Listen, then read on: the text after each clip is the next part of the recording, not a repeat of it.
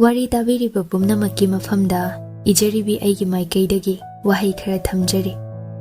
Haiduna ijakhiba wari oikhidre tuman asimadi hana irakhiba tungda igadawriba wari mayamdagisu tungana taragadaba wari ama oiragani.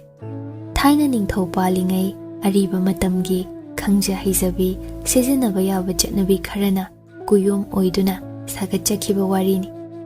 Adubo इतिहास की लमाई फाकतुने येंगलुबदा करंबा शताब्दीदा करंबा इंग कुमजादा करंबा पुवारी मतमगी वारिनो हाइबसो मयेक सेंगना पाउखुम अइना पीबा ngamjaroidawri adubu ka hena liraba matamgi thaudok wathok singda pumnamak yumpham oijagadawba mayamgi tumanni asina paukhum oijaragi haijaduna ijakhibana jade akhangba khara kina kina khomjin tasin mipaina ijakhiba sindamjakhiba tumanni soiba kayana thallaba wari oikhibasu tamba ngamde aranba wahi wata kayana yomsinkhibasu khangba nattedo adubu lalakpa pumbada khangda haitabini lobi ngakpigani semdoknabagi tanja pibiyu mipaina khutsa tara niktuna wahi lising lising maraktagi kina ama ani taret tara thokna khallaba matungda khangattuna wahi paring lingjaki semdoknabagi tanja pibiyu aina kari haigani khangani aduga ariba matamda yumpham oiba wari oijarabasu tuman asida ariba londa puda ka hena sijinajaroi mayamna gyan tabasu wabigani khanjakhiba loinana isanasu khangba lawsing watpagini sengna haijari kaubi phade asoi aran pumba ngakpiduna wari asi loidri phau chatminasi haina wahaudok oijari wakhalgi sangsarda leiriba wari chamalaktagi amakhak chingthoktuna sagatjakhibani sengna thokiba thodok wathok amatta oiroi wari asi manaba yauraklabasu matang charubagini haina lobigani khutsemgi leitengni khutsemgi ihulni loinana saruk tara thokna khaidokjari wari asi saruk amana tangkak amamam thodok wathok amamam kumhai amamam oiragani lawbiro mayamda sinajarage wahaygi khudol macha ama kanabuno tuman asi tumangi kumhaina wakhal thamoi kumhai oibiyo thagatjari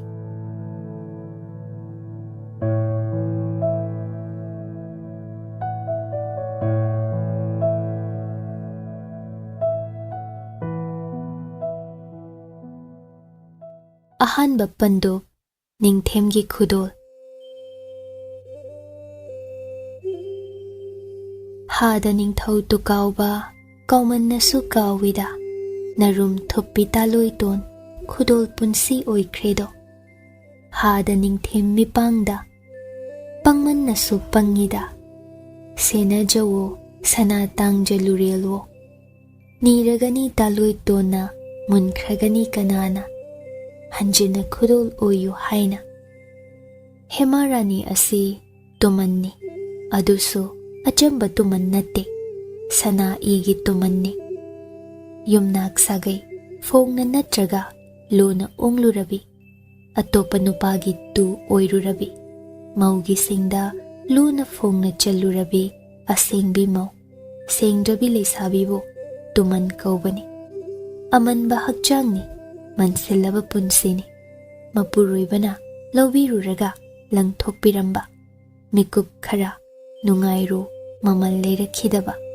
irai laina kauthokiba nupini ataiga khetnai madi haibaduni sanagi tumanni leikoirol asigi chingburoi tamburoi animaki athoiba ningthaurel lainingthau sana igi taloi singdachan athoibi ningthemnubi phamthol san sija oina punsi lelambi kui khibagadi natte lainingthau magane manakta leiminakhiba supnatagi tha nipal khaktani matu masingsu tara nipal suki hai matamduda maidingawado maharani do lainingthaugi iton tonbi tara nipan subi ningthemnubi duni karigi mana ningthaugi matu amanbi mingthol phangkhiba ningthemnubi phambaldagi takhiba thainane ningthau asi ꯌꯥꯝꯅ ꯉꯝꯃꯤ ꯇꯧꯒꯦ ꯅꯤꯡꯕꯒ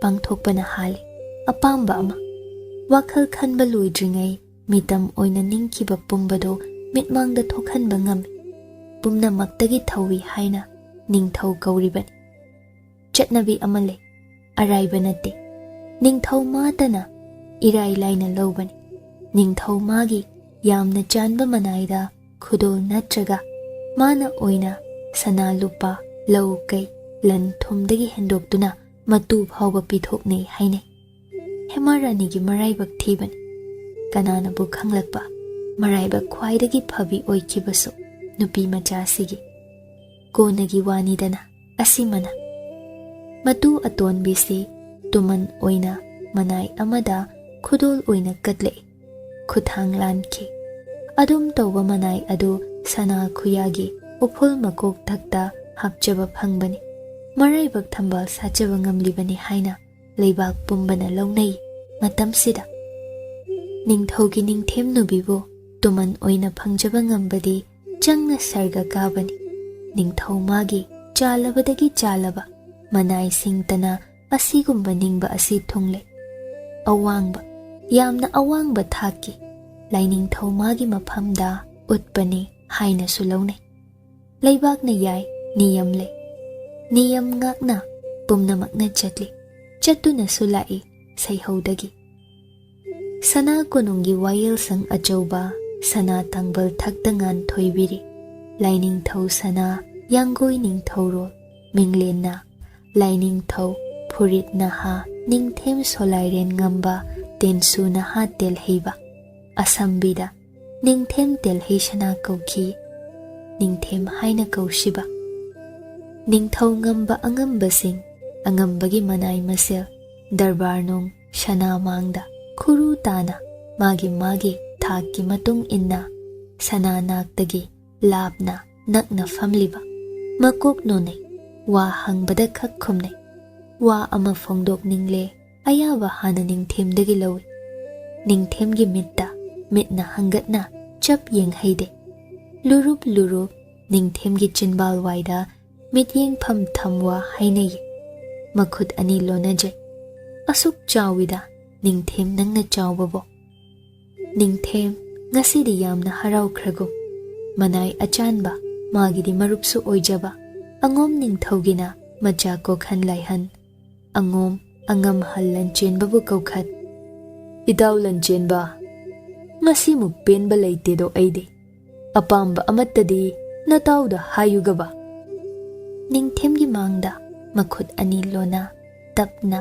ꯑꯣꯛꯇꯨꯅ ꯍꯪꯒꯠꯆꯩ ꯏꯇꯥꯎ ꯅꯤꯡꯊꯧꯔꯦꯜ ꯅꯅꯥꯏꯒꯤ ꯑꯄꯥꯝꯕ ꯍꯥꯏꯕꯕꯨ ꯏꯇꯥꯎꯅ ꯑꯗꯨꯝꯅ ꯋꯥꯈꯜ ꯏꯪꯅ ꯂꯩꯔꯤꯕ ꯑꯗꯨꯗꯒꯤ ꯍꯦꯟꯅ ꯄꯦꯟꯕ ꯂꯩꯖꯗꯦꯗꯣ ꯇꯧꯅꯨ ꯏꯇꯥꯎ ꯍꯥꯏꯗ ꯍꯥꯏꯌꯨ ꯄꯤꯒꯅꯤ ꯉꯁꯤꯗꯤ ꯅꯤꯡꯊꯦꯝꯅ ꯑꯗꯨꯛ ꯍꯔꯥꯎꯕꯒꯤ ꯃꯔꯝ ꯆꯥꯎꯅ ꯂꯩꯈꯤ ꯃꯥꯜꯂꯤ ꯇꯥꯡꯕꯜ ꯂꯥꯟ ꯇꯣꯏꯅ ꯇꯧꯈꯤ ꯃꯇꯝ ꯑꯗꯣ ꯈꯨꯔꯛꯀꯤ ꯏꯅ ꯂꯥꯏ ꯁꯥꯏ ꯃꯆꯤꯜ ꯃꯅꯥꯎ ꯍꯟꯅ ꯌꯦꯡꯅꯗꯦ ꯍꯥꯠꯀꯦ ꯀꯥꯏꯅ ꯈꯨꯌꯥ ꯂꯨꯈꯨꯝꯗ ꯂꯨꯝꯅꯩ ꯅꯤꯡꯊꯧꯒꯤ ꯃꯇꯨ ꯑꯗꯨꯛꯀꯤ ꯃꯇꯤꯛ ꯌꯥꯝꯅꯩ ꯆꯔꯥ ꯅꯧꯗꯥ ꯌꯥꯝꯗꯕꯁꯨ ꯌꯥꯗꯦ ꯋꯥꯔꯤꯕꯁꯤ ꯅꯤꯡꯊꯦꯝ ꯅꯨꯕꯤꯁꯤꯡꯗꯨꯗꯅꯤ ꯈꯔꯅ ꯃꯔꯥꯏꯕꯛ ꯐꯈꯤꯕ ꯈꯔꯅ ꯍꯦꯃꯥꯔꯥꯅꯤꯒꯨꯝ ꯃꯔꯥꯏꯕꯛ ꯊꯤꯕꯤ ꯅꯤꯡꯊꯦꯝꯒꯤ ꯃꯄꯥ ꯏꯕꯨꯡꯉꯣ ꯍꯥꯟꯅꯒꯤꯅ ꯁ꯭ꯔꯤꯖꯨꯠ ꯍꯧꯖꯤꯛꯀꯤꯅ ꯂꯥꯏꯑꯣꯏꯈ꯭ꯔꯕ ꯅꯤꯡꯊꯧꯔꯦꯜ ꯑꯗꯨꯒꯤ ꯃꯇꯨ ꯑꯗꯨ ꯀꯌꯥ ꯌꯥꯝꯈꯤꯕ 50 ꯍꯦꯟꯈꯤ ꯃꯥꯜꯂꯤ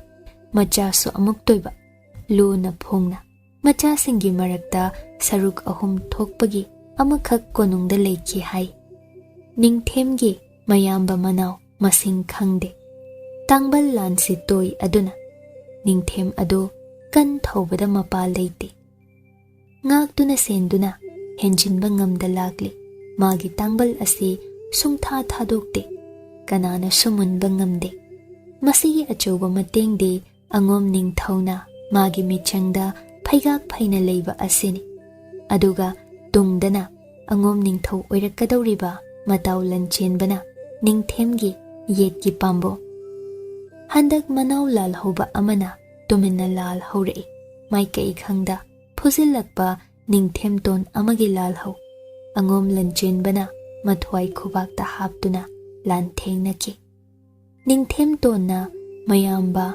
ningthausi hatlam dowa khurakta litki mal Lanchenba na kanki.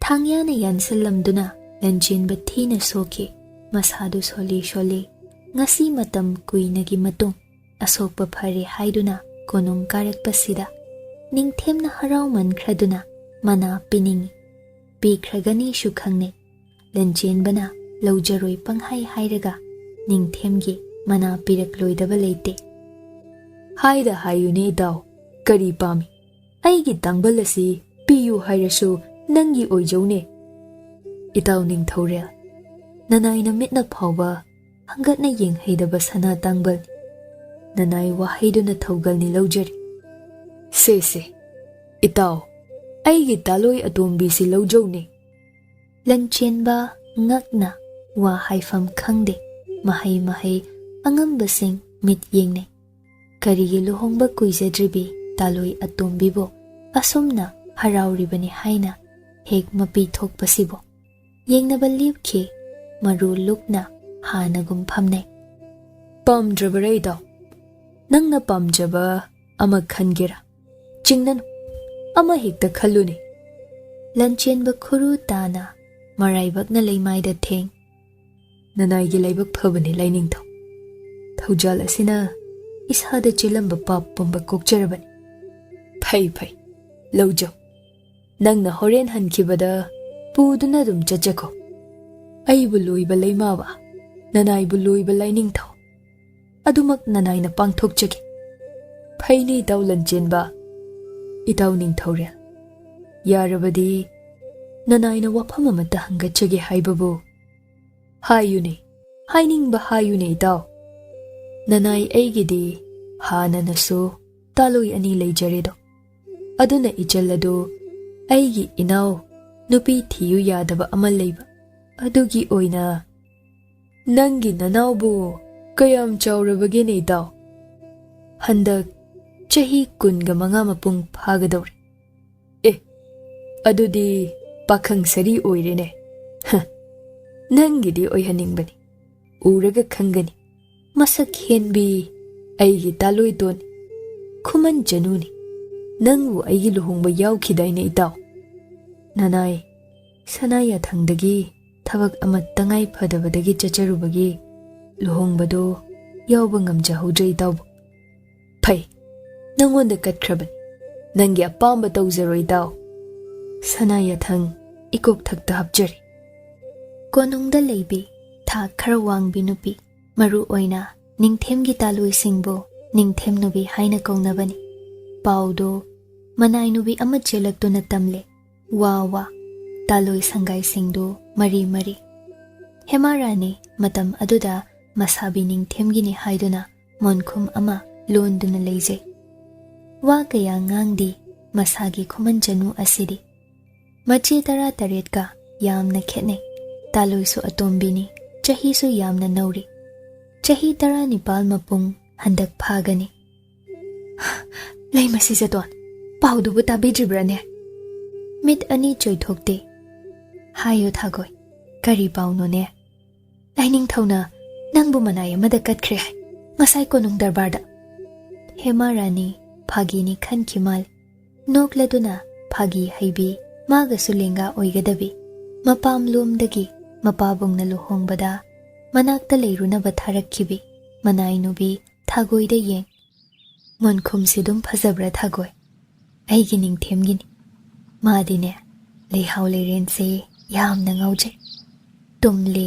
mon makhada chatle makhutna pai phamle manakta tham nangsu urini sana konung pumba leihaw pambina pum than thalidana si aigi Ningthemgini ni thagoi tumin ngaihak leirui aduga tapna sijaton aina hangbadi khumdi asengbagi nangse pithok pikre manai angom Ningthau machanupa mataududa Srijutna hemarani karino tumin sum leikiba makhut anina yatum apikpa ama chandol machugi muga langleng loliba ado khoizangdre yatum machil atumbina makhut khudombida chup chaina phaukhidagumdi tawkre Thagoi mipaina sokle ne kaino sijaton cheksene yengbiyudo monkhom angobase sana ina pumchu churi cheksen dabise Thagoi gadi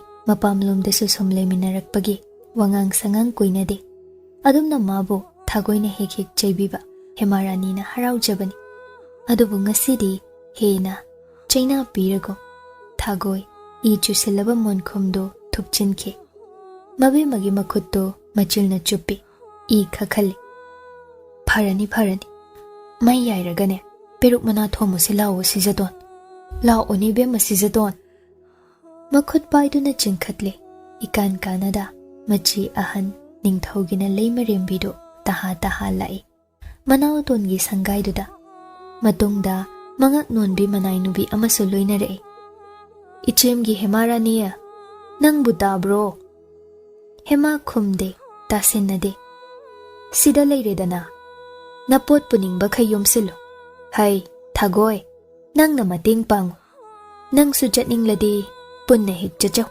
ay isabi Sri Judda hainabi hoge ko kona Tengkrani Horen ko nung hankibada angomgi ibung angamton Lanchenbagi matung inkidaw ni ko Thagoi na makok loon na Phagani sanaya thangdo leimarimbi Hay inaw Khuman Chanu nang di khumde Laining thogi sanaya thangsi yaning di ujarira ha Hainay Duron na binupi singsi nungsinade Itihas ki chamay sing na sakhini Tabu takibra Lonabi nupi singna nungshine amana amagi mathwai thanaki haiba handak mapuroiba ningthawna tha nipagi mamangda laurakhibi Khuman Chanu si masak matau heli ningthawna kaya luna tawkhiba ihan hana sida lakhiba matamdo magi atai taloi singna kalakna khibana yengsing khibana adugi Khuman Chanu si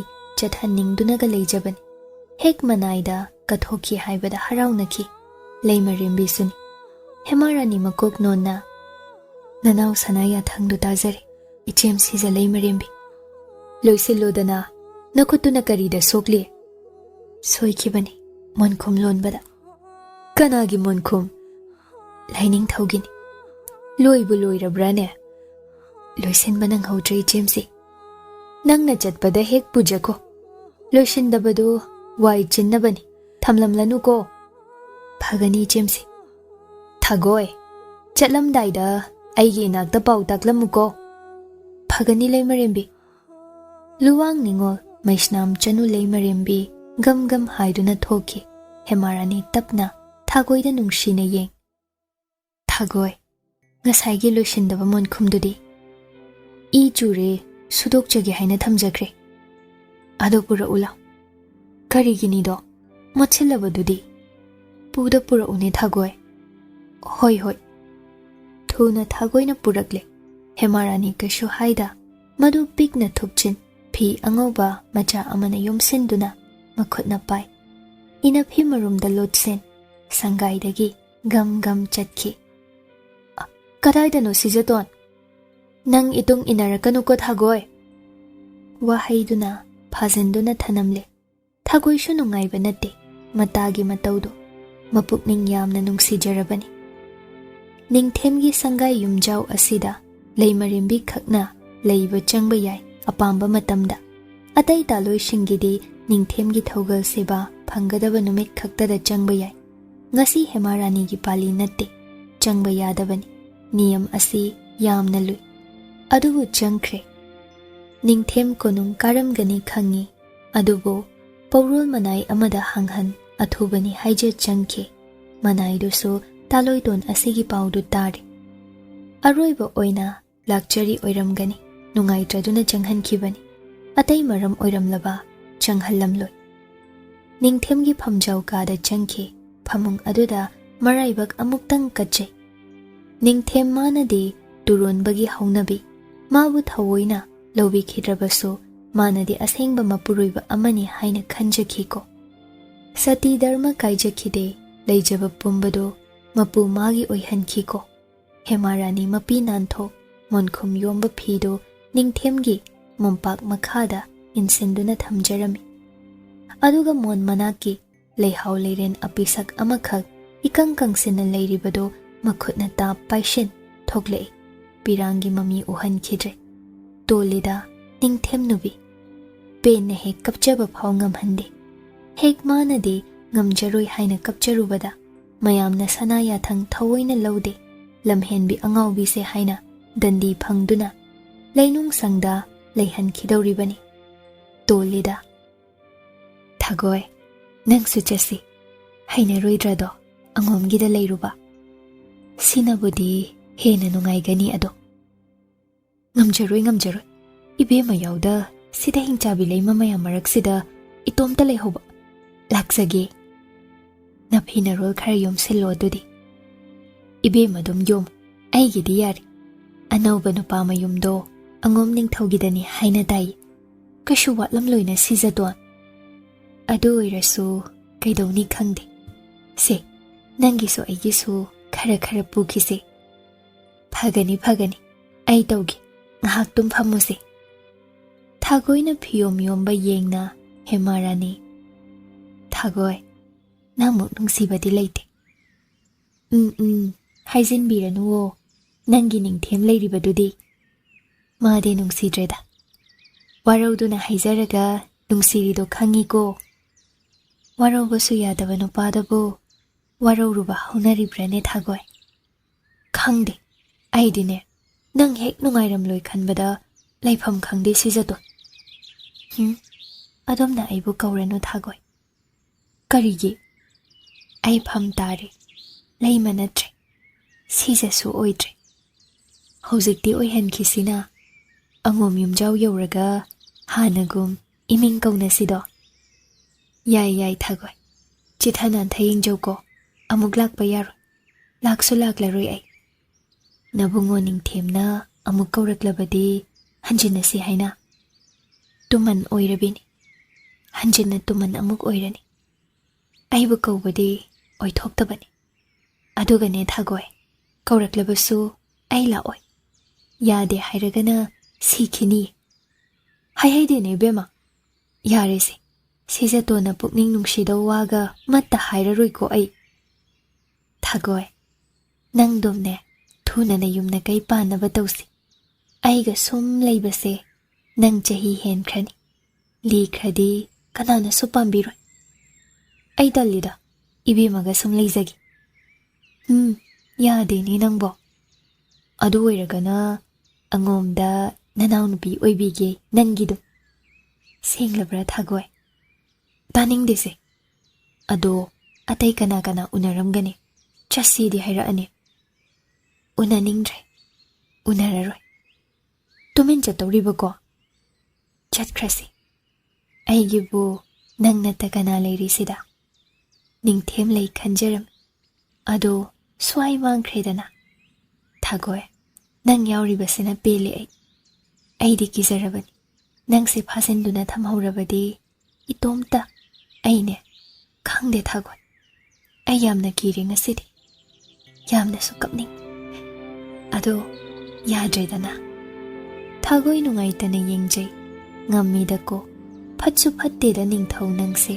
sonjai mabukningda ngasigi korau asi pamna pamoi ngasina ihensu heli phazaba korau nangse liplugaba aibu tuman oihanbin hemarani hanjin ningzaruba korau maso ningthemgi michang thuna dumlamjel chen khragom Khuman Chanu gi mitta uhanki Thagoina matung in phiyum ama paiduna tapli thogle leihoro sana kono leihoro ningthau tukauba leihoro Ningthemnubi mingthot hemarani tapli Thagoi gi mang thai mache lei masi zakharana thendok pire Khudol khare tambire manai khare tharaktuna awan kharasu thilakhali Ningthemna so harauna sana lupa khauzau ama sinare hai angomda Khudol oina kari khetnaribage sana khauzau aduga hemarani magi punsiga Ningthem matau angom Lanchenbaga punna sana darbardagi thoklakminai hema phina makok khum mamai lukna lepli Machi leima mayamna kuishin manim siza kharasu thoklak tuna birai luinaide Ningthemna khonjel haurabna Nungai na palu Khuman Chanu yai phabata oyuko Hema makok nonna Ningthemgi makhong soktuna khurumjai Chatnabini adumasu wa amadi haikidre Ningthemna lauki Kana lay awun pot suna piko amatta wathanganu aigi mai chophan bayade Khuman Chanu ase nauna luhongbaga chap manana thiluko Itaw Lanchenba Itaw Ningthore takbi Nanaw nupagi oihallage hairabanina pubikhro Inai kharasu loinabiko Natai haibadu thoklabanina natomtana pukhibadi nungaitre Phagani daw Phare Leimarembi itung ila ulaw Phagani Ningthaw Machi ahal luwang ningol maisnam Chanu Ningthemga sangai tamna changminaki Hemarani phirukhum lona yengjahawi kaya kala uba machi hal sizabu mana dolai tomu yakhide Khuman Chanu do Thagoina ataina phana hairasu makhongna som angom sangai tamna lai lambida Sizadon Thagoi Ming gauro yari ni nangbo Somai na greda Ado Ming magti nungai jade Khuman na pamlamdamda kauna kibagum Itaibe ma haina kaurage ko Yaida Ado Angom nupase Phibam murti phazaine Ibe magi anawba nupase Yengo Mangda panduna chatlibase Itaini da madi Manaw da mana amo Aibu bithokre hai Mana Haima Manaw nupa amasu leiri boire Lei haina tai As Kaino Pangpi da bithokne Sine Aikhoyi punsi thagoi Kashu khalunu da Ningthaw na katlakpane Nangbu miraibadi Moigi matik nate Ningthemgi bagi Nangbu luna tawbirakani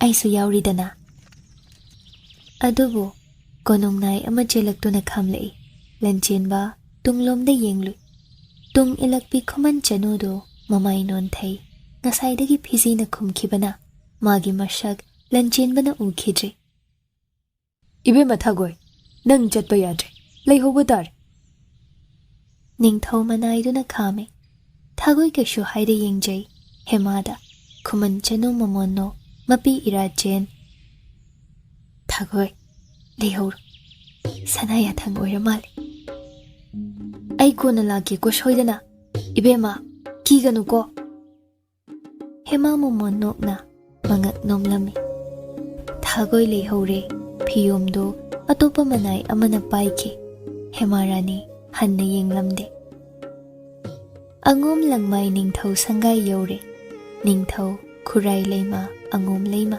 Siza sing thoglaktuna Hemarani bu taram ogle Angom leisa singbu Siza haina mingaw nay matamduda Pau ado hana takre Same sarami Lanchenbagi taloy anido Gyan mentay Lanchenba na manaw da oina Ningthemgi tuman asikat kre khangbada Pamjade Moiso ahenba Lanchenbagi taloy amadi Lanchenba ko yeng Pabong Ningthaw Aikhoy pare hanbadi Nanaw di Sagol gangjay sanaba chatkine O Malay hanbiramo Najana pau thazakraga Hai rure La uyade haine Kari maramgi oibirabano Khangdene Shawi haine Mangle Ai haujimak chatki Wafamsi Itaw Ningthaw na takrabadi Khudol latnay haiduna Sawkibana hanbadar Chalo Mapal kangjay bungdani Nang na haibada yadrasune Phaduna puro Imauto na mabungay hore na hayo Phagani Pabong Ningthaw Machim anina Hemarani bu haraw pusinbi Magi Ningthemna Tamlakpa awang singdo Mapam chana Mana leigadoba Mapuriba oigadoba Angom angamton Sangai nungda pushinki angom khurai lei ma changlaktuna mamau masak yengki mabuk ningda khanki tuman oijarabasu sanani ne sidi kaya phajariba ai dum ngawine asibu icha Lanchenba haisina manau da pitho I haine magi oiningda mal mangonda hana kala manau matu thiyu yadabasigi khanbiri malene machildana muk hairei imau tondi masak hel yengoi ngasidi wararini pothajo se nangi kani ko napuruibado natei bungona puraklani ngaihak uitho hayengdagi yumgi sil inemna tagge phagani malema imata kowo sidadi konungdi natene phagani ma potharo yetpira roiko Khuman Chanu matu maman ipon pon phamjauka aduda phamung machenduda tumpak tasin phamli hojektada khamjinba ngamdre Ningthembudi thamoi sokna warokre thagoitadi manakta loina hanbirakpa yabani aduga lamakhangda mo phaduna pubikhiba thagoidubu kamdauramni machilei mayamna yamne yingsinbibani konungda mana hek kanbibani masu leitredo thagoi aidi wareda mapi pup khamjinba ngamde phizina machil phibu namsin pena kapli khamba ngamdre sidadi maning tamnadi tumin kapchabadi phangleko sana konungdadi kappa phawba ngamde machim lei masija singi kihom mamit yamna le aron athop yingsinbagi kaplubagi maramgida wathok oiduna chairak phangkhibasu kayani mamangaida ahing oisinkhre Khuman Chanu chaksu chakhide sum thengsinkhibagi anauba manem maku machisu pothanakre matomtani kaduda musi mairi amakhak thali maduda munna yengli masam sangna thado inafiduna masa ikoi koine yetsinjaboy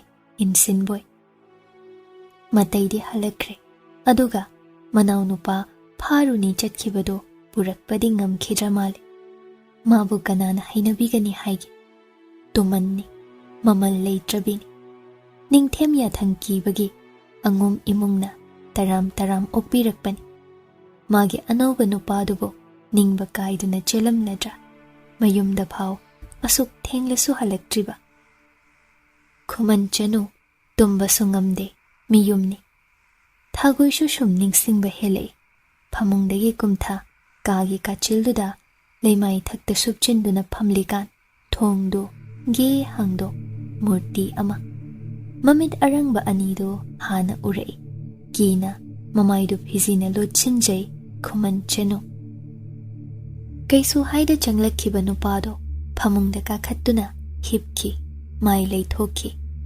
phaglang roomda mamai masa loina leisinkhre ma lei udrabra phana kuina leikhre thaumai adusu mushi dagi mutkhigadauri hemarani mutlamdai mairi chauna chakhatlakpaduda munna yengli machi lengde nupado tumkhre khallui kari ming kaubage ahanba wahang hema mangonda hanglaklibani khallasu khumba ngamde nangbuni kachilda leiribi hemarani kauzai hema haina kaugi sitani pungchiksu chikre thaumaidu sumut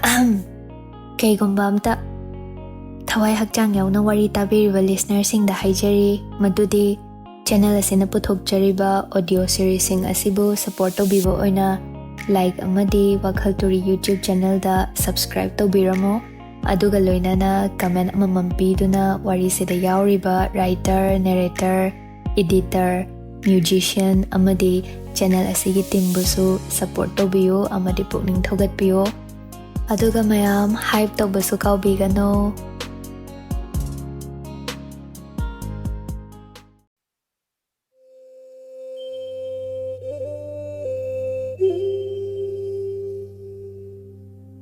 ahing duma mamal leita loishinhan kiba animak nadi khangkhideko kaya magun leikiba pungja singdo kona tatakshi sholhaugani nongma mamai thang hema mana hangani kaidona thengnarui nangse aiga angom pare hanbana khumgani ashum hainakre aini nangbu nungshiba asi nongmadugi mamalde manghan minakre leimasiza amanbi adune angom ngakchau thekliba tuman khuloi aidi lepkhriba pakhang aduni matuna masoptriba angom bane pakhang haina mabu lakna khisima angom Lanchenba gi taloi ahaldo masa masa yanana nungshina laujarakhibani manem oibi khurai leima khomdon bina pamphat khide makhoidi ningthau imungni mamaudi michamni aduna machagi matik chabi ama thiningki thina kadi tawbi khide mamau ahalni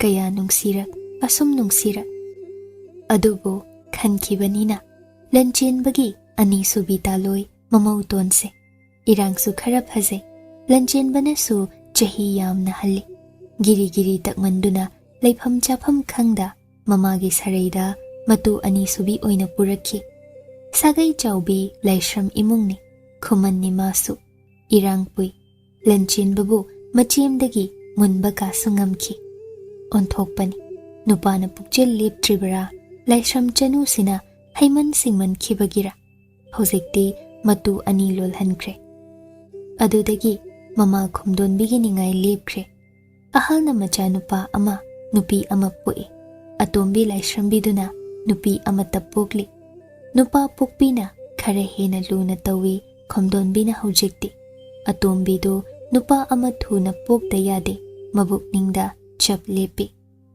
hemagina machem hal machem ton haina kausima machem hal machem ton ani changle hema ka jaududa ayuktagi lei kari tauni khangde haibaduni madi a sana konungdana thagoiga tale mi loina batinaba kaya haijade mi khonaba wahai wata haiba kasu kaya haite matawshu mishumbi oihanba ngamjade kanana khanglakte haijadabi pangjadabi matawduda angom angam ton paribo sumkhini haibadi konagi wani ko ashina machem hal thoinuna manakta lipsin kari kauni inaw haige so aikhoi thababu aina inaw kawi nangbune hemarani ichem halna tombi haina kauge ko yaidana ahoy ichem hal yazai aiha thaba nangdi kari kauni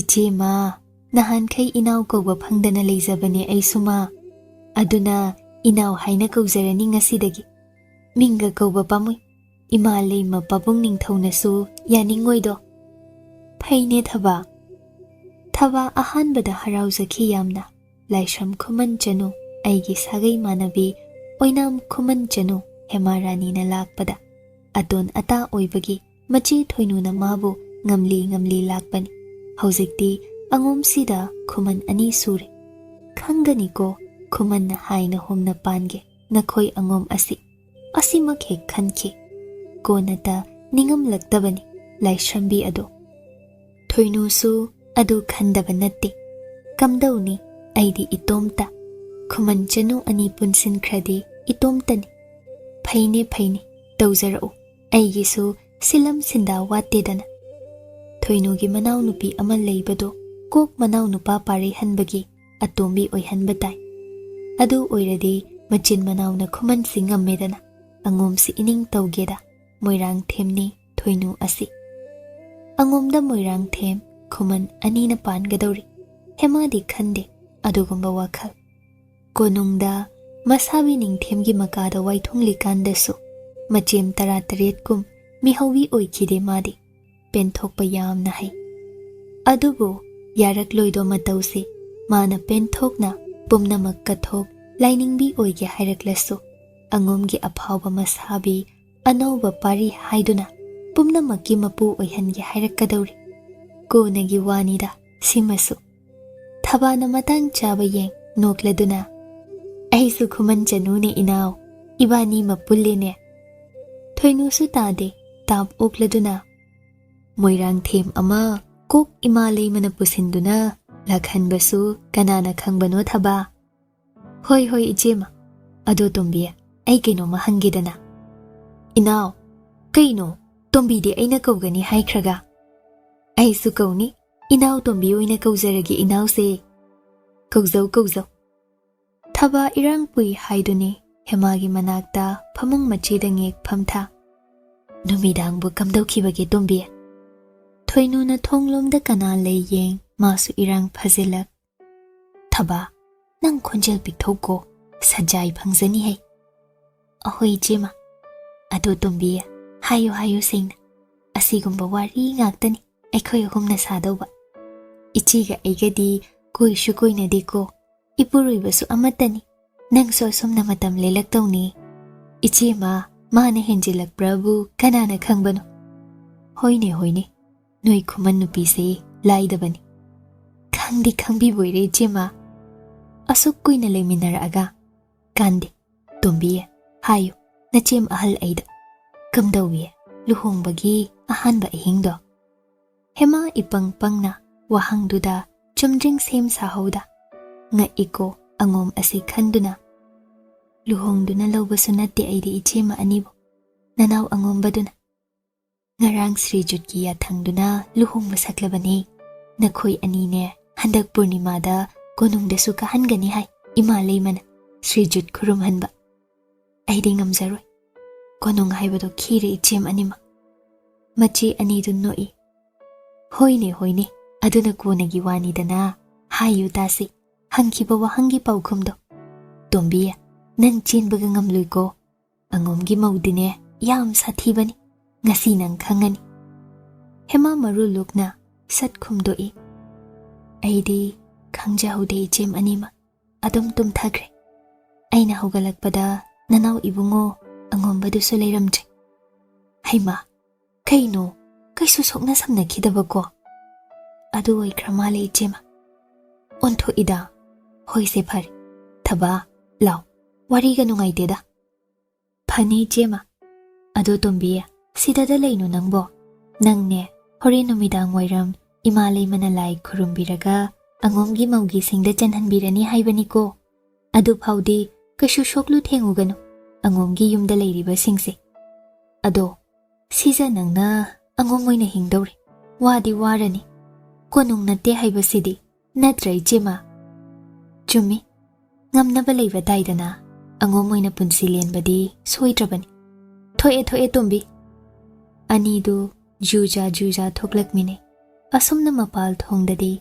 yamna nungshina leije angom lonabi mau ani manungda lalong macha lonabi oibagi haunabini hema thagoi butang ningsingli mapam Khuman lombu sungning ningsingde maramle kona hairagi sana konungdani sangai yumjaudani ningthem yahau thengi ngasidi nahan makhai amukta taude ningthaunai nungai thoktuna leibaga nattema ngarang ahingso ngantana saizada yataki aduga yahau theng amuk oikraba maramna kari khangde ngarang manakta leimarembi maisnam Chanuna thogal changjaroi adubu manakta hipluba khakni Ningthemgi seba matol lomkhide Ningthem ishishina tumthokki leimarembibu hanne yenglakhide adugishu maramna kari maisnam Chanuna masabibu hodokchai kina luna lainingthau korona isanam sinkhrabadi ngasigi thoda kaiba tare lainingthau lengkhat biroba Leimar ai darbar thengna lakani na hayo thongshangbada pau pihan ko Sana yathang adugane law ngarang kauhan khiba thoinu dudi inauton gi sangaida som leihanjari kari leima nanauton haiba saba nachil du kai girana nanaina soikiba pumba ngakpi ai lanjari Khuman Chanu hemana hana leizaramba sangaida thoinu manai nubido som leizari hangachari han nanai bu ngakpiu laining thau aduni aina kat khraban nanau natri angomgi oihan khraban leimarembi oiraga irai laiba wangang sangang phau soiraklabadi nang pham tagani kauganu ko Leimarembi mangak nona khuru tana leimaida kun leizai makhut ani lonai Shri Jut lengkhatle makhong soktuna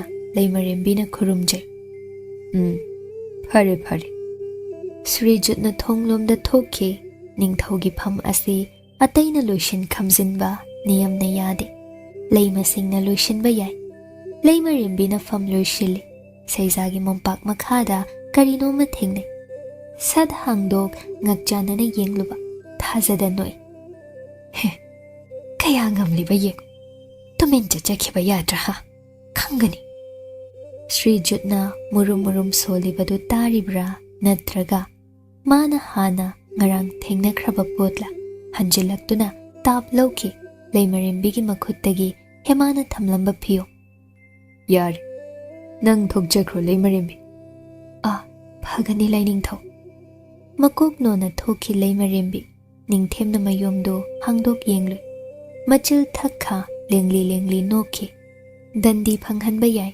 tumen magi saija kada changlak hemana madu thamlamba Ningthembu thawai usitrago masagi I chusillaba lonba luishindaba monkho adubu mata amaniko Shri Jut khangjin ushinada leithokre angom olhan khrabi Khudol adugi Khudol adusu mapugum akawba singda chalhanba ngamnaba haina ngambadu khak ma ngamlakloi Ningthem nangbu tu kawba pumnamaktagi thoiba ngamba ningthau oidunaso adumadi Ningthem na ngamlaoi angom Lanchenbagi manaw amate yauzaba pare hanba mayamna pari kaunabado Khuman sagai asi yamna ningje matayma atombi laishramdubusu yamna nolukna chache Khuman oibagi suni isaw khra langjabi mataymada nongmata mamitna hangatna yengludeko adubu Khuman asi khikre shukta animuk khakre ngarang nongthildagi sida sunate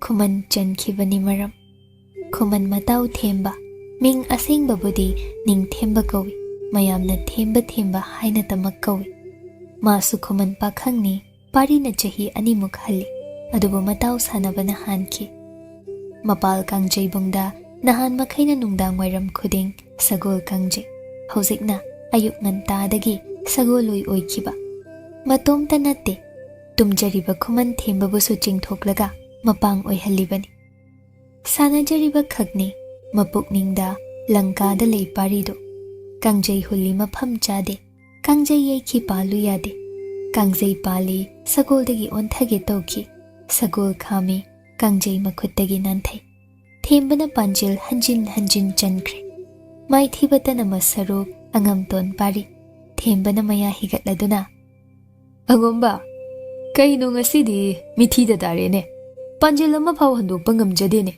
tolida angom noise Khuman ase hu mukhare nang ngasina loirabani Khuman gaiga shokna samnar haiman nasu haida hai angomba miki thi ngamlabadi aigi panjil asi handok chawdo themba nakhadang te kanine anidu sagoldagi kumtha napi mathakta numit yungbagi nungsa marakta lomna haithai mamit adu sukli humangna lupsin mathaklomda yengliba setliba phaizom ani phigomne adubu kanale haibagi kangjay-bung asi angomna pai makhoigi maningni masi Khuman singna sawi adubu thembadi Khuman oijadunasu parida khak sawba ngamde hai angomba sakchu kamdawgene jalduba thembana hanglaklibado mayek sengna tarabasu pari khumde Hayune, masak kamdawi.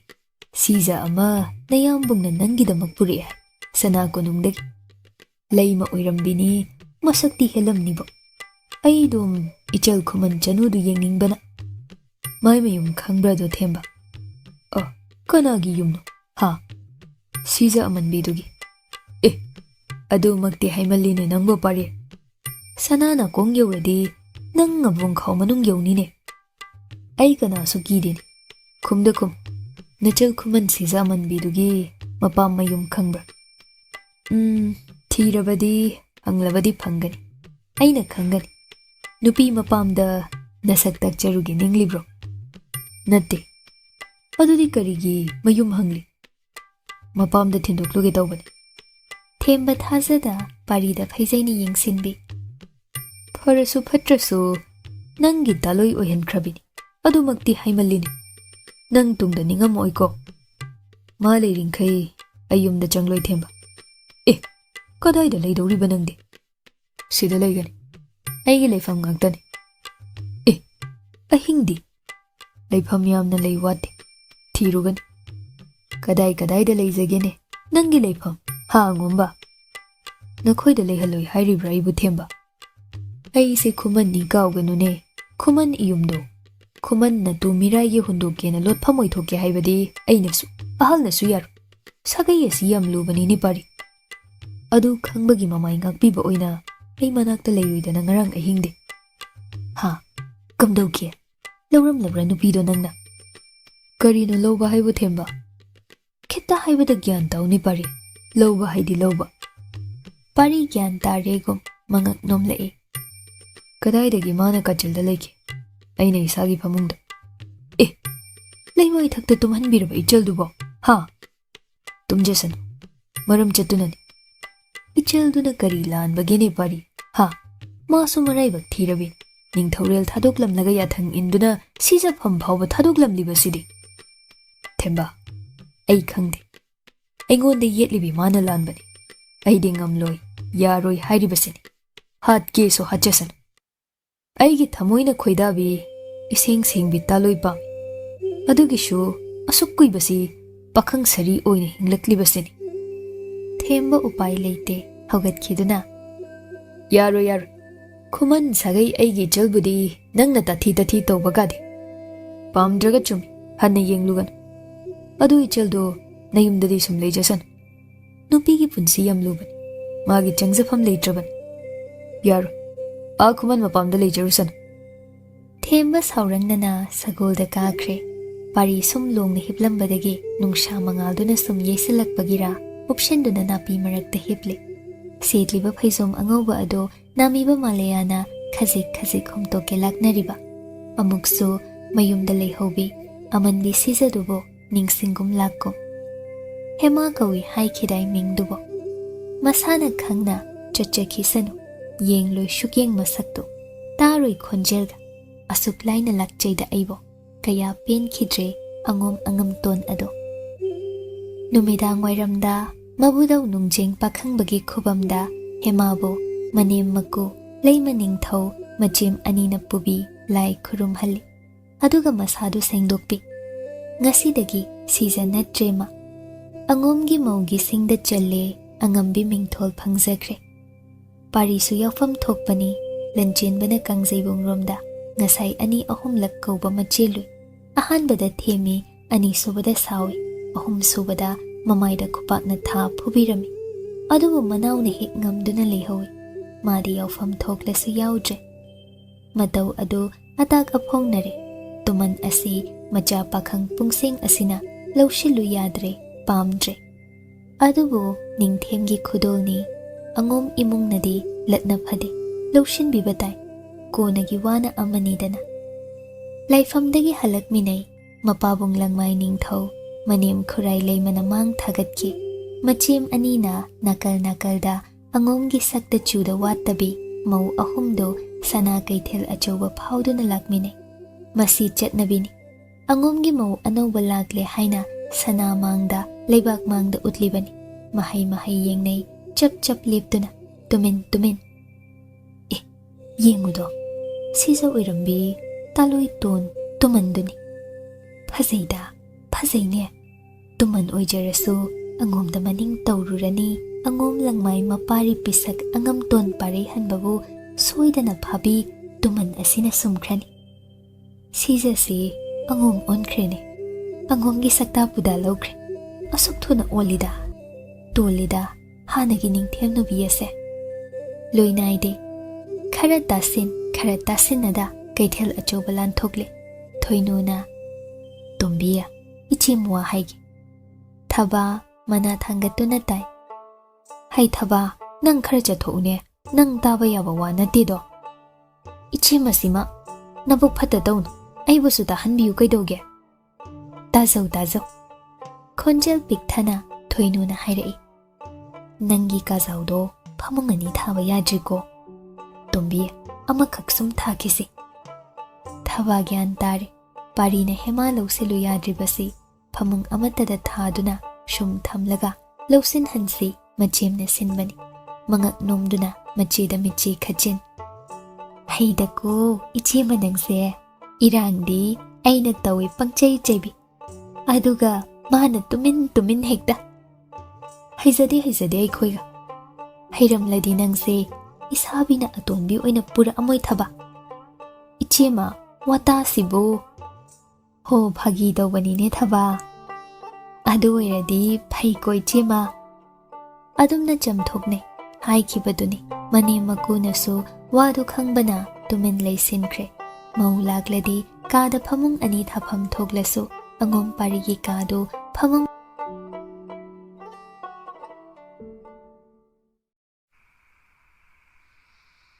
Numidang chak chanakre hemadi chade maram lei.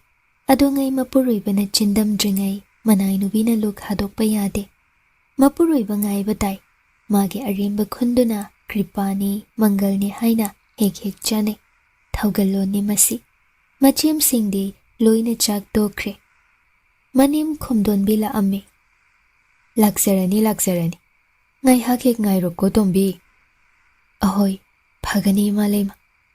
Yengoi, nupi aikhoina hai singdrabadi. Napuroibadi matu masing khangda hekta purak tauribani. Inemgi wase lana khanu. Nang sana konungda leirakpi leima siza oirambini. Karamna nupa loinagani yanaba chatkani. Nang buchana tauhangani haibase nang khangu ko tombi. Phagani malema. Khomdonbi tumba changkre hema phamung machiduda sum phamduna lei. Ngarangum kagi mayai waida thaumai ama. Musi ngali. Maduda sum yengjay. Thagoi budi ningsingli. Ahing lan khidaure.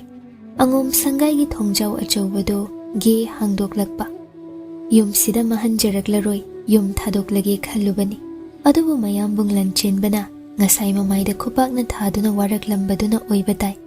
Thenglabasu thengna hanjilakpani parido. Natrabadi mayambungna hayeng lanjaw thoklakpa tare. Leibaki noknafam oihanba tare mahak thakta angom sagai. Ningthau machani parina fana hainadrabasu tungi wana maru nilawi. Kazaududa leiramlani siza amanbido. Hainaroi dauri yengningloy dauri. Tawbabudi kachilda ngarangum sumlei jaramsani. Ngasidi waga ngangloy marepi. Thong hangdok musi thaumai mangalak yengluba. Phamungdu hanagum ihang hanglami. Phaidana si oiradi pamdena sana khangjaba naraibak phai. Phamungdaga hipchin ikai khangda leisilam nangak sampaiduna inthuge leimai thakta. Si phau hegyona khanki angom machasina. Ngarang siza amanbiduna leiramkhibana kal kagi kachilromda phalap yengluba. Mami sami tumpak tashin phamduna leirambadu ui angam tona. Pari hanjinna yenglakide. Ngarangom phamungda sat kakhatuna hippi. Mamaido phaglanglomda onsili. Yengningdi kachil ado. Ngaihak hippi masado ingli ahing mamay oibagi. Yumthakta nungsit humtharakpa mali. Nakalda phajana thuptuna thamlamba phaisop ado shatlaw khatuna masada subjili. Miphatta dinatte asuk ingbasida leimai thakta phaisop susuptana phamliba. Naril kayam leibi Khuman Chanu siza amanbino hek khallu. Adubu mathau natte magi. Leijasanu masana senjabani ngamloi haiba yadra masabi ningthemgi makhong konduna sum leihanbiyu haizadraduna sida pamjaduna lagladi wajawne nangdi ithau natte hemadi masado nikli sum ingsin kibana leimai thakta sum tasin kibana piktru piksin kre thaumai mangalduna mafamda maisa kharadi piraboi ningluba adubu thaumai adu loishin khidawre anoba maira ama sinsirane aibo khanghaude angan bada tumba hainade dagle ipari mado mucha khidawraba thaumaido hatho ngaingam dragumna phamungdagi phan chongtha shor kamduna muthatkhiba pungchi tumin hipki ma tumshinabani ukhidabadi natte mangak non thaduna thaumai muthatke tawkhibada mekup kharaduda mayik singna mana khangchong phamungdagi chongtharakpada kina kachinduda hena masadu changsin khibi siza amanbido pari masana khangje ningthemda nattedo angom mabusu ki siza amanbiduna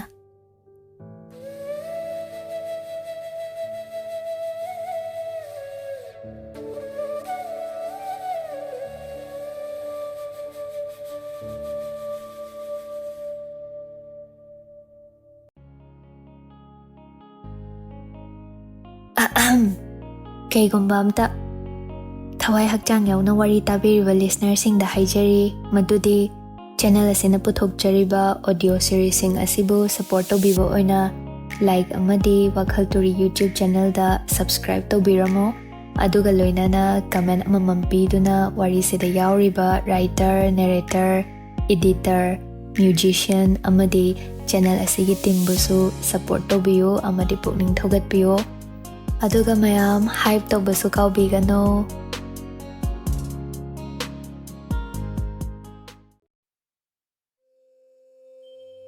thaba ayuk ya haudringai mapurebada kesinai luna su tauzai Lanchenba su taloi ton ado thaba chahi kunga manga mukta ngaijari manau pari ga lengani thaba na khasiktani hanba thabumda isabi yaroi ko aidine ichani pa ama pibiyu haizari basini nungtigi haiba yai toina tawriba ningai ni taloi ton asigi Lanchenba adugi maram khangi tapna thababu konsinbi Chanu pa leirabasidi nangbo kanana leite hai ado amatani matomta nungair migi sagaidine nupa ngakni isabi aina hena pamlibanine aduda yadredana sibo aina rane thaba khangde bibida yaroi haribasini nanawdi yahau thenganu haudum haugatlucho nachimgi mateng pangune tumjakhini kaisu hai thaba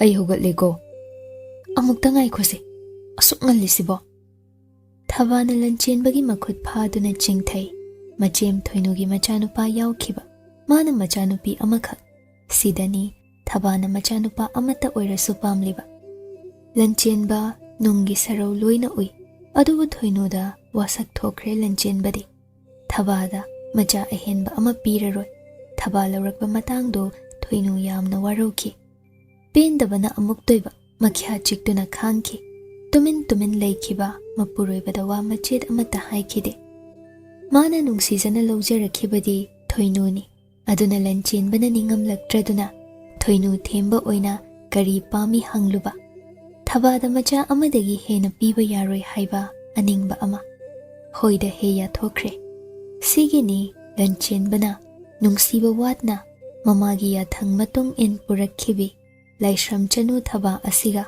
marakta asumna ningai sangdanariba sina suphai nupi ani lonba siwai animak nungsi amagisu yanaba chatpa tungda laishram Chanu na angom sida mangak thekatlakdanabasu Lanchenbana sinbani thaba simabu khara phatte masagi ta oijaba khara khalli Lanchenba khangi aduna machanupa pidaba phai thoinuna haiba inba tai matau amani mafam khuding aronba lalong ngakni karida nungai ningthau palingai matam khanbadumak thoklamle Lanchenba yahong anta hogatkhibagi maram lei lumduna lei angom konungi sanathong mayada manau parina ayuk nganta duda Sagol sangdagi magi sagol karuba mushin mubadu chingthoktuna puthokliba tawja sari ngarang khupak ama pijakhibado pendriboy warak pige khangani manauni Lanchenbana suluna tawja warak watemso lingna senajarakpani sagol karubadunaga mapu ningzabani chekmok laude mapuna huranduna chatlibani khangliba sanathong hangdri parina haiba inba mami amana tumina thong hange tawre ngaiko thabak lei ngasi pari pisak mayam bunge khonja pari phakredana khangle sanathong ngakpa manaido siredana ai ngasi haina kijakhibana chenkhibasu ngamde uyung onkhre pari machi lengde mayam bung yamna ningje chahi su yamna halli mayam bungna aton atabi pumna makna luna ningza piklikandagi pari pisak haina hekhe kauba ado haina khrabani kadai da chatke haibano aswai phaudang ni yamba ngamhal ai khangi ngarang na khupak ngasi na kari pami kuijarak loinana changu thuro pari sumle play changdribra pari pisak pari sagoldo thongsangba manaidu da pisinke aduga mana pukri achoba leiba mamanglomda maikaidu romda chumdringna Lanchenba sauning khraduna tawjas harisi yengune aigi mai chophange khanganu ko nang nakhong na khut pum tek chani hai manung romda changki nena tana Lanchenba so thongsangbadugi maraldi natte adubo matungda parina asom mamlikan mayum thadoktuna chathanba yaroi akanba wahai hairami parina la o hairamlaga sum lakta Khuman themba khoidau sauning laduna haina khiba wa ngaktaba parido chaihatlugena mapal kangjebung romdagi sagol thauthare angom konung sanathong yobada sagol punsilam gam ikoi de made angom konung da lenglakpa maram ama sulai maru oi siza amanbi magina Khuman machaldo yengjaningi amukta masakka kayam thiraba zatno parina sungya yadriba thoinuna thoklaktuna okle hai themba lao itaimhal ekhoi paribu mayam bungna phasenduna thambikre kadai da pulibagi mabo punba natene sidagi hendo khandabani ichel Khuman Chanu malai haibaduna leiramganida phamu themba nga ko yenglamme hanagum parigi yumjaudo satsa changselugadabso maulaklabanina hangoire parido pukri romda leikhi haiduna manai amana hairakpadagi mamang pukri achoba yosinkhre uba phangbaga lausinke yam phongna lotlina nangde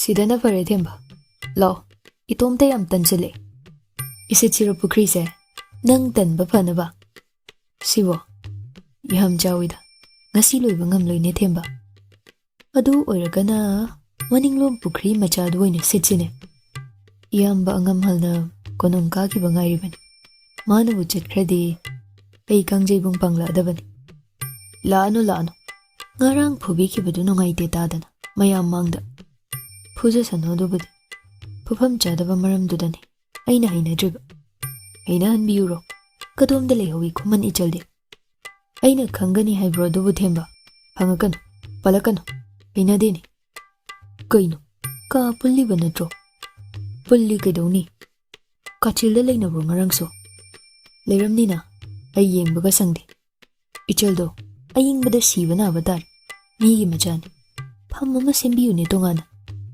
waba henjaraga mayumda maincha chakini mayum oikhrabani nangi sida pari oiro yaroi sungya themba thabam ama phana sida ma leiba ngamlo yenguna huran basidi aina kari hukre ha Khuman nang hatkani ko taningde aina Khuman sagaida pawsi tamluni ko natawse hongu thuna tamjau nachal nupi se wamankre angom sida leibadi lawba lakpiyo aina sunglaw lawsiloi sakta sidi thembana machal unaba phangkhide nauribaduda ikai thokla u yade haina matai mathoinuna thabana tami kone yenglaba haibaduni themba chatkre Haibaduni, Lanchenbana fana hairamlasu, mana konung hika kibaga, paridu kanasu khambangamde, yokre, matayma ani saurangnana, yinghobanatta, upai leihode.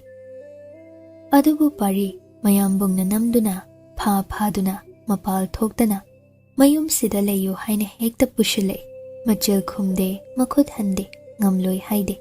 Adubu hanjin phasile mate, tumena mayumdagi chenthokiba asi, toirakle. Ahing nungthil ayuk nairaktre, phanangang cheire, mayadre. Wadi ngangloi, taugi khanbani. Kana moi lag koti kuntra changsin thinglabasu, ningba hongdaba parini.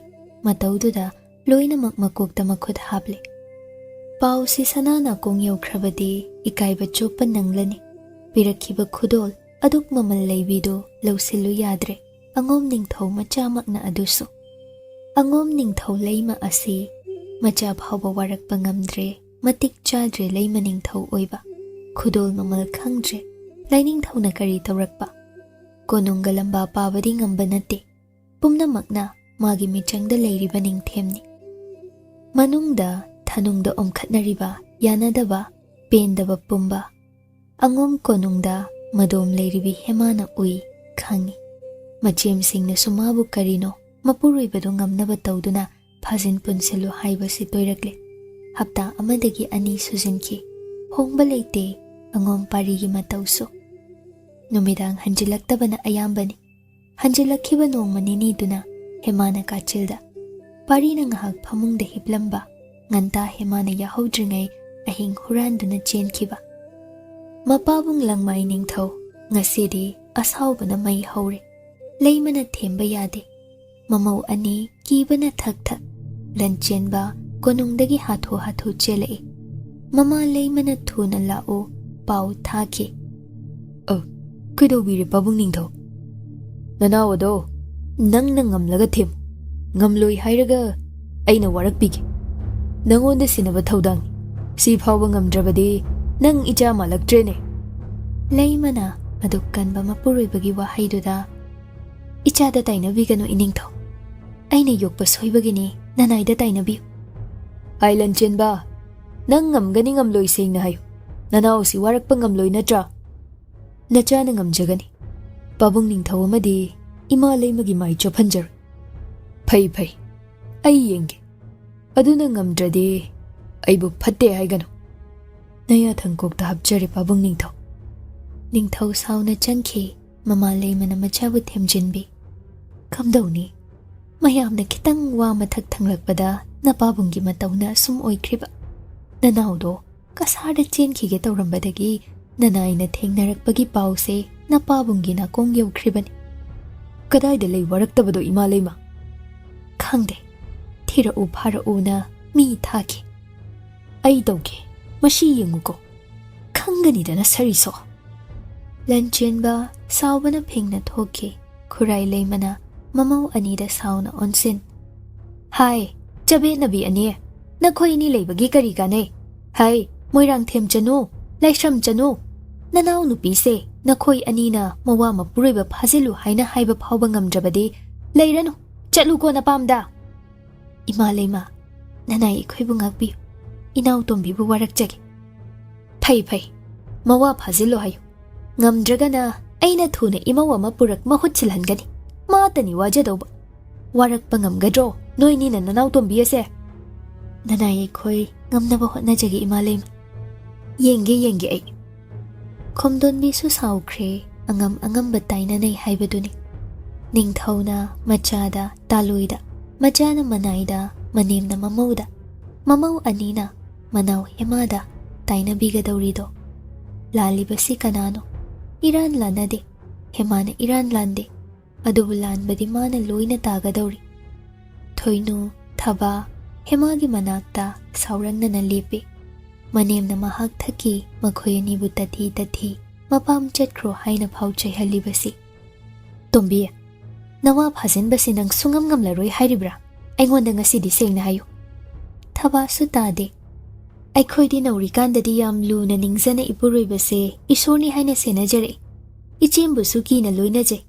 Ichemga aiga yena nungsi janana, ipuroibaga punna leijarakbani natra ichema mani mani ina hema nangne aikhoibu sumi wa tahalleko aikhoina kari lan khigene nawa phajenba ngamdre aikhoida loina tainabi aikhoina nahak thaki bam yoradine nangsu sida leihobagadi yaroine hema maru lukna lepe machem ani gi chinthakta khumjade thoinuna mataududa sunungaite pari gi matau moisu khangi tumin ngaubani mana siza amanbi si phajana loina bide phamung phawba pusin bidre hojik phaw khanglibani hema wa ngang da bisinadi kari longnam lang thaktuna manau paribu phawa ngamgani thabana machemda mamit yenglai matau sinungaitre angangni chahi sukun sujadri haizada duna tawjarini nupa phaba makhoina tambisi chaibiragum sida ichem hairigo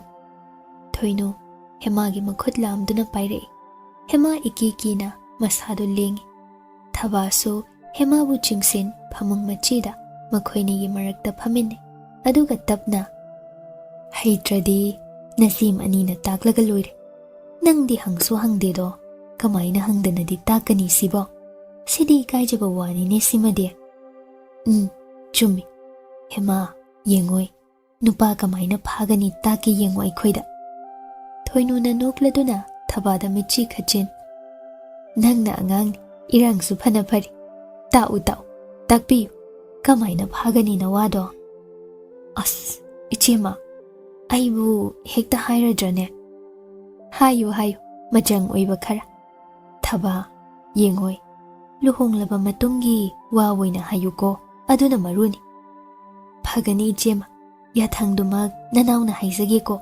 soikrabadi imali madagadi haidokpiradi ai loireda ko ichema haidokpiroi thaba tapna hogatke sambuldo tapna thadoi amuba khoiri tawba chinghi manam chusillabi samlang asangbado maringjum matungda jam takre hema tingak yengjai thaba sakphamdu onkre irangna yomsinki setliba phane khoi khadani furituna ikau kauna buki unsa ngaurok ngauna ngaksam taba thaba kwai ibu uhalli phigomne phanek to khwangda nabli aduga pairap hema de yeng nangse aikhoi pari pisakni haina khalagi ko ichema thoinu nokningbana thaba tapna makhutna mating thorai ibungo nanau muk maraiba thibi leitra ningthema na su pamtre haina inthokpiba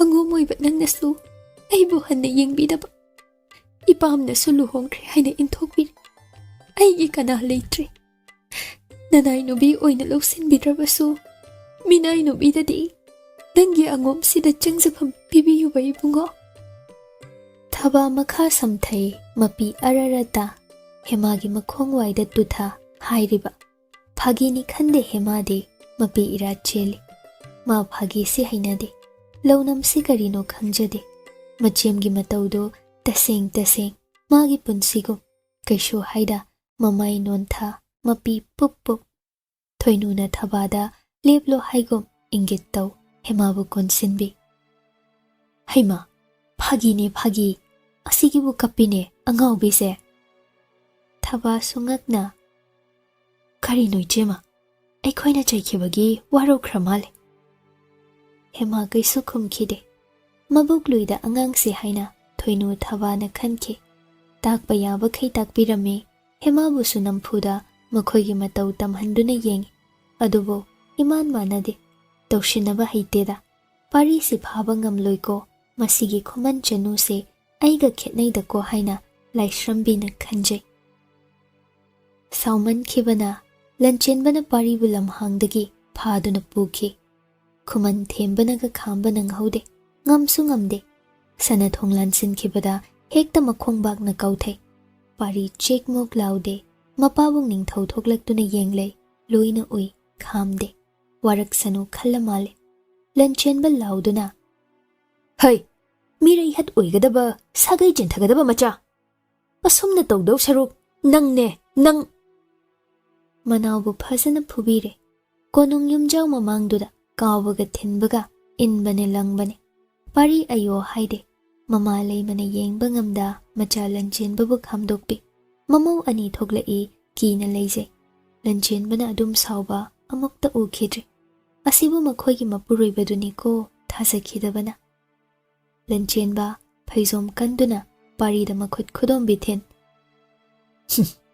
amukka hana sagai manghangi silam nakhong nakhut animak thudek naya duda namsinba ngamdraba ai angom langmai mapari angamhal Lanchenba nati kaya ngamliba kasara chenge tawramliba hai waraktabasi matomta sida lehalo hairibasini so unu kana khoi kanamta Lanchenba sauna mapabungi manakta changki mama leimasu yade haiba makhangsano macha nungsirini haina kangkhatluba yaba matang natte macha si aton atangni haiduna luna chana tatawzarakpani sagai yenglaktre nawangle haina khonjal phazenduna inimgi thoino thaba laula sangai nungda thuna changkro kumhai na tene kari yengli ha hairamli do taredana napabung Ningthemgi yathang hanna yengphade waraktaba se matomta lehalo thoino thaba wangang du maro leire nunggi wa khangle hema thokla khanduna pari gi asok pasu yengjesano nakhoina na ting pangluno haibani leimagido imungda hanna yenglamda thuna changki thaba chelaktuna tombi nawado sumangda iwo nai wata duna lehori yengjaru jo sikhibana hanjesani ko hema ngakna fug hogat kamdauna noi chemdon natai bungona puthabagi thuna chacho amuka thokla aga phukhidaw saukhradhi natai se yam sathi ko thaba thokhi adubu mahai lumnaduna manaw oiba hema pari matai manawgi kumhai yengnari manem khurai lei masuni chap mane numidang wairam ocean khrabani hema makhutta lantern macha ma pai makok phizina kupcha konung yumjau romda hatho lakchariba hairambadu makni yumjau mangduda leimai thakta machi e nai ngakta teiramle mapuroibagini natte mapuroiba natte mabu lausen bitri angom pakhang angam tongini haikisi manai kharana parigi manakta leijani yathangna kanman khibana makhutna sok thenglamde laptak handok nakhi hema lakpa ubada tumpak tari leimai thakta mamai do upsenduna mayadagi so e oba mali ashuk thina mayambungna manaw sibo phubiba haunabra hema mabukning nungsi lamlanba adugidama ahenba nungsiba natte miyoibagi minungshini lantern do leimai thakta tapna thami laptakni lepliba kamdawni khutsina tumanni haina mabu soklubasu yaroidawri tapna tabiribro sombuni gyan tabiribro sombuni mangak nontharap parigi manak changsin kauribado hemana anakpada lumlibi thoinu thabana munna phaglang ahoba amadagi khat launa yengle sokpaga changde irang phabi ariwi ani sidi hema Ningkhang phamtha munna parigi makok masam e teirabaduda yeng sombuni tabiribro adubu khumba koba naikidre hema tapna ningjing mangjing parigi lengjumda thenge tawi makhuttu fatkan thore sidi sidri mali hema makhuttu thangthai shoklakanu thenglakanu haire parigi matawna hema kaishu yette ma hainai asumna tumin leiba kaidongaida shu angam tanbi oiraktre hanasu hairab masadu chathokhiduna sum phamduna oina leikre thoinu thaba ngakne kaino mawasi chingkhatuna pukhige leite mata amani amuk khak makhut kan thore haiduna so shum lei thokpa Lanchenba thoklaktuna yenglami manai singda onsen laurami hema sutara sanu khanna adu sum thamo inaw nu pinatana magi seba tawhalamba nathwai logani noisu hema mataina manaw nu pado namduna imungda pusenkro senaru na koina na hairambani khangi changsinki tapna parigi asokpa manangan apakpaduda inap thoke khaligom inapi machido tasenduna nange tauruba parina hainada matin sechilai iwo kaiwo hema phanik machida chongi phisi do makhutna sompai manakta phami sokli badu de yeng amuktagadi khan khramali jangsin khiduna phisi duna ido tap tap nap thoklu mikup phade parina khangin inthore hema tushenduna tai manakta hainada pari amuk sumaten setli ai potman phiman tuman leiman se tukache kaya wahan kiba michai duna hema budi tumin leikre matau di masu hongde shum phami pungmam mam senkre numidang oihan kre namduna pari hojikta da wana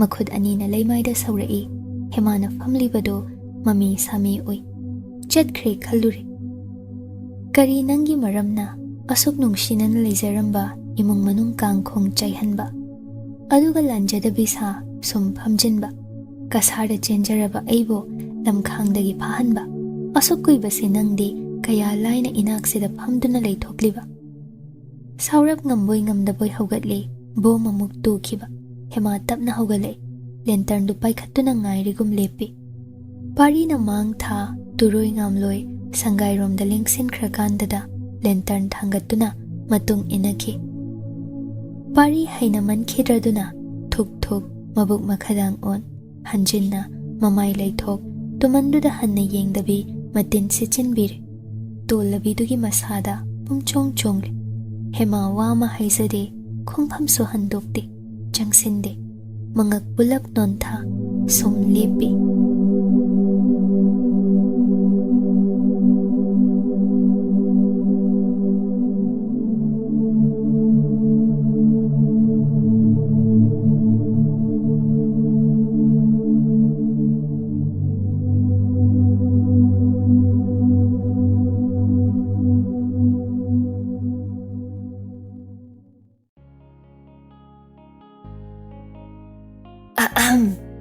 Kaygumba amta thawai hakchang yauna wari tabiriba listener sing da haijari madudi channel asina puthokjariba audio series sing asibu support tobibo oina like amadi WakhaL Turi YouTube channel da subscribe tobiramo aduga loinana comment amamam piduna wari sida yauriba writer narrator editor musician amadi channel asigi team busu support tobiyo amadi pukning thogatpiyo aduga mayam hype tobasu kaubigano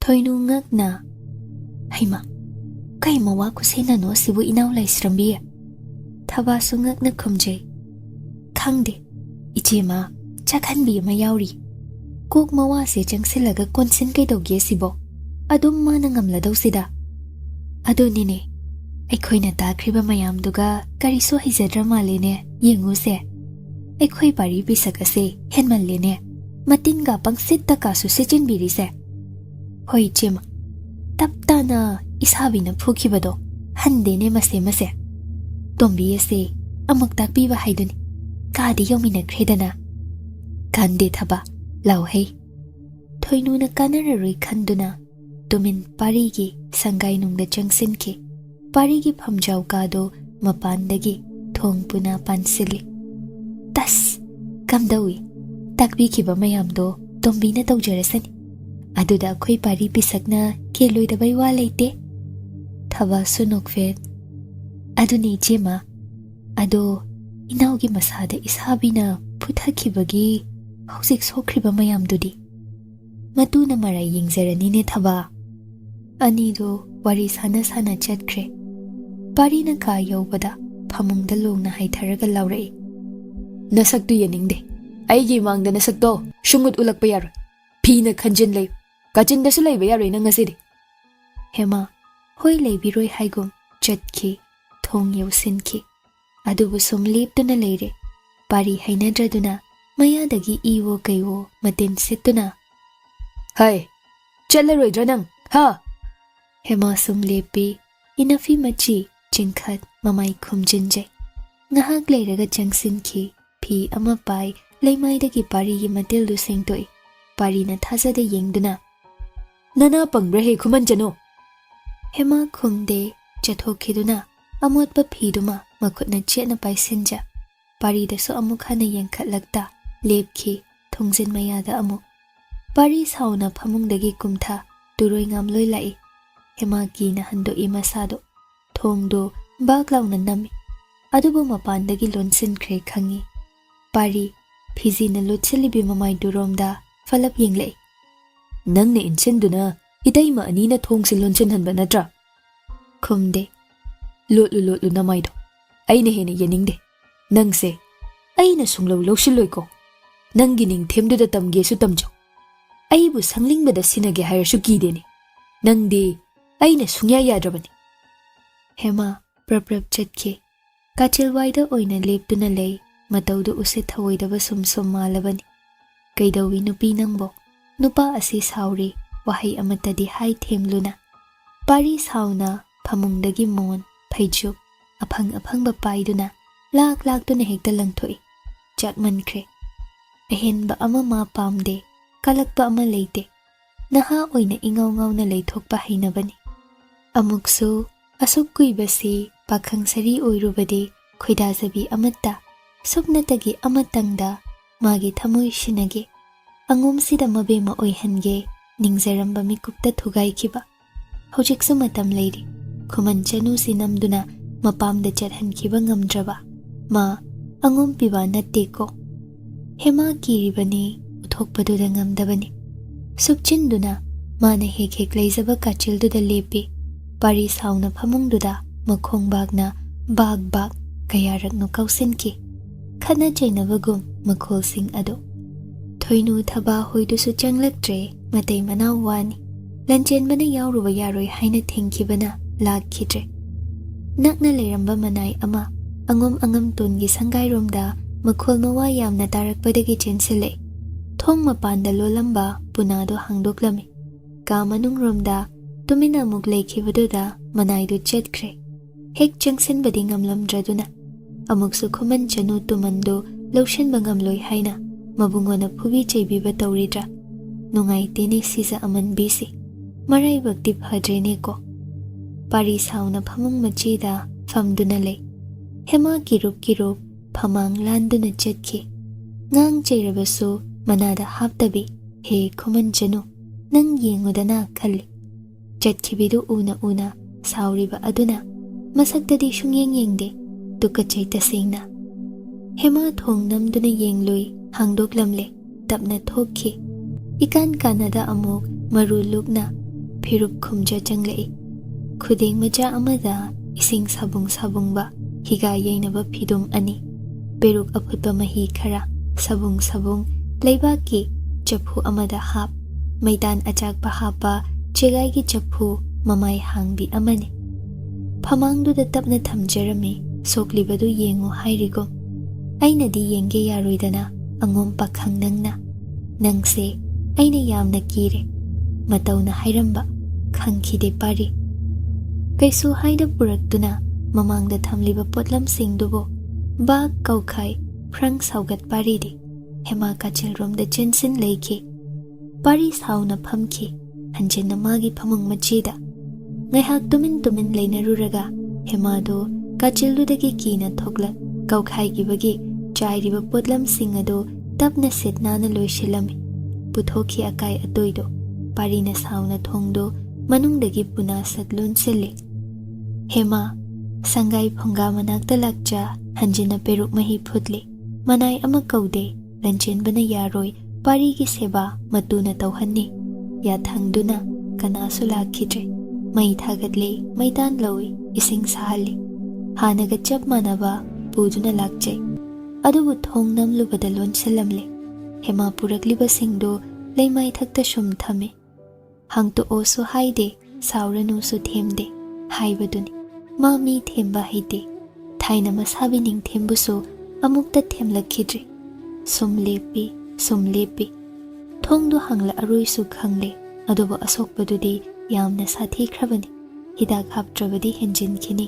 angam ton adu karam tawni aidi ising peruk mahi ingthakre maidan ud onkhre hanjina chatluduna ising amuk sahalui loina amuk makoktagi laglare handakna thongduda kok kok ahomlak tapna thingjarui sauna laurei napamda chatlu cho nangna thokpa leije khone manbi ngaihak tumin hemana hanjana thongdo kok kok theluba amuksa hanjana sauna sahum amaga loinana thong ado dong launa hanglakba hema phirup khum mamaidu pulap nontha handakti lonthoktabi oikhidre sitadi thamjaramge asokpadu hinjin khibatari pari thasada ikai khangdabidu de yeng nakhut charoi ai chabino ayya sei nachin ka su yamna khumene nang mangai ri phawriba ha aise mi oina ubino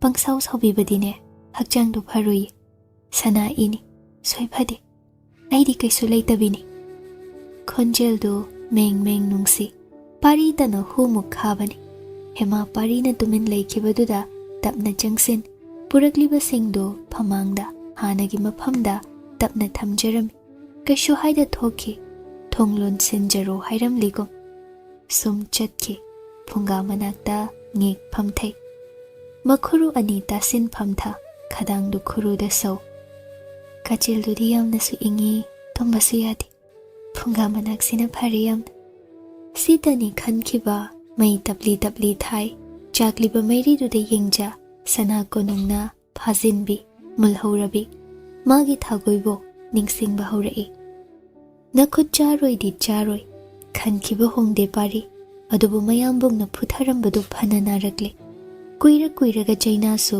sum sum khangba waselagle thamjaramba phidum ama tap paikhat mabuk ningdana angum aigi iral ngakni ngasi khakni nakhutna sokpa potlam sijinabigadabsu higa matom tayai amanbido mapamda chatpu chatlamladi phani khan pari momon noklai chegai mathaki maitan achakpaduna masabo kazaudubo lumbu lumbu sahaliba peruk mahido khara thai aduga machinban mamai akaibaduda higaye iyang yang khragumna naramba pumba maitan gi mairi so tapna tapna muthakre pari langthokhiba mon phaizo hemana khongacha phamung machi da tasin thamjarambadu lokhat mon khangna longna hipthaki uithaki asom asom imam mamki kaubikre siza amanbi ama aying mingsel khangli masom langgini ahing makeup khangthok chak khanglam lamlakpa phuk haugat hangloi lepkhiba kagi porol hangdok gam gam la ipari kaino matai ma ani sibong asidi chak ka chaw kauredriba mayambungna thingkhrabra khanduna magi sangai gi chakhom majadu romda hana changluba ogi phan macha amada phamja makhut anina makhuru tasin khuruda konsenja uiri uiri leirami amanbido sida muklot lamliba napam chatle khaluraga iliba inafi setliba phanek tu khakni ingkhraba ahingduda mafi thonglamdredo angom ningthaugi mamau tondo tolabi maledo khangning ning singai amanbidu so luk haramloi darkar ta dena ithau natti napamda chajaru chaphu uyan hangduna yengle hema makeup thogle mamai lei thoktuna tapna hogalai tapna hangajare chakluk semjaram labani asomda thamjari nakhut charoi haibikre aingonda waga pangai hainu nina taningdina kholdu pau hema tumin laikre phambasu phamde pari kona thangda charoida makhut khanduna karomda changkhige tawki mabuk achawbadu gorong gorong he khongale chakhum thongsin yodringaida ikaiba choppa nangledana hema kaiso hairamde tapna hogalak chakhumdagi thoki kadomda chatki khangde pari phanadum phare khan chakluk khaklambado makhum hangdok haureng khai loina chathoi loishinbadu ngamdraduna khajik dilem haure makhut hamdok nungaina tumlurage na lai adubu ikoi koi hobanate hanjinna ising kharata thakhi khanduna amuk lakhiba khanglaw lawi ahingni kauthokladuna urubada thajadraduna kaya ngamliba he amanbi ai gerim khaka chajabasai madugi ayaba aina pikide nangse lawshiloi shunglo Hema parigi arimba chakto chaduna lerambani. Kuireda mapuruibana lotion bidabagi numidang asi chara helakpa. Ma sumini aram kaurang poi charamba lepe. Ahan bagi chakhum dumadi puknung yaukre. Lauthok luba yaribra. Jairi khotli doloshili. Pari ising thaktuna chatke. Sokanu. Nangne. Aigi chaklukha. Tuka jai hebigre. Lam laga napam da chajaru. Hema khumde. Wahai ama wakatlakte. Sini da ko punsi. Wai tay thoklaga phunga manakta hana gumlay matomta. Ningsing lui. Thagoy. Ay di wareda. Nang di kamdawri bagene. Uy thaki.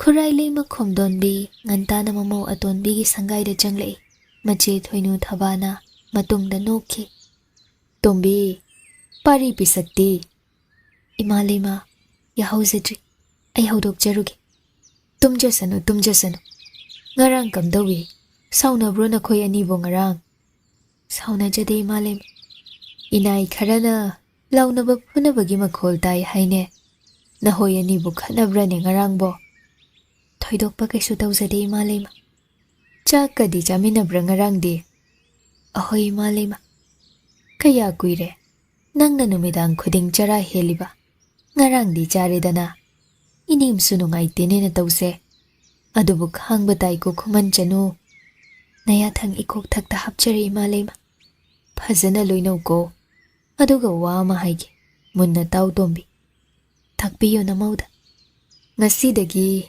natai nanau tongan pizarani aikhoiga na jem aniga so nakhoiga punsinba yaroi aina yare haidripa Hema makok nona lei khurai leima khomdonbi na makhatai pumnamak tongal aigi pari pisak asigi daidi nangniko mabu chara helhandaba sida leihandaba nangi daini khangladro tombi namau khangjarani ima leima khomdonbi mamau anida onsin noi kana sune tombi gi mateng pangba yaroi ko luna haibaga ilamdraba noi ani napamda khudakta khangledana khangzari ima leima yathanga duma khomdonbi na silibado hemaga pariga naksina janabani asumna anidu ta sumleminarabadi hemabu machana lawsilu yadribado lawsinkhini macha parido thamoy amadi palidana sangadi oidedana khomdonbi hemabu yenglam thoki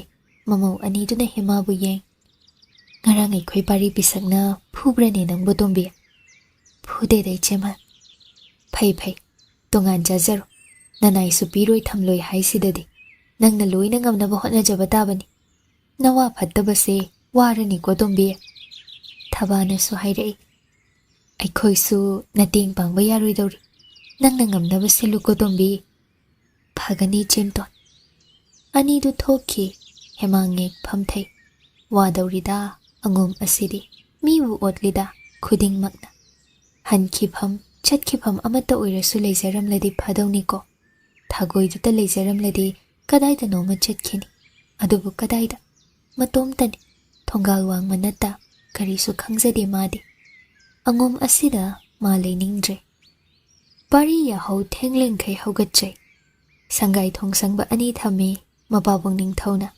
mabu mayumdagi hendok handanaba senahali nanthokpa yaroi dawrina amadu shumoli angam tanja Khuman mapamda halu yadeni manung achauba changba phau manai aniduna manakta laptak senaduna leikhre parido ludawrida madi hera singnaba yadaba aini ipa oiro ipu oiro noinadi ngamhalloiko ikhut chabi nupi amagidamak mapu oigeko tuman asi lawshiloi shunglo pari masa sengdokpa loire ising asaba hemana lumjeduna thamjarami maduna irumai thajai hanagum ma kazauda ma leitringai higa yainaba hidak langthak mana masing kharaso phutoklaga mahi sumdoklaga amanbiduna thamjarami.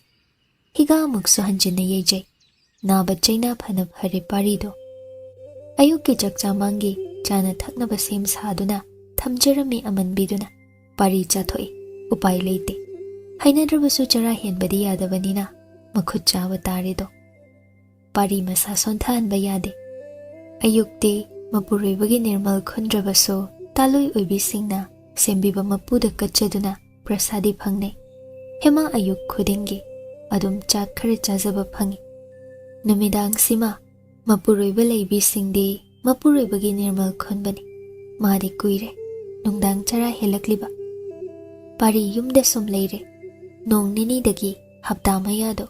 Hema haina singna pari da thengdanaba hotnajai. Seba, luk semba, atay sing. Pari na kada leiringai thabak loishinduna hek thamjarambani. Sangaidu chawi. Machi amada hekta lotuna leizai hema. Pari pukri achauba romda nga chaba yengke. Kabuk aphaba khara paike. Numit yungba adwai. Angom konung ichik chikre. Miwa misa takhidre. Leima khumdon bina mamang machagi matau tumin yenglibani. Khana jainaba takhidabada phare kharayana jaramale khali. Hema imung wairam loishinjai pari hanjilakdringai. Pari yi phamjau kazaudu hana wai sitoklaga wai teithokjai. Santhi lengoi haptuna irang langi. Pari lakpagi samel phangbada kama chamda changsinduna adumak lotki.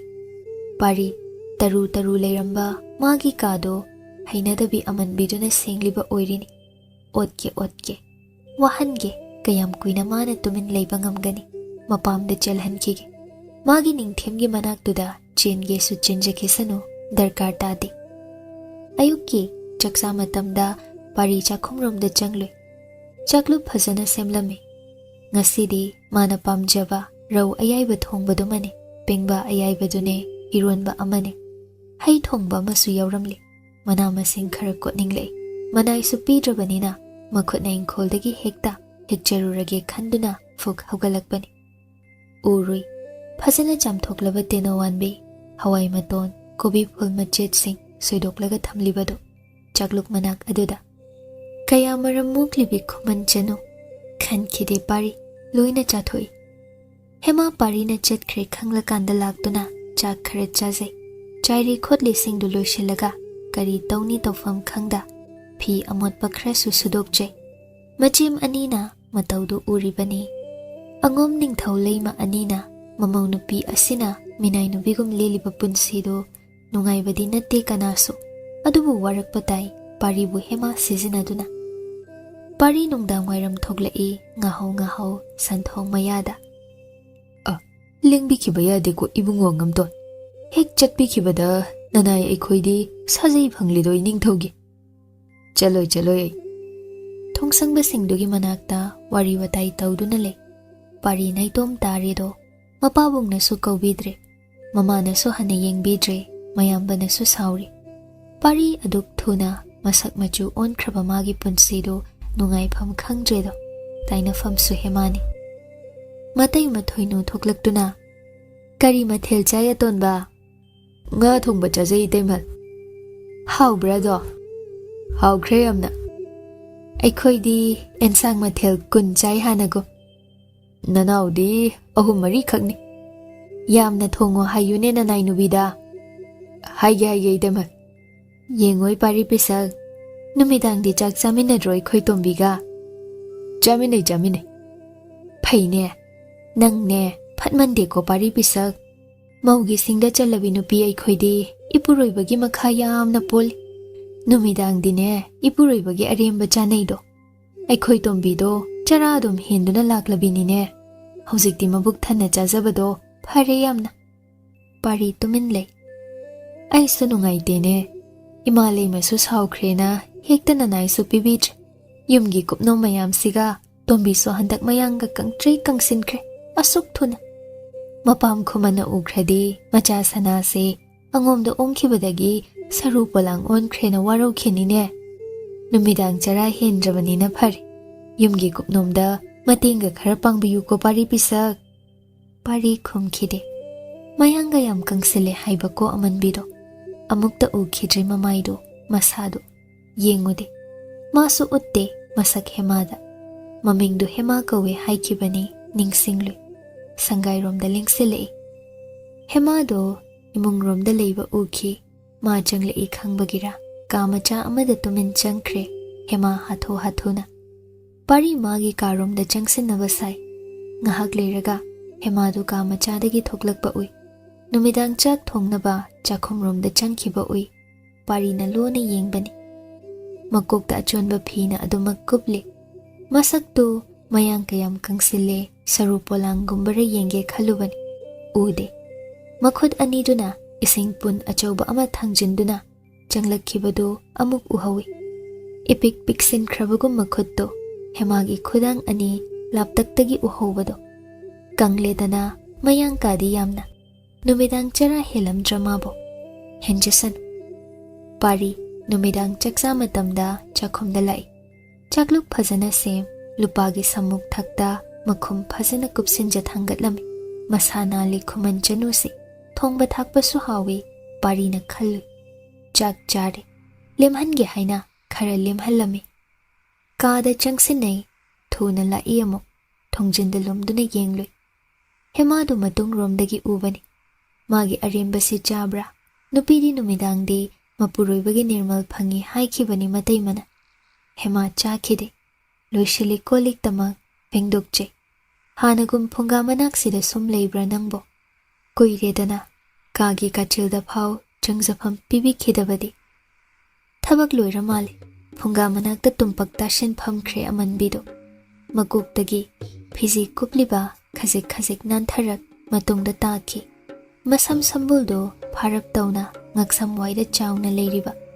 hema makhud anina masabu konsinja sumtumin phamlambadagi mangakto khuruda upsin mushi mushi chakliba phungagi mairide yengliba mali parina ubani khangki numidang khuding chara heli boire nangdi chaudana kai kaibagi nakhud nasaga ipik pikladana nayangbu ikang kangla malene angom aigi sangai sida leibadagi amuksu nokning loi pari mana khanjaruriba wakhal aduda matomta mamit anida sangsangna uraklabago nongma magi chakluki aremba nirmal khonjaramba numit ado mana chaiki chawa yaroi yathang adu ngakchari boire Khuman Chanu pari sum yengduna lepe thongjin mayada inglam gadra nupido phungagi mairi siso sum sum muthakre phajana pham tharaga tumbasu yaidana phamlagata sum leiriba asi phamduna tumba yabrani adum leibada sor chauna hondoki pari hemami leire khanglamale makok phijina sat kupsinki taha taha mataudo pari wa amadi hainingi phaijub amal lawzaru law aigi nakta kagi kachilduda sum leizagera phamung ama hayeng pusinbige chak khara chaudana Khuman Chanu nangbu yamna warabra angum sida haina hema pari do phungada mai yaining lama le khan khraduna mairi mutluraba phungagi maido amuk nauna hogatlami makok pulap nontha machilna phu phu kamlami singya anoba sing insinduna brang brang chakle mairi so hogalak kaisu hairamda yaija horo mai se hairigo thongjil romda mamai nontha parina leblido thaiduna sum chatki mapalomdadi thokte kadomda chatkani mabo ahingsida mana hek lochaba kadu romda changki thongdu tapna ngasinki ihang hangba kani adumadi sisinada thambani parina pari phunga manaktuda su changde magi kada su changde phana makuire laptak leiriba kama chadu romda sum yengliba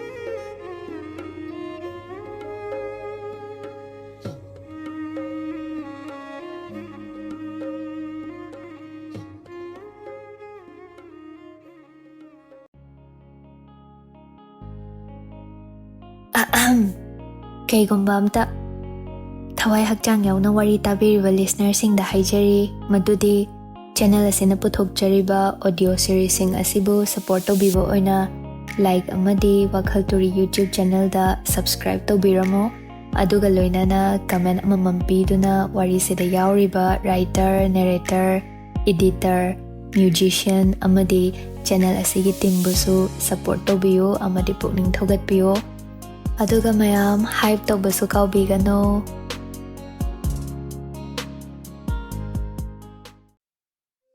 Insin ninglui angom lam henbado thamoi pali kari kanari bagene nangbo segai duna langshek duna manghan kro thamoi oidraba nangi thamoi ado pariso hemaso phunga maya da leikhide chanu duna mai hogatjarambaduna kanagidama mengna chatli adum asum sak unadabi sak khangdaba lamlanba oi aduk nakna irab lapnana Sangai nung amakhak adubo sarga patalgum tamnakragum Khuman themba nganta yoshila ingasidi angom matau sangaida kuiredana unakhidaba angom mataudo yaurakpaga paribu thengnei phajin biduna thamle haine kayam kuire na sakadu ukhidaba themba nang lakpa phari ngasi santhongsi lanthokdaba yadabani karino nei daungam ton nasagai chau khatlida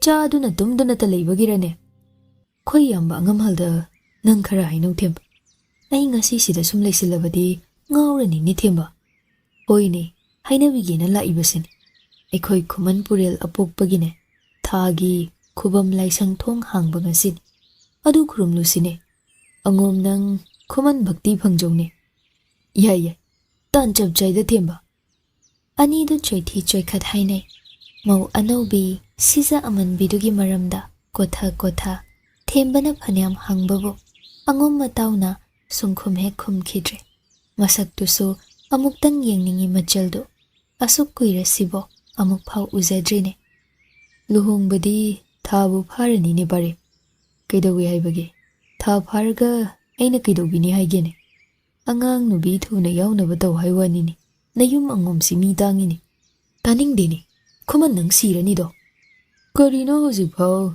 saija punsindribro pari nangbo taning dise aman bidu palakan waluirabani them is kainomni na nangde angom si makokcha I haisi chum sini na pabung ningthau ta da tarabadi hoine hei lanjau soiro sengdrane kok loina cha puchak tabro ngakchau na thegatliba noi angomse nang da chakroi Khuman uktaba Paine, nang leijawo.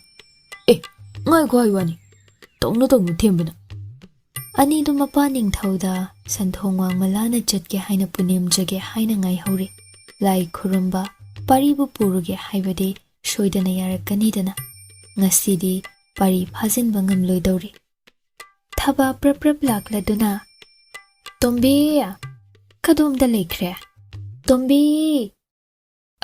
ichem ton Kari takbigadaba ngasidi thabak ama jasi aiga puna ai talida ichemton angau bise som nation leira kaidawni nasaka thisinabani imalai manasu yabirakle ichem haldi khangdeda nang Khuman Chanu oibagi hangbani adum thabana kaino wari sanarami hema magini haina Ningthemna awang tamlakpada haplakhiba upu machado hangdok yengloi nahan makhai sungsok sokte sokningdabani Ningthemgi maral asi adubo mafi ani suna selakhiba natte konungdagi sida lakhibada sizinaba tai Ningthem maral phana pamdrabaso thabana setlo hairamba phi singdo khantoi mane hek lo chafam ka machado romda pusilaga Piyom suthami Pi ama leimai mathakta tharaga Kado thongnau supande Imam sumami Imot motsin leirambani Hojik pudi mana sengdok jamthok thamjaba sitnali Ayuki chak loiselamle pariga thembagadu changlakminai sangai nungda Hema mi lakle khangladuna magi ka machadu da lotkre Pari hairap uhawi Thembana chakluk mangda phamtha Kari mathil noida Khangde thongamba machaba iduni nangdi yam to ne hingamene Angam toni hairaga mayam mangdana. Insang mathil si ahum khakta. Ningthau machana bo sikha. Kaidaw si haibano. Khuman maray kallida. Isana thong baite. Kayu pailay. Champut ama, chamthong ama, ukabi ayayba thongba ama, saring thongba ama, morok metpa ama. Kotnaba mana masing. Angom lam henba si mana masing kotpa yam pamjay. Hemana khangkre. Khara yamna thamlami. Pari, chaksibo ahenba laytrabra, marup lakli hainingi, adubo haide. Adubo urui, gyan tabi Khuman Chanu ni. Pari gi marup lakli khangkhibagi oibatai. Chaklok ahenba amaso shemduna thamjaramle. Madu phat thembada lansille. Anido luk haminne. Haukre. Thembana Khuman machal adu thagatle. Kadumle. Haukre ne. Amukta iyumda chajade sigumba singside. Nang dinaraibak pai. Kuina ne. Asumna sumtongan chawni daw. Natu pamu yadaba. Taning din themba. Hainadabane yadrabani. Sidana bachari bahaiduni. Hukchin ki bacha khom pumba handuk ningli bani ne. Taning dene angomacha. Na thibung na namsin na dugyam chathoga mi ki mamal thabida bataw. Noy angom si adum khara tawjagali ne. Matomta na thongjabani. Ichanduna tengbang na ba manay ma yawjabasu nati. Kaya wajaramne. Mapamda laysako hai. Mana wazaning layrari bani ne. Nang lakli kansida khara pugiga pubiko. Mama mapada koksinaram. Aina pamdre na pithoklae na hayo.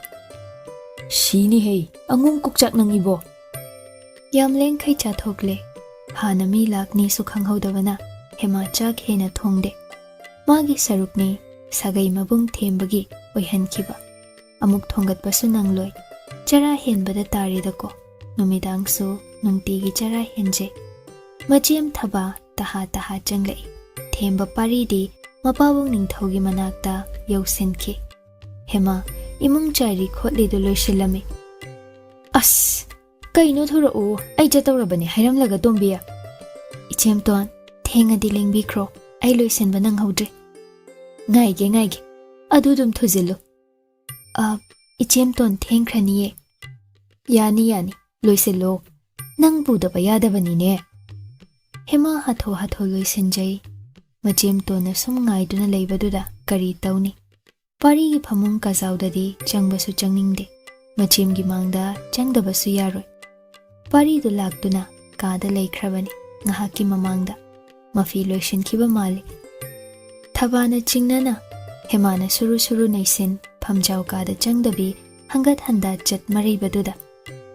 Luiredana nafi honglu chalo nasagi kada. Aidine sida sumngai ni gotombi. Ichem ton, nanaw thokjarak lagi. Ichem ton sumli piba wararini. Ay mangolda pida thazage. Ay di sida laygani haibi kre tombi. Jango kada. Hema upay laytre. Hekmana phamjaw kada parigi manakta changluda. Kamachada changluna fi honglubada. Machimna matay manaw ka punde. Khangkhiga dawribani. Thabana mani makuda pautam khiduna wathok oigadawrini. Hema, parigi thongjin manakta magi phiyom dumaga leplui. Changdaba yadre haisira. Tallini, kine angom hingchabasi.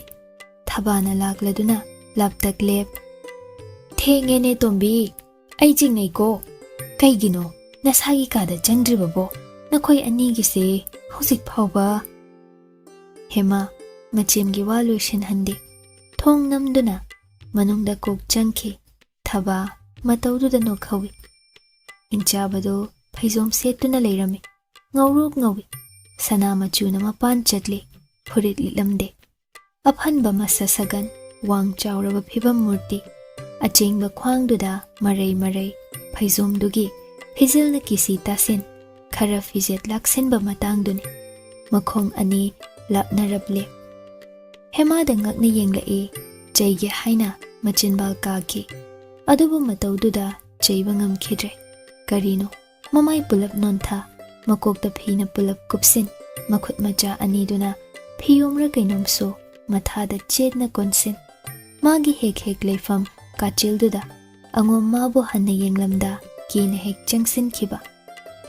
Pari phaizom kisi chet khidre mamit ani choihankre ngasidi karino amanbido kaphoi machugi phanek inafi setlami nahan makhaidi kari machu amanbigi masada tholi pari mana hanne yenglude hojikna hema masa cheblap kachilduda matung onthok sum leptuna lei yadaba ma leire adugi yadabagi changlakpani so hairade machilde lumine Khuman Chanuna Parina muksu ningsinglei wanganglakano nakholdu phau tukachai haibikhiba akanba michaido Pari kaisu tawdragom phaizom setpa loishinkhi furit ngaurunaba saikakpa ma litsinki mangda kisi kisinki lengyan phi chawrap tawba ma thuptabi chawrap paishin yetki lengbanda haigatli khurum thirui kadai chatkhre khurumde ko yeng Hema kaisu haida changselakduna kadomdagino khurum chawrap tawba jurado parigi matungda pop thamlami parina mai leithoklakpada magi kachilduda muk changsinjakre amanbi hanagum lepche pari sat khurum tongsin wa amade hairamge khan yenglubani Hema mamaido pumlei phaklang lomda leisinke pari gam thokke matei maton thengne Pari pisak loihodribra tombidia loihodore dema phare thabakada changlai hema fium do paishanduna sum leblame karino tombia aina ngai sibu phagiro nanaw thona phi hongzaraklage jemton mapi hongle thabana kaino magi sangai dagi manai thaduna chenduna potlam khara lawhallu Hemagi manakta ne tana famtharak kharaki sini tombia haina sadina naw kiba kadi chemto yaro mi lising tin dawrimne angomgi mamau atonbido kadaino haina yengna dawriba nangbu thina dawriba nopa ya ponte imai sokani Khuman pumba pundawni ko ngasi haiba nong sidi tombia ichemton phagani Thabana khara kesinbi marai bakta angang ba sindur macha chinkhatli kesori chandal thenbi khazaida masada taisinbi leisa nambi chinbal thakha anido sindurna taba sangjinbi sambul thokbi masam hatbiri sangregi chinghi manamna chusin khraba masam asangbado khoiri phajana sembiraga tungda chauna mawong tana Thabana sambul punsinkre takhelei thechinke yetlom thangba chuba mayaduda leihau leiren ama yansinbi ichemton nachomdi chiloidro chilunu lambelda sambula se thokse sainol thadase nang leisabi saraga chasine mayam kalak nahanse aidi leisabi na chunate chemton kanana sukhangoye sau Nungaibane aisu marak-tane oigina padagana chum chinduna mapu pandribi sado ikaino imalay mana pharadi jimton pharoi hana so idi phakre ado kaisu thina jabide itai bungona di jimton masu jaide imalay magi mangda khak kabak da aibu jaisine ngamida koi jimton nang siyamna Ngambane laishramgi khumani dana aise nangsune takpidau tambidau yam watliko tapna takpini ahoy jemton haugaluse ongte yenge Hema tapna haugatle thabana amuktang munna koktagi tol phawba yengjai penja khraduna nangse ningthemna thadokla I haibase aidi ngasi sommangum khaliko ngawbra khangdi aikhoi Sri Jutse Nangbu kathoklakpa ngambase ma phasaba apamba masak khangdre Hema khazik nokpada maknoi adubo machimgi icham chamba wa haiduna mabu otli kauthoke khaluraba ningthembo ningsing hallabagumna thoklak minai manem leima maku ningthau khurum jaram manai masel loina dolai tongduna khongsanki thabana thoinu budi hobiramde moirang them oibagini Khuman punbada yauhanbiramdaba chakli yengduna lehawi thoinu ꯈꯪꯒꯅꯤ ꯃꯥꯁꯨ ꯃꯥꯒꯤꯁꯨ ꯃꯇꯝ ꯂꯥꯛꯀꯅꯤꯗꯅ ꯍꯥꯏꯅ ꯃꯕꯨꯛꯅꯤꯡꯗ ꯁꯤꯡꯖ ꯍꯥꯏꯕꯒ ꯇꯧꯕꯒ ꯑꯉꯣꯝ ꯀꯅꯥ ꯂꯩꯇ꯭ꯔꯦ ꯈꯪꯂꯒ ꯊꯕꯥꯅ ꯍꯦꯃꯥꯒꯤ ꯁꯝꯕꯨꯜ ꯊꯣꯛꯄꯤꯔꯦ ꯃꯥꯡꯒꯤ ꯁꯝ ꯑꯇꯦꯟꯕ ꯈꯔ ꯈꯣꯊꯕꯤ ꯁꯥꯏꯅꯣꯜ ꯁꯥꯗꯨꯅ ꯃꯥꯡꯗ ꯊꯥꯗꯕꯤꯈ꯭ꯔꯦ ꯑꯣꯏꯒꯤ ꯅꯥꯞꯄ ꯃꯌꯥꯗ ꯇꯈꯦꯜꯂꯩ ꯅꯥꯆꯣꯝ ꯅꯝꯗꯨꯅ ꯆꯤꯟꯁꯤꯟꯕꯤꯈ꯭ꯔꯦ ꯈꯨꯃꯟ ꯄꯨꯔꯦꯜ ꯑꯄꯣꯛꯄꯁꯤ ꯌꯥꯝꯅ ꯂꯨꯏ ꯈꯨꯃꯟ ꯁꯥꯒꯩꯇꯒꯤ ꯑꯣꯏꯕꯅꯤ ꯆꯍꯤ ꯑꯃꯗ ꯑꯃꯨꯛꯇꯅꯤ ꯈꯨꯔꯨꯝꯂꯤꯕ ꯑꯗꯨꯁꯨ ꯍꯨꯝꯅꯤ ꯄꯥꯟꯕ ꯑꯁꯤꯗ ꯈꯨꯃꯟ ꯃꯈꯩ ꯄꯨꯜꯂꯤ ꯆꯤꯡꯈꯣꯡꯒꯤ ꯈꯨꯃꯟ ꯄꯣꯛꯄ ꯂꯥꯏꯐꯝ ꯂꯝꯄꯥꯛ ꯂꯝꯍꯥꯡ ꯑꯆꯧꯕꯗꯨꯗ ꯗꯣꯂꯥꯏ ꯃꯌꯥꯝꯅ ꯊꯜꯂꯤ ꯂꯦꯡꯂꯛꯂꯤꯕ ꯈꯨꯃꯟ ꯑꯉꯝ ꯑꯊꯧ ꯄꯨꯝꯕꯒꯤ ꯃꯆꯥ ꯃꯅꯥꯏ ꯃꯁꯦꯜꯅ ꯊꯜꯂꯤ ꯊꯕꯥ ꯃꯄꯥꯝꯂꯣꯝꯒꯤ ꯃꯤꯒ ꯊꯦꯡꯅꯈ꯭ꯔꯦ ꯃꯔꯥꯡ ꯃꯔꯥꯡ ꯃꯅꯥꯎ ꯍꯦꯃꯥꯕꯨ ꯃꯁꯛ ꯇꯥꯛꯆꯩ ꯋꯥ ꯍꯥꯏꯅꯐꯝꯗꯤ ꯈꯪꯕ ꯅꯠꯇꯦ ꯑꯃꯅ ꯍꯥꯏꯕ ꯋꯥ ꯑꯃꯅ ꯇꯥꯟꯅꯗꯦ ꯃꯤ ꯀ꯭ꯔꯤꯛ ꯀ꯭ꯔꯤꯛ ꯏꯅꯈ꯭ꯔꯤꯕꯅꯤꯗꯣ ꯃꯥꯏꯀꯩ ꯈꯨꯗꯤꯡ ꯉꯧꯔꯨꯅꯩ ꯆꯤꯡꯁꯥꯡ ꯅꯥꯄꯣꯝ ꯑꯃ ꯍꯥꯏꯊꯔꯛꯂꯒꯨꯝ ꯅꯣꯝ ꯅꯣꯝ ꯃꯐꯝ ꯑꯗꯨ ꯑꯉꯧꯕ ꯁꯦꯠꯄ ꯃꯤꯅ ꯊꯜꯂꯤ ꯈꯨꯃꯟꯁꯦ ꯑꯁꯨꯛ ꯀꯜꯂꯤ ꯉꯁꯤꯗꯤ ꯁꯥꯒꯩ ꯅꯥꯇꯩꯅ ꯈꯪꯏ ꯑꯇꯩ ꯁꯥꯒꯩ ꯃꯤꯑꯣꯏ ꯈꯔꯁꯨ ꯈꯨꯃꯟ ꯁꯥꯒꯩꯒ ꯌꯥꯝꯅ ꯂꯨꯅ ꯇꯤꯟꯅꯖꯅꯕꯁꯤꯡꯗꯤ ꯈꯨꯃꯟ ꯃꯇꯥꯎ ꯃꯇꯥꯅ ꯕꯥꯔꯇꯣꯟ ꯇꯧ ꯈꯨꯃꯟ ꯄꯣꯛꯄ ꯈꯨꯔꯨꯝꯕ ꯌꯥꯎꯕ ꯂꯥꯛꯆꯕ ꯌꯥꯎꯕ ꯐꯪꯖꯩ ꯁꯥꯒꯩ ꯈꯔ ꯃꯔꯛ ꯃꯔꯛꯇ ꯌꯥꯜꯂꯤ ꯑꯗꯨꯕꯨ ꯈꯨꯃꯟ ꯅꯝꯊꯕꯤꯅꯕꯗꯤ ꯂꯩꯇꯦꯗꯣ ꯊꯕꯥ ꯃꯥꯏꯀꯩ ꯑꯃꯗ ꯆꯠꯈꯤ ꯆꯨꯕꯥ ꯃꯌꯥꯗ ꯌꯥꯟꯖꯔꯛꯄ ꯂꯩꯍꯥꯎ ꯂꯩꯔꯦꯟꯁꯨ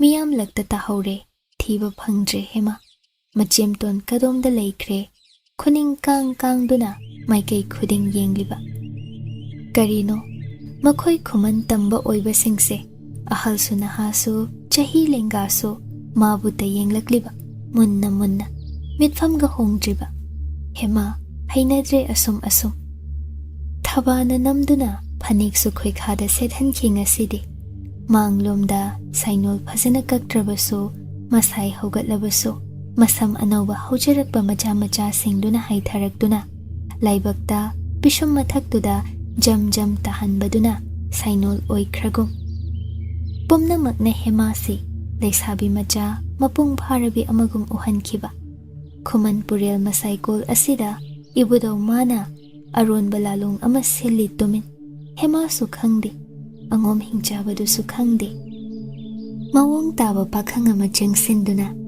ꯑꯉꯝ ꯑꯊꯧ ꯏꯃꯨꯡ ꯀꯥꯁꯨ ꯃꯥꯜꯂꯤꯗꯅ ꯍꯦꯃꯥ ꯃꯥꯕꯨꯇ ꯍꯧꯖꯤꯛꯁꯨ ꯉꯥꯏꯍꯥꯛꯀꯤ ꯃꯤꯠꯃꯥꯡꯗꯒꯤꯁꯨ ꯍꯦꯛ ꯎꯕ ꯐꯪꯖꯈꯤꯕ ꯃꯤꯀꯨꯞꯇꯨꯗꯒꯤ ꯃꯤꯠꯌꯦꯡ ꯆꯣꯏꯊꯣꯛꯇ ꯌꯦꯡꯖꯔꯗꯨꯅ ꯏꯆꯜ ꯅꯪꯕꯨ ꯂꯝꯕꯤ ꯂꯝꯃꯨꯛꯅꯔꯕ꯭ꯔꯣ ꯍꯦꯃꯥ ꯇꯧꯐꯝ ꯈꯪꯗ ꯃꯥꯏꯀꯩ ꯈꯨꯗꯤꯡ ꯃꯆꯦꯝꯕꯨꯇ ꯌꯦꯡꯖ ꯂꯩꯔꯝꯕꯅꯤ ꯋꯥꯗꯨ ꯇꯝꯕꯗꯨꯅ ꯃꯉꯣꯟꯗ ꯍꯪꯂꯛꯂꯤꯕꯅꯤ ꯈꯪꯉꯗꯨꯅ ꯃꯃꯤꯠ ꯑꯅꯤ ꯇꯤꯡꯉꯛ ꯇꯤꯡꯉꯛ ꯇꯝꯕ ꯃꯥꯏꯀꯩ ꯌꯦꯡꯈꯤ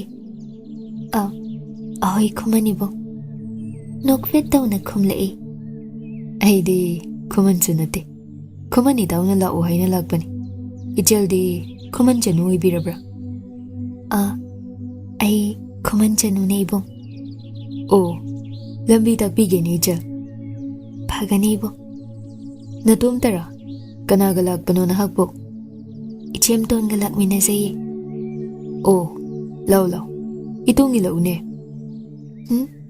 ꯑꯩ ꯏꯆꯦꯝꯇꯣꯟꯗꯨꯕꯨ ꯁꯨꯝ ꯉꯥꯏꯖꯅꯤꯡꯉꯤ ꯀꯗꯣꯝꯗ ꯆꯠꯈꯤꯕꯅꯣ ꯏꯆꯦꯝꯗꯨꯅ ꯃꯥꯏꯀꯩ ꯈꯪꯖꯍꯧꯗ꯭ꯔꯦ ꯁꯤꯗ ꯁꯨꯝ ꯂꯩꯔꯝꯃꯣꯅ ꯇꯥꯛꯄꯤꯔꯝꯃꯤ ꯐꯔꯦ ꯐꯔꯦ ꯑꯩ ꯅꯪꯕꯨ ꯁꯦꯟꯅꯕꯤꯒꯦ ꯈꯨꯃꯟ ꯆꯅꯨ ꯐꯒꯅꯤ ꯏꯕꯨꯡ ꯇꯥꯟꯖꯥꯗꯨꯗ ꯈꯨꯃꯟ ꯊꯦꯝꯕ ꯃꯤꯔꯛ ꯈꯥꯏꯗꯨꯅ ꯄ꯭ꯔꯞ ꯄ꯭ꯔꯞ ꯆꯪꯁꯤꯜꯂꯛꯏ ꯍꯧꯔꯞꯅ ꯃꯤ ꯑꯃ ꯑꯅꯤ ꯃꯃꯥꯡꯗ ꯊꯠꯆꯤꯜꯂꯛꯂꯤꯕ ꯑꯗꯨ ꯅꯝꯈꯥꯏꯅꯕ ꯍꯣꯠꯅꯗꯨꯅ ꯍꯩ ꯑꯉꯣꯝ ꯏꯇꯨꯡ ꯏꯜꯂꯛꯎ ꯍꯥꯏꯈꯤꯗ꯭ꯔꯣ ꯑꯗꯨꯒ ꯀꯩꯒꯤ ꯂꯩꯊꯍꯧꯔꯤ ꯍꯥ ꯃꯤ ꯁꯦꯟꯅꯕꯤꯔꯝꯕꯅꯦ ꯀꯅꯥ ꯁꯦꯟꯅꯔꯤꯕ ꯃꯤꯔꯛꯁꯤꯗ ꯀꯅꯥ ꯁꯦꯟꯅꯐꯝ ꯂꯩꯔꯤꯒꯦ ꯍꯥ ꯃꯥꯕꯨꯅꯤ ꯊꯦꯝꯕ ꯉꯛꯅ ꯌꯦꯡꯂꯛꯏ ꯄꯥꯔꯤꯁꯨ ꯌꯦꯡꯂꯨꯏ ꯑꯗꯨꯕꯨ ꯂꯩꯔꯝꯗ꯭ꯔꯦ ꯍꯧꯖꯤꯛꯇ ꯃꯅꯥꯛꯇ ꯂꯩꯍꯧꯕꯤꯗꯣ ꯃꯀꯣꯛ ꯀꯣꯏꯂꯩ ꯂꯩ ꯃꯤꯔꯛ ꯑꯗꯨꯗ ꯌꯦꯡꯖ ꯁꯣꯟꯈꯤ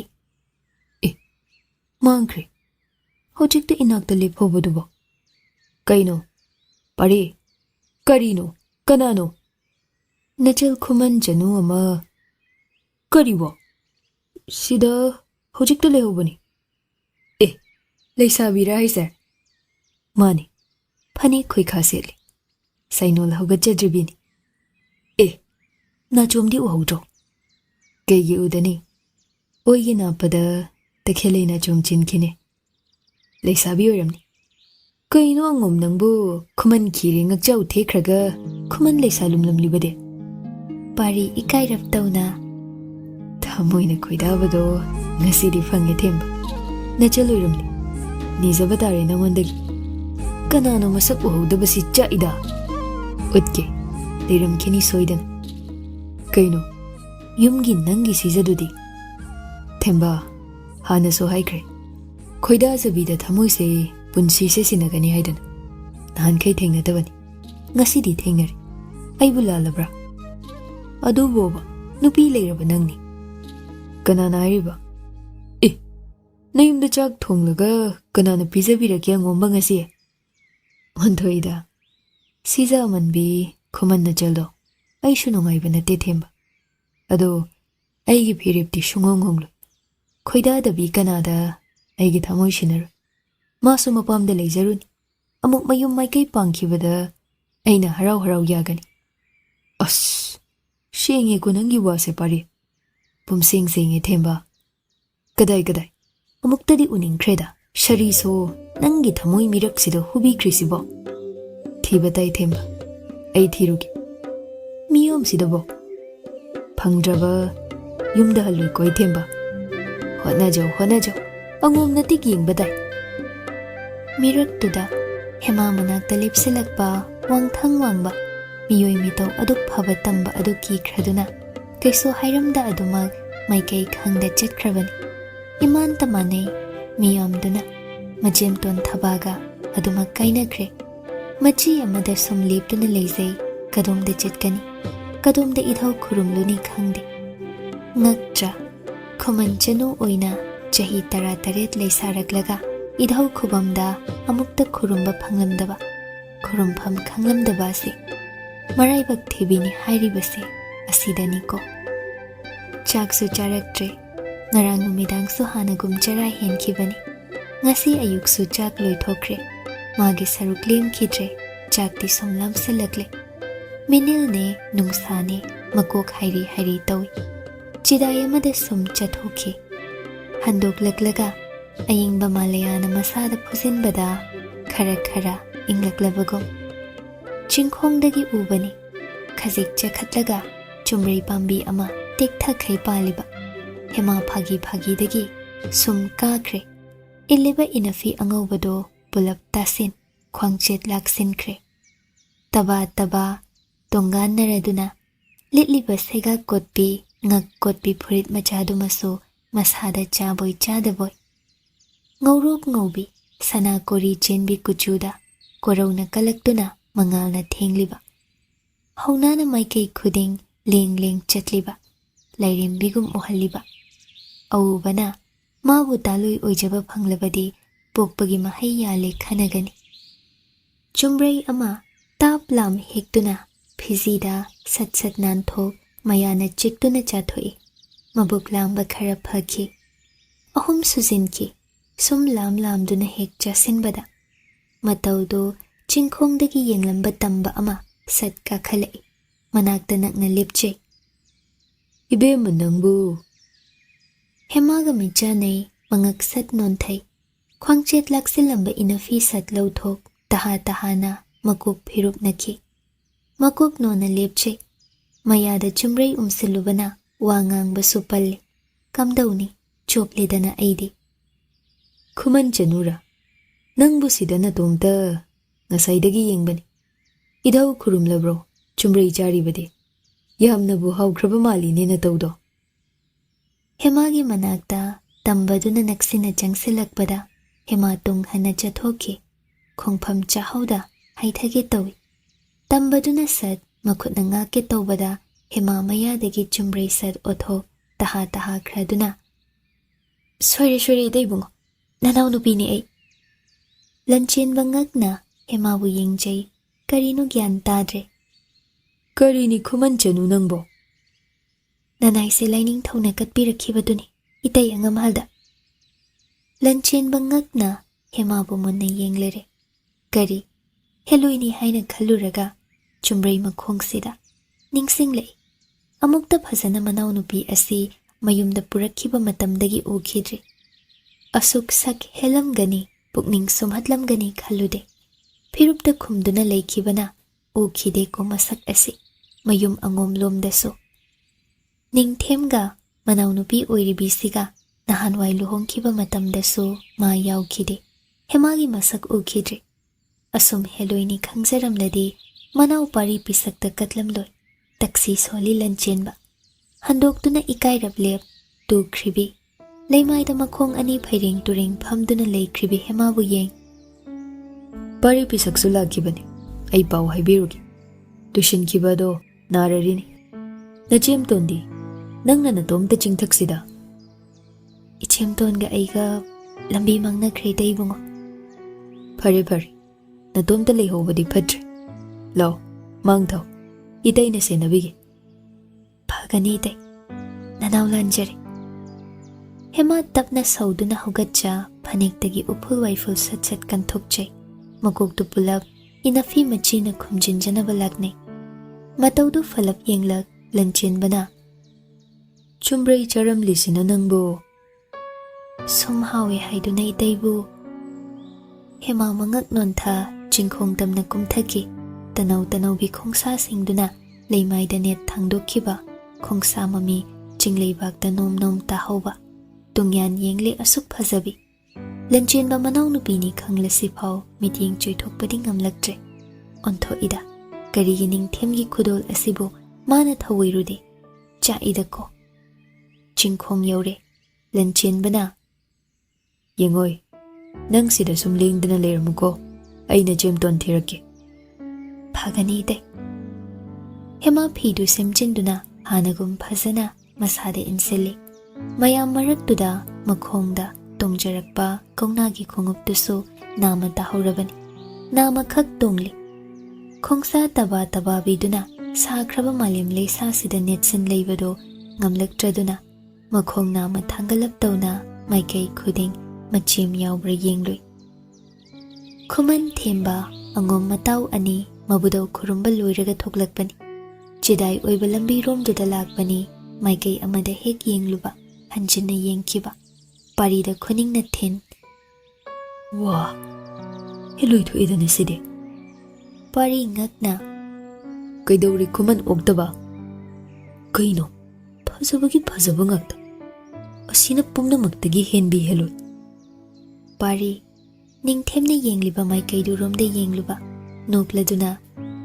asinine nachal Khuman Chanu aigi thamoi sina khrabido karino Khuman Chanu ni haiba mabo mane ngasai hangre hoi khumlami ugre thamoi hugre mangre na koi thijar mane sida leplamli basi yengu tauradabani khoida rubaga ichal thembai gi laibakse manung ajawagi bastu du makni pari lepliba romda sum yengjai sum yengki chitkani lakani chathokani handokhini kaure asukuina thijarakpi thamoina khoida jabi nang asi phangledana ukhiba mikupta thamoi sinakhiba araibadi nateni langmai mapari pisak ase hema mai leitho iliba inafina makokto khumlap tauna atiyagi ayakpa kororomda yengkhatli mamai amuk nonthai khongup tongdaba makhongna makhong saduna leimaida suru takpi amuk sanajaki naronde yipsin purakhiba chumrei amakhakti phizidagi lauthok makhut oina machil khom chakhiba parina uraga khangnok nokhiba karigi khanghaluni haigene angom hingchaba asibo mana latnabi khibi Ningthem makhut makna sinarakhiba Khudol apisaktuni thamoi hubikriba sisu yengja khoba angomba nangdi phaseida pamuida Khudol asi arimbada takraniko kalaktrado Ningthemgi Khudol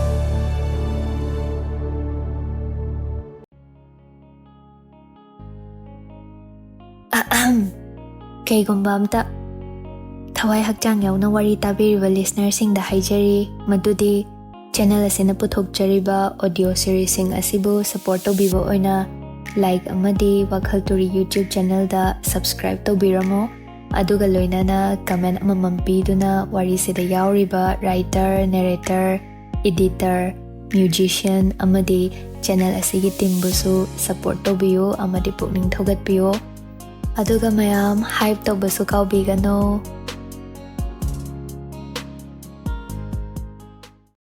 Ani suba Pandup Khongji Makhol Nupur nangi joy joy khoirum momoli bakadom dano Khongji khuzi iranglang sana nate lupa oide mushi musi leploga nangi nupur khonje Khongji nangi jing jing tamna lawu lawu kaurariba una yenglu nangdi kadai Saguda saktamda sahum naida otleriba Khongji Makhol tumba kaire leplugaba nangi nopur khonje mayum yobaga khurai leima khomdon bina mamau hemabu kausinki sangai yumjau achauba romda hemana angom konungsi lakhiba numitta maduda konungi lining tho leima rimbi khurumkhiba adugi matung makhong thangjeludri manim makuna Lau hairaktrabadi mafamduda changluba yade hema makok nonna lepi manimgi makhong sok punemje ma hanjarakle takcharigo sambul punsilamle sainul hogatlamle phane khoikha setlamdre napamlumda Khuman Chanu thengnajaraktra tombi unajaraktre imalema mi yaman baduda tawzarini kona unajo matang jaba amada phagani imalema Khudol amatam ningine inemna hema tumin leizai khomdon bina manaya makauki thuna potyo macha ama Lanchenba angangba machugi phiyo macha ama khakni hangdoklaga khomdon bina sinare hema makhut anina maraiba kattuna makok nonna makhut tangzau ani yaja Khudol adulau sinjai pamjarabra yengjau dombi hema Pithak hangtok midyeng tarui Nopur amakhakni sanagi nopur lum lawi picture basu leima khomdon bina nangi sarukni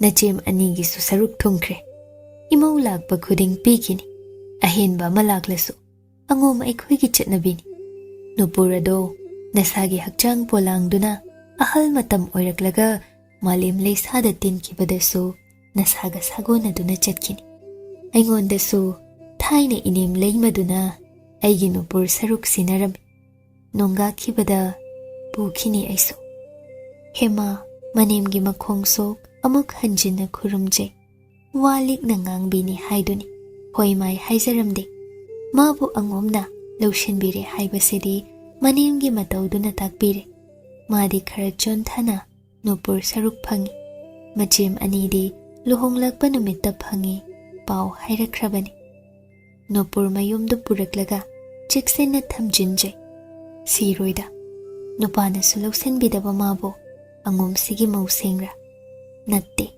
tuman hojiksu oiri mafi hongtoi ngasai mataina chumrei charikan phakibadugi khare ikai chumna phaba oiradi phai machimna haiba illubagi leisabi saduna leiba kanduda hek phakre matai angam halna Malay sabi saduna Khuman pungda thengnaki haibasi mane maku hoida tamkhrabadi madi loiredako mipaiduna paudu machemton thabada su tamthokjakhrabani thabana kiganu mapuroibada wa menge haibirakhi adum hek oirabasu khoikhada phanek setlami angom sagai chenthai haina cheibigadra kibani matai ibungona manau paribu phuthakibado nahan phana sathine angomse pangida kire Pari hanjilakte numit chupa ama langda thuramlaga pairakta nanthokjakhragum masa panduna koi pai paijakre adubo ngahak ujakhibi Khuman Chanu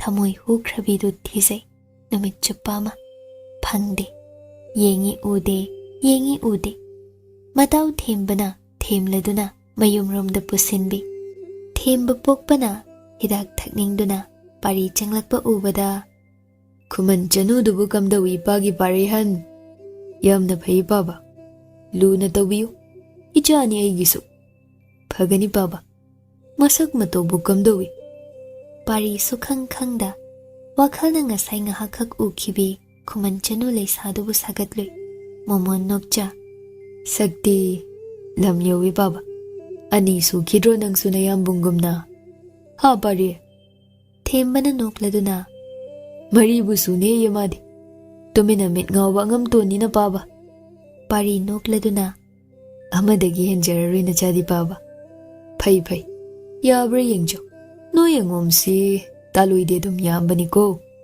aidi tawzaru ye baba yengsi jojo imung da potharur hidak tu watlaba male baba naja anoba ma hanjaramagi Pari ikoi koi da jangsin hidak anoba hali Themba imung rom da jangki Pari haluyada suru suru nei Laifamda amu leira khulakta amu koi chatli Khuman sinba thongna Ngasagi laysado swaida soidana leiramgani Khuman Chanu di Khuman kolukta laifam thoina Phangdana di haloida ko aibo Somdana chakhibani penkhidabasina amuk toibani Thoinu su pishum ani ngamjabi makhai su ngaiduna leirami Thaba mafi hongdokpa nangde Hema buna Khuman maselni haiduna puduna chatkhraga Majim oiribi mabuna hoi mai haibiramda Thabana mapam Khuman pokpa khurumba chatlusi hauramdaba asi Thoinuna thababu yamna sauningkre nokladuna Hali edana inaw tombidi thaba Ichim hal tombidi imalai mana kaukiye Kadai noi Khuman gi hairukdi Puzaraki ichimgi saruk Thabana hairuk lansili lala tondo hangdoklaga Thoinuna yeng Noi Khuman apokpagi hairuk phangzabadi ichapiba pokpa ngami hai Amasu leire pende ichapiba anidum sudoke jemdi Thaba nokladuna Subiyu ichema Ibungodi napamlomda thairamlabra thaba Kadaidagi ichembo Lambidagi konung kazakre isabidi Dolai tongduna nge haiduna chatpada wazaramlani nangam Nasa namitnana singatnaba phamjaw wairam singtu ugo thaba Ichema aibo halakpagi wabana muktoiba Wada maleda nok tuna halakhi Tombida su hainingde Mayum phawba puba ngamjadri Matomta koi chenjabada khawang manai su pibidrabanina Matai gani changbasu niyom nati Ichim sune kuk ase chikpana phamjaw loisilu adudadi inai kana ma changhanba nungaide phagani chema Thoinu tas kamdawi nang wahangeda aibu Khuman lai khurumbada barton pini kausinabana moirang them aina otkeko thaba machimgi mataudu khangi adubo phamjaw sengluba tari barton du pizaramlasu phadauba hojikta da ningsing mangsing Numidangda Lanchenbana Thoinuda yengduna haire Aikhoi pari pisa khanjilaktribro Halaktrimali Khuman matau thembagida lekni pau haire I haibra Inaw nupidi matomta sangairomda Leizabatai Aikhoina changubasu yade imalai mana Nanaw thabado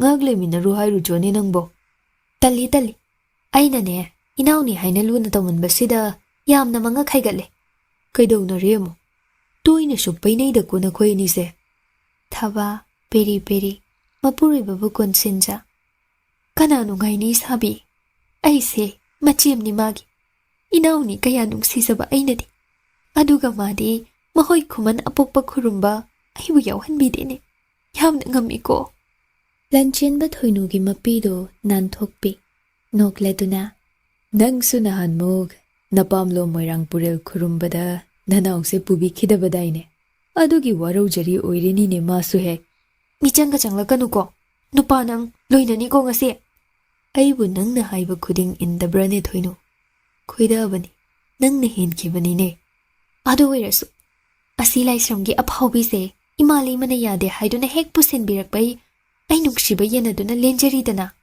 Phare Adu Thoinu Nanaw nubi atombido Noibu ngasai Angom ko nungsida Lugka pizabida thadoraklibrane Kaibuni sabi. Ngasay Khuman pungda chingthak-tagi chumray heklaga yam lamlagum jaramine. Mabo, kamain thengnariba isabi-gade. Aidi masak khangudredana chopkre. Mana itay kauraga khangine. Ontho ida, lukti mana thongjabane, tongana jajarabane na. Aikhui pari pisakna chaka pijabidra malene angang ase. Tauramni. Hojiksu yengu, ahingsida matomta langthokpiramlise. Hemana, leksabi saduna, leiramkhibagi wadudi, Lanchenbana tumin leisinkhre. Taloiton thabana, mana sinbani, ngakpiyu, kibu kesinabawo, mapibu tasinabawo, hek ngasai haijakibagi. Thababu, amuk hanna, taunu jairamkhibani. Lanchenba chingnai, aduk masak henbi manaw nupini. Asida kari asoiba yauraba. Ningthemna hundokpirakpa, manawna asuk kuirasi phau lawshinbiyu mayadriba. Asoiba amadi leiramba tai. WakhaL marakta, masanaw thoinuna, mabu khangkon sinjarakpada, khangpre khangduna, Lanchenba no.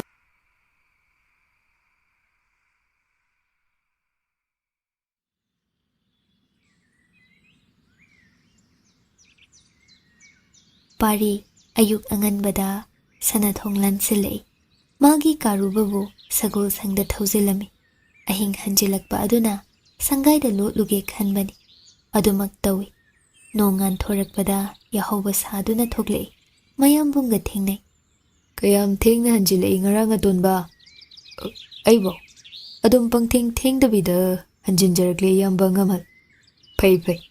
Amukalam heluko nang, naru kokpiraga, shugunuda loi thagani. Ahoy.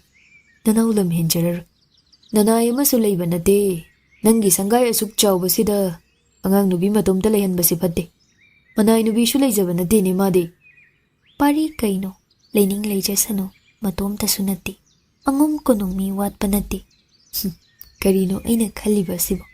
Nate. Matomta ni. Ajawba sangay nungdudadi. Huranbana sagun tawduna changlaklaga thengnakidanaba. Mami wat tagani. Adunabo mapamda hanjakho haibikredana. Ahing matomta lenki haiba. Amanbido madayma anigi manakta leibasu yaina. Pari masa sengtoi monda nungai. Ngarang laifamda thengnakibi Chanududa ningsing. Thire fanglaktre. Adubu thikini. Wasi nakhai sengna mukta loishinge. Maning tamlurage, mana ngamlurage laklibani. Mayum sangay, maning wai yena khado napina isong songjili. Manay kauduna sengdokhange sille. Adubu Lanchenba laktuna lauthare. Nayumni sengjongni waraktaba. Nangi nanayga ngomsida laite khangjawko. Napi senghange parina kauruba angom naido Lanchenbana lepkau kausinki. Law. Nang mating pangba yaroy. Ataysu khangalu. Selungba lakpa phau changhanba yaroy. Waraktaba sigida. Pariba yumda leihannaba, mathau chilhannaba, mayambongi chakrini. Pari kaisu leiba thabak natte. Mikupta loishange ningki. Wama khamare yetre. Makhutsu thanghai ama pai. Napi yanthatpa, phoidatpa, tawthokpa hawi. Ayuki kori chenba, sanamachugi nungsa mangalduna, iranglangba, apakpa, humangtana chotsilaba, afanba mananganduda, phusinbabu, ithak thai. Awubana, mitanagani pakhang asi. Wawa kauba leitragum, makokta, kuget amuba ama. Khudai matik ama takhatuna setliba. Hema pukhridagi pun ama paiduna ising sokpa thokjare. Pari ni khangde. Selungba lakjaba angom mi tamba ama oiramale khali. Adubu hanagum pari kok laksilabadi masak yengningdena chaini kiza mamai khumjin pukhriromda gam. Pari na nakaldagi ui. Ising pun achawado ngamboi ngamdaboy. Yetlom makhwangwaida yipsin aman biduna. Makok mamay pulap khumjin thaiduna chetkiba. Ubu uridra, khiteso haido. Mamit mapase, tushinduna maya teklabadi, ma amuk miwata hannaba sinjaba kasu saini. Makhud oigi khudangaduna, maraibagdagi humang nanthok. Ipik pikladana, nakhwang teklaga angom chenthagani. Apikpa pun oina pu haina launingi. Adubu haibaduni, mataududa, laubasu ngamsilakta, shum ngamsilakta. Imong yaukre hema. Manggol awangbado kakhatkibado laanni. Ising pundo hana ꯃꯥꯡꯒꯣꯜꯗ ꯃꯈꯨꯠ ꯃꯆꯥ ꯑꯅꯤꯗꯨꯅ ꯊꯥꯡꯒꯠꯂꯤꯕ ꯃꯁꯥ ꯑꯃꯨꯛ ꯀꯥꯈꯠꯆ ꯄꯨꯟ ꯑꯗꯨ ꯑꯃꯨꯛ ꯌꯦꯞꯁꯤꯟ ꯄꯨꯁꯤꯟꯈꯤꯕ ꯀꯌꯥ ꯅꯨꯡꯉꯥꯏꯔꯒꯨꯝ ꯄꯥꯔꯤꯅ ꯑꯃꯟꯕꯤꯒ ꯄꯨꯟꯗꯨꯒꯒꯤ ꯂꯥꯟ ꯃꯇꯦꯛ ꯑꯗꯨ ꯌꯦꯡꯍꯧꯏ ꯑꯃꯟꯕꯤꯅ ꯂꯥꯟ ꯉꯝꯈ꯭ꯔꯦ ꯐꯖꯗꯧꯔꯤꯗ ꯀꯨꯝꯍꯩꯁꯦ ꯄꯨꯟꯅ ꯉꯝꯗꯨꯅ ꯃꯈ꯭ꯋꯥꯡ ꯇꯦꯛꯂꯕꯗꯤ ꯅꯥꯄꯤ ꯑꯃꯨꯛ ꯌꯥꯟꯊꯠꯄ ꯍꯧꯏ ꯍꯦꯃꯥ ꯄꯥꯔꯤ ꯍꯜꯂꯛꯇ꯭ꯔꯤ ꯈꯜꯂꯗꯨꯅ ꯅꯌꯨꯝ ꯌꯦꯅꯈꯥ ꯅꯥꯄꯤ ꯐꯣꯏꯍꯧꯕ ꯑꯉꯨꯝ ꯁꯦꯂꯨꯡꯕꯗꯨꯒꯤ ꯆꯥꯅ ꯊꯛꯅꯕ ꯈꯔ ꯂꯥꯟꯁꯤꯟꯕ ꯃꯣꯂꯤ ꯃꯣꯂꯤ ꯂꯥꯛꯆꯩ ꯇꯞꯅ ꯄꯨꯖꯔꯛꯂꯤꯕꯗꯨ ꯃꯑꯣꯡ ꯇꯥꯅ ꯂꯩꯃꯥꯏ ꯊꯛꯇ ꯊꯝꯖ ꯁꯦꯂꯨꯡꯕ ꯁꯤ ꯍꯥꯕꯤꯌꯨ ꯑꯣꯛꯇ꯭ꯔꯕꯗꯤ ꯅꯆꯜꯗ ꯇꯥꯛꯄꯤꯁꯤ ꯄꯥꯔꯤ ꯐꯂꯞ ꯌꯦꯡꯂꯛꯏ ꯀꯗꯣꯝꯗꯒꯤ ꯃꯥꯕꯨ ꯁꯦꯂꯨꯡꯕ ꯑꯣꯏꯅ ꯎꯈ꯭ꯔꯕꯅꯣ ꯌꯥꯝꯅ ꯃꯣꯠꯂꯕ꯭ꯔꯥ ꯊꯕꯛ ꯅꯣꯝꯕ ꯇꯝꯕ ꯃꯥꯜꯂꯕ꯭ꯔꯥ ꯑꯩꯁꯤꯕꯣ ꯍꯦꯃꯥ ꯏꯃꯨꯡꯔꯣꯝꯗ ꯊꯨꯅ ꯆꯪꯈ꯭ꯔꯦ ꯊꯝꯂꯝꯕꯗꯨ ꯂꯣꯏꯅ ꯆꯥꯊꯣꯛꯏ ꯊꯤꯕꯣꯡ ꯖꯥꯎꯗꯨꯅ ꯆꯈꯥꯎ ꯈꯦꯔ ꯈꯔ ꯆꯝꯐꯨꯠ ꯃꯍꯤ ꯈꯔ ꯍꯦꯃꯥ ꯃꯔꯛ ꯃꯔꯛꯇ ꯑꯉꯣꯝ ꯏꯪꯈꯣꯜ ꯑꯆꯧꯕꯔꯣꯝꯗ ꯇꯍꯥ ꯇꯍꯥ ꯂꯥꯛꯂꯝꯃꯤ ꯄꯥꯔꯤꯅ ꯁꯨꯝ ꯎꯏ ꯃꯅꯥ ꯃꯁꯤꯡ ꯈꯔ ꯊꯠꯂꯤ ꯑꯃꯨꯛ ꯆꯦꯟꯊꯣꯔꯛ ꯊꯨꯅ ꯀꯣꯕꯤ ꯐꯨꯜ ꯑꯃ ꯐꯨꯛꯅꯕ ꯂꯥꯛꯅꯩ ꯃꯈꯨꯠ ꯑꯅꯤ ꯆꯪ ꯍꯩꯖ꯭ꯔꯥꯡ ꯑꯃꯠꯇꯁꯨ ꯄꯥꯏꯔꯛꯀꯦ ꯍꯥꯏꯗꯦꯅꯦ ꯕꯨꯗꯨꯕꯤꯁꯦ ꯂꯥꯟꯅꯤ ꯍꯟꯗꯛꯅ ꯑꯃꯨꯛ ꯂꯩꯃꯥꯏ ꯊꯛꯇ ꯀꯣꯕꯤ ꯃꯈꯣꯛꯇꯨꯒ ꯍꯦꯃꯥꯅ ꯉꯝꯗꯨꯅ ꯀꯣꯕꯤꯗꯨ ꯐꯨꯛꯈ꯭ꯔꯦ ꯄꯨꯈ꯭ꯔꯤ ꯃꯆꯥꯔꯣꯝꯗ ꯆꯥꯝꯊꯣꯛ ꯆꯦꯟꯁꯤꯟꯈꯤ ꯃꯨꯔꯨꯝ ꯃꯨꯔꯨꯝ ꯃꯤꯄꯥꯏꯅ ꯁꯣꯟꯖꯈꯤꯕ ꯇꯥꯍꯧꯋꯤ ꯁꯦꯂꯨꯡꯕ ꯁꯥꯔꯤꯕꯗꯨꯅ ꯑꯁ ꯆꯐꯨ ꯃꯍꯤ ꯄꯥꯊꯔꯝꯕ ꯇꯥꯔꯦ ꯁꯣꯏꯔꯦ ꯑꯩꯗꯤ ꯄꯥꯔꯤ ꯅꯣꯛꯅꯤꯡꯕ ꯃꯇꯧꯗꯨꯗ ꯀꯔꯤ ꯑꯦꯟꯁꯥꯡꯕꯨ ꯊꯣꯡꯂꯝꯗꯧꯅꯣ ꯉꯁꯤꯗꯤ ꯊꯕꯛ ꯋꯥꯔꯦ ꯉꯥꯏꯍꯥꯛꯀꯤ ꯃꯇꯨꯡ ꯑꯃꯨꯛ ꯊꯣꯛꯂꯛ ꯆꯨꯔꯤ ꯇꯥꯐꯝꯗ ꯂꯦꯞꯆ ꯁꯦꯂꯨꯡꯕ ꯀꯔꯤ ꯄꯨꯖꯔꯛꯈꯣꯒꯦ ꯏꯁꯤꯡꯕꯨ ꯀꯥꯎꯔꯦꯅꯦ ꯄꯨꯖꯔꯛꯀꯦꯀꯣ ꯍꯦꯃꯥ ꯏꯁꯤꯡ ꯊꯝꯂꯝꯃꯤ ꯆꯐꯨ ꯃꯆꯥ ꯑꯃꯒ ꯄꯤꯊ꯭ꯔꯥꯏꯒꯤ ꯄꯥꯇ꯭ꯔ ꯃꯆꯥ ꯑꯃ ꯇꯔꯨ ꯑꯗꯨꯒꯤ ꯃꯇꯨꯡ ꯊꯣꯛꯂꯛꯈꯤꯗ꯭ꯔꯦ ꯍꯦꯃꯥ ꯄꯥꯔꯤꯒꯤ ꯆꯥꯛꯂꯨꯛ ꯁꯦꯝꯕ ꯂꯣꯏꯔꯦ ꯆꯥꯛꯈꯨꯝꯔꯣꯝꯗ ꯃꯉꯥꯡ ꯂꯨꯋꯥꯡ ꯒꯨꯔꯨ ꯑꯍꯨꯝ ꯁꯦꯝꯕꯤꯔꯤꯕ ꯃꯄꯨꯗ ꯀꯠꯆꯩ ꯏꯕꯦꯟ ꯏꯃꯣꯏꯅꯨꯗꯁꯨ ꯐꯨꯡꯒꯥ ꯂꯥꯏꯔꯨꯗ ꯀꯠꯆꯩ ꯃꯥꯒꯤ ꯁꯔꯨꯛꯁꯨ ꯊꯤꯗꯣꯛꯇꯨꯅ ꯊꯝꯖꯩ ꯑꯉꯣꯝ ꯍꯤꯡꯆꯥꯕꯗꯨ ꯂꯥꯛꯂꯔꯣꯏꯗ꯭ꯔꯥ ꯂꯥꯛꯅꯤꯡꯗ꯭ꯔꯥ ꯇꯣꯛꯆꯧꯅ ꯉꯔꯥꯡ ꯑꯍꯤꯡꯗꯤ ꯃꯇꯣꯝꯇ ꯀꯌꯥ ꯀꯤꯈ꯭ꯔꯦ ꯐꯝꯖꯥꯎ ꯀꯥꯗꯁꯨ ꯆꯪꯗꯦ ꯍꯤꯡꯆꯥꯕꯗꯨ ꯀꯣꯛ ꯍꯟꯖꯤꯜꯂꯛꯑꯒ ꯀꯥꯗ ꯂꯩꯔꯝꯃꯦꯅ ꯆꯩꯕꯤꯔꯗꯤꯅ ꯀꯤꯔꯗꯨꯅ ꯐꯨꯡꯒꯥ ꯃꯅꯥꯛꯇꯨꯗ ꯂꯝꯍꯨꯏꯅ ꯍꯨꯏꯖꯥꯎꯁꯤꯡꯅ ꯂꯥꯛꯅ ꯈꯣꯡꯖꯤꯜꯂꯛꯄ ꯑꯍꯤꯡ ꯇꯨꯝꯈꯤꯗꯦ ꯍꯦꯃꯥ ꯍꯀꯥꯝ ꯑꯃ ꯃꯈꯨꯠꯅ ꯈꯟꯗꯨꯅ ꯆꯜꯂꯤ ꯑꯗꯨꯒ ꯍꯩꯃꯥ ꯀꯩꯅꯣ ꯅꯪ ꯑꯣꯏꯔꯦ ꯁꯦꯂꯨꯡꯕ ꯑꯣꯏꯍꯧꯕꯗꯣ ꯏꯃꯨꯡꯔꯣꯝꯗ ꯆꯪꯈꯤꯕ ꯍꯦꯃꯥꯅ ꯎꯍꯧꯏ ꯏꯀꯥꯏꯔꯦꯗ ꯁꯦꯂꯨꯡꯕ ꯀꯧꯔꯨꯕ ꯇꯣꯜꯂꯤꯗ ꯃꯋꯥ ꯐꯥꯎ ꯃꯁꯛ ꯈꯪꯖꯗ꯭ꯔꯦ ꯄꯥꯔꯤ ꯂꯩꯔꯕꯅꯤꯅ ꯍꯦꯃꯥ ꯀꯥ ꯃꯆꯥꯗꯨꯔꯣꯝꯗ ꯂꯣꯠꯄ ꯆꯪꯖꯈꯤ ꯄꯥꯔꯤ ꯆꯥꯏꯊꯕ ꯂꯣꯏꯔꯒ ꯂꯨꯛ ꯍꯥꯈ꯭ꯔꯦ ꯀꯔꯤꯅꯣ ꯑꯦꯟꯁꯥꯡ ꯃꯊꯦꯜ ꯐꯅ ꯌꯥꯝꯅ ꯍꯦꯟꯒꯠꯂꯝꯂꯦ ꯃꯁꯤꯡ ꯊꯤꯕꯕꯨ 10ꯃꯨꯛꯅꯤ ꯀꯗꯔ ꯍꯩꯗ ꯍꯩ ꯑꯃꯟꯕꯤ ꯑꯩꯅ ꯂꯧꯁꯤꯟꯕꯤꯅꯕ ꯍꯣꯠꯅꯖꯔꯤꯔꯥ ꯈꯨꯃꯟ ꯆꯅꯨ ꯑꯣꯏꯔꯔꯣꯏ ꯑꯗꯨꯃ ꯑꯉꯣꯝ ꯑꯩꯒꯤꯗꯤ ꯊꯃꯣꯏ ꯍꯨꯈ꯭ꯔꯦ ꯈꯟꯖꯩ ꯈꯪꯅꯤꯡ ꯑꯃꯨꯛ ꯅꯤꯡꯁꯤꯡꯂꯨꯏ ꯉꯔꯥꯡꯇꯅꯤ ꯆꯥꯛ ꯆꯥꯕꯗ ꯃꯇꯥꯎ ꯊꯦꯝꯕꯒ ꯃꯥꯒꯒꯤ ꯋꯥꯔꯤ ꯊꯦꯝꯕꯅ ꯂꯛꯅꯔꯝꯕ ꯄꯥꯔꯤ ꯅꯪꯗꯤ ꯇꯣꯜꯂꯦꯗ ꯅꯤꯡꯊꯧ ꯃꯆꯥ ꯑꯣꯏꯖꯔꯁꯨ ꯑꯦꯟꯁꯥꯡ ꯃꯊꯦꯜ 2-3ꯇ ꯆꯥꯗꯨꯅ ꯅꯄꯨꯟꯁꯤ ꯂꯦꯜꯂꯦꯗꯣ ꯇꯥꯍꯧꯔꯕ꯭ꯔ ꯋꯥꯔꯤꯗꯨꯕꯣ ꯑꯁꯤꯒꯤ ꯁꯤꯖ ꯑꯃꯟꯕꯤꯁꯤꯅ ꯑꯗꯨꯒꯤ ꯑꯣꯏꯒꯅꯤ ꯑꯦꯟꯁꯥꯡ ꯃꯁꯤꯡ ꯈꯪꯍꯦꯟ ꯍꯦꯜꯂꯝꯂꯤꯕ ꯃꯇꯣꯝꯇꯅꯤ ꯅꯪꯕꯨ ꯌꯥꯝꯅ ꯋꯥꯔꯕ꯭ꯔꯥ ꯀꯣꯅꯨꯡꯒꯤꯗꯤ ꯄꯨꯖꯥꯔꯤ ꯃꯁꯤꯡ ꯊꯤꯉꯝꯗꯦ ꯄꯥꯔꯤ ꯆꯥꯒꯗꯧꯕ ꯄꯥꯝꯃꯨꯔꯛꯂꯒꯨꯝ ꯉꯁꯥꯏ ꯈꯥ ꯋꯥꯡ ꯃꯥꯏꯀꯩ ꯈꯪꯗ ꯀꯣꯏꯆꯦꯟ ꯆꯦꯟꯖꯈꯤꯕꯤ ꯁꯤꯖ ꯑꯃꯟꯕꯤꯗꯨ ꯃꯤꯠꯇ ꯁꯪꯁꯪꯅ ꯎꯔꯛꯏ ꯑꯗꯨꯕꯨ ꯇꯦꯊꯕ ꯌꯥꯗꯦ ꯃꯥꯗꯤ ꯊꯃꯣꯏ ꯌꯥꯎꯗ꯭ꯔꯦ ꯄꯤꯊꯣꯛꯈ꯭ꯔꯦ ꯁꯛ ꯃꯤꯡ ꯈꯪꯗꯕꯤ ꯀꯅꯥꯗ ꯆꯥꯕ ꯂꯣꯏꯔꯦ ꯆꯒꯨꯝ ꯁꯤꯡꯖꯤꯜꯂꯝꯃꯤ ꯉꯁꯤꯗꯤ ꯇꯞꯅ ꯃꯦꯡꯅ ꯁꯥꯎꯗꯕꯤꯗ ꯑꯔꯣꯏꯕ ꯋꯥꯔꯤ ꯑꯃꯁꯨ ꯁꯥꯟꯅꯅꯤꯡꯉꯤ ꯁꯤꯖ ꯑꯃꯟꯕꯤꯗꯨꯒ ꯉꯁꯤꯗꯤ ꯂꯨꯛ ꯍꯥꯟꯅ ꯆꯥꯖꯁꯅꯨ ꯉꯥꯏꯕꯤꯒꯦꯅꯤꯡ ꯃꯄꯥꯜꯔꯣꯝꯗ ꯊꯣꯛꯈꯤ ꯐꯅ ꯀꯨꯏꯔꯒ ꯁꯤꯖ ꯑꯃꯟꯕꯤꯗꯨ ꯂꯨꯛ ꯍꯥꯔꯝꯂꯅꯤ ꯀꯥꯟꯗ ꯍꯟꯖꯤꯜꯂꯛꯏ ꯄꯥꯔꯤ ꯆꯥꯛꯈꯨꯝꯂꯣꯝꯗ ꯌꯦꯡꯂꯨꯏ ꯆꯐꯨ ꯃꯈꯨꯝ ꯍꯥꯡꯂꯨꯏ ꯃꯅꯤꯡꯗ ꯆꯥꯛ ꯈꯔ ꯁꯤꯖ ꯑꯃꯟꯕꯤꯒꯤ ꯁꯔꯨꯛ ꯉꯁꯥꯏ ꯂꯩꯍꯧꯕꯗꯨꯅꯤ ꯃꯥꯗꯨ ꯀꯩꯗꯧꯔꯤꯕ ꯍꯧꯖꯤꯛꯐꯥꯎ ꯆꯥꯛꯀ ꯆꯥꯗ꯭ꯔꯤꯕ ꯀꯗꯣꯝꯗ ꯂꯩꯈꯤ ꯃꯇꯩꯃ ꯑꯅꯤꯒꯤ ꯃꯅꯥꯛꯇ ꯆꯥꯛ ꯆꯥꯈ꯭ꯔꯕꯔꯥ ꯄꯥꯔꯤ ꯉꯥꯏꯍꯥꯛ ꯇꯨꯕꯠ ꯆꯠ ꯉꯥꯏꯔꯨꯏ ꯉꯥꯏꯉꯝꯂꯛꯇ꯭ꯔꯦ ꯋꯥꯔꯤꯗꯨ ꯁꯥꯗꯣꯛꯅꯤꯡꯕꯒꯤ ꯃꯇꯩꯃ ꯑꯅꯤꯒꯤ ꯃꯅꯥꯛꯇ ꯂꯥꯛꯆꯩ ꯃꯌꯥꯝꯕꯨꯡꯒꯤ ꯁꯪꯒꯥꯏ ꯃꯥꯡꯗ ꯂꯦꯞ ꯀꯧꯔꯨꯏ ꯊꯣꯏꯅꯨ ꯊꯕꯥ ꯊꯣꯛꯂꯛꯃꯤꯟꯅꯩ ꯀꯩꯗꯧꯔꯦ ꯄꯥꯔꯤ ꯄꯤꯁꯛ ꯏꯇꯩꯃ Nanau tombibu. Haima. Khangdini khodi pari pisak. Sida itai mani gi manakta lakpidro mabo. Lakte. Ngasigi unazadri. Kaino, nangi sangaida leizahodro. Leihoda mali. Karino, thira ina ngasidi. Yana rabrone pari pisak. Sum yengbane idaima. Thaba, machil yaubagi haunabi. Pari pisak. Amuk nangna thawoibidena chelamdana. Magi Ningthemgi manakta. Thoinuna thababu jayhadli. Hai, Lanchenba, nangna chindu yaumandana sirani ko. Mi dakinine. Nanau soikre jema. Pari kaishu hairamdre. Mai laikre. Thoinuna laurai. Thizau. Ma chilhan khradi nang sugunuda loi thabini haibani ko nayambungna. Pari chingnaraduna lotpham oibi siza amanbigi ka machado thong namduna yenglu. Manungda puna palamde. Madumadi puna pandaba thong ni ningsinglei. Manungda changkhini di kaukre.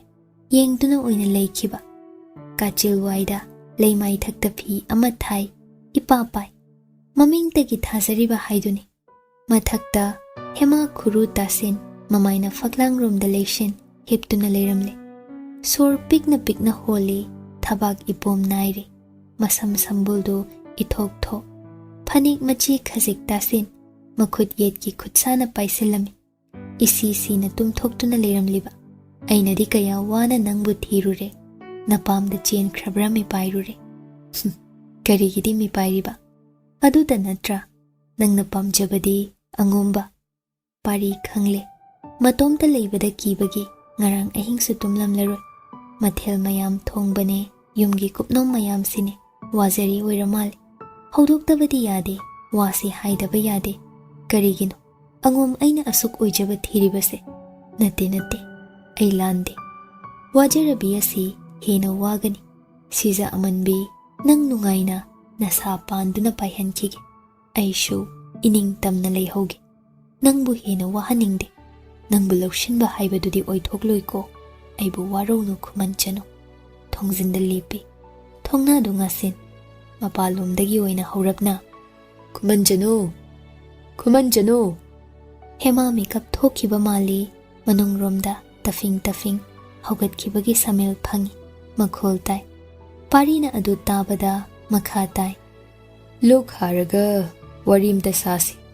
Kadala ugonang. Pari chatkre. Hema tumsit phadabagi. Mamai ipom mamit ingang sinna.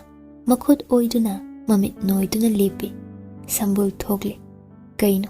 Miwa sum haudokpiba haunabra. Kari haibi dauriba. Saubadi mande khohai adu. Hingchabani kizaine. Ayuare. Nangai puchairanu bangomba. Chakhumdala parina charambagidu loishalaga luk chai. Chafamdi khangde. Karibu hairani. Hauzik maknapamda chatlo kanamak hairadi. Makhut masayao phuraklagana kamdoba. Kina parigi kazaugi thongmayada lepi. Mamai lutsinjay. Pizao ama insiladana. Ipik-pikna. Phi ngakna ui. Kaubadi ngamde. Mina khazik yaningdaba utlakpada. Mana hena labna chenthokiba midani madi. Parina thongdo khanghang hanglei. Hema hairap chathoi. Phidune mataudune. Ubada angangna italakpi sanaribabu mali. Pari nokningladuna. Shorbu phunbadari. Phuloidro. Kashu tawroigum. Hema mamai hena lukthai. Lau. Nangi kachalduda phamjaru. Hema kirup changlakduna kachalda lepi. Phamune Khuman Chanu. Ai jairoi. Aibu kiranune. Adutada phamthaki maru lukna leize. Pari sora masangna hondo phamung machida phamtha hemada yenglei. Naning tamjakro. Sina ibanigi khwaidagi pharani. Hema khumde. Sengna hekta hayo. Ikainusi. Nabungmakni khallu aishe. Mamangda saukhibagi aishu kaino nangbu chaibi ngangbikri. Ai lale ko Khuman Chanu. Khumlakte. Mataudo ahongba leite. Nangi khangna chana ningjaba kana leibage. Nangi ningthem natrabasu ye. Ama hekta hayu sengna. Hema khumde masado kachilduda tasinjai. Mingduda hayo nangna khoida jabadugi leifam khangdrasu aina thigani. Makhutta wa phasana hairam nangbu sinabi. Kadaida lei nangna ningjaba ama hekta. Hema tapna Yaikhom marumdagi ipik piksin khonjeldo Ningthem nata aigidi kanasu leizade. Leisari kandasu kanasu leiraktabako leizade. Adu oiradi madam leiri. Chahi kaya sujari nangbo. Taranipal changjarakpani. Nauri yam ama hek thiraga loiri. Napamda thinbige aina hayengma. Nangi awung awunsing angom aikhoidagi nangna apamba khaishu loina oihangi. Low piyu pige sana pami yamlingkhai puzako. Napamda leiraga nangi pamjaba nakhutchaba ma thizaru. Hema khumde parina hemagi Yaikhomna lutsin krabi mamai masado munna yeng. Umang saudrane nangbu kachilduda kaisu tawzade. Kari khalibagi aigi wase nangbo. Hemana khumba kauba leitrabada parina marul senglai haidaba yadraba matangni. Khuman Chanu aibu yamna phattaba ama oinasu nangna uganu. Hoi aina famdadi tawhaidaba kaya ama tawkhre. Itin phawba sichinbikre. Ai yam lankre. Adubu itawsingdugi maramde nangna khangko. Aigisu ningjaba amakhakle. Pamdaba apamba. Khwaidagi apamba khwaidagisu pamjadaba loinale. Khwaidagi pamdabasi amanba potpu aigi sarukoibani. Nangsu nasana khangjaramni. Aina nangbu Ningthemdagi nikiba nate. Iraibakta tamlamduna iyambungna purakkibani. Aina tasengna khwaidagi pamdabasingi manungda nangsi chankre. Adugi nangbu laushinba ngamdriba ngamloidawriba. Nangna punsi chupasida leigani marai tawrasu aigi phirepti honglaroiko. Hema khumde chekmok laude. Aduga aina khwaidagi pamjaba ningjaba pamujabasina aigi khak oigadawbi pumseng sengbi angom sagai sigi yumburembi. Ima leima ipa Ningthaugi mamau taseng tasengbi amakak. Turonnaba chatnabi khuthang lanbasi aidi tukachai. Aduna aidi nupishu lolo. Thamoi shinakibi manata aigi punsigi chupli paihangani. Mabu thengnakre. Nang leina leina mabu tonbi mingthol phanghan aina sida supurak ningde. Magi magul tatha ningde. Aduna nang yabiyo. Nangi sagaigi Khuman Chanu amada aigi thamoidi sina thokre. Nungsiba yanabasu ai ngamlo. Nangbu nungsibasu punsigi ngamlo. Aduna hema nang aibu ningtamhal. Nangshu punsida sum leiga ningan. Nangna yadraga aina thokpa ama tawrakpada nang aibu warugan. Masi aigi aroibani. Hema tumin lei pari tapna hogatke. Aibu Ningthemna yathang inde haina ngabung khau cheirak piraklabasu lam heli haina ipabung Ningthau ima leima iyambungna loi tharabasu aidi honglaroidan. Aibu ningtamhal. Khoida jekrabi Khuman Chanududa punsi sikatlugi. Nangna khurau oiran. Nang chatkro. Nang aibu thadoklo. Pari tumin leiki. Hemagi paukhum amadi pamli. Hema nang butaribra. Hema tapna hogalei. Wahang amakhak. Kasar haibadubu khangbibra. Khangi. Kaidawnagi hangliba adubu nangna matangsida. Kayam lapagi sidagi. Pari tumin lei asuk phasana wa hairaga kasar miriba khangjalakpasai. Mabu Khuman Chanu sina kaya usit hawoidriba. Mangaksam laktuna inthokningle. Phathai. Pari phathai. Hema thonglomda thokiramdai. Makholdu tanik tanik. Matam kitadi pinabiyo. Yararoidrane. Kayam kuinano. Khangde. Adubu. Kuihallanu. Ai kuibadi yaroi hema. Phagani. Hema thoki. Chatti chatkragi khalaboire. Nang angom thadu khandaba yadabani thuna. Amuk hemagi matung inarak parina. Thabum amadagidi helallanu ko hema. Hema hoi haigom mangak khakni nomlam.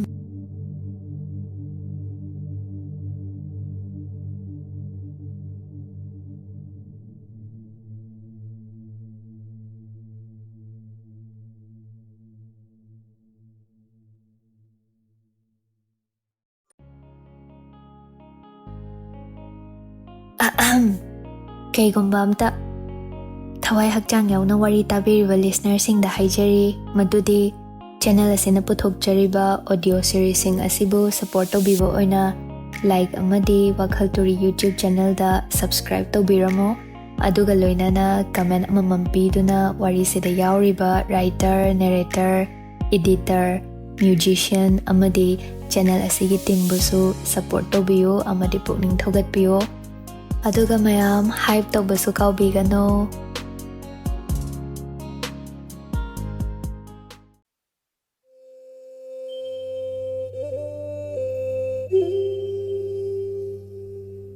Khongji Makhol Manim Kurai lay magi manakta changzarui Thoinu du tapli tapli Wa mahangat chaningi Hekti mangamde Hingchabi su oibi Manim abhaubini Angom sida haina humna palibini Taungambini Mapuruiba Ningthemgi lay matarukni layramba Hausikna amata mami ukidre Masi angom siza khomdon bigi Matik mayainani Lonabi mache manaw mangamag Makhoygi macha maso kadai kadai da chelhankre mana thokpa ama tawki khomdon bina changau kaidore hayo inem da thoinu imalema namauna punim jari makhongso khurumjai khuru tana kunduna phamjai leimai thakta khomdon bigi hayo ta se haiba ya thangai bani hayo haida wa hangat pa yade imalema ayi naunu pido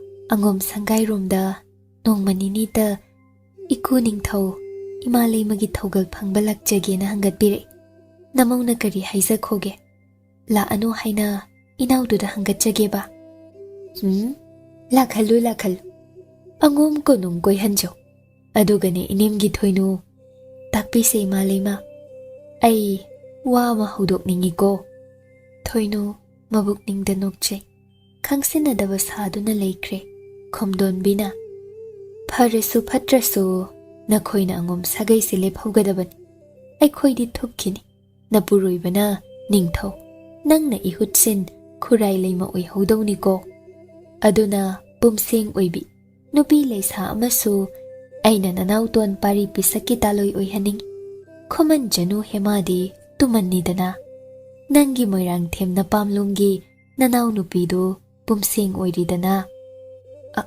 Oizari Malayma Moirang Themda Yumdagi Hendok Chada Ima Pazi Hoina Cheksina Thamje Phai Lakhalu Matau Ying Sidana Hana Phagani Malayma Thoinu Hogatli Kamdawi Manaw Nupisi Hana Dagisu Parida Pining Leiba Handak Thaba Manawna Khuman Chanu Siza Aman Bisi Lakle Khuman Makhoi Ani Surena Ngakjaw khara thekat libasi thuna thudik hodaba yade moirang themanaw nupisi pari pisaki ani shubi oihandaba yade khudakta manawda thuna angomda laknaba silu haina sagol pau chenki nomit humni marini di pari hema hanagum pangleida leinai wa haina de nahan wari sakhiba adugi matungdagi hema adumak lotje pari imungda leiba kan Magi ka machadu dada lutli Pari na chathokra kanda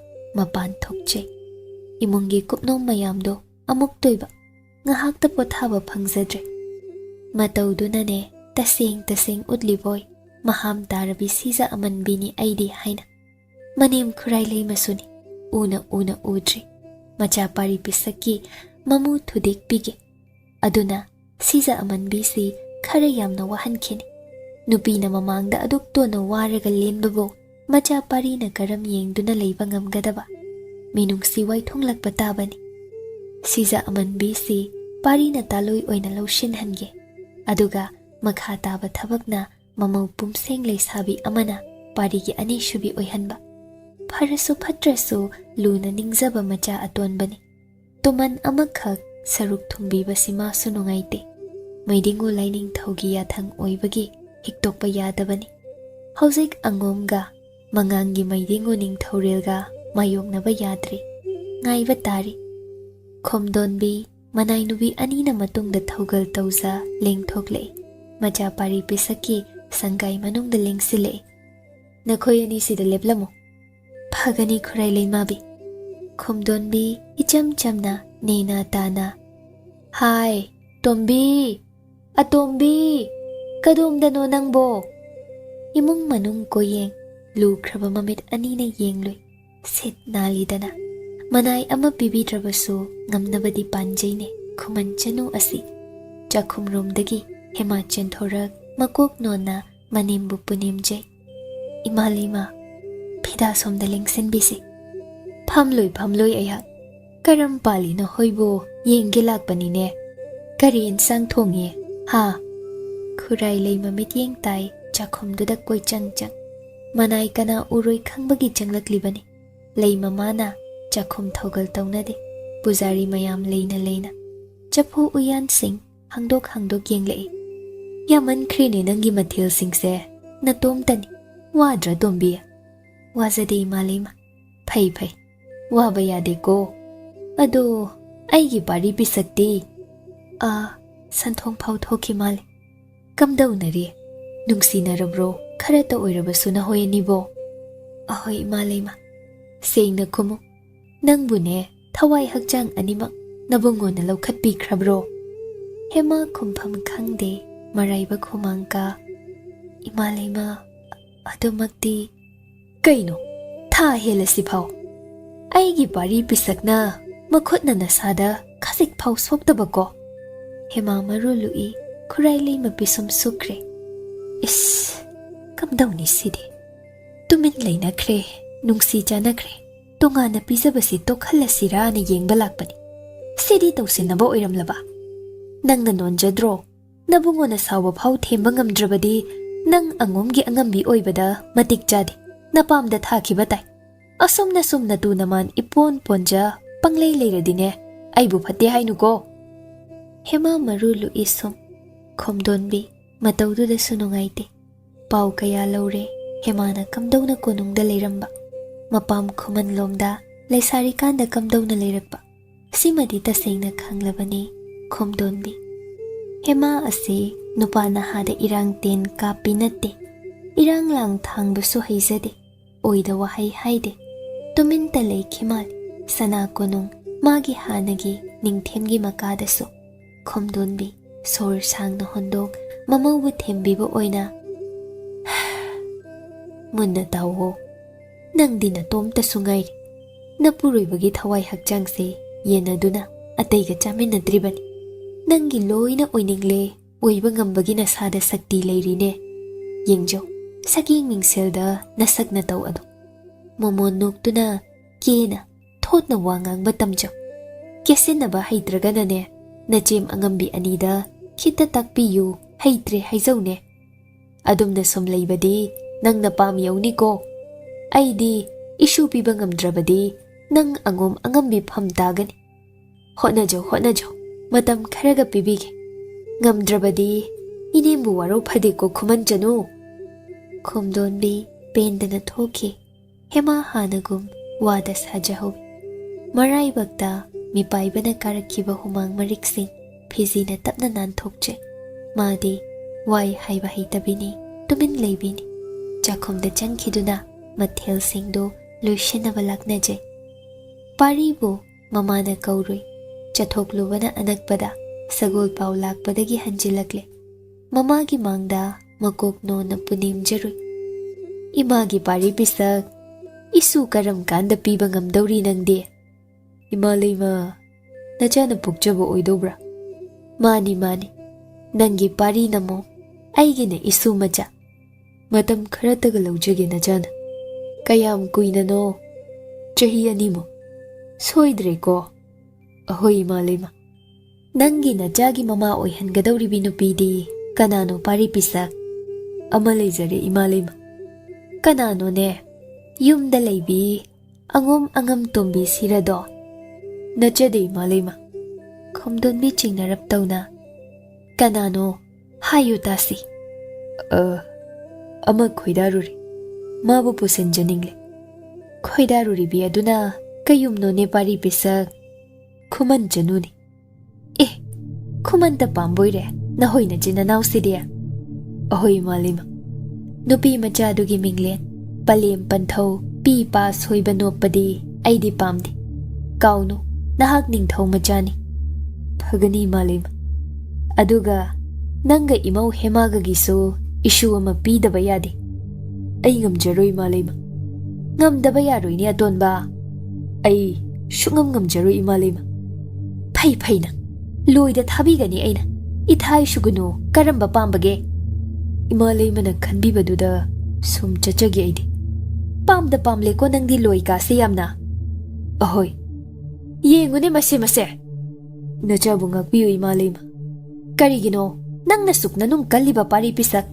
Yengo, tungan bijarasu nang na imaw hemagi manakta suknag nagsindrib. Asuk kuy base. Imalima. Pamoyni. Ay nasulugsan biroy. Sing na hanagi konungdagi lakibadudagi mapup kaida masum leijasano angom sida. Hai, chintiba. Aman biyasibu nang na nathaw amuk supamu biriba ko. Ahoy. Tuman oire haidunabu sagay gi maidi nang sungyeng yengdrene ko ton ba. Najana sagay sigidamakni. Kha chikna iyum sanggayda numit khuding hanjinjarakliba imalima. Phay. Nang yengo ko. Sita mo, nangi hemada. Takpisi imalima. Yung kamda piya matuna saw haijaw. Ay gihana. Mathangda na tayma angambi anigi susaru. Aduloy baga, angom nabaw krembi gisu, pumnamaki. Manangam naba pis hagadabani. Mabu hayramgadrani imalima. Hayramgani, siza amanbini. Soydana, nacha haizagi imalima. Sida sunate, mongkum pi lolo hayo. Napabong Ningthawgi, aigi. Mataygi, machem anigi. Khwang pi susagadabani ma. Haijagi imalima. Aduga hanagumne, yumgi kupnomsu, matomta na tawhalo. Nang na mateng siki mapangba yaroy ko. Pangjaroy. Hanaso pangjade na jadi. Yenge. Nang kayam kuy na tumin layba yadawri. Pari thoki, khomdon bi taksi sonduna. Pat thitna, Khuman Chanu si wahandaba yadi. Waro no ko Nemgi tombi. Nang na waro waragane. Ay angaw ba icha aton ba sina. Natawdu yeng bangamlakta. Nating panghange, Nem na sinbani. Ay bu waro. Kara wadaba yadrene nang bo.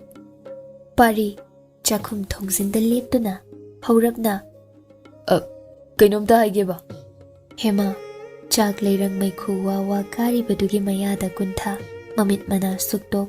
May kuna muktoyba. Mit laiza ani thop. Mapi ira thang. May kamlamba lipche. Tumin leiki. Mamay onsilakte. Nangbu pi saba, mongkhum lonba. Pi lonba ga hibrado. Mamay do pi chingtha. Hanagum kupsinja. Tapna kumjare. Khara haizaye. Pabong Ningthaw, imalayma. Itayma angambi ani. Iyamba angamhal. Abogrembi pumbagi. Yung kampi. Khwangpi, monkhum katlo na takbire. Phagani. Thuna katlo haine. Phagani. Pari chatkre mapalomda amu.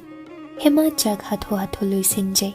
Mathildu ngasidi taramanga hek sudoki. Wabana muktoyba. Numidang chara suhenjari. Sembiba manadi khangniko. Tuman ase sati dharma di kaizadriko. Chak toklaga ngayhak uizabadu tokpatay. Machem thoinugi manakta lakcha ikoy-koyna. Ichem hal, nanay waamta. Hayu dombi, kari leire, hatho inakta chelaklibadi nangbo. Phi sazage, kita takpiyu, kadayda sani aide. Hayma, kanana phi saw haygene nangbo. Imalay magiya thangni ichem hal. Hayma, asuk kwazarasida hena otge khaliboire. Phay. Takpini. Saphamdi pisangda nanggi ama tongana semhange. Itung ila ulaw ne. Phagani chimhal. Padumna pisangromda pusinki. Angomgi pisa sanglen asi phana machawi.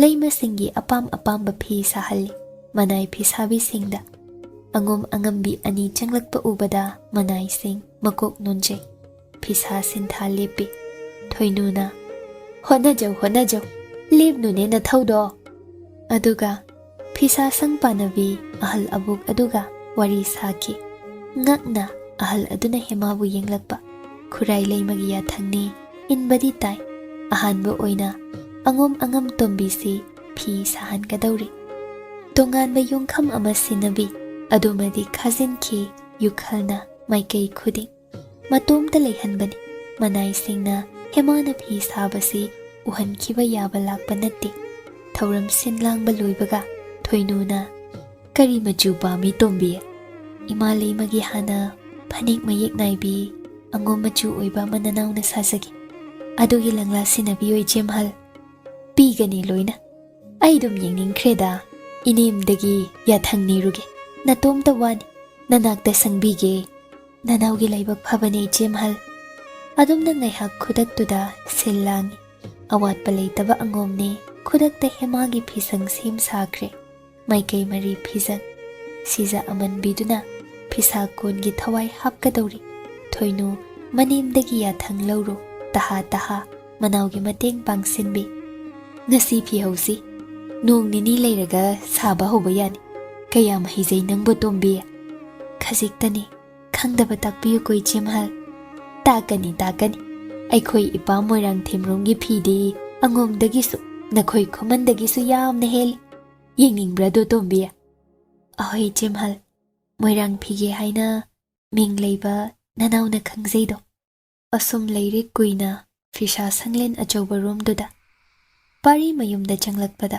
ꯊꯦꯡꯖꯤꯟꯈ꯭ꯔꯐꯥꯎ ꯍꯦꯃꯥꯒꯤ ꯃꯃꯤ ꯎꯗꯦ ꯀꯩꯅꯣ ꯊꯨꯅ ꯃꯄꯥꯝ ꯌꯧꯁꯤꯟꯈ꯭ꯔꯕ꯭ꯔꯥ ꯈꯪꯗꯦ ꯍꯪꯆꯤꯠ ꯂꯥꯡꯒꯦ ꯍꯥꯏꯅ ꯏꯪꯈꯣꯜꯂꯣꯝꯗ ꯊꯣꯛꯂꯨꯏ ꯑꯉꯣꯝ ꯂꯩꯀꯣꯜ ꯑꯆꯧꯕ ꯌꯧꯁꯤꯟꯈꯤ ꯄꯥꯔꯤꯗꯣ ꯎꯔꯛꯏ ꯂꯥꯞꯇꯛ ꯇꯞꯂꯤ ꯂꯥꯛꯂꯤꯕꯤꯗꯣ ꯍꯧꯖꯤꯛꯇꯤ ꯂꯥꯞꯅ ꯎꯕꯗ ꯃꯁꯛ ꯃꯇꯧ ꯈꯪꯂꯦ ꯃꯥꯒꯤ ꯁꯤꯖ ꯑꯃꯟꯕꯤꯗꯨꯅꯤ ꯍꯥꯏꯅ ꯄꯥꯔꯤ ꯂꯦꯞꯄꯗꯣ ꯎꯔ ꯃꯥꯜꯂꯦ ꯃꯃꯥꯏ ꯈꯨꯝꯖꯤꯟꯖꯩ ꯄꯥꯔꯤ ꯅꯣꯛꯅꯤꯡꯂꯛꯏ ꯐꯤꯁꯥ ꯁꯪꯔꯣꯝꯗꯒꯤ ꯂꯥꯛꯆꯔꯤ ꯃꯥꯜꯂꯦ ꯃꯔꯝ ꯃꯣꯛꯏꯗ ꯍꯥꯏꯕꯗ ꯉꯥꯏꯔꯤ ꯐꯤ ꯁꯥꯒꯦ ꯆꯦꯜꯂꯨꯔꯤꯕꯣꯏꯔꯦ ꯑꯃꯟꯕꯤ ꯅꯪꯕꯣ ꯍꯦꯃꯥ ꯁꯪꯒꯥꯏꯗ ꯆꯪꯈ꯭ꯔꯦ ꯄꯥꯔꯤ ꯂꯥꯛꯇ꯭ꯔꯤꯉꯩ ꯁꯟꯙ꯭ꯌꯥꯒꯤ ꯂꯝꯇꯨ ꯍꯥꯊꯨ ꯂꯣꯏꯁꯤꯟꯖꯩ ꯃꯁꯥꯗꯣ ꯄꯣꯞ ꯇꯥꯅ ꯋꯥꯔꯦꯗꯣ ꯅꯨꯃꯤꯗꯥꯡꯁꯨ ꯇꯨꯝꯐꯝ ꯆꯥꯐꯝ ꯈꯪꯗ ꯂꯦꯜꯂꯤꯕ ꯀꯨꯏꯔꯦꯗꯀꯣ ꯅꯨꯃꯤꯗꯥꯡ ꯁꯦꯝꯕꯤꯕ ꯃꯄꯨ ꯃꯕꯦꯝꯃ ꯄꯨꯅꯦꯝꯖꯕ ꯂꯣꯏꯔꯦ ꯄꯤꯊ꯭ꯔꯥꯏꯒꯤ ꯀꯝꯕꯤꯗ ꯍꯥꯞꯄ ꯃꯩꯀ꯭ꯔꯨꯛ ꯃꯩꯇꯥꯜꯒꯤ ꯃꯅꯤꯟꯅ ꯃꯩꯈꯨ ꯋꯥ ꯃꯅꯝꯅ ꯄꯨꯡꯁꯨꯝ ꯄꯥꯔꯤꯒꯤ ꯁꯪꯒꯥꯏꯅꯨꯡ ꯃꯊ꯭ꯋꯥꯏ ꯄꯥꯜꯂꯕꯅꯤ ꯃꯄꯨ ꯑꯣꯏꯕꯗꯨꯅꯇ ꯈꯪꯗꯕꯅꯤ ꯑꯉꯣꯝꯕ ꯅꯪꯁꯦ ꯏꯪꯆꯥꯕꯅꯤꯀꯣ ꯄꯥꯔꯤ ꯍꯩꯅꯈ꯭ꯔꯦ ꯑꯗꯨꯕꯨ ꯁꯟꯙ꯭ꯌꯥ ꯑꯌꯨꯛ ꯌꯧꯔꯛꯄꯗ ꯃꯩꯀ꯭ꯔꯨꯛ ꯃꯅꯝꯅ ꯃꯁꯥꯗ ꯌꯩꯍꯟꯕ ꯃꯅꯝꯗꯨꯅ ꯊꯕꯣꯝꯕꯤꯗꯇ ꯅꯠꯇꯦ ꯊꯃꯣꯏꯗ ꯆꯨꯁꯤꯟꯈ꯭ꯔꯒꯨꯝ ꯃꯥꯡꯒꯣꯜꯗ ꯐꯝꯗꯨꯅ ꯂꯩꯈꯤ ꯄꯥꯔꯤ ꯃꯇꯩ ꯃꯊꯣꯏꯅꯨ ꯂꯥꯛꯇꯨꯅ ꯂꯛꯅꯕꯤꯔꯝꯃꯤ ꯃꯅꯥꯎꯕꯨ ꯉꯥꯏꯍꯥꯛ ꯂꯩꯔꯒ ꯈꯠ ꯂꯥꯎꯕꯤ ꯃꯇꯩ ꯃꯊꯕꯥ ꯑꯃꯨꯛ ꯂꯥꯛꯇꯨꯅ ꯂꯥꯎꯁꯤꯜꯂꯝꯃꯤ ꯀꯔꯤꯅꯣ ꯑꯇꯣꯟꯕ ꯍꯧꯖꯤꯛꯅ ꯃꯥꯡꯒꯣꯜꯗꯒ ꯐꯝꯂꯤꯕ ꯆꯥꯛꯈꯨꯝꯗ ꯆꯪꯕꯤꯌꯣ ꯋꯥꯖꯔꯕꯤ ꯑꯩꯈꯣꯏ ꯇꯣꯝꯕꯤꯒꯤ ꯃꯇꯦꯡꯒ ꯈꯔ ꯄꯥꯡꯉꯨ ꯂꯥꯛꯑꯣ ꯏꯟꯁꯥꯡ ꯃꯊꯦꯜ ꯃꯁꯤꯡ ꯍꯦꯟꯒꯠꯂꯦ ꯄꯥꯎꯁꯨ ꯇꯥꯏꯀꯣ ꯍꯣꯠꯅꯧ ꯄꯥꯔꯤ ꯅꯣꯛꯇꯨꯅ ꯂꯩꯍꯧꯏ ꯂꯨꯛ ꯍꯥꯕ ꯃꯇꯝꯗ ꯆꯪꯂꯨꯏ ꯂꯣꯏꯔꯝꯂꯦ ꯃꯆꯨ ꯇꯥꯅ ꯃꯥꯒꯤ ꯆꯥꯛꯂꯨꯛ ꯍꯥꯟꯅꯒꯨꯝ ꯁꯦꯝꯂꯝꯂꯤꯕ ꯄꯥꯔꯤ ꯂꯨꯛ ꯍꯥꯕ ꯂꯣꯏꯔꯒ ꯆꯥꯛꯈꯨꯝ ꯀꯥꯆꯤꯜꯒꯤ ꯂꯩꯔꯪ ꯃꯅꯥꯛꯀꯤ ꯆꯐꯨ ꯎꯌꯥꯟꯁꯤꯡꯗꯨ ꯃꯊꯧ ꯂꯩꯇ ꯃꯈꯨꯝ ꯍꯥꯡꯗꯣꯛ ꯑꯃꯃꯝꯇ ꯑꯣꯏꯅ ꯌꯦꯡꯂꯨꯕ ꯁꯤꯠ ꯅꯥꯜꯂꯝꯃꯤ ꯎꯌꯥꯟ ꯆꯐꯨ ꯃꯅꯨꯡꯗ ꯆꯗꯨꯝ ꯃꯆꯥ ꯑꯃꯠꯇꯃꯛꯅꯤ ꯌꯥꯎꯔꯝꯕ ꯍꯦꯃꯥꯅ ꯅꯨꯃꯤꯗꯥꯡ ꯆꯥꯛ ꯊꯣꯡꯕꯗꯗꯤ ꯃꯁꯥꯒꯤ ꯁꯔꯨꯛ ꯍꯥꯞꯆꯗ꯭ꯔꯦ ꯄꯥꯔꯤꯅ ꯈꯪꯈꯤ ꯑꯁꯨꯛ ꯀꯨꯏꯕꯁꯤ ꯁꯥꯎꯅꯤꯡꯕꯒꯤ ꯑꯩꯅ ꯈꯔ ꯆꯩ ꯉꯥꯡꯈꯤ ꯍꯥꯏꯅ ꯅꯪꯗꯤ ꯑꯁꯨꯛ ꯀꯨꯏꯕꯁꯤ ꯆꯔꯥ ꯍꯦꯜꯂꯤꯕꯣꯏꯗꯀꯣ ꯅꯨꯃꯤꯗꯥꯡ ꯈꯨꯗꯤꯡ ꯋꯥꯔꯧꯀꯥꯁꯨ ꯌꯥꯝꯅ ꯆꯥꯎꯏꯅ ꯑꯃꯟꯕꯤ ꯅꯪꯗꯤ ꯅꯍꯥꯟ ꯃꯈꯩ ꯑꯩꯗꯤ ꯈꯪꯂꯨꯗꯦꯀꯣ ꯂꯣꯏꯔꯒ ꯊꯣꯛꯈꯤ ꯄꯥꯔꯤ ꯑꯉꯣꯝꯕ ꯂꯩꯇ꯭ꯔꯦ ꯈꯪꯂꯒ ꯍꯦꯃꯥ ꯃꯥꯒꯤ ꯀꯥ ꯃꯆꯥꯗꯨꯗꯒꯤ ꯊꯣꯛꯂꯛ ꯀꯣꯜꯂꯤꯛ ꯂꯣꯏꯁꯤꯟꯖꯩ ꯆꯥꯛꯈꯨꯝ ꯋꯥꯏ ꯁꯦꯡꯅ ꯇꯩꯊꯣꯛꯏ ꯐꯨꯡꯒꯥ ꯃꯩ ꯍꯧꯒꯠꯇꯨꯅ ꯊꯝꯖꯔꯝꯃꯤ ꯄꯥꯔꯤꯅ ꯃꯩ ꯌꯥꯏꯒꯦꯅ ꯊꯣꯡꯖꯤꯜꯂ ꯂꯦꯞꯄꯦ ꯈꯪꯈꯤꯕ ꯅꯨꯃꯤꯠꯇꯒꯤ ꯍꯦꯃꯥ ꯐꯨꯡꯒꯥ ꯃꯅꯥꯛꯇꯁꯨ ꯑꯍꯤꯡ ꯌꯥꯔꯩꯈꯤꯗ꯭ꯔꯦ ꯃꯩꯗꯤ ꯁꯨꯝ ꯍꯧꯗꯨꯅ ꯉꯁꯤꯒꯨꯝ ꯊꯝꯂꯝꯕꯅꯤ ꯆꯪꯈꯤ ꯃꯥꯒꯤ ꯀꯥ ꯃꯆꯥꯗ ꯇꯨꯃꯤꯟ Numidangdo pangthengsu thengdri. Ngasai machem thoinuda hangatchakiba wafamdubo machemna yabiningdrabra khanjane. Adubu khanjanaringai thoinu manai amaga laktuna hemabu kaure parina tahobane. Yumdagi thokiba mali amanbido. Pangtheng thengnadi leiganu ko tombi. Inainadi nangbu sangduna leihangani. Adubu konung manungne hairasu ane ichemdi nanakta thengla phau leibadi ngamloi ko. Phagani jemhal. Chatli tabli. Makhutta thaunam mairi ne lentar ne paisa sangdu tamna. Phana kuishinkre tum thau yadre angomba. Pari sangai gi thongjaudo hangdorakpra makhol tai. Sum lei tumde. Phana thengjinkre. Ahing chabuk oigebo hairaklani. Mayum sangai thong hanglakhi. Hemado halaklaboire. Matai mathoinuga kadaida chatlibano. Asuk thengna. Khallu shungamdre amanbigi wakhaldi. Hema magi ka machada changkhe phungagi mai semjinjaramlaga. Ahing thenglaga ingbasu sum henjile. Pari di phaisup supna ingbasu henjile. Haugatlaga upu ayungbidagi phaisup amasu lauthoklaga hapjili. Hemadi kadai leimai thaktuda mabo khalloida ai maraina phaisup thiza tumjaramni. Asuk ayingbasida shoidana pham tharamgani ma khanki. Adum nini humni hauzenkhiba numidang hek thoinu natraga thaba laklaga hemabu pukhi. Ahing lanthakraga ahing yodringai sangaida hanjile. Thinjinbirame wafamdu karino khangde pari. Ma numidanga tumpham khanglaktriba si kuiredako. Ngasidi hekta hangba haiduni. Hemana chak thongjaringai magi haunabi thongjinda leptuna aigi sangai sida saidangduna leishalaga numidang nupi nangna chathokpasi ai pamde chaige haina adubu haibaduni mataududa chaingamde pari. Makok mamai ngauna masado kolli pun chapuna ikoi sinja ensang mathel mayamdo amasu nangnaba sim sajaram liba chakhumduda ipik hek pikladana ugi khabai pairingai nungi nungshu amuk lami loifatringai ensang amuk chami nang hauraroigum mai amuk kami sing amuk insenje. Makhut macha anido lepte pari matana urude thibong zauduna thamlamba pumba chathokpani. Hana ukre tolabidugi khuzeng anido ngasidi parina hanjina munna yenglure. Hanadagi hena ipik piksilabago mayang yamna kangsinba henkre. Hanagi yumgi kupnom mayamdugi mathakta amuksu nungthilna fisa konda. Ahingdadi tumlamlina tumdraba satlasibo. Pari mathau leita ngasidi hemagi ka machadu rumda laktuna yengle. Kashu leite hanago kachil waiduda phi amakhak thari. Ahingsida asuk ingbasida asum tumdauribrane nangbo. Phaisup suptuna tumbagi pham thabagi mamishu ude. Hema phungada ahing leitre so parina khanglabani. Kashu haida mapanda thoki khanki ngasidi asengba ama khangge numidangda kidauriba nangna. Thaba ikhat khatna lagle numidang luk haba loiragani. Tombi laune ngasidi ngana chasiko. Phagani chemton aikhoi pari bisakti leikhi male chemton lao thaumai paiduna chatki pari ngai haki matung thaumai gi tung inai chingnaramba chumle manai singna ngai fisha sanglen achaubado ahingda phi sabi kaya su leiri maina pungani fisha sanglen achauba hemana changkhiba machem thabagi matung inja phi sabagi oire numidang khuding manglibasidi si oiradi phai pari mamai leikhi. Karino ahing phana thenglapau hanjilaktre hema ngasidi sangai thong hangdoklakpa makhol ta khidre parina. Hema hanjilaktre khanglaga hek tumthau yadabini. Hema haibisi lakpadagi magi punsi ion onkre masana yada. Masana yakiba matangsu yawi. Pari fuk haugat ahing oire ko virusirane. Shiba tare ngangsi.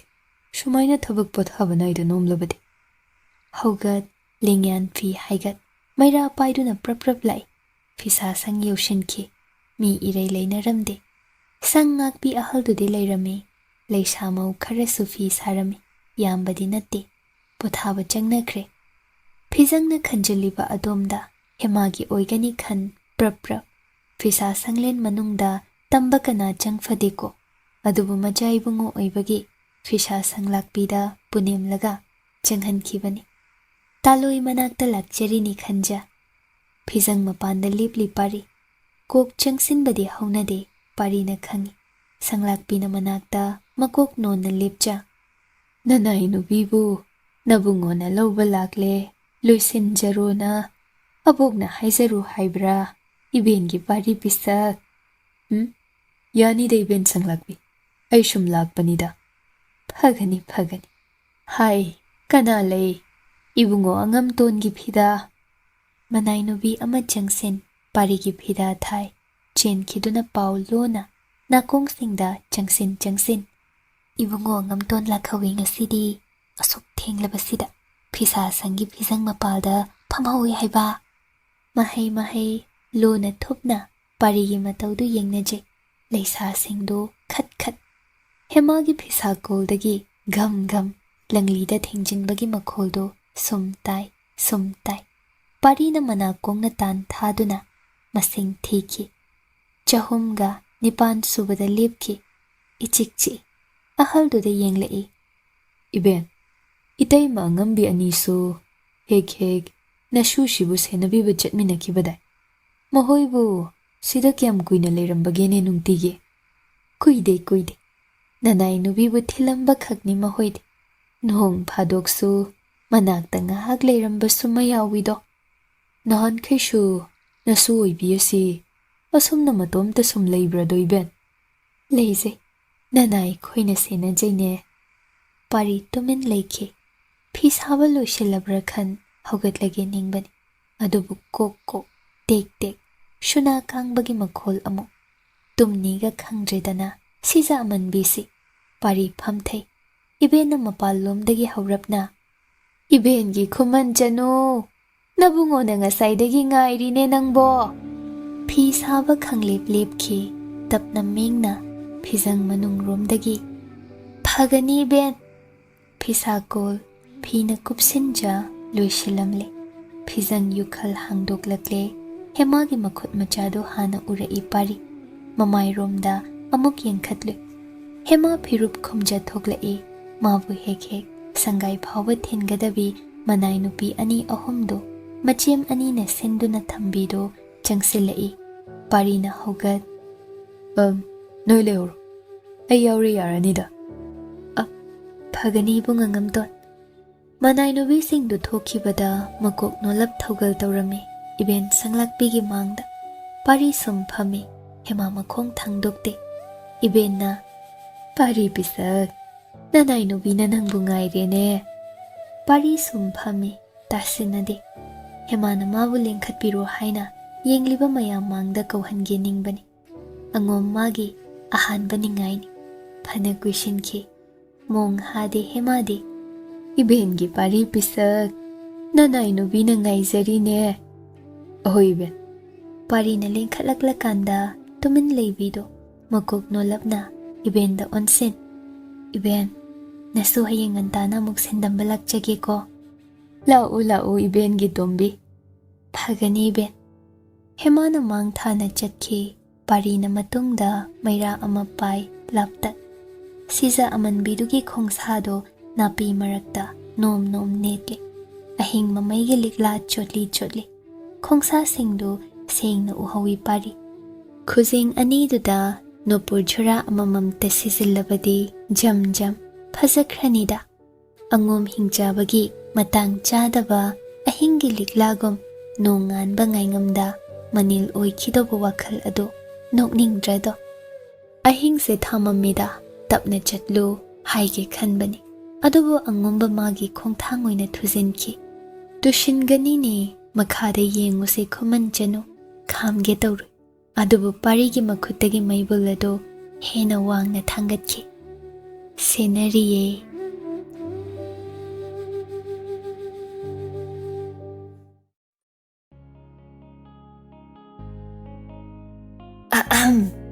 Kaygumba amta thawai hakchang yauna wari tabiriba listenersing da haijari madudi channel asina puthokjariba audio series sing asibu support tobiba oina like amadi WakhaL Turi YouTube channel da subscribe tobiramo aduga loinana comment amamam piduna wari sida yauriba writer narrator editor musician amadi channel asigi team busu support tobiyo amadi pukning thogatpiyo aduga mayam hype tobasu kaubigano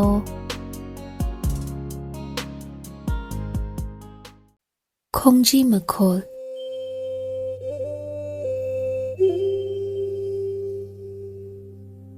Sagul garuba mushin mubado maya ha ha kari matin arara tari mapu angomcha hingcha basina watpi basi wahanbi basi nongan dringai dagi mathakta tongsin thauriba khursi sungtha hek tharadre kanagi leitum leigai nunglak pathi komthi phauduna koicha chatli tampak mayum lomdagi Khuman leikai Khuman pana thongle hanjin hanjin koire lamphai matek matek su yoseloi Khuman khakta da khongsan ba peladre karubada natte do Khuman matau thembasu wajakhibana hoide he matau angamton asina asuk wajariba thiraklibi machal sakpi Khuman Chanu do phangnaba thidadi thirage sari so haina angom ningthau macha sige tingbang Khuman asi marup yamna ningba sagai ni haine thembana sakhini tampak lam aada leihore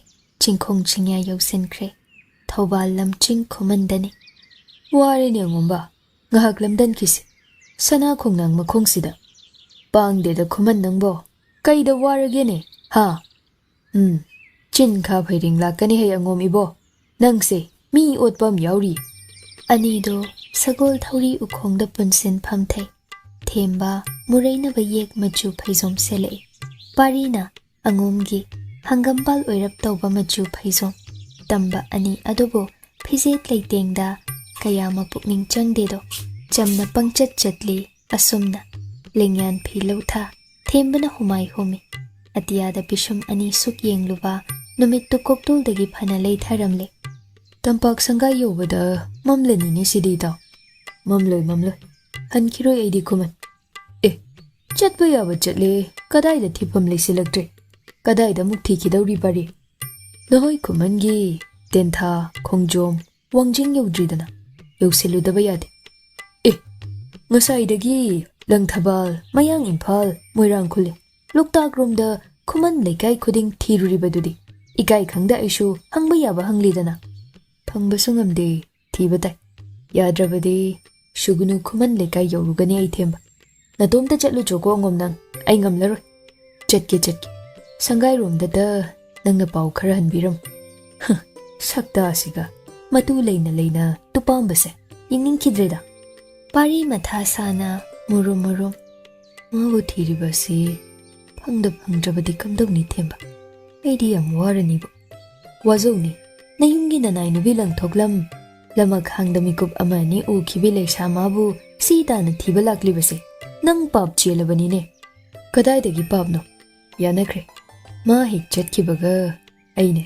Khuman Chanu du yumda pusinge ninglaban chapkyung kari yanariba ha kungyamba thabum amagi matungda mana khoirom mapamda laklagan aina thilakani kana yanariba wafam nu pari aikhoi ani dan atai yaude machilna thabum amagi matungda aibu thadoklage na haijak pabung ningtho ima khurai leimadi yana ba hainagani masane yana siza amanbido chatkradi aina lanba natreda nei daw nangna kamain hairaga thembiriba irai laina yarak phamdi thokdeni ichal marai bak thirabiduna pari ngai hak tuminle aduga marolo khangde themba Khuman nanga manade nachal siza amanbisi mabuk yamnalu kaibo wa ingangangde thagani hoisidai nangna hek napamda thabum amagi manungda chatkhro ai nupi ama thiaurage na hairuraga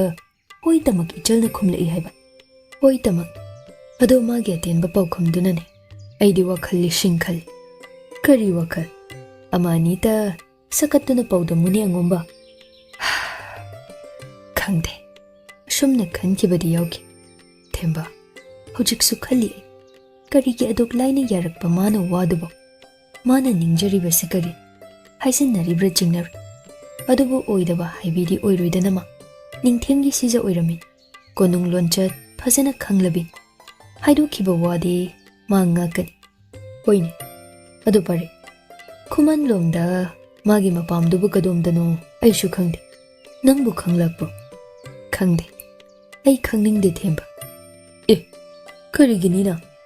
ꯈꯪꯗꯦ, ꯑꯗꯨꯕꯨ ꯃꯥꯒꯤ ꯃꯔꯝꯗ ꯑꯍꯦꯟꯕ ꯑꯃ ꯈꯪꯂꯨꯕ ꯑꯩ ꯄꯥꯝꯗꯦ꯫ ꯑꯦ, ꯑꯗꯨ ꯐꯔꯦ, ꯏꯆꯜꯗꯣ ꯃꯄꯥꯝꯗ ꯍꯟꯈ꯭ꯔꯕ, ꯃꯥꯗꯤ ꯋꯥꯔꯅꯤꯗꯣ, ꯀꯔꯤꯒꯤ ꯀꯥ ꯍꯦꯟꯅꯁꯨ ꯋꯥꯒꯗꯒꯦꯅꯦ ꯊꯦꯝꯕ?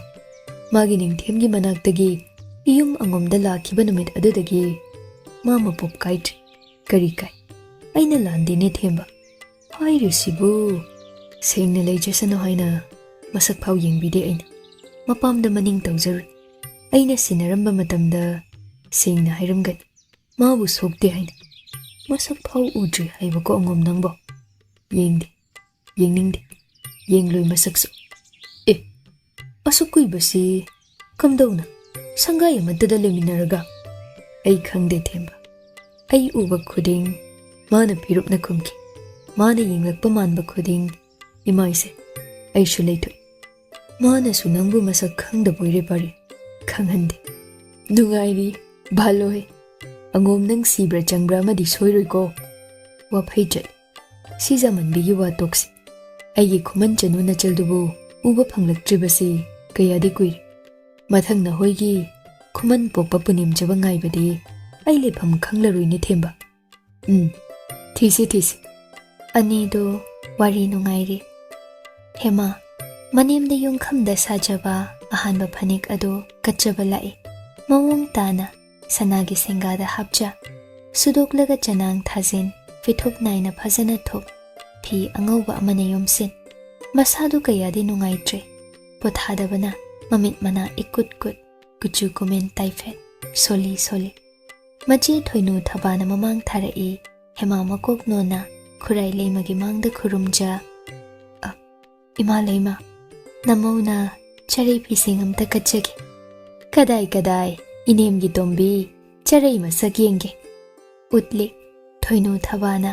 ꯐꯅꯦꯛ ꯑꯗꯨ ꯐꯤꯊꯨꯞꯇꯒꯤ ꯍꯥꯏꯗꯣꯛꯇꯨꯅ, ꯈꯣꯝꯗꯣꯟꯕꯤ ꯈꯜꯂꯤ, ꯍꯩ, ꯑꯇꯣꯝꯕꯤꯁꯤ ꯃꯈꯨꯠ ꯃꯁꯥꯁꯨ ꯅꯣꯞꯇꯦ, ꯀꯌꯥ ꯐꯖꯩ ꯆꯔꯩ ꯑꯁꯦ, ꯑꯗꯨꯕꯨ ꯊꯥꯒꯠꯄ ꯌꯥꯕ ꯃꯇꯥꯡ ꯅꯠꯇꯦ꯫ ꯊꯝꯃꯣ ꯊꯝꯃꯣ, ꯏꯅꯦꯝꯅ ꯂꯧꯁꯤꯟꯕꯤꯔꯕꯅꯤ, ꯅꯆꯦꯝ ꯑꯅꯤꯒꯤ ꯁꯔꯨꯛꯇꯤ ꯏꯃꯥ ꯂꯩꯃ ꯂꯣꯏꯁꯤꯟꯖꯒꯗꯧꯔꯤ, ꯏꯆꯦꯝꯍꯜꯒꯤ ꯍꯥꯟꯅ ꯁꯥꯕ ꯍꯧꯖꯩꯌꯦ꯫ ꯊꯨꯅ ꯂꯣꯏꯁꯤꯜꯂꯨꯀꯣ ꯇꯣꯝꯕꯤ, ꯑꯗꯨ ꯂꯣꯏꯕꯒꯅꯦ ꯈ꯭ꯋꯥꯡꯐꯤ ꯑꯃ ꯄꯥꯝꯃꯤ, ꯀꯔꯝ ꯁꯥꯅꯤ ꯍꯩꯖꯩꯀꯣ ꯅꯪꯕꯣ?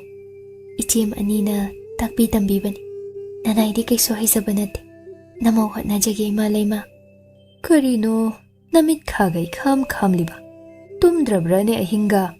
ꯇꯨꯝꯖꯩ ꯅꯅꯥꯏ, ꯅꯁꯥꯒ ꯁꯣꯛꯈꯤꯅꯤ, ꯅꯄꯥꯝ ꯈꯨꯃꯟ ꯂꯥꯛꯁꯜꯂꯗꯤꯅꯦ ꯑꯩꯅ ꯐꯖꯅ ꯊꯝꯕꯤꯗꯦꯒ ꯍꯥꯏꯍꯟꯕꯗꯤ ꯌꯥꯗꯦꯀꯣ ꯇꯣꯝꯕꯤ꯫ ꯅꯅꯥꯏ ꯒ꯭ꯌꯥꯟ ꯇꯥꯖꯔꯦ ꯏꯃꯥ ꯂꯩꯃ, ꯃꯄꯥꯝꯗ ꯃꯥ ꯋꯥꯔꯦ ꯄꯥꯎ ꯃꯆꯦꯠ ꯑꯃ ꯐꯥꯎ ꯇꯝꯕ ꯌꯥꯔꯣꯏ ꯍꯥꯏꯕꯅꯤ, ꯅꯥꯀꯣꯏꯅꯅ ꯈꯨꯔꯥꯏ ꯂꯩꯃꯅ꯫ ꯃꯧ ꯑꯍꯨꯝꯗꯨ ꯊꯣꯛꯂꯛꯃꯤꯟꯅꯩ꯫ ꯇꯣꯝꯕꯤꯌꯥ, ꯑꯩꯈꯣꯏ ꯄꯥꯔꯤ ꯄꯤꯁꯛꯇꯤ ꯎꯗꯦꯗ, ꯉꯟꯇꯥ ꯆꯠꯊꯣꯛꯈꯤꯌꯦ ꯏꯆꯦꯝꯍꯜ꯫ ꯀꯗꯥꯏꯗ?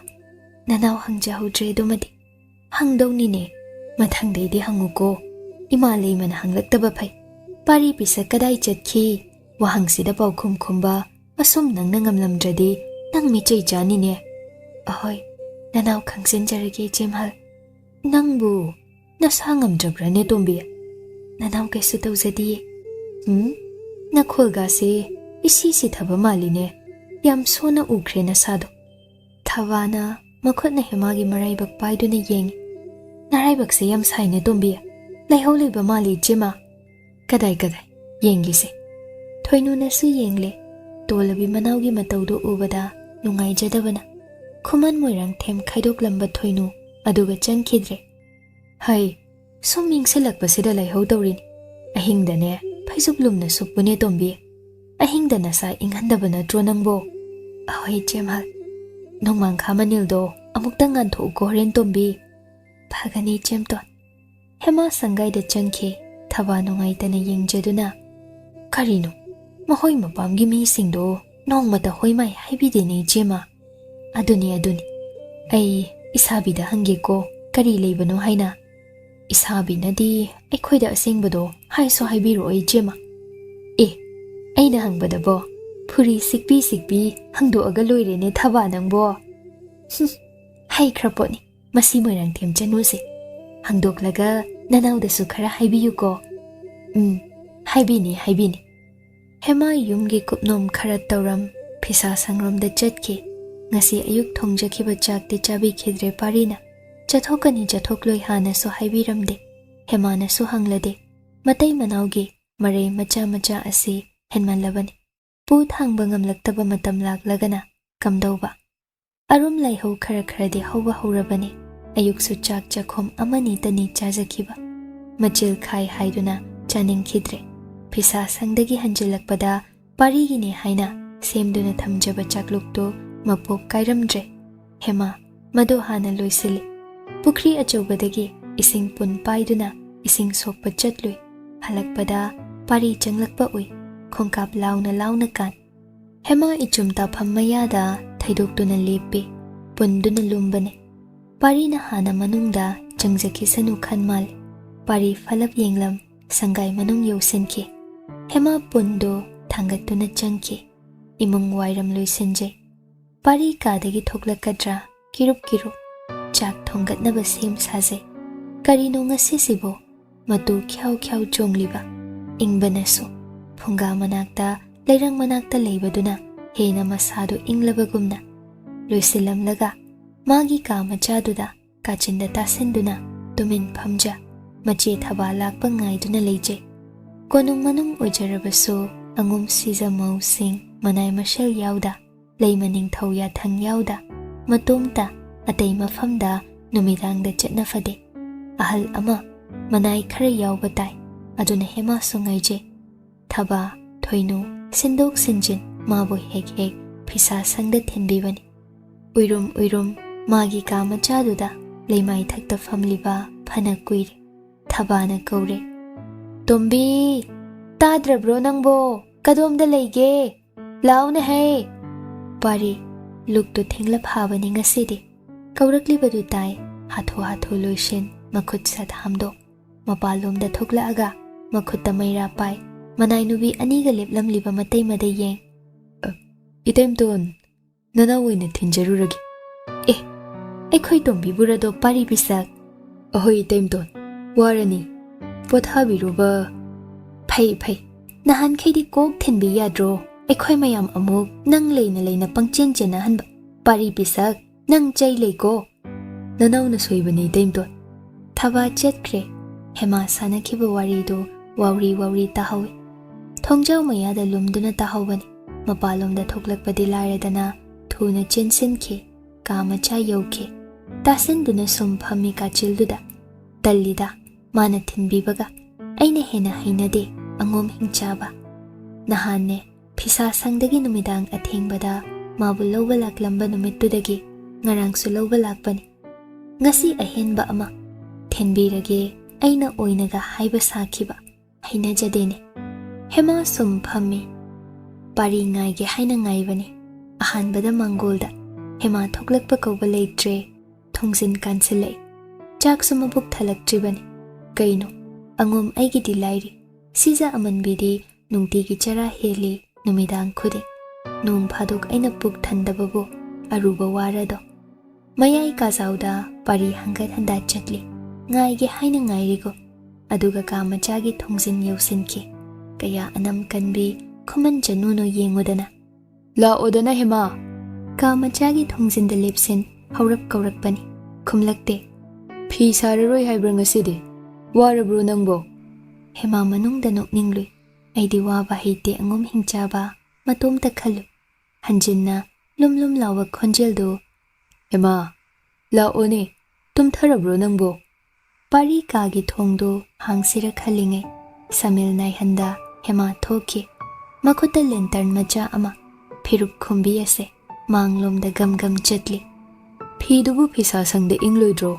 ingtham tha yori khara thaba ma illune hema Hema hana yenglamdre pari na maira pai matungda inai hanagum Hema gi taba tababi makhong khongsa sing khujing ani du da yeng laptak ni chatminariba phisa sang yobaga pari na tapna yengoi pangthing thing na di tumba phatte horin ngan la ke Hema khumlamde event sanglak pina thoklak Hema bu manung da pusin biki hai ki bata hawi event na haima event gi Khuman Chanu na sa sidi lai holi ba maline brang saida karino namit nana ingangang napira suchil ngamdrabadi potharuni nangbo abo nasu kesu tawzadi adubu musi takiba khonjel do pangal yaudre isi pari khangna makhong thangdoklei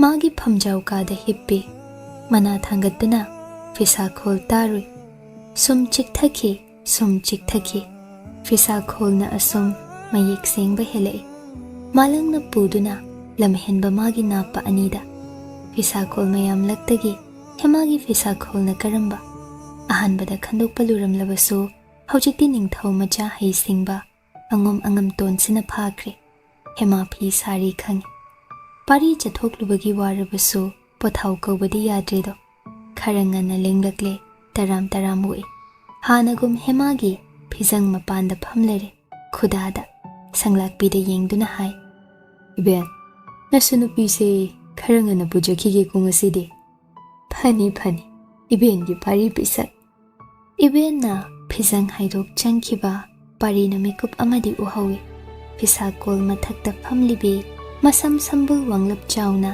chetna punsin makhong na suna kang makhut ani na pangandem pai phanik phidol chingkhat secha makhwang da khwangzet laksin mangak lurap leikhiba ado tungyan da phirup na khumsin ba yaudabana ngasina mayek iseng na ujaba phangjabani tanaw wida sisa aman bisi tungyan aduda ngawri da bakana so leite pari su tambani ngawri brahmaso tai iben gi khonje nasa sungam dana uine lushilo ni ngasi dingan ta tombi abo sigi khudap asida di phangzakhige nasu karino nasa do arum lai hore niktum niklabo kaino sida aying bada sum leiradine nang bungam da ba helani ne tombi abo ai kesu tawdeda ontho ida warani ne nangbo wadi idea bo pari phijang rom da munna yenglui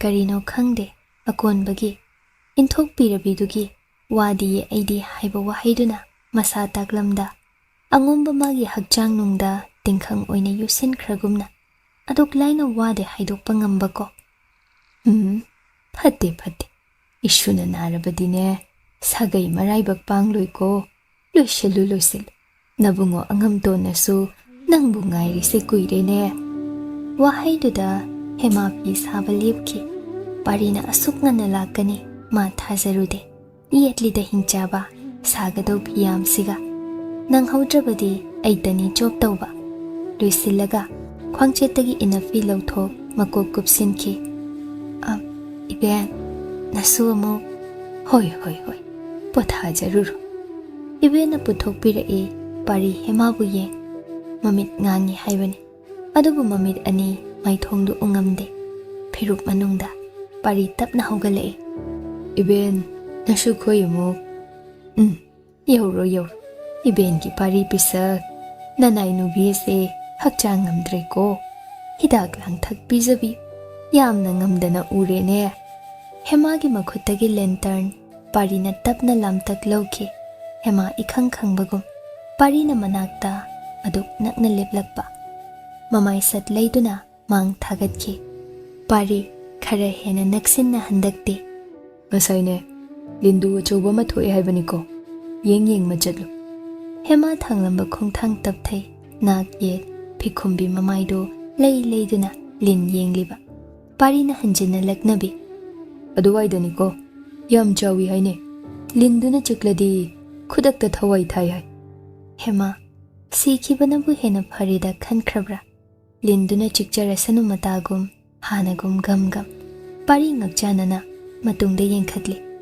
Picture highway one. Makhol machani si thokna yangida. Haurapna mukhaire. Pibu kaya sabalore. Ha. Hemana sukhum khumdabaduda khangningba ama parina khangje. Aduna khumgadaba wahangoina hangatkre. Tukachai tahalakanu chaibiki. Khonjeldo matang chada taningluribako angomba. Phigi matangdudi hema khonjeldo pictru pixinna ama khakloibada ngaijari. O khangledo parina khangninglibado makhol siri siri laihau tawi haibadu chumledana pari tumin leiki.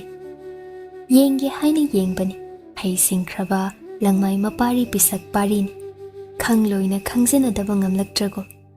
Nungtigi hema kamachada phi amatamak thaduna tumi adugi arum laihau hauraklibani ingba henjilakpasida asukana ngamdrasi phau manung kanduna aidi phi ama phau piyu hairoina leithoiba kuira kuiraga siza amanbi asi mabuk lushinba helaklago. Hema parina luk harambagi chairi khotlibadu loisinjarame chakhum wai daithokje ngasaina loisinjaradau thabakni hingjabasina thengna phau luk hada leikibain pari tubat tubat machatling asidi ngahaki matung chakhum thongjindagi sohairame ingladine punak mayaduda leigi sunang lejo. Hema khumlakte hairabani na mai manakta amanbidu leizarani khandoklure ahing leibre yengure hema leiramdre phunga mai mutlamle pari hera angang aina uda khai hanbi nangna naba henjinnaba angom chentha hanba aibu pumna makna ngang cheihanba kaidona sukningliba phaijom kanduna sauna lakle kamachagi thongjinda leptuna aying asaga khangjadabi lainu biro nangbo hema. Hema tumu yadre masadu nikli nikli Ningtham chanja panglei leijabani ngasina ahanba nate ahanba na hoina ubani asumna arum laiho hokhiba masing phana yamle noi angom sida hek thunglakpadagi matomtana marai phajakhini khandoklibani hanagumna haurapna Intham chanduna niktuna leirabro ha. Hanjin hanjin galauzaba sai kaino ahing sida wabana sir pothazarage khanjaba kansida hingchaba se maro loliba chak mabuk thandrabra khanja hema hogale e thong manakta lepi. Hai lainubi ayingba khangdabi tapna hangatche thong hangdoklaktabi hemadi kari takbibano phaijub lawjarula yazarani aidi angom aina yade hai law law thurone hema. Hema tapna thong hangdok kadagi thokle lapna faklangda thetliba mairagi mangalduna lamyaido ingan ngaliba parigi tung inaje parina upu hangdoklaga tham apamba khai loina puja khosene. Hema phi amakhak mapot natragum yamna hangoina lawthoklaga chatki sene pari matawduda oiraroi khanduna phisaw khara pulap lawtha makhutna paiduna pisile. Hema makhutna mana phidu koli makhutna mana phisi pai mamai lotli yazarani asina pari kaisho haida kamachadu romda changki pham macha ama mikupta makhut makna sem sakhi murum murum mipiknina sida channida amuk nungai raktre angom leima ningthau mamongna bu leimaida thaduna hippa yawonba phamungda oina hipjarage rahemana natraga kagi nangi kachilluda oina. Hema laptak kama pandagi thoktum thokbiro aibura pari ngaklapna hangakpani. Hemana ahoy pari thokhi hema manungda changki thongna ngasinki pakhek chatkiba ngamdre adubo thong ahoba marumdagi huranbagum yengle matududa mitugum loinabir onthoi ida angomba nangbo ui musi musi. Hema hipte tharamba phamduda nupi machado yengbadi kuina yengkhe pham sembirambadu romda parina matung romdagi ubani karino ko khiptene anabi se.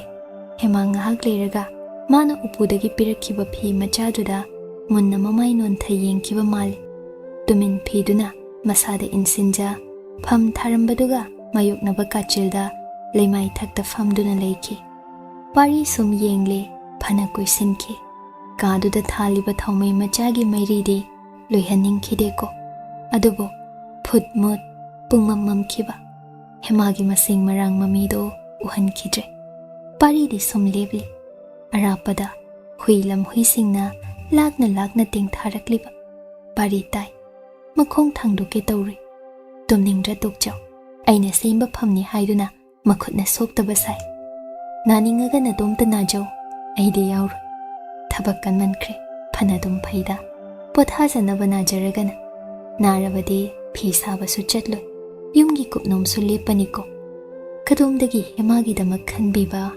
angomba magi aphaiba wakhal adubo ahanba thangdukluba makhong phakre prithi imana phaba natte do siza amanbina phabani mayek sengboy sengdaboy taru hema hik kablakle pari mayek sengna tai mikap kholakta machil mensinja masa phungatuna sor wana honje thangnaba mikupta bungamda khangamda hema du hanjina kable wahai amatamak haije mikap kholakta ima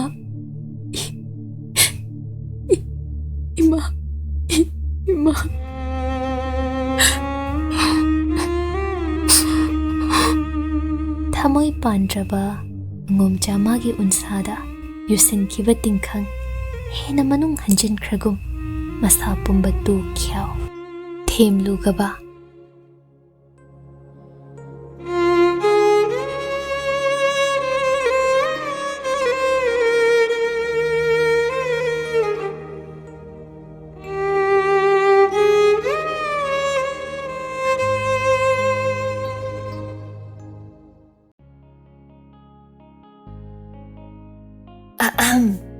Kaygumba amta thawai hakchang yauna wari tabiriba listener sing da haijari madudi channel asina puthokjariba audio series sing asibu support tobibo oina like amadi WakhaL Turi YouTube channel da subscribe tobiramo aduga loinana comment amamam piduna wari sida yauriba writer narrator editor musician amadi channel asigi timbusu support tobiyo amadi pukning thogatpiyo aduga mayam hype tawbasu kawbigano Khongji Makhol maram lei haine maidingu mana pangba thauram thauda khuding maram lei matau khudingi wangang tonganli ningsa sor honba phau tungmang yeng hemarani bu irai laina angomda khuthanglan khibagi maram su chawi Khuman ningthau athauba ngasidi konung karai taram okle maidingu sana makhut makna harau tayam lengone Khuman gi sakti mateng yauda ningthem mana ningthaurel oiba matik natte angom Khuman ani sita mana khibada mangang ningthem sagai ut oikhini aduna haina singna chattaba yade namduna angombu matau sana manai oihanke angom sina phaigak phaina mangang magidamak lepkhibana Khumandi mapangal fudokpa yadaban Khuman asidi mabudha purel haktaktagi mangak nolu kaya yade manung kalli aduma lingon nariba mamon libado mapan thongdani handak ningthem magi mayokta manau ningthem ton amana tangban lan chatharakhiba ado Khuman ningthaugi makhut yawi haiba aron pau oina ningthemna taki adugi yade haiba khanghandaba yade mangak thudektaba yade Khuman noi yengjau aigi itik utke ningki taloiton hemarani Khuman chanubu angomda katkriba Khuman ngakjau thudekle angomgadi hana matau sanaramba mari chetsinakre malom asi manungi wani Khuman ga angomga su hanadagi kaya yanade matam ado yengsinnaduna le adum leihanba suni mangang magi apambani leihandabasu yade mangang asina lawshing shingba yamna heli maramdi konung ngaktuna mabudau purel nongda lairel pakhangba haktaktagi konung lonchat khangduna lakpagin oiki Khuman su angom su ningthaurel adubo mangang na hektamunki hemarani angomda pithokiba sida Khumanda khanghali makhoyi mamom oijarabasu ningthem aina tawningbata ngammi khangjaw namum phawba khuthang lanbada nakhoi kari tauba ngamjai sida khangjau nakok nolu amuksu Khuman na angomda sawhalli Khuman Chanu do kashu leitabigum kathok khanba hek lausin khiba Khuman asi angom mangang ani changduna usit khidrabani sina nungi konung ngak palon chatni rajniti ni Khuman ningthau pumnamak ui khangi adubo Hemarani gi maramda wahay ama hanglade Ningthemna so haide marup oibagi atay wari kaya mathang oina sanari Khuman mabuk ningdadi khutum singi tanja ngairi hanagum sina maram amani Ningthemna maribak ngaknabagi damak sakti chang tahandanabagi damak anau batangbal lalong amada Khuman gi khud yauhandanabagi damak taloi thadokhiba atopa mahaki oiba Ningthemgi saklon natta supnatagi aram nupa amagumna pugningi ihul amagi maramna aduk luna makada thamjarambi masano Hemarani bo manaktagi lapna leihanki yamna lushinba maram amani Ningthemtana khangi asimadi nakong ani suhande thamoi ani longhande ningsingdrabra irai laina tuyamba Ningthem nangde leima mayamna question numit khuding apam nungsi machet ama phau chang tada leirakpa thabum ama henjen khiba ukhidaba kuirabi saktam nungsibi aduna narondagi manglanda mikup kharakhak phaujenduna uhallam adudada khangani Ningthem nangi waripna kayam chetpa nangi yathangna kayam kanba yengsi Ningthemgi kumhaisu lanjadabi kanabu khudol uihan khibagi nongmadi dandi shoidana phanglagani Hemana warake laktrabasu tamba kanano Hemagi damak thawai tharageni Ningthem nangi lurel loba ngaijau haina khiba matamdagi hapta ama hauki thabum ama haibani ko Hemadi chatkhini ko angom konung thadoklam mitarude ahenba ama mitaba hijadabini kalakpa phaungamdabini pari nangtana khangdabani pari Khuman lomdada naisinduna leibasi toire yarabadi ma mayumdum hongningledo ontho ida nupagi pukcha ma sulali haingamdeni maramdi Hemabu tasing lausindri mana nattedo ngamludabani kana gumba oiramlaba Hemagi phasabada ngaukhiduna magi oikhiramba yai tamba matam len hundok piramba yai anaubi kayagi mapu oikhiba tawgeda ngamgani pari suning thau machani adubu Hemagi masak phauba yenglade pamui machilna haike madi sapnatagi pukningna khoidajabi matabu magi ta oizage magi sumapu oibiyu ningjabani ahenba pamkhide pari masu kalakpa phaude ukhiba thengna khibi Khuman Chanu du khakni manakta inak nakna leiri mirai bi khrabi taloi Hemani haiba khak khangludabani khanglaklagana kamdauba themallabasu phangamde khoidamallabasu oige ngamde nungsimallabasu waithongnade pamungmallabasu khuraktagi nanthokduna ihe haina ithantana mangje masi chatnabini miyoi punsigi pamumalli nungshimali thengna khibi amukhak ujakhibi lamlanbido parisu landena khoidajabi mabu ngaibada pakhang sari oiriba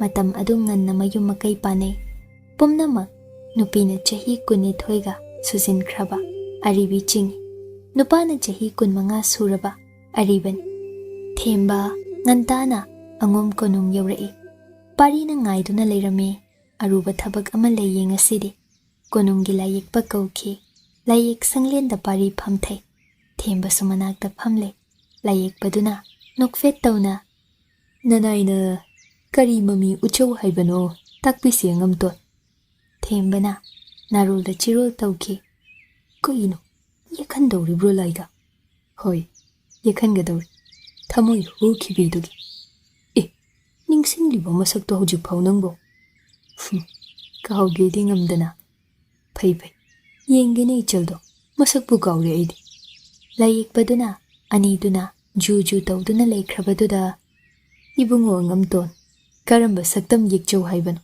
akupa saktam gi marol suna takpisi pari khollum na haige munna taw phagani takpisi do kadai dagi hogani haibabu maithongdagi hausirado phagani ngamtonbo Pari malangda mamit ani yeng saktam du laksinaba hotnarui mitmangda tarang uraklaban pari chinba thakha khoirum mamonto machil lengle magi oiba sangsardu da tawrago wahong sabal mi piktak taba khutsa khongsa tumta tabik pambum taba thambom bum penaide khwang taba sanagi sanabo ningjolduna isingpun athanba ngaksam taba do sanagi kang urok angawbina nom chatlibago chinbal adu ngangla thakha umsin pamu manduna yengnaide naton taba chengtak tumta ningthi durel khadang ado khazai anido koro maseklak nganglap sana machuda heloidagi henbi mishna laija ani taruba chandra nadi ipak pishum mani kolap imu muna ibudho purit lai purai rombagi sana lirung tenjai dumak sainol lakta leng jam jagoi sakhiba tamya kori chinbi angang banung jabina malem leimaida tillagum magi mityeng ado kuchuna lupa ahingbada mukta parengna leng leiriba samlang machoi sing ado amuba tiyan tungyan ado loktak lairembini thembana maya kale layek padu supari da munna yengje yekpa ngambiradra tadabo yengsi khara kuktaba hangjaraki ko ngamton phagani ai shum leizage laptak kasida phagani ngamton thembaga anido sangmacha da famli wari macha layekpana marakta wahang macha kupthana hangle thembana adu nangna masak yengbidrabasu ichal khuman Chanu dudi aiga amtadi unahaluni yaroine themba kariginina aibu mitobro mabungni Khuman romdagi mapamgi mi kasu amphawlak bidena taine paudi sandokpa thukraba nahoi Khumangi na kong hana ta yoramliban tagalline khoidi khara ado pawam sule aibu airadrane ayu dasine themba shumdogan handak ahingda ningthemto namana mayambung ningthemgi mathakta tangballan horakidana taki adun hadokrabadudi ningthemto nado sotbeta hoine adugi malomdagi ichal Khuman Chanu nangi taloyese ningthemna khuthang lakpani nahoyeng omsida aigi taloi natine madi themba lai si loiraga yengchu aigi taloi di ma khakni hoine wagi wani ne pari bishak nangbo adu marai bak thirine aigi chaldumadi siza ojarambini ne madi siza manbin hoi mabuni themba do kari mari leine ningthem masel tangballan tawraga nangi na chalgadi ningthemse machinti oida pada haiseline pari aikhoi Khuman si ekta maral sine kuidoriba ha themba Khuman gi khutyawi ningthem ton gi mateng pangi kaina khanmai aduga sauduna Khuman Chanu ichelse tawrage matagum noi angomda kalakliba Khuman nei khoida mana ngami ucharibanine pari tuminle asigumba konungi chatnabi ningthemgi matau singse ma hainade taloi kaya lonba khajik nungaitaba ama leirakpagi asumna hekta nupigi punsibo hanglaigum puningba mafamda puriba layekpana khangkau kaurakpada pari gyan lai ma makhata na siza amanbigi maramda khanthaningje masigi wasi toksi themba magi thokpani pari hanba themba layekpa romda mai onsenki pari hemadu thabak mayamsi matomtana nombada pothaba phangsadabagi kapcharini haina irai laina khandokpi thamamba ihingda madom tumin tengthajai khangbagi nungai tramal waba khara phajanaba haiduna chakhum thongjindale nonganbada hairamlibani nahakpuni hema insang matheldo yamal ani ahum tamak thonguko ai yamna chabasi pamdre adubu lawide mawado Hemama, Parina, Adumna Hiram Lavasu, and Sang Matel Masing Hantoko Bayadi. Adum Tongpam Tokpa Tongje. Pari no manini, Tumina Ying, Tonglamba Jai.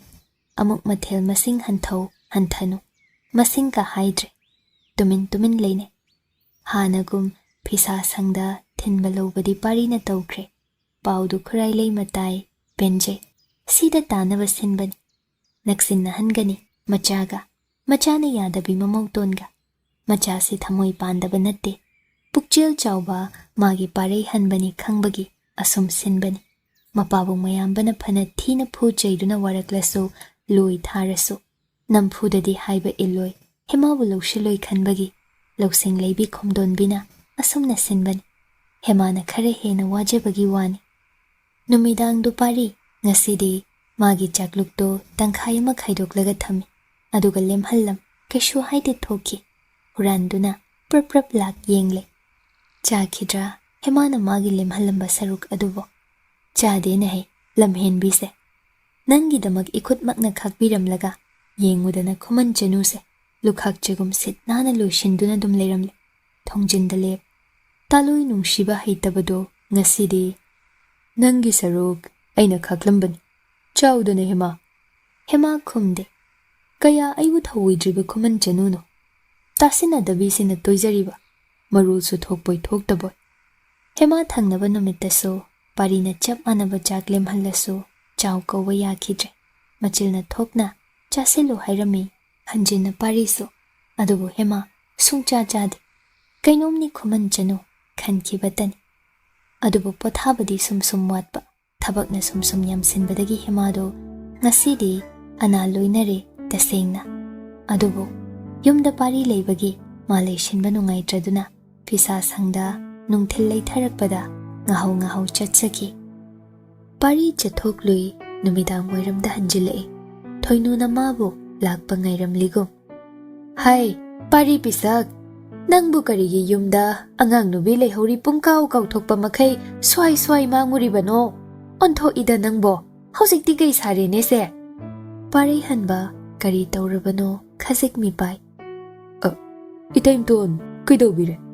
Kaidoni, mi sinaba yauram daure. Kanabo. Inaw tombi nidana. Toinu saurang ne, Pari Pishum Anisuk laduna. Mabo, Kaidoraba. Toinu, Sauna Mai Lay Kiduna. Kaidoni, Pisa Sangdawan Tarakduna Laikatnari. Yengu, Sibu Sirabrana. Itaim ton, Amukta. Changlu bagaya de koide. Inaw tombi yay koina seba tawba yade. Nang buway na tawhalo haine. Kanana. Imalay mana. Onto ida na hoyse. Migi majani ngol duwi tayma. Nang nasena pamto e. Yengjarujo. Chalo. Manaw Pari Pisakpo. Mipay hange na haijilambani. Ngasaydagi thoynu maga. Manaw tabaga na senabi layrambani hema. Manem kuray lay manadi. Pari kauduna seba tawhalo yathang pirakpa khakni. Makhoisu Hemagi mataudo nungaibadi natte. Pari imungromda praprap chansinki. Nai hairabanina magi kazauda layramba taine. Changlui haibaduni layrami. Hema hiplami magi phamungda. Manakta manay nubi ama layrami. Manay nubiduna masana khanjinkibada Hemagi mamay mapado ukide Parina. Manay duna Pari lagle. Hemada tumin haiki. Gyan taramal. Siba magti siramdre. Pari sorama sang na hondokche. Miray bikrabi tumandugi damak. Karigi mi pairubano nangbo. Hema mamay laysin ki faklang romda. Manaydo tap na hugad mangak nonja hayray. Ibungo ngamton. Nanay ay sumlay zawra. Yari. Tukjaro. Pagani. Ado, analayong si kamdobano. Ibungo, pothawa watbagini hai.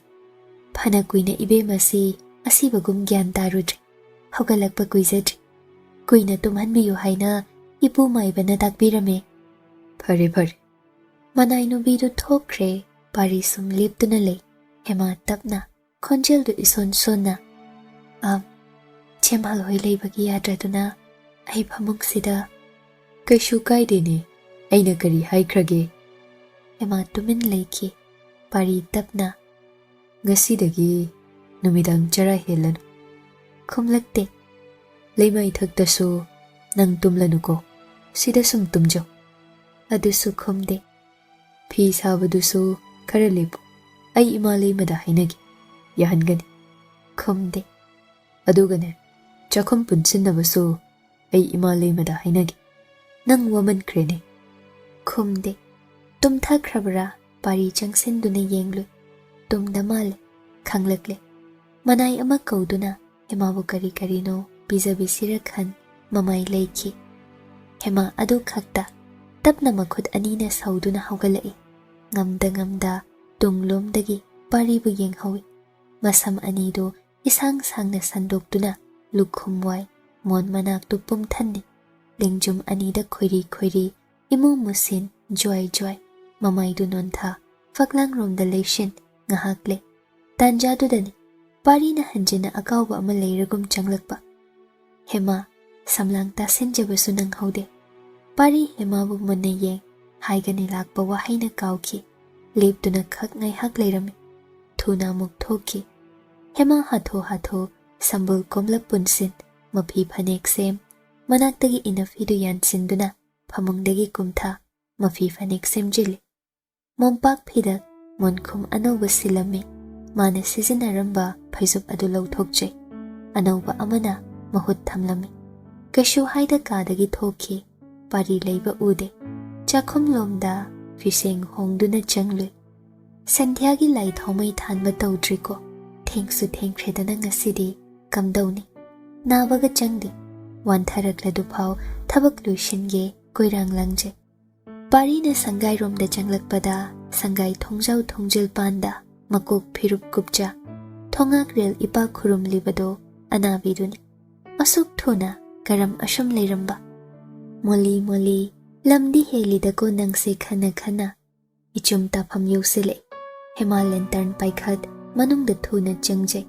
Fi hongdokpa oiramal magi ka machadu romda. Pari ngaiduna lei hema fi hongdoklaga chakhum romda changge tawki. Ngamdrabadi chaktu thongdrabasu yaine nangbo. Tasinade magi tawfam thokpa hanagum hamu luishinaba hotnajai hema. Pari thongjinda liptuna leiki hanjinna. Hema nakhut thadoula. Hema tapna aina ba phazare. Wanthakibadu hekta phaba yaba natene.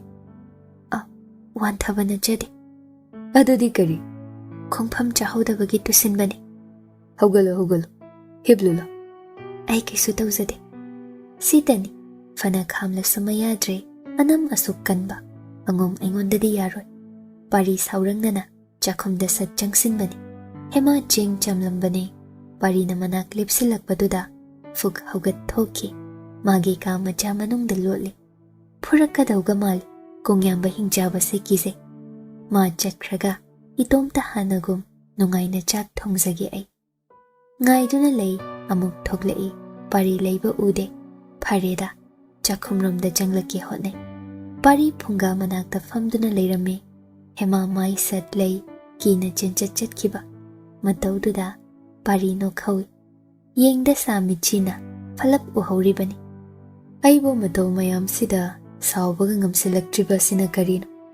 Numitto hema chak thonghankide. Marai ado ningai ado. Angomcha tambaduna ngamkido. Thengsinkre thoinu thabana manau anigi chaklup thilakhalli. Pari na lawsilawi hema bu kaurei. La uyaroi khangna kauraribani. Araiba tamba natte masu. Chak chaba luisili mahana. Ngasidi nang yengu namduna chahaniko. Numidang chara helhan kharoi ko Khuman Chanu. Pari na siyaw na ningkre. Ningkiba kaidri. Khangde ningai aduna kanana ngamkiba. Pungja mukki matungni hema ka machadagi thongdagi mangakli thok hanna yengjaramba. Phirup khumbi ado miyumduda leifam khangdragum. Yeknabana maikai sinba thongna koikragum. Pari leiba mandre khanglakanda amu kadagi thoklei. Lamyai paring kina lakjai chakhum thongzinda lumduna lepi. Kina manung romda ingjabadu leiribra. Leiteda phaidana. Aidi kaya ki nangse.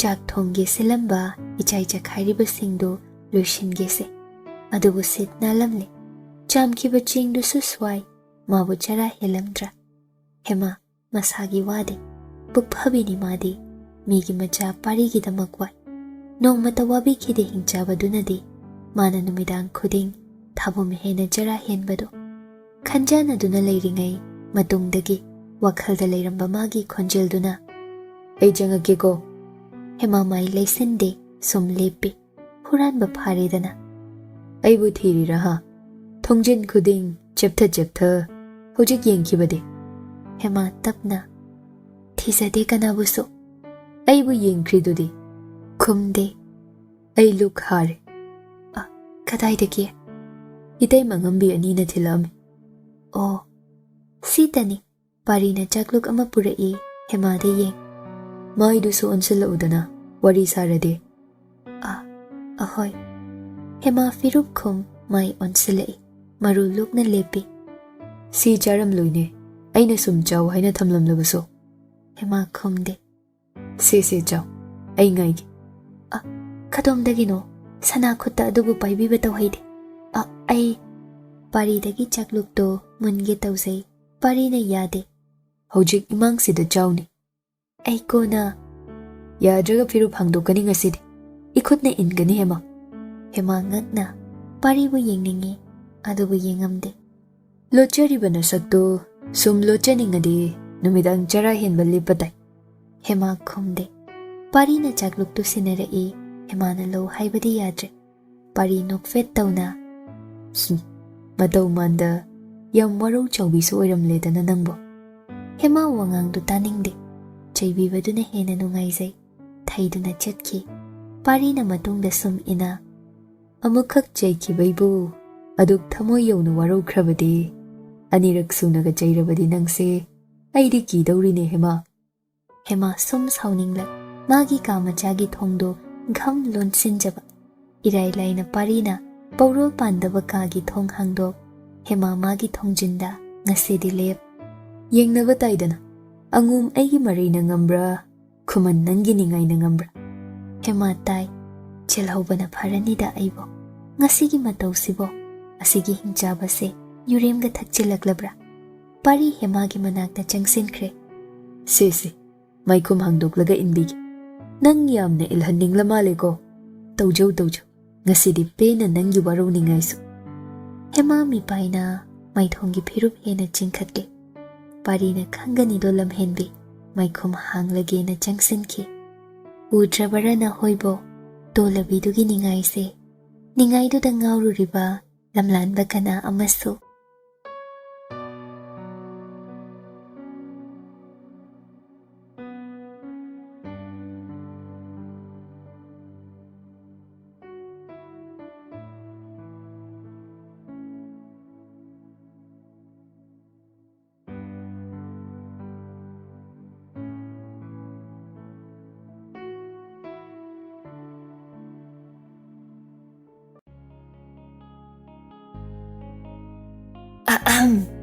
Kaygumba amta thawai hakchang yauna wari tabiriba listener singda haijari madudi channel asina puthokjariba audio series sing asibu support tobibo oina like amadi WakhaL Turi YouTube channel da subscribe tobiramo aduga loinana comment amamam piduna wari sida yauriba writer narrator editor musician amadi channel asigi teambusu support tobiyo amadi pukning thogatpiyo aduga mayam hype tawbasu kaubigano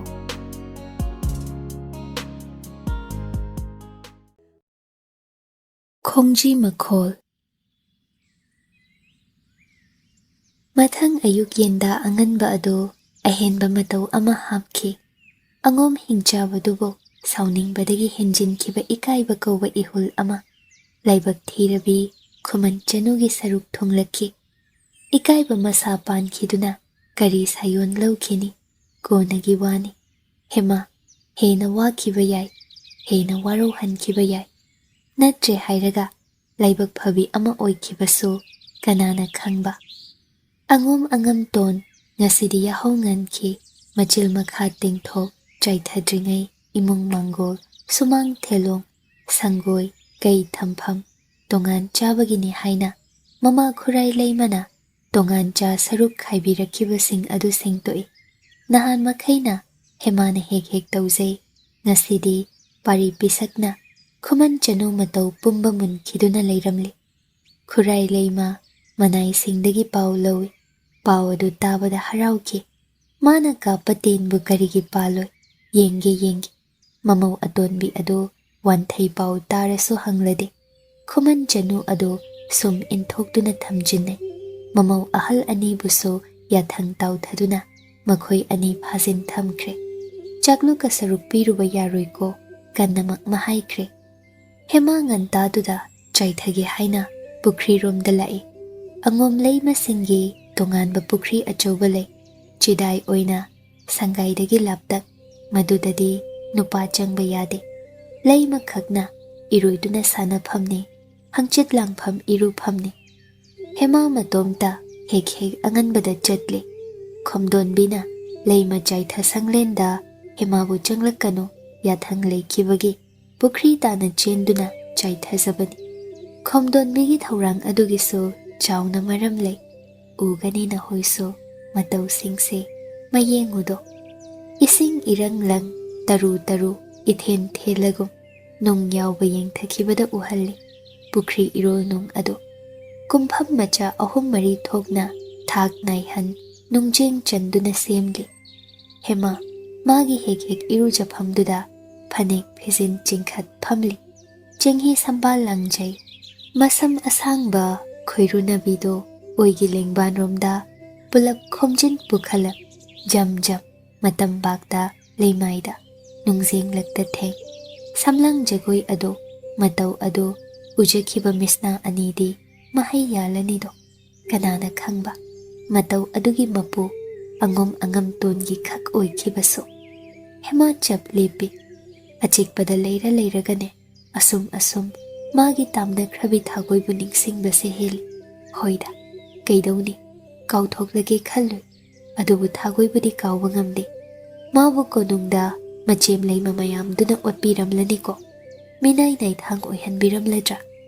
ꯑꯃꯨꯛꯁꯨ ꯈꯣꯟꯖꯦꯜ ꯑꯃ ꯃꯤꯀꯨꯞꯇꯨꯗ ꯅꯥꯀꯣꯡ ꯑꯅꯤꯅ ꯇꯥꯔꯛꯂꯒꯨꯝ ꯅꯣꯡꯃ ꯃꯅꯥꯛꯇ ꯏꯊꯥ ꯊꯥꯖꯗ ꯂꯦꯞꯂꯛꯈꯤꯕ ꯂꯨꯍꯣꯡꯕ ꯊꯥ 3 ꯐꯥꯕꯀꯥꯟ ꯃꯥꯁꯤ ꯅꯤꯡꯊꯦꯝꯒꯤ ꯑꯣꯏꯈ꯭ꯔꯕ ꯃꯇꯨꯡꯗꯨꯗꯅꯤꯀꯣ꯫ ꯃꯅꯥꯛꯇ ꯂꯩꯔꯝꯕꯤ ꯃꯅꯥꯏ ꯅꯨꯕꯤ ꯑꯅꯤ ꯀꯩꯁꯨ ꯍꯥꯏꯔꯝꯗ ꯃꯔꯨ ꯂꯨꯞꯅ ꯊꯣꯛꯈꯤ꯫ ꯍꯦꯃꯥꯅ ꯈꯥꯝꯖꯩ꯫ ꯊꯥꯒꯣꯏ ꯂꯥꯛꯑꯣ, ꯏꯅꯥꯛꯇ ꯂꯩꯌꯨꯅꯦ ꯅꯪꯕꯣ꯫ ꯊꯥꯒꯣꯏ ꯈꯨꯝꯂꯝꯗ꯭ꯔꯦ, ꯁꯨꯝ ꯂꯥꯞꯊꯣꯛꯈ꯭ꯔꯦ꯫ ꯃꯐꯝ ꯑꯗꯨ ꯂꯩꯃ ꯀꯣꯜꯅꯤ, ꯂꯩꯃ ꯀꯣꯛꯂꯦꯟ ꯄꯨꯈ꯭ꯔꯤ ꯑꯆꯧꯕꯅꯤ꯫ ꯑꯉꯣꯝꯒꯤꯁꯤꯗꯒꯤ ꯌꯥꯝꯅ ꯍꯦꯜꯂꯤ ꯆꯥꯎꯕ, ꯃꯔꯥꯡ ꯀꯥꯏꯕꯁꯨ꯫ ꯍꯦꯃꯥ ꯉꯛꯅ ꯇꯨꯡꯂꯣꯝꯗ ꯌꯦꯡꯂꯨꯕ, ꯏꯐꯤꯡ ꯐꯤꯡꯅ ꯃꯅꯥꯛꯇ ꯂꯩꯔꯤꯕ ꯆꯦꯡꯍꯤ ꯆꯐꯨꯒꯗꯨ ꯍꯟꯅ ꯌꯦꯡꯗꯦ꯫ ꯈꯨꯔꯨ ꯇꯥꯅ ꯈꯨꯔꯨꯝꯖ ꯂꯩꯈꯤꯕ ꯃꯉꯛꯅꯣꯜ꯫ ꯃꯇꯝ ꯑꯗꯨ ꯊꯥꯒꯣꯏꯅ ꯍꯦꯃꯥ ꯃꯥꯒꯤ ꯉꯛꯁꯝ ꯑꯗꯨ ꯅꯨꯡ ꯃꯆꯥ ꯑꯃ ꯄꯥꯏ ꯇꯛꯄꯤꯔꯝꯃꯤ꯫ ꯃꯁꯥꯗ ꯏꯁꯤꯡ ꯊꯥꯗꯨꯅ ꯏꯆꯣꯠ ꯆꯣꯠꯁꯤꯜꯂꯕꯤ ꯐꯅꯦꯛ ꯂꯩ ꯃꯆꯨꯗꯨ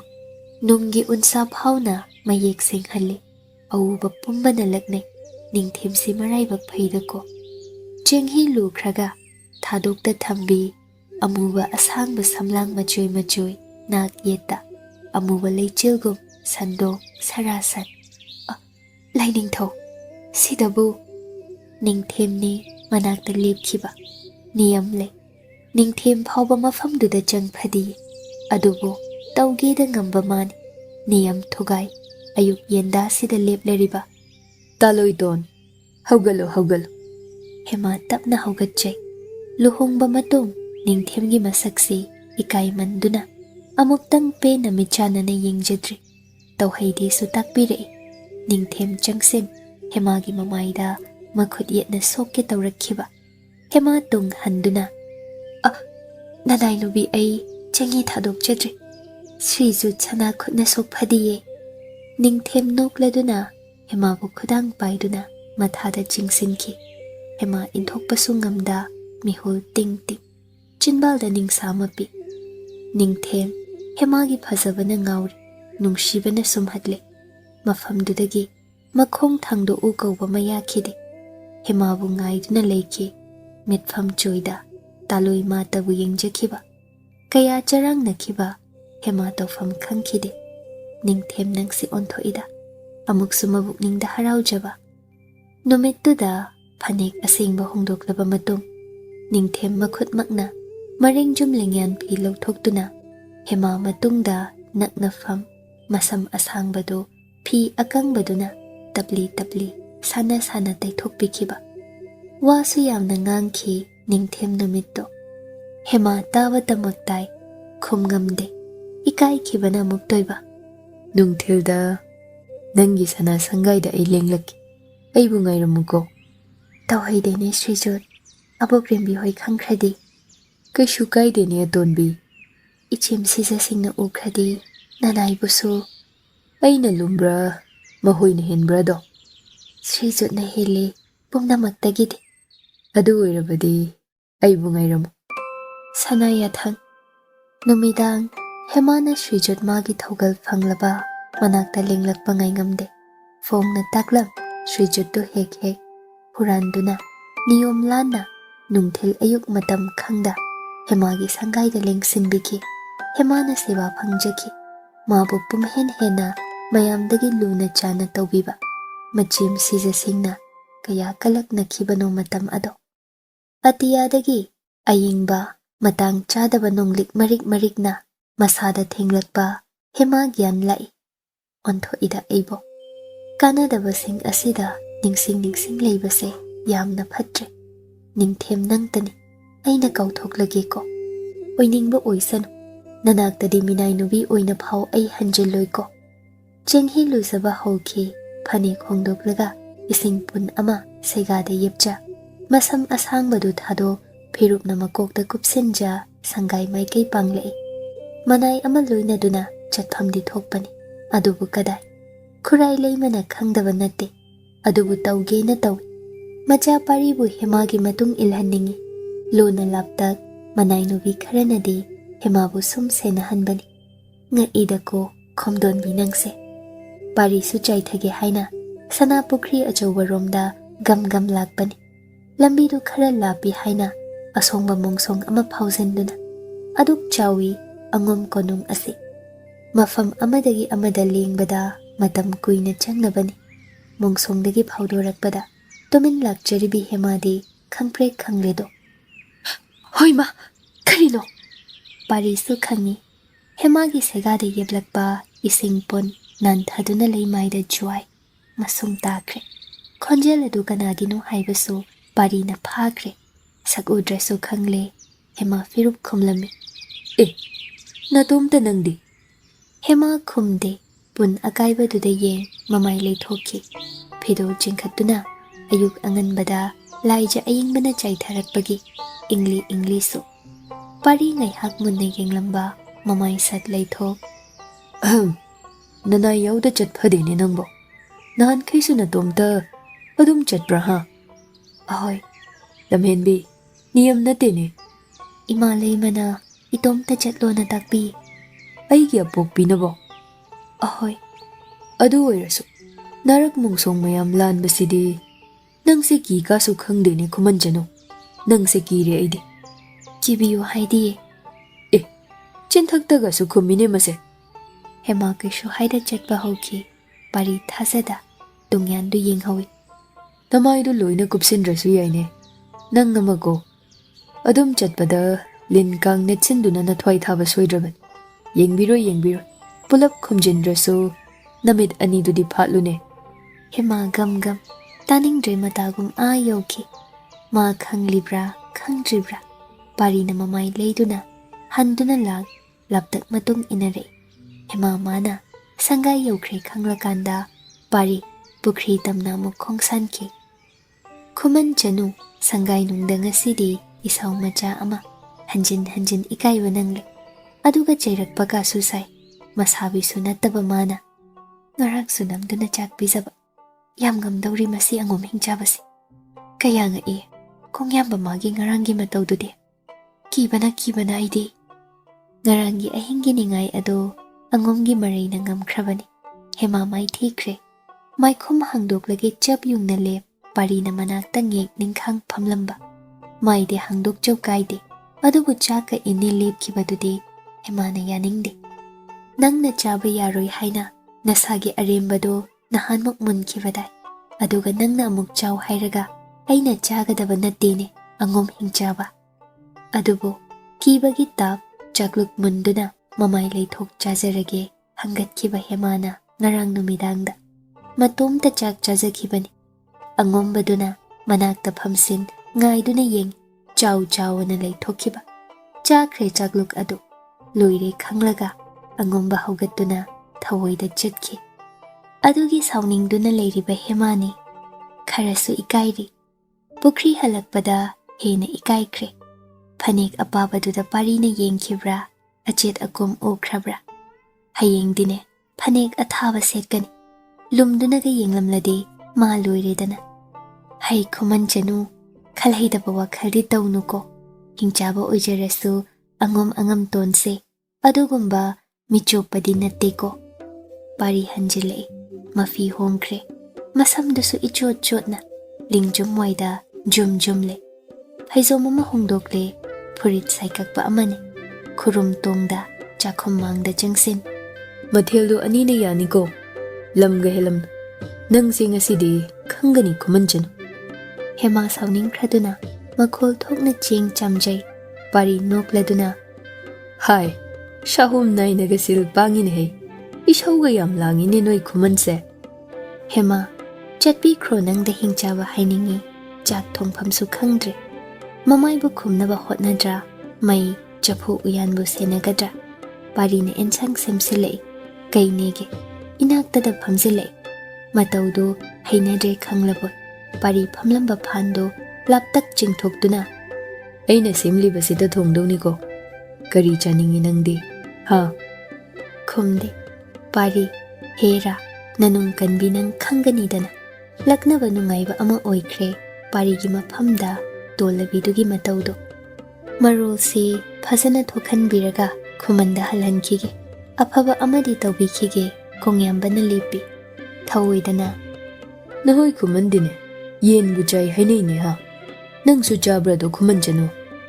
ꯈꯨꯝꯂꯛꯇꯦ꯫ ꯄꯥꯔꯤ ꯂꯦꯞꯇꯦ꯫ ꯆꯥ ꯃꯥꯜꯂꯦ, ꯈꯨꯝꯗꯦꯅꯦ ꯃꯁꯦ꯫ ꯍꯩ ꯌꯦꯟꯖꯥꯕꯤ, ꯆꯥꯖꯗꯦ ꯀꯩꯁꯨ꯫ ꯆꯥꯏ ꯍꯥꯏꯅꯩꯗ, ꯅꯪꯁꯨ ꯆꯥꯔꯝꯅꯤ, ꯈꯨꯃꯟ ꯂꯣꯏꯅ ꯆꯥꯏ ꯍꯥꯏꯌꯦ꯫ ꯆꯥꯖꯗꯦ ꯑꯩꯈꯣꯏ꯫ ꯎꯆꯦꯛꯁꯨ ꯆꯥꯏ ꯍꯥꯏ, ꯂꯨꯖꯗꯦꯅꯦ ꯅꯣꯏ ꯈꯨꯃꯟꯁꯦ ꯌꯥꯝꯅ꯫ ꯍꯦꯃꯥ ꯇꯧꯔꯝꯕ ꯃꯊꯧ ꯂꯦꯞꯈ꯭ꯔꯦ꯫ ꯏꯊꯥ ꯊꯥꯖꯗ ꯁꯥꯎꯈꯤꯕꯅ ꯑꯃꯨꯛꯇꯣꯏꯕ꯫ ꯅꯣꯏ ꯑꯉꯣꯝꯗꯤ ꯂꯤꯟ ꯆꯥꯏ ꯍꯥꯏꯅꯦ? ꯄꯥꯔꯤ ꯅꯣꯛꯅꯤꯡꯕꯅ ꯃꯇꯧ ꯃꯥꯟꯗ ꯈꯠꯅꯕ ꯍꯜꯂꯛꯄꯗꯨꯗ ꯁꯨꯡꯅꯣꯛ ꯅꯣꯛꯇ ꯍꯥꯏꯈꯤ, ꯅꯣꯏꯅ ꯆꯥꯔꯒ ꯑꯩꯈꯣꯏꯗ ꯇꯥꯏꯁꯤꯟꯕ, ꯅꯣꯏ ꯈꯨꯃꯟꯁꯤ ꯌꯥꯝ ꯉꯝꯃꯤꯀꯣ꯫ ꯅꯣꯏꯗꯤꯅꯦ ꯁꯦꯟꯗ꯭ꯔꯥꯡ ꯐꯥꯎ ꯐꯥꯔꯒ ꯃꯩꯗ ꯂꯧꯔꯒ ꯆꯥꯏ ꯍꯥꯏ꯫ ꯑꯉꯣꯝꯗꯤꯅꯦ ꯉꯥ ꯐꯥꯕꯗ ꯌꯥꯎꯔꯛꯄ ꯍꯪꯉꯣꯏ ꯐꯥꯎ ꯆꯥꯏ ꯍꯥꯏ꯫ ꯏ, ꯀꯃꯥꯏꯅ ꯍꯪꯉꯣꯏꯕꯨ ꯆꯥꯗꯣꯏꯕ ꯑꯩꯈꯣꯏ ꯑꯉꯣꯝꯗꯤ? ꯆꯥꯛꯃꯩꯗ ꯉꯥꯜꯂꯤ ꯍꯥꯏꯅꯦ ꯅꯣꯏ ꯑꯉꯣꯝꯗꯤ꯫ ꯑꯣ, ꯍꯥꯎꯈ꯭ꯔꯦ ꯍꯥꯎꯈ꯭ꯔꯦ, ꯑꯉꯣꯝ ꯑꯩꯅ ꯅꯪꯁꯨ ꯅꯣꯡꯃ ꯅꯪꯕꯨ ꯄꯤꯖꯕꯤꯒꯦ꯫ ꯍꯦꯃꯥ ꯄꯩꯊꯣꯛꯏ꯫ ꯋꯥꯖꯔꯦ ꯈꯪꯗꯨꯅ ꯃꯕꯨꯛꯅꯤꯡꯗꯨ ꯈꯔ ꯅꯨꯡꯉꯥꯏꯍꯟꯕꯤꯒꯦ ꯄꯥꯔꯤꯅ ꯈꯟꯕꯅꯤ꯫ ꯅꯥꯁꯨ ꯅꯥꯖꯔꯤ, ꯊꯕꯛꯁꯨ ꯂꯦꯞꯄꯨ ꯌꯥꯗꯦ ꯍꯥꯏꯗꯨꯅ ꯉꯥꯏꯍꯥꯛ ꯇꯨꯃꯤꯟ ꯇꯨꯃꯤꯟ ꯂꯩꯅꯩ꯫ ꯍꯦꯃꯥꯅ ꯁꯦꯝꯂꯝꯕ ꯃꯅꯥ ꯃꯁꯤꯡꯗꯣ ꯃꯨꯟꯈꯤ ꯄꯥꯔꯤꯅ ꯍꯦꯛꯇ, ꯑꯗꯨꯒ ꯃꯥꯅ ꯁꯦꯝꯕꯗꯨ ꯄꯤꯁꯤꯟꯗꯨꯅ, ꯁꯤꯗꯃꯛ ꯊꯣꯡꯉꯨ ꯂꯝꯍꯦꯟꯕꯤ꯫ ꯍꯦꯃꯥ ꯊꯣꯡꯂꯣꯏꯒꯨꯝ ꯃꯇꯧ ꯅꯐꯦꯠ ꯂꯩꯊꯣꯛꯏ꯫ ꯅꯨꯃꯤꯠ ꯑꯅꯤꯗꯨꯗꯤ ꯐꯥꯠꯂꯨ ꯍꯥꯏꯈꯤꯗ꯭ꯔꯣ? ꯄꯨꯂꯞ ꯀꯨꯞꯁꯤꯟ ꯁꯣꯔ ꯐꯨꯟꯗꯨꯅ ꯋꯥꯟꯊꯔꯒ ꯑꯉꯣꯝ ꯃꯔꯥꯜ ꯁꯤꯔꯝꯗꯧꯔꯤ ꯅꯪ ꯑꯃ꯫ ꯐꯤ ꯑꯄꯥꯕꯅꯦ, ꯂꯣꯏꯅ ꯎꯖꯩ ꯑꯩꯍꯥꯛ꯫ ꯍꯥꯏ, ꯅꯪ ꯆꯤꯟꯊꯛꯇ ꯌꯥꯝ ꯈꯨꯝꯃꯤꯅꯦ꯫ ꯑꯩ ꯀꯩꯁꯨ ꯍꯥꯏꯖꯗꯦꯗ꯫ ꯑꯃꯨꯛꯀꯁꯨ ꯈꯨꯝꯃꯤꯅꯦ, ꯏꯃꯥ ꯂꯩꯃ ꯍꯥꯏꯗꯣꯛꯂꯒ ꯅꯪꯅꯦ ꯂꯣꯏ ꯊꯥꯍꯟꯕꯤꯅꯤꯀꯣ꯫ ꯍꯦꯃꯥ ꯃꯨꯔꯨꯝ ꯃꯨꯔꯨꯝ, ꯁꯨꯒꯨꯅꯨꯗ ꯂꯩꯖꯔꯨꯔꯒꯦ ꯑꯩꯗ꯫ ꯄꯥꯔꯤ ꯇꯥꯍꯧꯋꯤ ꯅꯣꯛꯊꯣꯔꯛꯇꯨꯅ, ꯁꯨꯒꯨꯅꯨꯁꯤ ꯀꯗꯥꯏꯗ ꯂꯩ ꯈꯪꯖꯕ꯭ꯔꯅꯦ ꯅꯪꯕꯣ? ꯈꯪꯖꯩ꯫ ꯀꯗꯥꯏꯗ ꯂꯩ ꯑꯗꯨꯗꯤ? ꯍꯥ? ꯂꯪꯊꯕꯥꯜ ꯃꯅꯥꯛꯇ ꯂꯩ ꯍꯥꯏ꯫ ꯑꯦ, ꯁꯨꯒꯨꯅꯨꯁꯤꯕꯣ? ꯀꯅꯥꯅ ꯇꯥꯛꯄꯤ ꯑꯗꯨꯃꯗꯤ ꯅꯪꯉꯣꯟꯗ? ꯑꯩꯒꯤ ꯊꯥꯒꯣꯏꯅ ꯍꯥꯏꯌꯦ꯫ ꯊꯥꯒꯣꯏ ꯍꯥꯏꯗꯤ ꯀꯅꯥ? ꯍꯦꯃꯥ ꯈꯨꯝꯂꯛꯇ꯭ꯔꯦ꯫ ꯄꯥꯔꯤ ꯍꯥꯟꯅꯒꯤ ꯃꯥꯒꯤ ꯐꯝꯐꯝꯗꯨꯔꯣꯝꯗ ꯆꯪꯁꯤꯟꯈꯤꯗꯨꯅ ꯇꯨꯃꯤꯟ ꯐꯝꯗꯨꯅ ꯁꯨꯝꯂꯦ꯫ ꯐꯅ ꯀꯨꯏꯅꯒꯤ ꯃꯇꯨꯡ ꯍꯦꯃꯥ ꯐꯤꯔꯨꯞꯅꯨꯡꯗꯒꯤ ꯐꯂꯞ ꯌꯦꯡꯂꯝꯃꯤ꯫ ꯂꯩꯇ꯭ꯔꯦ ꯈꯜꯂꯨꯔꯤ ꯃꯥꯜꯂꯤ꯫ ꯂꯩꯔꯝꯕꯗꯨꯗ ꯃꯥꯏꯗꯨ ꯁꯠ ꯂꯩꯁꯤꯟꯈꯤ꯫ ꯀꯩꯁꯨ ꯇꯧꯖꯗꯕ ꯁꯥꯗꯨꯅ ꯂꯩꯁꯤꯟꯅꯈꯤ꯫ ꯍꯩꯅꯗ꯭ꯔꯦꯁꯨ ꯈꯪꯉꯤ ꯃꯇꯨꯗꯣ ꯄꯥꯔꯤꯅꯁꯨ꯫ ꯑꯗꯨꯕꯨ ꯑꯦꯟꯁꯥꯡ ꯃꯊꯦꯜ ꯍꯦꯟꯖꯤꯟꯈꯤꯗ꯭ꯔꯥ ꯀꯤꯔꯗꯨꯅ ꯈꯨꯃꯟ ꯇꯨꯃꯤꯟ ꯃꯤꯉꯝꯕꯤ ꯁꯤꯖ ꯑꯃꯟꯕꯤꯁꯤ ꯁꯪꯖꯔꯤꯕꯅꯤ꯫ ꯑꯩꯕꯨ ꯂꯣꯟꯅ ꯂꯣꯟꯅ ꯑꯗꯨꯃꯥꯏꯅ ꯅꯪ ꯌꯦꯡꯂꯛꯀꯅꯨ꯫ ꯍꯦꯃꯥ ꯈꯨꯝꯗꯦ꯫ ꯌꯦꯡꯅꯤꯡ ꯌꯦꯡꯖꯕ ꯅꯠꯆꯗꯦ, ꯀꯤꯗꯨꯅ ꯌꯦꯡꯕꯅ ꯍꯤꯡꯆꯥꯕ ꯄꯨꯛꯅꯨꯡꯗ ꯈꯨꯝꯃꯤ꯫ ꯈꯜꯂꯤꯕꯗꯨ ꯍꯦꯂꯥ ꯅꯠꯇꯕ ꯅꯤꯡꯊꯧ ꯃꯆꯥꯗꯨꯅ ꯎꯔꯕꯣꯏ꯫ ꯅꯪ ꯑꯩꯕꯨ ꯃꯤꯡꯒꯧ ꯑꯃꯗꯤ ꯀꯧꯅꯤꯡꯕ ꯃꯥꯜꯂꯤꯀꯣ? ꯍꯥ ꯍꯦꯃꯥ? ꯈꯨꯝꯗꯦ꯫ ꯑꯉꯣꯝ ꯍꯤꯡꯆꯥꯕ ꯀꯥꯏꯅ ꯑꯩꯕꯨ ꯀꯧꯅꯤꯡꯕ꯭ꯔꯥꯗꯣ? ꯍꯥ? ꯍꯦꯃꯥ ꯀꯩꯅꯣ ꯃꯆꯤꯜꯅ ꯊꯣꯛꯅ ꯍꯤꯡꯆꯥꯕ ꯍꯥꯏꯔꯨꯔꯕ꯭ꯔꯥ ꯃꯥꯕꯣ? ꯎꯌꯥꯟ ꯆꯐꯨ ꯑꯣꯠꯂꯝꯕ ꯈꯪꯂꯦꯞ ꯂꯦꯞꯄꯤ꯫ ꯄꯥꯔꯤ ꯅꯣꯛꯈꯤ ꯅꯣꯛꯈꯤ꯫ ꯄꯥꯝꯂꯗꯤ ꯀꯧꯖꯧꯅꯤ ꯍꯤꯡꯆꯥꯕ ꯍꯥꯏꯅ꯫ ꯌꯥꯕꯤꯒꯦ ꯌꯥꯕꯤꯒꯦ ꯑꯩꯍꯥꯛ꯫ ꯍꯦꯃꯥ ꯇꯥꯅꯤꯡꯂꯛꯇ꯭ꯔꯗꯨꯅ ꯇꯞꯅ ꯍꯥꯏꯔꯛꯏ꯫ ꯂꯦꯡꯊꯣꯛꯄꯤꯈ꯭ꯔꯣ꯫ ꯑꯩꯕꯣ? ꯍꯤꯡꯆꯥꯕ ꯀꯧꯔꯒ ꯍꯥꯏꯌꯨ, ꯆꯠꯄꯤꯈꯤꯒꯦ꯫ ꯑꯩꯕꯨ ꯂꯣꯏ ꯊꯥꯍꯟꯕꯤꯒꯦ ꯈꯟꯕꯤ ꯃꯥꯜꯂꯦ꯫ ꯁꯨꯒꯨꯅꯨ ꯐꯥꯎ ꯃꯁꯛ ꯈꯪꯗꯕ ꯅꯪꯅ ꯀꯗꯥꯏꯗꯒꯤ ꯂꯣꯏꯅꯣꯅꯦ? ꯂꯪꯊꯕꯥꯜꯗ ꯂꯩꯌꯦꯅ ꯍꯥꯏꯖꯈ꯭ꯔꯦ꯫ ꯂꯩꯇꯦ ꯂꯩꯇꯦ, ꯂꯪꯊꯕꯥꯜꯗꯤ ꯁꯤꯗꯅꯤ, ꯁꯨꯒꯨꯅꯨꯅ ꯑꯥꯗ꯫ ꯊꯥꯒꯣꯏꯗꯤ ꯑꯣꯏꯗꯕ ꯍꯥꯏꯗꯦ ꯑꯩꯉꯣꯟꯗ꯫ ꯑꯣ, ꯑꯩꯗꯤ ꯑꯣꯏꯗꯕ ꯍꯥꯏꯁꯤꯔꯣ? ꯍꯥꯏꯕꯤ ꯃꯥꯜꯂꯦ꯫ ꯅꯆꯤꯟꯗꯣ ꯄꯪꯈꯨꯝ ꯈꯨꯝꯅꯨꯅꯦ ꯅꯪꯕꯣ꯫ ꯈꯨꯝꯂꯛꯇ꯭ꯔꯦ꯫ ꯄꯥꯔꯤ ꯇꯞꯅ ꯍꯧꯒꯠꯈꯤ꯫ ꯑꯦꯟꯁꯥꯡ ꯃꯁꯤꯡ ꯍꯦꯜꯂꯝꯂꯕ ꯉꯁꯤꯁꯦ? ꯑꯦꯟꯁꯥꯡ ꯃꯊꯦꯜ ꯄꯨꯝꯕ ꯉꯔꯥꯡ ꯏꯟꯒꯦ ꯇꯧꯕꯗꯧꯅ ꯏꯟꯒꯅꯤꯀꯣ ꯑꯩꯅ꯫ ꯍꯦꯃꯥ ꯄꯩꯊꯣꯛꯏ꯫ ꯄꯥꯔꯤ ꯊꯣꯛꯈ꯭ꯔꯦ꯫ ꯉꯥꯏꯍꯥꯛꯀꯤ ꯃꯇꯨꯡ ꯍꯦꯃꯥ ꯍꯥꯟꯅ ꯀꯣꯏꯂꯩ ꯂꯩ ꯌꯦꯡꯂꯝꯃꯤ꯫ ꯒ꯭ꯌꯥꯟ ꯇꯥꯅ ꯐꯤꯔꯨꯞ ꯍꯥꯡꯇꯣꯛꯏ꯫ ꯏꯄꯥ ꯄꯥꯕ ꯐꯤꯅꯤ꯫ ꯃꯁꯛ ꯑꯗꯨ ꯄꯥꯔꯤꯅ ꯃꯃꯤ ꯁꯥꯃꯤ ꯅꯥꯛ ꯌꯦꯠꯇꯒꯤ ꯎꯈ꯭ꯔꯕ꯭ꯔꯥ? ꯎꯔꯕꯁꯨ ꯁꯛꯇꯤ ꯂꯧꯁꯤꯟꯐꯝ ꯈꯪꯕ ꯅꯠꯇꯦ꯫ ꯍꯦꯃꯥ ꯆꯅꯤꯡ ꯇꯥꯅ ꯅꯤꯡꯁꯥ ꯃꯄꯤ ꯍꯣꯟꯗꯣꯛꯆꯩ꯫ ꯀꯩꯅꯣ ꯃꯥꯕꯨ ꯃꯆꯤꯜ ꯄꯨꯡꯈꯨꯝ ꯈꯨꯝꯈꯤꯕ꯭ꯔꯥ? ꯍꯤꯡꯆꯥꯕ ꯅꯪꯅꯅꯤ ꯆꯤꯟꯒꯟꯕꯤ ꯇꯥꯍꯟꯕꯤꯕ꯫ ꯅꯣꯏ ꯑꯉꯣꯝꯅ ꯀꯌꯥꯝ ꯐꯔꯗꯅ ꯑꯩꯈꯣꯏꯕꯨ ꯌꯦꯟ ꯎꯆꯦꯛ ꯆꯥꯕ ꯀꯥꯏꯅ ꯂꯤꯟ ꯆꯥꯕꯁꯤꯡꯁꯦ꯫ ꯅꯨꯃꯤꯠꯇꯨꯗꯒꯤ ꯄꯥꯔꯤꯅ ꯆꯥꯛ ꯏꯟꯈꯤꯅꯤ ꯀꯤꯔꯨꯕꯅ ꯃꯔꯩꯗꯨꯃꯁꯨ ꯑꯉꯣꯝꯅ ꯉꯝꯈꯤ꯫ ꯃꯊꯦꯜ 3ꯇꯅꯤ ꯊꯣꯡꯈꯤꯕ꯫ ꯀꯌꯥꯗꯤ ꯋꯥꯏ ꯁꯪꯂꯦ ꯍꯦꯃꯥ ꯃꯥꯗꯤ꯫ ꯑꯩꯅ ꯅꯠꯇꯦ, ꯍꯤꯡꯆꯥꯕꯒꯤ ꯑꯄꯥꯝꯕꯅꯤ, ꯃꯔꯜꯅꯤ, ꯃꯌꯨꯝꯅꯤ, ꯃꯥꯅ ꯁꯩꯗꯥꯡꯕꯤꯅꯤ꯫ ꯃꯄꯨꯅ ꯄꯥꯝꯕ ꯇꯧꯕꯤꯕ ꯇꯥꯏ꯫ ꯀꯨꯏꯗ꯭ꯔꯦꯗꯅ ꯃꯥꯅ ꯁꯤꯗ ꯂꯩꯗꯧꯕꯁꯨ꯫ ꯍꯦꯃꯥ ꯎꯪꯗꯨꯅ ꯑꯃꯨꯛ ꯂꯩꯈꯤ꯫ ꯀꯗꯥꯏꯗ ꯆꯠꯅꯤ ꯑꯩꯕꯣ? ꯆꯠꯐꯝ ꯍꯟꯖꯤꯟꯐꯝꯁꯨ ꯂꯩꯇꯦꯀꯣ ꯑꯩꯒꯤꯗꯤ꯫ ꯆꯠꯀꯦꯁꯨ ꯍꯥꯏꯗꯣꯛꯂꯨꯔꯦ꯫ ꯋꯥꯗꯧꯔꯤꯗ ꯑꯩꯗꯤ꯫ ꯀꯝꯗꯧꯅꯤ? ꯋꯥꯈꯜ ꯈꯟꯅ ꯈꯟꯅ ꯃꯣꯔꯣꯛ ꯃꯦꯠꯂꯤ꯫ ꯄꯥꯔꯤ ꯂꯨꯛ ꯍꯥꯕ ꯆꯪꯈ꯭ꯔꯦ꯫ ꯍꯥꯟꯅꯒꯨꯝꯅ ꯍꯦꯃꯥꯗꯤ ꯃꯥꯒꯤ ꯀꯥ ꯃꯆꯥ ꯃꯅꯨꯡꯗꯨꯗ꯫ ꯄꯥꯔꯤꯅ ꯍꯧꯔꯞꯅ ꯑꯦꯟꯁꯥꯡ ꯑꯣꯛꯇ꯭ꯔꯦ ꯂꯥꯎꯅꯦ ꯈꯨꯃꯟ ꯆꯅꯨ, ꯑꯃꯨꯛꯇ ꯂꯥꯎꯅꯦ꯫ ꯍꯥꯎꯈ꯭ꯔꯦꯅꯦ ꯅꯪꯒꯤ ꯉꯥ ꯊꯣꯡꯕꯁꯦ ꯉꯁꯤꯗꯤ꯫ ꯍꯦꯃꯥ ꯆꯪꯂꯛꯑꯒ ꯑꯦꯟꯁꯥꯡ ꯍꯥꯞꯆꯩ꯫ ꯔꯥꯁ ꯂꯤꯂꯥꯗ ꯄꯣꯠꯂꯣꯏ ꯁꯦꯠꯄꯤꯁꯤꯡꯅ ꯃꯥꯏꯈꯨꯝ ꯈꯨꯝꯕꯒꯨꯝ ꯃꯥꯁꯨ ꯏꯅꯐꯤꯅ ꯃꯀꯣꯛ ꯄꯨꯟꯅ ꯀꯨꯞꯁꯤꯜꯂꯤꯕꯅꯤ꯫ ꯌꯦꯡꯅꯤꯡꯗꯦ ꯍꯥꯏꯖꯈꯤꯕꯅꯤ ꯇꯨꯀꯠꯆꯩꯅ ꯆꯩꯕꯤꯈꯤꯕ ꯏꯁꯛ ꯑꯁꯤ ꯀꯣꯡꯌꯥꯝꯕ ꯃꯤꯠꯃꯥꯡꯗꯨꯗ ꯁꯨꯡꯎꯠ ꯎꯠꯄꯤꯔꯣꯏ꯫ ꯁꯤꯃꯛ ꯍꯦꯃꯥꯅ ꯈꯟꯈꯤ꯫ ꯄꯥꯔꯤꯒꯤ ꯃꯃꯥꯏꯗꯨꯁꯨ ꯅꯣꯡꯈꯠꯅ ꯑꯃꯨꯛꯇꯁꯨ ꯍꯦꯃꯥ ꯃꯥꯅꯗꯤ ꯌꯦꯡꯂꯛꯇꯦ꯫ ꯅꯥꯀꯜꯗꯒꯤ ꯎꯖꯕ, ꯅꯥꯛꯆꯦꯞꯇꯒꯤ ꯌꯦꯡꯂꯨꯕꯇꯅꯤ꯫ ꯑꯗꯨꯅ ꯄꯥꯔꯤꯒꯤ ꯃꯁꯛꯁꯨ ꯃꯥꯅ ꯐꯖꯅ ꯂꯧꯁꯤꯟꯐꯝ ꯈꯪꯕ ꯅꯠꯇꯦ꯫ ꯅꯪꯅ ꯌꯦꯡꯗꯦ ꯑꯩꯁꯨ ꯌꯦꯡꯂꯣꯏ ꯍꯩ ꯑꯉꯣꯝ ꯍꯥꯏꯅ ꯈꯟꯈꯤ꯫ ꯑꯗꯨꯅ ꯄꯥꯔꯤꯗꯤ ꯃꯥꯏꯈꯨꯝ ꯎꯞꯄꯒꯤ ꯃꯊꯧ ꯇꯥꯗꯦ꯫ ꯍꯩ ꯁꯤꯡꯉꯤꯗ, ꯏꯁꯛ ꯁꯨꯡꯌꯦꯡ ꯌꯦꯡꯗ, ꯊꯧꯒꯜ ꯇꯧꯏꯗ ꯈꯨꯃꯟ ꯆꯅꯨ ꯅꯪꯗꯤ ꯈꯟꯈꯤ꯫ ꯑꯦꯟꯁꯥꯡ ꯍꯥꯞꯂꯝꯂꯒ ꯊꯣꯛꯈꯤꯒꯦ ꯇꯧꯕꯗ ꯅꯪꯒꯤ ꯁꯔꯨꯛ ꯂꯩꯖꯔꯤꯕ꯭ꯔꯣ? ꯉꯥ ꯃꯆꯥ 2ꯈꯛꯅꯤ ꯊꯣꯡꯈꯤꯕ, ꯑꯃ ꯑꯩꯅ ꯆꯥꯊꯣꯛꯈ꯭ꯔꯦ, ꯑꯃꯁꯨ ꯍꯥꯞꯇꯣꯛꯂꯛꯂꯦ꯫ ꯂꯩꯖꯩ ꯑꯩꯒꯤ꯫ ꯀꯗꯥꯏ ꯀꯗꯥꯏ?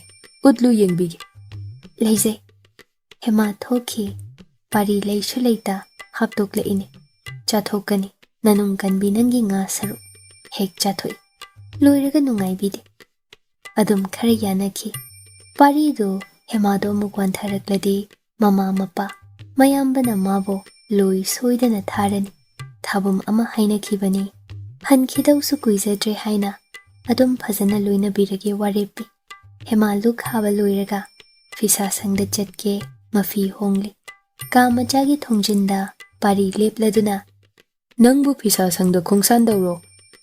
ꯑꯍꯣꯏ꯫ ꯆꯠꯈꯤꯗ꯭ꯔꯤꯉꯩꯅꯦ ꯀꯖꯥꯎꯔꯣꯝꯗ ꯑꯃꯨꯛꯇ ꯆꯪꯂꯛꯑꯝꯃꯨꯀꯣ꯫ ꯐꯒꯅꯤ꯫ Pari kasauda ngaiduna le Hema thongzinda lepe khanglei. Changlaklo-dana laglade. Hema phangoina magi kachelduda changsinduna lepjai. Pari Hema bu yeng. Phi sabado ngasidi chatlanuko. Khumde. Taribro nangbo. Ahoy. Phare phare. Pari kadagi thokki. Hema sigi oire aibu mathau leita kaubiriba. Chatkani nathau natte. Machem anigi phanek loigadawrabani. Ngasi loishinge ningi prap lai. Pari do thongzinda lepami. Hema hek thaiduna chatkibasu nongaita. Magi kachilduromda hanjinna changsinki.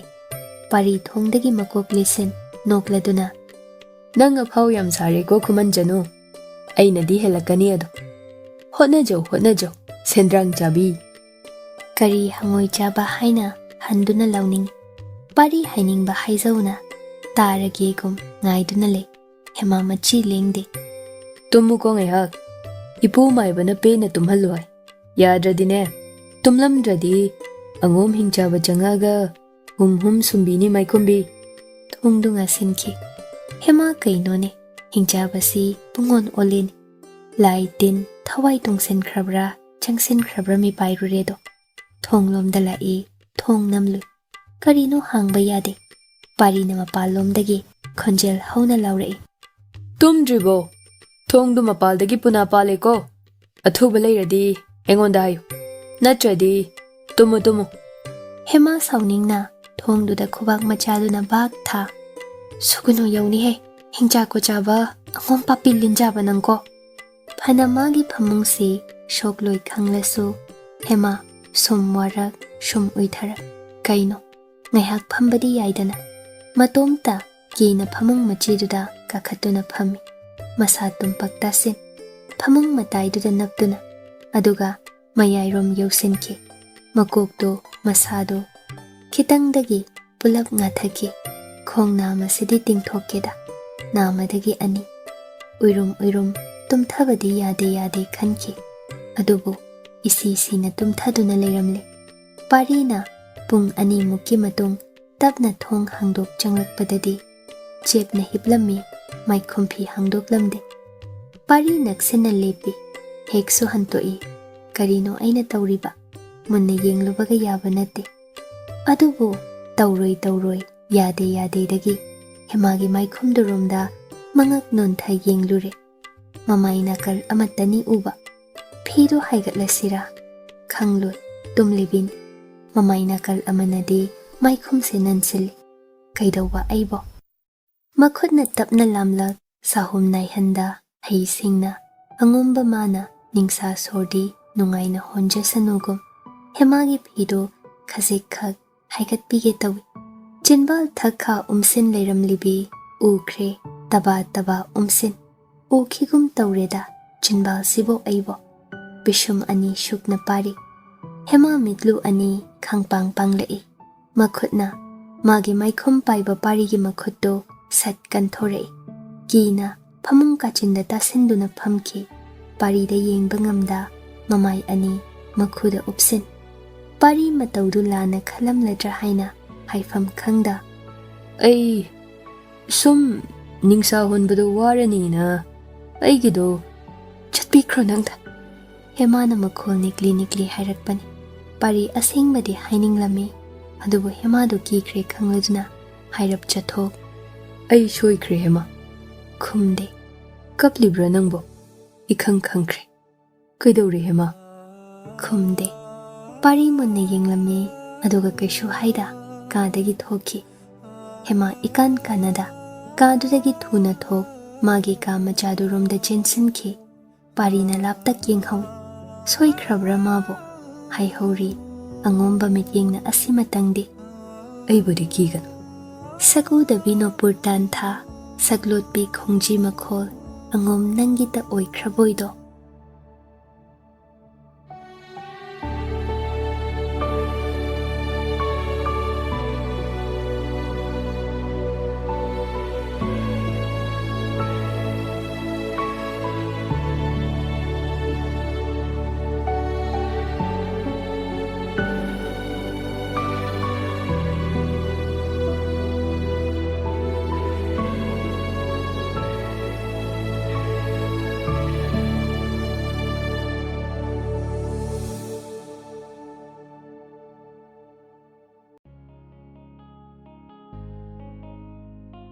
Kayigumba amta thawai hakchang yauna wari tabiriba listener singda haijari madudi channel asina puthokjariba audio series sing asibu support tobiba oina like amadi WakhaL Turi YouTube channel da subscribe tobiramo aduga loinana comment amamam piduna wari sida yauriba writer narrator editor musician amadi channel asigi team busu support tobiyo amadi pukning thogatpiyo aduga mayam hype tobasu kaubigano Khuman Chanu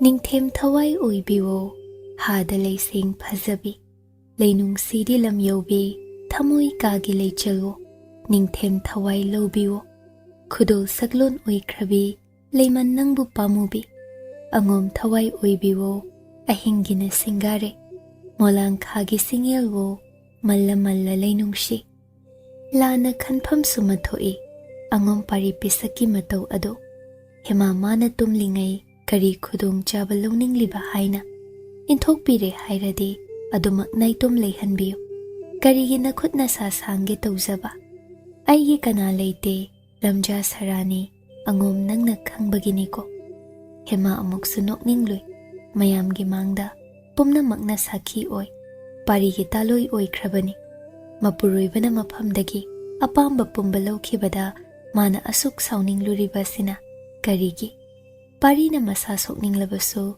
shokpagi ayaba piri chatnabina nungshiba yauna natraga yaudana parina magi hakchangi mapu oikhibada kari kai thabum ama matam thana khrabaso tamba ma sumi hauchauba apambana yumsinduna hek hek masa fathaba ngamkhidaba oirambasu yaidana aduna ningthemna mabu nungsiba sasilam nonganbada manung lilaga tambalam lanba amada kathokpa ngamli aseng bishu oidrema ningthemgi tumanni parida asuk sauning luribasi maram chade madi mamal leitrabini wakhal mayam sina marul nansinki hemalai ngamde makok machado brang khambi mai horago khanghauda pokhairakladagum kapning basu phaudre kapthokrasu kharata oishu phadawni thagoi leisaram lade apam pamda apen pen da wari ngahakta so sadok chabayai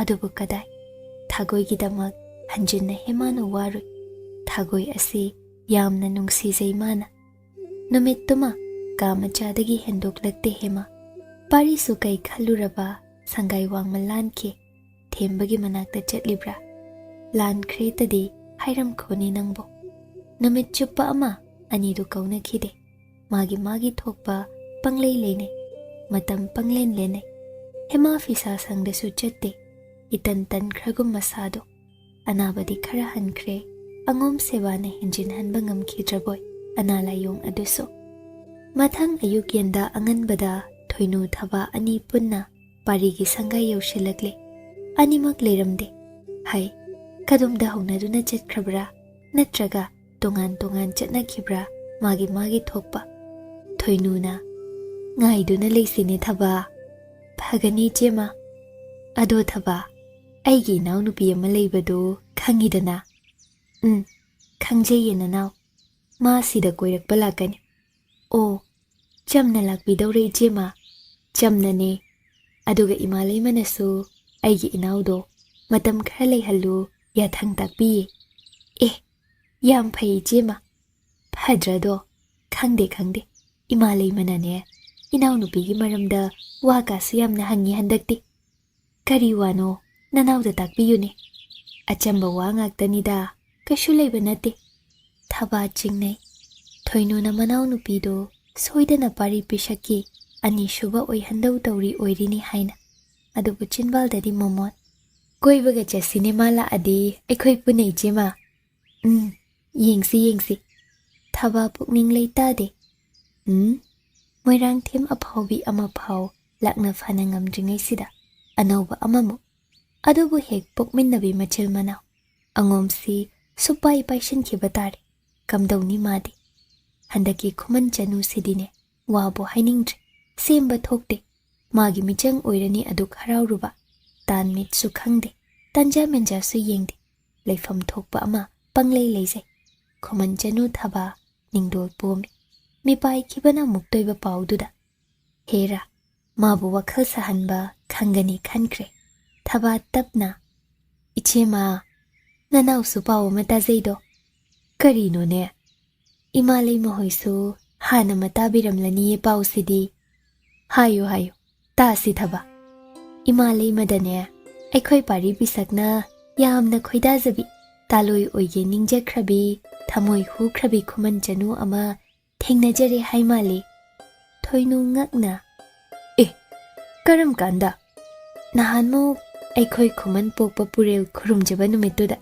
ꯊꯦꯡꯅꯖꯈꯤ ꯃꯥꯜꯂꯤ ꯑꯗꯣ ꯍꯧꯖꯤꯛ ꯃꯥꯅ ꯀꯣꯏꯆꯠ ꯆꯠꯆꯔꯤꯕꯁꯦ ꯈꯨꯃꯟ ꯆꯅꯨꯗꯨꯕꯨ ꯊꯤꯖꯕꯅꯦ ꯐꯪꯕꯨ ꯐꯪꯂꯦ ꯍꯥꯏꯕ꯭ꯔꯥ ꯑꯗꯨꯅ ꯑꯩꯈꯣꯏ ꯑꯇꯣꯟꯕ ꯄꯥꯔꯤ ꯄꯤꯁꯛꯀꯤ ꯑꯅꯤꯁꯨꯕꯤ ꯁꯣꯏꯗꯅ ꯑꯣꯏꯍꯟꯈꯤꯗꯧ ꯃꯥꯟꯖꯩ ꯅꯅꯥꯎꯗꯤ ꯁꯦꯡꯂꯦꯀꯣ ꯈꯨꯃꯟ ꯆꯅꯨꯅꯤꯀꯣ ꯊꯕꯥ ꯑꯍꯣꯏ ꯏꯆꯦꯃ ꯊꯣꯏꯅꯨ ꯇꯨꯃꯤꯟ ꯂꯩꯈꯤ ꯋꯥꯐꯝꯁꯤ ꯊꯕꯥꯅ ꯀꯝꯗꯧꯅ ꯈꯪꯂꯝꯂꯤꯕ ꯃꯅꯦꯝ ꯂꯩꯃꯅ ꯇꯝꯂꯤꯕ꯭ꯔꯥ ꯃꯄꯨꯔꯣꯏꯕꯅ ꯇꯝꯂꯤꯕ꯭ꯔꯥ ꯑꯅꯤꯃꯛꯄꯨ ꯋꯥꯔꯧꯈꯤ ꯃꯉꯣꯟꯗꯗꯤ ꯍꯥꯏꯗꯣꯛꯄꯤꯗꯦ ꯅꯤꯡꯗꯣꯟ ꯄꯣꯝꯈꯤ ꯊꯣꯏꯅꯨꯁꯨ ꯀꯔꯤꯅꯣ ꯃꯅꯥꯎꯅꯨꯄꯤ ꯂꯥꯛꯂꯅꯤ ꯍꯔꯥꯎꯔꯨꯕ ꯑꯃꯨꯛꯁꯨ ꯑꯍꯨꯝꯁꯨꯕꯤ ꯈꯨꯃꯟ ꯆꯅꯨ ꯑꯃꯃꯨꯛ ꯏꯇꯟ ꯇꯟꯊꯩ ꯑꯗꯨ ꯍꯔꯥꯎꯅ ꯂꯥꯛꯈ꯭ꯔꯒ ꯇꯟꯖꯥꯗꯨꯗ ꯍꯦꯃꯥ ꯆꯥꯏꯊꯔꯨꯕ ꯃꯥꯜꯂꯤ ꯐꯅꯦꯛ ꯐꯤꯗꯣꯜ ꯆꯤꯡꯈꯠ ꯆꯪꯖꯔꯛꯏ ꯃꯔꯨ ꯂꯨꯛꯅ ꯏꯆꯦꯝꯍꯜ ꯏꯆꯦꯝꯇꯣꯟ ꯏꯆꯦꯝ ꯑꯅꯤꯕꯨ ꯅꯅꯥꯎꯅ ꯄꯨꯅꯤꯝꯖꯔꯤ ꯌꯥꯔꯦ ꯌꯥꯔꯦ ꯈꯨꯔꯨꯝꯗ꯭ꯔꯁꯨ ꯌꯥꯍꯧ ꯊꯦꯡꯉꯤꯗ ꯅꯪꯗꯤ ꯉꯁꯤꯗꯤ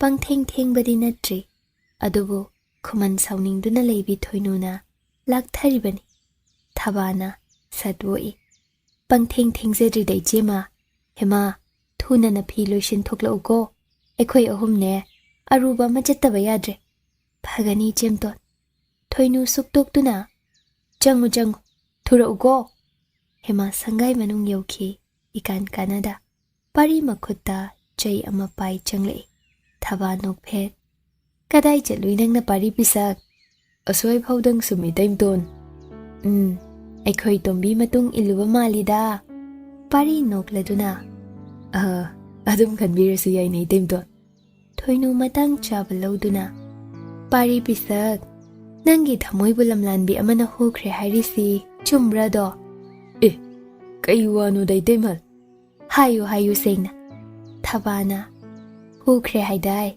ꯀꯣꯏꯊꯤ ꯊꯤ ꯍꯥꯏꯗꯥꯏꯅꯦ ꯅꯊꯃꯣꯏ ꯃꯄꯨꯗꯣ ꯈꯨꯃꯟ ꯂꯩꯀꯥꯏꯔꯣꯝꯗ ꯑꯩꯈꯣꯏ ꯊꯦꯝꯕꯒ ꯄꯨꯟꯅ ꯅꯪꯕꯣ ꯐꯪꯖꯔꯕ꯭ꯔꯣ ꯄꯥꯔꯤ ꯄꯤꯁꯛ ꯄꯥꯔꯤ ꯃꯃꯥꯏ ꯂꯩꯊꯣꯛ ꯊꯤꯖꯔꯤ ꯍꯩꯅ ꯂꯣꯠꯂꯤ ꯏꯇꯩꯝꯇꯣꯟꯒꯤ ꯈꯨꯃꯟ ꯏꯄꯥꯝꯂꯣꯝꯗ ꯋꯥꯍꯪ ꯄꯥꯎꯍꯪ ꯈꯤꯇ ꯇꯧꯕꯤ ꯅꯅꯥꯎꯒꯤ ꯃꯇꯦꯡ ꯄꯥꯡꯕꯤꯌꯨꯕ ꯊꯕꯥ ꯅꯣꯛꯂꯗꯨꯅ ꯍꯪꯗꯨꯉꯥꯏꯗꯅ ꯑꯩꯈꯣꯏ ꯑꯇꯣꯟꯕꯒꯤꯕꯣ ꯃꯤꯡ ꯂꯩꯐꯝꯁꯨ ꯈꯪꯗ꯭ꯔꯤꯕꯔꯣ ꯂꯝꯂꯥꯟꯕꯤ ꯈꯨꯃꯟ ꯆꯅꯨ ꯏꯅꯥꯎ ꯑꯣꯏꯗꯧꯕꯤꯗꯨꯒꯤ ꯑꯗꯨ ꯈꯪꯂꯒꯗꯕꯨ ꯅꯅꯥꯎ ꯑꯉꯥꯎꯕ ꯑꯣꯏꯔꯣꯏꯅꯦ ꯏꯇꯩꯝꯇꯣꯟ ꯊꯣꯏꯅꯨꯅ ꯇꯥꯅꯤꯡꯗ꯭ꯔꯗꯨꯅ ꯁꯪꯒꯥꯏꯔꯣꯝꯗ ꯃꯥꯏ ꯑꯣꯟꯁꯤꯟ ꯍꯧꯔꯞꯅ ꯇꯣꯝꯕꯤ ꯃꯣꯜꯂꯤꯗ ꯂꯣꯏꯗ꯭ꯔꯤꯕꯔꯣ ꯅꯪꯕꯣ ꯅꯤꯜꯂꯤꯗ ꯑꯉꯝꯕꯤ ꯑꯣꯏꯖꯔꯒ ꯊꯕꯥꯅ ꯆꯪꯖꯈꯤꯕꯗ ꯉꯥꯏꯖꯔꯤꯅꯦ ꯏꯆꯦꯃ ꯑꯩꯈꯣꯏ ꯇꯣꯝꯕꯤꯗꯤ ꯅꯪꯅ ꯈꯪꯕꯤꯔꯤꯕ ꯊꯕꯥ ꯑꯩꯅ ꯋꯥ ꯍꯥꯏꯕꯗ ꯅꯪ ꯌꯦꯠꯅꯨꯀꯣ ꯅꯅꯥꯎ ꯁꯣꯏꯖꯈ꯭ꯔꯦ ꯏꯆꯦꯃ ꯊꯣꯏꯅꯨ ꯄꯩꯊꯣꯛꯏ ꯄꯥꯔꯤ ꯃꯇꯧ ꯑꯅꯤꯗꯨ ꯆꯤꯛꯅꯅꯤꯡꯂꯦ ꯈꯪꯂꯗꯨꯅ ꯋꯥ ꯊꯩꯗꯣꯛꯆꯩ ꯏꯌꯥꯝꯕ ꯑꯉꯝꯍꯟꯗꯦ ꯏꯇꯩꯃ ꯀꯣꯅꯨꯡ ꯉꯟꯅ ꯆꯠꯈꯤ ꯃꯤꯐꯝ ꯂꯩ ꯍꯥꯏ ꯑꯗꯨꯒ ꯁꯥ ꯇꯥꯟꯕꯁꯨ ꯆꯠꯅꯤ ꯍꯥꯏꯌꯦ ꯑꯦ ꯀꯗꯥꯏꯗ ꯈꯪꯗꯦ ꯑꯗꯨꯒꯗꯤ ꯁ꯭ꯔꯤꯖꯨꯠꯀ ꯄꯨꯟꯅ ꯆꯠꯇꯧꯅꯦ ꯐꯩ ꯑꯗꯣ ꯄꯥꯔꯤ ꯄꯤꯁꯛ ꯅꯪꯕꯨ ꯅꯌꯥꯝꯕꯒꯤ ꯃꯇꯨꯡ ꯏꯟꯅ ꯀꯣꯅꯨꯡ ꯈꯔ ꯀꯥꯕ ꯇꯝꯁꯤꯜꯂꯨꯅꯦ ꯑꯩ ꯍꯩꯅꯔꯣꯏꯗ ꯏꯇꯩꯃꯜ ꯍꯩꯅꯗꯕ ꯌꯥꯔꯣꯏꯅꯦ ꯇꯨꯡꯗ ꯅꯪꯁꯨ ꯌꯨꯝ ꯂꯦꯞꯄ ꯌꯥꯎꯗꯧꯅꯤ ꯄꯥꯈꯪ ꯑꯣꯏꯔꯤꯉꯩ ꯍꯧꯖꯤꯛꯇꯤ ꯅꯁꯥꯒꯤ ꯇꯥꯂꯣꯏ ꯑꯅꯤꯗꯨꯝ ꯁꯨꯗꯧꯔꯦ ꯊꯕꯥꯅ ꯁꯠ ꯑꯣꯛꯇꯨꯅ ꯅꯣꯛꯂꯒ ꯑꯗꯨꯁꯨ ꯑꯅꯤꯃꯛ ꯈꯨꯃꯟ ꯆꯅꯨꯉ ꯅꯠꯇ꯭ꯔꯗꯣ ꯄꯥꯔꯤ ꯄꯤꯁꯛ ꯃꯥꯅꯦ ꯏꯇꯩꯝꯇꯣꯟ ꯍꯥꯏꯅꯔꯤꯕ ꯋꯥꯗꯣ ꯍꯦꯃꯥ ꯇꯥꯍꯧꯏ ꯃꯥ ꯊꯣꯛꯂꯛꯏ ꯍꯥꯏꯅ ꯑꯍꯨꯝꯗꯨꯅ ꯎꯔꯨꯗ꯭ꯔꯦ ꯃꯍꯩ ꯍꯦꯃꯥꯒꯤ ꯃꯃꯥꯡꯗ ꯂꯣꯅꯕꯤ ꯑꯃꯒꯤ ꯋꯥꯔꯤ ꯁꯥꯔꯨꯕ ꯂꯀꯛ ꯆꯥꯏ ꯑꯗꯨꯕꯨ ꯈꯪꯁꯤꯟꯅꯗ ꯊꯨꯅ ꯍꯦꯃꯥꯕꯨ ꯄꯨꯈꯤ ꯄꯥꯔꯤ ꯇꯞꯅ ꯍꯦꯃꯥꯕꯨ ꯇꯨꯡꯂꯣꯝꯗ ꯌꯦꯡꯖꯍꯧ ꯀꯗꯣꯝꯗꯅꯣ ꯏꯇꯩꯃ ꯑꯅꯤꯕꯣ ꯅꯣꯏ ꯅꯤꯄꯥꯅ ꯈꯪꯕ ꯌꯥꯕ ꯋꯥ ꯅꯠꯇꯦ ꯑꯩꯈꯣꯏ ꯅꯨꯄꯤꯒꯤ ꯋꯥꯅꯦ ꯄꯥꯔꯤ ꯁꯨꯝ ꯂꯦꯞꯍꯧꯏ ꯑꯉꯣꯝꯒꯤ ꯃꯥꯏꯕꯤ ꯂꯣꯏꯁꯪꯂꯣꯝꯗ ꯑꯉꯣꯝ ꯑꯉꯝꯕꯤ ꯃꯧ ꯑꯍꯨꯝꯗꯨ ꯂꯥꯛꯃꯤꯟꯅꯩ ꯍꯦꯃꯥꯅ ꯃꯌꯥꯏꯗ ꯊꯪꯍꯟ ꯃꯆꯦꯝ ꯑꯅꯤꯅ ꯅꯥꯛ ꯌꯦꯠꯇ ꯌꯦꯡꯕꯒꯤ ꯄꯦꯅꯥꯏꯗꯦ ꯑꯍꯨꯝꯃꯛ ꯐꯖꯩ ꯍꯦꯃꯥꯅꯗꯤ ꯈꯖꯤꯛ ꯃꯒꯨꯟꯗ ꯍꯦꯟꯇꯛ ꯃꯥꯏꯈꯨꯝ ꯍꯥꯡꯗꯣꯛꯂꯦ ꯋꯥꯏ ꯁꯪꯂꯦ ꯂꯝꯕꯤꯗ ꯋꯥꯆꯣꯏꯗꯤ ꯉꯥꯡꯅꯗꯦ ꯃꯅꯥꯏ ꯅꯨꯕꯤꯁꯤꯡꯅ ꯃꯇꯨꯡꯗ ꯊꯧꯒꯜ ꯇꯧꯖ ꯂꯥꯛꯄꯒꯤ ꯍꯦꯃꯥ ꯀꯗꯥꯏꯗ ꯂꯥꯛꯄꯅꯣꯁꯨ ꯍꯪꯖꯗꯦ ꯃꯆꯦꯝ ꯑꯅꯤꯕꯨ ꯊꯥꯖꯖꯩ ꯂꯣꯏꯁꯪ ꯌꯧꯁꯤꯟꯈ꯭ꯔꯦ ꯉꯥꯏꯗꯨꯅ ꯂꯩꯔꯝꯕ ꯃꯥꯜꯂꯤ ꯂꯣꯏꯁꯪ ꯍꯟꯖꯕꯤꯅ ꯃꯣꯃꯣꯟꯅꯣ ꯍꯦꯃꯥꯕꯨ ꯃꯨꯟꯅ ꯌꯦꯡꯖ ꯉꯁꯤꯗꯤ ꯅꯅꯥꯎ ꯇꯣꯝꯕꯤꯁꯨ ꯄꯨꯕꯤꯔꯛꯂꯕꯀꯣ ꯑꯍꯣꯏ ꯑꯕꯣꯛ ꯃꯥꯒꯤ ꯍꯥꯟꯅ ꯌꯦꯡꯕꯤꯌꯨꯕ ꯌꯥꯒꯗ꯭ꯔꯗꯣ ꯌꯥꯒꯅꯤ ꯌꯥꯒꯅꯤ ꯃꯁꯥꯅꯕꯨ ꯌꯥꯔꯗꯤ ꯑꯍꯨꯝꯗꯨ ꯂꯣꯏꯁꯪ ꯃꯅꯨꯡ ꯌꯧꯁꯤꯟꯈꯤ ꯀꯧꯅꯥ ꯐꯛ ꯑꯃꯒꯤ ꯃꯊꯛꯇ ꯊꯥꯒꯣꯏꯅ ꯃꯀꯣꯛꯇ ꯐꯝꯃꯤ ꯃꯊꯪꯗ ꯊꯕꯥ ꯏꯔꯣꯏ ꯂꯣꯏꯕꯗ ꯍꯦꯃꯥ ꯃꯀꯣꯛ ꯅꯣꯟꯅ ꯊꯕꯥ ꯍꯦꯃꯥꯗ ꯌꯦꯡ ꯏꯃꯥ ꯃꯥꯏꯕꯤꯅꯦ ꯑꯩꯈꯣꯏꯅ ꯍꯦꯛ ꯍꯦꯛ ꯑꯁꯣꯏ ꯑꯉꯥꯝ ꯌꯦꯡꯖꯩ ꯍꯞꯇꯥꯒꯤ ꯁꯒꯣꯜꯁꯦꯟ ꯅꯨꯃꯤꯠ ꯈꯨꯗꯤꯡ ꯁꯤꯗꯩꯗꯤ ꯅꯪꯁꯨ ꯍꯩꯅꯕ ꯇꯧꯗ ꯑꯩꯈꯣꯏꯒꯤ ꯇꯨꯡ ꯏꯜꯂꯨꯀꯣ ꯇꯣꯝꯕꯤ ꯐꯒꯅꯤ ꯏꯆꯦꯝꯇꯣꯟ ꯃꯥꯏꯕꯤꯗꯨꯅ ꯍꯦꯃꯥꯗꯇ ꯁꯨꯝ ꯃꯨꯟꯅ ꯌꯦꯡ ꯂꯩꯈꯤꯕꯗꯨꯗ ꯊꯣꯏꯅꯨ ꯊꯕꯥ ꯃꯤꯠ ꯌꯦꯡꯅꯩ ꯀꯔꯤ ꯎꯔꯕ ꯎꯉꯝꯗ ꯀꯔꯤ ꯈꯪꯂꯕ ꯈꯪꯉꯝꯗ ꯃꯥꯏꯕꯤ ꯁꯦꯜ ꯍꯨꯟꯕꯤꯗꯤ ꯃꯤꯒꯤ ꯃꯥꯏꯊꯣꯡ ꯃꯩꯗꯥ ꯍꯦꯛ ꯎꯕꯗ ꯈꯪꯅꯤꯡꯕ ꯇꯪꯈꯥꯏ ꯑꯃ ꯈꯪꯗꯣꯛꯄ ꯉꯝꯃꯤ ꯍꯥꯏꯅꯩ ꯇꯞꯅ ꯍꯥꯏꯔꯛꯏ ꯊꯥꯒꯣꯏꯗ ꯂꯨꯊꯅ ꯌꯦꯡ ꯑꯕꯣꯛꯀꯤ ꯑꯉꯝ ꯍꯟꯖꯕꯤ ꯑꯩꯅꯦ ꯅꯅꯥꯎ ꯏꯇꯣꯟ ꯇꯣꯟꯕꯤꯒꯤꯗꯤ ꯌꯦꯡꯂꯣꯏꯀꯣ ꯑꯦ ꯀꯩꯒꯤꯅꯣꯅꯦ ꯑꯕꯣꯛ ꯑꯗꯨꯝ ꯇꯥꯛꯄꯤꯅꯨꯕ ꯏꯅꯥꯎꯅ ꯃꯊ꯭ꯋꯥꯏ ꯅꯨꯡꯉꯥꯏꯈꯤꯔꯣꯏꯌꯦ ꯑꯩ ꯉꯝꯂꯣꯏꯀꯣ ꯉꯝꯂꯣꯏ ꯑꯕꯣꯛ ꯐꯠꯇꯕ ꯀꯩ ꯎꯕꯤꯕꯒꯦꯅꯦ ꯍꯦꯃꯥ ꯋꯥꯗꯨꯗ ꯇꯤꯡꯉꯛ ꯇꯤꯡꯉꯛ ꯃꯥꯏꯕꯤꯔꯣꯝꯗ ꯌꯦꯡꯂꯨꯏ ꯃꯤꯠꯆꯥꯅꯩ ꯑꯃꯥꯏꯕꯤꯗꯨ ꯃꯁꯥ ꯐꯨꯡꯒꯠꯂꯒꯨꯝ ꯁꯣꯔ ꯐꯨꯏꯅ ꯍꯣꯜꯂꯛꯏ ꯃꯈꯨꯠ ꯃꯁꯥ ꯇꯤꯡꯂꯤ ꯌꯥꯡꯂꯤꯗꯨꯅ ꯃꯁꯥꯗꯨ ꯊꯦꯛꯀꯣꯏ ꯅꯥꯀꯣꯏ ꯇꯧꯔꯛꯏ ꯃꯅꯥꯏ ꯅꯨꯄꯤ ꯂꯥꯏ ꯄꯥꯅꯕꯤ ꯑꯃ ꯆꯪꯁꯤꯟꯈꯤ ꯇꯥꯏꯔꯦꯜ ꯃꯍꯤ ꯈꯤꯛꯄꯗ ꯈꯔ ꯍꯜꯂꯤ ꯊꯣꯏꯅꯨ ꯃꯤꯄꯥꯏꯅ ꯇꯣꯝꯕꯤ ꯅꯀꯣꯛ ꯅꯣꯟꯊꯜꯂꯌꯨꯅꯦ ꯅꯪꯕꯣ ꯐꯒꯅꯤ ꯆꯦꯝꯍꯜ ꯍꯦꯃꯥ ꯃꯔꯨ ꯂꯨꯛꯅ ꯃꯤꯄꯥꯏꯅ ꯐꯝꯃꯤ ꯊꯣꯏꯅꯨꯅ ꯀꯤꯅ ꯇꯞꯅ ꯑꯕꯣꯛ ꯅꯁꯨ ꯑꯅꯤꯗ ꯏꯅꯥꯎ ꯇꯣꯝꯕꯤꯁꯦ ꯀꯩ ꯂꯩꯔꯦ ꯂꯣꯏꯅ ꯍꯥꯏꯗ꯭ꯔꯕꯁꯨ ꯈꯤꯇꯗ ꯇꯥꯛꯄꯤꯌꯨꯕ ꯑꯃꯥꯏꯕꯤꯗꯨ ꯂꯥꯏ ꯇꯣꯡꯈ꯭ꯔꯕꯔꯥ ꯆꯩꯍꯜꯂꯛꯏ ꯅꯣꯏꯅꯦ ꯇꯨꯃꯤꯟ ꯇꯨꯃꯤꯟ ꯂꯩꯌꯨꯀꯣ ꯅꯍꯣꯏ ꯑꯉꯣꯝꯁꯤ ꯃꯤꯍꯤꯡ ꯅꯝꯂꯅꯤ ꯃꯤꯁꯥ ꯅꯝꯂꯅꯤ ꯁꯣꯏꯔꯣꯏ ꯃꯤꯁꯤ ꯃꯤꯅꯥ ꯅꯪꯉꯅꯤꯀꯣ ꯑꯅꯤꯗꯨ ꯈꯪꯄ꯭ꯔꯦꯛ ꯈꯪꯉꯤ ꯍꯦꯃꯥ ꯃꯤꯍꯨꯟ ꯇꯤꯡ ꯇꯤꯡ ꯊꯕꯥꯅ ꯀꯤꯅ ꯀꯩꯅꯣ ꯑꯩ ꯍꯩꯕꯨꯔꯣ ꯁꯤꯗꯣꯏꯁꯦ ꯏꯕꯣꯛ ꯃꯥꯏꯕꯤ ꯑꯩꯗ ꯉꯝꯖꯔꯔꯣꯏ ꯊꯋꯥꯏ ꯊꯥꯕꯒ ꯏꯄꯥꯝ ꯈꯨꯃꯟꯗ ꯍꯟꯖꯈꯤꯅꯤ ꯉꯁꯤꯃꯛꯅꯦ ꯊꯣꯏꯅꯨꯅ ꯆꯩꯍꯠꯂꯤ ꯊꯕꯥ ꯅꯪꯁꯤ ꯃꯇꯥꯡ ꯆꯥꯗꯦꯗ ꯇꯨꯃꯤꯟ ꯂꯩꯌꯨꯅꯦꯍꯦ ꯊꯕꯥ ꯀꯤꯅ ꯃꯔꯨ ꯂꯨꯏ ꯑꯕꯣꯛ ꯃꯥꯏꯕꯤꯗꯨꯅ ꯍꯦꯃꯥꯗ ꯆꯥꯗꯧꯈꯩ ꯌꯦꯡ ꯂꯩꯐꯥꯎ ꯐꯥꯎꯊꯔꯛꯏ ꯃꯇꯧꯗꯤ ꯃꯥꯟꯗꯦꯅꯦ ꯏꯃꯣꯝ ꯍꯥ ꯈꯣꯡꯊꯥꯡ ꯁꯥꯍꯨꯝ ꯅꯥꯏꯗꯕꯤ ꯃꯤꯠꯌꯦꯡ ꯑꯅꯤ ꯁꯨꯗꯕꯤ ꯄꯨꯛꯆꯦꯞ ꯇꯞꯄꯤ ꯄꯨꯛꯐꯕꯤ ꯀꯔꯤ ꯀꯥꯟꯅꯩ ꯅꯪꯅ ꯏꯪ ꯇꯞꯂꯤꯕ ꯅꯍꯥꯛ ꯊꯛꯇ ꯄꯂꯦꯝ ꯄꯟꯊꯧ ꯁꯦꯠꯈ꯭ꯔꯦꯗꯣ ꯁꯥꯒꯩ ꯅꯥꯇꯩ ꯇꯨꯝꯈ꯭ꯔꯦꯗꯣ ꯏꯈꯦꯡꯂꯛꯇ ꯅꯪꯅ ꯋꯥꯟꯊ ꯋꯥꯟꯊ ꯍꯪꯉꯥ ꯃꯤꯀꯞꯈꯤꯗꯣ ꯌꯦꯡꯕꯤꯅꯕ ꯀꯟꯕꯤꯅꯕ ꯀꯅꯥ ꯂꯩꯈꯤꯗꯦꯗꯣ ꯃꯄꯣꯛ ꯊꯤꯗ ꯏꯃꯣꯝ ꯈꯨꯃꯟ ꯆꯅꯨ ꯅꯔꯥꯏꯕꯛ ꯊꯤꯗ ꯀꯌꯥ ꯋꯥꯅ ꯅꯪꯅ ꯈꯨꯃꯟꯅ ꯁꯥꯏꯒꯣꯜꯗ ꯂꯦꯟꯖꯕ ꯀꯌꯥ ꯋꯥꯅ ꯍꯧꯖꯤꯛꯁꯨ ꯍꯤꯡꯂꯤꯕ ꯅꯁꯥꯕꯤ ꯅꯤꯡꯊꯦꯝꯅꯁꯨ ꯃꯤꯔꯥꯏꯕꯤꯔꯦꯗꯣ ꯍꯪꯉꯣꯝ ꯃꯥꯅꯁꯨ ꯂꯧꯁꯤꯟꯕꯤꯗ꯭ꯔꯦꯗꯣ ꯍꯤꯃꯣꯝ ꯂꯥꯡꯂꯦꯟ ꯅꯪꯕꯨꯅꯦ ꯍꯤꯡꯕꯁꯨ ꯍꯤꯡꯉꯝꯗ ꯁꯤꯕꯁꯨ ꯁꯤꯡꯉꯝꯗ ꯂꯪꯗꯥꯏꯁꯤꯗ ꯋꯥꯅ ꯂꯦꯜꯂꯤꯗꯀꯣ ꯏꯃꯣꯝ ꯅꯪꯕꯨ ꯅꯨꯡꯁꯤꯕꯤ ꯁꯤꯅꯁꯨ ꯂꯣꯏꯗ꯭ꯔꯦꯗꯣ ꯅꯄꯨꯟꯁꯤ ꯆꯨꯞꯄꯗꯤ ꯏꯃꯥꯅ ꯍꯥꯏꯔꯣꯏꯒꯦ ꯑꯗꯨꯕꯨ ꯂꯣꯏꯔꯣꯏꯀꯣ ꯅꯪꯅ ꯋꯥꯕꯗꯤ ꯍꯦꯟꯅ ꯂꯥꯛꯂꯛꯈꯤꯅꯤ ꯑꯃꯈꯛ ꯂꯩ ꯅꯪꯕꯨ ꯀꯟꯕꯤꯅꯕ ꯃꯉꯣꯟꯗ ꯆꯪꯖꯧꯀꯣ ꯏꯃꯣꯝ ꯑꯣꯏꯕꯤ ꯊꯣꯏꯅꯨꯗꯤ ꯀꯤꯅ ꯇꯨꯃꯤꯟ ꯈꯥꯡꯉꯤ ꯊꯕꯥꯗꯤ ꯂꯩꯐꯥꯎꯗꯨꯗ ꯍꯦꯃꯥꯗ ꯀꯤꯅ ꯌꯦꯡ ꯃꯁꯥ ꯅꯤꯛꯏ Is, imom nangbu Khuman Chanu. Natau yenge pamoy do. Nasak ure nungsido. Naku tari sumhatlido. Adubune. Napok na idi. Nung pal ungamda. Tingamda. Untok na dikan kredo.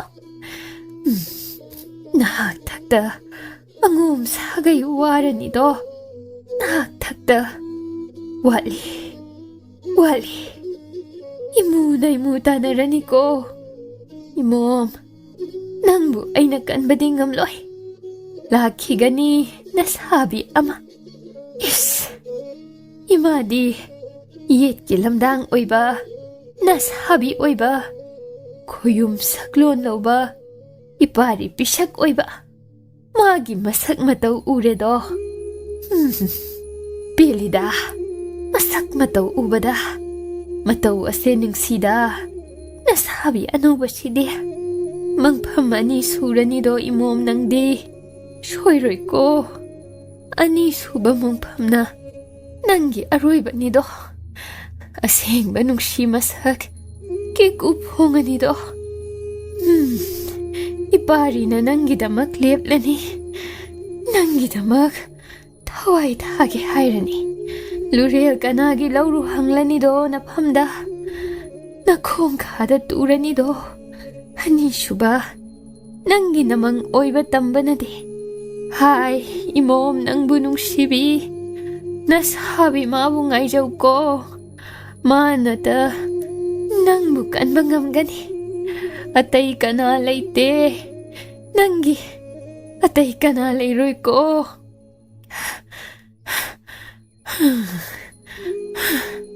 Imamay bi masado waramali. Sor chaning chamang samnada honduna laikre. Lai panabina Tayal machum kek senaje. Thoinu thaba. Hema da ngak na ki na yengle.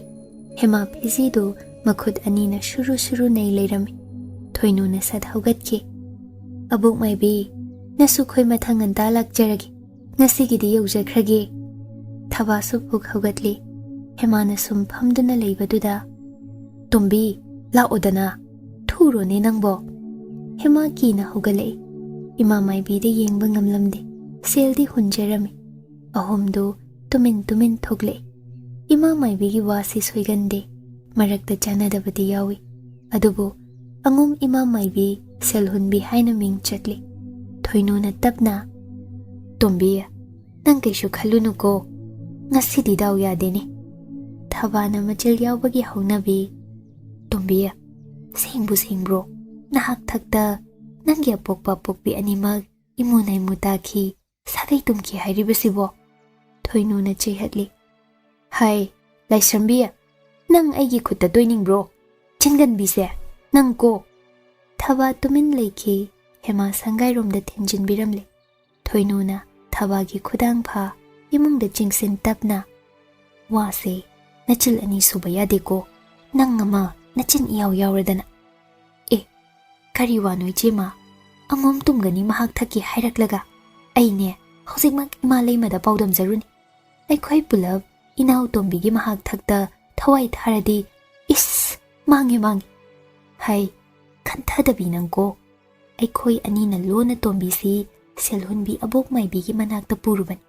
Imalay madagi hanaya thanglaw dine. Hozikwa si tamlurabadi, hayba indabini hayna.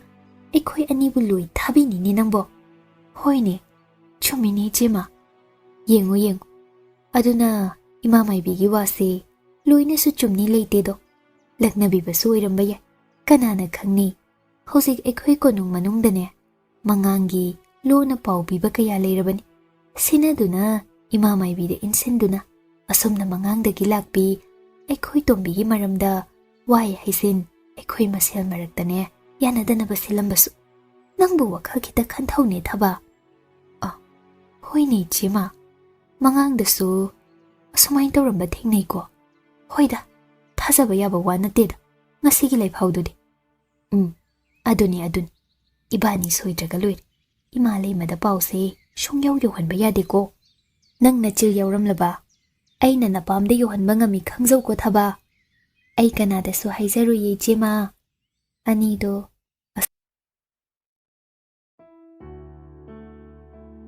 Numit tumaso, tumin, wa hainada, hanne yengnada lene. Hema pari anido. Lamlanbi kanagi, mataw singdagi henjinki.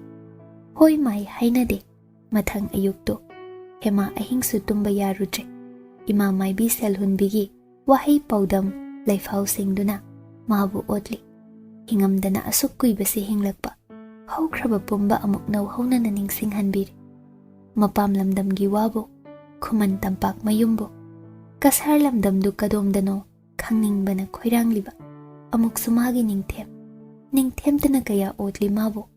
Tumin leiba natte hema. Ushinba haiba, uhaiba misna anigi mapu oiba oibi kanana yenglurabadi, khanganiko. Nangmuk naraibak thibadi leite ko hema. Hanadagi kharangana haugatjay, leima pukri achowaromda khongsanki. Mamli, kibaga khangdrabra khangde. Phidol chingkhatuna, phanek salungangba machu ama setli, inafi ama insil.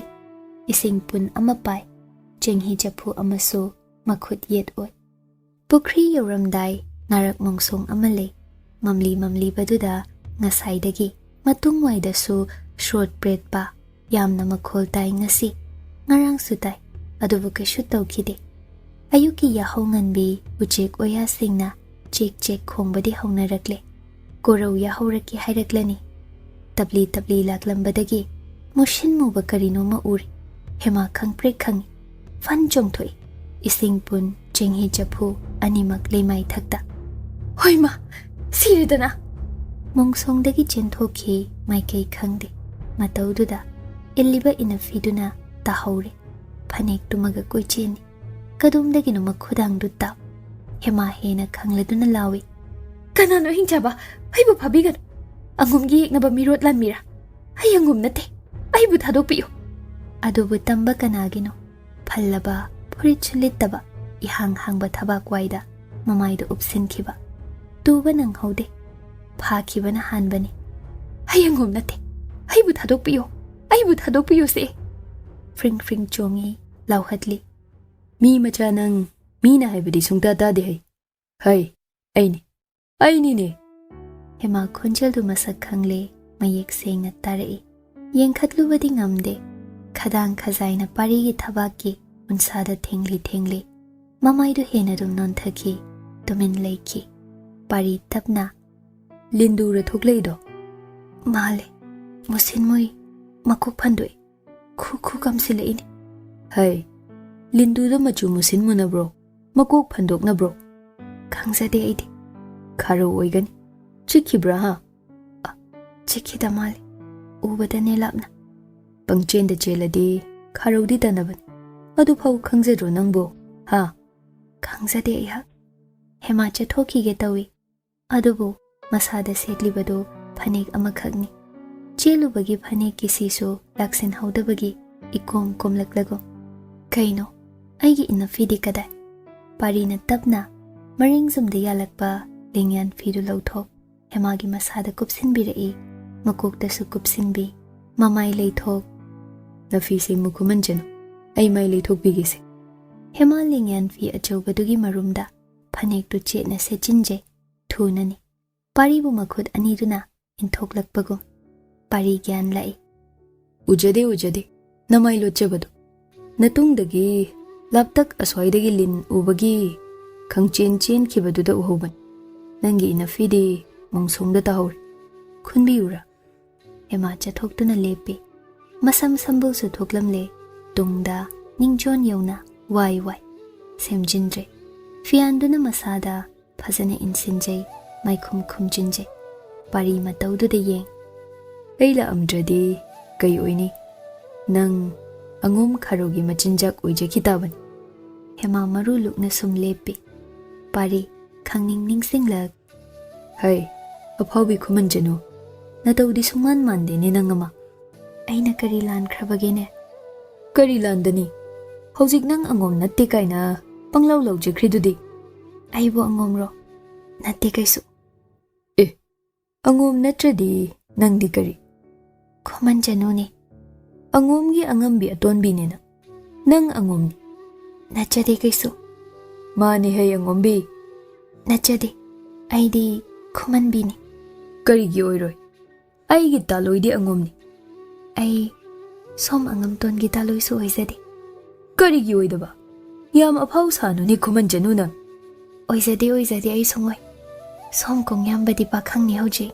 Oi bi ho aduma. Pari marai makhai yet ki tawrui. Adubu masamak na hai ki bawani. Mana karigi asuk lai na kauthokluba. Hemadi ningsinglami. Sidabu nang bupuklubi kaudradi kari. Fare. Tungi wani dana duna. Adu nang hujikti angomba aigi angombini. Hema onsinaba talaboy. Thuna mai leikhagining wa thairei. Kadom da lingbirakpano. Aibo. Nangi tung inabani. Karigi. Natomta chatpa phatte haikidro. Nanai su pibidrabani na. Aina oina.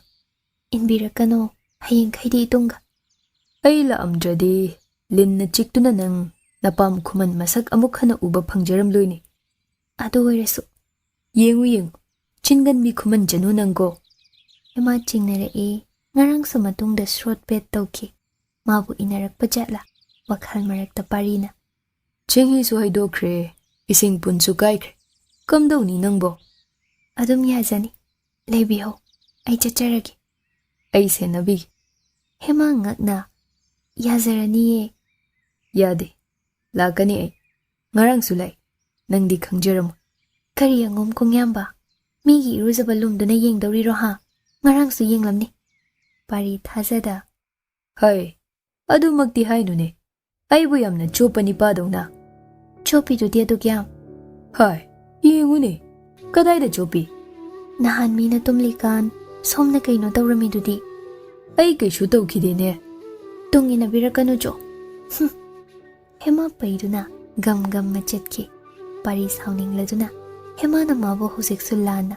Adusu nupi chopani pa oina khalambaduda penman khidraduna. Hauna. Handak na lindu thengno ko nang. Angom lindo. Lao. Khuman Chanu matungda shu. Hema kuina nokni kaurabi chinbaldo. Khasik khak. Thak khalenki. Yaikhom marumduda. Udrabra angomba nangdi. Kayadi nung siri minok ado. Minok dugi mapusu nang niko.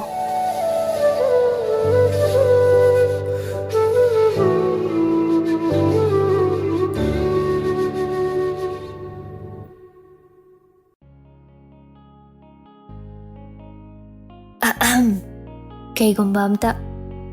Thawai hakchang yauna wari tabiriba listenersing da haijari madudi channel asina puthokjariba audio series sing asibu support tobiba oina like amadi WakhaL Turi YouTube channel da subscribe tobiramo aduga loinana comment amamam piduna wari sida yauriba writer narrator editor musician amadi channel asigi teambusu support tobiyo amadi pukning thogatpiyo aduga mayam hype tobasu kaubigano. Khuman Chanu. Hema Rani asi tasing na maraibak thibini. Khuman sagai da tillubana magi langjakhibi maralni. Asi khakni magi maral. Chahi taraga taruki mamangi wani. Khuman ningthau sagai da yamna luzadaba matau ama sagai masel marakta thoki. Manaw na mayam bahatki. Makhutsu thanglen ikheng na thumki. Khek na noki. Mayambagi mahutta manaw na Khuman ningthau oiki. Khubam munki. Tangbal kuthang lanki. Imungdi amakak. Apukpa mapabong ningthau amakak. Adubu mihatpa na jay oiki. Manaw na hatkiba mayamba aduna puklambi naitom satpi mamumni Khuman Chanu hemarani asi. Matam aduda nawa pisak oijari. Palimgi khomlang manam koktri. Panthogi mitkidi Tamfayai oijari. Magi apukpa Khuman ningthau oiri matamduda. Makhura angambaduna khanghauda ahingda landaraki. Karida soikiba karigi magi apukpabu mayamna yaningkhidaba. Makhuragi michangda apunbana lepkhrago. Magi ni khalamba singduna onsinduna chikpiki. Magi lanmini thazaruba singduna pulap onsinduna makhu thudekpiki. Kaya waki Khuman ningthau. Khudakta manaw na mayamba lurel kakki. Leibak mangda mana Khuman ningthau ni Makhol pongna lauki. Matam ado hema ahing tungkhon talingai. Magi apokpagi konung mairina thumna chakhatlakpa. Upai leita mama leimana mabu pamkhat maikei khangna chenjakhiba. Magi apokpi ado kasar Chanuni. Mapabong Ningthona kasar koiba chatluba khongchat amada khoidaru nungsiru sanhalaibak sida purak leima hapki. Hemagi apokpa matamduda phau taloi ani lon khide. Hemagi apokpi do khakni. Mayambagi I pumba. Mayambagi michangda leiba pumba tumna hatkhi manauduna. Hema mama machabuso koi thi khiba. Kaya phatte. Pikliba macha makkumlaba adubo makhut makna loishinba adu khak hemagi makhuraduna pamluba. Mama du upai leita macha dadi kanbiyo tengthaza manau nupagi makhongda tu khurumjai hanjin hanjin. Makhuraduna mama dubo makhongbak na kaubi hema bu paiduna langthekpi. Auba singna thawai changna khibra natraga makhuradugum khekna no khibra. Mamaida makhura ningthoduna karibu khankhiba. Matai maleimagi mamaida matin sichin mathwai hingninglabadi chenjakho. Nachagi thawai kaninglabadi maphamsida amuk hanna nangi khongul taba yaroi nacha asi hinghanbige. Hema pokpi khanthada machaduna ta hingjarabadi khan chatkre hanna yenglamde. Leimai thakta wa hanga mikap khollakta tingtha hobi hemabu hanna yenglamde. Matom ta chatki mapam kasar lamdamda hankrabra khangde. Hemabu makhura ningthona yoglakle. Hemana mapung pharaklabakan leikoirel asigi maidingu ningthorelgi taloi taranipal subi oina katki. Hemana Khuman konungda karam lenki masina wa amani. Magi haurakphamde sana isengni asoiba yaukhide. Adunabu leima oihankhibani. Taubatabu hek poklak ngaidagi ma maraibak thibini mahakti. Lamakhangda magi punsina adum oikhibani. Hema matomnata magi di mapam lamdam haiba ama leitre khanjai. Masigi maramso leiramgani shoidana. Aduna konagi wani. Kibana ne chaithaphamga khangde isam samjinjai hemadu ngasidi. Karino aina angom kongyamba angamton asibo asuk miki chada kiruriba. Thaina mathanglen ningthem sangainu makawaida thabum nipan leluba asumna ningthem mabu amukta ki khideko hangoi khideko.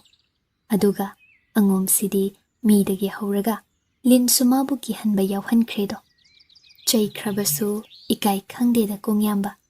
Hemana halakpada laptakka natte handakna nakna inajarakpaga saido. Lambido chayjaw ama pairakpaduna narak mongsong hangdok haidok lambi phatpiramle parina. Ngasaidagi lamna piseng leiruboyko angom kongyamba nangdi. Mongsong adu ihang hanglamle lin kharosu tan kre parina. Hemana mabukasu onthokna phaida kongyamba nangse ngasidi khanki. Sangai yauki parina tungdagi yenghaubabu phanadum nungairido. Magi lengyan phisauduna wana maikei pumba khomjin Khuman Chanuna masada insin makoksu pulap kupsin. Phidu leimai thakta soro jingja chatliba. Maubu mandre ubada. Angang na wana koi chen phi charei insin italakpi sanarigum uhaliba. Parina sangai yaudringai mayambana kaure. Lau pari bisak. Phagani yamba ngamal. Changsinduna Lanchenbagi manakta liplui. Takpiyu yamba ngamal. Yengoi nangbune konung ka bahusine itaw ningthawna nangbu hangle. Ay chacharuida. Nang pakhang nadri. Ingaw na leithokpa yadre ne. Hojik konung ka ba matam oir. Sri Jutki yathangni. Chatta yade thun. Ay napugani nangbu. Ay konung yuwasi yawjaningde do iyamba ngamal. Kuidobagi. Nangse panthaw lang may ningthaw majani ni. Ay khoi anitani. Atay ka na layri. Iyamba ngamal na adumakhot na bir. Ay di yawjaningde sigumbadi. Kari asigumba haibadi. Narol sengo pari pisak. Chanu amasu kaishu leita pamdre haiduna atopada kathoklam Ningthemdo ay kaya hainajadi. Hay, naray kienggadaba wangang sanga. Nang siphanasu ay nawari. hanwa kauba leite sagai chen thadabo wangang ngang haide ne pari pisak nangbo nanaw ko nung kaba ngamjaroi ko yamba ngamhal nong mata oirasu aigi tungdi inda yade itaw ningthongna nasak yengge haira ine karigi aigi isakpu Srijutna yengdoriba hai nang she ningthau majani aina soikre khalo angom sina khutta tahogani ne aduna konunggi niti niyam Srijut katinaba sak khangnaba haibasi masana tabani ne pangida nangbo aidine kashu ojaningde sumaina sum leijagedo iyamba ngamhal nanaw chacharuiko ningthemdu ai kaya yaning khidredo Lanchenba sauna lawi nang si khutna loi thaba shoiroi ko nongmade na tause handrabade nanaw bunga piu ngasimak konungda chatkadabani nang nanaw ngamjaroido hai loi pamba nang si angomni ko oijai nanaw nang si aigi hek irem khaki inawni ko kanana nate hairakpano iyamba ngamhalbo he yengu yengu na filo shilo hojikmak nangbu konungda pu khongshanba ngamdraba ai angom angamhal natedo nanawdi ngamjaroiko soidraban Lanchenba saukibana amuk toiba thoinu thoklaktuna pari pisak nangbune kari haina hainagani ha onthokna ngausinai nangse loi pambana amuk toiba amukta tapthabiyu bai sabi akhoi atonbana ne kai khangjani nanai aikhoina themjarasu ngaidana Lanchenba sauna sangairom pangki sauna phi kanduna laurami hai asi hojimak loisilaga shanathongda ibungai halamo makhongna chathangani ningthemgi makhongda insinge ko mase mase thoinu pari de sauna yenglam loi pamba nang ko nang hekta sawhali na yambung ase parina oiriba mataudo irai laina khumdore yamna bu saukrine amukta dum khambiroi daimal pari tande mande sangai nung yausinki hema mapanda launa khibado kharama khaidi tahawi kaidawi konung kababo kaino ningthemna angom atonbasi unaningi hairi haiba karigi khangde hema ningthembu warurambadagi ningthem palakpa khuding sauning laklaban pendabana henman khibana parina ningthembusu yaningde haiba masen marang tahawbada khajik thamoi nungaije mada natte ningthembu hainadaba michang amadi leijaredana kari angom hingchaba kongyambasibu magi michang haiba oithokloine Khuman themba koithorei pariga sangai nungda kazauda wari chikthane loinaide nokpawo khebo hema taja ningdabana thuna chak loisilam phisa sangda nganta chachaki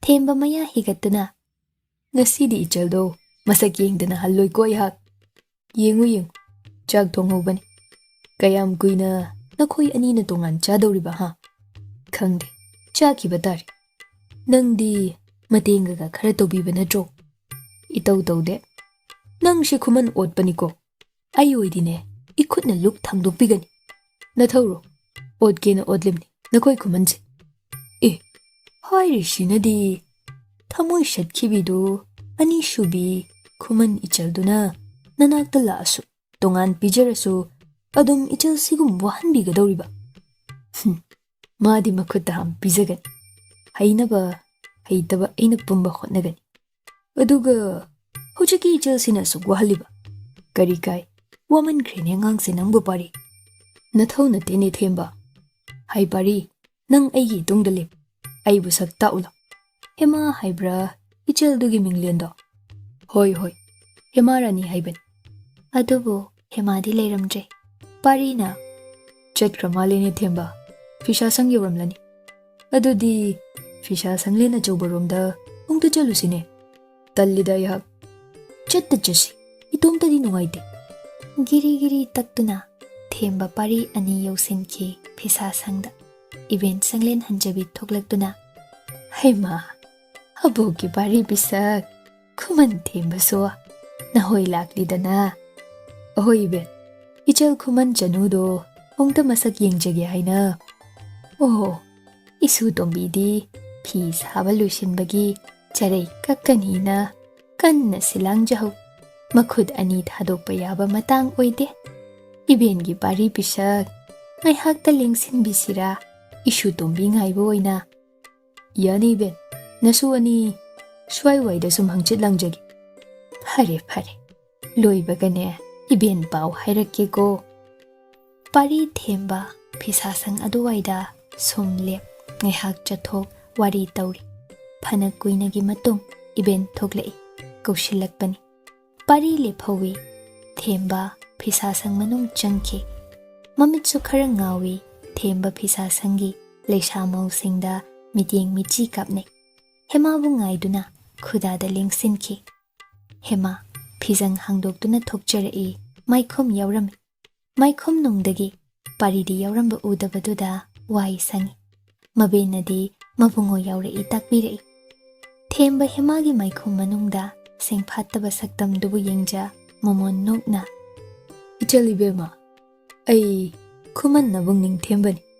Ichal bo mukta unaning sida khongsalakpani. Nangbu kamdawi mahoy angomse. Hema tapna khumjai manakta manai nubi ani maben su leijai. Nachal ana ayek yauzade. Nungaina panjai ibungbu. Nasak utpa yade yathang ngaglibra. O kaisu akaiba leizadi nachaldi. Maikhom hangune. Tungda sakhang maikhang nanaba. Phagani ibungbu. Hema yam ikaina makok nona makhud anina maikhom hangki. Themba mamit kupta yengjai. Ukigum tauri. Nahan muk hairap mikup khara. Khuman pokpa laifamda ukibado masaktu lakshinbadi ngamdre thembana. Sakhelida. Fazaida. Shibu angom angam tona sina. Yengu mayadriba. Matani mangjaba. Ukigumdi taurida aibo. Mabuk ningda khanki thembana. Machilna nokfet tawna hairei. Ichaldi sakhel. Khuman heloinine. Ibung na nungsibiduna pangtak takpir. Phare phare. Nabung yaurage ko. Ichalga sakhangnaba yam nungair. Phagani. Nachal sum leiza hore ibungbu. Themba thokhi. Hema phisasang manungda changkre. Phi saba haujai. Themba thokla aga. Parida phaizai na yeng. Pang susu pangida ko nangdi. Karino. Urabra nachaldo. Masak ulai engondadi. Maikhum uktuna ta leizadai. Nang yauraktabadai maikhum hangli. Phaine nangdi. Nang yengjaningdro. Ujaningdra ichalgi masakto pari. Yengningde. Uningde. Adum hikso hainoda. Makhata arno themba. Phana magi sakna lam yawne helamasune. Aigidi thamoi hukibi Khuman Chanu nachal atopa malekre. Ma nattabada ai thamoi shinareko. Phai phai. Nabuk chetlida pari pisa. Themba wa makhata de. Maramdi hauzik phao. Pari ne hemagi masak yengda leiriba. Wadu phagi natte. Thiri ukibi Khuman Chanu dubusu. Thiri bidu hemani khangba ngamdabadani. Adubu sangai romda lakpadadi hangki parina. Themba. Kamdau hawi Khuman nachal dubo. Karambai chalno. Phisabi nachal duni. Phisa sangdabu tumlaga leidro. Phisa jahowi. Phidu ujarakpra themba. Ujare. Kamdau hawi. Phaja hawi. Adu khakna loirabro themba. Loide. Makha hayu tasi. Karam phisa hawi. Haido. Kari wano da themba. Jakhan wa gawi. Aihak kise ngomba. Pari sauning khraduna. Khuman puklubi singside. Khuman tamita jaduna hujiksu koithi thiribado. Ani subai jalama. Nathau nati. Kari jadupui. Nahoi Khuman Chanu si arunba madi pairamtai. Angomna na thamoi warakpa ngamjadraga. Ekhoida pangtai su daishinune. Khatnabagi loinaide. Nong nini matung hemana phisa sanglenda sajaba machem ani gi charei loiraduna katpa lakche. Kayadi maphazai machem ani na harau harau lausinbi. Aduga tarit ki senja kayani thamjinjau haina sinabi manauda. Laujaroi na chende da khai Khuman Chanu. Adubu kanaba lakani thamjinluna thoinu thaba ani na namduna pishinbi. Sengau majadu pairaga sangai yausinki. Mathangi manim khurai leimagi yathang pangthoknaba sellang machem anina takpire. Matam khara phisa sanglendadi chatlaroima. ꯑꯗꯨꯒꯤ ꯃꯊꯧ ꯂꯣꯏꯁꯤꯟꯈ꯭ꯔꯦ ꯐꯅꯗꯨꯝ ꯐꯩ ꯃꯥꯅ ꯈ꯭ꯋꯥꯏꯗꯒꯤ ꯍꯩꯅꯗꯕꯁꯤ ꯐꯤ ꯁꯥꯕꯒꯤ ꯋꯥꯕꯗꯨ ꯅꯠꯇꯦ ꯃꯄꯨꯔꯣꯏꯕꯅꯤ ꯍꯥꯏꯕ ꯄꯥꯔꯤ ꯑꯁꯤꯅ ꯃꯥꯕꯨ ꯅꯨꯡꯇꯤꯒꯤ ꯐꯤꯁꯥ ꯁꯪꯂꯦꯟꯗ ꯊꯤꯟꯕꯁꯨ ꯂꯧꯕꯁꯨ ꯍꯦꯛ ꯍꯦꯛ ꯂꯥꯛꯄ ꯑꯗꯨꯅꯤ ꯅꯛꯁꯤꯟꯅꯤꯡꯗꯦ ꯃꯥꯗꯤ ꯍꯤꯡꯆꯥꯕꯁꯤꯒ ꯈꯪꯗꯦ ꯄꯪꯋꯥꯇ ꯋꯥꯔꯧꯈ꯭ꯔꯦ ꯍꯦꯃꯥꯅ ꯄꯥꯔꯤꯕꯨꯗꯤ ꯑꯗꯨꯕꯨ ꯅꯨꯃꯤꯗꯥꯡꯗꯤꯅꯦ ꯄꯥꯔꯤꯅ ꯁꯦꯝꯕꯤꯔꯝꯕ ꯐꯝ ꯑꯗꯨꯗ ꯇꯨꯡꯈꯨꯟ ꯇꯥꯟꯖꯩ ꯍꯦꯃꯥ ꯏꯪꯕ ꯐꯔꯦ ꯅꯨꯡꯉꯥꯏꯅꯁꯨ ꯇꯨꯝꯕ ꯐꯪꯂꯦ ꯑꯌꯨꯛ ꯌꯧꯗ꯭ꯔꯤꯉꯩ ꯐꯝ ꯍꯨꯒꯠꯇꯨꯅ ꯂꯣꯏꯁꯤꯟꯖꯩ ꯐꯝꯖꯥꯎ ꯀꯥꯗ ꯇꯨꯝꯕ ꯁꯥꯖꯩ ꯃꯆꯦꯝ ꯑꯅꯤ ꯃꯅꯦꯝꯅ ꯀꯣꯛ ꯂꯦꯡꯂꯛ ꯐꯝ ꯁꯦꯝꯕꯗꯨ ꯎꯈ꯭ꯔꯕꯗꯤ ꯂꯣꯏꯔꯦ ꯀꯥ ꯇꯣꯉꯥꯜꯂꯤ ꯋꯥꯁꯤ ꯈꯪꯈꯤꯕꯗ ꯍꯦꯃꯥ ꯃꯥꯁꯨ ꯂꯥꯞꯅ ꯂꯣꯏ ꯆꯠꯂꯤ ꯂꯣꯏ ꯂꯝꯗ ꯗꯟꯗꯤꯒꯤ ꯑꯣꯏꯅ ꯂꯩꯔꯨꯕ ꯑꯁꯤ ꯑꯁꯨꯛꯀꯤ ꯃꯇꯤꯛ ꯋꯥꯏ ꯍꯥꯏꯅꯩ ꯆꯥꯅꯤꯡꯉꯥꯏ ꯊꯛꯅꯤꯡꯉꯥꯏ ꯃꯐꯝꯗ ꯂꯩꯐꯝ ꯆꯥꯐꯝ ꯈꯪꯗ ꯀꯪꯗꯨꯅ ꯁꯤꯟꯅꯩ ꯍꯥꯏ ꯑꯗꯨꯒ ꯁꯥ ꯀꯩꯁꯨ ꯑꯃꯨꯛ ꯇꯣꯏꯕ ꯅꯥꯔꯛ ꯃꯣꯡꯁꯣꯡꯃꯛꯇꯅꯤ ꯍꯥꯏꯅꯩ ꯑꯗꯨꯝꯅ ꯁꯤꯕꯗꯤ ꯀꯤ ꯍꯦꯃꯥ ꯅꯨꯃꯤꯗꯥꯡ ꯑꯊꯦꯡꯕꯗ ꯍꯦꯃꯥ ꯃꯥꯒꯤ ꯀꯥ ꯃꯆꯥꯗ ꯂꯨꯛ ꯍꯥꯕ ꯂꯣꯏꯔꯒ ꯃꯣꯟꯈꯨꯝ ꯂꯣꯟꯕ ꯍꯧꯏ ꯃꯅꯦꯝꯒꯤ ꯌꯥꯊꯪ ꯑꯅꯧꯕ ꯑꯃꯁꯨ ꯐꯤꯒꯥꯎ ꯁꯥꯅ ꯂꯧꯖꯔꯛꯏ ꯌꯥꯊꯪ ꯑꯗꯨ ꯐꯅ ꯏꯅꯤꯡꯗ꯭ꯔꯕꯁꯨ ꯏꯟꯕ ꯇꯥꯏ ꯑꯣꯟꯊꯣꯛꯄ ꯌꯥꯊꯪꯅꯤ ꯑꯍꯥꯟꯕ ꯃꯣꯟꯈꯨꯝꯅꯤ ꯂꯣꯜꯂꯨꯕ ꯃꯃꯥꯡꯉꯩꯗ ꯃꯁꯥꯕꯤ ꯅꯤꯡꯊꯦꯝꯒꯤꯗꯃꯛ ꯂꯣꯟꯅ ꯐꯣꯡꯅ ꯃꯣꯟꯈꯨꯝ ꯀꯌꯥ ꯂꯣꯟꯖꯈ꯭ꯔꯦ ꯊꯋꯥꯏ ꯂꯨꯞꯅ ꯃꯤꯠꯌꯦꯡ ꯑꯅꯤ ꯂꯣꯡꯗ ꯑꯗꯨꯕꯨ ꯅꯤꯡꯁꯤꯡ ꯉꯁꯤꯗꯤꯅꯦ ꯅꯤꯡꯊꯦꯝ ꯃꯥꯕꯨ ꯁꯥꯎꯔꯨꯒꯦꯁꯨ ꯉꯝꯗꯦ ꯑꯇꯤꯌꯥꯒꯤ ꯊꯥꯕꯜꯁꯤꯅ ꯐꯔꯤꯕ ꯃꯥꯏꯀꯩ ꯈꯨꯗꯤꯡ ꯄꯨꯡꯉꯥꯟꯅꯤ ꯊꯣꯡꯅꯥꯎ ꯄꯥꯟꯗꯕ ꯃꯥꯒꯤ ꯀꯥ ꯃꯆꯥꯗꯗꯤ ꯊꯥꯕꯜ ꯃꯉꯥꯜ ꯎꯉꯝꯗ꯭ꯔꯦ ꯊꯥꯎꯃꯩ ꯃꯆꯥꯅ ꯃꯨꯁꯤ ꯊꯥꯜꯂꯤ ꯃꯃꯤꯠ ꯑꯅꯤ ꯁꯨꯛꯇꯨꯅ ꯎꯕ ꯉꯝꯅꯕ ꯍꯣꯠꯅꯖ ꯃꯈꯨꯠꯅ ꯌꯦꯇꯨꯝ ꯄꯤꯛꯇ꯭ꯔꯨꯕꯤ ꯑꯃ ꯁꯦꯟꯅꯖꯔꯤ ꯀꯥ ꯃꯆꯥꯗꯨꯒꯤ ꯊꯣꯡꯗꯨ ꯀꯣꯛ ꯍꯦꯃꯥ ꯌꯦꯡꯂꯛꯏ ꯈꯨꯝꯕꯒ ꯅꯪꯗꯦ ꯇꯨꯝꯗ꯭ꯔꯤꯕ꯭ꯔꯥ ꯅꯪꯕꯣ ꯇꯨꯝꯖꯗ꯭ꯔꯤꯌꯦ ꯑꯩ ꯆꯪꯉꯛꯀꯦꯕꯨ ꯍꯦꯃꯥ ꯐꯨꯛ ꯍꯧꯒꯠ ꯃꯥꯏꯈꯨꯝ ꯈꯨꯝꯖꯤꯟ ꯊꯣꯡ ꯍꯥꯡꯉꯤ ꯀꯔꯤ ꯇꯥꯛꯄꯤꯕ ꯏꯪꯗ꯭ꯔ ꯍꯦꯃꯥ ꯏꯪꯗꯦ ꯏꯪꯉꯤ ꯂꯥꯎ ꯐꯨꯡꯒꯥꯗ ꯃꯩ ꯍꯧꯒꯠꯆꯔꯝꯂꯕꯅꯤ ꯅꯪꯁꯨ ꯂꯥꯎ ꯍꯥꯏꯋꯥꯅꯤꯅꯦ ꯑꯩ ꯌꯥꯖꯔꯅꯤꯌꯦ ꯂꯥꯎ ꯀꯔꯤꯒꯤꯅꯣꯅ ꯍꯦꯃꯥ ꯂꯥꯛꯆꯩ ꯄꯥꯔꯤ ꯐꯂꯞ ꯎꯈ꯭ꯔꯕꯅꯤ ꯃꯣꯟꯈꯨꯝ ꯂꯣꯜꯍꯧꯕꯗꯣ ꯇꯞꯅ ꯄꯨꯖꯔꯛꯎ ꯅꯪꯒꯤ ꯃꯣꯟꯈꯨꯝꯗꯨꯁꯨ ꯑꯁꯤꯗ ꯂꯣꯟꯖꯔꯣ ꯃꯩ ꯆꯥꯎꯅ ꯍꯧꯕꯤꯒꯦ ꯌꯥꯖꯔꯅꯤ ꯌꯥꯔꯣꯏ ꯄꯥꯏꯔꯛꯎꯅꯦ ꯑꯩ ꯀꯣꯟꯅ ꯑꯩꯒꯤ ꯌꯥꯊꯪꯒ ꯏꯟꯖꯗ꯭ꯔꯗꯤ ꯅꯪ ꯂꯣꯏ ꯌꯧꯅꯤꯀꯣ ꯍꯦꯃꯥ ꯆꯪꯈꯤꯗꯨꯅ ꯃꯣꯟꯈꯨꯝ ꯂꯪ ꯌꯦꯇꯨꯝ ꯁꯨꯅ ꯄꯥꯏꯔꯛꯏ ꯄꯥꯔꯤ ꯐꯨꯡꯒꯥ ꯃꯅꯥꯛꯇ ꯐꯝꯃꯤ ꯍꯦꯃꯥꯅ ꯃꯥꯌꯣꯛꯅꯅ ꯃꯥꯏꯈꯨꯝ ꯐꯤ ꯑꯄꯥꯕꯗꯨꯅꯦ ꯎꯔꯤꯕ꯭ꯔꯥ ꯎꯗꯕ꯭ꯔꯥ ꯃꯣꯟꯈꯨꯝꯁꯨ ꯂꯣꯟꯖꯩ ꯄꯥꯔꯤꯅ ꯃꯩ ꯆꯥꯎꯅ ꯍꯧꯒꯠꯂꯤ ꯃꯉꯥꯜꯗꯨꯅ ꯉꯔꯪ ꯍꯦꯃꯥꯒꯤ ꯃꯥꯏꯊꯣꯡꯗꯨ ꯉꯁꯤꯗꯤ ꯈꯔ ꯍꯦꯟꯅ ꯃꯌꯦꯛ ꯁꯦꯡꯂꯒꯨꯝ ꯉꯪꯂꯩꯅꯅ ꯎꯍꯟꯕꯤꯔꯦ ꯄꯥꯔꯤ ꯃꯤꯠ ꯀꯨꯞꯇ ꯌꯦꯡ ꯃꯥꯏꯈꯨꯝꯗꯨꯕꯨ ꯑꯃꯨꯛꯇ ꯀꯔꯤ ꯇꯥꯛꯄꯤꯕꯅꯣ ꯁꯛꯇꯨꯕꯨ ꯌꯦꯡꯅꯤꯡꯂꯛꯏꯕ ꯌꯦꯡꯕꯤꯔꯣꯏ ꯇꯥꯛꯄꯤꯈ꯭ꯔꯒ ꯌꯦꯡꯍꯜꯂꯔꯣꯏ ꯍꯥꯏꯔꯤꯕ꯭ꯔꯥ ꯌꯥꯊꯪ ꯄꯤꯕꯤꯔꯗꯤ ꯎꯠꯆꯕ ꯇꯥꯏ ꯎꯠꯂꯨ ꯍꯥꯏꯔꯗ꯭ꯔꯥ ꯑꯩꯕꯣ ꯍꯦꯃꯥ ꯈꯨꯝꯗꯦ ꯋꯥ ꯉꯥꯡꯅꯕꯗ ꯀꯣꯏꯅꯔꯝꯕ ꯈꯔꯗꯤ ꯐꯈ꯭ꯔꯦ ꯏꯇꯠ ꯇꯠꯇꯅ ꯋꯥꯔꯤ ꯁꯥꯈꯤꯕꯅ ꯄꯥꯔꯤꯅ ꯑꯆꯤꯛꯄꯗꯨ ꯊꯨꯒꯥꯏꯔꯛꯏ ꯑꯩꯒꯤꯗꯤ ꯂꯩꯈ꯭ꯔꯦ ꯈꯨꯃꯟ ꯆꯅꯨ ꯅꯪꯒꯨꯝꯕꯤ ꯑꯃ ꯃꯥ ꯅꯠꯇ ꯊꯃꯣꯏ ꯁꯤꯟꯅꯔꯣꯏ ꯌꯦꯡꯂꯣꯏ ꯅꯪꯒꯤ ꯁꯛꯁꯨ ꯍꯥꯟꯅꯁꯨ ꯇꯥꯛꯄꯤꯈ꯭ꯔꯦ ꯑꯗꯨꯗꯤ ꯍꯟꯖꯤꯟꯅ ꯍꯥꯏꯕꯁꯤ ꯇꯥꯅꯤꯡꯗꯕ꯭ꯔꯥ ꯅꯪꯕꯣ ꯍꯥꯏꯅꯤꯡꯕ ꯍꯥꯏꯕꯤꯌꯨ ꯑꯩꯉꯣꯟꯗꯗꯤ ꯃꯌꯥꯝꯒ ꯃꯥꯟꯅꯕ ꯌꯥꯊꯪ ꯈꯛ ꯏꯟꯒꯦ ꯈꯟꯒꯅꯨ Hema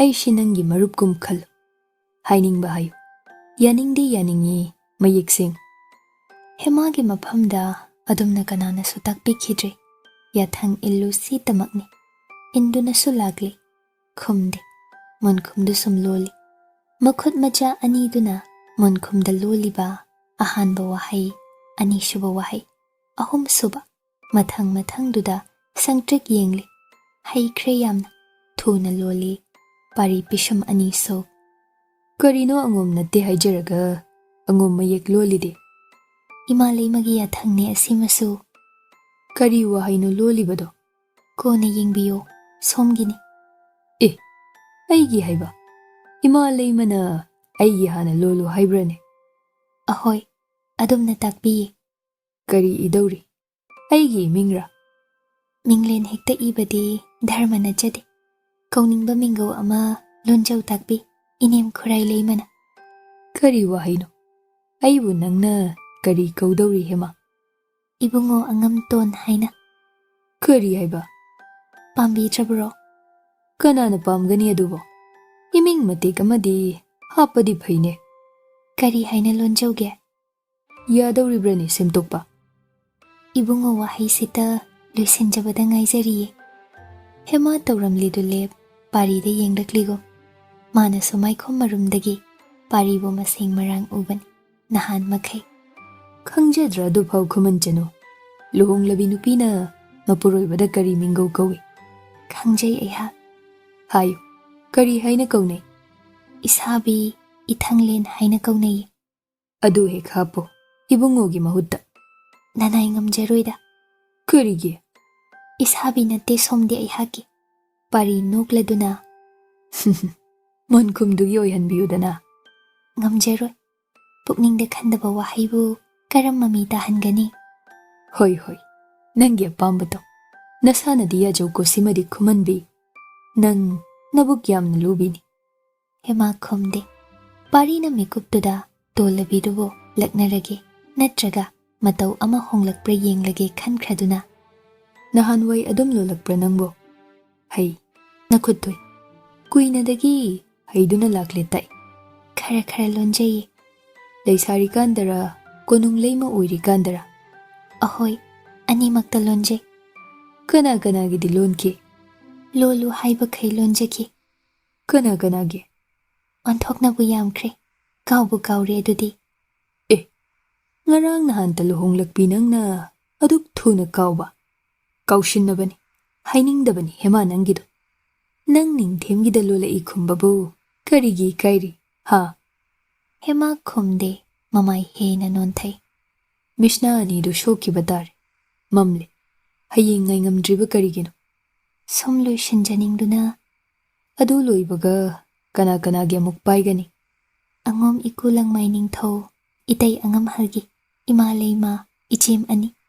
Iku ningthawgi hana. Yamida adude. Abok angambi hoigisho sharuk thungu takbirakbra. Ahoy. Namit ani tangkrani. Nangidu yamal. Kaisu yamjadeda. Ado hema. Wa mahangi. Takbiyo. Nangbu kapkadra. Kapcharoy. Sengre ko. Ahoy. Pari ngaihak tumin layrui. Hema bu sangtrik yeng. Nangi Ningthembu ningsingdra hema. Hema mon kumlolamba lepi. Kaisu khandasa. Kau kiba kuireda. Ningthem mabudi. Ningthemna hanjinna silakladi. Nang matung inkidra. Injaroy. Karigi. Injaroy aiha. Yade haina. Ningthem masaling laktuna sanaya thang pirabadi. Adusu injaroy matungdi. Kari tawdawriba. Sanaya thang mangda nangumbina. Karisu ngamjaroy. Itomta norok yawkhibadi ngamjagani. Natumta atma ghat tawjagadawriba. Ngamjagadra nangbo. Ngamjagani. Hekta haijinuni. Ngamsu ngamloy. Ngamgani. Aduk laibabo. Mamangdasu itomta aidi. Hema soikre khanglai wangangdo. Parina phakre. Kari. Mamangdasu natumta kaidawruriba nangbo. Hema khuk haugatki. Ay hipcharuragi. Ngaiko. Nawahay singuni hema. Hema khangchatchatki. Parina makhudang lamduna phamthali. Adom tawbinu ba? Hayo. Karigi mamangda nang natumta thawai thagi tawki. Ay khangjadi. Khudang se thadokpiyo. Haidring kay thadoklo. Hema tumin laikre. Parina khudang du hena chet na paisenki.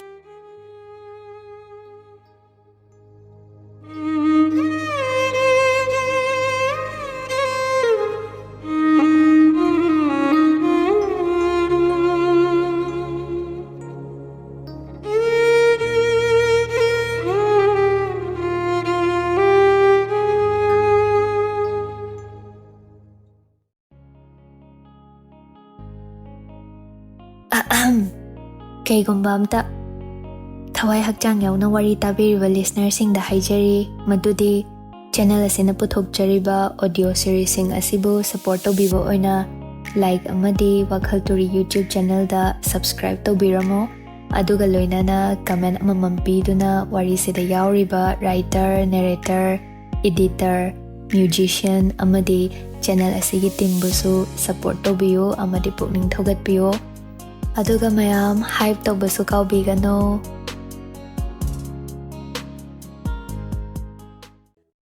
Khuman Chanu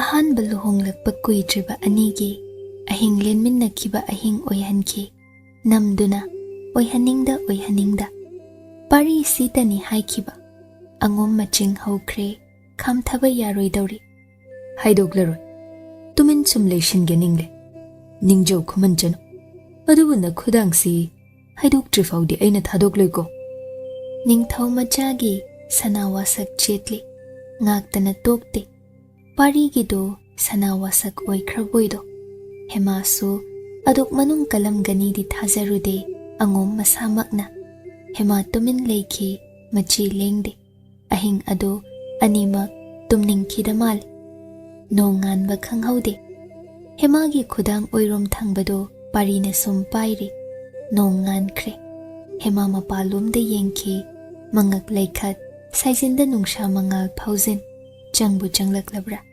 ayuk yenda angan bagi yenba yahau ngan bana lak tuna hek khonglakpa pari di hemabu sum yengli amuk sulaimai thakta thengning thengya taw leiriba makhutna pairiba hemagi khuda ipik pi khubam nungduda ison sona leiriba khuda mapu oibi sina kaya anam kalliba pari tapna haira roidrana haizara roiya Shungtha thado oi hairasu se nakhudangsi ahoy yamna paisa haningbagi war aibu nanakta sum thamningbro nakhudangsi da punsinduna ai haizade lapna lebiyo ai sodumak pamje hema haidu ugaba karigi nangna natomnata nathwailoge thorangkiba napam Khuman lamdamda haidu ai nangi nating pangi ai kaisu tawzade Matengi maru oizade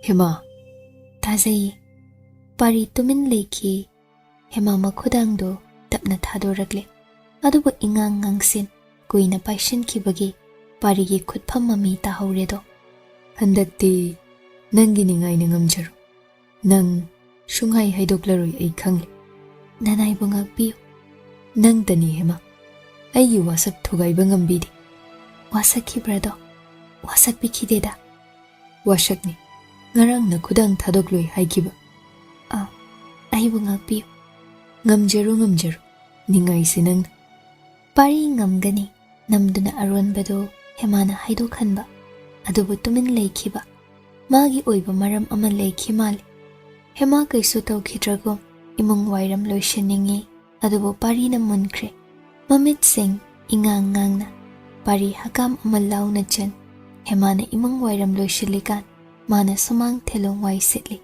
hojik phauba mahoida manai selungba pidre mama mapabong ningthau leima anina Lanchenba lai pari bishak iyamba ngamhal kari takbiba yahau thengida kaidore nangbo khara thengdokre nanaw ngasidi wai sitpado nungairini dako adum haina jei nanawdi konung kabagi wadu kamdoba ainasu pangchei bikre ngasidi ningthemuna rushido kuiroida phathanjago nasakak ulam pari nokladuna aigi saksibu ningthemana kayam uninglabanoda yauraga khangsungaini nangta itaw ningthoril na shonduna tale nahan su ek mahaire nanaw puraktriba karigin sana konung cherab sanglen mangda ikaiba nei mai thampham leitene Pari wado mana yaroi hairuni mayambana yada yaroi takhalakani hanagum machil manaw khol kanarani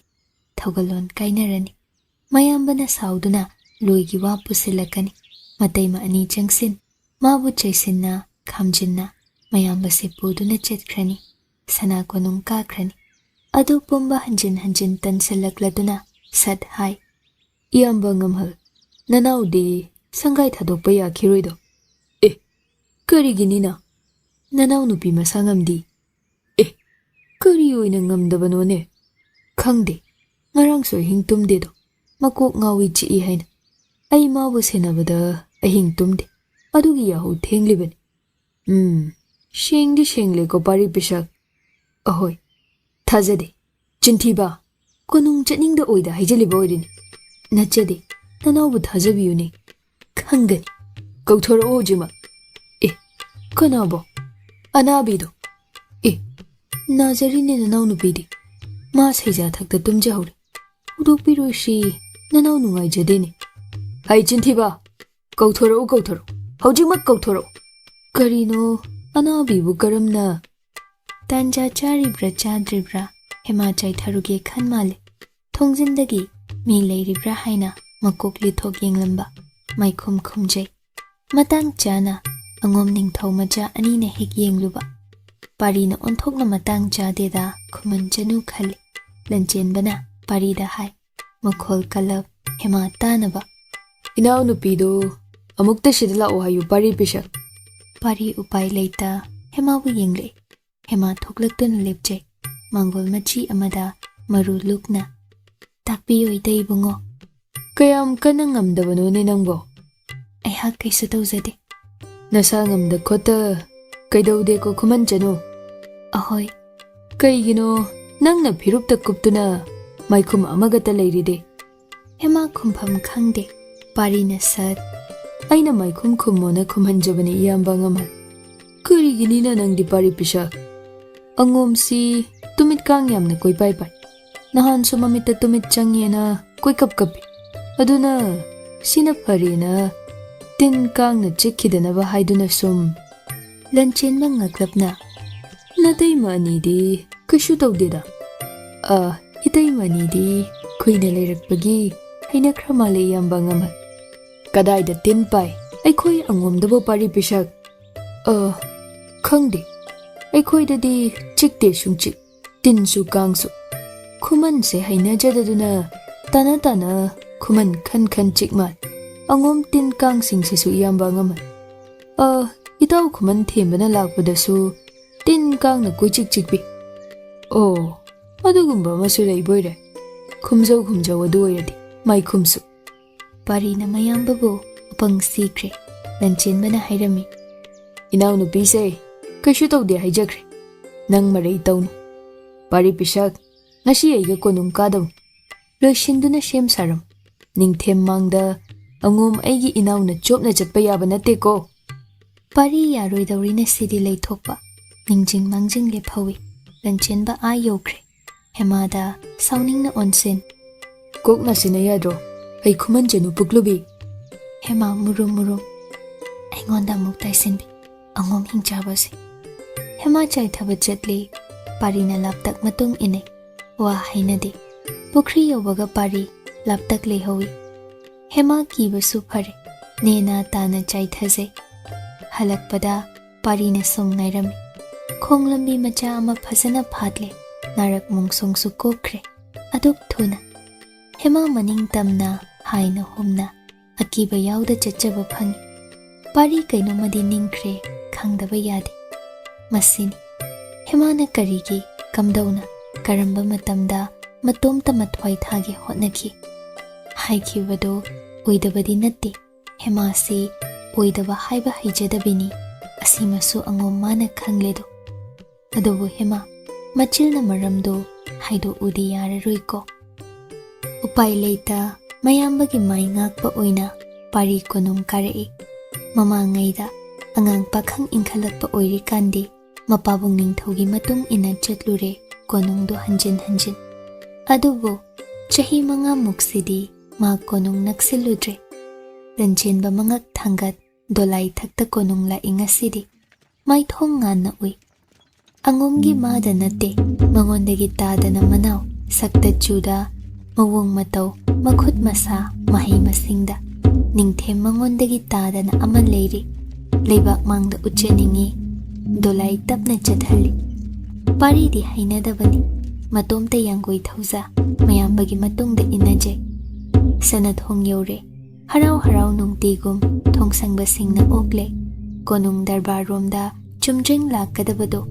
Ningthemgi khongmi manai ama laktuna Ningthem sangai romda oina lingsinsi pau thabirei hai sanamana pari shu Lanchenbagi oi thangbada lagli angom mayek phaizom selai kokyet phurit saikakpa lingyan phi angom mayek ngakni charai singdu hangampal machu oina phasana sangle khurumso angom makhutna sabani kayade ningthizai Ningthem makhongna thongna thoklak okle Lanchenbana manaw masak tai pari Ningthemda makok nolhalli makhong soknadi khurumnade ningthau macha maselni Ningthem pari bu munna yeng nangnidana hemagi mapu anauba ngaihak wari watai shangai nungda lingsin khuda thaduna phaminai manai singna thaugal tauzai Ningthemna pari bu sangtrik yeng Itaugi nanaudi aigi shu inauni aibu iyamba haina kaune pari pisak nanau laining thau haina summingau jagi kaunu yambung tamak kaujo phagani yambung hayu matasi pari pisak kamdawi anauba yumbal punsi nangbu kuina unaningduna leirakpani ai yambung nungshi chanana leiminajai aiga Khuman Chanuga kamdawi Khuman Chanu dude onthokna mabuk mara tabjai nongmata ningai tauzade nongmata saude chinthakta khumjade ing lawi sakta chuda Chanu masak ure ko pari pisak ahoy yambung uzari hayu pari pisak nawahi sitaba nungaido Khuman Chanu di ana yek yaude ko laining thau kripadagi ana yek thoidokpa yauzade mabu ningai taude haibako tauzade yambungbo mapam Khuman lamdamda chatningi nongmata haideko machilda phau panjade nongmata adusu isanaude Ningthem parigi machilna magi hemabu isanau kaukhiba thamoiduda kainomana tiki hotpagumna nasanaudo konungsida pubiduna koithora upari pisak mathang lakpada luina biro udo phagani yambo konung asi ningsingi haidabrane mabo ha pari pisak pari nokningle Ningthemgi wahang asi konung natte hangliba Ningthem mabo hemana ningsingli haibra hanglibani kari natu oiramlasu hausikti angom aikhoigi oikrabani nangna katu karan maya mangda hema magi mapuroiba oiriba aida ngami haina wangang sangang kairakpa yabra khankhraduna nokfet kaukribu haida konungdi yambung madi asingbara tasingna konungbu mana kaure haiba oho yambo aina koirushi hai adubu madi konungdi kaure mahaise adubu pari wa hairamba lepi taurage haina Ningthem leitadana makhadi adubu kari pari bisak makhadi adubu yambung thagoi kaubi manai amadi leijahumal yambung naksida mabuta sonjai isano Khuman Chanudi oh thagoi budi aina sida leihalini oh kamdo biri mabudi aina sida chetkani pau tajabada isano na thagoi do kamdori amukta yengbirao hangachare ido yambung khongya khada thagoi bo kaidaudedo adom magi sangai da lehalli shima sutamu ko pari pisak nashanau hemada thagoi shu magi hanagi leima sangai shu machi lengdana Ningthem aina thamli haina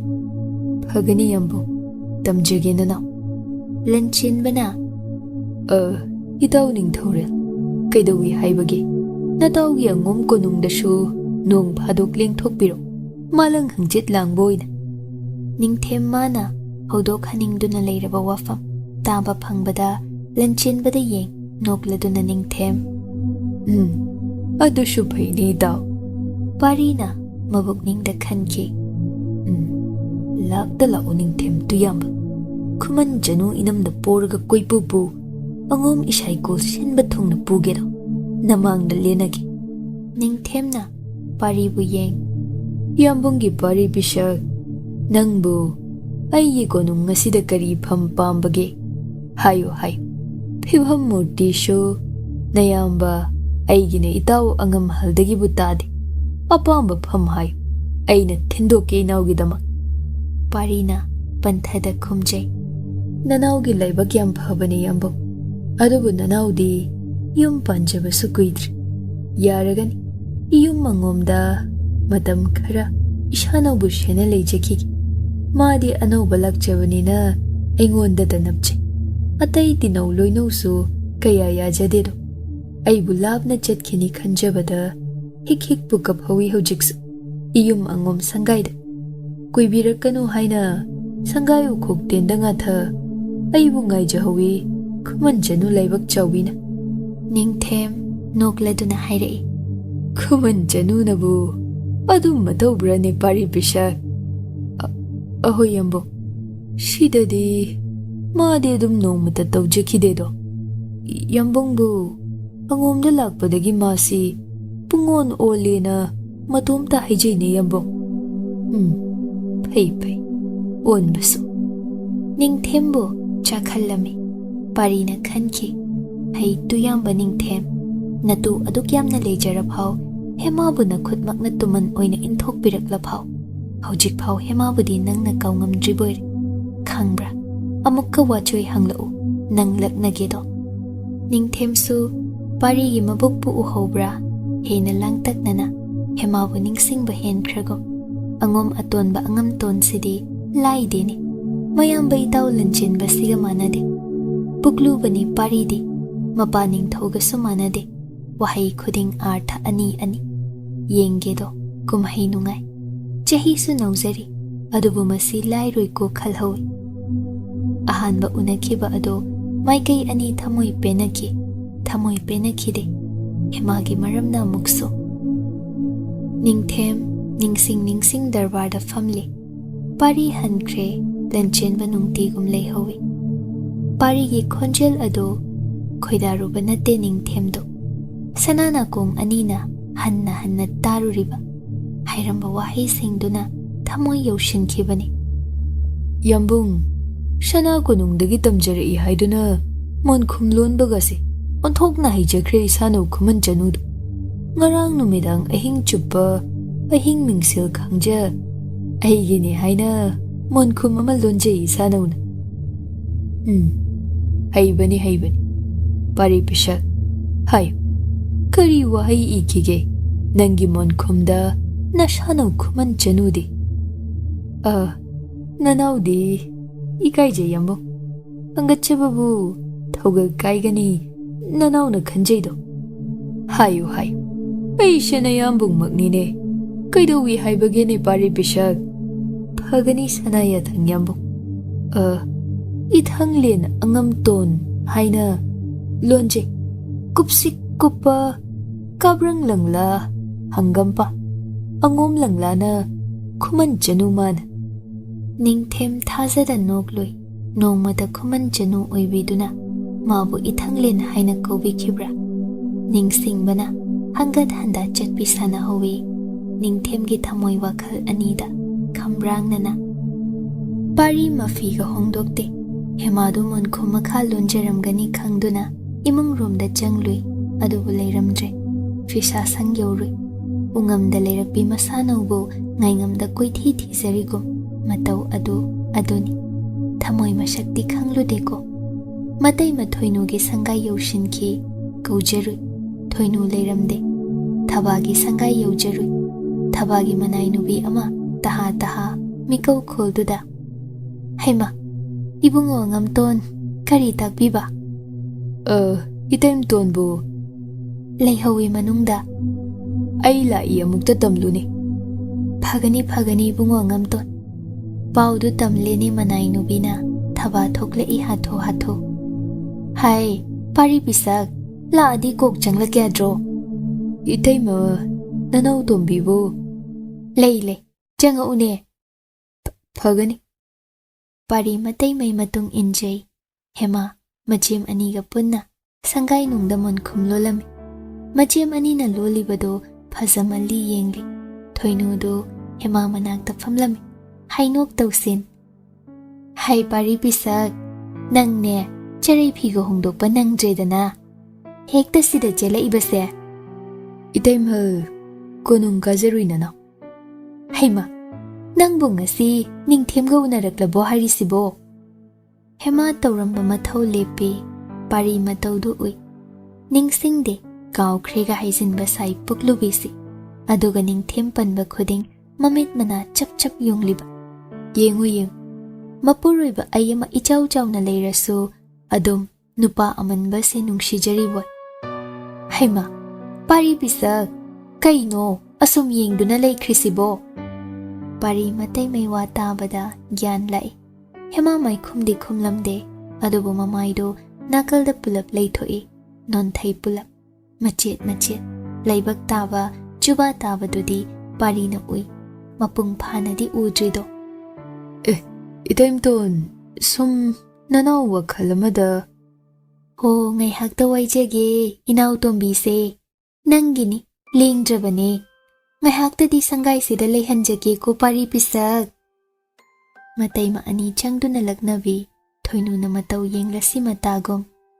Thaba, laway, asida mating ama pangulaw. Thuro ne nangbo, hawgalusi. Thaba irang phabi, irang do uraduna. Majim thoynugi matung inki. Ani du khak kazaw duda thamamle. Chachina khibi thoynu thaba ani thongjinda lumduna yengli mataw singdo. Pari khuda amada ngek phamthai. Hemagi tunglomda. Hai, nangagdu dekpatar.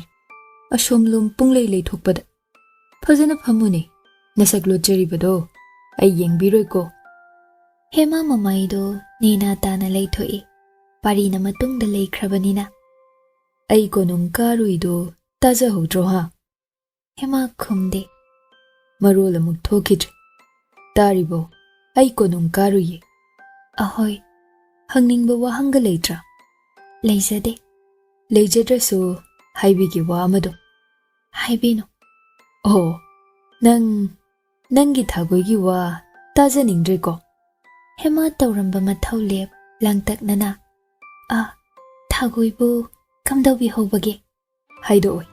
Taningde haijagre. Taubino ba. Thagoidubu. Aibu. Hemagi mataududa haidoktaba ngamdramal. Pari tapna. Thagoido. Nangna hana leiramba sanggaiduda leho. Ma kaishu tawhodi. Nangbu kamdauri hanglaido. Maga unabirakpro. Unare. Ngay haktani. Mathang lakpada nangbu loinabirauna haijare. Phare. Mana kaisu tawhodrabadi. Aidi magidamakne khanbada. Hema tumin laikhre. Matambaktana. Lonba loishandaba monkhum angoba machu ama. Pari mangak cheptharab yenglak. Kainumaga haige. Haifamdi thoktabani. Adubu hema. Nangna Ningthembu ningsingli. Mabu kaungamde ay khangi. Adugi haigadawribani. Aina haifam thoktaba wa ase. Ningsingjade kaisu. Ningthemnasu nangbu ningsinghawi. Wahay khuding, magi miting khuding, nangi nang ngakta.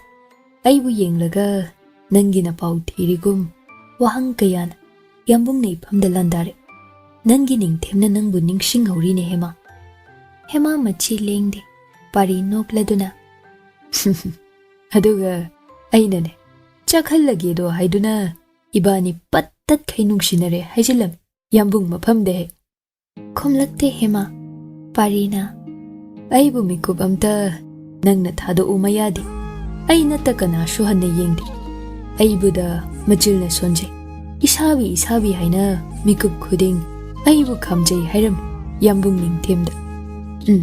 Simasu kaubu kauri hai. Thuna angom sagai chawthoklani. Icha phaibok tum poklani haibirami yambungda. Hema Makhol sirapna. Mai thaba ngom kongyamba. Chinthiba. Ikai khangdaba. Pari din noi. Ataidi. Nokpino. Angom taw ngamba. Ingjabasu watlini. Jairibado. Hema sauning man credo. Angom waraktaba. Hingja ko chaba. Ikai khangdaba. Pari penjana nogli. Michai kholakta napsinduna. Pamubi mataw ama. Yausilakbago. Adom naga mapuroibada chaiba ngambaduda thong marumda thoinu thaba thazada khuzina sikna ngakpana makhutna thabak yeina laideko matau manda Khuman Chanu asi laideko.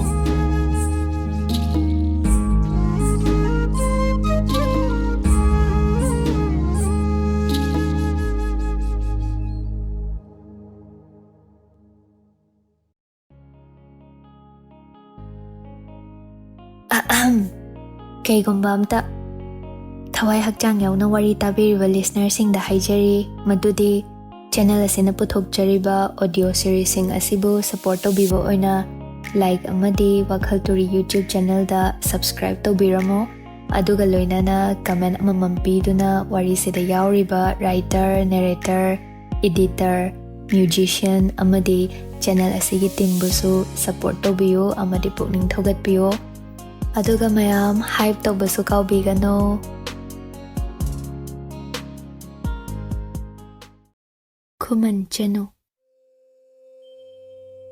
Sana konungdani Leimarimbi Maishnam Chanu na ngasidi mabungo maidingo gi thogal phangje ahing adu phanama thengle Maishnam Chanu ahing mingsel khangjari Ningthemna masano bo hairap konsinbi tapna matang icha-chada kadumdagi wafainoda Leimarimbi nanay nubi thagoy di leiriko leizay laining thaw leihalo leihan ko nang na shoida ngamda dailo ko leimabi sanaya thang laining thaw nanay wam ta hangat jagibo hayudana koi thoktrabaso thagoy ase angomda mabema Khuman Chanu nakta leihan krasido kariginina Khuman mapam lamdamdagi thagoy ase Khuman Chanu hemagi awunay oina mapabong ningthawna unbirakhido Khuman maralni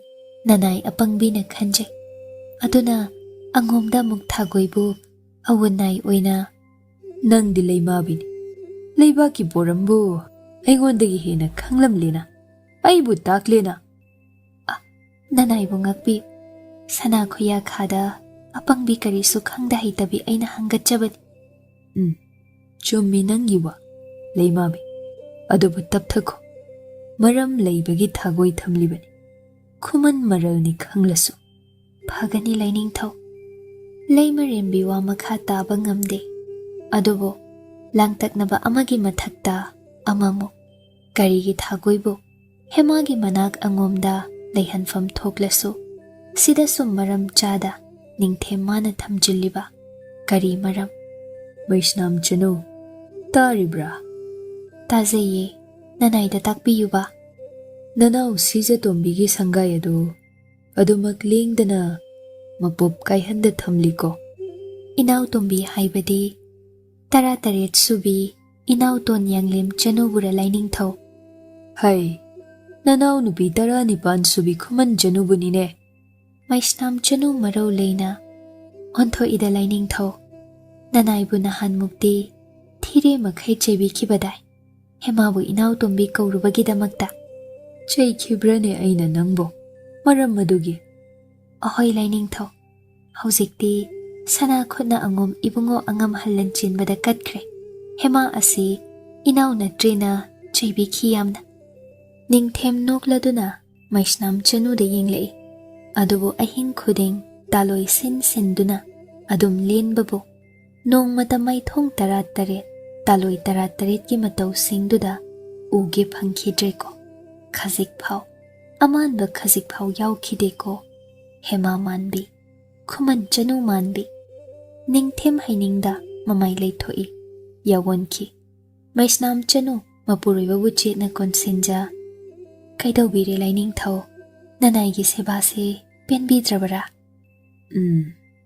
leimarembe ai pothagi nangsu tumjauko phagani laining thaw Maishnam Chanu amuk makok saba hawi harau jarui ka hena hema chatkhiba mikuptagi ngasi phau mabungo sana jinbalna hemagi mingkhai pandri ngasina karigi tapna hangatje laining thaw hayo ikheng chusin khiba monkhum lon baluishin dabadubo aidi khangdine nahan muk ama laining thaw sana khutmak na paisin nanai dagi ꯂꯧꯁꯤꯟꯕꯤꯈꯤꯕꯗꯨꯕꯨꯅꯤ꯫ ꯈꯪꯗꯦ ꯈꯪꯗꯦ ꯑꯩ ꯈꯪꯗꯦ꯫ ꯃꯩꯁꯅꯥꯝ ꯆꯅꯨ ꯃꯈꯥ ꯇꯥꯕ ꯃꯉꯝꯗꯦ꯫ ꯃꯥ ꯈꯪꯅ ꯈꯪꯅ ꯍꯪꯂꯨꯕꯅꯤ꯫ ꯍꯦꯃꯥꯅ ꯇꯨꯃꯟ ꯑꯣꯏꯈꯤꯕ ꯃꯤꯀꯨꯞꯇ ꯑꯔꯣꯏꯕ ꯈꯨꯗꯣꯜ ꯑꯣꯏꯅ ꯅꯤꯡꯊꯦꯝ ꯃꯀꯥꯗ ꯀꯠꯆꯔꯝꯈꯤꯕ ꯂꯣꯟꯕ ꯂꯣꯏꯁꯤꯟꯗꯕ ꯃꯣꯟꯈꯨꯝ ꯑꯗꯨ ꯅꯤꯡꯊꯦꯝꯅ ꯆꯦꯠꯅ ꯂꯣꯠꯁꯤꯟꯈ꯭ꯔꯦ꯫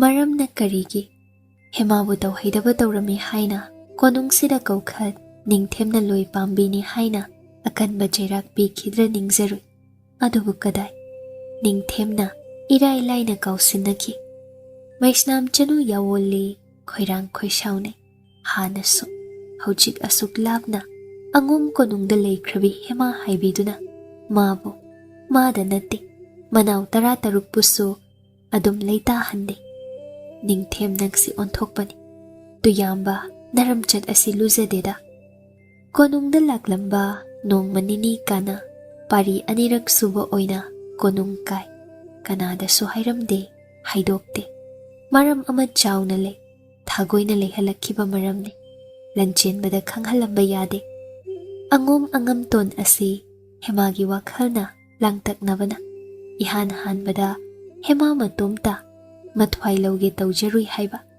मरम अदुना लेता हंदे खंगददी खंगलनी मरम असी सिमदी लेप्रे थागोई कोनुंगदा चही अमा मया लेरकलबिनी कोनुंगी लोंचत लमित तुमित खंगलबी हई सिंगबी खुमन चनुनी हेमागी मपाउ अमत्तदी तानिंगदुना मासु मबे ममा तबु निंगजे लेरकपनी कयादी नुंगाइजरबा नहानो लाइनिंग थौ याथंगदा हेमागी अनि सुबा मपुरुइबा अंगोम निंगथौ मचा अतोनबा अंगोम अंगम तोन ला इपाउ ताखिबा अंगम तोन माबु हंगले हाइरखिबा पारिगा अहानबा थेंगनखिबदुदा मबेमा हेमाबु कमदौरी करम लेली असीतनी हाइखिबा अदुबु नारोंदा थागोइना अमुक्तंग हन्ना लाक्पियु अरुबा मरम अमा लेये पारिदा लोना हंगतचखिबनी अदुदगी पारी मतंग चाबा येंख्रबनी ngasi asi konunggi sana kaithelda leimarembi amadi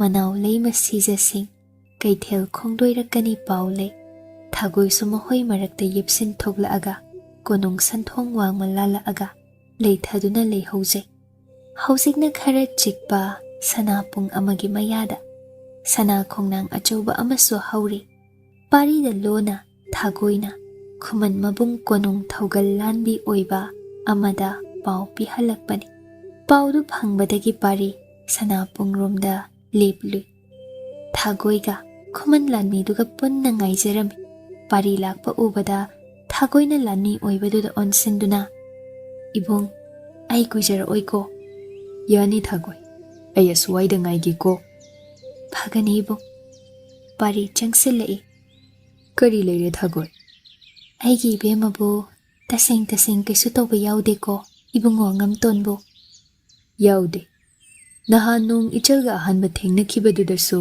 sengna haijaram panglei somleijei nangi nabemadu nanai paw matajei chumlibra chinpauni konung manungda panghai haine luinubi singna kari pawno thagoi lauksin bide hai angomna aigi bemadu pari nokfet tawna lausinduna angom sangaida maning tawna leijaribasidi aranba pawn ichal thagoi nang mi paigano sengna sengna mukta haibiyu loksin bide haye aigi bemabu somi bungo angam tonadi pari tumin le thagoina jingnaramba chumle chinpau adu chumle dana maithong maksinki aiga pisak piklikandagi ibemadi ita sanarakpani ningthau machane haibagi pongthokpa chauthokpa machet amata yaukhide do mahakti manai nubi aigum madi hinglakpan tumin ta leibane madi aingonda khak hainingba wa haijaban marai bakti aingondagi hena thirabi hojikna angomda chatkhre haraur aduga mukso karino thagoi ningthau machanupi manabu karigi wana leiriba karigi maraibak thiriba nahoi khumanda nabe mana le sarikan sombu chingnaje ai haidok phade chingnaganu thagoi hayu tas aigi bemado hena wagani ꯑꯩꯅ ꯀꯅꯥꯕꯨ ꯊꯥꯖꯔꯨ ꯑꯁꯦꯡꯕꯁꯦ ꯍꯥꯏꯗꯣꯛꯂꯨꯔꯕ ꯃꯥꯕꯨ ꯍꯦꯟꯅ ꯂꯛꯅꯕꯤꯕ ꯉꯥꯛꯅꯤ ꯅꯤꯡꯊꯦꯝꯗꯁꯨ ꯋꯥꯐꯝ ꯄꯨꯝꯕ ꯂꯨꯍꯣꯡꯕ ꯀꯨꯏꯗ꯭ꯔꯤꯉꯩ ꯅꯅꯥꯏꯗ ꯍꯪꯂꯛꯄꯒꯤ ꯍꯪꯒꯠꯆꯔꯨ ꯆꯤꯊꯕ ꯊꯝꯗ ꯑꯗꯨꯒ ꯌꯦꯡꯕꯤꯌꯨ ꯄꯨꯝꯅꯃꯛ ꯈꯪꯂꯕ ꯅꯤꯡꯊꯦꯝ ꯃꯈꯨꯠꯃꯛꯅ ꯑꯩꯒꯤ ꯏꯕꯦꯝꯃꯕꯨ ꯈꯨꯠꯊꯥꯡ ꯂꯥꯟꯕꯤꯈ꯭ꯔꯦ ꯁꯣꯝ ꯁꯅꯥ ꯑꯉꯣꯝ ꯈꯣꯏꯗ ꯀꯔꯤ ꯀꯥꯟꯅꯩ ꯍꯥꯏꯗꯣꯛꯂꯨꯕ ꯄꯨꯝꯕ ꯍꯦꯟꯅ ꯋꯥꯅꯕꯅꯤ ꯊꯥꯒꯣꯏ ꯑꯩꯗꯤ ꯅꯤꯡꯊꯦꯝ ꯅꯠꯇꯦꯅꯦ ꯑꯩꯅ ꯋꯥꯐꯝ ꯑꯁꯤ ꯍꯥꯏꯔꯗꯤ ꯏꯕꯦꯝꯃꯕꯨ ꯏꯕꯨꯡꯉꯣ ꯑꯉꯝꯇꯣꯟꯅ ꯂꯧꯁꯤꯟꯕꯤꯒꯗ꯭ꯔꯥ ꯑꯗꯨꯃꯛꯇꯤ ꯊꯨꯃꯜꯂꯤ ꯍꯥꯏꯌꯨꯅꯦ ꯊꯥꯒꯣꯏ ꯑꯩ ꯊꯃꯣꯏ ꯄꯥꯟꯗꯕꯗꯤ ꯅꯠꯇꯦ ꯅꯪꯒꯤ ꯅꯕꯦꯝꯃꯒꯤ ꯃꯇꯧ ꯈꯔ ꯃꯈꯩꯗꯤ ꯑꯩꯁꯨ ꯈꯪꯂꯕꯅꯤ ꯍꯧꯖꯤꯛꯇꯤ ꯀꯔꯤ ꯈꯪꯕꯤꯕ ꯏꯕꯨꯡꯉꯣ ꯑꯉꯝꯇꯣꯟꯗꯤ ꯅꯪꯒꯤ ꯅꯕꯦꯝꯃꯗꯤ ꯋꯥ ꯀꯌꯥ ꯉꯥꯡꯗꯦ ꯃꯔꯣꯜ ꯊꯣꯛꯂꯁꯨ ꯃꯔꯣꯜ ꯂꯣꯟꯗꯦ ꯑꯄꯥꯝꯕ ꯄꯨꯝꯕ ꯂꯣꯠꯂꯤ ꯅꯤꯡꯉꯥꯏ ꯃꯁꯛ ꯈꯪꯗꯦ ꯃꯤꯍꯧꯕ ꯃꯇꯧ ꯈꯪꯗꯕꯤꯅꯤ ꯋꯥꯅ ꯂꯦꯟꯕ ꯄꯨꯟꯁꯤ ꯍꯩꯅꯔꯕꯤꯅꯤ ꯃꯗꯣꯝ ꯑꯍꯤꯡꯗ ꯃꯆꯤꯜ ꯐꯤꯕꯨꯟ ꯃꯦꯟꯖ ꯀꯞ ꯇꯦꯡꯊꯥꯖꯕꯤꯅꯤ ꯀꯔꯤ ꯃꯥꯕꯨ ꯑꯉꯣꯝꯗ ꯀꯞꯄꯤ ꯍꯥꯏꯕ ꯅꯣꯡꯃ ꯂꯣꯟꯅ ꯊꯦꯡꯅꯍꯧꯏ ꯑꯩꯅ ꯃꯤꯀꯞ ꯈꯣꯜꯗꯨꯅ ꯑꯩꯒꯤ ꯏꯁꯥꯗ ꯇꯤꯡꯈꯪꯒꯨꯝ ꯌꯨꯁꯤꯟꯈ꯭ꯔꯕꯅꯤ ꯊꯥꯒꯣꯏ ꯊꯥꯒꯣꯏ ꯄꯥꯔꯤꯗ ꯃꯨꯟꯅ ꯌꯦꯡꯈꯤ ꯍꯥꯟꯅ ꯄꯥꯎꯁꯨ ꯇꯥꯔꯦ ꯑꯉꯣꯝ ꯅꯤꯡꯊꯧ ꯃꯄꯥꯔꯤ ꯄꯤꯁꯛ ꯑꯁꯤꯗꯤ ꯄꯨꯛꯆꯦꯜ ꯆꯥꯎꯕ ꯃꯤꯁꯛꯅꯤ ꯇꯨꯔꯣꯟꯕ ꯑꯣꯏꯒꯗꯕꯁꯨ ꯃꯥꯟꯗꯦ ꯅꯨꯄꯤ ꯑꯃꯗꯒꯤ ꯍꯦꯜꯂꯣꯏ ꯍꯥꯏꯖꯩ ꯄꯥꯎ ꯇꯥꯈ꯭ꯔꯦ ꯄꯥꯈꯪ ꯁꯔꯤ ꯑꯣꯏꯖ ꯑꯁꯦꯡꯕ ꯅꯨꯡꯁꯤꯕ ꯉꯥꯏꯖꯔꯤꯕ ꯇꯝꯕꯅꯤ ꯃꯇꯝ ꯑꯁꯤꯗ ꯑꯇꯥꯡꯕ ꯇꯝꯕ ꯃꯈꯜꯅꯤ ꯀꯣꯡꯌꯥꯝꯕ ꯁꯦꯜ ꯊꯨꯝ ꯃꯔꯜ ꯃꯊꯨꯝ ꯋꯥꯠꯇ ꯄꯥꯗ ꯑꯣꯏꯖꯔꯁꯨ ꯆꯅꯨꯔꯥꯁꯤꯡꯕꯨ ꯏꯀꯥꯏ ꯈꯨꯝꯅ ꯆꯠꯆꯕꯅꯤ ꯊꯥꯒꯣꯏ ꯃꯆꯤꯜ ꯀꯥꯡꯂꯛꯏ ꯑꯃꯒꯤ ꯃꯊꯪꯗ ꯑꯃ ꯐꯅ ꯀꯨꯏꯅ ꯄꯥꯔꯤ ꯇꯨꯃꯤꯟ ꯇꯥꯏ ꯃꯔꯛ ꯃꯔꯛꯇ ꯊꯥꯒꯣꯏ ꯅꯪꯅ ꯍꯥꯏꯔꯤꯕꯁꯤ ꯑꯩꯕꯨ ꯊꯥꯖꯕ ꯉꯝꯗꯦ ꯃꯇꯥꯒꯨꯝ ꯌꯦꯡꯂꯝꯕ ꯊꯥꯒꯣꯏ ꯍꯟꯈ꯭ꯔꯦ ꯈꯨꯃꯟ ꯃꯕꯨꯡꯗꯨꯒ ꯄꯨꯟꯅ ꯄꯥꯔꯤ ꯁꯅꯥꯄꯨꯡꯗꯨꯗ ꯐꯅ ꯀꯨꯏꯅ ꯂꯦꯞꯇꯨꯅ ꯂꯩꯍꯧꯏ ꯈꯟꯈꯤꯗꯕꯗꯤ ꯅꯠꯇꯦ ꯑꯉꯣꯝ ꯃꯥꯅ ꯅꯪꯒꯤ ꯁꯥꯏꯅꯣꯜ ꯍꯧꯒꯠꯇ꯭ꯔꯤꯉꯩ ꯃꯇꯝꯗꯨꯗ ꯀꯔꯤꯒꯤ ꯑꯩꯅ ꯅꯪꯕꯨ ꯊꯦꯡꯅꯈꯤꯗꯦ ꯍꯦꯃꯥ ꯈꯨꯃꯟ ꯊꯦꯝꯕ ꯇꯣꯏꯅ ꯂꯥꯛꯆꯩ ꯑꯉꯣꯝ ꯀꯣꯅꯨꯡ ꯑꯆꯧꯕꯔꯣꯝꯗ ꯍꯦꯃꯥꯒ ꯎꯅꯖꯩ ꯃꯔꯛ ꯃꯔꯛꯇ ꯃꯆꯜꯁꯤ ꯋꯥꯖꯔꯦ ꯃꯥꯅ ꯁꯥꯒꯩ ꯃꯕꯨꯡꯅꯤ ꯃꯄꯥꯝꯒꯤ ꯄꯥꯎꯁꯨ ꯇꯥꯗꯦꯗꯣ ꯑꯗꯨꯅ ꯋꯥꯖꯔꯕꯤꯁꯤ ꯈꯔ ꯃꯕꯨꯛꯅꯤꯡ ꯊꯦꯝꯕꯤꯒꯦ ꯊꯦꯝꯕꯤꯗꯧ ꯃꯇꯥꯎ ꯄꯥꯔꯤꯁꯤꯅꯗꯤ ꯑꯅꯤꯁꯨꯕꯤ ꯊꯤꯕ ꯐꯪꯗ꯭ꯔꯤꯕꯤ ꯈꯣꯏꯗꯥꯖꯕꯤ ꯈꯨꯃꯟ ꯆꯅꯨꯗ ꯉꯥꯎꯖꯗꯨꯅ ꯂꯩꯊꯣꯛꯂꯦ ꯃꯔꯥꯏꯕꯛ ꯊꯤꯔꯦ ꯈꯨꯃꯟ ꯆꯅꯨ ꯏꯆꯜ ꯅꯪꯕꯨ ꯍꯦꯃꯥ ꯃꯆꯦꯝ ꯑꯅꯤꯒ ꯂꯩꯃꯤꯟꯅꯩ ꯅꯨꯡꯊꯤꯜ ꯂꯩꯊꯔꯛꯄꯒꯤ ꯅꯤꯡꯁꯥ ꯌꯥꯏꯃꯤꯟꯅꯩ ꯃꯅꯥꯏꯅꯨꯕꯤ ꯈꯔꯁꯨ ꯃꯅꯥꯛꯇ ꯊꯧꯒꯜ ꯇꯧꯖꯩ ꯃꯕꯨꯡ ꯊꯦꯟꯕꯁꯨ ꯂꯩ ꯈꯖꯤꯛꯇꯤ ꯂꯥꯞꯇꯛꯅ ꯑꯇꯤꯊꯤ ꯈꯨꯗꯥ ꯊꯥꯔꯤꯗꯨꯗ ꯐꯝꯊꯥ ꯊꯣꯏꯅꯨꯅ ꯈꯨꯃꯟ ꯊꯦꯝꯕ ꯅꯪꯁꯨ ꯁꯔꯤꯗꯤ ꯎꯗꯈꯩ ꯑꯣꯏꯈꯤꯗꯧꯔꯦꯀꯣ ꯀꯗꯥꯏꯗ ꯏꯇꯩꯃ ꯅꯅꯥꯎꯗꯤ ꯃꯇꯝ ꯋꯥꯠꯂꯤꯗ ꯀꯔꯝꯕ ꯁꯥꯒꯩ ꯆꯅꯨ ꯂꯨꯝꯂꯤꯒꯦꯅꯦ ꯅꯪꯕꯣ ꯑꯉꯣꯝꯒꯤ ꯑꯃꯈꯛ ꯀꯕꯛ ꯀꯕꯛ ꯂꯨꯝꯖꯔꯤ ꯃꯇꯝ ꯈꯔ ꯉꯥꯏꯌꯨ ꯍꯥꯏꯕꯒꯤ ꯉꯥꯏꯖꯔꯤ ꯅꯅꯥꯎ ꯑꯉꯣꯝ ꯁꯤꯖꯅꯤ ꯍꯥꯏꯕ ꯐꯩ ꯐꯩ ꯑꯩꯈꯣꯏ ꯑꯉꯣꯝ ꯁꯤꯖ ꯂꯩꯁꯥꯕꯤ ꯇꯕꯨꯝ ꯇꯕꯨꯝ ꯂꯥꯎꯕꯤ ꯑꯃ ꯐꯪꯖꯧꯀꯣ ꯊꯦꯝꯕ ꯑꯍꯣꯏ ꯑꯉꯣꯝ ꯁꯤꯖ ꯐꯪꯖꯒꯦ ꯅꯅꯥꯎ ꯑꯉꯣꯝ ꯂꯩꯁꯥꯕꯤꯕꯨ ꯁꯤꯖ ꯍꯥꯏꯅꯁꯨ ꯃꯤꯡꯒꯧꯅꯩ ꯃꯇꯝ ꯑꯗꯨ ꯊꯦꯝꯕ ꯃꯆꯜ ꯍꯦꯃꯥꯗꯤ ꯁꯨꯝ ꯇꯨꯃꯤꯟꯇ ꯂꯩꯕ ꯋꯥꯔꯤ ꯁꯥ ꯂꯥꯡꯕꯁꯨ ꯌꯥꯎꯗꯕꯗꯨꯗ ꯌꯥꯎꯍꯟꯅꯤꯡꯗꯨꯅ ꯅꯄꯥꯝ ꯈꯨꯃꯟꯗ ꯅꯣꯡ ꯐꯥꯗꯣꯛꯁꯨ ꯅꯆꯦꯝ ꯑꯅꯤꯒ ꯀꯣꯏꯊꯣꯔꯛꯎꯗꯅ ꯏꯆꯜ ꯅꯪꯕꯣ ꯑꯍꯣꯏ ꯏꯕꯨꯡ ꯅꯆꯜ ꯂꯥꯛꯆꯒꯦ ꯏꯕꯨꯡꯒꯤ ꯂꯥꯏꯔ ꯁꯪꯒꯥꯏꯗꯁꯨ ꯌꯧꯁꯜꯂꯝꯃꯨꯀꯣ ꯐꯒꯅꯤ ꯏꯕꯨꯡ ꯅꯣꯡꯃꯁꯨ ꯊꯣꯏꯅꯨ ꯊꯋꯥꯏ ꯌꯥꯎꯗꯕ ꯀꯥꯟ ꯍꯦꯃꯥꯅ ꯊꯦꯝꯕꯗ ꯍꯪꯖꯈꯤ ꯏꯊꯥ ꯊꯥꯖꯗ ꯋꯥꯍꯪꯁꯤꯃꯈꯛ ꯏꯕꯨꯡ ꯅꯆꯜ ꯀꯔꯤꯅꯣꯝꯇ ꯍꯪꯒꯠꯆꯒꯦꯕ ꯍꯪꯉꯨ ꯍꯪꯉꯨ ꯍꯪꯅꯤꯡꯕ ꯏꯆꯜꯒꯤꯕꯨ ꯀꯁꯥꯔ ꯍꯥꯏꯕꯁꯤ ꯈꯪꯕꯤꯕ꯭ꯔꯥ ꯏꯕꯨꯡꯗꯤ ꯈꯪꯉꯤꯅ ꯏꯔꯥꯏ ꯂꯥꯏ ꯀꯁꯥꯔꯗꯤ ꯀꯔꯤꯒꯤꯅꯣ ꯑꯗꯨ ꯍꯪꯕꯗꯤ ꯁꯨꯝ ꯃꯤꯡ ꯇꯥꯖꯔꯨꯕꯒꯤ ꯍꯪꯖꯕꯅꯤ ꯅꯆꯜꯅ ꯑꯣ ꯀꯁꯥꯔꯁꯤꯕꯨ ꯀꯗꯣꯝꯗ ꯂꯩ ꯀꯌꯥꯝ ꯂꯥꯞꯄꯤ ꯈꯣꯡꯅ ꯈꯣꯡꯗꯣꯏꯕꯗ ꯄꯨꯡꯖꯥ ꯀꯌꯥ ꯆꯪꯒꯅꯤ ꯏꯕꯨꯡꯕꯨ ꯑꯦ ꯀꯁꯥꯔꯕꯣ ꯑꯍꯣꯏ ꯏꯕꯨꯡ ꯅꯪ ꯑꯍꯣꯝ ꯍꯥꯏꯕ ꯂꯝꯗꯝꯗꯨꯗꯤ ꯈꯪꯖꯕ꯭ꯔꯣ ꯈꯪꯖꯗꯦ ꯑꯃꯨꯛꯇ ꯇꯥꯖꯗ꯭ꯔꯤ ꯑꯍꯣꯝ ꯍꯥꯏꯕꯗꯣ Nang Shugunudi Khangiko? Khangjayi. Oh, Ithai di Khangbra? Khangjade dumadi. Lui thabam natra Ithai haibase. Sugunuga naknabra ibung Ithai so. Shugunudi kada waida leiba? Ha, Khanglabadi hayu tasine. Shugunu bo. Lang thabal maya inak nakna leiba dubo. Themba nokladuna. Pungchum chum. Nong mahik chatlaga phajabra yenglu Sugunudu. Ahoy ibung, nachal chacharuge. Ado, kasar su sugunu mayada leibra, thangnana. Leibani. Kadom lambida chatluni adudi sugunu se. Kayam lapi kasarna. Inak ne. Khongkap tara kuntani. Lang thabal yauradi, loina mari yaureja. Oh ibung, asuk nakpoire. Ahidi kayami pairuredana, lablam jana. Themba nokhi, phagi oikre waridu. Hemagi karisu khangsadaba mataududa. Masu pamujaduna, machalbu mabungna, laknabi kibugum, phagi oikre. Adubo, Hemanadi phagini haina laukide. Pukning chauthokche.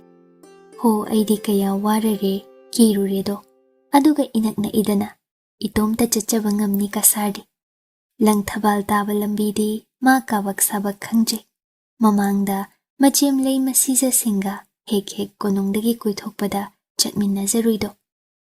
Imungda changlal, magi ka machagi, faklang libak to the yenglui. Thongnau pande, musi ui. Yom thaktagi, idagi pauzilakpa, nungsa mangalak. Faklang da pikna chingliba layi singdugi, masingdu thizarui. Layi masing, taraga humdoi suramli. Thabum amasi, numit kuntrani na sai haibaniko. Hema makhut khutsa tara thektuna pazai, murum. Kuntradagi, tara humdoi chatkradi, kaya limhaure. Taraga taret limhaure. Kuiredana ibo. Padum leiringai, pari na lamjai phauduna chatki.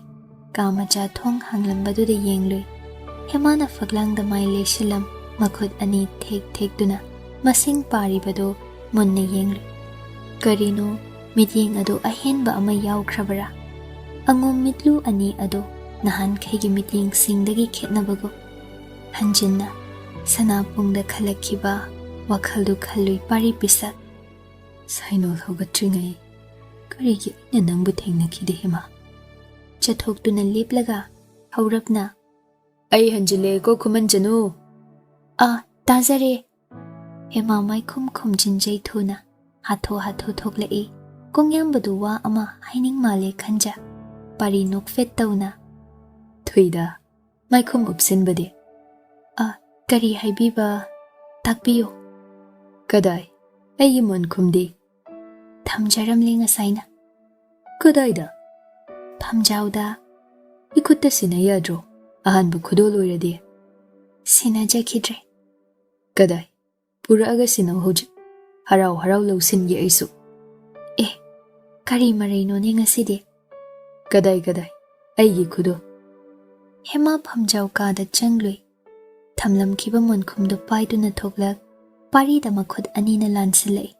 Pari laude, yengi. Hema na tapna. Imalay magi maya thangni. Hangoi birasu simadi. Pari tapna lauki. Hangdoktuna yenglui. Kupsik kuppa. Kabrang muga langlana. Makhut na nalulami wahai khara. Iwon onaramlago. Pari hemabu thazade yenglai. Onadro sidi. Onajade. Ichim anina chaibadagi khara semdokjai angoma yek ado.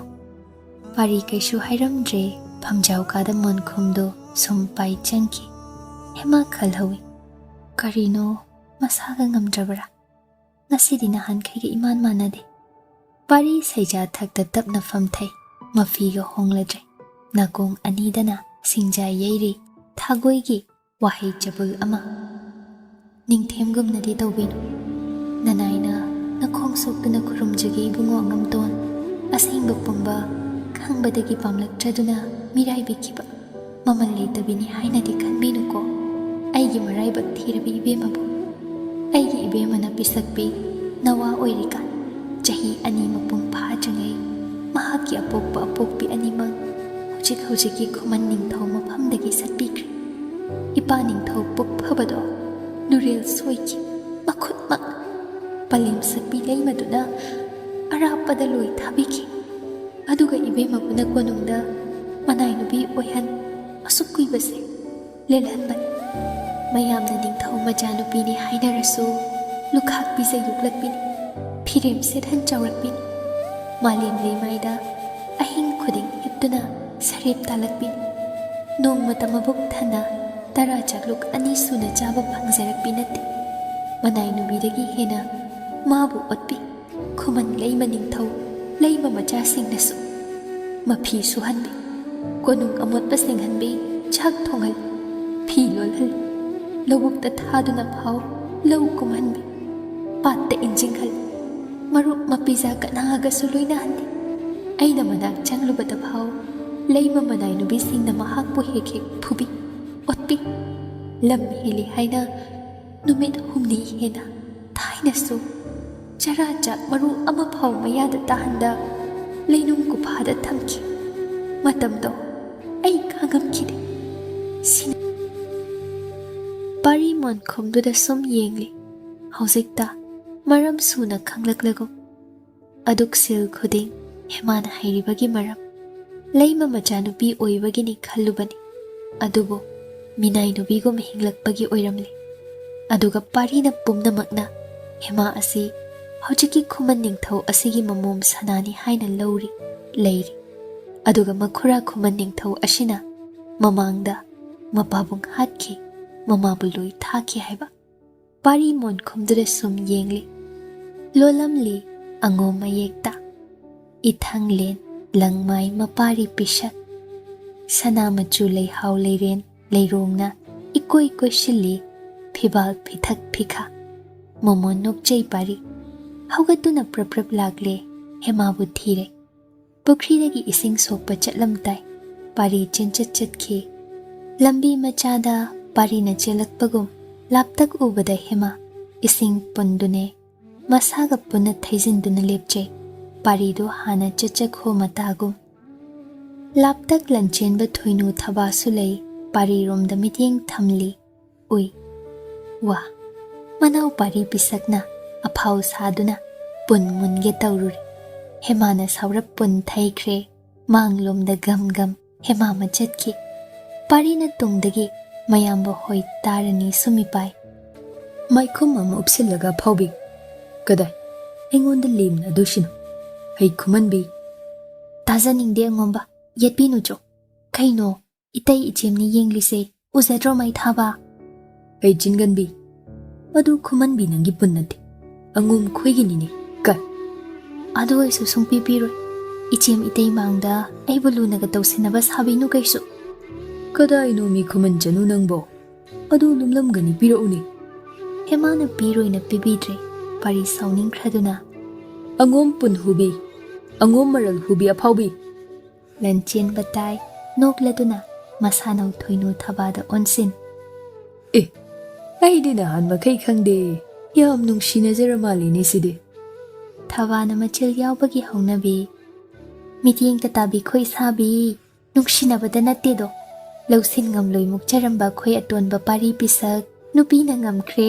asuk thun aiso asum haina tawjabasina inung hek nungsiradana asum moina pamjei do aikhoi atonba se Khuman Chanu sina thina ka pangchei cheibi mai thaba angom kaina hek haibi do thaba adu makhe khaibra hai isabi thoinuna yengu ngammi ko moli na naw nupi se hojiksu thireng khe khoi atonba se cheibiri se thabana cheiba mande ne oina jarini ni jema pari sangai ichum tapham yobada hemana wana pun kangnan bido mangol thari da makhud ani chang thangat chapa tanjada sat munki una wana paibagum pun achobado paisin manungda gongong osita noksilam aikhoi angomgi pun huge khalakanu Khuman Chanu khamhaudradi nang kainom tawsili isha taklamda pomnamak panghuda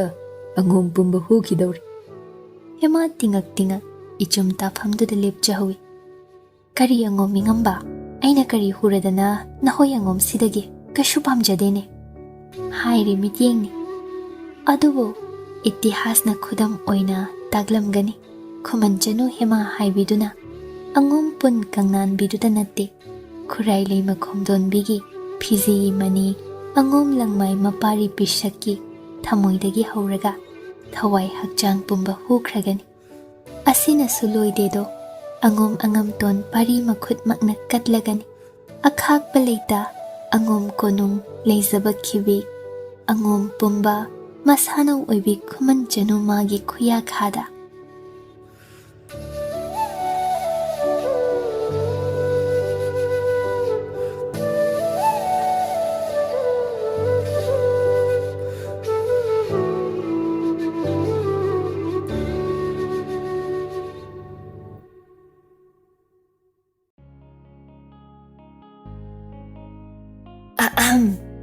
Kaygumba amta thawai hakjang yauna wari tabiriba listener sing da haijari madudi channel asina puthokjariba audio series sing asibu support tobibo oina like amadi WakhaL Turi YouTube channel da subscribe tobiramo aduga loinana comment amamam piduna wari sida yauriba writer narrator editor musician amadi channel asigi team busu support tobiyo amadi pukning thogatpiyo aduga mayam hype tawbasu kaubigano.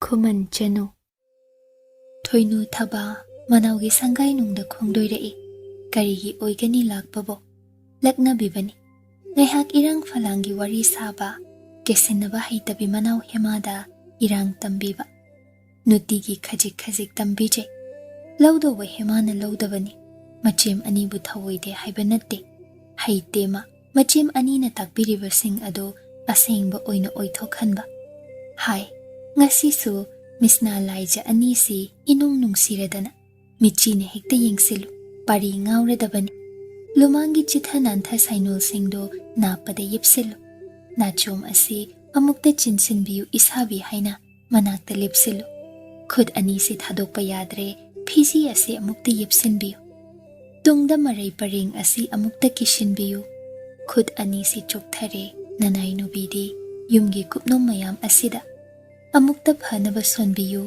angom mantra amalei haibado kok asi ichik chikjai sana khud anina amukta paibiyuba loina takpi ashumna hemana khak ngamjade hangatluba pamde pambidaba makada mana namduna adugumba iranglang thakjalei senbasu pari machilna thokna haizari madi Khuman Chanu kanagumbi ama taseng tasengbi magi taloi oige khali angom masangai sigi yumburembi oihangani hema kaude chachakhini iranai kaidau nangi mityeng mungani pambi drasu irai bakini ai kana su waraude thabana ikhat khatladuna tumbi kamdauba nangna koi pari pisak ase sumbiraba natro haida ko iman mandana heman nolokna gyan taba ngamjada ichemton aina sombada changadauba nanaw angomba natteda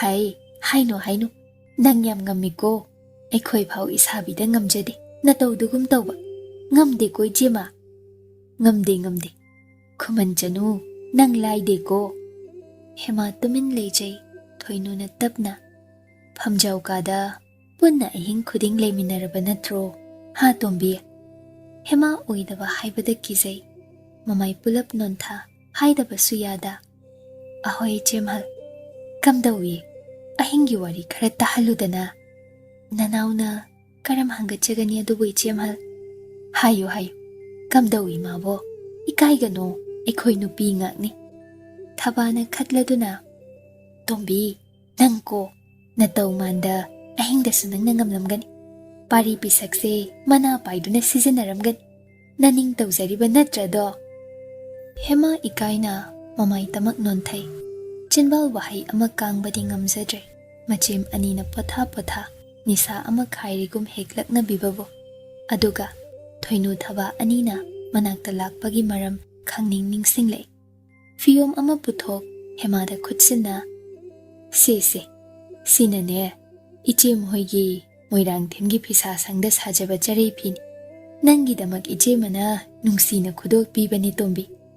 Thabana su, Tombi, Ichemgi Khuman Chanu, Asengba Inau Makti, Nangbu Khanjaini Ainadi Nangbo, Khuman Pisa Sangi, Kumjingbi Panik, Sina Khuman Pige Panik, Nangi Uizawo, Nanaugi Raibak Pabani, Ichem Anibo.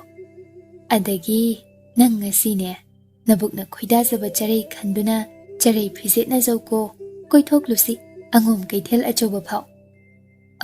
Ichema, Aikoni Changduna, Nahan Mukum Kebisine, Nasiso Koitombise. Thabana Hairakpani.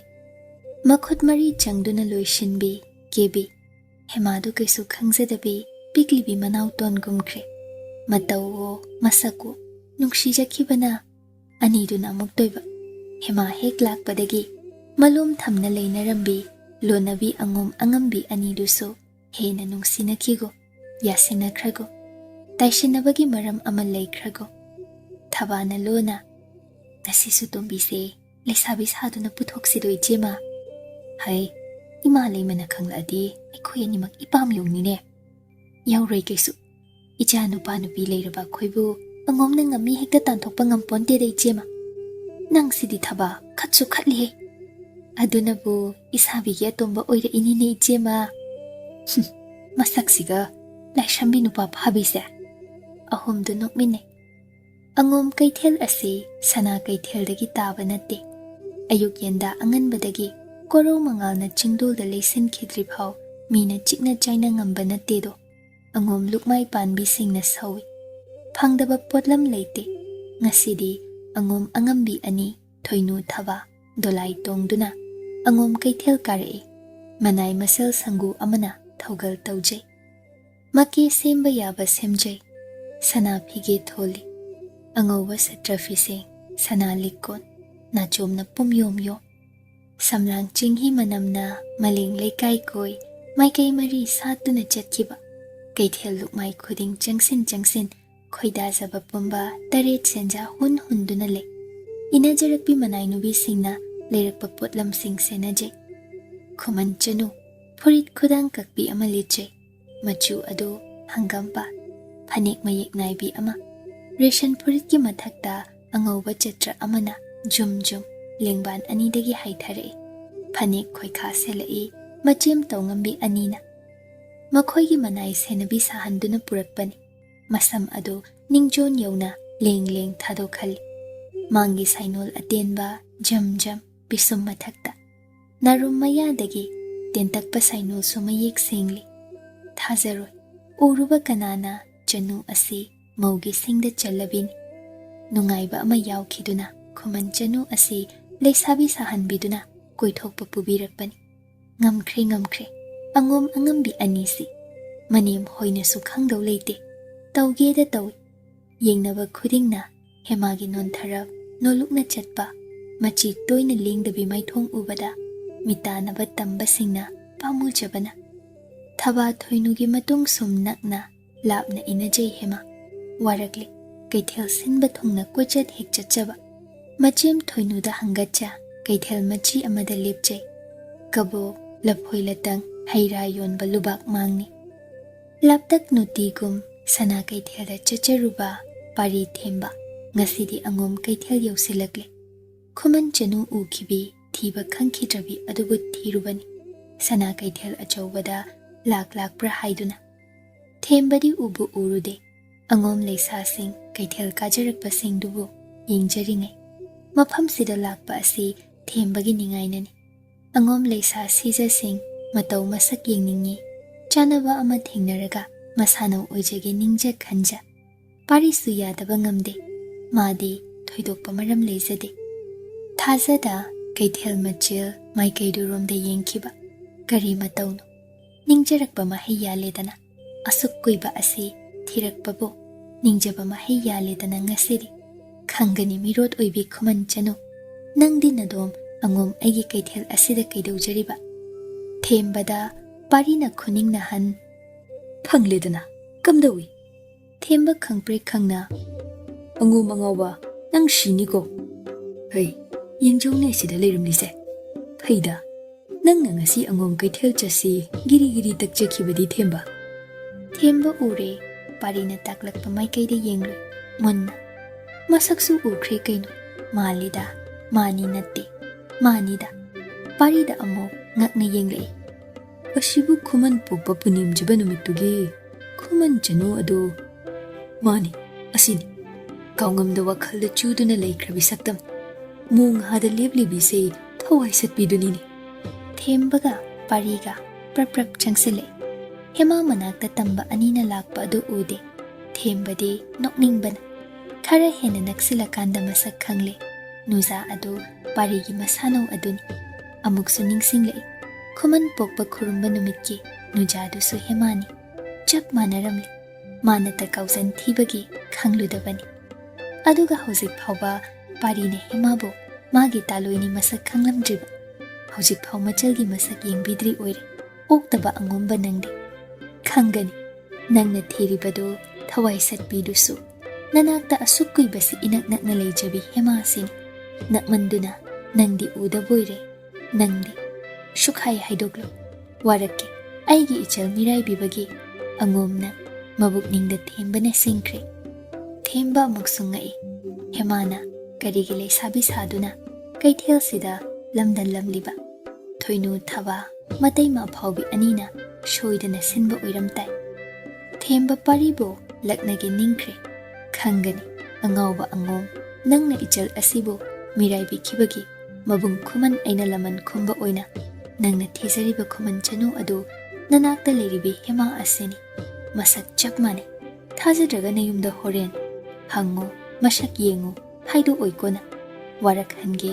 ꯋꯥꯍꯟꯒꯦ ꯈꯪꯒꯅꯤꯗꯅ ꯊꯦꯝꯕ ꯃꯃꯥꯏ ꯂꯩꯊꯣꯛꯈꯤ ꯍꯦꯃꯥꯅ ꯃꯥꯕꯨ ꯎꯈꯤꯗꯅꯕ ꯍꯥꯏꯗꯨꯅ ꯅꯇꯣꯝ ꯆꯪꯖꯧ ꯄꯥꯔꯤ ꯄꯤꯁꯛ ꯑꯩ ꯑꯁꯣꯝꯗ ꯑꯔꯨꯕ ꯑꯃ ꯂꯩꯔꯤ ꯑꯦ ꯊꯦꯝꯕ ꯃꯇꯦꯡ ꯈꯤꯇ ꯄꯥꯡꯉꯨꯗ ꯅꯆꯜ ꯈꯨꯃꯟ ꯆꯅꯨꯅꯤ ꯑꯁꯦ ꯑꯦꯔꯥ ꯅꯤꯄꯥ ꯃꯆꯥꯅꯤ ꯉꯝꯅꯕ ꯍꯣꯠꯅꯖꯧ ꯅꯌꯨꯝꯗ ꯂꯩꯍꯧꯕ ꯏꯆꯜꯗꯨꯁꯨ ꯏꯆꯜꯅꯤ ꯑꯩ ꯏꯆꯜ ꯍꯦꯃꯥꯅ ꯋꯥꯅꯕ ꯅꯪꯅ ꯁꯤꯟꯕꯗ ꯌꯥꯎꯔꯣꯏꯀꯣ ꯈꯪꯒꯅꯤ ꯈꯪꯒꯅꯤ ꯑꯉꯣꯝ ꯅꯪ ꯅꯇꯧꯁꯤ ꯄꯦꯟꯅ ꯌꯦꯡꯒꯦꯀꯣ ꯑꯩ ꯊꯦꯝꯕ ꯆꯠꯈꯤ ꯄꯥꯔꯤ ꯍꯦꯔꯥ ꯅꯤꯄꯥ ꯃꯆꯥꯅꯤ ꯈꯟ ꯍꯦꯃꯥꯒꯤ ꯃꯅꯥꯛꯇ ꯂꯞꯇꯛ ꯂꯦꯞ ꯂꯩꯃꯥꯏ ꯊꯛꯇ ꯇꯥꯔꯤꯕ ꯐꯤꯗꯛ ꯃꯆꯥꯗꯨ ꯈꯨꯡꯒꯠ ꯏꯆꯜꯕꯨ ꯍꯦꯃꯥ ꯄꯥꯔꯤꯗ ꯃꯨꯟꯅ ꯌꯦꯡꯂꯛꯏ ꯇꯝꯕ ꯃꯇꯧ ꯑꯗꯨ ꯑꯆꯧ ꯑꯁꯥꯡ ꯃꯥꯜꯂꯤ ꯑꯃꯨꯛꯁꯨ ꯈꯣꯟꯖꯦꯜꯁꯤꯕꯨ ꯑꯩꯕꯨ ꯇꯥꯈ꯭ꯔꯦꯗꯀꯣ ꯆꯤꯡꯅꯖꯩ ꯃꯤꯀꯨꯞ ꯑꯃꯠꯇꯅꯤ ꯍꯦꯃꯥꯅ ꯄꯥꯔꯤꯗ ꯌꯦꯡꯂꯝꯕ ꯍꯥꯟꯅꯁꯨ ꯃꯥꯏꯈꯣꯝ ꯃꯔꯨꯝꯗꯒꯤꯇ ꯎꯕꯅꯤꯅ ꯃꯥꯅꯁꯨ ꯄꯥꯔꯤꯒꯤ ꯁꯛꯇꯝ ꯑꯁꯤ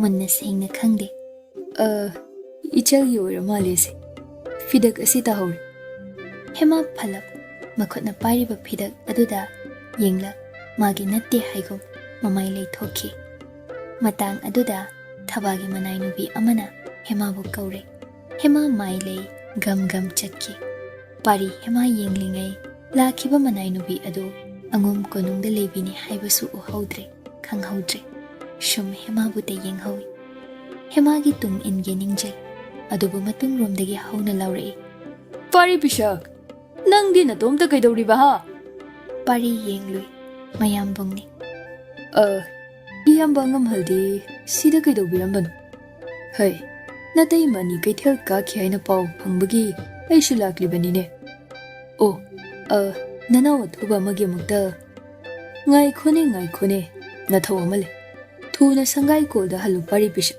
ꯏꯄꯥ ꯅꯤꯡꯊꯧꯗ ꯑꯔꯨꯕ ꯄꯥꯎ ꯑꯃ ꯅꯁꯥꯃꯛꯅ ꯇꯝꯂꯨꯗꯕ ꯌꯥꯗꯦ ꯀꯔꯤ ꯄꯥꯎ ꯑꯣꯏꯔꯕꯅꯣ ꯅꯅꯥꯎꯗ ꯇꯥꯛꯄꯤꯌꯨꯗꯣ ꯂꯟꯆꯦꯟꯕꯅ ꯂꯛꯅꯒꯦ ꯈꯪꯒꯅꯤ ꯅꯨꯄꯤꯅ ꯉꯝꯍꯟꯕ ꯅꯪ ꯍꯥꯏꯗꯨꯅ ꯄꯥꯎ ꯑꯃ ꯁꯦꯝꯖꯤꯟ ꯁꯥꯖꯤꯟ ꯍꯥꯏꯖꯤꯟꯕꯤ ꯑꯗꯨꯒ ꯑꯩ ꯌꯥꯝꯅ ꯃꯔꯨ ꯑꯣꯏꯕꯅꯤ ꯃꯁꯤ ꯆꯣꯟꯊꯕ ꯌꯥꯕ ꯅꯠꯇꯦ ꯆꯦꯜꯂꯨ ꯄꯥꯔꯤ ꯄꯤꯁꯛ ꯄꯥꯔꯤ ꯌꯥꯊꯪꯅ ꯀꯟꯈꯤꯕꯅ ꯆꯦꯟꯈ꯭ꯔꯦ ꯃꯥꯒꯤ ꯀꯥꯔꯨꯕ ꯌꯥꯡꯅ ꯊꯧ ꯈꯨꯃꯟ ꯆꯅꯨ ꯅꯪ ꯉꯥꯏꯔꯝꯃꯨꯀꯣ ꯃꯤꯀꯨꯞ ꯈꯔꯇꯅꯤ ꯌꯥꯡꯒꯣꯏ ꯅꯨꯡꯁꯤꯠ ꯃꯃꯥꯡ ꯊꯥꯅ ꯅꯁꯥꯕꯤ ꯑꯣꯏꯕ ꯑꯩꯅ ꯊꯧꯒꯦ ꯉꯥꯏꯍꯥꯛꯇꯗꯤ ꯃꯆꯤ ꯂꯦꯡꯗ ꯅꯪ ꯂꯩꯔꯝꯈꯣꯀꯣ ꯑꯗꯨꯕꯨ ꯂꯥꯛꯊꯣꯛ ꯂꯥꯛꯁꯤꯟ ꯇꯧꯕꯗ ꯐꯅ ꯀꯨꯏꯅ ꯃꯆꯪꯈꯤ ꯃꯥꯅ ꯑꯉꯣꯝ ꯀꯩꯊꯦꯜ ꯍꯟꯖꯤꯟꯅ ꯌꯧꯔꯛꯇꯨꯅ ꯎꯈꯤꯕꯤꯗꯨ ꯀꯣꯏꯊꯤ ꯊꯤꯖꯔꯨꯕꯗꯗꯤ ꯃꯐꯪꯗ꯭ꯔꯦ ꯑꯣꯟꯊꯣꯛꯏꯗ ꯈꯨꯔꯛꯁꯤꯗꯒꯤ ꯏꯔꯥꯏ ꯂꯥꯏꯅ ꯍꯦꯛ ꯅꯥꯟꯊꯣꯛꯈꯤꯗ ꯀꯩꯗꯧꯅ ꯃꯌꯥꯝꯕꯒ ꯉꯁꯤ ꯍꯦꯛ ꯊꯦꯡꯅꯕꯅꯣ ꯊꯦꯝꯕꯅ ꯀꯗꯣꯝꯗ ꯅꯤꯡꯕ ꯀꯥꯏꯅ Pari angom sangai da hanjari. Sangai thongjau achauba manakta Hema lipcherami. Pari changlakpa ubada harau jakhibra matau adubo. Ma kaithel koirui pau tamjaningi. Adumna amukta kaithel achauba chachadri. Ngasina ahanbani. Kayadi harauje. Kena mauna machem ani tung inja. Khongdoi ruba phangbadi. Amuksu laisabi saduna machem ani na pubi. Tamba pakhang kayana mabu mitana matung inarai. Machem anina mase mapu palabini haina koi chei biduna maral leizadaba angom pakhang singbo koi tan tanki. Urabra aise mapu palabini angom hingjaba nangtana mapu nattabra. Wahang simak hangningi khangde. Parina haiki ifamdadi hainingba hayu. Aise nangi marupni khalu. Kaithel-dagi machem anina sinabiba taret senja hunja angom nangi khudol amasu nanauna leijare. Lausin bigadra. Pisira, piragumsira, lotsin krasira. Khangde.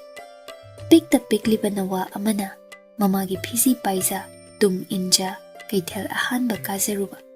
Magi luna ningjaba sangai nungda lehoba kana amagi khudol puzarak pigadobagi naingamdaba matau adumakni Hemagi. Maikhom nungda paribu munna yengjai. Pari sakfam hanjinna churi tabadagi mangol karai. Mangol machida ngekfam thakre imungda changlakide. Hema thokjarak laptak mangol kachinda lepjai. Kari haini hekta pisilasira khudol sibo. Aina hana kauradranga sidi. Nahan makhaidi mana tawa hudopani.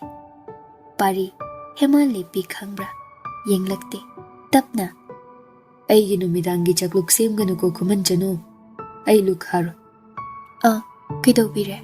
Hakchangam bidabra. Nade. Kishu tawdi. Kidobire gine. Ay hainingre karisu. Natumtagi thonglaga chajauko. Phagani. Hema sum lepi parina falap yenglak. Kidore. Changjarodana. Ahoy. Adubu Hema sum lepi pari tapna hawale. Sangai nungda changye khanjay. Hema da yenglak. Kari hainingba. Kainuma hainingba maline nangbo.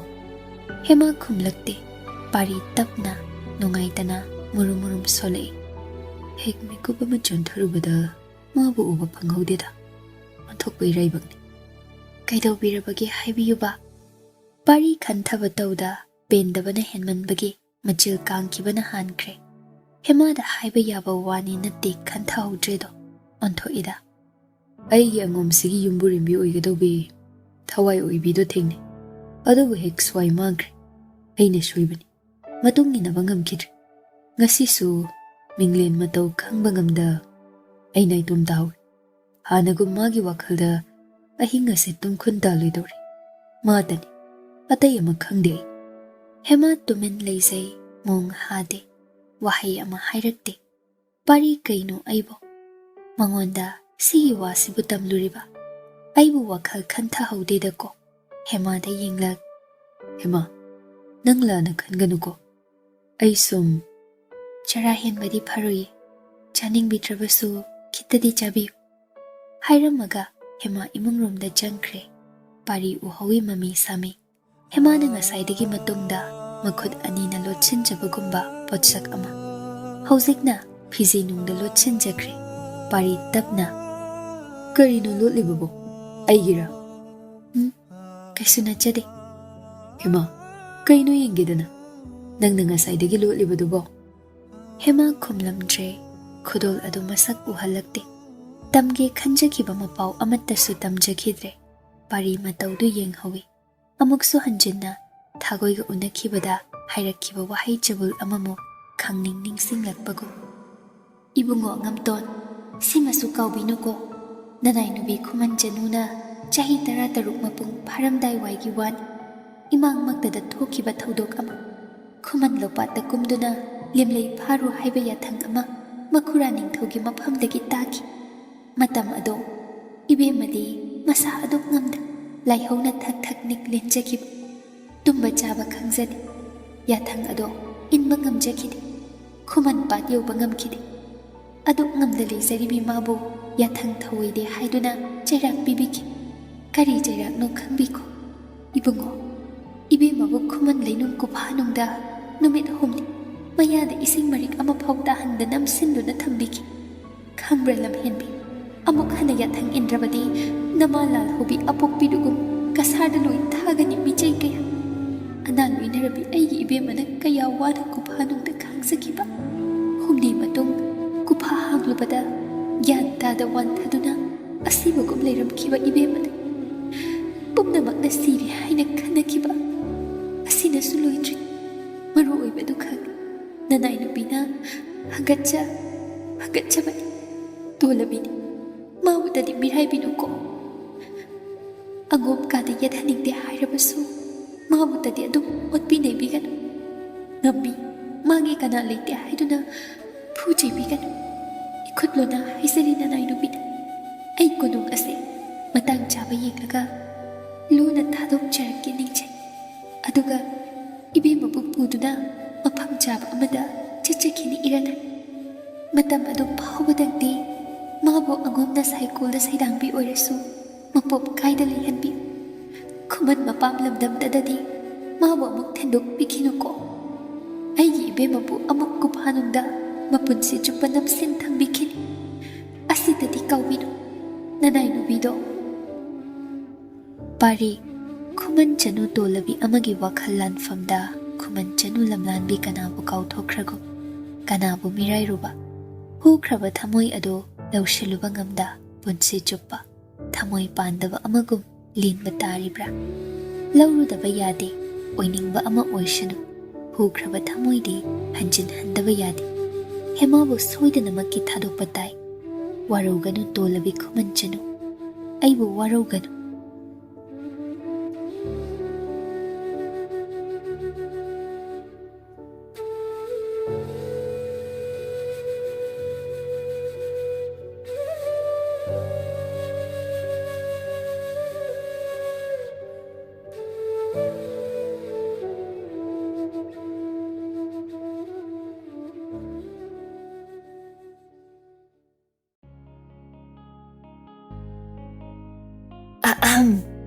Kaygumba amta thawai hakchang yauna wari tabiriba listener singda haijari madudi channel asina puthokjariba audio series sing asibu support tobibo oina like amadi WakhaL Turi YouTube channel da subscribe tobiramo aduga loinana comment amamam piduna wari sida yauriba writer narrator editor musician amadi channel asigi team busu support tobiyo amadi pukning thogatpiyo.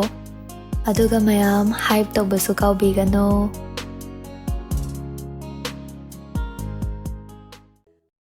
Khuman Chanu Mari Shuba Pandup Tingkhang Handok Patai Thamoi da yusin kiba Tingkhang ado atopa inaw ba Tingkhang amana.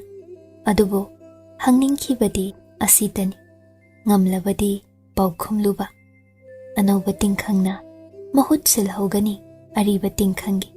Kari khetnaba leiri thamoi da Tingkhang amadi adumak yusin machi lingda leho hanbadi kari khetnaribano. Khuman thembana laknabibada nongma nini humni ado pari makhoi maril thitpana thembabu tasengna phuninglagle tawgena tawribani mana waraga thembana penabagumna hanaga mawong mataw asi iman manade. Ningthemba kainoma tawkhredo themba songnok nokta ngasina thajone langthabal kabui khurumda ichal Khuman Chanu du manbi ma thengnini ngarang tan shaidana sakhi pari bisha aidi mabu Khuman bu malaktre kabui ningol malido jamna chebaw phangbagi Khuman poppa khurumba numitta ngahak lingla amba maline taningde kabui nate maru khoidini themba e wari ka yam sanakrageni maga nangabo mana wa haiba dawi marul sungkhoi khoi kidi kabui nate Khuman Chanu ni kanana khangba nangna maitre bak pomba sin thungna thije lang phang chatlingai ha nayum angom lomda inat natna leirambasu khoida jabi jaldo kamaina Khuman na jalna aiya angom lomda leiramgani haibageni theba Nangbu ngaura'anune. Shum haibibanida. Ado, kabui oiramdaw maliko aidi. Amukta wahang pawhanglusi. Ikaw bukaw. Nangna yakhankibay chalgi mami adudi. Masak taba ngamkidre. Hanjin yek. Adubu ukibadugadi. Manahanba kanasu ngamdre themba. Nahoyang ngomse. Ay singba wali. Ikhoy Khuman layekpana makhut tharabadi shuidana saktam mamido taganine. Taroi. Nahoyna ikhoydagi kari henjaradana. Masak asiga. Yenbagi Khuman Chanu mana nayumdana sano. Amana ani shubi taloiton uihangena koithi thijariba natrado. Pari tumin leki. Themba nokladuna. Kamdaurige maraibak thirabi chal himado. Unakhidaba wari watai sakhidaba sukuiredo. Ay magi awaba mayamse. Ka hena ushalaroi leplabani themba. Kari awaba. Mabu kari waragi. Aina thengna khudingdi momunta noktuna leijayda. Wada male kasho. Pari hainingdana. Winingbo irashano. Ayi phiribasi onglaroi leple themba. Adubu magi mafam chaba amatangdi thiraga mana hanagum awaba yaudana lenkhibadi aina pami. Adum aina shinge khali. Karibo. Nangi wado mamai makok samnadeni pari pisha. Nang khanglar kona haige. Ado nang luhongba thabum ama makai henjilak. Thabum mani shugador khanghaudene. Aidi lusu luhongkidene themba. Nayumda hemana okibado. Nayumgi lining thaw leimarembi punim jakibado luhongbo ikhrabani. Hemana leisa asengbi oidabana amuk hanjin nanga punna luhong phan phaminabado tawhide hainabagi adumakti pangthokidredana. Ai maga punna mukta yumgisu atai laifam khubamdasu punim minakhide themba. Luhong jadri nang pakhang pumsengni haijaribani ne nangiside. Hoi themba. Tosi Sigi wasi. Karigi toktori. Kabai khul yorisi. Ay yamna pendre. Asumna sum masil marang leib. Nahandagi ay khoyangum kaithel da leibasu maadi lakidre. Themba naisinduna murum. Laani. Nayumda lengda leiraga laktori biduna. Karibo themba. Ha. Yumda kay leiraba. Kaishu haide. Nayum hanba thengani haywani. Ado ay thabagama leho. Kabui khuldo natomta yaw. Khulakpaga nanga hana khangnada. Hangjaw. Ichal Khuman Chanu ani subi chenmang mangbido u lakprana. Hoi. Phar. Nang yawradi hena phadogani themba. Themba. Yangoi mamai lei. Hau thaduna thokre. Pari lei thawi. Sum thauki. Sum chetki. Magi sagol karuba. Lang thaba kabui khul tamna. Asumna thembana hema masak haidokpida wahankige kharataga. Thabum ani mapung pharaga hemagi masak haidokpige ningkhiba ama leibana hema masak taklakte. Paribu wahalli otpiri laknaribani. Khurai leimagi manakta mamau ani lep punem jarui. Laku manem leimana yathang phangbagi changjarubani. Warolama takpiri. Inem gilangmai langlu ahenbi. Thoinuna tapna. Takpiyo ima leima. Jago yengningido inemdi. Ama selugaba. Sanaya thang namaw na pangthokjage soidana. Thuna pang. Langmai langlu ani shubi. Thaba makok nonja. Takpiyo ima leima. Nang na jemgi tingbang. Chao na selu jagoido. Sanaya thang. Thoinuna tapna hairai. Ima leima. Inaw tombisu. Tingbang hanjagi. Mabu sintak pigi. Mapuroiba phau laksinba ngamdabidugi minglenga panno. Taning de hai. Ima leima. Angang ni pangjaduna pangtaw tawjaribani. Hanaga sumana jadre. Aikhoina takpi tambi. Haujikti inaw angam tonsu. Panagyan tajari. Hanaga yamna khetnari. Tawshinnajarini. Aina uine. Tad haiba nanaw pari pisakni. Aduga mawa themba haitabi Khuman Chanu. Karamna nahanwai Ningthemgi manakta mana leizaruba. Matau sinanidana. Ningthemna mawa luinaba haite khanglak inthokpiraklise. Kalak tumpil. Matau ase. Ay yengningdeko. Thoinu thaba chin khumba ngamjade leima khomdonbi paithokduna tamjau ko ya thangase Khuman Chanu nanawgi maphamda angomgi iseng langmai mapari pisaki issue iseng ama pidri phau ma tongan chajo adu ngamjadre asumna sum leizar mawatana natte aina sumabu lokshin biro sangai yumjauda khongul tahalloi koide ima leima phagani aikhoini inaubu warak watem jagi thaba kina haire ima leima ado hek inthokduna thambibasu nungai jadeko machem aikhoi anina jagoi saraga mana machi amada tumpak tasin leizabado nanai singdi yengba kobada ngamjaroine jagoi sabamak yauhanbidrabasu jagoi sillangbadi yauhanbiyuba ima leima phai phai nahoi Khuman masilni kankhatna jo ado jagoi yauge hairasu yauhanjo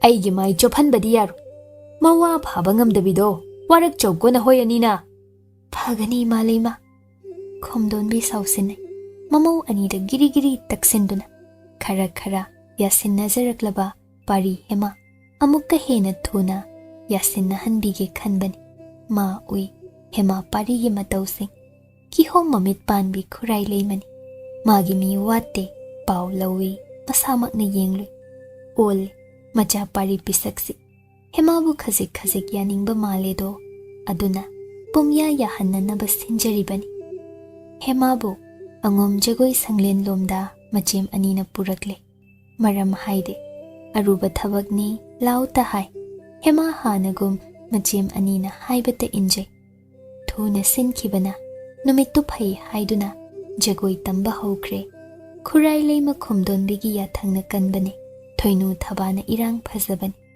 jagoi oja pung thenba basi khongba jalgei pasu yaure jagoi sanglenda tilliba hema budi machem anina maikhum hanagum khumhanbi jagoi numitta oina maikhum haidok chasanu khanja manawbu mamal kahanjai mayam pumbasu hema ta hangduna leikibani ningthemgi tumanni haibi angom anaubi angambido yengningi masak eli hainai aduna hek utpide thoinu thaba anina hemagi sa thoinu na mang tha mau ahum jagoi oja tomalgi mokhong sokna hana khurumje asoi angam thokpidaba haina angum konba laining thopu nemje dhup thaumai thaza haikat leikat tamja angum leisa siza mauna ha kharashu yaure leima manai nubi kharasu jagoi oja tomalna hemabu yeng kaidore langmai langlu hanbi nanau shimai khum uphalibade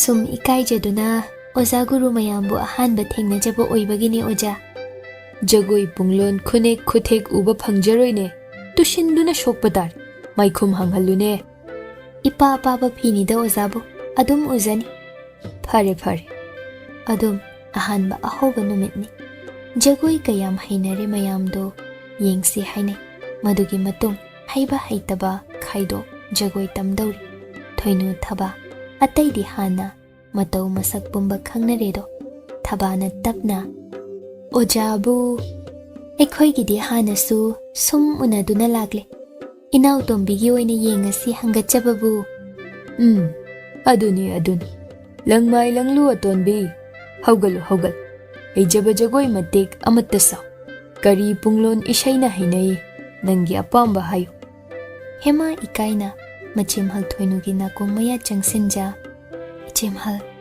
nanawdi ke so haizademi damlaga loire na taw yenghal hai angom mai chophan mayam mangda ko haugal thabana hekta oja ngai hanba taw haideni jemgi tombi haugalo sachat atai angom siza mauna ha singnasu haigatnare yengsi yenge haugat pisi lengkhat pisi upai leita hema haugatli kari punglonda sagadaw jagoi kari isaigi khuthekta khangde haingamde apamba khanpham khangde mamangda jagoi kaya sakre adubu thamoina khoida jaba punglon isai mayekti amukta khanjakhidre ikaibana nongmasu ningthem khakki mangda jagoi matek ama sajakhiba ningthemna kaya haraujakhiba mabu mathada jingsin thamkhiduna ꯊꯥꯗꯣꯛꯎ ꯀꯧꯕꯗ ꯌꯥꯈꯤꯗꯕ ꯑꯍꯤꯡ ꯆꯨꯞꯄ ꯑꯃ ꯅꯤꯡꯊꯦꯝ ꯍꯥꯏꯕ ꯃꯥꯅ ꯍꯦꯃꯥꯕꯨ ꯀꯌꯥ ꯋꯥꯍꯟꯈꯤꯕ,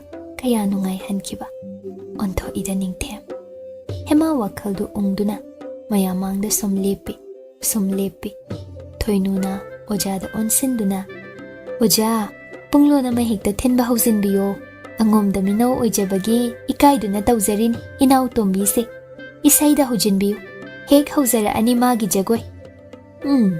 ꯑꯗꯨꯅ ꯐꯔꯗ꯭ꯔꯥ, ꯂꯪꯃꯥꯏ ꯂꯪꯂꯨ ꯑꯍꯟꯕꯤ꯫ "ꯑꯍꯣꯏ ꯑꯣꯖꯥ."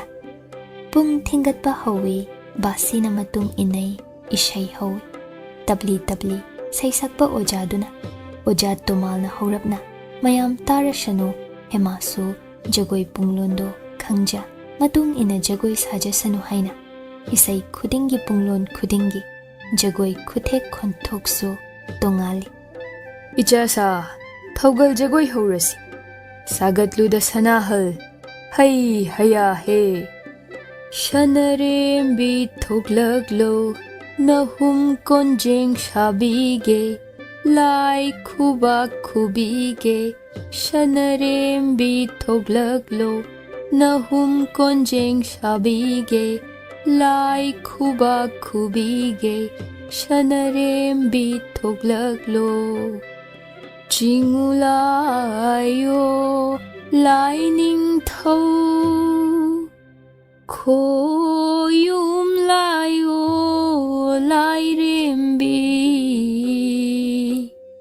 ꯆꯤꯡꯉꯨꯕ ꯅꯪꯒꯤ ꯅꯁꯨꯃꯥꯡ, ꯈꯣꯌꯨꯝ ꯅꯪꯒꯤ ꯅꯊꯧ꯫ ꯅꯁꯨ ꯑꯩꯈꯣꯏ ꯃꯌꯥꯝꯅ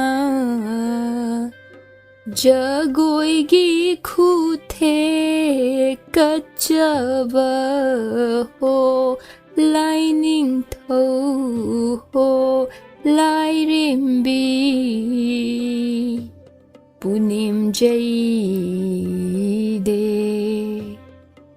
ꯍꯔꯥꯎꯔꯦ ꯍꯔꯥꯎꯔꯦ, ꯍꯔꯥꯎ ꯃꯊꯣꯏ ꯀꯥꯔꯛꯂꯦ, ꯅꯨꯡꯉꯥꯏ ꯃꯄꯥꯜ ꯁꯥꯔꯛꯂꯦ꯫ ꯁꯤꯕꯨꯗ ꯊꯣꯏꯅ ꯍꯔꯥꯎꯕ, ꯁꯤꯕꯨꯅ ꯊꯣꯏꯅ ꯅꯨꯡꯉꯥꯏꯕ ꯂꯩꯕꯔꯥ? ꯂꯩꯕꯅꯤꯗ, ꯂꯩꯕꯔꯥ? ꯂꯩꯕꯅꯤꯗ꯫ ꯍꯧꯍꯥ ꯍꯌꯥꯅꯁꯤꯗ, ꯍꯧꯍꯥ ꯍꯌꯥꯅꯁꯤꯗ꯫ ꯃꯌꯥꯝ ꯇꯨꯃꯤꯟ ꯇꯨꯃꯤꯟ ꯌꯦꯡꯅꯩ꯫ ꯍꯦꯃꯥꯅ ꯃꯥꯏꯈꯨꯝꯗꯨꯃꯅꯦ, ꯐꯅꯦꯛ ꯀꯧꯔꯞ ꯁꯦꯠꯆ, ꯃꯈꯨꯠ ꯑꯅꯤꯅ ꯖꯒꯣꯏ ꯂꯣꯛ, ꯈꯣꯡꯅꯦꯠ ꯑꯅꯤꯅ ꯇꯕꯥ ꯇꯕꯥ ꯂꯩꯃꯥꯏ ꯊꯛꯇ ꯅꯦꯠꯆ꯫ ꯇꯥꯟ ꯈꯨꯗꯤꯡ ꯈꯣꯡꯐꯝ ꯇꯣꯉꯥꯟ ꯇꯣꯉꯥꯟ, ꯃꯁꯥ ꯌꯦꯠꯇ ꯑꯃꯨꯛ ꯑꯣꯟ, ꯑꯣꯏꯗ ꯑꯃꯨꯛ ꯆꯦꯞ, ꯇꯨꯡ ꯃꯥꯡ ꯍꯟ ꯍꯟꯗꯨꯅ, ꯉꯛꯁꯝ ꯇꯥꯕ ꯆꯦꯞꯅ ꯑꯃꯨꯛ ꯌꯦꯡ, ꯆꯨꯝꯅ ꯑꯃꯨꯛ ꯊꯝ, ꯖꯒꯣꯏ ꯀꯠꯂꯤꯕ꯫ ꯑꯣꯖꯥ ꯑꯗꯨ ꯇꯨꯃꯤꯟ ꯂꯩꯈꯤ꯫ ꯖꯒꯣꯏ ꯂꯣꯏꯔꯛꯄꯗ ꯑꯉꯣꯝ ꯁꯤꯖꯃꯧ ꯅꯍꯥ ꯃꯌꯥꯝ ꯄꯨꯟꯅ ꯈꯨꯕꯥꯛ ꯈꯨꯔꯤ꯫ ꯊꯣꯏꯅꯨ ꯊꯕꯥꯗꯤ ꯇꯨꯃꯤꯟ ꯂꯩ꯫ ꯄꯨꯛꯅꯤꯡꯗ ꯍꯥꯏꯅꯈ꯭ꯔꯦ ꯖꯒꯣꯏ ꯑꯁꯤ ꯐꯖꯃꯟꯈ꯭ꯔꯦ, ꯑꯗꯨꯕꯨ ꯇꯨꯃꯤꯟ ꯂꯩꯇ ꯌꯥꯗꯕ ꯃꯔꯝ ꯑꯃ ꯂꯩ꯫ ꯃꯔꯝꯗꯤ ꯃꯅꯦꯝ ꯈꯨꯔꯥꯏ ꯂꯩꯃꯒꯤ ꯌꯥꯊꯪ ꯃꯍꯣꯏ ꯀꯥꯎꯐꯗꯦ꯫ ꯀꯔꯤꯒꯨꯝꯕꯤ ꯑꯃ ꯇꯧꯒꯦ ꯈꯜꯂꯤ꯫ ꯄꯥꯔꯤ ꯄꯤꯁꯛꯀꯤ ꯁꯅꯥ ꯏ ꯃꯇꯨꯝ ꯑꯁꯦꯡꯕ ꯍꯦꯃꯥꯒꯤ ꯁꯤꯌꯨꯝꯅꯨꯡꯗ ꯊꯨꯅ ꯃꯤꯇꯝ ꯍꯟꯗꯕ ꯌꯥꯗꯦ꯫ ꯃꯁꯤ ꯃꯅꯦꯝ ꯈꯨꯔꯥꯏ ꯂꯩꯃꯒꯤ ꯌꯥꯊꯪꯅꯤ, ꯃꯃꯧ ꯃꯈꯣꯏ ꯅꯥꯏꯅ ꯄꯥꯡꯊꯣꯛꯄ ꯇꯥꯏ꯫ ꯍꯟꯈꯤꯕꯗ ꯍꯦꯃꯥꯕꯨ ꯁꯪꯒꯥꯏꯅꯨꯡꯗ ꯊꯤꯟꯖꯤꯟꯕꯤꯔꯛꯄꯗ ꯊꯣꯏꯅꯨ ꯊꯕꯥꯅ ꯁꯨꯛꯇꯣꯛꯇꯨꯅ ꯍꯥꯏꯕꯤꯈꯤ, ꯈꯣꯜ ꯀꯜꯂꯞꯅ, "ꯄꯨꯝꯁꯣꯏ ꯁꯣꯏꯔꯦꯀꯣ, ꯅꯆꯦꯝ ꯑꯅꯤꯗꯤ ꯅꯍꯥꯛ ꯊꯛꯀꯤ ꯄꯨꯡꯆꯣꯞ ꯍꯦꯛ ꯆꯣꯞꯍꯜꯂꯦꯀꯣ ꯅꯪꯅ ꯇꯣꯝꯕꯤ." "ꯏꯆꯦꯝꯍꯜ, ꯅꯅꯥꯎꯕꯨ ꯉꯥꯛꯄꯤꯌꯨ꯫ ꯈꯪꯗꯦ ꯈꯪꯗꯦ, ꯑꯗꯨꯛ ꯊꯤꯅ ꯁꯥꯕ ꯖꯒꯣꯏꯕꯣ ꯍꯩꯖꯗꯦꯀꯣ, ꯅꯤꯡꯊꯧ ꯃꯃꯧꯅꯤ ꯍꯥꯏꯖꯔꯒ꯫ ꯑꯍꯤꯡꯗ ꯄꯥꯔꯤ ꯄꯤꯁꯛꯄꯨ ꯑꯉꯣꯝ ꯈꯨꯊꯦꯛ ꯈꯔ ꯇꯝꯍꯟꯖꯧꯀꯣ, ꯍꯌꯦꯡ ꯍꯩꯔꯛꯎ꯫ ꯍꯩꯖꯗ꯭ꯔꯦ, ꯏꯃꯥ ꯂꯩꯃ ꯅꯥꯀꯣꯡ ꯌꯧꯖꯅꯤ, ꯖꯒꯣꯏ ꯁꯤꯟ ꯑꯃ ꯐꯥꯎꯕ ꯍꯩꯇꯦ ꯍꯥꯏꯅ ꯍꯦꯛꯇ ꯇꯝꯂꯨꯒꯅꯤꯀꯣ ꯑꯩꯈꯣꯏꯗꯤ." ꯍꯦꯃꯥꯒꯤ ꯋꯥꯒ ꯇꯥꯕꯤꯗꯦ, ꯑꯅꯤꯗꯨ ꯐꯦꯠ ꯍꯥꯏꯗꯨꯅ ꯆꯠꯈꯤ꯫ ꯍꯦꯃꯥ ꯃꯊ꯭ꯋꯥꯏ ꯅꯨꯡꯉꯥꯏꯇ ꯂꯩꯖꯍꯧꯏ꯫ ꯈꯨꯃꯟ ꯀꯣꯅꯨꯡꯗ ꯇꯝꯖꯔꯛꯄ ꯖꯒꯣꯏ ꯉꯥꯛꯅꯤ, ꯅꯤꯡꯊꯦꯝꯒꯤ ꯃꯥꯡꯗ ꯁꯥꯖꯈꯤꯕꯗꯗꯤ ꯀꯩꯁꯨ ꯍꯥꯏꯕꯤꯈꯤꯗꯦ꯫ asuk phajade haibire angom sidadi angom jagoi asi kaya phajaba jatno pari da hangde haibe indabi oibagi nupa phaba ngamjadabagi manem khurai leimagi saubagi maramdushu jumlabani hema magi leifam thokpa chafam thokpa khajik cha leizai ahing haugatjai thaumai ani thangatjai magi ka machada pari tumthakiba ngaibani ngasai makhaidi khwangchet sechinja phane kaurap secha masam sangna thado ngasai gi thogal jagoi isai matek adushu tabli tabli ngangduna jagoi saba tamjai kadai da soikre karida hapchingani karida khuthek asi lokthokani adum phana kuina leikhi hema tampham khangde angom jagoi asi kanada hangsiba aibo adubo aduk phajin punsin pikthana sakliba isai gi shurduna angom langmai mapari pisak mabudi hodok pikhrabani phana makuire isai sum taduna lamyai da leplambadagi ka machagi thongjin yausinkhiba aduna supelakraduna isai duna sum nungshira khonjel duna sum pamura thong ahobadagi manungde yengluba hema gi tungyan ui mamai pulap luktha makhong ani da yengja jagoi tan ama makhong nama amuk thangat nama amuk thangtha ama amuk yettalei ama amuk maningda han tawduna jagoi sindam lamliba khongsa dagi khutsa ani da mityeng thamluba kaya wani yengjakre thong ahoba adudagi hek hangdokluba sungam dedo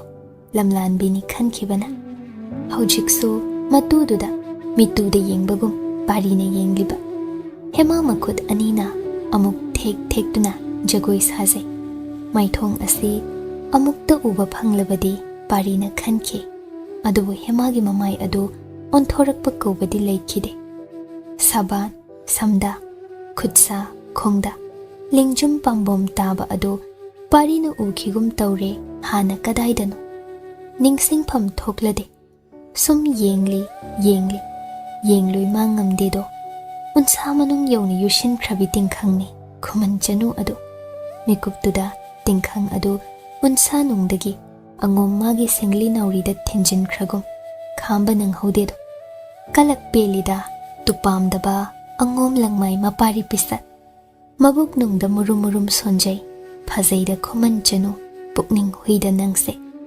puknungdagi Tingkhang chaina khanglak ngamlaktragum hauna dong haidokhi pamuida kunangse Khuman Chanu nangse pamuida hemagi isai jagoi animak punglep lepki animak ikhang khangminnari onthoida angom langmai pari pisak nangdi hana su chaithafam pukri mapanda lona yengi haiba badnam amagi mapu oikhraban mana laludrasu matangna yadaduna haujikna amu ahingi dutki saklonda hemana mabu phakre chenba yaroidori chenkhige su khande pari thokpa ama laklani makhutna puna pandaba ka machagi thong ge hangtoi hema thuna maikhum khumjinjai karino angom hingchaba nupi ma pamjai haidai aduga aibu karige ahingsida lona yengliba achet akom thiribra laima angom nangsi lujadeda nupi khuding pamboiredo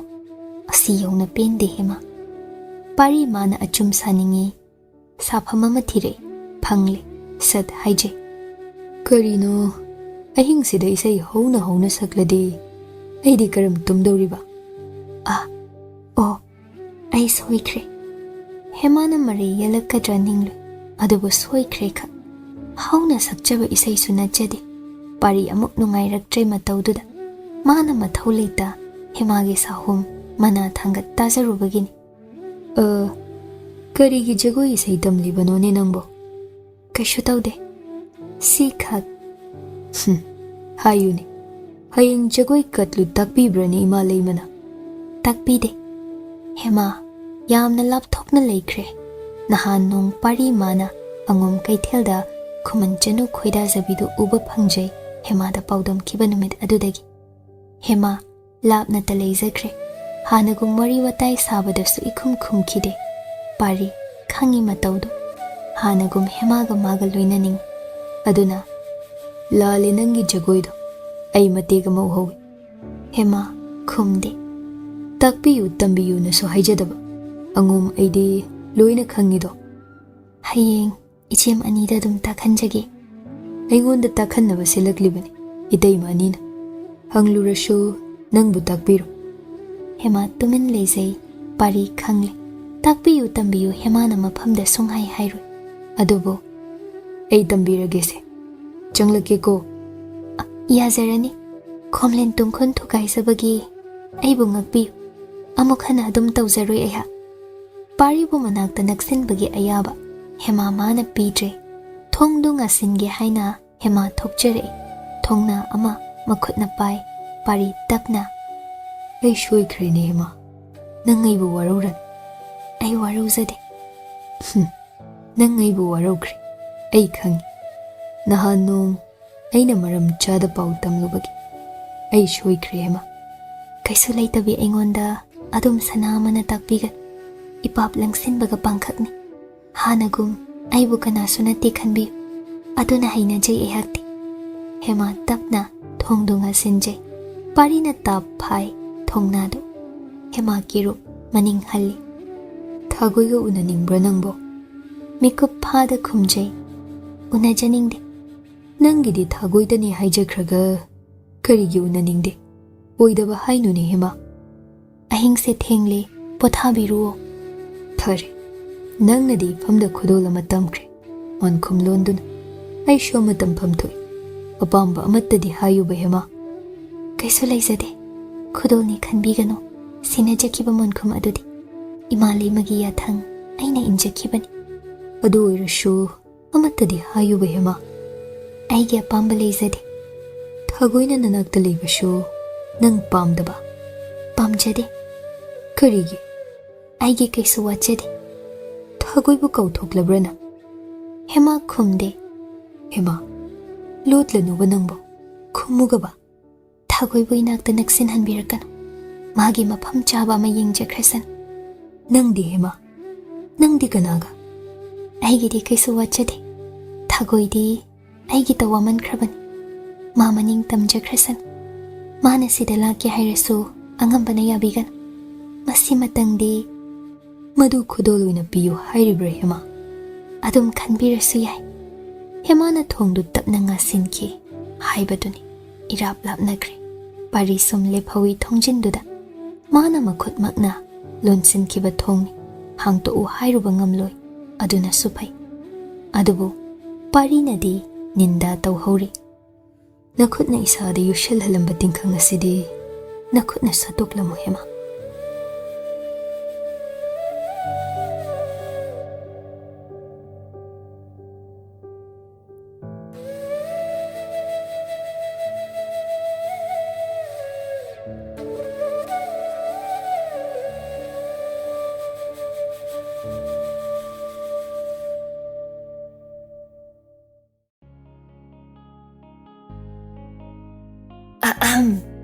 Kaigumba amta thawai hakchang yauna wari tabiriba listener sing da haijari madudi channel asina puthokjariba audio series sing asibu support tobibo oina like amadi WakhaL Turi YouTube channel da subscribe tobiramo aduga loinana comment amamam piduna wari sida yauriba writer narrator editor musician amadi channel asigi team busu support tobiyo amadi pukning thogatpiyo aduga mayam hype tobasu kaubigano.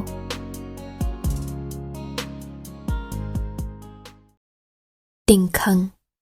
Ningthemna Khuman Chanubu inthoklakpagi ani suba Ningthemma khakna khangba maram. Hema asi Ningthem mafamda mahumayai karaba afaba phataba animak ipun punsin magun henbadagi helabi Tingkhangni haina lawkhido. Maidinguni pumnamak khanglaba matung Hemabu magi leima atonbi oina lawshinki khoidana pamjana Khuman ningthau mamomni. Luhonglaba matungda Hema manai nubi thagoida wa hangloi. Mana hangba wada lotpa yade. Khangna thagoigi mabukeng thoklibani. Aranba hairakadra hairakladi warakke. Adubo hairakhide. Thagoigi achumba wahai paring ado. Hema Khuman ningthau na hek pukjabi nate.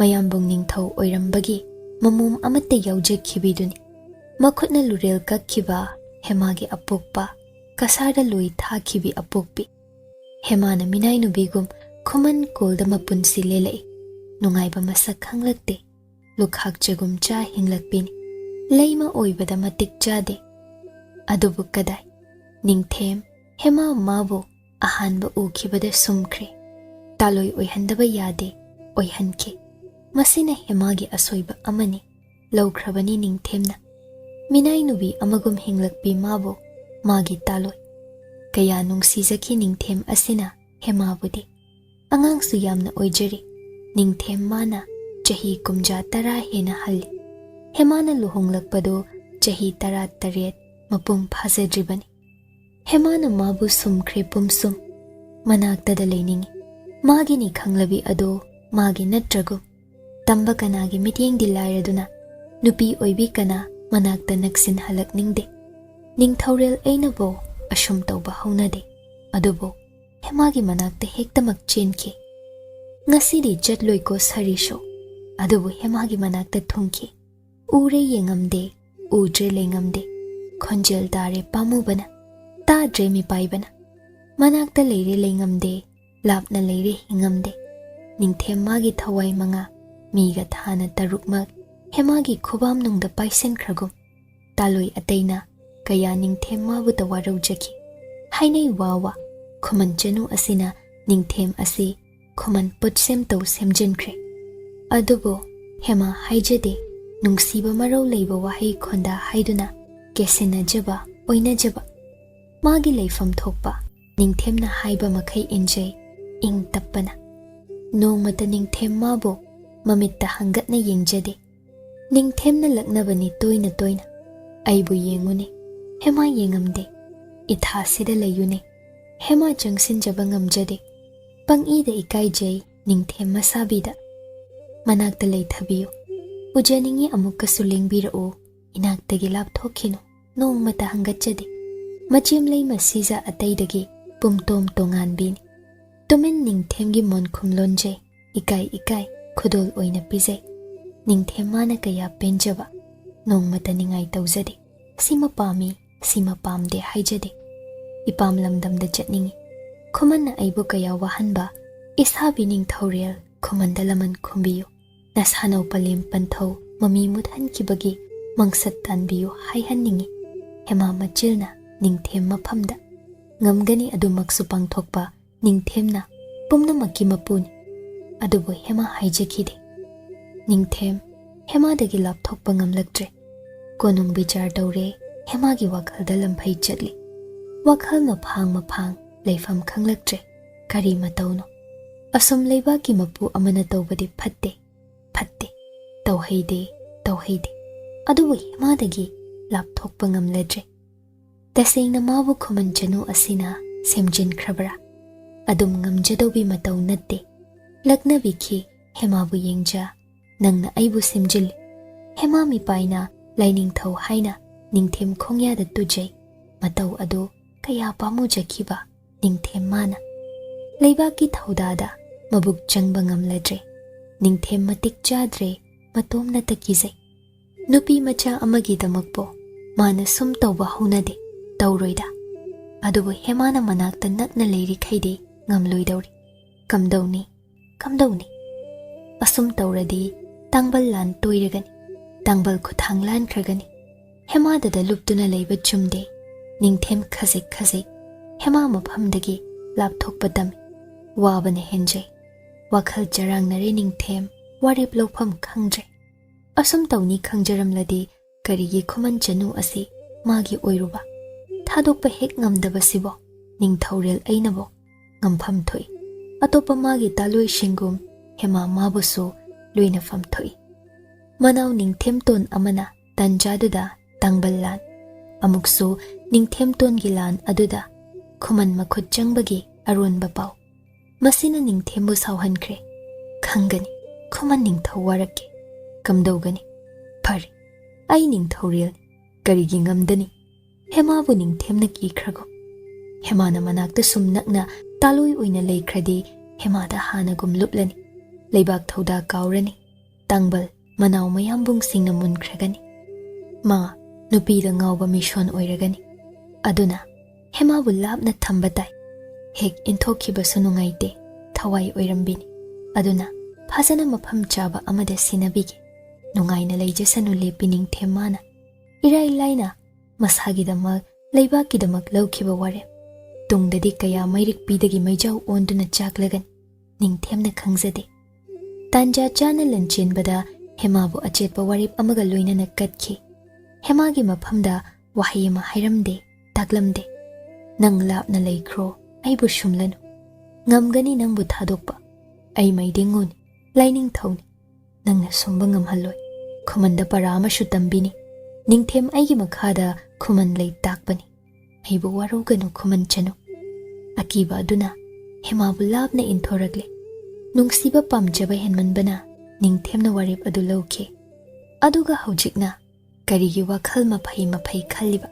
Loishinkraba wari amabu Ningthemana amuk nau haunana irol nungdagi lawkhat ningsing. Tamba ngamde. Luida tawdawriba oiraktawriba. Khurai leima khumdonbigi apamba ama maning thongdre. Khurai leima ase macha pari pisak mamau animakta yamna pendre. Machagi matawne mamaugi mawongni. Mikup khuding taknafam. Mikup khuding yingsinfam. Loiba naide. Amagi sauningba waruba loidri. Amagi amuk manam hekta masawki. Kaidawi haibagi.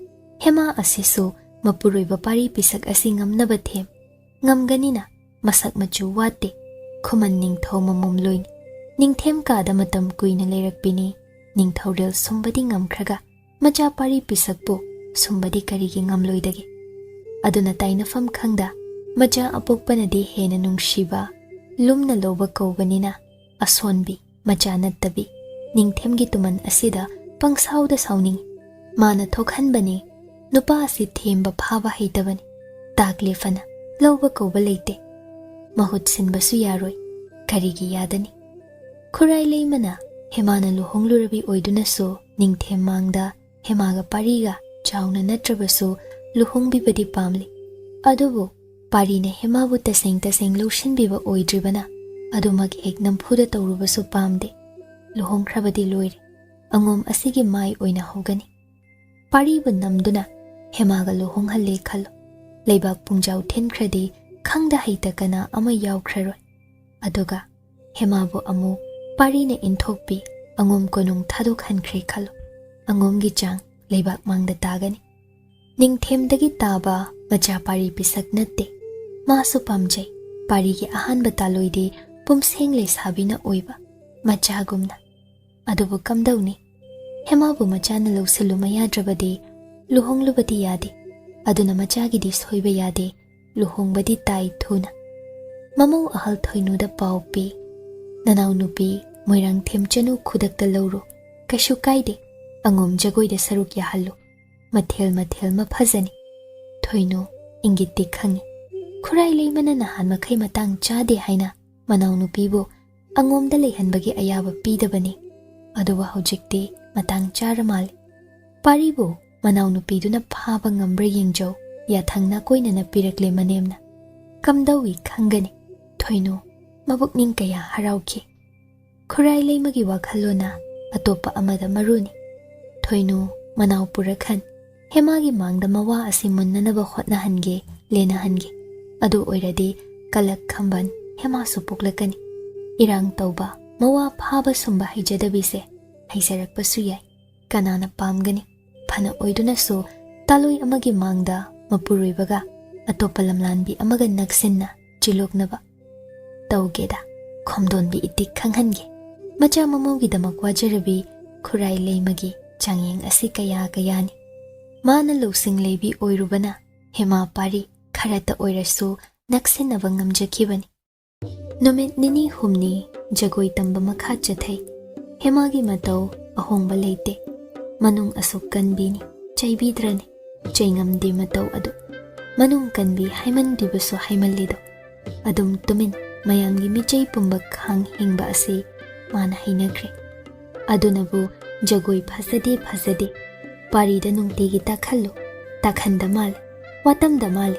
Hema nangse lam heli haiba indi nutigi machim anina chaibiriba soi khre lan khre tamak haija khangjaribani michai pumba wabada nattema wai ki hangoi masumini adubu pumnamak na tuhatpirabi nupi macha ase awaba khangba kaya haikre thoinu manau moirang them chanu thoinau lakpada thaba machildana harau harau okpi wari watai lepchade adubu mabuk ningdadi haina khidabasina pari pisakki taloi ani shubi oihannaba thoinu na seliba thabana hotrong hona ubani as tawgena su tawredako masi aphaubise matom ta phau phajin balaknaba waduna leiresida ichapi basu pokpi natte aidi inau Khuman Chanu asisu chanadabi iting pangbidabi thoinauna parigi ani subi taloi oikrade aidi loiredako machil manau hek pokminabi ani sina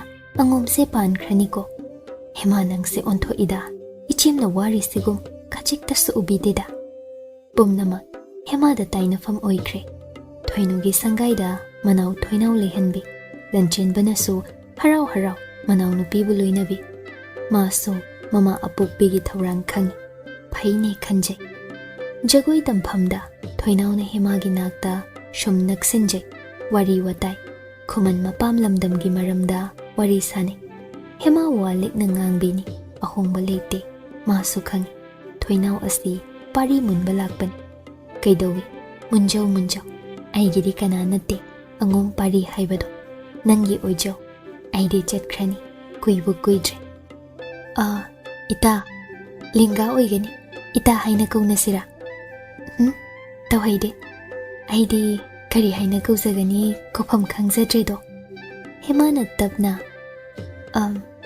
ita kaunase kashu kaidi o yam phai angom sangaide leibabu nungai biko ahoi nungai je ithanglin manjadubu kamdaubi bageni ita Khuman Chanu yamna phaiye ado ibung angam tondubu sidagadi lengla oiko ita lakadauba mandebo amuk phau laktabro hairise lakte ita aisu nahoi sangai achaubada nomata koirakena koibiro oyagani wabu ingangangde aina tangangido ita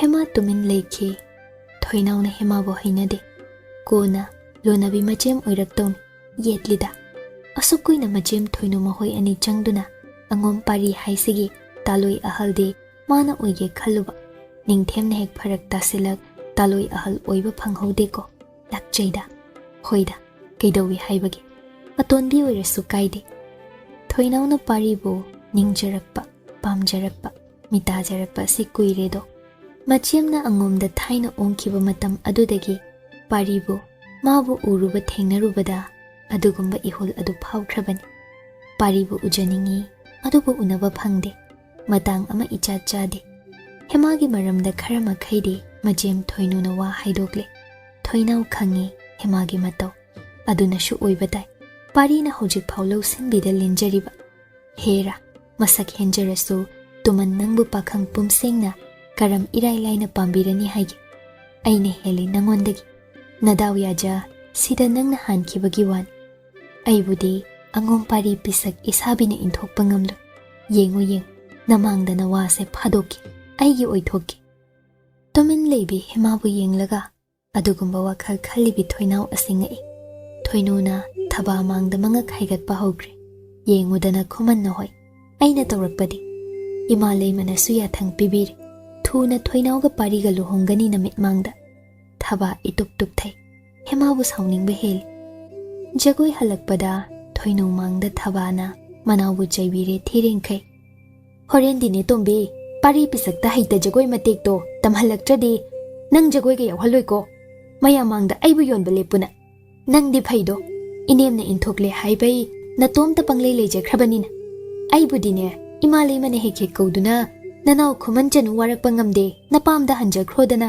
chaibana nahak thaki migi awabasu khara khanguba nangbo ha kayadi kuire nutigi na khongkonde haiba makhai pari pisakda angom khuthek matek to takhalo oi khoina takpadi imalei mane yade yathang lei haina nuti gi miyamangda haida duna chap chap lepiba nang aibu mayamangda yonba lepu ko hema yamna ngami nachimni haibadi khachik phau hekno lukte nangama thoinu na khamjinbi hai thaba kaino pangchai su chaino irai na hangjan hai tombi pari bisakta ta khala unga sidi shoiba yaro nachila duglum lade nawa se mi yi oije khibada nang yade kaplakpa yaroi ko ai khoi bu su waro rakpa yaro taina rakpa su yaro haibi hauri sini aidi hema mamai no na lepche tumpak tasin michai adu kana leite ude haina machim ani changna chaibi khibani adubu pari tungda leplamle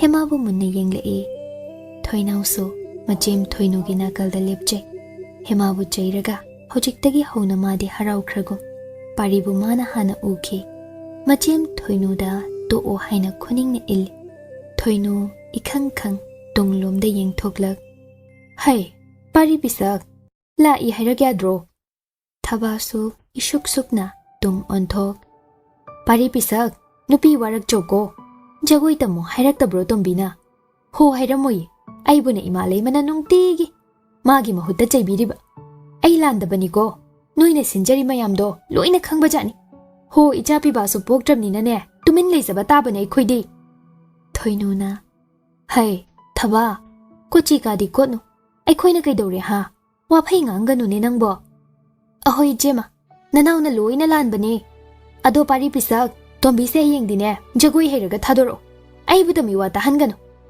thaba sauna chatki thoinu su hema de yenglam manau thoinau puraga chachaki matang tanja icha chadabagi thoinau parida wahai ama hairamje matang chaba ngai batai hema da kaisu hairamda pari mang thagatki hema sumle phau kayam watli angom asiki reda makhut khutsa tara wakhalda thekduna paroi numit mangani watli khang batai mangani asidi sangai da changle e hema numidang wairam oishinge hairaklani yumgi kupnom loishinjai mathwaidi kanana nungaigani adum numit khuding ngasina parigi mangda mabu machem anina cheibiba matomta oirabadi phai parina matau ukhibaduna su ma hena warago adugumba magi mataudi paribu uhaningde khanganingde mabu parine hena haina jakhiroi kije hema sandhya laifam punim jabaloiraga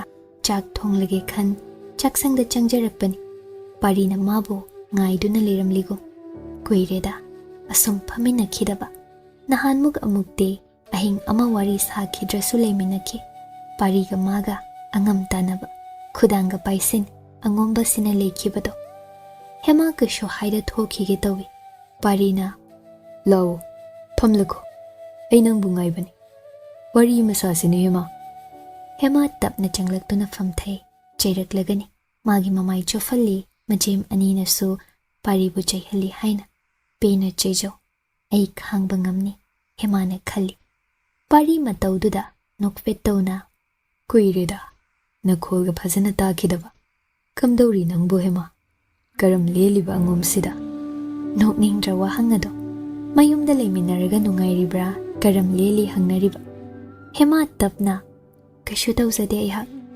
aina nangbu jagoi tamhallo hairakproi daimanina adum takpire aduga haidaba ingonda lamlanbani tasengna khanboire aiga som naksinabase shomgi mai sokani haiduna karigi aigi mai sok tawriba hema khumde pari tapna nakhud anido shom paisenale maise yai yamne ingine hema haiba illigo paiselamba makhud ani tingthokja laptak phungagi maidu yaijai pari maru luklap hemagi tabum bi khutsa taraduda meeting tham pisakapi nangi khutsa singsi hema ikai raw makhut khutsa singdu konsinki maingal lakta shu uki makhut khutsa matol singdu monkhom phi lonbagi oigani yetumna shoiduna hanjin thenjin kibagi imu mushin bada pham macha macha nongmata aidi wareda aidi nareda khut ase hai khideko hema nangde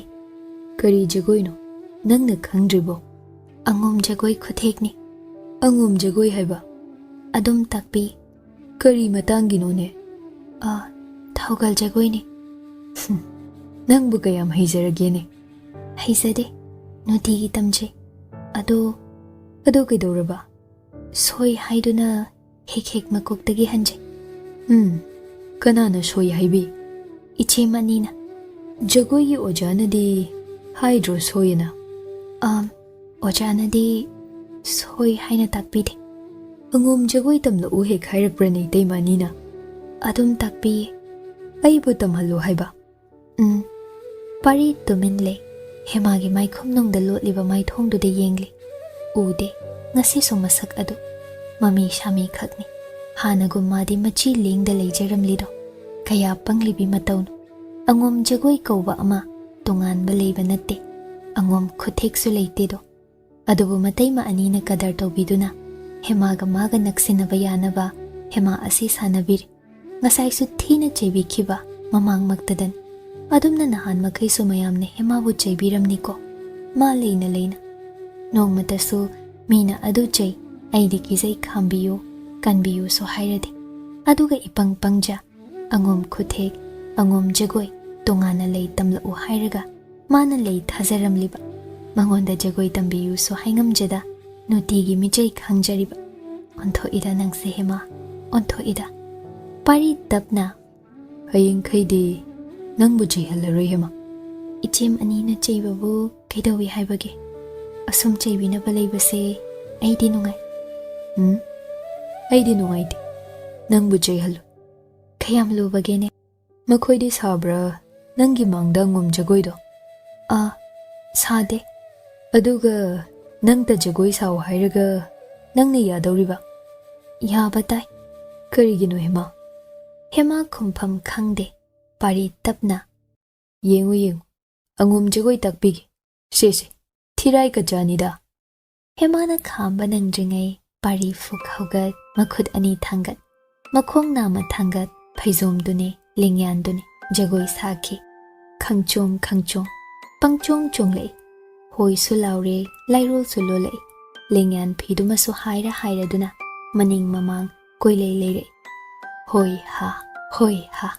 Pari lepte. Matawduda. Waduna leirambi hema. Yaikhom nungda. Khangam laktraduna. Hek nokiba. Pari sum sai jagoi. Punga manaktada. Hainom chat. Hemana nokladuna. Karino. Nahoy angom jagoi asidine. Kaujeng na labrakta chongbado maline. Asingiro. Se. Shimasu yengjawto. To. Shina. Angom jagoi huru lebi kawiko. To. Leye ko ay. Ho haya hay. Ha. Ho haya hay. Hema nokpana. Mabuk paiduna khangje.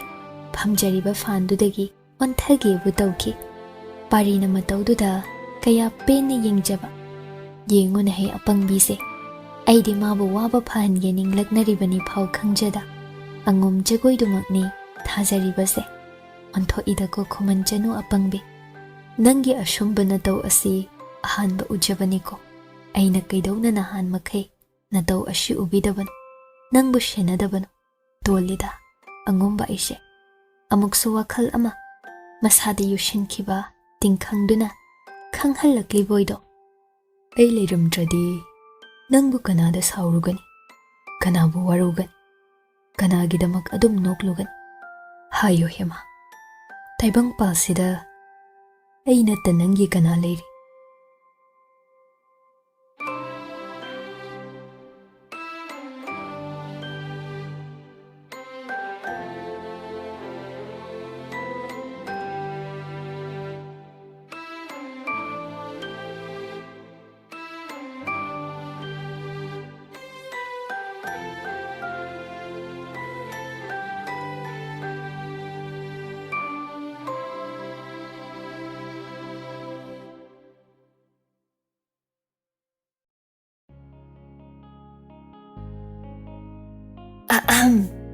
Kaygumba amta thawai hakchang yauna wari tabiriba listenersingda haijari madudi channel asina puthokjariba audio series sing asibu support tobiba oina like amadi WakhaL Turi YouTube channel da subscribe tobiramo aduga loinana comment amamam piduna wari sida yauriba writer narrator editor musician amadi channel asigi team busu support tobiyo amadi pukning thogat piyo aduga mayam hype tobasu kaubigano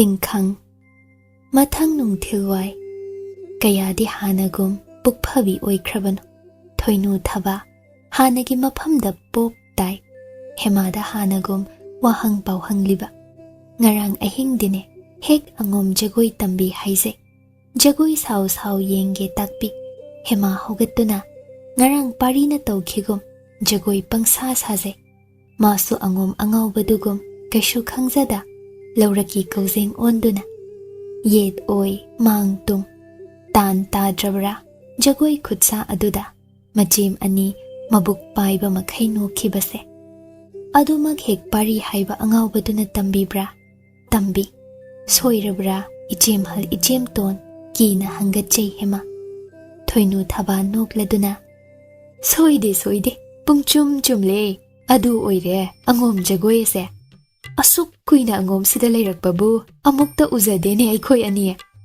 Hema ngakpana Hojikta da majim ani na mabulakna vire khangle Pari haisi suni Khangani nang horen sangaida Kaidauriba mana matom ta nokningi Jagoi tamlasi Oja tomal yaurakle Mayam hogattuna Oja sing khong sokna khurum naje Hai kaino Thoinu na thabada michi khachili Thaba gyan tana matung romda hairap yengluba Manau pari pisakni Khuman thembaga punna hek jagoi sanglin achauba romda lakjaba susai Sigi nidana Hema bu ngarang taurage matagum pari gi mangda tathi chaibi khiba ado mahai yali ahingdana jagoi tambi hanba Hojikna makhongna thongna si yosil halakpa Thoinu ojada nolukna Oza ngasidi na sukhoi mayam Mai khomlaga jagoi sajagedo Karino langmai langlo ahanbi Nanaw atombigom na hoisho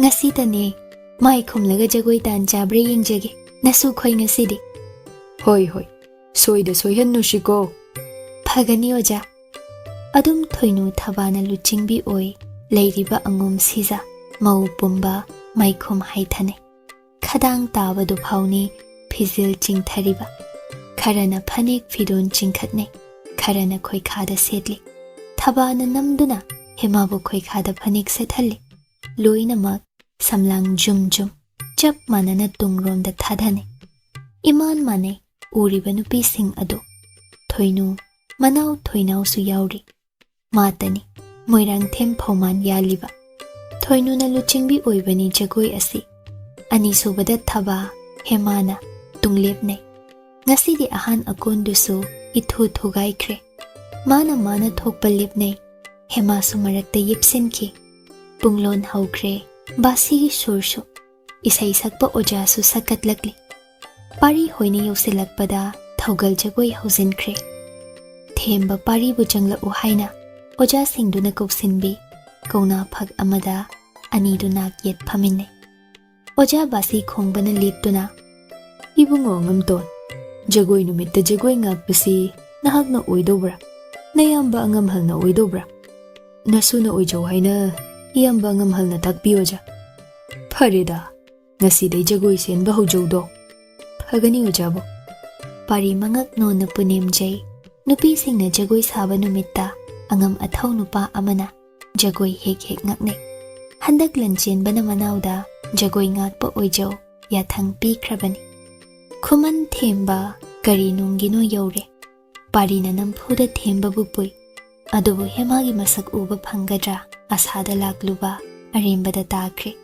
Maikhombi maya maraktuda Hemana kadomda Iman manaki Hojikna hankrasi Parina haiba Thembana yadre Angom lesa singdui masak matau yenge lakliba Maikhom ngakta Sakka uba phangde Karino Maikhom jagoi oiba jatlasina Themba su pende Hera Maikhom haidoktrip hau ngaiba haiba dunidana Jagoi su hausin khibana Lang lakpa Wari watai su taunadre Jagoi duda sum yengnei ꯊꯦꯝꯕ ꯃꯊꯥ ꯁꯥꯔꯞ ꯀꯔꯤꯅꯣꯅꯦ ꯌꯦꯡꯉꯣꯝꯕ ꯏꯃꯥꯟ ꯂꯣꯏꯅ ꯃꯥꯟꯅꯔꯦ ꯅꯁꯥꯅ ꯈꯨꯃꯟ ꯆꯅꯨ ꯃꯁꯛ ꯈꯪꯖꯔꯝꯂꯔꯣꯏꯗꯣ ꯃꯥꯕꯨ ꯌꯦꯡꯕ ꯂꯥꯛꯆꯔꯤ ꯅꯠꯇ꯭ꯔꯣ ꯑꯔꯦꯝꯕꯗ ꯃꯥꯡꯂꯦꯗꯣ ꯏꯕꯣ ꯅꯪꯗꯤ ꯄꯥꯔꯤꯁꯨ ꯌꯦꯡꯖꯩ ꯃꯃꯤꯠ ꯆꯣꯏꯖꯗꯦ ꯃꯥꯏꯈꯨꯝ ꯎꯞꯈ꯭ꯔꯕꯁꯨ ꯄꯥꯔꯤꯅꯗꯤ ꯍꯦꯃꯥꯕꯨ ꯁꯛꯈꯪꯈꯤꯕꯅ ꯍꯥꯟꯈ꯭ꯔꯦꯗꯣ ꯃꯈꯨꯠ ꯃꯆꯥ ꯑꯅꯤꯅ ꯊꯦꯛꯂꯤꯕ ꯑꯁꯨꯛ ꯍꯩꯔꯤꯕꯁꯦ ꯃꯥꯅꯕꯨ ꯏꯍꯦꯟ ꯍꯦꯜꯂꯤ ꯑꯗꯨꯒ ꯃꯇꯩꯃ ꯑꯅꯤꯅ ꯍꯩꯇꯦ ꯍꯩꯇꯦ ꯆꯩꯕꯤꯕ ꯉꯁꯤꯗꯤ ꯆꯩꯍꯜꯂꯣꯏ ꯍꯥꯏꯈꯤꯕ ꯋꯥ ꯑꯗꯨ ꯉꯥꯛꯀꯦ ꯍꯥꯏꯅ ꯅꯪꯕꯨ ꯁꯦꯟꯅꯕ ꯂꯥꯛꯂꯤꯕꯅꯤ ꯑꯩ ꯈꯣꯡꯁꯥ ꯌꯦꯡꯂꯦ ꯇꯥꯟ ꯒꯤꯠ ꯒꯤꯠ ꯃꯥꯏꯈꯣꯝꯂꯛꯇ ꯍꯥꯏꯔꯞ ꯍꯥꯏꯔꯞ ꯈꯗꯥꯡ ꯇꯥꯕ ꯉꯛꯁꯝ ꯇꯥꯕꯗꯨ ꯂꯦꯡꯂꯤ ꯂꯦꯡꯂꯤ ꯊꯧꯒꯜ ꯖꯒꯣꯏ ꯈꯨꯊꯦꯛꯁꯤꯡ ꯆꯤꯟꯕꯥꯜꯅ ꯏꯁꯩꯗꯨ ꯇꯞꯂꯤ ꯇꯞꯂꯤꯁꯨ ꯉꯪꯖꯔꯤꯕ ꯖꯒꯣꯏꯗ ꯂꯨꯞꯆꯈꯤꯕ ꯄꯥꯔꯤ ꯂꯥꯛꯏ ꯎꯗ꯭ꯔꯤꯕꯔꯥ ꯈꯨꯃꯟ ꯆꯅꯨ ꯅꯨꯄꯥ ꯐꯥꯕ ꯁꯨꯝꯕ ꯍꯩꯖꯗꯕꯤ ꯃꯥꯗꯤ ꯊꯦꯝꯕ ꯉꯛꯂꯗꯨꯅ ꯀꯩꯅꯣ ꯐꯤꯉꯥꯡ ꯃꯥꯏꯈꯨꯝ ꯎꯞꯄꯤꯁꯤꯗꯇ ꯅꯪꯅ ꯉꯁꯥꯏꯗꯩ ꯇꯥꯅ ꯇꯥꯅ ꯌꯦꯡꯂꯤꯕꯗꯤ ꯍꯥꯡꯉꯣꯝꯕ ꯅꯆꯜꯅꯤꯅꯦ ꯑꯁꯤꯗꯤ ꯑꯇꯩ ꯀꯅꯥ ꯅꯠꯇꯦ ꯊꯦꯝꯕ ꯑꯦ ꯑꯁꯤꯕꯣ ꯃꯥꯟꯗꯦꯗ ꯃꯥꯅꯤ ꯃꯥꯅꯤ ꯅꯪꯗꯤ ꯀꯃꯥꯏꯅ ꯈꯪꯂꯤꯕ ꯍꯥ ꯈꯪꯉꯤꯅ ꯑꯍꯥꯟꯕ ꯎꯕꯗ ꯑꯗꯣ ꯀꯩꯅꯣ ꯃꯥꯏꯈꯨꯝ ꯎꯞꯄꯤꯁꯤꯡꯁꯤ ꯂꯣꯏꯅ ꯆꯞ ꯃꯥꯟꯅꯩ ꯍꯦꯛꯇ ꯈꯪꯉꯤ ꯀꯥꯏꯅ ꯑꯣꯏꯁꯨ ꯁꯨꯡꯑꯣꯏ ꯑꯣꯏꯔꯝꯃꯣꯏ ꯌꯦꯡꯅꯁꯤꯗꯅ ꯊꯦꯝꯕ ꯌꯥꯏꯅꯦ ꯄꯣꯟꯊꯥ ꯑꯗꯨꯝ ꯊꯥꯅꯁꯤ ꯌꯥꯏ ꯀꯔꯤ ꯊꯥꯒꯅꯤ ꯈꯨꯃꯟ ꯑꯩꯒꯤ ꯆꯔꯩ ꯂꯦꯡꯌꯥꯟ ꯐꯤꯁꯤ ꯊꯥꯒꯦꯅꯦ ꯐꯩ ꯐꯩ ꯑꯉꯣꯝ ꯑꯩꯒꯤꯁꯨ ꯂꯦꯡꯌꯥꯟ ꯑꯁꯤ ꯊꯥꯒꯦꯗꯣ ꯑꯅꯤꯗꯨ ꯁꯤꯡꯅꯗꯨꯅ ꯂꯩꯅꯈꯤ ꯖꯒꯣꯏ ꯂꯣꯏꯁꯤꯜꯂꯦ ꯑꯍꯥꯟꯕ ꯇꯥꯡꯀꯛ ꯑꯣꯏꯅ ꯆꯅꯨꯁꯤꯡꯗꯨ ꯂꯦꯞꯄ ꯌꯥꯎ ꯋꯥꯕꯒꯤ ꯐꯝꯊꯅꯕ ꯌꯥꯎ ꯃꯥꯏꯈꯨꯝ ꯍꯥꯡꯅꯔꯛꯏ ꯂꯣꯏꯅꯃꯛ ꯃꯊꯪ ꯃꯊꯪ ꯊꯣꯏꯅꯨ ꯅꯣꯛꯂꯗꯨꯅ ꯑꯦ ꯄꯥꯔꯤ ꯄꯤꯁꯛ ꯂꯦꯡꯂꯛꯑꯃꯤ ꯈꯨꯃꯟ ꯊꯦꯝꯕꯁꯨ ꯌꯥꯎꯔꯤꯗꯅ ꯑꯍꯣꯏ ꯏꯇꯩꯃ ꯅꯅꯥꯎꯈꯣꯏꯁꯨ ꯖꯒꯣꯏ ꯀꯝꯗꯧꯔꯤ ꯌꯦꯡꯉꯨꯁꯦꯅ ꯑꯩꯈꯣꯏ ꯑꯉꯣꯝꯕꯁꯦ ꯖꯒꯣꯏ ꯉꯥꯛꯀꯗꯧꯔꯤ ꯑꯣ ꯑꯣ ꯑꯣ ꯍꯥꯏꯕꯅꯤ ꯍꯥꯏꯕꯅꯤ ꯄꯥꯔꯤ ꯄꯤꯁꯛ ꯖꯒꯣꯏ ꯀꯝꯗꯧꯕꯒꯦꯅꯦ ꯐꯖꯩꯗ ꯏꯇꯩꯃ ꯀꯅꯥꯅꯣ ꯐꯖꯔꯤꯕꯣ ꯑꯩꯈꯣꯏꯗꯤ ꯃꯥꯟꯗꯦꯀꯣ ꯃꯍꯩ ꯃꯍꯩ ꯅꯣꯛꯏ ꯊꯣꯏꯅꯥꯎ ꯄꯥꯔꯤꯒ ꯍꯦꯛꯇ ꯅꯛꯁꯤꯟꯅꯗꯕ ꯌꯥꯗꯦ ꯈꯟꯖꯈꯤ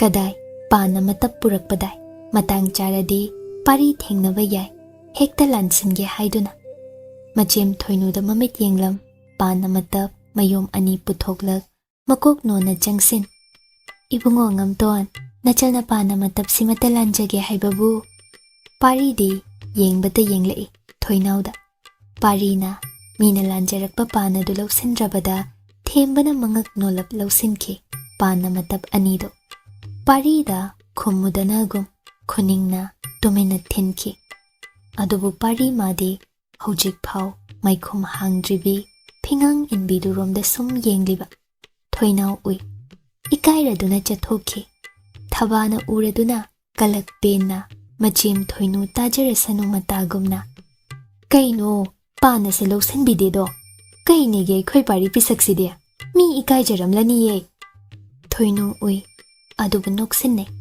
ꯃꯇꯥꯡ ꯍꯦꯛ ꯆꯥꯗꯦꯗ ꯃꯅꯥꯎ ꯏꯕꯦꯝꯃ ꯊꯣꯏꯅꯥꯎꯁꯦ ꯈꯟꯈꯤ ꯊꯦꯝꯕ ꯂꯣꯏꯅ ꯎꯔꯦ ꯆꯅꯨꯁꯤꯡꯗꯨ ꯃꯧ ꯂꯩꯁꯥꯕꯤ ꯍꯧꯖꯤꯛꯇꯗ ꯃꯌꯦꯛ ꯁꯦꯡꯂꯦ ꯑꯗꯨꯕꯨ ꯉꯁꯥꯏꯒꯤ ꯐꯤꯉꯥꯡ ꯃꯥꯏꯈꯨꯝ ꯎꯞꯄꯤꯗꯨꯇ ꯉꯥꯏꯔꯦ ꯍꯧꯖꯤꯛ ꯐꯥꯎꯕ ꯃꯥꯏꯈꯨꯝ ꯍꯥꯡꯂꯗ꯭ꯔꯤꯕ ꯃꯁꯤ ꯍꯦꯃꯥꯅꯤ ꯀꯩꯁꯨ ꯍꯥꯏꯗ ꯃꯁꯥꯗ ꯏꯜꯂꯤꯕ ꯂꯦꯡꯌꯥꯟ ꯐꯤꯗꯨ ꯂꯧꯊꯥ ꯃꯥ ꯃꯥꯏ ꯊꯤꯔꯦ ꯃꯇꯥꯒꯨꯝ ꯄꯥꯔꯤꯗ ꯁꯤꯟꯅꯩ ꯄꯥꯔꯤ ꯍꯦꯛꯇ ꯂꯧꯁꯤꯜꯂꯤ ꯃꯥꯅ ꯍꯥꯏꯕ ꯆꯨꯝꯃꯤ ꯃꯥꯅ ꯉꯝꯂꯤ ꯃꯇꯥꯒꯨꯝ ꯅꯣꯛꯂꯤꯕ ꯊꯦꯝꯕꯅ ꯍꯟꯈꯤꯕꯗ ꯇꯞꯅ ꯍꯪꯖꯩ ꯄꯥꯔꯤꯕꯨ ꯂꯦꯡꯒꯣꯟ ꯀꯝꯗꯧꯅ ꯃꯥꯏꯈꯨꯝ ꯎꯞꯄꯤ ꯃꯌꯥꯝ ꯃꯔꯛꯇ ꯐꯤꯉꯥꯡ ꯏꯟꯕꯤꯗꯣ ꯈꯨꯃꯟ ꯆꯅꯨꯅꯤ ꯍꯥꯏꯅ ꯅꯪꯅ ꯈꯟꯗꯣꯛꯄ ꯉꯝꯂꯨꯔꯤꯕ ꯍꯥ ꯈꯪꯗꯦꯗ ꯁꯨꯝ ꯀꯔꯝꯅ ꯍꯥ ꯍꯦꯛꯇ ꯈꯪꯕ ꯉꯝꯕ꯭ꯔꯣ ꯉꯁꯥꯏ ꯁꯪꯒꯥꯏꯗꯒꯤ ꯊꯣꯛꯈꯤꯕ ꯎꯖꯍꯧꯕ꯭ꯔꯥ ꯐꯤꯉꯥꯡ ꯏꯟꯈꯤ ꯈꯪꯍꯧꯕ꯭ꯔꯥ ꯎꯗꯦ ꯑꯩꯗꯤ ꯉꯁꯥꯏꯗꯒꯤ ꯁꯪꯒꯥꯏꯗꯁꯨ ꯂꯩꯇꯦ ꯅꯪꯒ ꯆꯠꯊꯣꯛꯂꯨꯔꯤꯕꯗꯨꯗꯤ ꯍꯣꯏꯅꯦ ꯑꯗꯨ ꯀꯔꯝ ꯈꯪꯉꯤ ꯄꯥꯔꯤ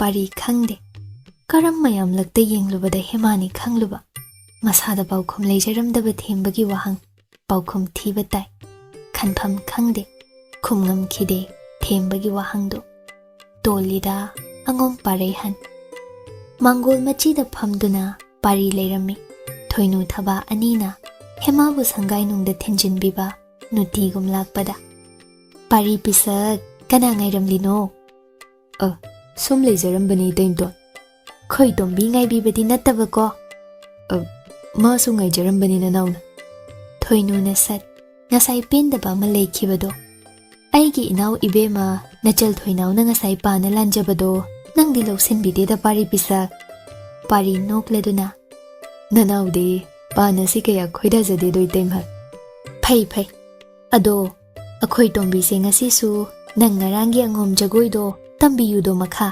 ꯐꯖꯈ꯭ꯔꯦ ꯑꯣꯟꯊꯣꯛꯅ ꯇꯣꯝꯕꯤꯕꯨ ꯁꯥꯍꯟꯕꯕꯨ ꯀꯌꯥ ꯐꯖꯈ꯭ꯔꯦ ꯊꯣꯏꯅꯨ ꯊꯕꯥ ꯅꯣꯛꯃꯤꯟꯅꯩ ꯑꯃꯨꯛ ꯍꯟꯅꯅꯦ ꯅꯅꯥꯎ ꯇꯣꯝꯕꯤꯁꯦ ꯂꯛꯅꯕꯤꯔꯅꯨꯀꯣ ꯏꯇꯩꯃ ꯑꯅꯤꯃꯛ ꯄꯪꯆꯩꯁꯨ ꯆꯩꯕꯤꯅꯨꯕ ꯀꯔꯤ ꯈꯪꯖꯒꯅꯤ ꯃꯥꯗꯤ ꯑꯄꯪꯕꯤꯅꯤ ꯂꯨꯅ ꯆꯥꯅ ꯇꯧꯕꯤꯌꯨꯗꯣ ꯏꯇꯩꯃ ꯑꯅꯤꯅ ꯅꯆꯥ ꯅꯤꯉꯣꯜꯃꯛꯅꯤ ꯈꯟꯕꯤꯗꯨꯅ ꯊꯕꯥ ꯅꯣꯛꯂꯝꯕ ꯐꯥꯖꯤꯟ ꯀꯣꯊꯔꯗꯨꯅ ꯍꯩꯃꯥ ꯑꯇꯣꯟꯕ ꯈꯖꯤꯛ ꯆꯩꯕꯤꯈꯤ ꯍꯥꯏꯕꯒꯤ ꯅꯪꯗꯤ ꯑꯩꯈꯣꯏꯕꯨ ꯁꯥꯎꯅꯤꯡꯂꯤꯕꯣꯏꯔꯦꯀꯣ ꯑꯍꯣꯏ ꯁꯥꯎꯖꯔꯤꯕꯅꯤ ꯅꯅꯥꯎ ꯄꯪꯆꯩ ꯀꯥꯁꯨ ꯆꯩꯕꯤꯅꯨꯗꯣ ꯍꯦꯃꯥ ꯁꯨꯛꯇꯨꯅ ꯅꯊꯧ ꯂꯩꯇꯦꯗ ꯑꯉꯣꯝ ꯍꯤꯡꯆꯥꯕ ꯅꯪꯀꯣ ꯈꯜꯂꯤꯕ ꯊꯣꯏꯅꯨꯅ ꯀꯤꯔꯦꯗ ꯃꯤꯆꯪ ꯁꯪꯒꯀꯥꯗꯤ ꯍꯩ ꯇꯣꯝꯕꯤ ꯅꯪꯅꯦ ꯍꯌꯦꯡꯗꯩ ꯖꯒꯣꯏ ꯁꯪꯗ ꯊꯤꯟꯕ ꯂꯧꯕꯁꯦ ꯄꯥꯔꯤ ꯄꯤꯁꯛꯀꯤ ꯃꯊꯧ ꯑꯣꯏꯍꯟꯖꯧꯀꯣ ꯑꯩꯈꯣꯏꯗꯤ ꯀꯤꯔꯦ ꯈꯔ ꯆꯩꯔꯨꯕꯒꯤ ꯁꯥꯎꯔꯦꯕꯨ ꯃꯆꯤꯜ ꯊꯣꯛꯅ ꯍꯥꯏꯖꯔꯤꯕꯁꯦ ꯍꯦꯃꯥ ꯇꯞꯅ ꯑꯩꯗꯤ ꯏꯆꯦꯝ ꯑꯅꯤꯒꯤ ꯇꯨꯡ ꯏꯟꯖꯒꯅꯤ ꯑꯇꯩ ꯄꯥꯝꯖꯗꯦ ꯈꯪꯗꯦ ꯈꯪꯗꯦ ꯑꯩꯈꯣꯏꯗꯤ ꯍꯌꯦꯡ ꯈꯩꯅꯔ ꯅꯥꯏꯅꯤ ꯑꯩꯈꯣꯏ ꯆꯦꯟꯅꯕꯤꯔꯅꯨ ꯄꯥꯔꯤꯅ ꯅꯣꯛꯈꯤ ꯅꯣꯛꯈꯤ ꯅꯅꯥꯎꯅ ꯖꯒꯣꯏꯗꯤ ꯁꯣꯏꯍꯟꯖꯔꯛꯑꯣꯏꯀꯣ ꯉꯁꯤꯗꯒꯤꯁꯨ ꯖꯒꯣꯏ ꯁꯦꯟꯕ ꯍꯧꯖꯔꯦ ꯏꯇꯩꯃ ꯐꯩ ꯐꯩ ꯀꯌꯥꯝ ꯀꯨꯏꯅ ꯆꯠꯀꯦ ꯌꯦꯡꯒꯦ ꯅꯇꯧꯗꯣ ꯁꯦꯡꯂꯝꯂꯕꯗꯤ ꯐꯩꯀꯣ ꯑꯣꯏꯗꯕꯒ ꯁꯥꯁꯤꯟꯅꯕꯗ ꯑꯣꯏꯍꯜꯂꯨ ꯅꯪ ꯂꯣꯏ ꯌꯧꯕ ꯁꯣꯏꯔꯣꯏ ꯑꯅꯤꯗꯨ ꯆꯠꯈꯤ ꯍꯦꯃꯥ ꯇꯞꯅ ꯀꯩꯅꯣ ꯍꯩꯗꯕ ꯉꯥ ꯄꯦꯟꯖꯔꯦ ꯑꯩꯗꯤ ꯑꯦ ꯑꯩꯅ ꯀꯩꯗꯧꯏ ꯍꯥ ꯏꯁꯧꯒ ꯂꯥꯡꯁꯤꯜꯂꯛꯂꯤꯕ ꯏꯔꯅꯥꯏ ꯇꯥꯍꯧꯔꯦ ꯏꯆꯦꯝ ꯑꯅꯤꯒꯤ ꯇꯨꯡ ꯏꯟꯖꯕꯁꯦ ꯀꯔꯤ ꯄꯦꯟꯗꯕ ꯂꯩꯕꯤꯕꯅꯣꯅꯦ ꯑꯩ ꯖꯒꯣꯏ ꯁꯦꯜꯂꯕꯅꯦ ꯍꯌꯦꯡꯗꯒꯤ ꯏꯇꯨꯡꯗ ꯂꯥꯛꯑꯣ ꯉꯝꯖꯔꯣꯏ ꯑꯩꯗꯤ ꯌꯥꯔꯣꯏ ꯌꯥꯔꯣꯏ ꯅꯪꯅ ꯄꯪꯍꯥꯏ ꯍꯥꯏ ꯌꯥꯗꯦ ꯀꯩꯒꯤꯅꯣ ꯉꯁꯥꯏꯅ ꯃꯥꯏꯈꯨꯝ ꯉꯥꯛꯇ ꯈꯪꯖꯗꯦ ꯑꯩꯗꯤ ꯀꯅꯥꯅ ꯐꯤꯉꯥꯡ ꯏꯜꯂꯨ ꯍꯥꯏ ꯂꯩꯔꯝꯕ ꯑꯃ ꯏꯟꯖꯕꯅꯦ ꯌꯥꯗꯕ꯭ꯔꯅꯦ ꯑꯉꯣꯝꯁꯦ ꯐꯤꯉꯥꯡ ꯁꯦꯠꯄ ꯌꯥꯗꯦ ꯑꯦ ꯀꯔꯤꯒꯤ ꯑꯩ ꯃꯤꯍꯨꯜ ꯑꯁꯤ ꯅꯪꯒꯤ ꯐꯤꯉꯥꯡꯗꯨꯅ ꯇꯤꯡ ꯇꯤꯡ ꯃꯈꯣꯜ ꯃꯋꯥ ꯆꯥꯎꯍꯟ ꯆꯣꯡꯍꯜꯂꯤ ꯑꯗꯨꯒꯤ ꯌꯥꯗꯦ ꯇꯥꯖꯅꯤꯡꯗ꯭ꯔꯦ ꯀꯣꯡꯌꯥꯝꯕ ꯑꯄꯪꯕꯤ ꯑꯉꯣꯝ ꯖꯒꯣꯏ ꯇꯣꯉꯥꯟꯕ ꯂꯩꯇꯦ ꯑꯗꯨꯒ ꯉꯔꯥꯡ ꯑꯩꯒꯤ ꯇꯧꯇꯝ ꯅꯪꯅ ꯖꯒꯣꯏ ꯁꯥꯔꯨꯏ ꯍꯥꯏꯔꯤꯁꯤ ꯑꯣꯟꯊꯣꯛꯅꯁꯨ ꯄꯪꯉꯤꯗꯀꯣ ꯅꯪꯕꯨ ꯈꯨꯃꯟ ꯆꯅꯨ ꯈꯪꯖꯗꯦ ꯑꯩꯈꯣꯏꯗꯤ ꯅꯍꯣꯏ ꯑꯉꯣꯝ ꯃꯌꯥꯝ ꯆꯪꯗꯨꯅ ꯂꯛꯅꯕꯤꯔꯤ ꯅꯠꯇ꯭ꯔꯥ ꯑꯩꯕꯣ ꯄꯪꯃꯟꯅꯁꯨ ꯄꯪꯉꯤꯗ ꯍꯦꯃꯥ ꯅꯪꯁꯦ ꯍꯦꯃꯥ ꯄꯩꯊꯣꯛꯇꯨꯅ ꯏꯃꯨꯡ ꯌꯧꯁꯤꯟꯈ꯭ꯔꯦ ꯄꯥꯔꯤꯗꯤ ꯃꯥꯏꯈꯨꯝ ꯃꯅꯨꯡꯒꯤ ꯉꯥꯏꯍꯥꯛ ꯉꯥꯏꯍꯥꯛꯀꯤ ꯑꯑꯣꯟꯕ ꯁꯛꯇꯝ ꯎꯒꯦ ꯐꯪꯍꯧꯗ꯭ꯔꯦꯗꯣ ꯅꯨꯃꯤꯗꯥꯡꯗꯨ ꯄꯥꯔꯤ ꯂꯨꯛ ꯍꯥꯗ꯭ꯔꯤ ꯍꯦꯃꯥꯁꯨ ꯃꯅꯥꯛꯇ ꯂꯨꯛ ꯍꯥꯖꯧ ꯇꯥꯛꯄꯤ ꯍꯦꯃꯥꯅ ꯌꯥꯕ ꯀꯧꯕ ꯂꯩꯇꯦ ꯍꯦꯔꯥ ꯅꯪꯒ ꯆꯥꯃꯤꯟꯅꯗ꯭ꯔꯕꯗꯤ ꯑꯩ ꯆꯥꯔꯣꯏꯗ ꯄꯥꯔꯤ ꯃꯔꯩ ꯃꯆꯥ ꯑꯃ ꯇꯧꯕ ꯍꯧꯖꯤꯟꯈꯤ ꯑꯗꯨꯕꯨ ꯀꯨꯏꯍꯧꯕ ꯅꯠꯇꯦ ꯃꯇꯩ ꯃꯊꯣꯏꯅꯨ ꯃꯇꯨꯡꯗꯅ ꯃꯅꯥꯎ ꯊꯣꯏꯅꯥꯎꯅ ꯂꯦꯞꯂꯛꯄ ꯁꯦꯡꯒꯥ ꯑꯆꯧꯕ ꯑꯃꯒꯤ ꯃꯊꯛꯇ ꯑꯦꯟꯁꯥꯡ ꯃꯊꯦꯜ ꯃꯁꯤꯡ ꯌꯥꯝꯅ ꯊꯦꯜꯂꯤ ꯃꯇꯥꯡ ꯆꯥꯕ ꯂꯧꯗꯨꯅ ꯍꯦꯃꯥ ꯄꯥꯔꯤ ꯀꯝꯗꯧ ꯂꯩꯃꯤꯟꯅꯔꯤ ꯁꯪꯒꯥꯏ ꯅꯨꯡꯗꯨꯅ ꯀꯝꯗꯧꯏ ꯊꯣꯏꯅꯥꯎꯕꯨ ꯌꯦꯡꯍꯟꯕꯤꯒꯦ ꯎꯍꯟꯕꯤꯒꯦ ꯍꯥꯏꯅ ꯃꯆꯦꯝꯅ ꯄꯨꯔꯛꯂꯤꯕꯅꯤ ꯍꯦꯃꯥ ꯐꯝꯂꯝꯕꯗꯒꯤ ꯍꯧꯒꯠꯆꯩ ꯏꯆꯦꯝꯍꯜ ꯏꯃꯥ ꯂꯩꯃꯅ ꯎꯈ꯭ꯔꯗꯤ ꯈꯪꯈ꯭ꯔꯗꯤ ꯑꯁꯨꯝ ꯇꯧꯏ ꯍꯥꯏꯅ ꯏꯆꯦꯝꯍꯜꯕꯨ ꯏꯍꯥꯛ ꯊꯛꯀꯤ ꯃꯤꯋꯥ ꯇꯥꯒꯅꯤꯗꯣ ꯎꯍꯧꯗꯦ ꯎꯍꯧꯗꯦ ꯅꯍꯣꯏ ꯑꯅꯤꯇ ꯑꯍꯥꯎꯕ ꯆꯥꯕ ꯀꯨꯏꯅ ꯐꯪꯂꯝꯂꯔꯣꯏꯗꯣ ꯍꯥꯏꯗꯨꯅꯅꯦ ꯏꯅꯥꯏꯒ ꯌꯥꯎꯍꯟꯗ ꯀꯅꯥ ꯈꯪꯕ ꯌꯥꯗꯦ ꯍꯥꯏꯗꯨꯅ ꯅꯇꯥꯒ ꯂꯥꯛꯃꯤꯟꯅꯔꯤꯕꯁꯤꯅꯤ ꯇꯣꯝꯕꯤ ꯊꯣꯏꯅꯥꯎꯁꯨ ꯍꯥꯏꯔꯛꯏ ꯏꯇꯥ ꯈꯨꯃꯟ ꯆꯅꯨ ꯁꯤꯕꯣꯡꯗ ꯂꯧꯁꯤꯟꯕꯤꯌꯨ ꯍꯥꯕꯕꯨ ꯌꯥꯗꯧꯔꯤꯕ꯭ꯔꯥ ꯈꯪꯗꯦ ꯏꯕꯨꯡꯉꯣ ꯑꯉꯝꯇꯣꯟ ꯑꯣꯟꯊꯣꯛꯅ ꯌꯥꯝꯈ꯭ꯔꯦ ꯃꯊꯦꯜꯁꯤꯡꯁꯦ ꯏꯇꯥ ꯂꯦꯡꯁꯤꯟꯁꯤꯗꯣ ꯆꯥꯛꯈꯨꯝꯂꯣꯝꯗ ꯄꯨꯔꯛꯂꯤꯕꯁꯤꯡꯗꯨ ꯊꯝꯃꯤꯟꯅꯩ ꯄꯥꯔꯤ ꯍꯧꯒꯠꯂꯛ ꯏꯇꯩꯃꯍꯜ ꯏꯃꯥ ꯂꯩꯃꯅ ꯂꯣꯏ ꯊꯥꯕꯗ ꯏꯇꯩꯃꯍꯜꯁꯨ ꯌꯥꯎꯖꯅꯤꯀꯣ ꯀꯤꯗ ꯇꯧꯕꯤꯅꯨ ꯁꯛꯇꯥ ꯊꯤ ꯂꯥꯛꯂꯤꯕꯁꯦ ꯀꯧꯁꯤꯟꯗꯨꯅ ꯈꯨꯗꯥꯗꯤ ꯊꯥꯗꯦ ꯑꯗꯨꯒ ꯂꯣꯏꯒꯤ ꯋꯥ ꯍꯥꯟꯅ ꯍꯥꯏꯕꯀꯣ ꯐꯝꯁꯦ ꯏꯇꯩꯃꯍꯜ ꯍꯣ ꯑꯩꯕꯨꯇ ꯀꯧꯁꯤꯟꯕꯤꯕ ꯅꯆꯜ ꯊꯣꯏꯅꯥꯎꯁꯨ ꯌꯥꯎꯖꯔꯤꯗꯣ ꯅꯪꯅ ꯉꯁꯥꯏ ꯀ꯭ꯋꯥ ꯂꯥꯟꯖꯕꯕꯨ ꯂꯧꯁꯤꯟꯕꯤꯈꯤꯗꯕꯗꯣ ꯑꯣ ꯑꯩ ꯁꯣꯏꯈ꯭ꯔꯦ ꯏꯆꯜꯕꯨ ꯂꯦꯡꯁꯤꯟꯁꯤ ꯊꯣꯏꯅꯨ ꯇꯟꯖꯥ ꯂꯧꯗꯨꯅ ꯃꯅꯥꯎ ꯊꯣꯏꯅꯥꯎꯕꯨꯁꯨ ꯐꯝꯊꯍꯜꯂꯤ ꯍꯦꯃꯥꯗꯤ ꯇꯨꯃꯤꯟꯇ ꯂꯩꯖꯩ ꯄꯥꯔꯤꯒꯤ ꯆꯥꯛꯂꯨꯛ ꯁꯦꯝꯖꯔꯤ machu tai ensang mathel yamjadrasu manamna nungsiriba yum manung ado luna tanan tanan taru taru asoiba thifam yaude phangde thoinau nokvet tauna ibungo ngamton sagol kangjei sanaba yaubiroidro hayengdi yaurugani ichalbo nachal aikhoisu kangjei kumhai yengba lengjarakya haibabu hayengdi sindambani kangjei numita oina lengbiraudo itai mohiga punna o thoinau hema romda muk onsen ita khuman chanu lengluse kangjei kumhai yengba se aidi sida sum leijahoge da ita thoinuna karino nasabi kangjei yengjaningdra tombiya ichemhal nanau chathok chaningdeda thoinu hairage matagum achouba leibaki kumhai ni lakadoriba manganga angomga lambani ningthemsu magi leimasi za pumbaga loinana kumhai miting taba lengthoklakani haina taido chumdrado pari pisak hema tumin leisai pari hema romda phalap yenglak chaklam labro nangbo hema tapna lamjadri lamlani nakhong nai haibadai jagoi chombada iga yesi ko cha katoklaga thoinau machimda lona yengje parina hema bulu na tawba manba wahai matau thoinu na yengbata yengo haigo mamit kuppi sese luk hana hadoklas nganta potha jongni hayengdi ya hongange haini khwangphi saba hojagani haibadai pari tapna hogat khiduna hema nakta changsinki mataudu taurage matagumba ama yaukhrago hemana saubagi mahud mataim thoinuna ningthem matang chada pusilakpagi pari adu shaukrabani hemagi chakluk macha ama makhut makna semba hojinki hemana makhut phaduna khamjai karino to biridubo sana khutuna to haidaba ngakta nangdi hai angomika da waithun khibi khuman sana khutuna nungtigi yumgi waishit lamseng chakthong phausu tawriba singdudi iche mangda du tawbinuba pari tumin leikhrabi matai mada onsin itaim halna nating pangu yathang pibi khrabani natra do itaim hal hoi thoinau lau hai lengla sei khoisu itaim hal nanau tombi gi makhud yengbi ko haita nga macha ma thongjai haikhibani yare asomda thinaramlani kanada su chatlani hairamde pari pisak punna luk hamina hawro phagani itaim hal ani du thokki hema sauningna ngawidana nangdi kongyamba ngawdi ngawshinabani adum tawbinuba kaini ge ngasigi matawside aide kaibana moina panghai hayabu ai loina khang aina su yabiro karino khangbiriba moirang them manausi idaim halna ingonda thajage khallibase ai ui adugi aina yade utpi pana lalakpa lodriban chamna pana lana babu kaisu kaidena lawsen biyu hek turoloi aide ama khakta ahoba aroiba shoigani oibiyu soidan pari laknabi hemabu ama khakti leisin khre sina kamdoba hema ha karino takbiriba luksidum hadokbiro chamina sidana ngamjaroi tawhaide aina yai chanabi se khre semdok minasi itomta nangamlo nangbo aigi lukhak pijaningde pijar chaksu punna chindamina ba kaide shimasu hodok ningi aina ngamjaroi aide karigino hema ha maikhum siga namangda kamain chani aibo maikhum hek hangdodana ngamjaroi kariginina isak yengloi hainade takpiki waroribra dugi ba hujik phau luktum hadopirose hemana ngamle pari luk hai magi lukhak bijade hemabudi tongan bachak luk semje nongan bada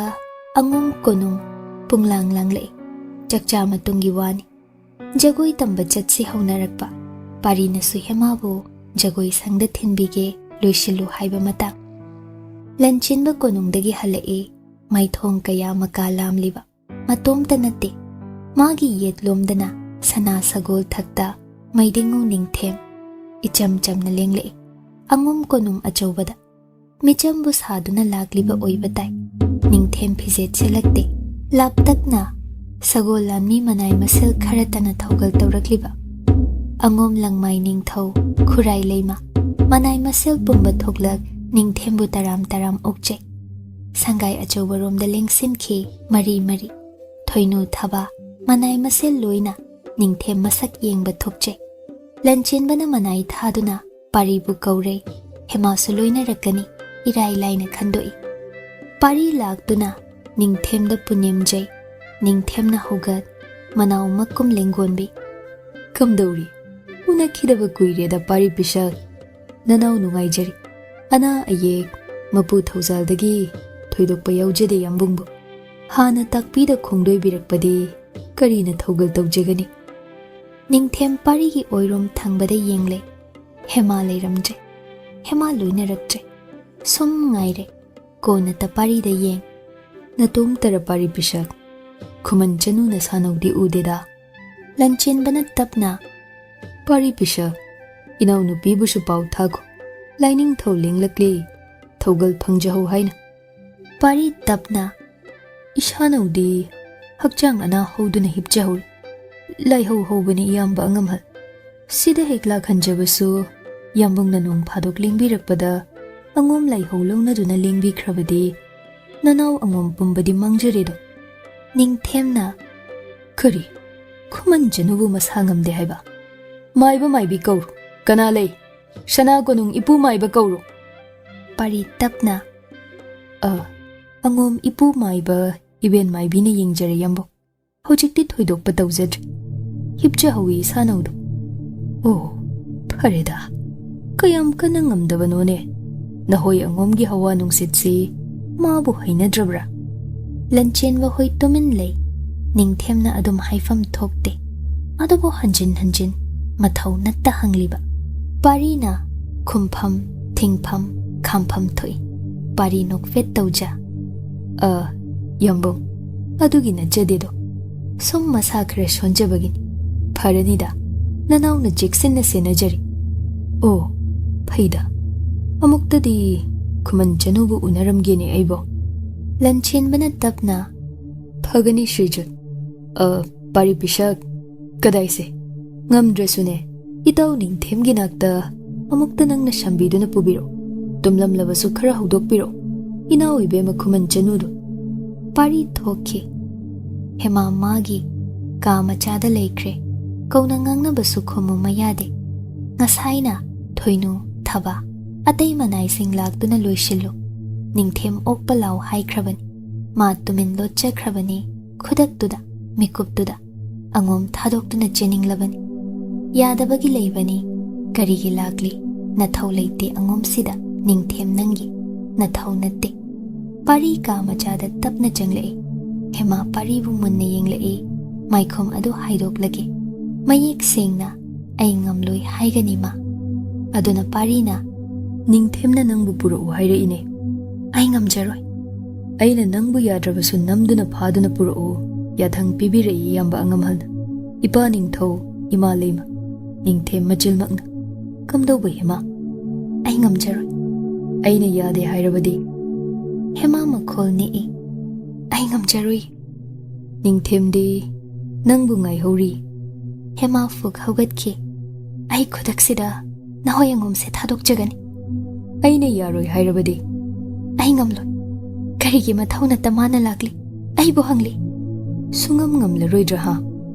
Ngamjararoy aidi. Adutadi tawbino ba? Hema thokige tawi. Pari na khudang tap pha. Laushi. Itongil. Hema ngamloy gom. Pari ge khudtu yanjay. Adubu pari na ngamduna. Chingduna pubire.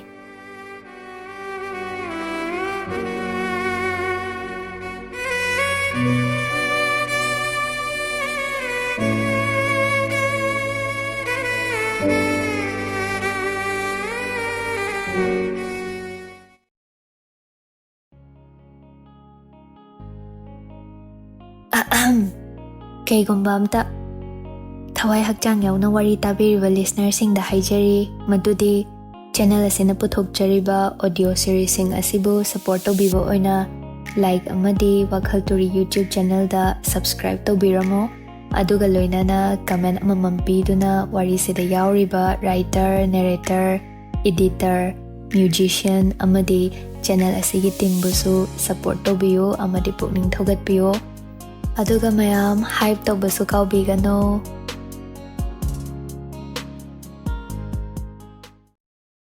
Tingkhang Ningthem nanga amuk hanna onsinararoi khankrabani wasakrabani phatte da angom kongyamba aibu mamal kaishu leitabigum Ningthem na pura u hairaga asum chingbiba adusu ipuruibani hainariba nahak magna phatte da tolida aigi punsi adubu sanga yumjau lambi natte parina mabu chingduna puriba leima pukri achauba lambi romdani Hema peri peri tapna ngakna ap khodang siri thadok yuba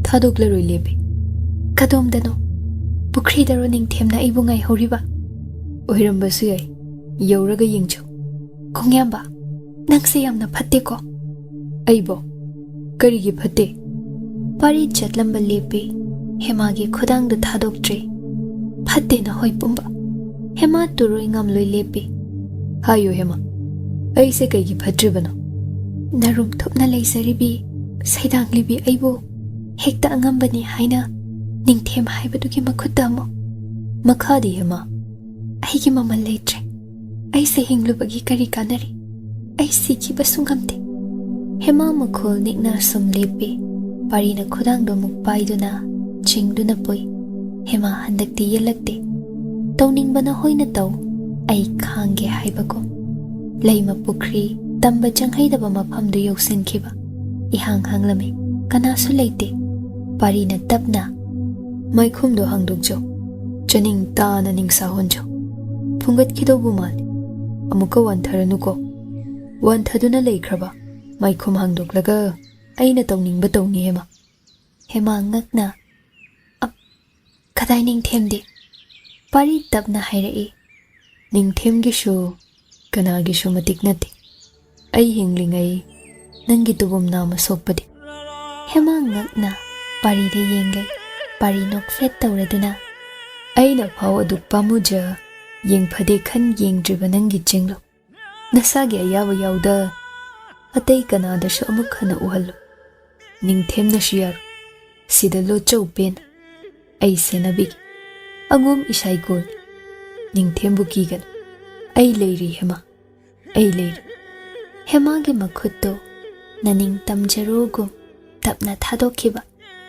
angom konungrom dana lanjau amana ngaiduna leiramgani pari kaude adubu thawoidana ma ngek phamthai tawhaidaba pumba tawriba matom ta nokningle hema di kadai labna phamthaki haiba in Maikhom hangdo ningtamna atiyada mityeng thamki tumin leinei anido somdana achamba Ningthem natte leikoi rel mapu maidingu ningthau pumbagi makok ningthau relni angomta natte magi michangda leiriba atai kaya leiri aduna angomna mangang sagai asi lambabadi ngamloi khangbagi mangak nonduna aduk kuibasi Lanchenbagi mapabung langmai ningthau apokpi khurai leima anina lagli aduga angom sagaida Ningthem yathang indabadi macha atonba pari pisakna ahanbani thaudau asi angom langmai ningthaugi puyada khuchan khiroidra natraga khangsinada ushinada lathop oina thamkhradra khangde adubu Ningthemgi mayokta lepkhiba angom pari pisaktani Ningthem khange yengena yengliba matawni parina hema lawru thakhibadi mafamdagi labna pukre mafamsida purakadaba leitre hema bulotkre hai aki khangdeda angom angauba ngarangi nga khase magumba tumit kangumlaba lakha thengnaduna laklaba Ningthem aini nang warakani hojikti matang chadre aigi tangbal chetre Khuman ga angom ga michang oikhibada aigi tangbal mangkhigadori aduna ai tumin leitaba yade do Ningthem ngai gi haina ngai hema laklaroi khanglasu Lanchenba hoida yade ama khanghalamdabadi yadedana. Phamgena sum pham, sum leitha, numidang wairam oishinki. Tumin leinabadi natte, Lanchenba na tumin, pari na thuna hemabo purakhanduna, Ningthemda makok nolhallo, yathang marol. Adubu pari sangaida phangde, atay angom konong pumbat thiruba, phangba kauba leite. Lanchenba karamno, itaw ningthawna aybu waraw kibatari, kamdawni sidi. Oksu oktedo, inaw angam ton nangbo. Nahag thak asida, angom asi kamdaw hoba. Handa halaksan, mada natte. Lamhenbi Khuman Chanu, nupana haiba indabidu su khangani. Angom angam hal itik khanghange. Simak hek yawna khanki Lanchenba. Hema haibi, budu biduna bukari khangba uba. Tumin leibaga, khazek paribo Ningthembu waraw jabaga khaktani magi haibabu. Adubu angom kongyamba asidi mitsing na singbada. Labtakna short break tarakliba. Yengludrabasu khangle ure. Mahakbu loinana hemabu sangaida atay maphamsingda thiba phanglaktabagi mayambungi yathangna mabu thiba manailan mising narak mungsong yaushilakle. Ngay hakte ingna leiba si phanghandeda ko Ningthem haiba tuyamba sina tawjariba. Makhutna kathoklabi angom sagai lakta tinjarabi Khuman Chanu asi lumba lakjaribanine. Tuyamba naram chatti ludeda. Sakta sinasu maidingo ojabasai. Pari prap changsin, phaizom na may yepsin, makhutna su sajay achauba ama paisin. Tari bro. Hema thu na maikhom khumjinjay. Asuklura matam sida apang binang na maikhom kaso senajariba ko. Pari khanba tamakni. Adubu mabukningdadi sauningli. Nungaite. Sauningli bagi maram na. Ningthemna maram chada angom sida masanaw di oijadrabi masanaw hemabu sangba lumba laksin bagi. Nungaitribagi maram na hema nangbu waram nida ko. Sitani. Pari masagi maram gidi saukiba leite. Nungai kidabasu leite. Haiba dunidana. Masada yusin kiba Tingkhang ado kaya manung hanjin changsin kraba. Asum parigi mataw na asum oirakliba. Khuman Chanu khoida zabi thiba phangdribi adugi wakhal na kadomda. Maikhom khumbaluradi se ayi wase munna daw. Thakpiyo. Ay sangaida hanjabadi ngamjaroi. Hai, tada ta khoba ayi wase. Hema hoi haigam machil umsinjay. Law. Asigi mongsong manungsida lotlusi. Makhut thilli yamna songba mongsong habung amaro. Hema ki na yeng. Talle. Kharaw yamna leramgani. Ay dangi. Sajay yauraglito. Shu tankibada leibaga ngamloi kharaw ama pha. Ngamsu ngamoy. Kharaw na chiklabadi khudakta thawai mangi haine. Hai. Ekhoi angom kharaw lindudo. Angom aina haiba yanine. Matang sida phagi. Asumna sum phamjage aidi. Yadabainini. Yokshilakpana halani lan soiro. Launi mongsongda changsine. Ay ngamjaroi. Hema nang sidi. Law. Ngamjaroi aya. Phare. Mongsong pamdradi sina tawpai leite ko. Karibo. Nang kapsinaba haibra. Haitaba yadre. Nakhol wa thokladana hik kapu. Karino ngawbirabro. Wa jaja. Nang nanganghalaga. Tanjaduda Lanchenbagi manay singdu yausinkre. Laptakna parina iwang na phaizom angawba ama set leplibadu ure. Leire. Mapuna asomna luna sinarei. Manaw pari pisakta hana konungda hansi phasana hayo. Ningthem hori hayo. Yadraga na hoy tara kun changlaso paribu pharaga purao. Hemaso purak handaba yade parina. Angom ijat na hoy tara kun gina khubakta haplaban. Purak taba yade ngasi Ningthem mangda. Koraw yachang khidringaida. Pari yi khonjel do hauna lauriba. Naksilubada mayek sengna mahay tanarei. Hai, Khuman Chanu waraktabi. Karino chaibu chaibiribra. Lot krep haba laklaga khatnaduna leirami. Adusu swai mongsong leima pukri manaksida. Hema tingak paribu yengjale. Pari tapthana. To, Shumain chaidawni aina hujik. Tasingba nati. Amuk kapkanu. Nangna kappa ay nungaitene. Ado kapsinu. Si natradi nangse Ningthem na ngasi soidana pukiba soidre. Ay ngamjaroi. Ningthemgi wado tokpiyu ba? Adudi haitrasu hik kapsinu ko. Kappadi haite. Phuba sabige hairade chaina khangba oina hauna lauzagi. Adusu yaine. Se sajai sina phuba sagi. Asenki phugi su phubi. Aina lanban. Ado sangai dadadi pubino aibo. Oini. Nasana yari. Hik phuduk sungaidana. Manai sing yausen kibada. Pari sakpham ho matawo. Mai hoba makai sausene. Hema tumpak tasin. Laimai thakta ton na phamli. Manai kharadu mungsong marumdagi lum yengli. Kaino mani. Asengwa makhangsi changseluba yade ko. Pari makhutna pairiba sajai achobado haigat. Khol kanna ngangduna. Nang Ningthemgi manakta chatke haibra chatloi haibra. Ha! Ay ngamjaroi. Kari ngamdaba. Angum iyamba angam halgi yathangni. Ipa Ningthaugi yathangni. Nangumbi kashu laitabi amana haiba indaba. Napam khumandadi yaramgani. Angum sidadi adu yade. Hayo. Haugatkera haugalora. Nanai ngamjaroi do. Nangaibu kidre. Angum asina hak thakki chenthange khale. Hema khumde. Pari gi sajai duna. Haihat duna. Hema room da phuzin kiba. Kansin kiba mal. Hema hauna. Ayoyo lauri. Manai mayam do tingak. Asuk thina phubire. Siba tare haina khanai. Yengnai. Lanchenba gi yathang kaw khragum. Hema gi tolabi mataududa. Mathabak yaiduna yeng haidre. Uhaidre. Tolida Khuman Chanu sone.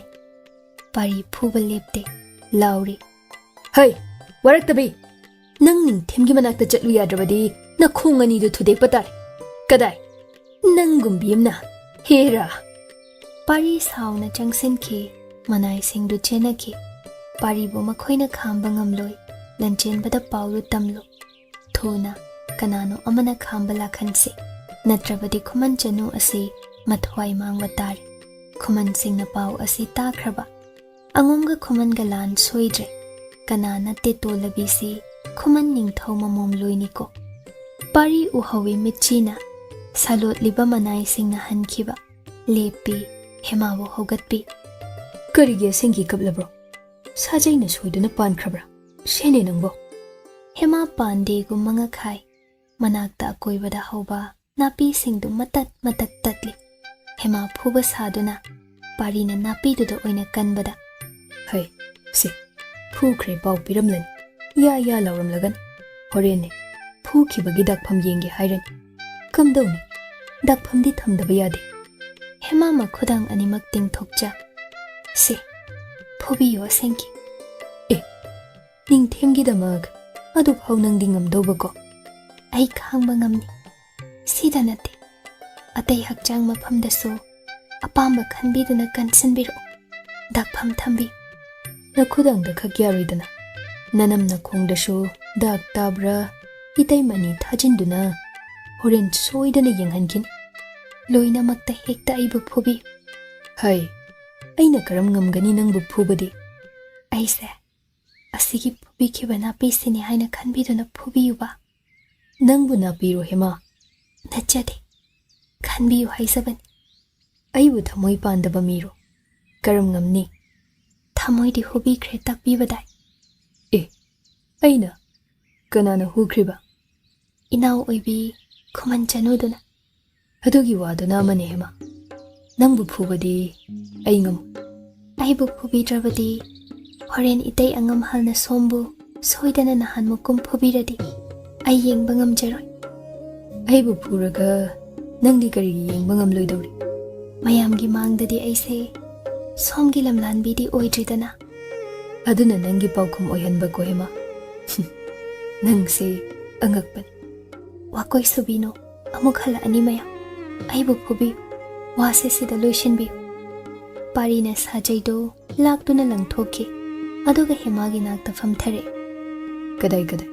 Nakhudang ani magtingtho. Ay kaino mayengi. Hema phizi nungdagi makhudang ani tingthokje. Pari pisak pik khudang. Khutsa singduda yengli. Pambom dushu udlu hema. Hema inafi khazik haigat pambom ngaurok ngaubiduso hairap uchai. Pari haugat ki hatho hatho chen ki. Ada lengdabi phamlamuko. Hema yenghawi karino ngasi matau ase onthokpan. Pari thuna halai kaphoi haizampet haikru champra yam lengkhai hegle sida sunate yendem maka ama anisu yeblakpa khutsu thanglen machadu lauthoi. Hema tingak yengduna le karino aibo hatpira daura angom idhauda katpidoira haira singduga punna. Pari nokpada maknoi khumde thanglen duna setlakpa phaizomdugi machi ama segai. Hema kainoda siradra aibo chenpham kasu leijade. Haira singdu khaidok manthok phaizomduda pulap yomsin kanna laksin mahi sum ngaksang ngangna nang launa igu mahi chenthare. Madu Hema gi khudangda taishinbi Hema gyan tare tumin leizai. Pari na mahi tap tariba mayomda pishilak. Se madu nasa nakhong namaida sukrakra taishilu. Karino kungyamba pungangangladi isase. Hai khajik ta tayune. Pari haugatuna khara chathoki. Hema ina filau thok mahi singdu khara taishili. Noksu nokningli tauribadu yengbada sokpa mal. Yende makaduna muk naishili dakpham tada tarago ingangangle phukibagi dakpham mal. Imo mushin champra mahi amuk sumjinbadadi thuppe unsadu Hema. Pari lagle lause nakhong nama sheuko wana chatpa sasinanab hainina ai samge phagani. Hema kadar phasana tambi parina mamli tawrakan parina pubiduna lakchei mahai yengne. Lanchenba mai hauna sauna lakpani aduba lapta Hema gi mataudu ubada I wodak phamo kaino manauda oina sauning migi macha asibu haibe inde ningthemna kawi tabada chenki haidunabo asum hek phubiba phatteda angomnabo asum tauba nang khangani khali. Ningthem hankiba kuire sauramde kaishu hairamde wari watai ngai hak hanjaki mado Hema budi yenge khana lakpani adobo ukhidre. Ningkiba thongdri phau toktaba ningthemni ngasina irai laina lingkiba kaino madi soiroi dauriko. Lanchenba liplau lawi waraktaba na hak thakta ngomse chentharabani hai waraktaba nangshi aigi irem khaki nauniko. Thoinu thaba chensilaktuna Hema bu sambi pari maru lukna lepchei. Hema na he sangai nung yausenki adum uchinna pari su kankre masa su kanjakre. Lanchenba Hema bu yamna sauningbani manai singna pau tambadagi manau pari di lande. Ningthemgi magi yathang ngakpa Hema bu lawba chatluba Hema na chenkiba tanakhiduna Hema na lam helabada phuhawi warakhawi. Aduba asukthina migi macha se phurambasidi pen khidabani. Aduna pari bushu ka hena chaidre phusu phukidre. Hema gi mateng pangduna tamba changhaidaba leima pukrida changlui. Hema gi mateng panglui lotmin narui pau taraba. Mapabung langmai ningthau mama khurai leima Lanchenba pumnamakna pari bungakpiba ngamlo. Amuk hana taudanaba matik thokpalak nakhini masi senglabani. Hema bu suwarakhigani khurai leimana machim anina asuk lukre matamdugi chatna pathap ningthemgi yathang mathau leitalakcha angom yum kainaba silami tuyambase. Thoinu thabana Hema bu yengbirami tausinari ni khangkhibra tumin mateng pangbiribra natraga yamduda tasengna so iningkhrabra.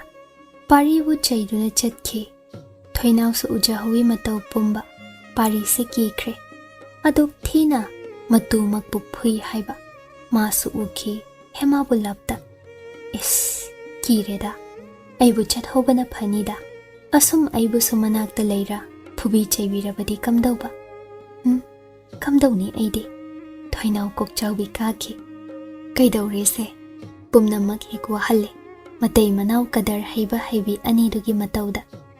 Numidang du thengle pari tapna kazaurum da lai nare hairabanina nasinadaba makha tana sokchinadaba sadabasу yaroidawri hemado phamjawda oina machem ani na hiphalambani Itai mani chatkre hogalo ni nangbo hema kirup haugatchai tapna asengbairo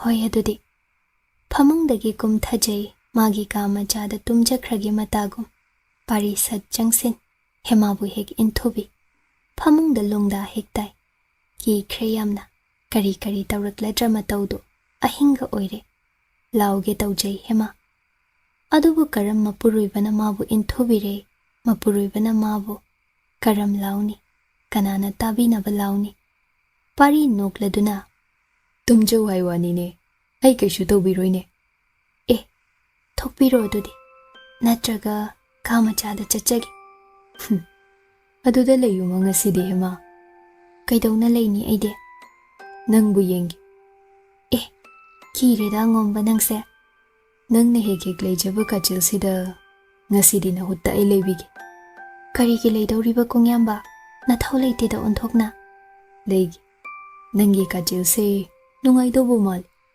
kadaida nungaini yamna ingidana adu oishu tumjau ahingda atai inai kananu changlakpa tamba ngamde phibam semdaba yadene Khuman Chanu nangbu gyan tawba ahoi chumi parigi wadusu ngahak uirum leithai pari hema kachilda phami pari nahan khaine hema ngasinama kari oikraba angomba nangbo asuk thuna olida ko haina makhutta maira paiduna manai khara hema dubu kamdau khraba haina yenghanba tharai manem khurai leimana thongjinda lepcha pari lei khangbagi ibungo ngamton nanai khoyongda jangjaragi khurai leima bigi athangni pari uirum dagi khanghaude phug haugat phaijomga semda phamungda kok kakhiba chaukan kanduna chepna hip hemabu phat makhut namana konsinki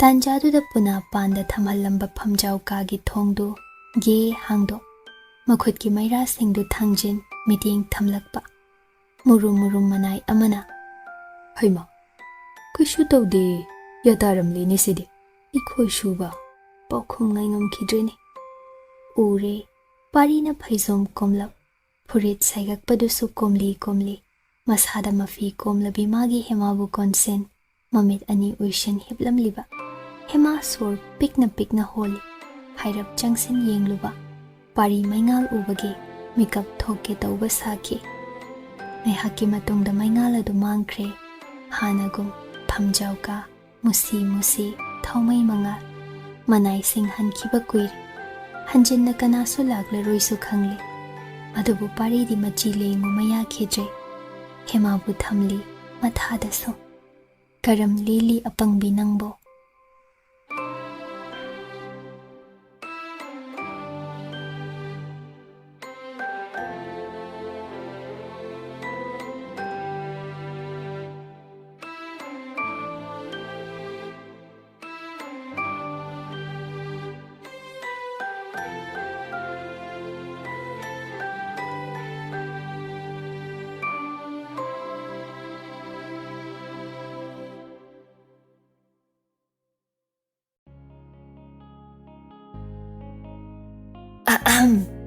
Kaygumba amta thawai hakjang yauna wari tabiriba listener sing da haijari madudi channel asina puthokjariba audio series sing asibu support tobibo oina like amadi WakhaL Turi YouTube channel da subscribe tobiramo aduga loinana comment amamam piduna wari sida yauriba writer narrator editor musician amadi channel asigi team busu support tobiyo amadi pukning thogatpiyo aduga mayam hype tawbasu kaubigano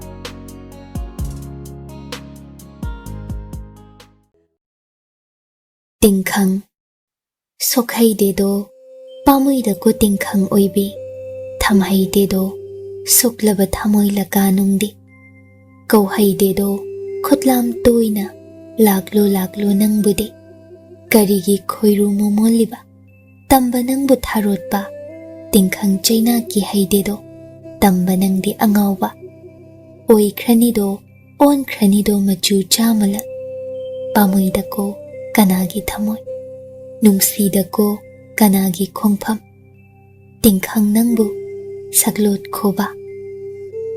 Karigino khangde, nungsibiribra, laknabiribra, saukhibra, warokhibra. Oiningba ama oihankibatai, Ningthemgi yathang ama, hemane inkhidaba natre wadudi. Parina hemagi mateng pangba khaksu oikhidre, angom sagai pulapna, Ningthemgi yathang ama, inkhidabagum ukhrabani.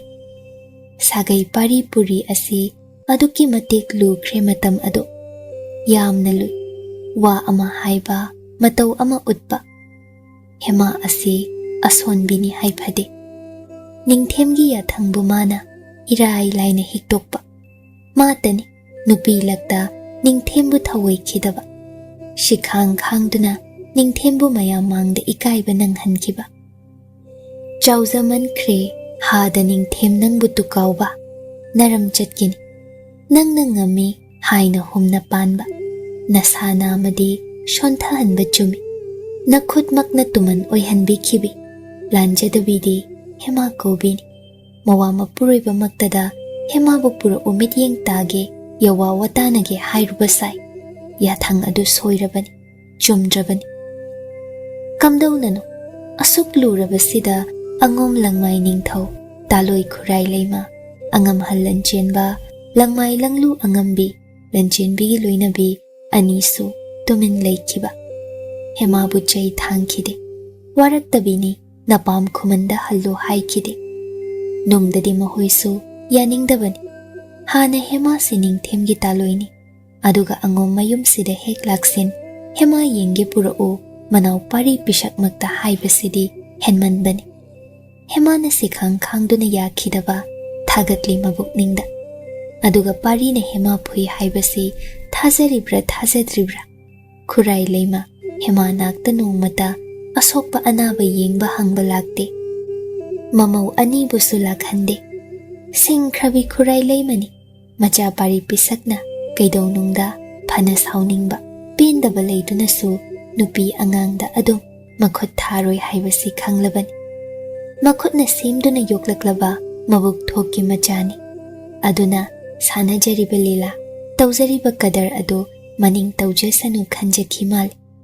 Mapuroiba langmai ningthaubusu, mabuk tabtha hannanaba, khurai leimana themlamgani soidana. Thazabale. Nongmanini hauki. Hemadu solabini, soklabini, naribani, haisinarabanina, sangai wangmalal hande, yumdata sumleihali. Anabidu senajaduna, sangjaduna, parigi phamjau kaduda ayamba leize. Chakluk parigi manaina lansilei, makhoi ani chahali, atai yumgi kupnom sing, hemana tauhankhidre. Masado pothajaba phanglabani. Kuchu kumen nganje. Nahanmuk Ningthem laklamba numitki ahingdudana, kari oikhiba. Hema machil kangde. Yenge haigumna parisu, tumin leisine. Wa amangangnade, adugi maramda. Onthoi, nupi irang tauba haitabi loinaba asi, yamna lui. Maranaini, mangjagesu. Mapuroiba themba phasinba punsinba haizadabidi, hekta, makhuttagi mapuroiba mangki hai. Hema nangna karam thoklagaba. Ningthem setna khibagum, pari mabusu amuk setnarabadi, aidi wahauranidako. Nangi hek khanbada, leifam khangloidauridako. Khittadi parigi makada leirikan, nupa mabu themlugaba. Asuk pangidako, pukphabi tolabi nangbo. Phamjau kadagi, manai singna hankhraga, hema phamungdagi kumtharak. Magi leifam ka machadurumda lakjai, ngahau. Parisu, sangaida ayamba matamda, ma anaba senaba saduna leirabanina, maikhumsu thadre.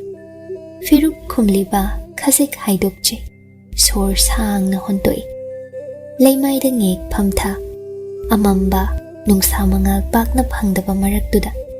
Hema faklangda yingjai, leirang taduna, thana phazana semba faklang. Makhut thekduna pajai, numit kayani haukrabano. Manaktagi chaitik ama khungat, kaisu haida, lei ahum amaga chingsinjai. nahan ningthemlaklamba numit adugi nonganba ngarang numit humni amaga hausinkre faklangda mana hanana isilamba layi masing thize kunga mapal suramli ontho ida thuna haukreda matam ase ngasiga paradi numit kuntrani suramledo ngasini dana kamdawni aibo ichilna ngamni yani haidokiba wadi ngaktabadi tawhaideko wasak ngaktaba ipa ipuja dagani ihak thakki adumdi oihaloiko kamdawni thagoidubu ukhidaba thabum ama pharidana mabu amuktangdi uningi kamdawri damak hanglamlaga chatkibasu phai phanglaroiko aibo thagoibu sumningsingi mapi ira thanglai kaidauriba nangdi adugi amamba maraktuda ha kaidaurino wani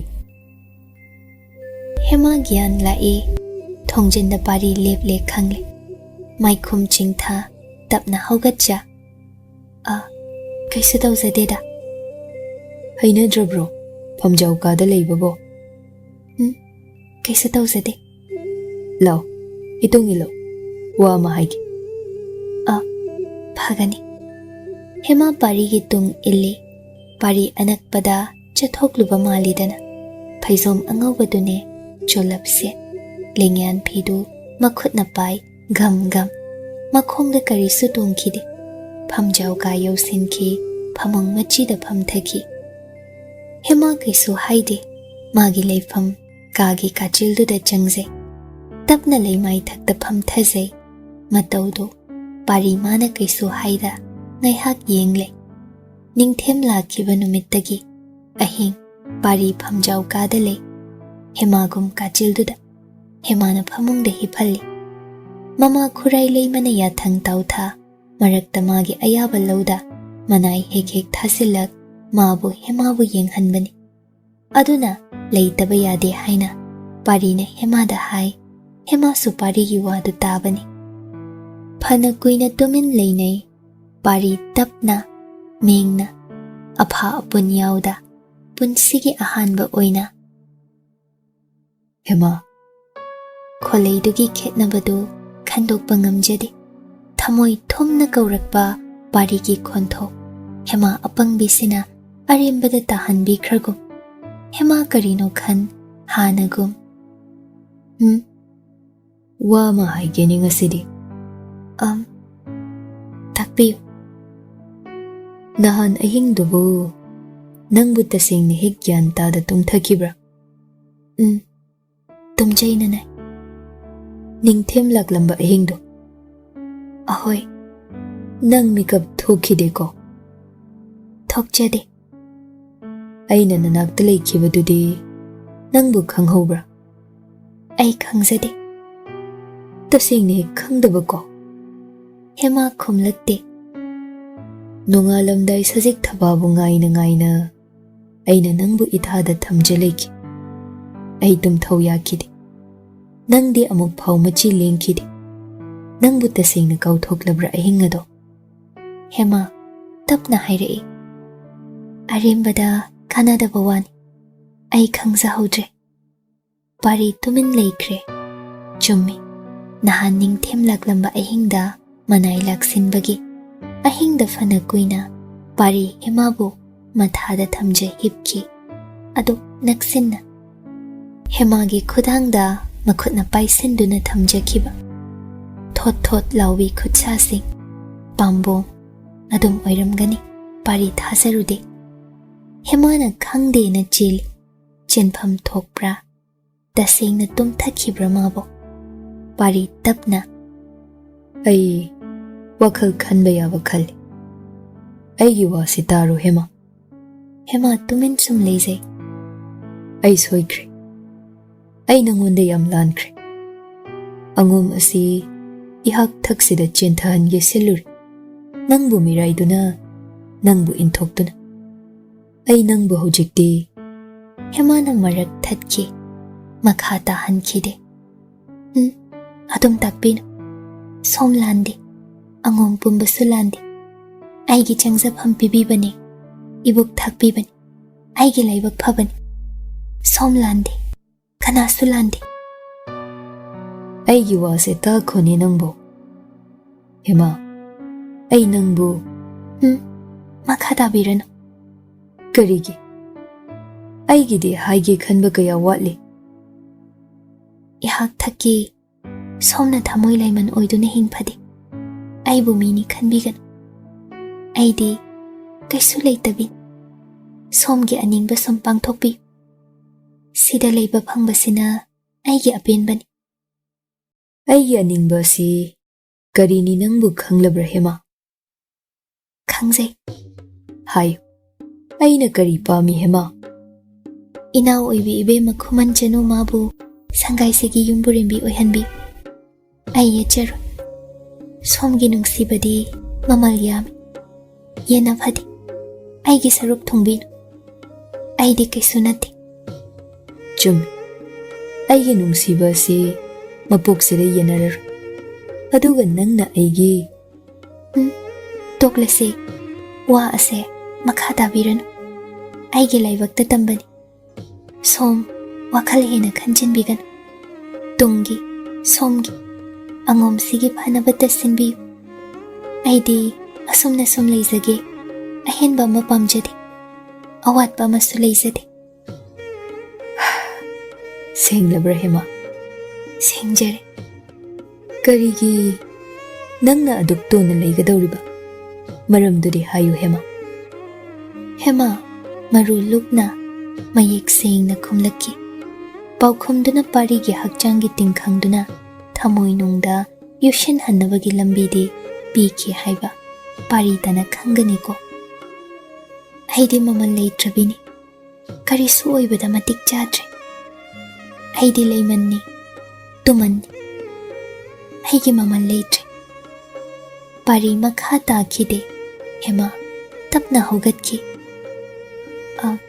ai jagluk senjaramage lengthokpiraklo pari hema bu yenghowi haige khanba wadi hai halamdre Khuman Chanu nang singa idako natawne wangang aigi ikhong ichilgo punna nakhutna phajin thamhallamba ngambako waro khrabra hemagi makhutna semjaba jaglu pari na makhutna thengda sangai thadokre angom konung lankre hema uhawi yenghawi warauning waraujo sibu kari kai haibagi nangi phananaba haibibani ai koina yetlaroi ko nangbu naning tamhange ihak thaki nangi nungsiba setna halloi masina saidang phammi kup khara pibikibagi laman khasita oirasu singba sakjage ko aigum nungsibaga setna khaina leifade ko nangdi ngahaki matung hema su chak chadre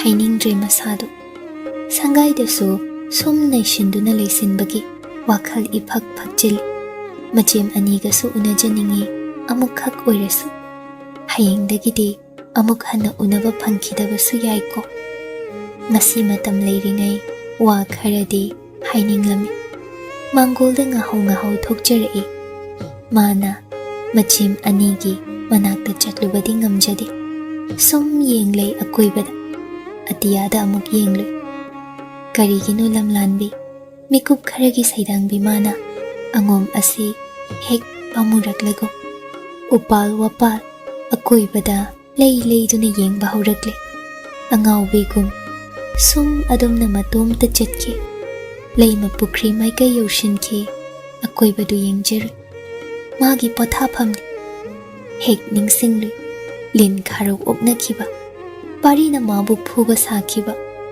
nokningluramal nokliba kayadi nungsire matau ado anabi saribani sangaidagi henduk phade haibasi khangning ningsinglak kuinaga leijaramde prap halaklaga hanagum machem ani thoklakpra haina mangol machi da leptuna ngaise thoinu thaba ani punna lakmine chathokluba mali hema mumon noktuna mangoldagi kumthai thoinu na ui haima nahana aduk thina sokhauraga ngasina khangpha pharam lene tombi nangbo nanaw phasare jemhal Thabana nokladuna Padradi nasinaraga Nungairene na hoy anina ha Asumna ning tawzarona Limtha thadokpi basida Atonba tombi na hoy anina paline angom pumba Minamlaga Thoinuna mating tawshinbi Hemana wangang bagi matamga Bibiba nate Naurikan maning tawhangene yengbibane Hek natay bungo di kanghande ko Nang nasinaba kangkradi Nang danate Khoi pari pisaksu Ithayaw na loy thakin Halakpa matam oir Se Jang Sangay nungda Akhoi pari pisak halakpa ngay zaru Ha nungan badagi Numit taba Ahing chupasu Nahoy anidi sungtha thanakid Natrado thaba Chumi ijema Thuna inim khurai leimagi Masu ama pitho udako tombi Aide ama khakpo ngayjar Kanana khangba Nangna mari mga susin kibasu Natra ijema Suni yar Yanaram traga yanabasidi Aruibi oidon Angom masing yamhansida Aduga ningthem khubam Ichana mulhansi Haima Ichema Aibudi chinganbini na jaybi Aduga waside Ningthem na kong yaw kradi Hopto na laklaga Angom tumjani ko Hoyne thaba Nangga sumle minadana aise Nang laisramgi chinganbase Launa raboyreda ko Yengu Aingonda muktay na birisi Moirang themgi thaydok thaysense Haiso hayda ko aibo Hema nokpadamak noi Hairamge khanba wasu kaukhago Chatlokhige haisaningi Ichemni Thengnajaba Nanaw kaujaroi ko Matang chabada Tungda amok Isor thawzal phangjarabadi Nanaw na wathoba Ichem anigi seba phangjage Adubo haingamde Sigi mahut Mataw na marol lonbi hemado Non thaduna wari lakta Machem anigi makhong khangsuk soktuna khurumjay Wahayama haide Thoinu thaba Ngakpana Kaino taw haide haina Hema bo haugatpi Hema Sangay nungda changjakre Pari na lukhada chatkibadi Hema mabu warobagi Makhut charuidako Migi machin menbi lamhenbi haibagidi oiramdredo Khudakta Khuman lekai pangkre Mataw themba sangay nung yosinkre Tahay matawdo Thembadi leiramdre Kadomda chatki Khanghaude Khuman lampak tamna Magi karuba thaugatluba Madudasu Themba asi angakpan Laglami Adubu langphai chathokre Kadomdano Pau hangnafamsu leite Luna jana aduk sengna tinabagi haunabi Aruba mapau Aruba ware Khwaidagi harauba Awaba pau pumba Parigidi thembada tami Thembagi matawsu Parigum amhani Numidang wairamda Parina Thembabu phangbangami Angom Chanu khaklum jaba pelak dramal Ngasina moirang them lekai romda Leisa yengba machatlui Machilna haizay themba Parina sukladuna Mana asukluba wa matanagina laglaga Nang sidi ontho ida khali Anidu lambi matayda Sagul kham phamthay Napi marakta Nakal yet oidana Narak mungso Tamna sandokriba Labuk lamhang Mamli Mami sami Pukning nasi Inung nungshi haliba Khuman Chanugi wan Nachalgi wani themba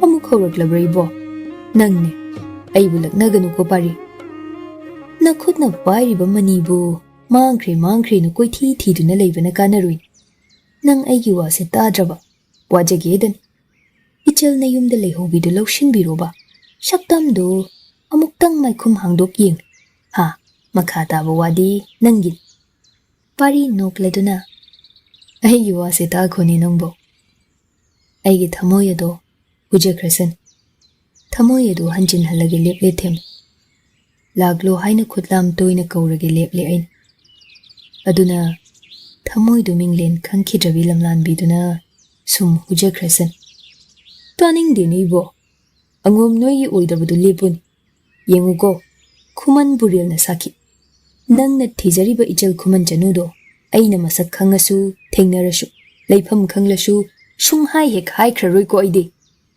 Adumak Aina pambasu themba Themba ngakna. Karigi pamliba? Ha? Aduna thamoi hujakrasano na haibani.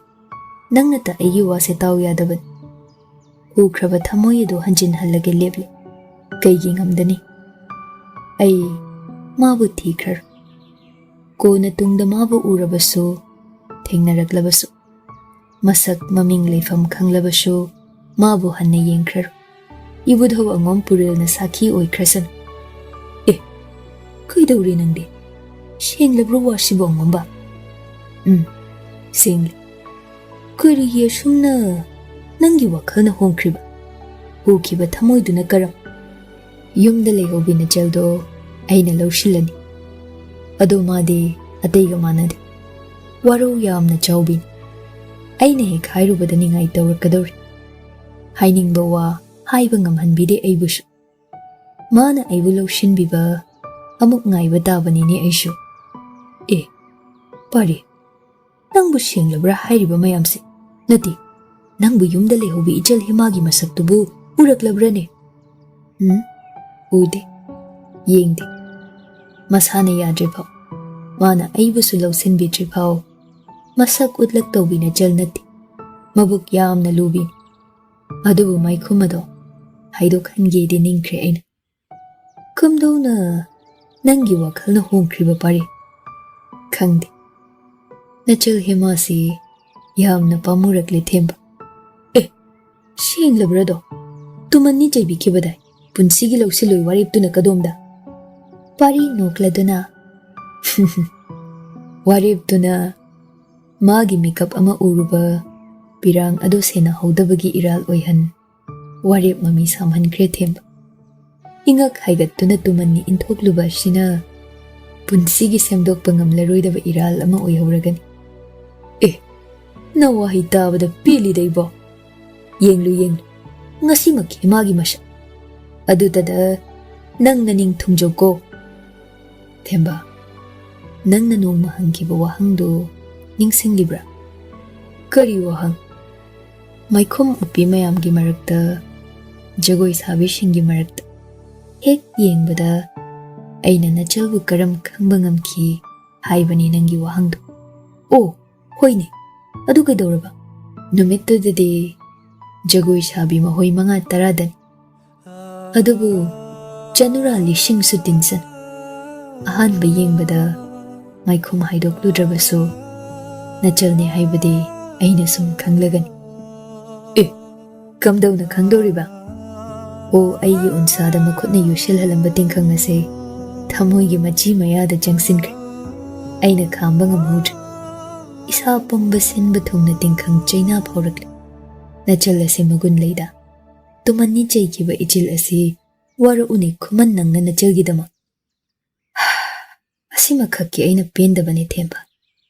Karigi nachalgi sainol hugatringai iga maga thengnahandaban. Adubu kari kai haibagi. Magi sainol amuk hugathangani.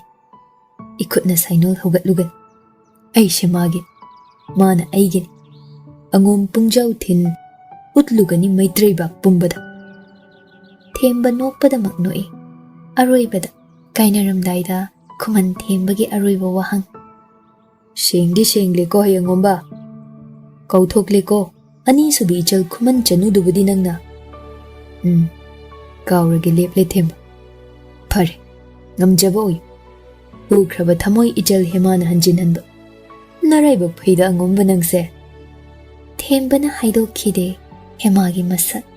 Khuman Chanu yumlei masu lamlei mathamoi hokhibidusu amatani haibadi. Angom langmai mapari pisak ngasidi leitadre. Makhutta sajai jejet paishin. Sagai sahum kalhan tha. Magi karubadu nungsitki mang thana. Kadrak. Angom masaigol tamna thawtharakliba. Yengbagi penai dedo pakhang pumsing ase. Nangi oiba phanglaba naraibak phaida hema haina nungsi michai ningluido. Adubu laibak mana tamlambana amadi oikraniko. Pamoida angom pari nangbo. Angom konung hozang Lanchenba ngai ngamlaktre pari. Sangaida machi marum amada magi hemana tumpak tashin mabu ngairamnido machilna lao inakta halao haibadi ngamjada maikhum nungda magi maikai tabu tolabi mishna anina ikhau langna yengjaramnido oh pamuida ko nangbu mirai ruba angom aise pangida pari karubadu sagol sangtamna pusilamdre lamakhangda manai amada khutsinaramli khonglei thuna sangai nung yoshin ngaingamda mangol churi tapham yoshin khibada hauna Isano Khuman Chanu ai laklene imung room da miting ani khongkap launa matung enkhiba adubu leiram khidra angom na cycle da magi hemadi thadok lamle angom konu pari mabusu magi hemanadi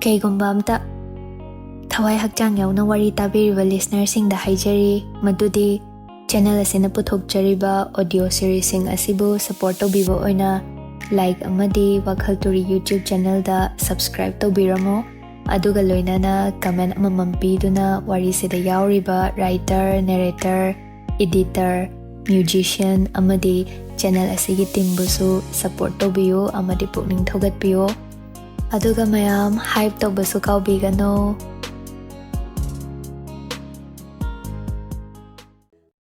Mga suba Pandup Hoyaro Nungshi tengol achoba maikhum uppalan miyo kari huge lakliba natik kari leibano mishum haiba uhalloido thamoido warau nabu yenghowido aina kari lalui aina kari langjarui iral siba nungsiba warau nuko aibudi nungsilan mi sabhaba nadom lapna tamna lepliba nungsilan pham akanba maithiredo hoyade hankroga na yung maikaida yenglak-lanu michina noklanu ba misumino Hoyaro gaba nungsiba mafam ama leirabadi madugi achet akomsu leiba haune aduk chawba chiksin nangakloi kayana sangliba angum konung achobagi-su achet akom mafamle aron balambi paumi lanmi singi chathok chasin oifam narak mongsong oina tawba lambi macha amani madugi matangda hemada machil yaubi machem thabana haidoklakhibani noma mapuroiba Lanchenbana mafamda haidoklai haiduna hemana aronba konung wanga lanbagi lambi adu khanghaure ngasina lona angom konung nang leijahau haigom thadoklamba aduk laina aduk luna khangde magi kari matauno matam adu langthabalda sana konung oiri angom pung asi langthabaldagi irap lapte khongna loina chatnai kharana sagol dolai tongnai sandhyagi amam angan sina matam aching batanja yeng thoklaklabi hemani achamba phizol sechere e ahenba ama pukhide angom konung nungdagi chilhaigi masabi parigi mafamdagi ahenba langla ama phau masada loina jarakte setliba firol duna mana ningthem konungdagi angum sida lakhiba numitta setlakhiba phanik phi phurituni makhongda kaunagi khongup macha ama iman malle adusu ningthemgi dagi tonglakhibani angumgi maral masada loinarakliba haibabu parigi nupi oirui matam khara thabum ama parigi sangaida saidangduna leijarami mangfam ani surabi Khuman Chanu ni maha asi khakni ingbana shu amuk toiba numidang oisalaklaga heli chatlibadu lamjaududa maraktana narak mungsong lambisu iphat phatre ingselakpada masa pomba chingsellago matu khyau khyau chongliba sagai mabung thembana nahanmuk taklamba adubo chummida langthabal maningda lei haibani kasar ase kasar natana magi changjapham leite khuman konungda hankhiba haibadudi oithoktabani wabata oiradi hallugani pumnama khanglugani adubo mabu makhura ningthauna hanagum leinung kupha manungda thambirabadi kupha adudi kida yamna khallubada hematu chungi ningthem angom yanaba chatte animakna inthokhalli khuman ijet miyam mangda lukmaida hap yoli lamhen tu henbi waraktabi lamja sarani haiduna khuman makhura ningthau mandom cha leimana kupha duda muk thamkhigani mabu soidana kupha adu mitta uraklagum thainagum hema makhong thangba thokledre ontho ida tolabina tause yengamde do na hakpo konung na maikai amada thembana haikhibado ningsing lakchabani lambi narakta huranba daku oktaba sa kai thengnagani haiba sukidrago ison soladana lambi su khangde kasarda mama lekhi thiruge khalli nungthil ayukta lakadabasu angum konung thadok pangamloi numidangda natta upai leite pukjel chawbi kanano ama thengnarabadi phani dako aibo sum chatli ngasi si purnima oiredra thabal yamna phai aduna mafamda lambi pi maikai khanglaktre hema matungda short pre kibana adubu machinda mek laude karino nangna tawriba chaining lui matau ase sangai nung pumba yenglure thirure adubu hemadi mafangde karino aina asuk ngai ngamdraga mana leikai koi khrabra ngai hak ngai jai pari adubu lakmandrabadudade mataima anigi manakta hemadu soidana chatlamba tai hek changsin hanglubasu mataima anina hek lakna bibada mama mai ngangani ko hoida ngai hak ngai sungaida lakmandre lakna jasanu kaidawe haige haina prap lakpani adubu hema leite khangle thoinu thabagi manai nubi singda pau hanglubani hema lakte leite senglabani sima amuksu inkholda ensang heklibra hekte pukrida punpu ising soklibra sokte phisa sangda phi sawa hokhrabra sade leima pukrida chatkrabra leiramde angom konung sinba thongle leiba ude phangde pari chingna khibana sangai nungda chensinja phamjau kada thuna yengje karisu ahongba leite nutigum hema makhutna luna nana loishinjerami phi potchai pumba hanagum magi thokpa leifamda chakhumda yenglui ngasidi chak ngalamida parigi chakluk phajana semja thamlami karigi asuk nganna nangna chak thonglamliba chaphu hanglui karisu yauramdre hema masagi chak saruk haplamdre khangle iparidi thuna hemana leijaba ka machadu yausilui makhutna maira ama paiduna thauraba mit anina yengluba pham thafam ado ihang hanglamle pham thabada sizinanaba phi pumba hemana sudoklaga upu manungda hanagi maphamda hapchilamle ka adu hanagum ihang hanglamle hangdena parina urei phaklang kachil amada chaitekna leyi macha chinglamliba hana leikhiba natte sidi munna yengloi lai singdo masing thiru chap chana ama henda ama wata masing kuntra surami pari sor thengki haina khiko mana hemagi mafam sida leibagi ayabasi thabum amakhak pikhiko karino khuman chanu kanmallida nangi thamoi ase pari makhutagi mairado leimai thakta thadaram lingyan phidu lingjumda khanghai haiga sagol sangda chumjing chensen khiba thuna magi karubado nungsit mang tha hojingdagi thodo khiba thongsangba manai singdo adu phingba mataududa ngakna yengna hawi. Sagoldi thauri, sajai toina kal, adubo pari khangde, kadomda hema chatlamgani, Khuman konung yaurudra, mabu chatlam loiko, kadaida leiramgani, maikai khangda pari lagli, ningam lakteda, aigi hema, aigi hema. Langthaba leihore, maning pangbagi, chumdring lambi adomda, hema som lakjay. Nongdolgi atiya, thaza nangbu leichillakta lut khinuko. Nangal asina aibu lamjing biyuko, hema mabuk ningda ningje. Laptakna, sagol thorakpagi makhol tai. Sagol amatta nati, kangbu khutpu ama mali. Hema ki man khraduna, lambi gi narak amada thuna leishin, pakthaduna leikhi. Sagol sangu, tamba sangu ama chatki. Lambi ado uful ngakta. Ingaw ngaw hawi akoy bado. Daku oy bazatla. Kanano hema phana kuina tumin leije. Kana su lagdre khanglabakan amuk naraktagi thokcharak gam gam lakjay khonglei thuna. Khara ngali ahing oisin khidringai kasar haibadu yodaba yade. Ibung thembana haibada langthabal maning changbal lambi chumdring sigi aroibada lei haiki. Panglap lapte haiki. Chatpatai. Ahing oi krabra, huijao, lamhui mayam thoklaktuna, tanagi bo hairakani. Aina tauri shibu chumlibra. Sina takari upaile. Adubo yoba kaubadi naide. Hema wabana. Michik mirao khosu takhidre. Lambi mataida, yumdom pokum. Sang macha maleram. Phaglang ise ise gai. Ina kuppoi kuptaboy.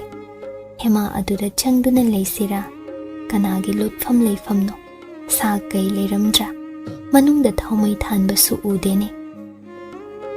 Yumdu yausinbada, lepduna leijay hema, thongdo ge hangtokle.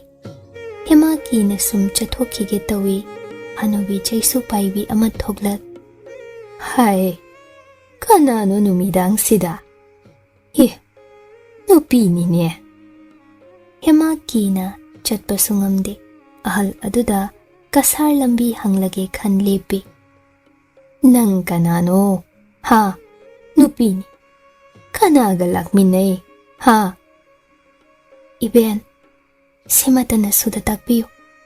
Kasar yogadaba kayam watlibage.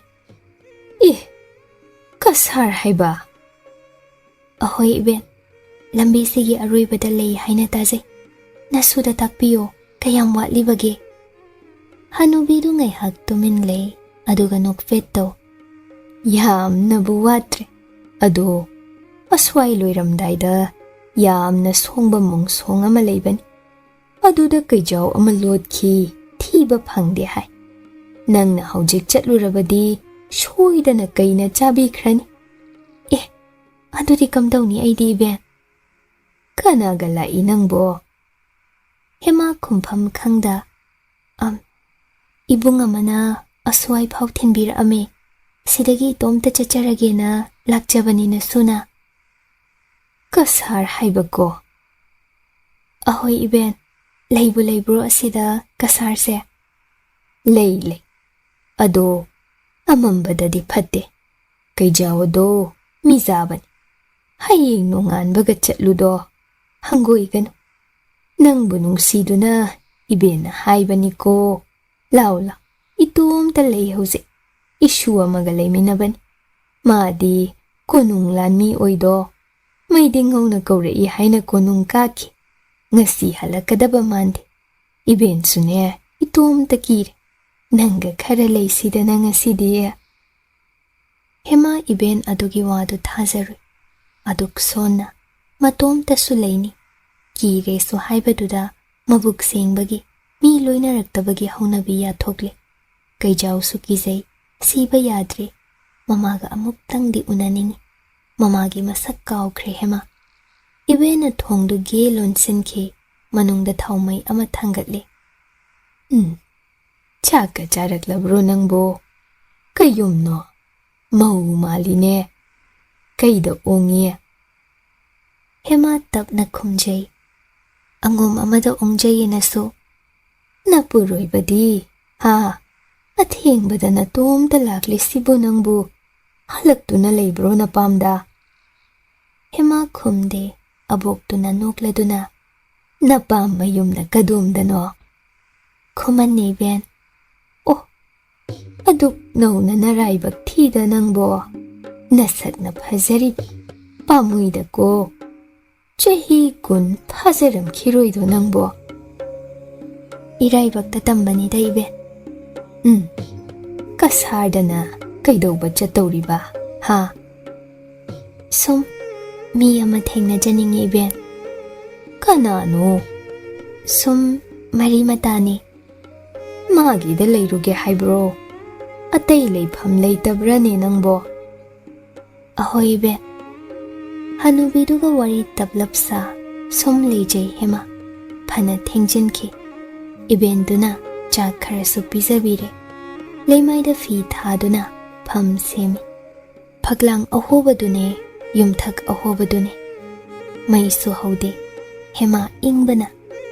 Ibena fi ama pibirak masa pulap tu insil hali.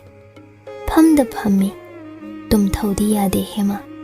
Ibendu hipki, ayingba phaudragum, wakhal nungairigo. Ahing oisin krabra, hema uirum leiri. Ibendu tapna hogatki. Thong makhol thokhanda hangki. Jaisu dumaga. Thabal mangal lakta. Kok lakki. Lapna nate. Kadomdano. Narakna khanjinbagi urudedo. Sang macha ama leirami. Manung mapalomda sagol mari manga. Punduna thamli. Manungda mayra thanduna. Nupa manga sanay yunairi. Ibena thongjinda lep. Kadai. Nahoy amamam na lupay senjay amamam piyu ko. Ngasidi, onthog na phazay masak. Chahishu aduk nauri. Kadai. Aigi seldo, sinaro. Yungawa tamba amana. Kaino hanubi, selda ayduna leyne nangama.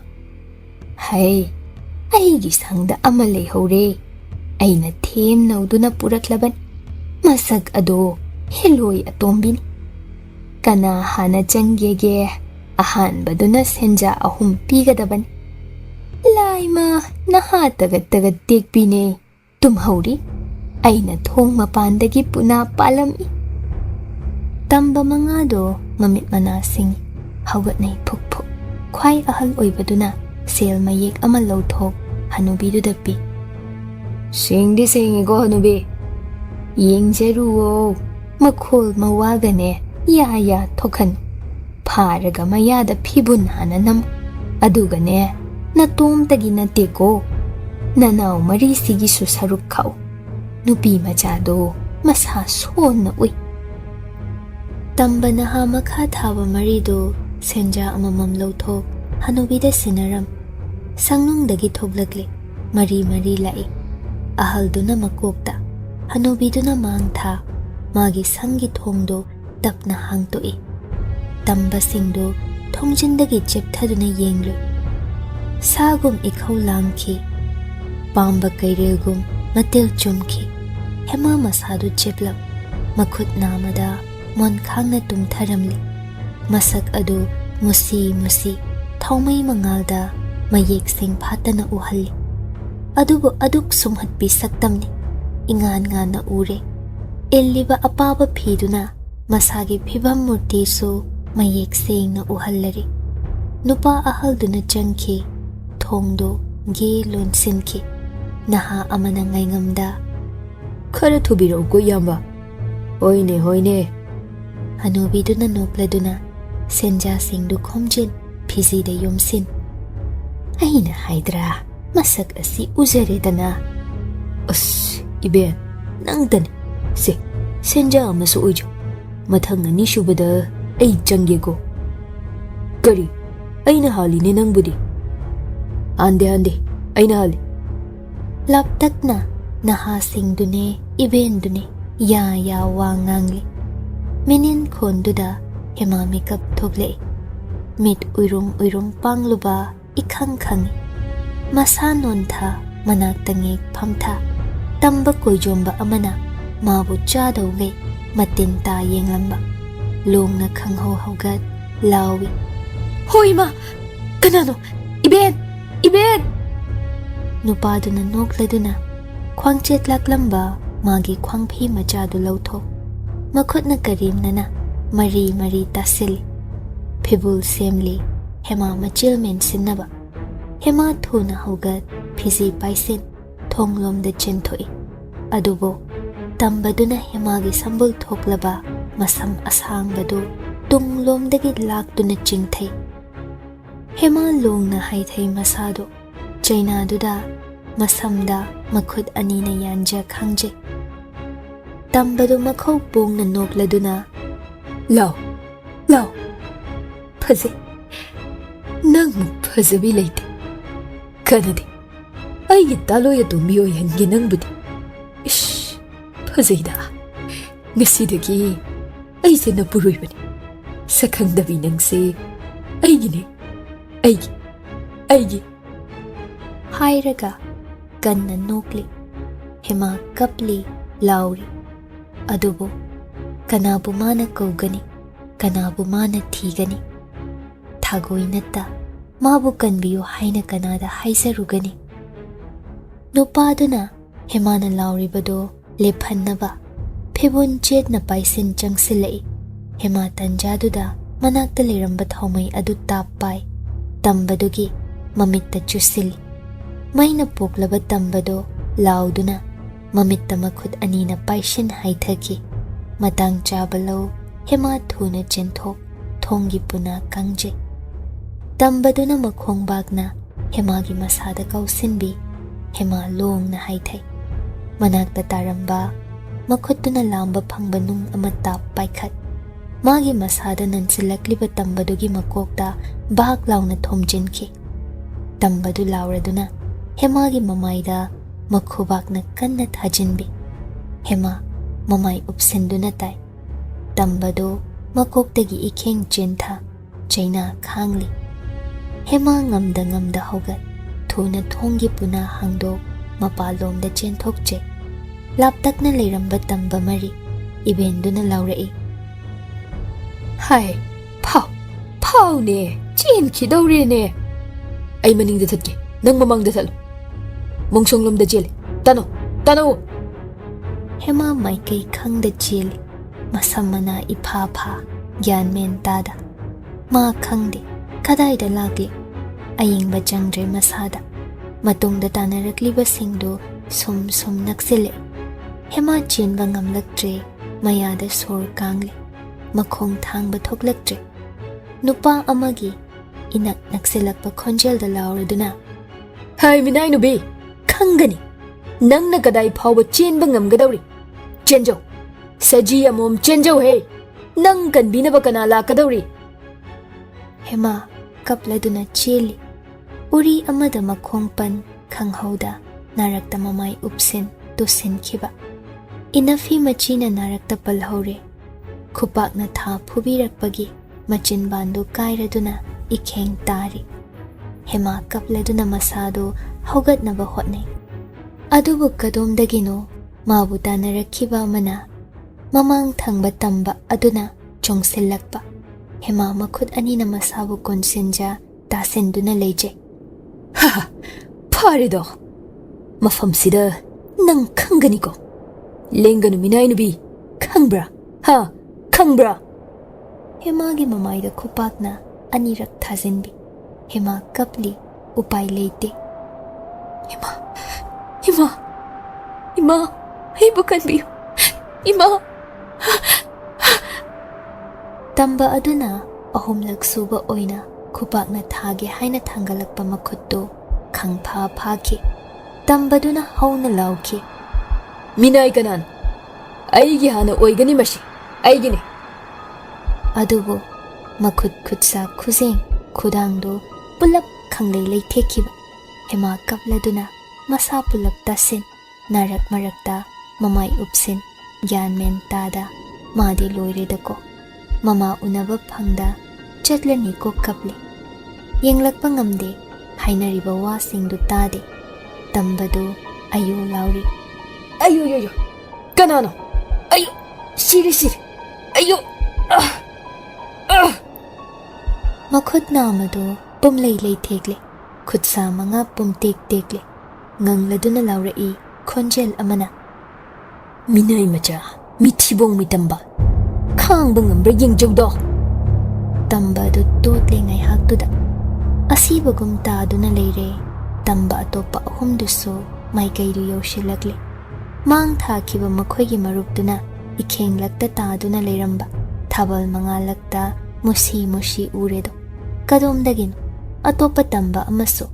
Hera, nangumbana, nupi ashi namangda aikhoi pulapki oige khan chungsinki. Pulap tamba leirambaduna nupa mari. Ngaihak thingaine, kaukhaine, angamba, apay-apayba khutsu khutlay puthokna. Khutsu thangle na thinjinnay, ama tuki, ani tuki. Aroybagi duso ngakthi chaptuna thamki. Shor phunduna gyan mangkhre. Laymay thakta ahumag asibagum mikuptuda tare. Mariga lamba tawkiba tamba masadu susokle. Thangi dakpham nga sitliba phaizom matat segaire. Lingyan fi yauramdre, litliba purit segaikre, masada thonglamdre. Mathabak wai, mamai, pambom, makhongdagi ikheng chenthare. Phaizom angobado ingang na ure, thabal mangalda. Phazayda, tamba nangbo, nawongne, natawne.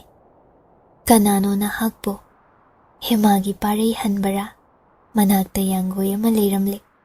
Shoktuna tariba tambadugi nagta jangsilag maray na sat likpi. Nupa ado gyan lai. Wana hugat ki hotnay. Yanggoy sagondugi mamayda naladuna sontharaba khonjelda. Karuba. Lab na layo karuba. Mirol khangba, mapuningba sagol, lab na jathoki. Mi lakbra, sa kay lakbra yengligo. Mana thangat. Mamit ani irang lang layriba. Mushi, thabal mangalakta. Hemana laymay thakta taaduna layriba. Tamba mana urai.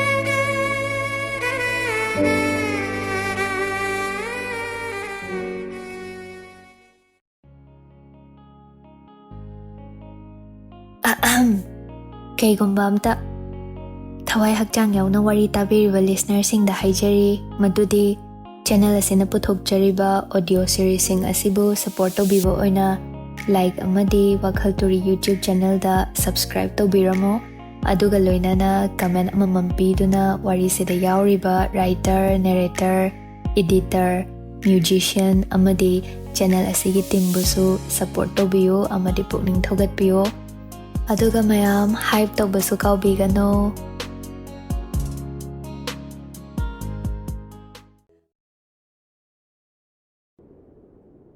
Hoyaro pari ngamda lai hemagi masadu kongkhatpi hema hik phungatladuna kablami mamaido adumak narakta upsenja masada adum thenglakpada kina handokche ngamda marul suboi sudaboina adugi mahut aibo hatokpi ma hoi ma pari wana tapna haire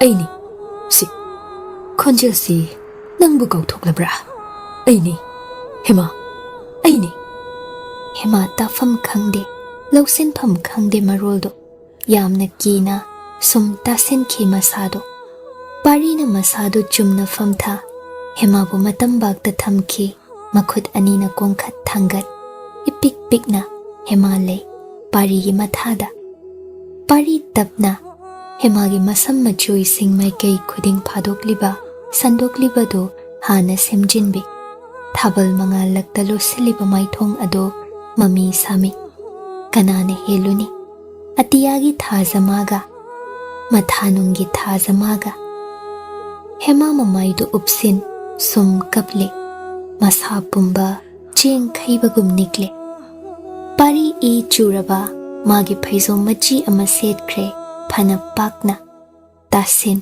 hemagi chinbaldagi chentharakliba ikhengdu sunan thokpi ingba phanaba haiduna sor kambi hemagi khubam apisak anida chinbal montha ngaksamda tapna nanbi hema lumbu lumbu saraklagu parigi hakchanga thengnabada maithong ado kina onsile mamai nakal ama pirangna chotsilaba samlang machui singna khumlamle parina makhutna pidu nan thokpi samlang dubu yepsin bina pada mayek singna ukhre saktam ado hema paribu masil marang pirang lakta ujaki mit mari michanaki pari sor holambalep sor thingat uriba sakfam adu thazada hema nangbu higi hema matang adudane hanubi hingchabido makhutana maira ama pai mafam adu yosilakli karino laptakna mongsong lakta masel mara ngasai nupi machadune nupa amana konsin leiribado urui matang duda parina phukhiba tamba singdo makhong sekpa yaw mamit kaiba yaw seprei na pre mathwai hingnaba generai hanubiduna lepadu ude mahoi ani punna chinsalakpada hanubidu safu kanna laktuna inthuramle khongpham chahaude iben hingchabi leimaida haithai mataududa lukham adu num machil tumba amada khangye khudakta iwa makhutagi maira makhada bo hanubi lauduna chaina khangle mirau kholduna hema gyan lakhalle kanano koi lei yenglei parida yenglamba magi mitye ngulhankre ikhang khangna parigi thabak waida makhut anina inthok thokhina balakne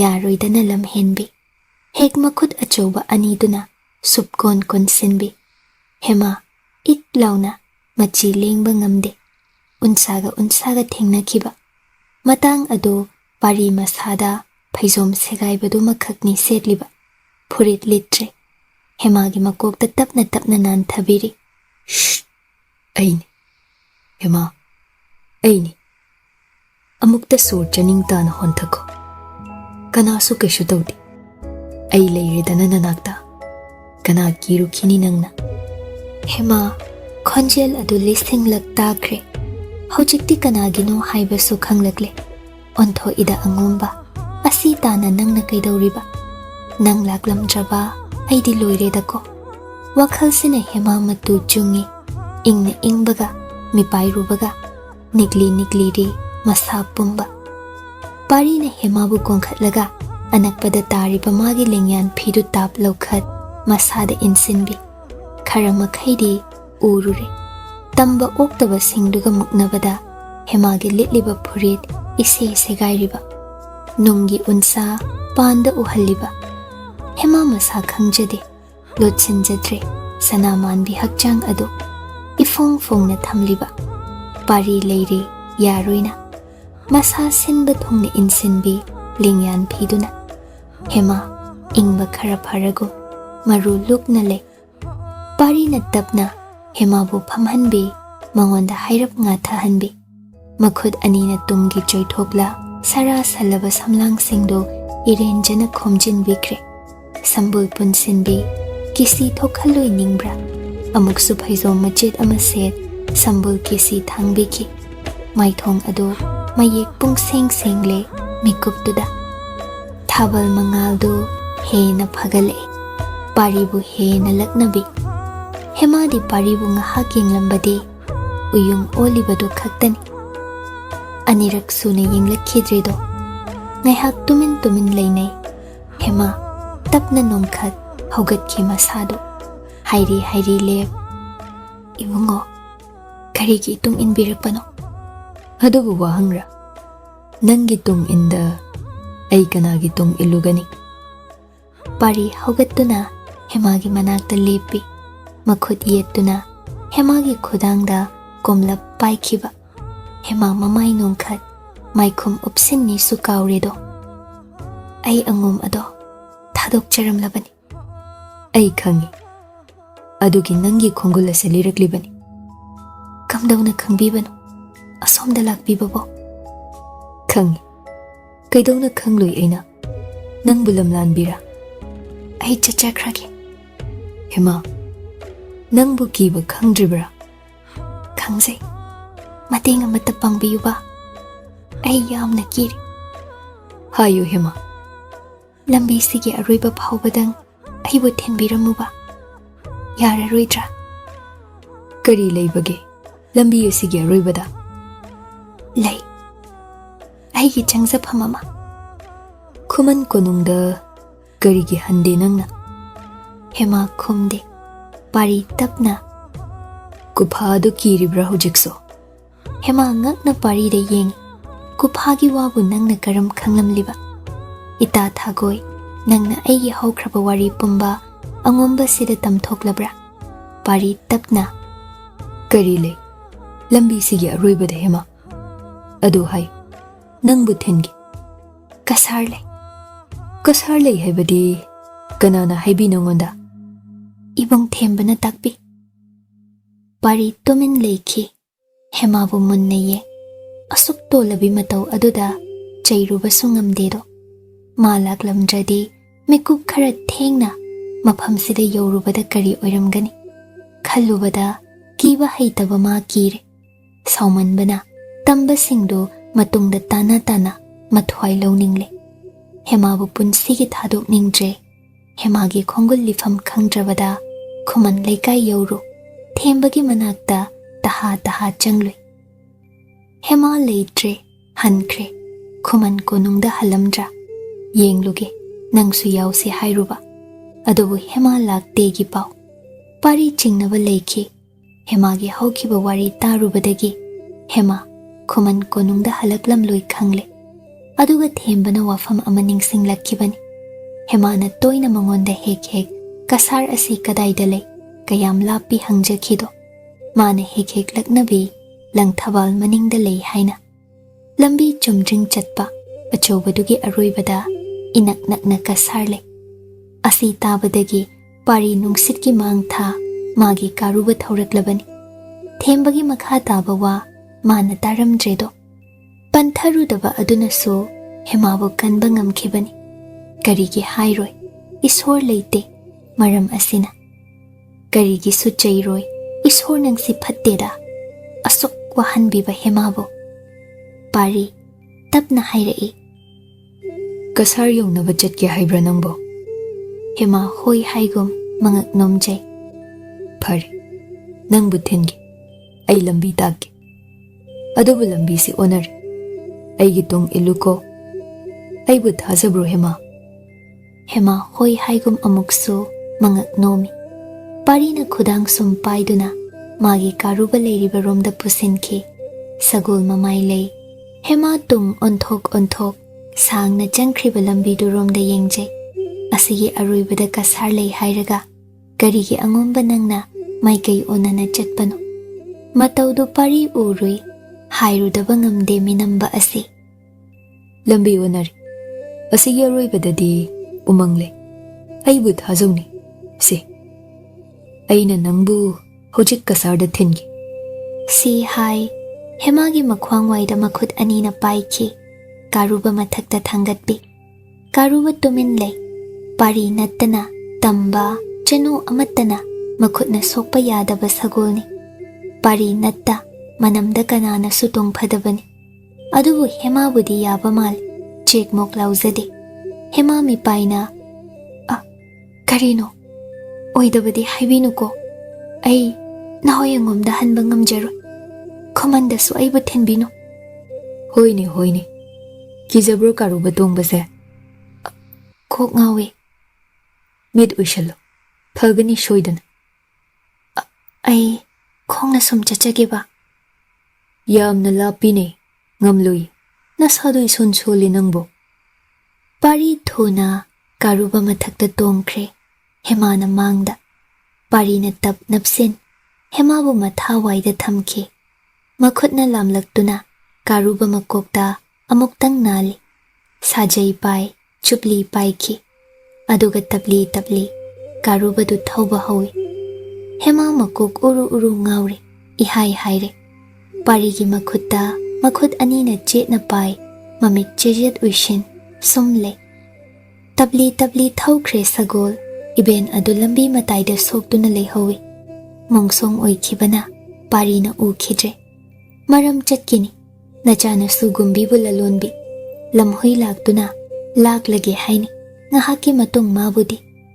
Sibuni, laina warakpa haibado. Pari nontha, hemabu yengje. Ki khibana ngasidi. Karino, matu khyao, kaida kiriba. Ontho ida, angom ningthau machanabo. Nupi macha amakhaki, asuk tethakraba. Hema, lamakhangda tapna. Kasardubu yautribara. Kayam watlibage. Yaurani. Mittuda uishilu. Pangthukanu. Tumin leikhi. Ningai tauribra hema. Ngasidi toina hangjay kasar yaudribra. Parina yaurani dahai. Sung yaude. Angomba sina kadar tau. Khuman konungda mabu pubirani. Hema chingnare. Mapi ororo tare. Pari khangi. Wa haide. Phana kuinagi matung. Sagol khami. Hema mamit ani ngamda pangi. Laptak na mainga. O, kasar haibado oiramali. Pari na hana kumtha. Hema bo amuk karuba thaktagi thangthabi. Insin bikibalingyan phiru semjin bire. Hema koina yengjay. Asuk sona ure mataudo. Saktamdo yeng heijre. Mamaida sokliba dakfam. Jinbal kairiba. Madugi ikhengla. Masam mana iphapar, mamit mana ikut, kuchu taifetni. Uirum, khudak tuda likta khidoba mali. Pari munna yengli. Laptak, sanathongi mairi lakta. Kayadi mayek sengle, tolabi kanagi sakta. Hema pari da tatu yengjay. Madi kaure. Nongma Khuman pokpa khurum phamda thengna khiba tambaduni. Sakpham ado. Angom kaithelda hairap ukhiba tambaduni. Aduga paribu nahan makai mayek sengna su ujaba natedo. Ngasina ahanbani anima. Kadom changani. Kayam chawi. Mahoy kasar se. Yaurabra sibo kasar. Yauri. Khong na ngayak chatpaday. Nang bungam loidra. Ngamjagani. Mangthaw. Chadlu hema. Hema tabli chatchay. Amuk muksu leithok. Pari laklibra kina yengjay. Pari na sanathongrom da changde. Changba yade. Mi khanghan kiba yade. Aronba. Mana khangba lambi amarom dani lakliba. Khara sui mafam adudi. Hema kire. Khongthang tapthay. Pari na karubado machi amada punsin thamamle. Mirol khangba sagol duda wa khara hairami. Ay laktri phau chek mok lauda nang leramu karuba. Karuba sor phau tapna honkre. Pari na hema gi makhut sambi mang tharap sum pukhi. Hema wana tunginay sonjay. Kaino kasar sibo ukhigum tawri aibo. Narak mong songa yumna kadayda tay. Hana ukrene mahoy kasar side. Aron balambi romda sum changkre. Hema nag yet yengjay. Mangda chatliba parida magi khutsam liba khutta. Marakta khudi thige tawi. Pari amuk anirakti tumin layrambani. Ahum suba napi uradapan hemana tusinge tawbada. Pari kaishu haida hema bulasing mapol paibagum pamkhatli. Hema ik-a yade khamba nang haudre. Wana wabaga mamit uirum leikhi. Pari tumin hemabu adumna pukhi. Ngaihaki matung pari khongthang thugatli. Yana kharomda lakle hemabu thammi. Yum dhari da phamhalli. Hema koina yengi. Kaino sibu kasar haiba. Natte ukre. Hema pendana warona pari da yenglai. Pari kadomdagino maira amapurak faklang nakalda thedli. Hemagi nakta famtharakle wai sangna. Hemana mayek sengna ure. Parigi masada sokliba mayamdo. Ina pungchu churaba phaizom ado. Thangna yankhibagi sokliba thabak wai. Pukchep, ngaksam, pambom, khudang, khutsasing. Makhong khubom, khongsa, phaigat. Hema kina yengli, iyamduda. Pari thawa sadana. Hayeng wari sarasi phajana. Nang aibu waruromgani khang. Adubu ngasidi ai war. Nang busu pothahaningli. Hema, hayeng wari sasi. Aroibama. Hema kasho haide, shum phamli. Pari ngamda hogat, hema bu sauduna lefali. Aduga yena kha thongdo, tapna hangdo, hema bu manungda changhanki. Mana wana aron balambi duromda amuk chatki. Hema som yeng lephawi. Karuba lowa chatli bani khanghawi. Penda wakat amatta so haiba ngamhaudre. Aibu kanbibada asuk thina sokliba parigi mataudu ubada. Angom sangai aduda oidaba haizin kasharni haina puraklamle. Hema tana panglubani. Thadoklagi lepluraba angomda muk hanjilakle. Hema som lepli pari lakpa ngaijai. Adubu pari halakhidre ahing chupama. Lama khangda kaidokre. Hema mi pairui matung ininglui. Saubagi mahut mi paiba. Maramna karigi. Hema hibtharure. Waman khibana masado. Magi ka machadudani. Nonga lamle. Mikap thoklakpada gyan khanglaklai. Phuk haugatli. Masada ngarang halakpada inkhiba parigi lengyan phi adugi mahut athaba charai phi ama insenbiramle. Masada teihoba I pumba sit nalamle. Chinbal kai khiba adu hidak hablamba mali. Thupli. Manaktana maitan achakpa hapa petrai patra ama leirami. Higayai khibagi mali ising lumbu saba. Higayai khibagi phi masamana sit nalami. Madi tumtharuredana. Hema sum phamli. Thongdu ge hangdo makhong nama segli. Mamaida dak macha masu khara. Mamon noklaga changle e pari. Manakta famle e. Ising lumbu sabane. Mangra angan bakharaga pusin. Hema da chawgum pisile. Sese. Wari sabangam nanava siyana chawse. Sene. Pari ngarang aduk thina sokhiba masado sokhidrago tagat tiklamle. Hema lauduna isingdu thakje. Mangradu di chaw ya khidre. Pari tapna. Yengoi.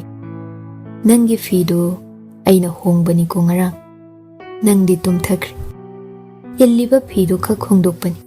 I jure haiduna. Ai ahenba mityeng yengkhide hema. Naribra chinbaldo.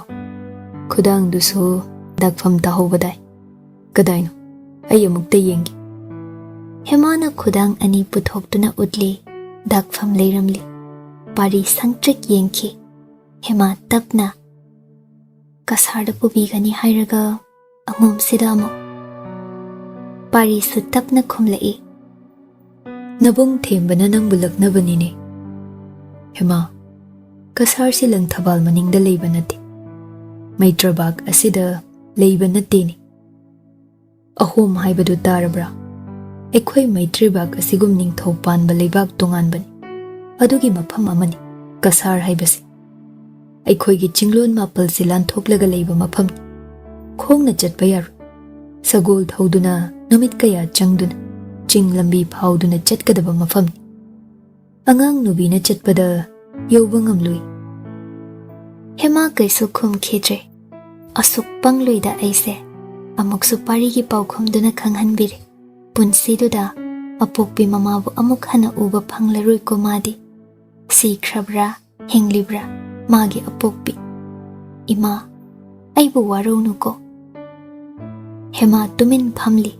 Ahenba wahangama hangladre. Parina mataududa. Warabadise. Aigi lingjumsida nga tharau hema. Hema hena chathoki masado. Ngayhak tumin leiruraga. Ai Khuman konungda hanjakhige ngasima. Karigi hankhidori nangbo? Thabo mama hele. Aigi matam hele. Kanana hairiba? Isana khangje. Kaidodori Khuman konungda nangdi hema? Leizaruge sidre phawba. Kizadra? Nangbu kidra hema Khuman kono?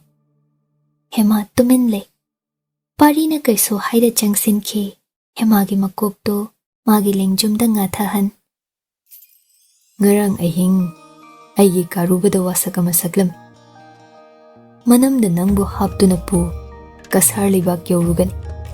Nangi apuk pigi khongul lirugan. Masi ngamdraba. Angom sagai ipa ipu puro taret narokta tagi. Angom sagai mutki hain. Aigi ahanba wasak ni masi hema. Hema tumin le. Pari da yeng batamakni. Pari hema gi khudangda makhutna thenglak.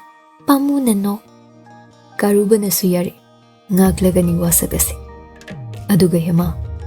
Ani shuba wasak na nangi sarugni.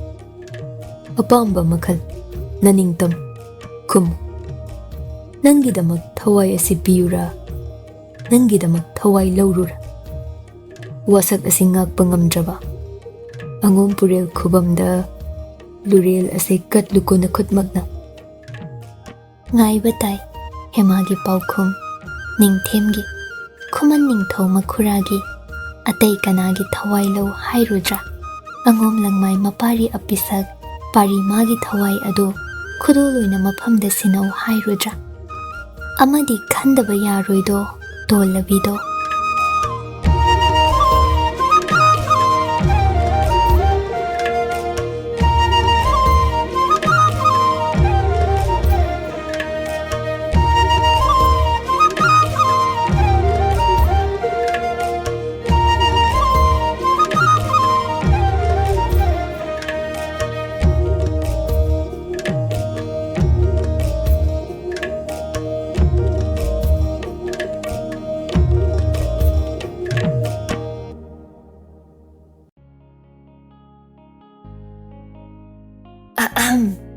Kaigumba amta thawai hakchang yauna wari tabiriba listener singda haijari madudi channel asina puthokjariba audio series sing asibu support tobiba oina like amadi WakhaL Turi YouTube channel da subscribe tobiramo aduga loinana comment amamam piduna wari sida yauriba writer narrator editor musician amadi channel asigi team busu support tobiyo amadi pukning thogatpiyo aduga mayam hype tobasu kaubigano.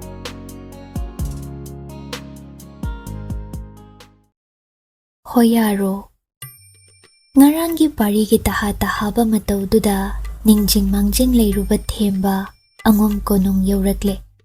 Ngarangne waga menman taba ngamhaudedo. Hemagi maramda wa khara hanglamba. Angom konung thadokre so hairambagum tawkhiba parina. Hanglabasu khomlamde. Wa mayek senglam khide. Onthokpani. Puklubi ama thengnaruba. Pari iwon onkre matawo wangango sangango. Pari masadu soklabanina. Makhongna maseklabanina. Mapaning thau, mama lema, mayambung, matayma, ataydagi loche. Karida soklidagi haukraga. Thokiba pumba khankradi. Hema silam heli. Amam athengda huranduna chenbini. Ahing lamdal lurabi, sengdrabini haibige ngakni. Amabu oiro. Hemagi matau asengba khangba asi, hanana, thagoita. Haujikna pari su khangkre, ahenba ama oikre. Ningthem tuyambadi, khangla su khangsinnade, usinnade. Yenaduna hingba magi thamoy, magi nungshiba adugi mamal kaidaw nungda lephadedo. Kanana tamba ngambano, thagoi mana. Mabema hemabu ningjabadagi angomba sina henkiba. Henmanduna pasing thoklakpasu tamba ngamdedo. Themba lakle pau tabada parina lapna puthoi. Yum maning thong phauduna achikpa pukri mapan amada anido. Themba ngakpana. Hai, angomba, kaino namay na midag pamayamduna. Pukcheptuna konsila leiriduna kaidoraba. ꯊꯥꯡꯅ ꯌꯥꯜꯂꯝꯂꯤꯕꯅꯤ ꯉꯔꯥꯡ ꯁꯤꯕꯤꯗꯕ ꯃꯤꯇꯝꯕꯥꯜ ꯈꯔꯅ ꯑꯗꯨꯛ ꯂꯥꯏꯅ ꯊꯥꯡꯅ ꯌꯥꯜꯂꯤꯕꯨ ꯀꯩꯅꯣꯗ ꯉꯔꯥꯡ ꯌꯥꯅꯔꯨꯔꯤꯕꯅꯤ ꯁꯦ ꯏꯈꯣꯡ ꯑꯣꯏꯁꯤꯁꯨ ꯁꯣꯛꯂꯦ ꯊꯤꯅ ꯑꯁꯣꯛꯄꯁꯤ ꯑꯣꯟꯁꯥ ꯃꯌꯥ ꯀꯥꯂꯦ ꯀꯩꯅꯣ ꯑꯣꯟꯊꯣꯡ ꯊꯤꯅ ꯐꯨꯅꯔꯨꯔꯦꯗ ꯑꯩꯅ ꯅꯇꯨꯡ ꯏꯟꯒꯦ ꯍꯥꯏꯔꯁꯨ ꯇꯥꯗꯦ ꯇꯥꯅꯕ ꯐꯪꯗꯦ ꯍꯦꯛꯇ ꯃꯆꯦꯟꯈꯤ ꯅꯪꯁꯦ ꯉꯥꯎꯔꯦꯗꯀꯣ ꯑꯉꯣꯝꯕ ꯑꯉꯣꯝ ꯑꯩꯅ ꯉꯥꯎꯕꯗꯤ ꯈꯨꯃꯟ ꯍꯣꯏꯒꯤ ꯃꯔꯝꯒꯤꯅꯤꯅꯦ ꯈꯨꯃꯟꯗ ꯑꯃꯨꯛ ꯇꯥꯏꯅꯕꯤꯔꯤꯁꯤꯅ ꯀꯗꯣꯝꯗꯒꯤꯅꯣꯅꯦ ꯑꯉꯝꯇꯣꯟ ꯅꯪꯕꯣ ꯂꯩꯕꯗꯥꯏ ꯑꯃ ꯅꯆꯜ ꯈꯨꯃꯟ ꯆꯅꯨ ꯂꯝꯍꯦꯟꯕꯤ ꯑꯁꯤꯅꯤ ꯋꯥꯔꯛꯂꯝꯃꯣ ꯅꯪꯅ ꯂꯥꯛꯂꯤꯒ ꯃꯁꯤꯒꯤ ꯑꯉꯥꯡꯁꯤ ꯃꯣꯂꯤ ꯃꯣꯂꯤ ꯅꯤꯡꯉꯝꯕꯤꯅꯤꯀꯣ ꯑꯦꯔꯥ ꯏꯆꯜꯒ ꯑꯃꯨꯛ ꯄꯨꯁꯤꯟꯕꯤꯅꯨꯗꯣ ꯑꯗꯨ ꯉꯔꯥꯡꯕꯨ ꯀꯝꯗꯧꯕꯅꯣ ꯋꯥ ꯃꯌꯦꯛ ꯁꯦꯡꯉꯨꯗꯣ ꯅꯪꯕꯣ ꯑꯩꯗꯤ ꯀꯥꯎꯕꯨ ꯀꯥꯎꯈ꯭ꯔꯦꯗꯣ ꯅꯍꯥꯟꯃꯨꯛ ꯃꯥ ꯈꯨꯃꯟ ꯃꯄꯥꯝꯗ ꯍꯜꯂꯨ ꯏꯆꯤꯜꯅ ꯍꯥꯏꯈꯤ ꯍꯣꯏ ꯍꯥꯏꯖꯩ ꯃꯥꯁꯨ ꯊꯥꯕꯨꯝ ꯑꯃꯒꯤ ꯃꯇꯨꯡꯗ ꯍꯟꯈꯣ ꯍꯥꯏꯈꯤ ꯑꯗꯨꯒ ꯉꯔꯥꯡ ꯊꯥꯕꯨꯝ ꯑꯃ ꯃꯄꯨꯡ ꯐꯥꯔꯝꯃꯤ ꯑꯗꯨꯒꯤ ꯂꯣꯟꯅ ꯆꯦꯟꯈ꯭ꯔꯤꯕꯅꯤ ꯏꯌꯨꯝ ꯑꯉꯣꯝ ꯊꯥꯗꯣꯛꯂꯝ ꯑꯗꯨꯝ ꯇꯧꯗ ꯇꯧꯕ꯭ꯔꯥ ꯍꯥ ꯀꯗꯥꯏꯗ ꯆꯠꯂꯝꯂꯤꯕ ꯈꯨꯃꯟ ꯀꯣꯅꯨꯡꯗꯁꯨ ꯂꯥꯛꯏ ꯄꯥꯎ ꯇꯥꯗꯦꯗꯣ ꯀꯗꯥꯏꯗ ꯃꯥꯕꯨ ꯍꯧꯖꯤꯛ ꯄꯥꯔꯤ ꯀꯝꯗꯧꯅ ꯆꯠꯀꯅꯤ ꯅꯆꯜꯅ ꯈꯨꯃꯟ ꯀꯣꯅꯨꯡꯗꯗꯤ ꯅꯪꯅ ꯐꯥꯒꯤ ꯇꯧꯕꯤꯗꯅ ꯁꯣꯏꯔꯝꯗꯧꯔꯤ ꯑꯩ ꯉꯔꯥꯡ ꯀꯌꯥꯝ ꯋꯥꯏ ꯀꯤꯈꯤ ꯅꯪꯗꯤ ꯈꯪꯂꯣꯏꯗꯣ ꯊꯦꯝꯕ ꯅꯪꯅꯕꯨ ꯀꯤꯔꯤꯕ ꯋꯥꯔꯤꯕ ꯄꯛꯆꯗꯦꯗꯀꯣ ꯑꯉꯣꯝꯕ ꯇꯝꯕꯗ ꯅꯣꯛꯄꯅꯤ ꯉꯔꯥꯡꯒꯤ ꯃꯇꯧꯗꯣ ꯊꯦꯝꯕ ꯑꯗꯨꯒ ꯑꯩꯉꯣꯟꯗ ꯇꯥꯏꯅꯕꯤꯔꯤꯕꯁꯤꯅ ꯀꯔꯤ ꯍꯥ ꯍꯩ ꯈꯨꯃꯟ ꯑꯉꯥꯎꯕ ꯅꯪꯅ ꯀꯁꯥꯔꯁꯤ ꯂꯪꯊꯕꯥꯜ ꯃꯅꯤꯡꯗ ꯆꯨꯝꯗ꯭ꯔꯤꯡ ꯆꯠꯈꯤꯕ ꯂꯝꯕꯤ ꯑꯆꯧꯕꯗꯨꯒꯤ ꯑꯔꯣꯏꯕꯗ ꯂꯩ ꯍꯥꯏꯅ ꯇꯥꯛꯄꯤ ꯍꯥꯏꯕꯒꯤ ꯀꯁꯥꯔ ꯆꯠꯂꯝꯂꯤꯕꯅꯤꯅꯦ ꯅꯆꯜꯁꯦ ꯏꯁ ꯑꯣꯟꯊꯣꯛꯏꯗ ꯑꯩꯗꯤ ꯃꯥ ꯈꯪꯂꯝꯒꯅꯤ ꯍꯥꯏꯅ ꯂꯛꯅꯕꯤꯈ꯭ꯔꯦꯅꯤ ꯄꯪꯁꯨ ꯄꯪꯉꯤꯗꯀꯣ ꯏꯕꯨꯡꯒꯤ ꯈꯨꯃꯟ ꯆꯅꯨ ꯅꯪꯗꯤ ꯅꯪꯅ ꯊꯣꯛꯍꯟꯕꯅꯤ ꯅꯣꯏ ꯈꯨꯃꯟꯁꯦ ꯑꯩ ꯀꯤꯔꯦ ꯅꯆꯜꯁꯤꯅ ꯏꯀꯤ ꯀꯤꯔꯦ ꯍꯧꯖꯤꯛ ꯑꯗꯣ ꯀꯝꯗꯧꯕ ꯃꯈꯥꯗꯤ ꯍꯥꯡꯉꯣꯝꯕ ꯄꯥꯔꯤ ꯇꯨꯃꯤꯟ ꯂꯩꯔꯨꯏ ꯊꯦꯝꯕꯗ ꯅꯣꯛꯃꯤ ꯅꯣꯛꯃꯤ ꯃꯁꯛ ꯎꯔꯦ ꯉꯔꯥꯡꯅ ꯅꯆꯜꯒꯤ ꯍꯥꯏꯅꯤꯡꯕ ꯄꯨꯛꯅꯤꯡꯒꯤ ꯋꯥ ꯈꯔꯁꯨ ꯑꯗꯨ ꯍꯥꯏꯔꯝꯂꯤ ꯃꯥ ꯈꯨꯝꯗꯦ ꯃꯥ ꯈꯪꯁꯤꯟꯅꯗꯦ ꯇꯥꯁꯤꯟꯅꯗꯦ ꯑꯗꯨꯒ ꯊꯣꯔꯥꯏ ꯃꯆꯥ ꯈꯨꯃꯟ ꯑꯉꯥꯎꯕ ꯅꯆꯜꯒꯤ ꯃꯁꯛꯁꯤ ꯅꯍꯥꯟ ꯃꯈꯩ ꯎꯔꯒ ꯑꯩꯅ ꯊꯤꯈꯤꯕꯤ ꯑꯅꯤꯁꯨꯕꯤ ꯈꯨꯃꯟ ꯆꯅꯨꯗꯨ ꯅꯆꯜꯁꯤꯅꯤ ꯍꯥꯏꯅ ꯅꯪꯅ ꯈꯪꯅ ꯈꯪꯅ ꯍꯥꯏꯗꯣꯛꯇꯕ ꯂꯣꯠꯀꯦ ꯍꯥꯏꯅ ꯂꯣꯠ ꯑꯩꯕꯨ ꯋꯥꯍꯟꯈꯤꯕ ꯅꯪꯅꯦ ꯕꯗꯃꯥꯁꯅꯤꯀꯣ ꯈꯨꯃꯟ ꯅꯇꯧꯗꯨꯗ ꯅꯨꯡꯁꯤꯗꯗꯅ ꯌꯥꯝ ꯃꯨꯛꯆꯈꯤꯗꯥꯏꯅꯦ ꯍꯌꯦꯡꯉꯣꯝꯕ ꯅꯪꯅ ꯊꯤꯔꯤꯕ ꯏꯆꯜꯗꯨꯁꯨ ꯍꯦꯃꯥꯅꯤ ꯈꯪꯖꯔꯤꯗꯅ ꯍꯧꯖꯤꯛꯇꯤ ꯇꯨꯃꯟꯅꯤ ꯂꯩꯃꯟꯅꯤꯅ ꯃꯤꯔꯥꯏꯕꯤꯈꯤꯗꯥꯏ ꯃꯤꯔꯥꯏꯌꯨ ꯊꯃꯣꯏ ꯍꯨꯈꯤꯕꯤꯗꯨꯁꯨ ꯇꯨꯃꯟ ꯑꯣꯏꯔꯝꯃꯦꯗꯅ ꯑꯃꯨꯛ ꯏꯟꯊꯣꯛꯄꯤꯌꯨ ꯅꯪꯒꯤ ꯑꯄꯥꯝꯕꯅꯤ ꯄꯥꯔꯤ ꯈꯪꯅꯤꯡ ꯅꯤꯡꯁꯤꯡꯂꯕꯒꯨꯝ ꯍꯣꯏꯅꯦ ꯊꯃꯣꯏꯁꯤ ꯃꯈꯨꯠꯇ ꯂꯩꯈ꯭ꯔꯦ ꯄꯥꯛ ꯄꯤꯊꯣꯛꯂꯛꯀꯗꯕꯗꯤ ꯃꯥꯟꯗꯦꯕꯣ ꯈꯨꯃꯟꯅꯤꯕꯣ ꯍꯣꯠꯅꯕ ꯇꯥꯏ ꯏꯁꯥꯒꯤ ꯊꯃꯣꯏ ꯍꯟꯖꯤꯟꯅꯕ ꯀꯔꯝ ꯍꯣꯠꯅꯗꯧꯔꯤ ꯍꯥ ꯑꯉꯣꯝꯕ ꯍꯥꯏꯌꯨ ꯊꯦꯝꯕ ꯅꯣꯛꯂꯤ ꯄꯥꯔꯤ ꯊꯋꯥꯁꯥꯗ ꯈꯨꯝꯃꯤ ꯃꯈꯣꯡ ꯑꯅꯤ ꯁꯥꯡꯅ ꯇꯤꯡꯊꯣꯛ ꯊꯋꯥꯏ ꯊꯥꯕ ꯑꯃ ꯀꯅꯥꯒꯤꯅꯣ ꯊꯋꯥꯏ ꯂꯧꯔꯨꯕ ꯑꯃ ꯑꯁꯨꯝ ꯍꯣꯠꯅꯗꯧꯔꯤꯅꯤ ꯏꯇꯥꯎ ꯊꯦꯝꯕ ꯍꯧꯒꯠꯈꯤꯗꯨꯅ ꯍꯩ ꯅꯈꯣꯡ ꯑꯁꯣꯛꯄ ꯏ ꯑꯣꯔꯣꯔꯣ ꯇꯥꯔꯤꯕꯗꯣ ꯅꯥꯄꯤ ꯃꯔꯛꯁꯤꯗ ꯅꯩꯁꯤꯟꯗꯨꯅ ꯂꯩꯔꯅꯨꯅꯦ ꯏꯆꯜꯗ ꯊꯃꯣꯏ ꯄꯤꯌꯨ ꯍꯥꯏꯗ꯭ꯔꯤꯉꯩ ꯃꯍꯨꯠꯇꯅꯦ ꯑꯅꯥꯕꯗꯨ ꯌꯦꯡꯍꯜꯂꯨꯆꯣ ꯑꯩ ꯌꯧꯔꯦꯀꯣ ꯉꯣꯝꯕ ꯃꯥꯏ ꯄꯥꯛꯄ ꯑꯣꯏꯖꯧ ꯏꯆꯜꯁꯤ ꯃꯔꯥꯏꯕꯛ ꯊꯤꯔꯕꯤꯅꯤ ꯇꯨꯃꯟ ꯅꯠꯇꯦ ꯊꯤꯕꯤꯔꯅꯤ ꯃꯥꯕꯨ ꯅꯈꯨꯠ ꯆꯜꯂꯦ ꯅꯩꯍꯠꯄꯤꯒꯅꯨꯀꯣ ꯊꯦꯝꯕ ꯄꯨꯛꯅꯤꯡ ꯅꯨꯡꯁꯤꯅ ꯍꯟꯈꯤ ꯊꯥꯒꯣꯏꯅ ꯃꯅꯥꯛꯇ ꯂꯩꯖꯩ ꯑꯔꯨꯝ ꯂꯥꯏꯍꯧ ꯇꯧꯔꯦ ꯅꯍꯥꯟ ꯃꯟꯗꯣꯟ ꯂꯩꯃ ꯑꯇꯣꯟꯕꯤꯒꯤ ꯌꯥꯊꯪ ꯏꯟꯗꯨꯅ ꯄꯦꯡꯕꯥ ꯆꯥꯅꯤꯡꯏ ꯍꯥꯏꯗꯨꯅ ꯈꯨꯃꯟ ꯄꯨꯈ꯭ꯔꯤ ꯑꯆꯧꯕꯗꯒꯤ ꯂꯣꯡ ꯈꯣꯟꯗꯨꯅ ꯄꯦꯡꯕꯥ ꯐꯥꯔꯨꯏ ꯅꯨꯃꯤꯠ ꯑꯗꯨ ꯅꯣꯡꯅ ꯐꯨꯗꯤꯠ ꯐꯨꯅ ꯇꯥꯈꯤꯗꯀꯣ ꯑꯈꯥꯛ ꯑꯔꯥꯎꯗꯨꯅꯤ ꯇꯧꯒꯦ ꯍꯥꯏꯅ ꯇꯧꯍꯜꯂꯤ ꯑꯄꯦꯟꯕ ꯑꯃ ꯄꯣꯛꯏ ꯈꯨꯃꯟ ꯅꯤꯡꯊꯧ ꯃꯥꯒꯤ ꯇꯥꯂꯣꯏꯁꯤꯡꯒꯤ ꯃꯐꯝꯗ ꯍꯦꯃꯥꯕꯨ ꯋꯥꯍꯟꯕ ꯅꯨꯡꯉꯥꯏꯔꯕ ꯀꯨꯝꯍꯩꯒꯨꯝꯅ ꯌꯦꯡꯅꯔꯤꯕꯅꯤ ꯄꯦꯡꯕꯥ ꯐꯥꯕ ꯄꯥꯛꯅ ꯉꯝꯈꯤꯗꯦ ꯑꯗꯨꯕꯨ ꯀꯌꯥ ꯋꯥꯅ ꯅꯣꯡꯂꯛꯇ ꯍꯣꯠꯅꯖꯈꯤꯕ ꯎꯆꯤꯟ ꯅꯥꯆꯤꯟꯅ ꯑꯊꯦꯡꯕꯗ ꯈꯔ ꯐꯥꯔꯦ ꯃꯟꯗꯣꯟ ꯂꯩ ꯃꯇꯣꯟꯗ ꯀꯠꯆꯔꯨꯏ ꯅꯨꯃꯤꯠ ꯆꯨꯞꯄ ꯑꯃ ꯅꯣꯡꯅ ꯆꯣꯠꯂꯨꯕꯒꯤ Numidang athengbada arum laihau hauba hauri. Mabu minai nubigumna hinghanba. Nare laying binaba maiba kowa yahande. Ngamnaba hingnaba hotnajau. Asumna hinglakli ko hema pisat piklingaidagi. Adum nongma nini haukiba. Thagoina seba tauje. Maibi ama kaunaba koi chen chenje. Adubu makhura ningthemgi badagi. Hema anabadu khangi. Phazakini haina khanglibani. Hena henjin credo. Yathang amasu phangle. Lobuk kumlu. Pata chatlu. Nga pharo. Chaningi nganam. Hema ngamjakide. Phamungdagi haugatpa phawari. Ingthe nungaina mayada chak chakhidre. Hu mukhare. Charuba khuding. Yathang inde haiduna. Makhura ningthau leimasing. Changduna. Hemabu chaibire. Konungda kaukhatbi. Ngamda. Thagoina sambi chacharuba. Khuru tana phamja. Mandon leima ahalna. Yengningdene. Soli. Namagi manakta chachakho. Wai chille. Hai. Si kraba nama napaduna ne. Nangini haina sidakari thambirami. Hai minai nubi. Amana mating pangliba. Ama haini ngamjaroi. Ama takpi haijade. Adu taude. Ngasina lemlei kita pharu haibasida nasinariba. Haijanadabi. Nang ama leibasi Khuman konung sida kaya waijile. Sige sijakro. Khumu. Lemlei phagira pharoira nang hoje. Hema wana. Indon leimabi. Nachabu ngakpiyo. Nasidi isase.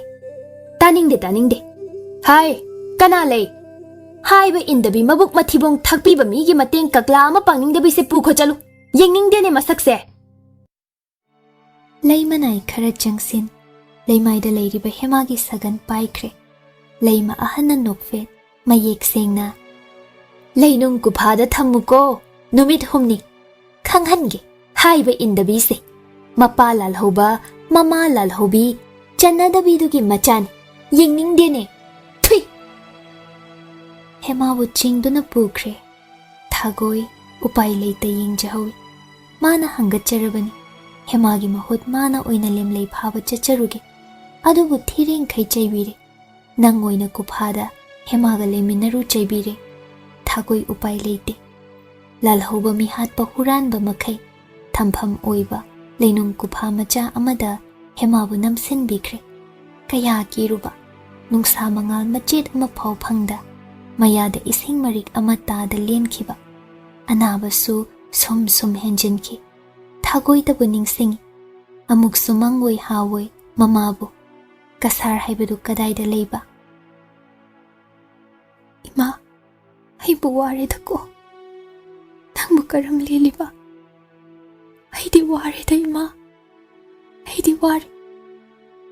Amuk gyan tai, amuk gyan mang. Ising khasikta thakpa phanglabadi aibu ningjaruba. Charam kangkre. Krak laurabi chinbaldo. Khanaudagi tin thoglaktre. Masa pumba sitharagle. WakhaL khanba ngamdre. Mamit ani pangba ngamdre. Makhut makhong pumsi sithare. Chakhau ado prok chaklakle. Toina manglaknare. Sisu singamda. Hingsu hingamda langdai aduda. Mabu tasengna magsiradra. Aibu khara thuna lausen biroba. Khuman purel apokpa. Nasuna asengba Khuman I oirabadi palim imabu unahanbi. Ngamloi hairaga aibu laushin biro. Khauri jaramdo sakudaba khutsa singna krak laksilaklago. Aram khaurangbana ngauraklabada sor honba ngamlaktre. Nungsa mangal machet amatadi uninglai. Humangna pungluk masado. Lengi ngamde, lauge ngamde. Hema, se, Gyandaro. Hema, taribro se, mitbangu se hema. Ahoba khonjel duna, manglaknaba adudagi jingthok pikhrago.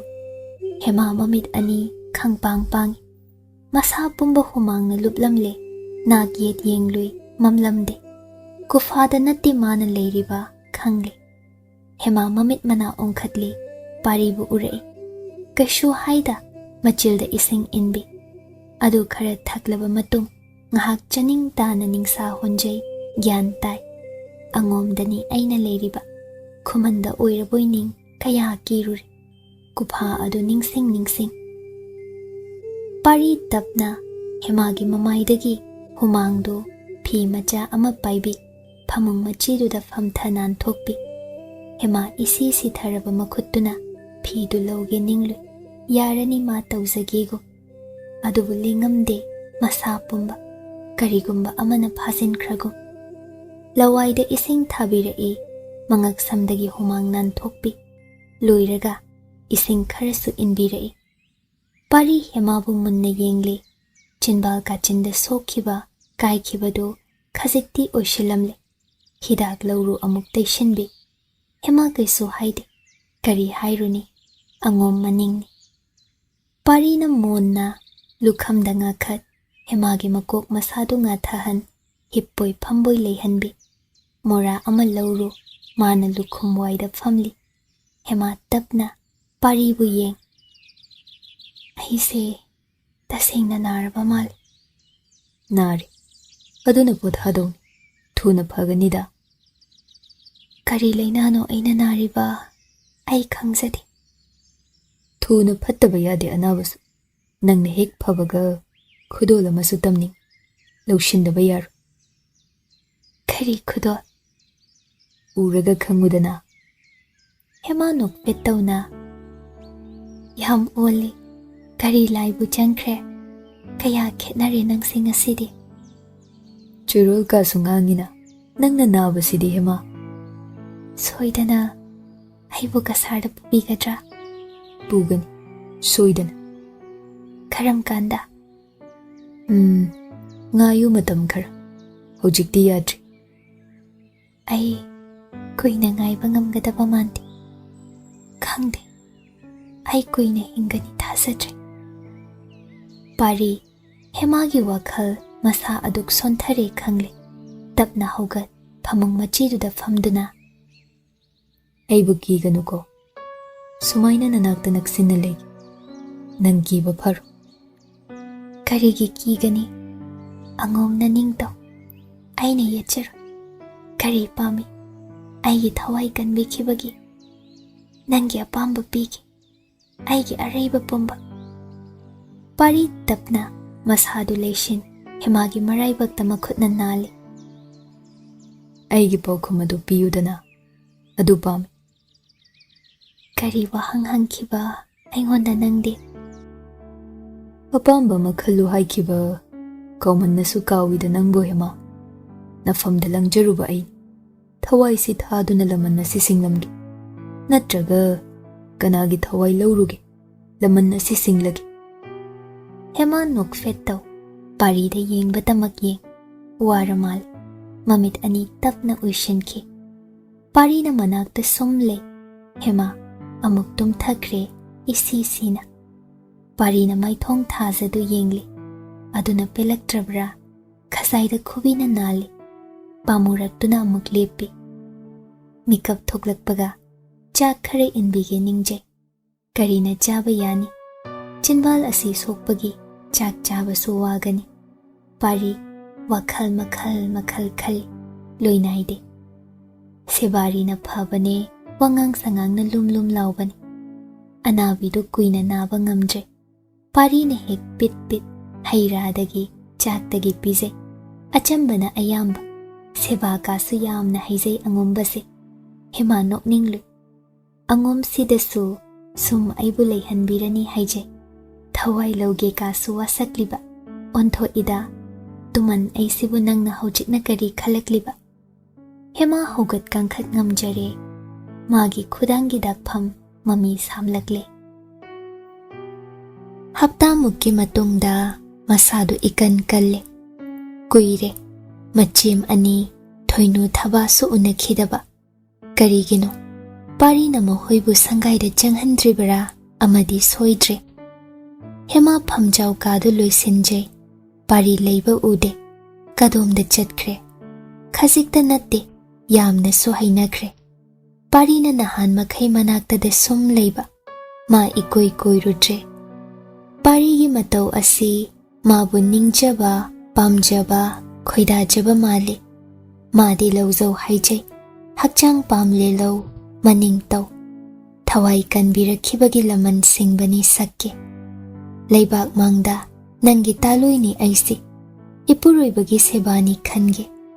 Adubu parido manakta leibatani. Ahenba ama pami piyu lauge haide. Tuman oijarabasu angom sidadi pumsing oihan thambiriba. Hema pukning nungsidaba natte. Paribu lona yengjadaba natte. Ayuki chakto ngasidi mana oina thongjageda. Ensang hauna thonglaga paribu pizaningi. Mabu karina ipam pambage wakhal khalle khanphambu khangde. Chapu thangat padi haukre pari lagle. Ngamdoribra. Ngasidi khengna uida nasado. Ngamjagani. Aina ting pangge ko. Phagani. Kari tauge. Ensang ase kita semjanbiro. Pari harauna hemagi manakta leijay ensang malli semi. Hema tapna matau manda. Kari ensang thongjauge. Nangbu kari chaningi. Aigi nachadedo. Ibungogi apambado oina takpiyudo. Nangna thongba chamthongdo haubani. Chakhidaba kuiri. Phagani. Ai adu thongjage. Adum ikoi koinada leiminai. Thawa yausilai chakhum thongjinda lep matungdana thoinu manau thoinau. Haima. Masi haujik phauba leiramli. Kuire. Paribu inthi nungaina ukhidaba. Hai pari pisak. Kadai tombi dia. Ukhidaba bu kuire. Nangna ikhoibu hek changhandriba natro. Aphau saja sangaya sida. Pari nokladuna haugat. Phida thazai. Thabana jangsin. Chakhumda oina phamkre. Thoinau pari tabu yengja phamli. Marak marakta hemada. Ngasidi maikhum kuplamdre. Ifong fongna chakhumduda. Leimarim bigum. Ingan ngana. Itaimton. Kari takbiba. Nahan makhaido nanaw tombigi lai khurumba malay. Nanaw na hanggat chakibado. Ada dasa pangde. Mi unahanda. Hapta muk thamu takbirakpaduda ipu maibana. Kanagi maiba. Angom maibana bu adum haibro. Hai chinthiba pari pisak. Nang haujanuko. Aruba maibani. Ekhoi angomsu nate. Chingi ipu maibani itaimton. Karubabu thauduna aina hangjarubani. Nanaw tombi sida sa ipang pangjade. Ahingde hekta manglaknaba tawjayna nanaw numi paijaduna. Hema parigi oidaba singduda nokningbana. Thaba hemada sangtrik yeng. Chumbra hairi singse tombi. Ha. Chumme chemton. Pari hemana magi tengbang lakpaduda penje khiduna. Hai, iron buduto. Kang suidu khak oina hauna chasida ko. Phagani. Ado isano. Hema pari da yengdai. Pari momonnana. Nangbu khwangphi sage haibadai. Itaimton laklikan hangjahone. Phagani. Thoinauna ma leitragom. Pari na tauriba mataududa hainatre. Lagle khanglaso. Kausin bidragumle. Pari na mabo. Thabana kalak peli mataudo. Adubo haisene. Thoinauna pau pumba machem thoinuda tamkhigani. Mada satani. Khonthi chani kiraduna. Haima. Atonba. Khoi moirangthem inau se yaurido. Hai thoinau. Akhoi tombigi makhuti thombani ko. Ensang mahau yengkhisido. Yarani dai chema. Pari na thoinau do. Sukau kau bidre. Thaba haugatki. Horen ensang khara lala uko. Manam ase nungsibana. Aduga tombi. Nang lai khurumba mi unaba yade haibado. Loirabanina. Nachemgida chak toklaga lau. Wata nasido. Phagani chemton. Thoinau asa kai hanki. Pari na maphamda. Pana matab amata oirasu lalakani asa adu kaire. Hemabo. Hena sauningkre. Machem thoinuda pau tamningbana prok ni. Thabana thoklakpada hairage matagum nokfet tauna. Yengo thoinau. Aisu nachem gumbini. Khoi pari pisak ase phakhre dako. Hana inaw tombi se mana sungya yaramde. Adobu laiminaradi hui hodong sunung sinara iduni. Hojik sune mataudo kaya adi pamure aidi. Tombi na chak thong hori. Aton banen sang sem hori. Tombi da huran. Ay lay kau thok yeng jariba. Masak ne matau ne. Khoi Khuman Chanu inaw tombi na phakredana. Inaw angam ton. Akhoi aton basidine. Talui amadagi su heloi haije. Makhol pong na. Asigumba na puroi ba phangba ngamjaw ko. Thoinaw nang su. Ahoy chema. Mabuk nungdadi. Thoinaw saubana mahani. Chakhomdana kari matawno. Pari na chak inbiri hemabu. Nupi sisu moli yai. Chai. Pari na ising amuk inbi. Sese. Kharaga launa ka thuni chindo. Kita chaba sinadi nang oirui ko. Hema tumin leisay. Kadom dagino urui. Pari gi oigi khubom waida. Charay phaizom lakta. Sang na dakpham. Phatri asok pado. Mahik changduna hena henjin krabamal. Hema chak tokle. Pari na chak chaba manakta ngay duna leje. Awat apa yengja. Loiraga kolik loisinjay. Pari na chakhom chairi khotliba loisinjay. Hema hatho nongmang khamana khara heglui. Peruk managa yana duna phutli. Mahi ado seng na chumthoi. Phizam amada. Patra amada hapduna purai. Pari gi manakta.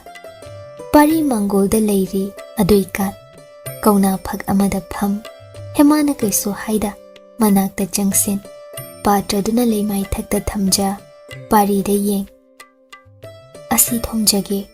Asokpado henjilaba mali. Ay sokdeda. Kadai da soino? Oigi khubomda. Aine. Phaizomsi kita haidokjage ko. Ikoi koida khong oigi phaizom adu khara haido. Hemana purakliba mahido. Asokpaduda. Phina luptuna thomi. Machilna phu kambi. Adok naksina ure. Parina maithong tangangbi. Karino phangamda mihul dang. Hema bu sat inthok. Yarni. Hema ikairap. Hainabide ngasai na takpiba yai. Inthok pibay mahut. Kanana hainade hai aina. Inthok piribadudi hojikta. Adudi yadabaini. Warauribra. Waraujade. Parina makhongdo amok sang na tingthok. Phaizomdo khuru wai phau takhat. Sese. Laying jongne. Sene. Hema amuk jangsinja. Hanagum asokpado. Higa yairigum sengtoi. Ikoi koida. Makhutna nali. Sor kambi. Paridi mataududa. Pamu mankre. Nasonana. Amuka ibu hundoglam. Chatki khanganu ko nang. Hema khumde. Pari hanjinna. Chatke hairasu. Aibu puko. Thamoy suna khubamda thamjin khrabadai. Hema paribu ngakna yenglak. Kanagi thamoy? Aigi thamoy. As. Kadomdagi wajoino. Leizade khangzade. Khangde. Nangi oikre aigi thamoyde. Ai natte. Nang nattana kana oidoriba. Ha. Inaw Khuman Chanu atopa amalay haibidai. Magida. Khangleda ko nangdi akhangbi. Hema paithoglap. Kasarada thinbiyo. Ado panthabirano. Ado ganungay na panbiho. Yum lepiho. Nangdi kadaida. Aigi nakta leitana. Ha Hema. Aidi kasarda saydang jaruni. Aina na tung ilaklabadi. Yade. Karigi yade. Hema tauribadu lepi. Asokpadu. Pising amana phasana yetsinjay. Aduga parigi phaizomdu chingthai. Phasana semjinjay. Haugat khiduna. Paribu munna yenglam. Paukhum ama. Mapu pan khrabini aise. Samlang haugat khrabini aise. Aigi haiba pumba. Ningthemna makhutchan khrabini. Hanjin haihanbi. Tumanni aise. Karisu leitre. Aigini haibada. Pari haugat. Hemada sangtrik yeng. Mangak nontha. Kanana hariba? Aibu udra. Angom lang may mapari ay si Nanggi oijaw ni Khuman Chanu. Hema talli haigum mangak hairiba. Pari na oida yaroi haigum. Hema gi phisi chingliba. Naronda thoinu thaba thoinau ahum na yeng nok bayaw sau bayaw pamu bayaw ipun pulliba.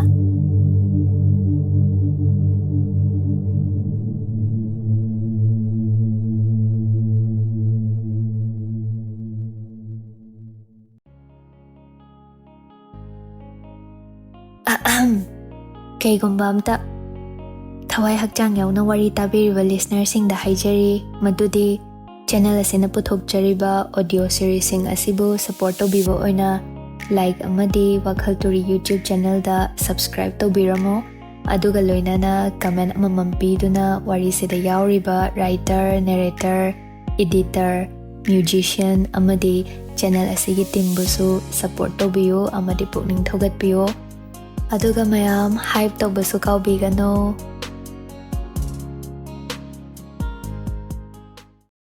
Hoyaro Khurai leimana oihange pangthoke khankiba thabak amata ngasi phau lemna mangdre mai pak patani mana tangamduna ta lagli mai thiba masak khangdabi mingambi hingchabi angom leima khurai leima machani ngol angom siza yauramdaba maraibak pharibra phatribra angom siza leiramlaba mama khurai leimadagi hendokheduna kanana khangba maitrabak wathok oikhebasu khurai leimana penjadaba amakhak leizai machani ngol amatadi yaujaningki adubu maraibakta tamlamdre mamau ani thoinu thabasi machani ngol gumbini adubu mabuk thoki macha makti nattedo hek khanba ngamde macha sizamakni migi macha anisi adubu thaukraba singkraba magi mitlu anina thoinu thabadagi khetnaba ama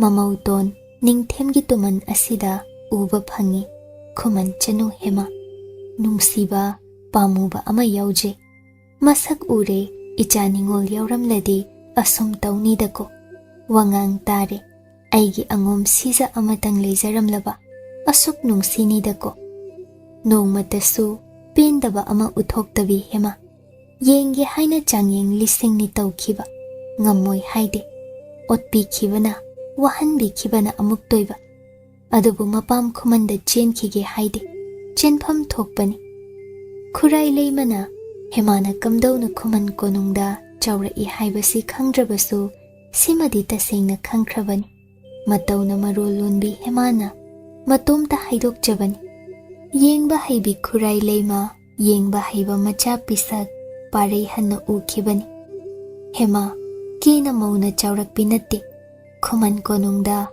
awa mai salang leijarakpini maram asinani angom sida minai nubigum asuk kuiba se leirakpada wai kaubada hairaktribasi onthokpani khurai leimana hemabu macha apokpi magi oige phanghodrabidugum lausening lausenbirasira na khanjai adubu yadaba amale hemana asengba Khuman leisabi oina machagi mamau oina angom sida laklamba thoklaba macha ningoldagi hena khangani mana hena irum lumna lauramgani adubo hema asitumanni macha anitani leimagi Lanchenba parei hanbagi taseng bi mamau amatang pamli hemagi maraldi natte adubu kanana mana tuman oijau hai simatani khurai leima khomdon bigi pendaba angom angam ton mama pokpi leimagi manakta lakchai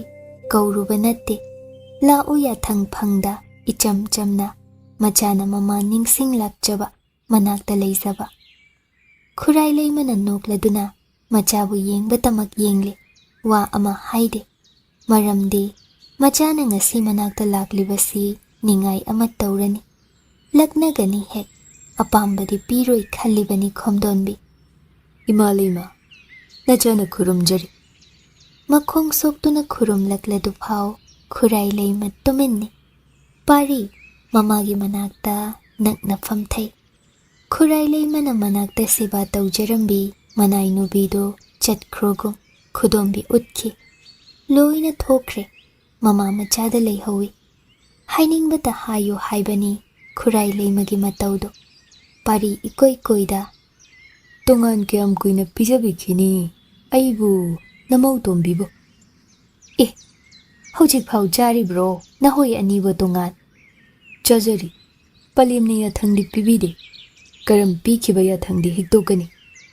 Nungai trane tongan jazaba. Ha. Namau tombisi yamna war. Imalema. Chakhum punsin hanbiru. Ai lam henjararoido. Hayo hayo. Karam heloidage nangdi lamga. Palimna haiba khuding injaragi. Sima yade kobada mitna phau hanne yengjararoido. Adu khagro. Ha. Atonba. Sida nate. Angom khukan pangandaba yade. Nashu kaya pambage. Yamnadi hainuko. Namau wagani imalema. Karino. Yade yade. Tumanni pamde pamde. Loksinba sungam ngamjaroi. Lui oina thabi yuga haikidaine pari pisak nangbo. Khomdon bina nokladuna hairakpani. Parina. Phagi taujabani nachana. Karigi phagi. Aidine. Nataududa nungai bidraduna ngasimak Khuman Chanu se. Mapamda thindokro yathang pirage khalibani. Adu oiragana aisho angom thado Khuman onkigi. Hai. Nachil adu loi yaugani ne atonba. Pale. Kaidawi haibagi. Namausi yamna wajari. Yathang handok piroba. Matau asi yengba ngamde. Masasu sonje. Yumgi thabak kupno mayam sida mayanga khubi muktang ngaijari. Ngamloi kaubada haikidrabi namauni. Nungsibidrabra khajikta phau. Aibu namau tombibo. Nungside. Aidi khangde. Haujikmak mapamda thinkro haibiragani. Nangnane atopa Khuman Chanu makhoidazai haibado. Hayengmak hekna sangaidane pusinjo. Chawna luhongbige. Pari tuminle. Mamada munna yeng. Khomdonbi mamai leithoi. Pari do mamit ira thang. Mamagi makhong sokre. Duthakre masado. Khomdonbi machagi mataududa ngakpana. Aigi ijanabu kapchetpa oige tauriba. Kanagi maramgi. Kanagi masomlangi. Pale. Nachana lankiba pumba. Apangba nachagi mathong chadaba. Matang chadaba ningaini khanbiyuba. Namaubudi thadokpa mapok sidanate. Mapok taret tasu. Aidi ngamjarar. Tumanni chaybikiba ichil se phochinbi. Mabu hanne yengbikidaba mitlu ani se tanghanbi. Mabu mirai bikiba ikhut ikhong ani se kakthatbi. Thamoi ase soiromlabani pale. Mathong chadaba thamoi si segaiduna angom purelda katbiyo. Ai mabudi thadokpa ngamjararoi aihakna. Khomdonbi nokladuna machabu hogatpiraga nungsina makokta nanbi. Chawna amuktadi Ningthemgi mangda luhongning. Nangbu adu pamdro. Ha. Pari nokfet tauna. Karigi pamloidagi pale. Khuman Chanu namau hemaga aiga chawna luhongbi. Yambung Ningthem adu lakhangan. Tu yambani hainade. Tukatche. Mangol oiro. Khomdonbi nokladuna. Soire. Ningthem madi kaisu leitabani. Aigi ichadi malimda ani sudabani. Ningthem mahut sinba ngamgani. Matam ngayo. Hoida. Pari.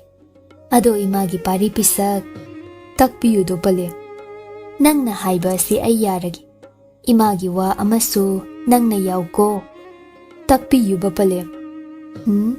Ngasi nate. Nongma haigi. Yagani ko.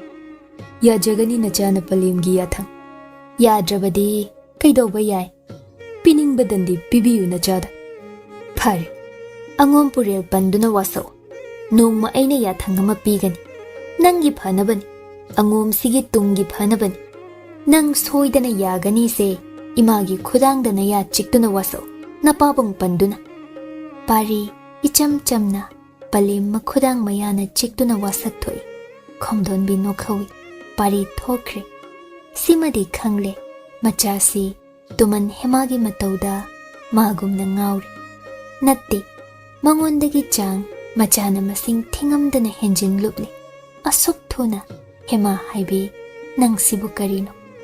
Hemana mafamdagi setuna munkhradra asuk luna jeksin thamjarakpa angom mapari pisak phizigi mani pareihan asi khomdonbi mawon khalle hai khiba wangakpi khurai leimani thuna hapta muktuda angom konung maki semi chinbao hana sandokpa hoki hema parigi luhongbagi pau hema bu tongan su chahan bidre pothaba phangjare hema sangai mangolda khwangphi saje manem leimagi hana mathau kaya chinjai ngahakta pothaba hijade do wa mayam hangzille moli lepta khumjani tumin leikre mataudi loiba naide marol sumloli pari pothafam khangje khonjelna sumbibane matawna irakna hanbibane angom sida Khuman Chanu asina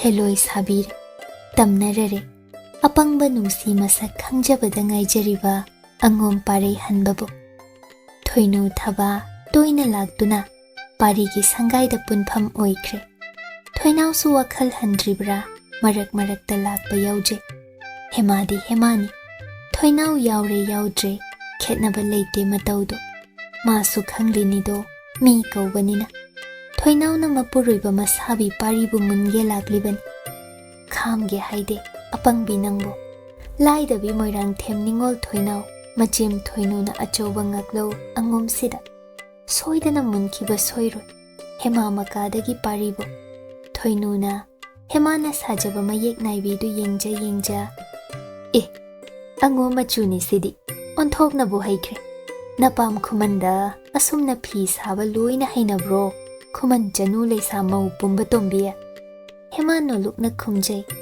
ichemhal aigi ita thagoi haina ma leye mana hena haye ingondagidi mana tambibani aigi thagoi di onthokna haikre kadai da leikre ha nata thagoi di tombia sana konung da leihawi leisari bro mabo oiram khidra khangde kuire una khidaba ichemhal Thabana sida leihan sungaidana aikhoi leitrakan nangdi nata somta leite do thoinau na sat matang chaba laujaduna ai leiri ita Khuman Chanu gidi natra ita hoi thoinau ita ai sukhita tambiyuba ita hema yamna haikre angom machu se onthokna ngaujai aidi khudai phajaba amadum sadoke thaba nokladuna Phanek sage haidadana leisabi nangna kanagi khudai sadawri aikhoi angom machu sida thoinau ikaira lei amale isabi gi oihangani thaba nokningi thoinuna sajau sum leidau saru khudai do natai gi su ama hapudo thoinau phagani chema thaba na matang chawa lauduna ichema luhongbagine konung semliba leidengliba singse ubada aidi pukningbu inau nauthoi hai tombi nangbu luhonglamdaini kharamaki semudana nawa se phajinjau hainom lemtha thadokkanuko munbinaba khutsa mayam tingthok ngainari se apangbi nangbo aidi kamdawni thoinuna khon kalapna ningthau machana taloi ani ahum suba haibasidi haunabini Yambu yamdi kana amadi tara kun henaido nangso atombi oiraklibasini thaba natra do aduna aikhoi atonba pari pisaksu hema khaki oige yaroi ima khurai leimanasu ama thikhini haina takpi do thaba na pendraduna aduwi jema aikhoi atonbanadi taloi amadagi henjaroi mana sengna luhongduna lawkhibi adudagi heloi haina haijai hai inem khurai leimadasu Isabidasu haikre haye pari pisaknadi thoinuna nokladuna thoinauda yengja hoi mana loina sinba ngamba nate ningthau majani sagai gisu khandaba yade aduga pumseng oibi leisa amabu magi taloi singda chalhandabasu yaro mase niyamni hemagi thamoibo hanjin tiki hotbibago thoinugi wahai singduna sokhanbi mamai nontha Phi sum saje thoinu haidok luraga soikre khangle hema de yengje Nangdi tumanni, amanbini, aduna khurai lei mamanemna, asingba leisa ama, parigi taloi oihannaba thigani haibikrabani. Thoinu nungaijade, hemagi mataudu. Aise machil yawida khanje. Fuk haugat, thoinauda hairami. Thoinau, natagi nakta leminau ko. Ay asomda mukta. Thabana, suktuna murum murum. Moirang thema phaubise. Ay budi laisrambini, chinganbini ne hekta chaibiba. Mana hairiba singsidi, mi sinadawa wangakta. Ichemgi Khuman Chanu, nangbu nungairamlaroido. Thabasu chatkre, thoinau hemata leihobani. Atai phi sawa khotpagi wa khara. Hemadi masagi oinasu wa likna som ngangjaido. Ayamba thoinaugi khonjel ngakta. Marakta thoinauna langchak ama pairaduna. Ado ita, Ningthemgi maka sana konunga angom konungsiga kanana hinbibage. Leiba mi tinaba nungaiba. Hema tapna khumjai makhud ani lepte phi sajari. Iman maneida ita loina nungai. Ado Ningthemgidi taloi masing phana yami hai. Aina tajaido. Itana kaya subi oibikibano. Aina iton tonbini. Oh, hayo ita. Karamna thengnabiki Ningthemga itaga. Amukhak thengnaki. Mana aibu uki. Ikan kanada aibu konungda maga luhongbiki. Kamdauna aduk thuna. Ita, haukraba wani. Toklasiba. Thoinauna laknage khanja. Kaidawi haibage. Sana konungado. Ita, aide amukta chacharudedo. Se, nangbo hayuba. Kamdauna no. Khuman ningthauna. Aibu Ningthemda katbiki. Mana laiming lobiki. Isa sengdokbiki. Laiming loba haibabu. Karino ita. Makhal makhal lei. Isorda, Govindada khurumja. Isabu sengdokbiba. Natraga purohit makokna lai khurumhan. Puja tauduna sengdokbiba. Ahum sobada Ningthem masana sengdokbiba.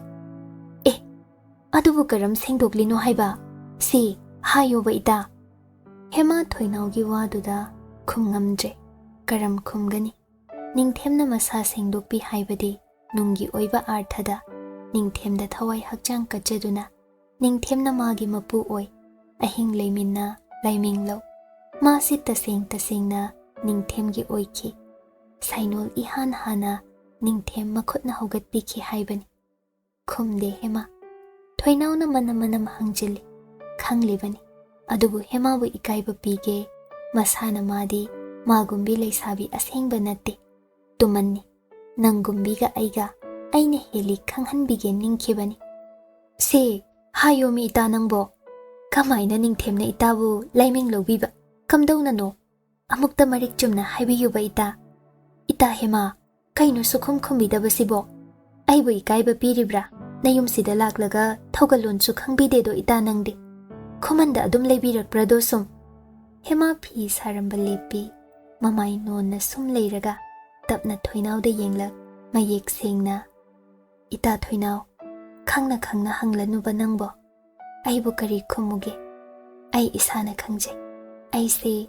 Nahoi gumbi Chanu pum sengnate. Ningthemgi tumanne. Amanbin.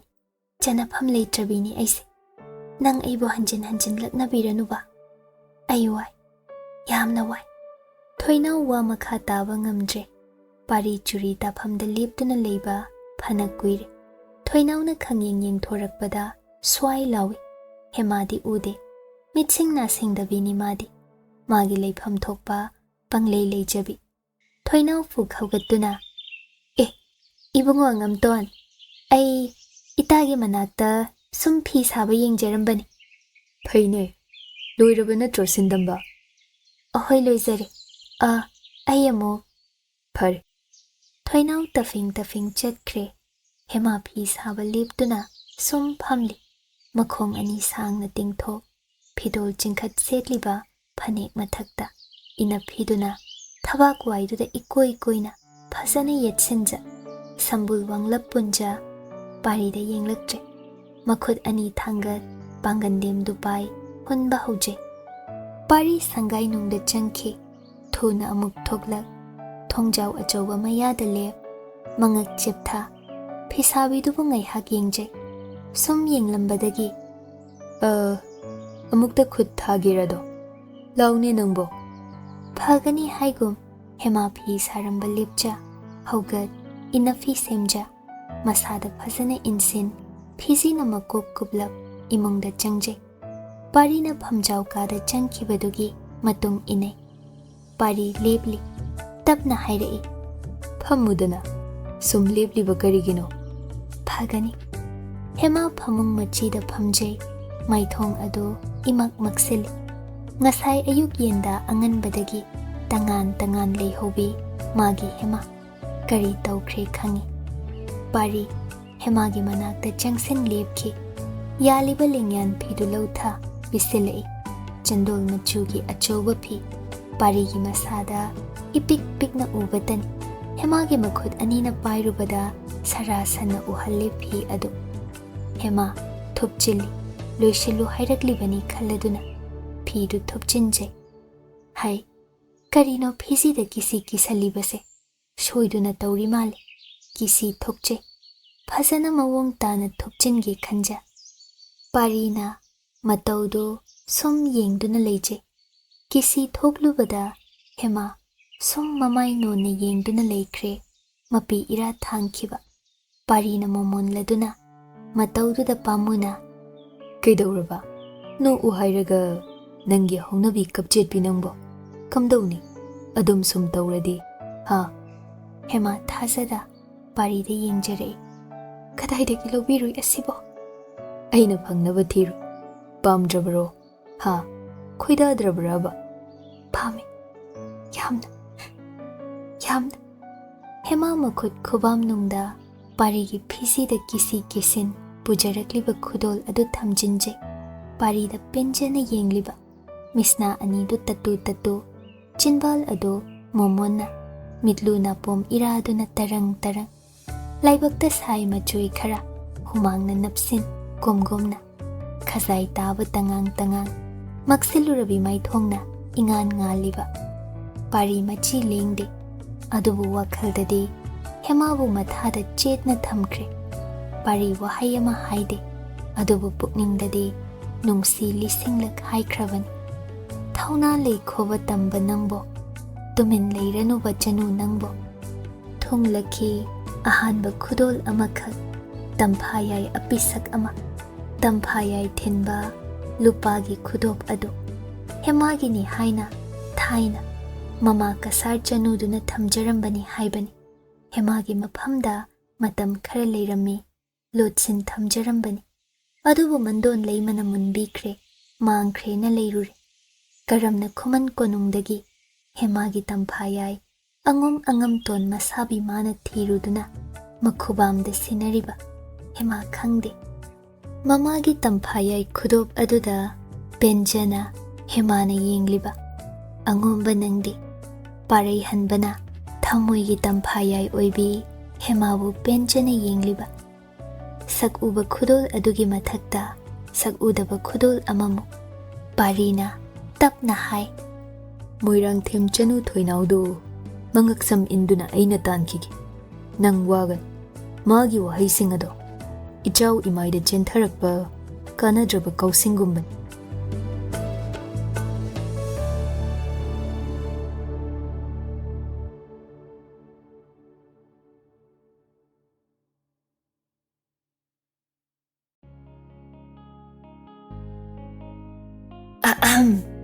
ꯀꯩꯒꯨꯝꯕ ꯑꯝꯇ ꯊꯋꯥꯏ ꯍꯛꯆꯥꯡ ꯌꯥꯎꯅ ꯋꯥꯔꯤ ꯇꯥꯕꯤꯔꯤꯕ ꯂꯤꯁꯅꯔꯁꯤꯡꯗ ꯍꯥꯏꯖꯔꯤ ꯃꯗꯨꯗꯤ channel ꯑꯁꯤꯅ ꯄꯨꯊꯣꯛꯆꯔꯤꯕ audio ꯁꯤꯔꯤꯁꯁꯤꯡ ꯑꯁꯤꯕꯨ ꯁꯄꯣꯔꯠ ꯇꯧꯕꯤꯕ ꯑꯣꯏꯅ ꯂꯥꯏꯛ ꯑꯃꯗꯤ WakhaL Turi ꯌꯨꯇ꯭ꯌꯨꯕ ꯆꯦꯅꯦꯜꯗ ꯁꯕꯁꯀ꯭ꯔꯥꯏꯕ ꯇꯧꯕꯤꯔꯝꯃꯣ꯫ ꯑꯗꯨꯒ ꯂꯣꯏꯅꯅ ꯀꯃꯦꯟ ꯑꯃꯃꯝ ꯄꯤꯗꯨꯅ ꯋꯥꯔꯤꯁꯤꯗ ꯌꯥꯎꯔꯤꯕ ꯔꯥꯏꯇꯔ, ꯅꯦꯔꯦꯇꯔ, ꯏꯗꯤꯇꯔ, ꯃ꯭ꯌꯨꯖꯤꯁꯤꯌꯟ ꯑꯃꯗꯤ ꯆꯦꯅꯦꯜ ꯑꯁꯤꯒꯤ ꯇꯤꯝꯕꯨꯁꯨ ꯁꯄꯣꯔꯠ ꯇꯧꯕꯤꯌꯨ ꯑꯃꯗꯤ ꯄꯨꯛꯅꯤꯡ ꯊꯧꯒꯠꯄꯤꯌꯨ꯫ ꯑꯗꯨꯒ ꯃꯌꯥꯝ ꯍꯥꯏꯞ ꯇꯧꯕꯁꯨ ꯀꯥꯎꯕꯤꯒꯅꯨ꯫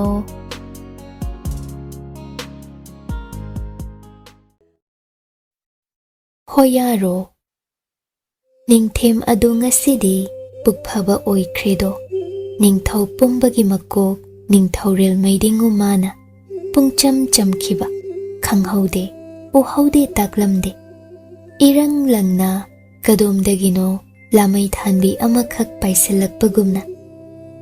Lanchenba magaluna tinaba atay mataw kharaso Ningthem sangay nungda ngasidi kotha wari sariba. Lanchenba ngasidi mayum angomda kharangan na haningi. Handabasu yade. Pangchaw magchawdrabasu angomgi mapabong langmay ningthaw apokpi khuray layma anina sanamit yeng tagadoba thawgal jagoi ama jagoi sang achobada lehawi. Magi taloy thoinu thaba aniso jagoi sagadawri. Angom Chanu sakhenbi suna mau laysabi ipun punsinna. Aduga manaw angamton parehanna jagoi ngakpa oigadawri. Angangni nahani haina nahan makhaidi pangtha thadokpi maningtamhanbibani. Adubu hema laklaba matung pari asi sagaygi thau puba niyam ngakpa tambirage khanduna jagoi ngakpa oihankibani Lanchenbana. Manaw asitani magini hairadi marim khakso. Aduna uthoktrabaso kayadi pamujay nungsijay. Wari marakta Lanchenbana Ningthemda ikoy koydana. Itaw Ningthorel, angomda jagoi lehawi. Ay ngasi sana konungdagi kharangan hankidaba yadene. Sadan ba haibado aydi yaujararoido. Ningthemna khudakta angom jagoi di hajakrabanida. Angom siza mayamduna mit pungthan hek thanbani. Mataw amana nokladuna. Itaw Ningthorel, mit ngawbase hanbidedako. Talui tara tarit ki sebada ipen bidrabra. Angom siza muk khoida biruge takbiribra. Ningthem nokladuna. Sum wahay yuani day taw nangbo. Ado yay day taw Lanchenba. Ngasigi sadan ba si tuklasi. Itaw yaudaba mapung parar. Adugi mahod ngayhak sana kaithel lamjaw sorok achawbaromda ekhoy pulap micham saduna chatlusi. Kari tawri laibak praja mayamsi karam pali asingba makhangduksidana. Yaini itaw Ningthorel afaba thawrangni. Ningthemna hogatkhi tahana. Ay micham sajage. Itaw singsu fajaba fijet singdo hongdokpisi. Micham lawmi saduna yenglusi. Aygi maitray bakasi kamdawri. Mahay manay masel mayam na philan silay. Mafi hongdoknay. Phiyay chalaba phinga ni thon kriba. Ningthem ado icham na ukre. Masada sana majed ama thongkhidre kogyet yet khide. Phaizong ngawrunaba amane pungcham kre. Ningthaw sumicham gumbani yenglubada khanghanbani.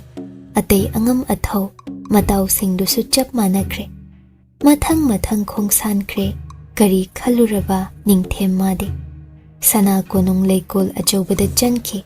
Magi khoidazaba leihaw pambi achawba amadagi leihaw macha ama hektuna tumen phizi de yepsinkhi. Aningba amadi leikre Ningthem. Khongmi lanmi kharasu achamba phizolda khudlai phinungda lotsin laptak Ningthem hoi matungdadi inajay. Adubu masingdi kaya yamba natte. Mari lantak. Sana kaithel taba sorok achawba romda makhongna chatnaki. Tawnariba mataw singdo khudaki oiba tamba thawdawni. Leima kana uhaude, mitop kana khanghaude. Matang aduda thagoi ado tufak tufay channa leirambadagi. Leima rembi maisnam Chanugi sangayda lakchay. Matu maman ipon naitom tarabi. Mabema hemana chatkiba numittudagi. Nungayna haraw minoknaba phangzadrabi thagoi mani. Leima rembi nanay nubi na khurumjari. Maisnam Chanu leirami manay nubi kharaga nokhe wari sajaduna. Maisnam Chanu haraw na ui. Thagoi bu kausen manakta phamhanbi aduga paw ama haraw na tamjay. Hay thagoi ay mama oigadawri. Icha Ningthem ama poglagani.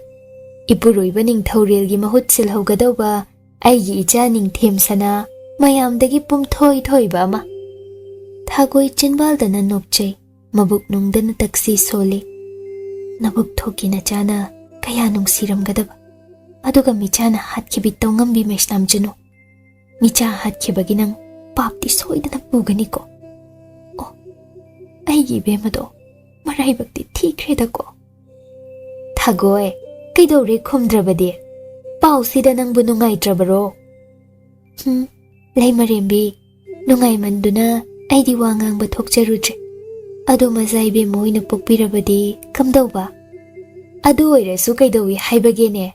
Ipuruiba isabi Ningthemgi leibak hena khukan pangannaba atopa sagaigi ningthau amada kok thajagani aigi ichabu aduga michang khomgani. Oh, phaida laimarembi pothabiyudo arum ayanga sokbi thengbiganu. Hoi hoi thagoi. Nangna lakpabu kai hainingba. Laimarembina haraujaringai karino madana nainubina nija haugedo. Hayu hayu. Pigene nangi apamba. Nangbu luhongbiroro. Ha, ama hekta pamba khalu. Khudakta kauraga nangbu awung awun tam luhongbigi. Nabe makhuman Chanu su leitre. Nangbu aina yengsinpham thoi. Hayu thagoi. Kari pambagene. Thagoi makok nona khonjel lumna. Aibo angomda aigi bemagi manakta thambiba sukyamak yabiroidra laimarembi. Adudi haiganuko. Aina ngamdene thagoi. Aisu nungaiba nattedo. Adubu isabi Ningthemgi yathang. Nangbu sida sum leihallu hairiba. Aibu warong. Sana lupa pambra, nupa pambra do oina nijo. Khudakta pigedo. Thagoi tumin mathwai wana leijai. Laimarembi machagi mapau hanjin hanjin manai nubi singda tamjari. Thagoi leiri kaukre. Mi oina ubikhidre. Thagoi tumin haugat mabu kari tausige. Angomba hemagi anauba mapuruiba parei hanba haibaduso nongmakhak unakhibani. Hanna lakhidre. Mabe madubo angomduda adu kwana thambiramladra. Khuman gumna angom kuphadaga namsin thambiramdra. Kuphadadadi thamhanbiganuko hanjin hanjin ningje. Thagoi tasengna magware masagi khanbada hemagi khanbada. Angom konung jagoi sanglen achobado numit yungba leitharakpadagi mina yau yauni. Angom pakhang phamnaiba macha kayani. Jagoi di numidangni. Haujikna sillangba. Parina jagoi ngakpa oigadaubanina. Mapabung ningthau mama lei mamangda soi ngamba yaukhidanaba machu tanaba yengsili. Amada amuk chen, amada amuk. Khuman thembala parigi mateng pangli. Adum khangna chanaba atai sagaigi marup matau kharasu chilhai oina pau pirui. Laklaga tingbangli. Jagoi oja isai sakpa pung thenba basi khungba mayam yausinaragli. Kauna phakta magi magi phampham semnakre lengsinkre. Jagoi asoi angam yauhanbino haina angom maibi luchingbina angom purelda thauni jakre. Mari mari numituma kamdauna haukhiba khanghaude. Numidang wairam oisilamdai pari sangaida mapi honge haina lakchai hobe hobeni. Jagoi sanglen achauba angom praja pumbana pungthan thalhauri. Jagoi sadaubi sing maki semnaba hauramlani. Hek yengluido parina hema maike. Aigi ipang pangbi moli moli bi thamoigi Tamfayai dudi keni ga khanglamlo. Mayamna machum tana kenaraga mana chamlibani haina laglanido pari mi pai. Hemana ihen hen haning. Midyang lisingi mangda pungtong tongan haning. Magi oire oingamde. Magi ni khangle khangamde. Pari tofam khangda matom ta wakhagi phura mathol mathol sagatcha leirikan cherak adunido. Hema leiramdre sangai nungda. Mana jagoi chatpada setkadaba sana mapal chatpa phaizom phurit kokyet lingyandi phasana puthoklaga thamjaramle. Yumgi mayai ka achaubada. Phingawna yumja ningthina machu tana semjaramle. Khurum ahanba jura amasuni. Sida nate khwangchet angom machugi phidak macha amasu thamami. Khutpai phi macha amasu cheksinna thupchinja. Pari ubada penje hangludrabasu khanglini. Hemabu mataim thoinu thabana kebige haina makhoigi sangai nungda pubiramlani. Pari thuna mafi hongdokle. Hai, kayadi pakjare. Khongdol dagi yengludra, Khudol dagi bu yengludra. Maithong ado samu lamchana kaidawni. Govinda haibado adumna ningthijaramdrado. Pisum ani imu muna chawrap.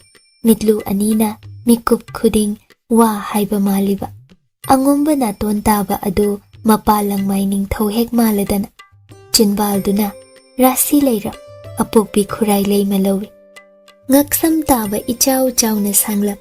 Mayambong mali. Aphan balingjum adune maray maray taraba pambo. Khutsa singli chawna chawna phongna uriba. Aphan ba thabak sana khongnang pungna phandokpa adunidana. Achengba khwang nongsa sabani. Phaigan khubom khuru tabaduna. Ningthau turelna kaidawruni. Khongsa khutsa mapop chawna chawna.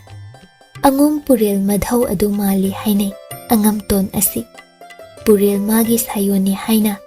Angom maybi luchingbigi laifhawda pari pokngayda takpiki. Oida oirini. Purel pokpasu kanana khangba angomba ase. Lengyan adu haigatli matayim hoida changningi. Adubu thoinawna matayim thoinu sangay mangoldagi chadawgay mabu lona lona yeng irangi michi ten kapsinba haujarakpaduda pari mataw amani hainadraduna horen pulap yenglagi khanduna prap prap prap jagoi sanglen achauba tamna khongsanki. Thoinawna tana tana yengja hauriba. Ngaure Moirangthem Chanu ase angom asida saidang. Mayumdagi hena nungaikre penjakre. Angom angam ton uba khuding pukning ihul phangamdre. Kamdawba thoinaw nangi khuro asina kayam kanna yetsin khidawbano. Themba maki semlamle. Mayum lomda sagul thau maki semba chatkibani ngahaki mangda. Angom laisa sija singdu ngasidi penjana yengjahauge. Khoidaba chanaba thido hekta hayengdagi lumlage. Taloi oininglagana magi marup parida angom na chal sijadu pida yade haina giri giri taklage do sariso. Parigi marup kharasu yau yau phamine. Parina khwaigi makokta mayam mangda phamkre. Jagoi ngakpa yaukre. Numidang oisinkre. Warimdi lepte. Ahanba marupna. Hai tao ngamdon. Nangi taloi Khuman Chanuduna jagoi makok chingdawribrado. Itay mani layri. Mana makok chingbadi tawhayroida. Yanarabadi loina yai. Tumina hangatjaru. Jagoi ojasida. Nasanawna jagoi luchingbi oihanbiyona. Thembana nokladuna. Lona wanom lune nangbo. Jagoi ojasida ayeng tawbimal utpa oina angom kaidagi phau sangpai kayano saruptamlu. Pari hoida he. Thamoi Tamfayai do mayamangsida hekta jagoi makok chinghange ningki. Sad haugat. Oja tomal nakta changki. Themba ataidu phagi tawbani. Phagi du khanglu lusinkibada nokpa natta kari upaidi layhoba. Ojana yabiraklabra. Machong pak naide chaibiraklabra. Pari mamai nganglap lakle. Thembana khudang pai chingtha. Yahaurabro. Ha. Yabidaba yade khurumlam. Khangdedu. Jagoi hana ngaklu na ojana chaiboi kaiboi talaklibani. Adu phawa mayik singhanba ngamdaba. Tolida koi tawa ngamto nangde. Ani suba matawna. Oiroida ko nangbo. Hai tawa ngamton. Nasanaw jagoi makok chinghanba ngamdraba. Nangne. Naru ko uko ngasima. Pari noi. Ngamdraga kok sungaidana khanbu khanki. Thengleda thamoigi Tamfayai nangbo. Laklone nangbo. Ngasidi nangbu inthina wari watai sabadi lairaduna. Khawang chenbada nasakto phau inthina yengba phangdrida nasabi aidi. Nangidamakni aina jagoi ngakliba. Asoiba ama leihaloiko. Khana khana thembana sagan pai mabu chingkhalai. Ikhang khangi Tamfayai gi wakhalda. Mapabung ningthau mama leima lengsilagle kaururedana. Mayam pumba haugat thaugal utne. Langmai ningthau leima ani khudada lengsinki.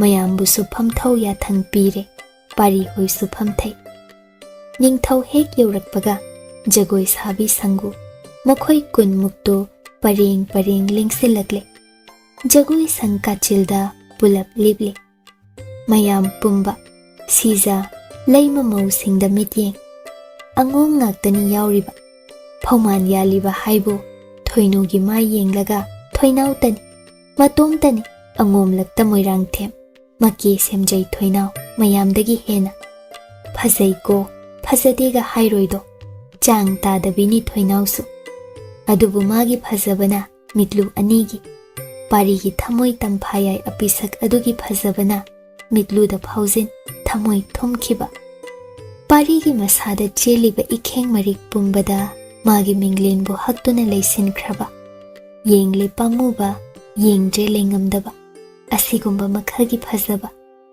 hemabu mayek sengna ure helida saktam ado parigi mittagi wanate mayam laktuda ma yaubi yaude thoinu thabasu khangbra mohoigi mit maridu phau hema mai kaidagi leithokpa ngamlakche kayadi kezare naujare chap manaba jagoi phiseng angum mayek naibi machudune hemadi phidol jingkhat seche thoinau atai angum sija singna leisa khuse angoba jagoi inafina ipa pana masada kumkona sambul chaurap tungyan adu sakuda loknungi saknaida ising chaibi gumle matau phibam atiyagi nungjabi gum mitpu ithak thakhanbiba mitpu inghanbiba ipun punsiliba ngaksamgi likphang pareng marei pareng wahong jagoi saraklagu napagi nayin piktakpi phaunana lingling chatlibagu matang chada mumun nokhibadudi maida karino sangsarasi thakha onkhrabagu pari machi lengda phamli adubu kadai makhong anidi hemagi manak yosinkhre mityeng adu choidri adubu kadai hemagi phizi phaujin mitka michanakre chinbal adu umsiliba adubu wahai lising haikre nungsi haina hokhiba wahaini nungsi haina loisin gadauriba parigi wahaini tumin leiriba tamba magi makhul ani masa taklamda hemabu jajet konsinjakre kamdauba jagoi ngak tauriba mana asum taukhiba hai hema haibi nangna lan banido jagoi oza mako tomal lingthoklak sanglen yaida ningthau leimabu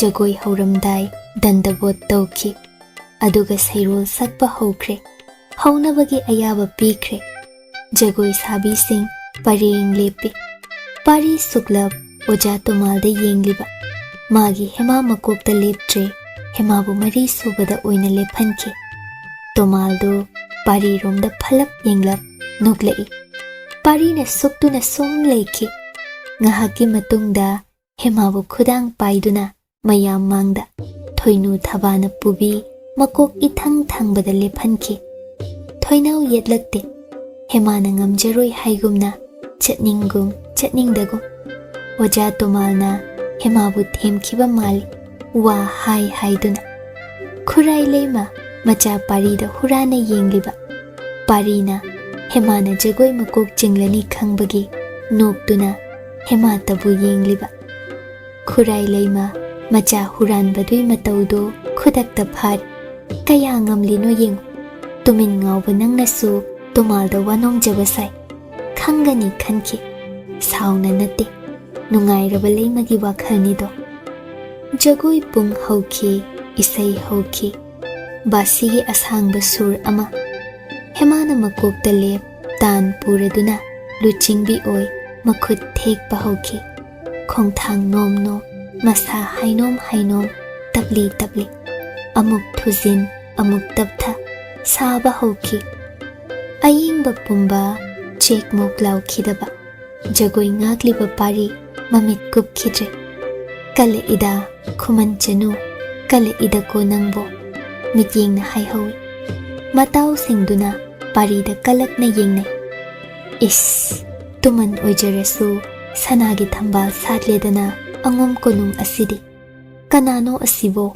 lairembira Khumandagibo asuk phazabi heloi manau machemga lemhaudrabara angom angam ton langmai mapari pisak nangdi naraibak phaidako hoi lawi hoi lepi tapli tapli isai yangna isai punglon tantha ama kai khidredo hema tabu yengna khibana langmai ningthau momon nokhi mamau ahum asoiba leitabi singdu urubada adubu jagoi ngakpa pari nadi uridra kadomdagino micham lakta ningthem phamli Lanchenbana atopa angam athau phamda mapabung ningthau manakta phamli adubu ngasai sana konungdagi thoklakpada selakkiba phizam aduga adumak loina ramli ningthem atai magi matau singduso magumna Lanchenbaga loina na lakpa soiro Lanchenba tumin micham lakta ningthem tabu yengle asoi angam yaura drami paina ningthem nokmi khan khidaba natedo uredana ishano nangbo lot kena lot khrabi mai thong thasa thamoi kai horambi nangi saktam si uredana kala ida nangbu kala ida ningthem aide amuk su phiji dagi sana konung dagi purakhiba leihau leiren adu lauthok makhutna pai lengli jagoi tantha theli ningthem makhong anina angom angam ton jagoi ngakpa pari romda yengloi pari hema tabu yengja leiramliba ngasai su haujik su ningthem no khidre jagoi mayai chalakpada ngahak lephal ahanba tangkak ama loishinki jagoi sabi sing awa potha hanbani makha amuk haugani mikup kharagi matung hema thoklak chei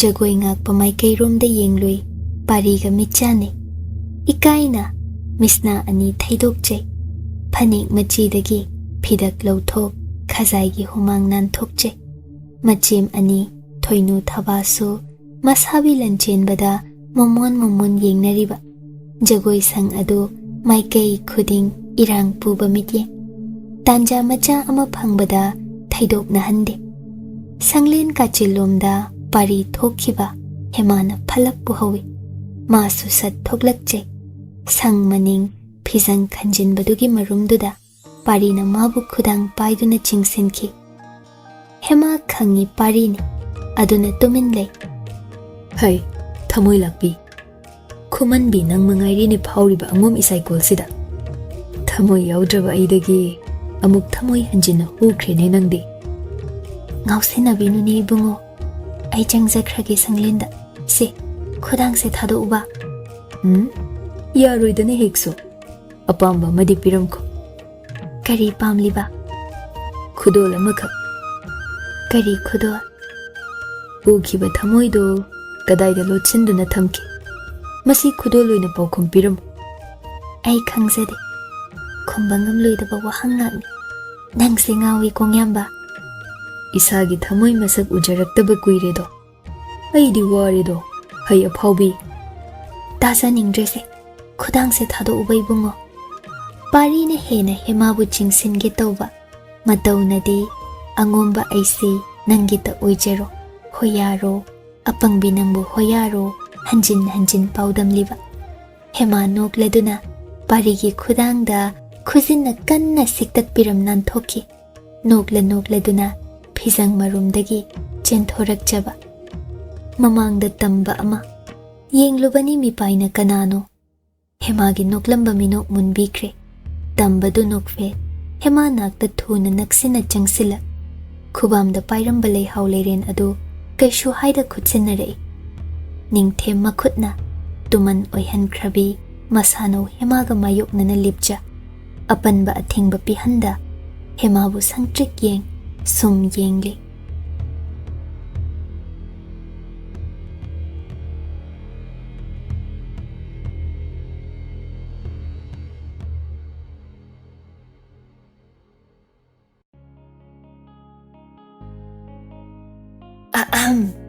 Kaygumba amta thawai hakchang yauna wari tabiriba listener singda haijari madudi channel asina puthokjariba audio series sing asibu support tobiba oina like amadi WakhaL Turi YouTube channel da subscribe tawbiramo aduga loinana comment amamam piduna wari sida yauriba writer narrator editor musician amadi channel asigi team busu support tawbiyo amadi pukning thogatpiyo aduga mayam hype tawbasu kaubigano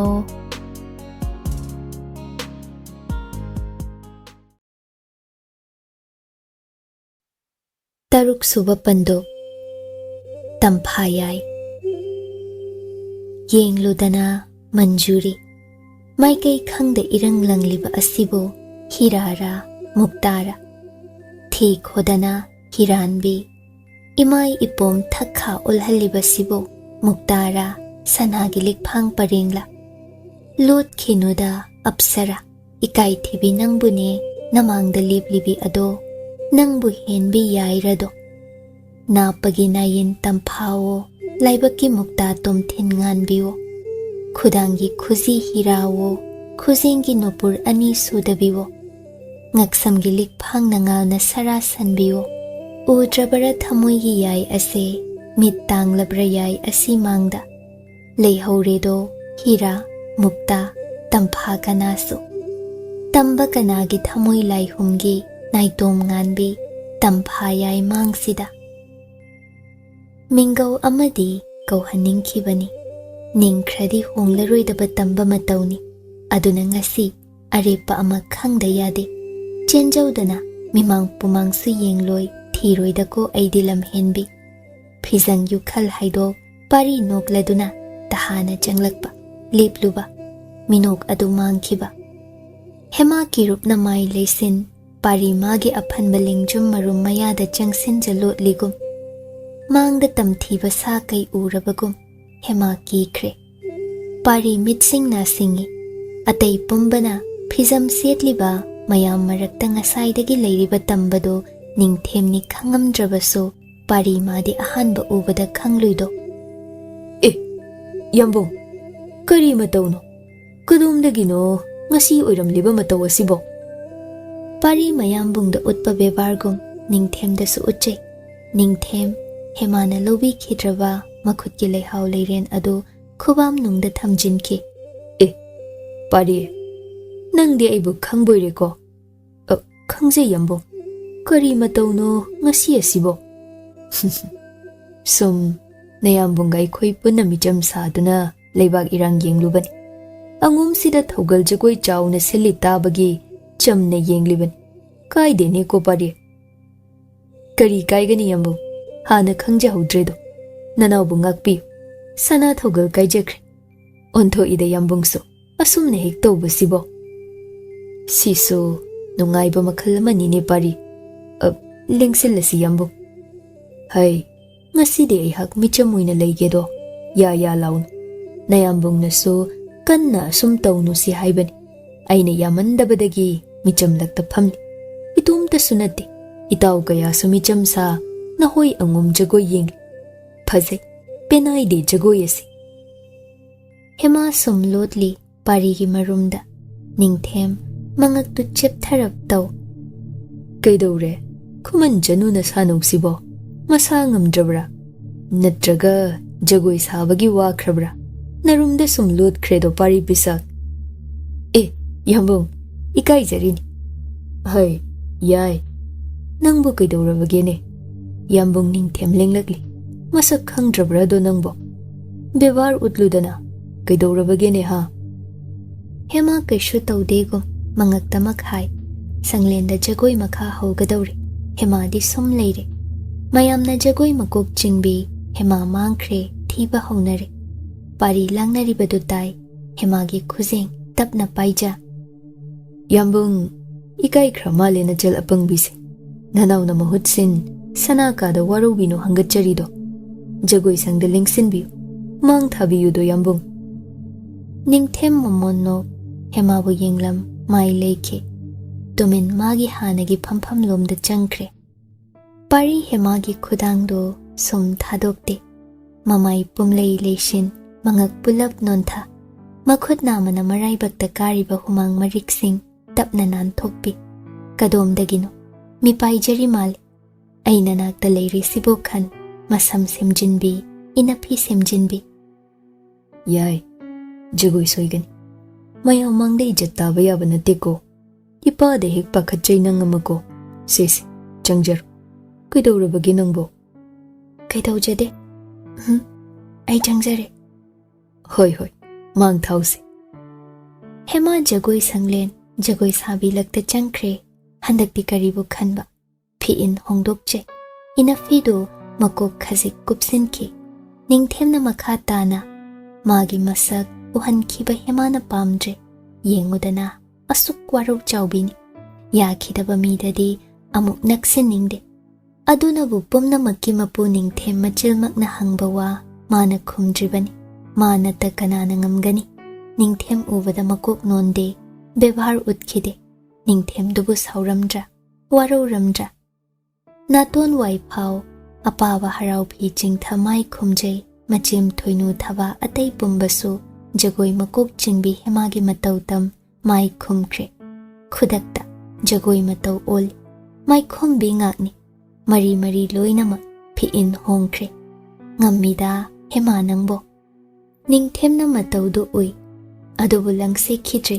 khubam nungi sana konung makagi leihau leiren iman mansilaba khubam nungda mikuptuda su thamliba hema magi oihange lakhiba oihanganido kaudri parina mamangde hema bo yai haina kaukhiba asambini tamfayai haibani ningthem ningsing hemagi jagoi khuthek lakta iraknare tanaubi matau lishingna akanba nonglei oihan mabu maikai khangda pubir phajabagi loinai drabi hemagi saban matam amagi ningthem aina mapuni hojikna khuraktagi swai litha hankre kuire do nangbu Khuman Chanu ithada thamkhidaba ngaurabara aibo ngau phade do leibak pumbana aingonda tangli aise nangita oi phade nasumlangi mirai hat oi haide nangbu inthokpani hojikna karigi amuk kai horiba ningthem mit kupte mitu oi khrabi parigi oi khrabi hemagi saban sathek ipomlak iraknai sangna saba jagoi leima ningthau mabuk peli ningthem kadomda leikre angom ningthau leima nakta su changlakte haidokpa yade kannamak matau angam hal Lanchenbada haibagi Lanchenba tumin leibani jagoi thenglap loikre jagoi sabi mayam wanaraduna ngaihak sanglen oirom thangbada siza mausing phamda lengsin tapna phamnai kauna phak thakta mayam marakta hema yengnaramba praja sing mayum maikai pangnakre mina cholamba ipa pathanakre phazeida angom si watpa leiteda ngaktani thoinau mache gi nakta pham wa hairi mamit anina jagoi ngakpa phampham maikaida ngasaidagin tas kamdawi mana ihen heli angom leima siza mau mayam sidi moirangthem aigi itau khuthek yongamba nate khanje parina mabu ukre jagoi lansinkre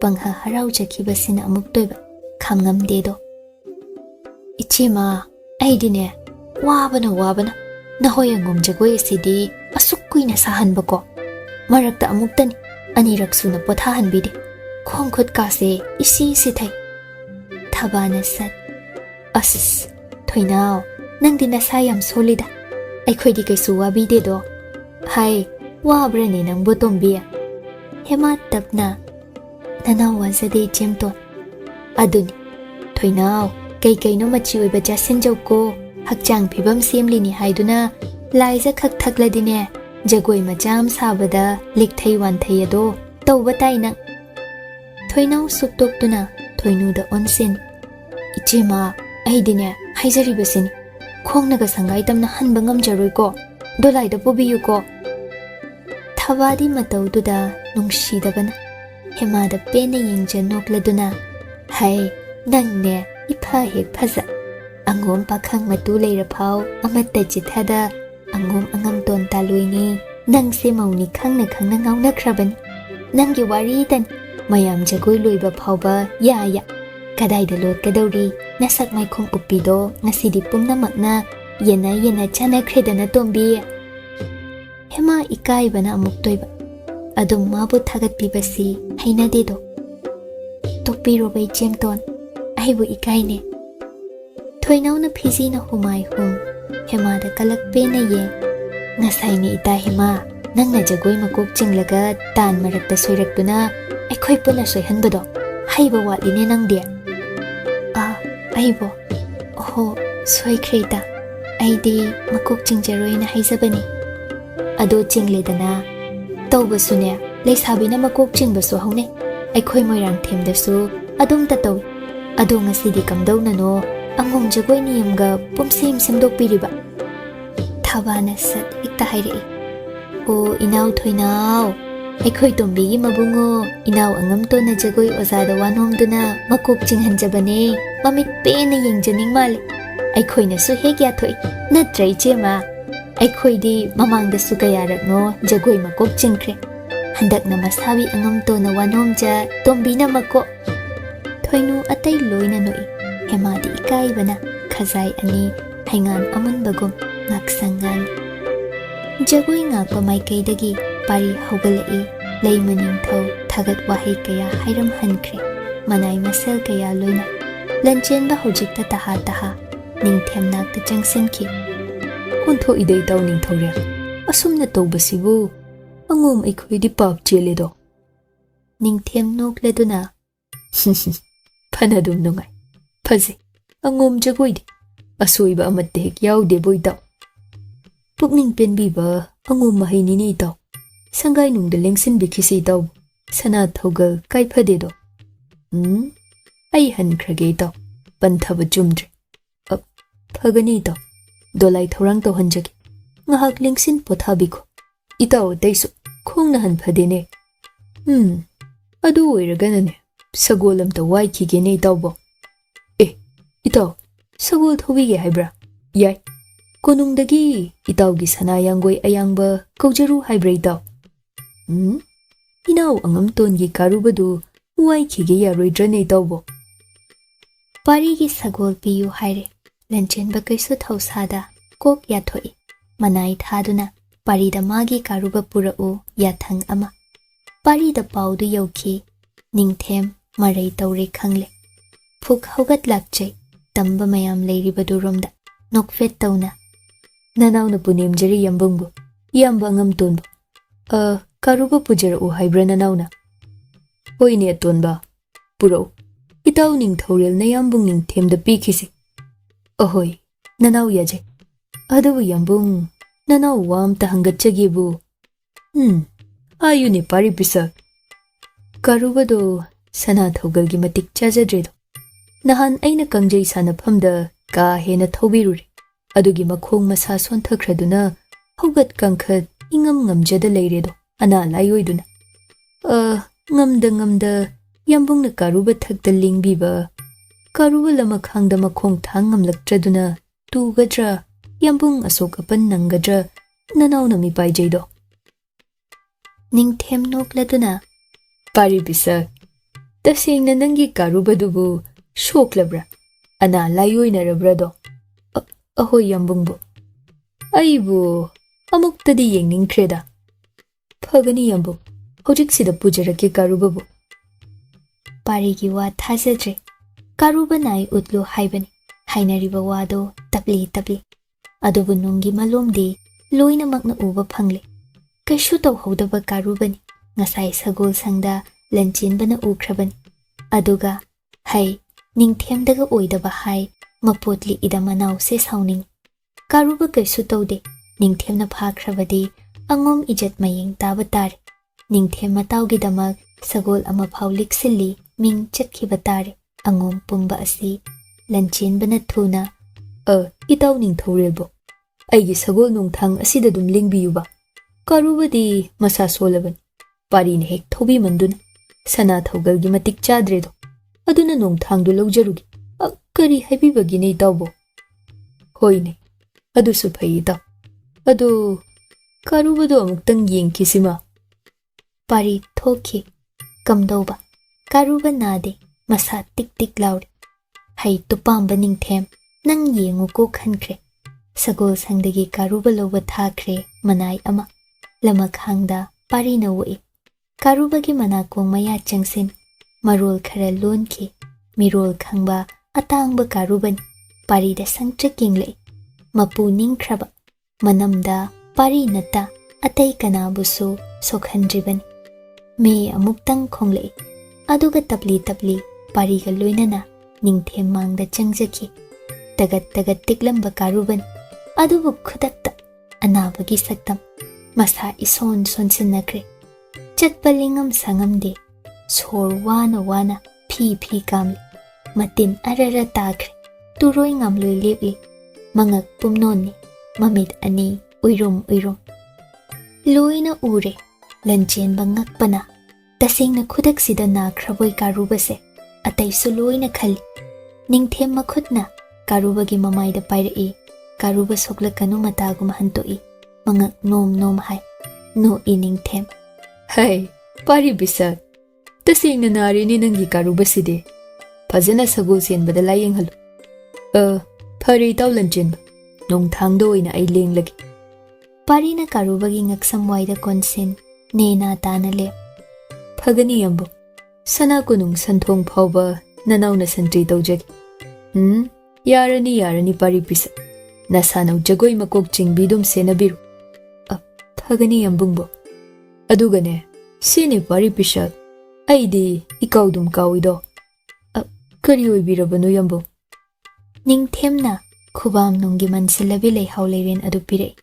ꯄꯥꯔꯤ ꯂꯧꯁꯤꯜꯂꯤ ꯕꯦꯕꯥꯔꯒ ꯂꯣꯏꯅꯅ ꯅꯁꯥꯅꯧ ꯈꯨꯃꯟ ꯆꯅꯨꯗꯣ ꯂꯩꯍꯥꯎ ꯂꯩꯔꯦꯟ ꯑꯁꯤ ꯄꯥꯝꯖꯩꯗꯣ ꯌꯥꯝꯅ ꯊꯥꯏꯅ ꯃꯥꯒꯤꯅꯤ ꯍꯥꯏꯅ ꯑꯩꯅꯅꯦ ꯆꯝꯅ ꯁꯅꯥ ꯀꯣꯅꯨꯡ ꯂꯩꯀꯣꯜꯗꯒꯤ ꯄꯨꯔꯛꯄꯅꯤ ꯍꯦꯛ ꯄꯤꯕꯤꯌꯨꯀꯣ ꯅꯪꯅ ꯄꯥꯔꯤ ꯅꯣꯛꯏ ꯈꯨꯝꯈꯤꯗꯦ ꯅꯤꯡꯊꯦꯝ ꯄꯥꯎꯈꯨꯝ ꯉꯥꯏꯕ ꯑꯣꯏꯅ ꯉꯥꯏꯍꯥꯛ ꯄꯥꯔꯤꯕꯨ ꯌꯦꯡꯂꯦ ꯑꯗꯨꯕꯨ ꯈꯨꯝꯂꯛꯂꯔꯣꯏ ꯈꯪꯂꯦ ꯅꯣꯡꯊꯥꯡ ꯌꯧꯁꯤꯜꯂꯛꯂꯦ ꯃꯇꯥꯎ ꯑꯇꯩꯒ ꯂꯣꯏꯅꯅ ꯁꯒꯣꯜ ꯊꯛꯇ ꯂꯦꯡꯈꯠ ꯑꯉꯣꯝ ꯃꯅꯥꯏꯁꯤꯡꯅ ꯊꯧꯒꯜ ꯇꯧ ꯅꯤꯡꯊꯦꯝ ꯁꯒꯣꯜ ꯇꯞꯂꯤ ꯇꯞꯂꯤ ꯊꯧꯈꯤꯕ ꯅꯤꯡꯊꯦꯝ ꯍꯟꯈꯤꯕꯒ ꯀꯥꯔꯨꯕ ꯃꯁꯥꯗꯨ ꯐ꯭ꯔꯪ ꯐ꯭ꯔꯪ ꯈꯤꯡꯒꯠꯂꯛꯏ ꯄꯥꯔꯤꯅ ꯅꯨꯡꯁꯤꯅ ꯃꯔꯥꯏꯕꯛꯇ ꯆꯨꯞꯄꯤ ꯀꯥꯔꯨꯕꯗꯨ ꯃꯔꯝ ꯃꯣꯛꯏ ꯍꯥꯏꯒꯨꯝ ꯊꯥꯒꯠꯂꯤ ꯑꯗꯨꯒ ꯁꯒꯣꯜ ꯁꯦꯟꯕ ꯃꯅꯥꯏꯗ ꯁꯒꯣꯜ ꯁꯪꯗ ꯄꯨꯍꯟꯈꯤ ꯀꯥꯔꯨꯕ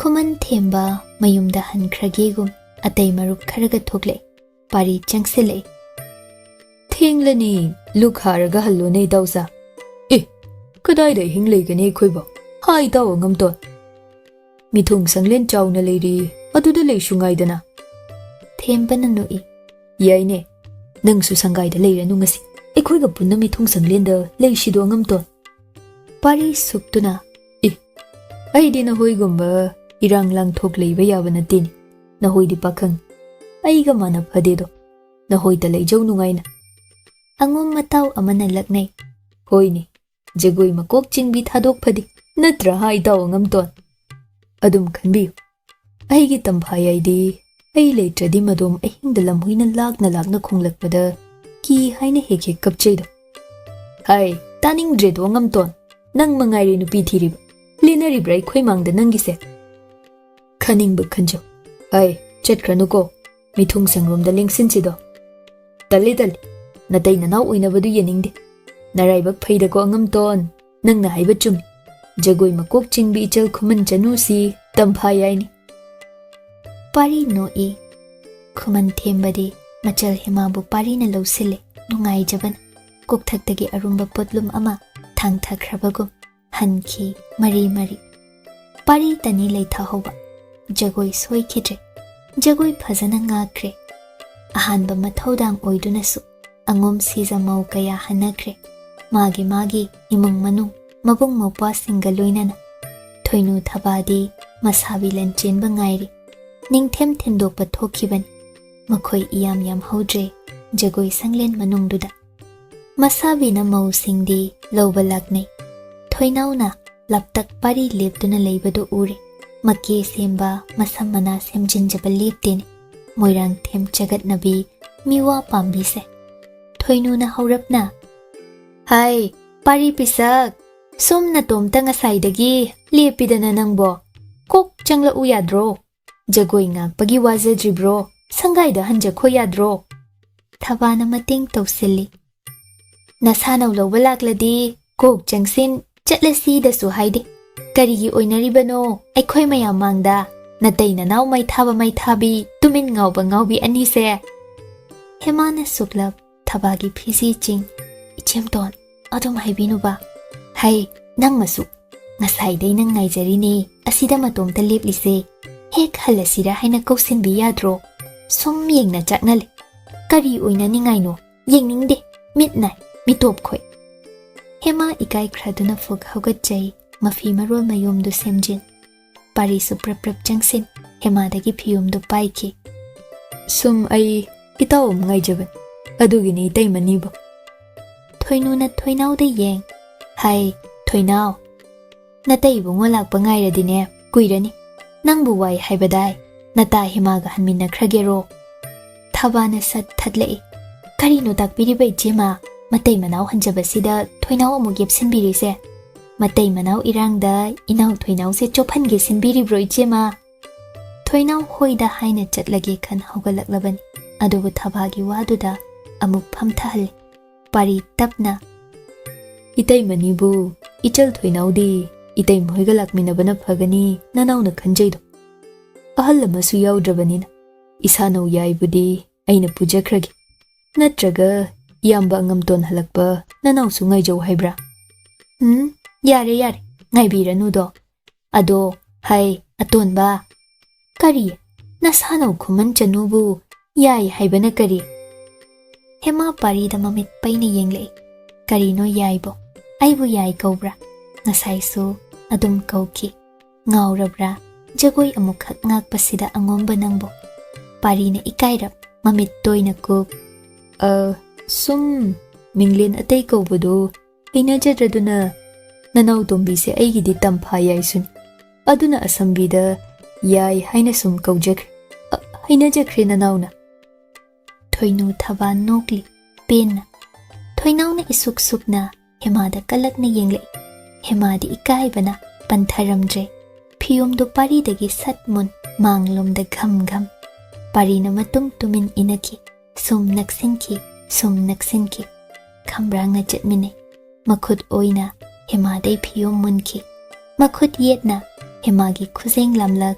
नोनथरप पाइकी थोइनाउना कलकना येंगहौरिबा थोइनु थबाना पामुना येंगहौरिबा मित्येंग लिसिंगलक्ता हेमादी पारीगी लिंगजुम अफनबा वाइदो योफाता इपिक पिकनले पारीना मंगक नोन्था वा हाइरिबा माली हेमाना मसादु चथोई पारीना हेना नक्सिनकी थोइनाउ येंगमदा ममाई सत लैथोकी नाकोंगदना निलहौई पारीगी खोंथांग अदो याई अैगी Tamfayai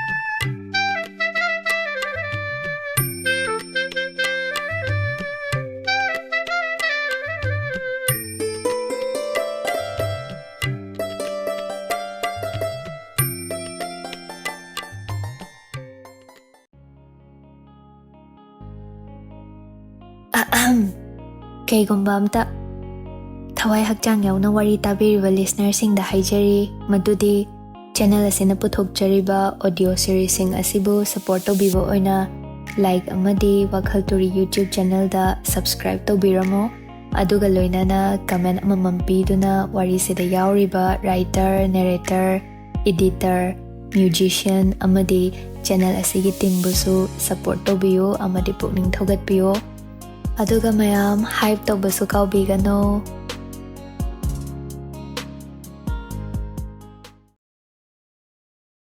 Tamfayai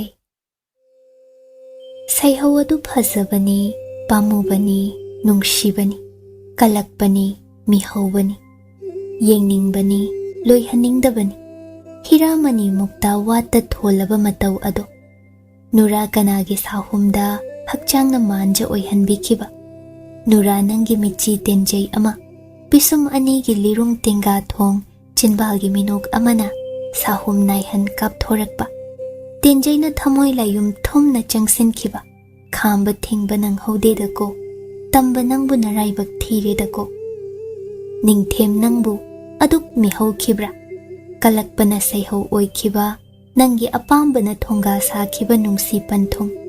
Kisi chethodraba Pangthung khangu thakta kemladuna manghanbani. Nangna cheksindabana, nangna mihauba helhaubana. Napagi chilamba singya leirangu. Chanabidi thoirabi, leimai thaktana khutna kanthok manghanbiredako. Ningthem nangbo, asuk minungsi leitedako. Thamoida hanjinkiba Tingkhang amabu, atopa Tingkhang amana handokke silluba nangi lalong. Nungsi lanpham asi yeknabagi lanpham oiramdre, lalong kaikre. Thamoigi lanmi pankhai achoba kintharaktuna thawaibu sum nansinki. Ningthem nangbu waranido. Korau nongja adu taru mayek kayadi senglibano, lauthop laukoi yaudrabini. Atiyagi korauga leichil mapai singa khatna khide nongja dumadi. Sangbanaba korau Keku lotpham leitraba atiyada ising imaida imi tarabagum atiyadagi mami lishing tahanba ngamgadawbagi mawongni. Ngasidi Ningthemgi thamoi ahangba atiyana laknabire karibu thoklaba mamit oi pambum oi itat tattana chongje phattaba khudamra aphaba khudamra khanpham loshinpham khangde. Ningthem asi maidingonido masada asigumba sahum macha ama hek phangbada leibaki wada tainagali atai shoirabasu Ningthem soiphade. Aduna sana ipu maiba kaurui mit pambum chongbagi pau ipu maibana Ningthemgi khudang mihul yenglaga nokfet. Lai ningthau aphaba khudamni. Oigi sana misna na itat tattana ngasi nong chonglibadi mitlu marol lolu haibaleido. Oigi sana pambum na phajan bangamda chongbadi oigi pambum oigadabi Chanu nuja ama thengno haibaleido. Lai ningthau mi paibigan aphaba ngaktani. Ningthem ni na tai sana konung achobada chatningi chatki khanki matau sing manai singa loinana ngasi koithokpa sana kaithelom magi leibak praja phibam yengba oina adubu kadomdagi aphaiba wakhalnoda Khuman pung yengningdagle Khuman pung masing khangdale adubu yamna ing chikpa piktakpa nitai chutheki pung machadudi Ningthemna khwaidagi khoidaidako matau kanada taklamdre leima kana loina raktre manai kharaga loina magi ayangba yangoi tongduna koithorakle nitai chutheki pung macha yausinkre yangoidagi phan chongtha manai singda onsen nahoi swaida leyo itongila kanuko wai chili phagani lainingtho Ningthem matomta pung maning thangba maikeigi chinga tainaba Khuman chingdum machadurom kakhatke ningi adubu onthokpani nongjado Khuman chingthak yoba ngamkhide makhong ani Khuman pung machadugi prithi leimaiduna krak laksenbi phasenbi khragumle kanano Chanu nangbo shidana na tomta kari tawramliba nata na pang kana su yauda nupi macha leisabi mapung pharaklabi ama Ningthemnadi chahi taramuk hena hangani adubo ahanba ubada Ningthem masagi oikhidre Chanu dugi khubamda paisin bikre thawai hakcha sana konungda leihobi magi taloi tara mikuptuda khwai aduk laina Ningthem mana kauthok chakre nuja ado Ningthemda phalaptani yenglamba kaidauramli nitai chuthe pungi chingkhonggi leihau leiren pambi makhongdale makhutawagi polang macha ama paisa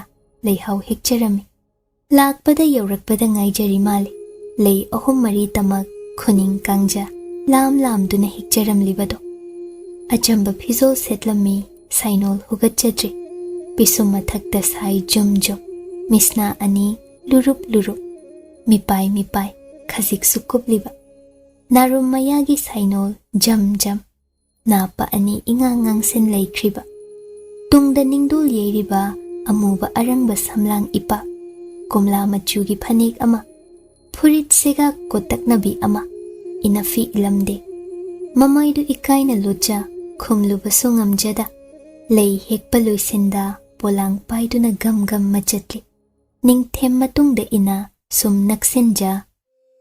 Chanu nangbu Khuman lamsidagira. Khuman Chanu oirabra. Koloina kari amukta takbiramuba. Hena khonglei thuzinki hemadi. Ningthem hande magi yangoi thamlamba manai mayam leihobadu yausinkhidringai Chanu dugi lambi mangda thachinboi kaiboi lepkhre. Matu mayam duga asuk irang hobako. Ningthem nangbu penai. Nauribi hemabu taloi oihangani. Oiningbo ojo. Soknabi mayadabi macha, yek macha. Charo maurongna dabi pu pipa amangbi macha ojo. Lainubi oiro, loinubi oiro. Oiningbo ojo nangtadi aiginiko. Adubo akiba amadi.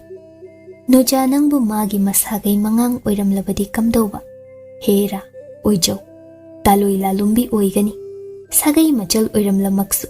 Ai maidingu ningthorolni. Ngamdaba leite natai chadaba Ningthem WakhaL adu yauki. Lambi thatpi khibada hema tawfam khangzadre. Matausu misu kaya tinajadabinina Ningthembu kiba malido. Ningthemda yengjabadi ngamde.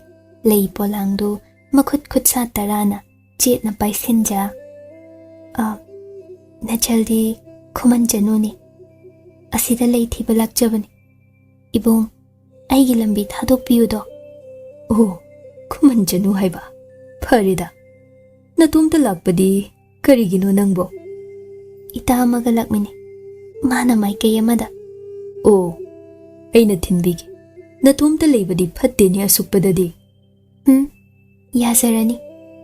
Hema thaiduna chatli. Ningthem yet khidre. Sum lap thokre. Ningthem thuna yangoi thakta kakre. Thauki tabli. Hema matung inakre. Ingak ngakjane. Khuman konung hozang romda. Madom changkiba. Khuman leima manai nubi oirabazatla. Hera oijau nangdi aigini. Manai khara dugaloinana akiba leita Khuman konung santhong yausinkre. Maidinguna lenglakpa mayam ngakne. Khuman ningthau thoklak Ningthembu okle. Ningthem lengsili bebhar nopte. Hema thoklakpa ude. Wakoi suda Khuman ningthauda haire. Makhol pongna Ningthemna. Aina apamba ningjaba makhak leirene ipal ningthau. Lai ningthau. Napalda koidana takpiyudo. Hojik ngahakki mamangda leihau polang pai changkribi Khuman Chanu adubu. Kana oiramgani. Khuman Chanu di masing yami. Konungda leibashu lai ningthau. Amukta masak yengjaningkreda. Ipal ningthau. Amukta yengjaningkreda aide. Phagani lai ningthau. Khuman ningthauna Khuman Chanu masak henbi. Matik chabi pumba kaukhatuna. Khudak tuda konungda lakhali. Atay maram haide. Ngamuk charu lau sitan. Adum mahoi punna leihan Ningthem lengsin. Khuman ningthauga luinana mayamdu yengle. Yauramde. Ngasaygi leihau leiren makhonggi heloidudi. Yaude ude tamakhai. Matamduda hemadi minai nubigum phi suri. Thagoiga luinana. Thagoishu Ningthem lengle ipaudu tare. Chamna lenglakpa leibaki thau pangba lakpadum oigani. Angam athau macha ningol Khuman lakta. Hema yauramdrabada konung leimanai atay manai nubi pumbasu kaukhatkre. Thagoisu yaukre.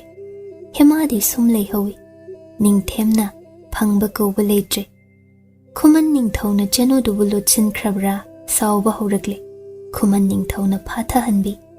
Lai ningthau. Matik chabi Chanu pumba suzare. Khuman leisa pumba suzare.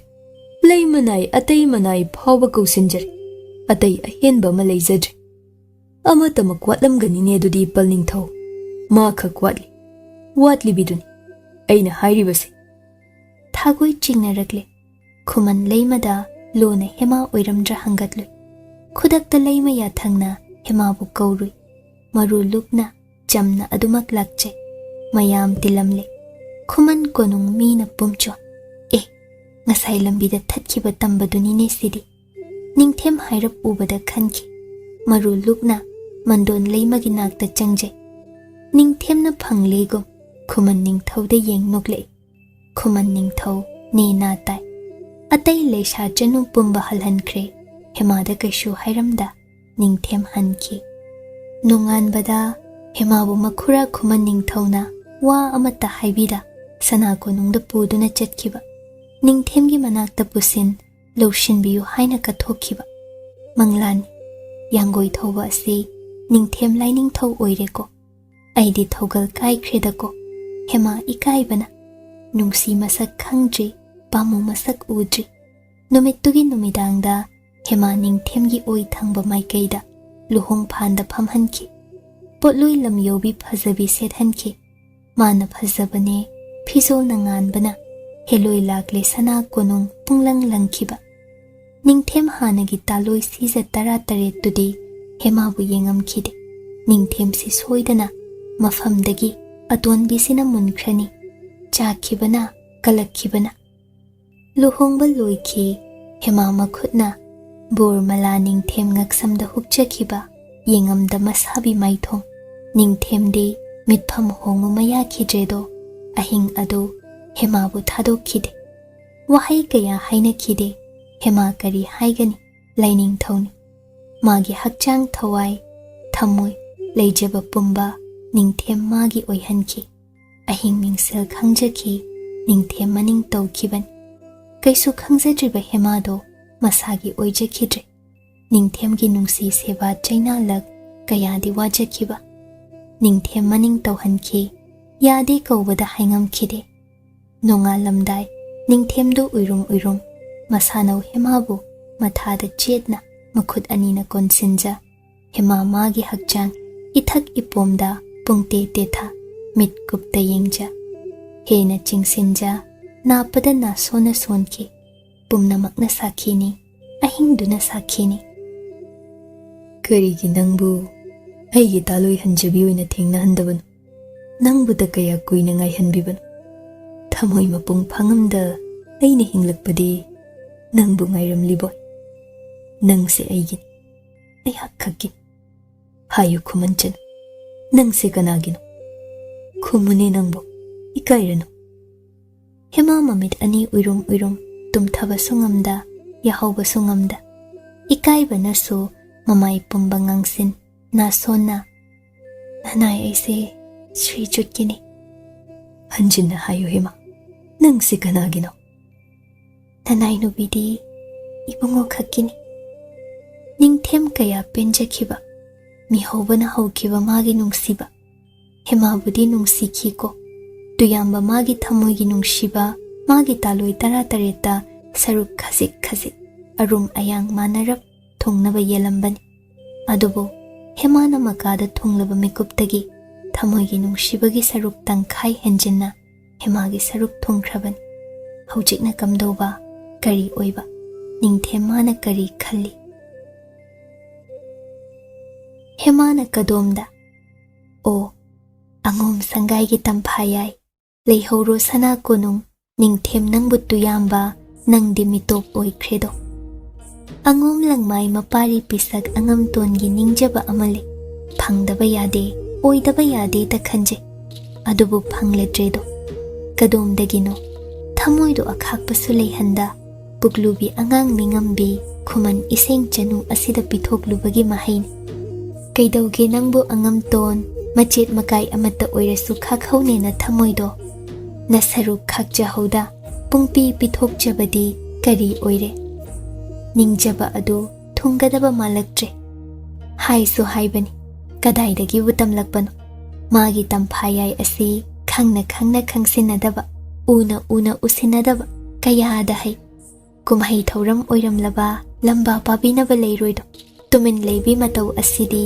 Lump यौबिनी मना पुंबा हेमा मागी ओइगनिने अंगोम कैथेल सना कैथेल अतै कैथेल पुंबा यांगोई पाउजेल थागदौरी अफबा पुंफम नुमित ngaibani हाथु याद्रे अफबा हाइबसिमतबु तांगना fungi पारी हेमा नौहौनना लुहोंबगी सगोल पाउ चेनगदौरी मतंग अदो अंगोम कोनुंग तान्यै संगदगी याचंग पुंग येरकले थिलकले याचंगबा मतम ओइरकले तकलकपन हेमा खर कोमजरे ख्वांगफी साबदु नत्ता Atay thauram thauda tauningai irei leijade.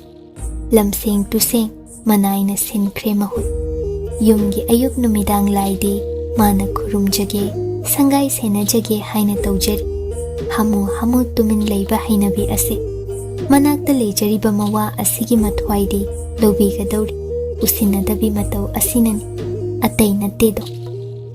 Sangaigi ka macha ahangbada leirambadagi angam tonga khara yasinabadagi hema sangaigi ningol kada oina hongjinkhre. Madu magi ka oijakre. Taru leijay.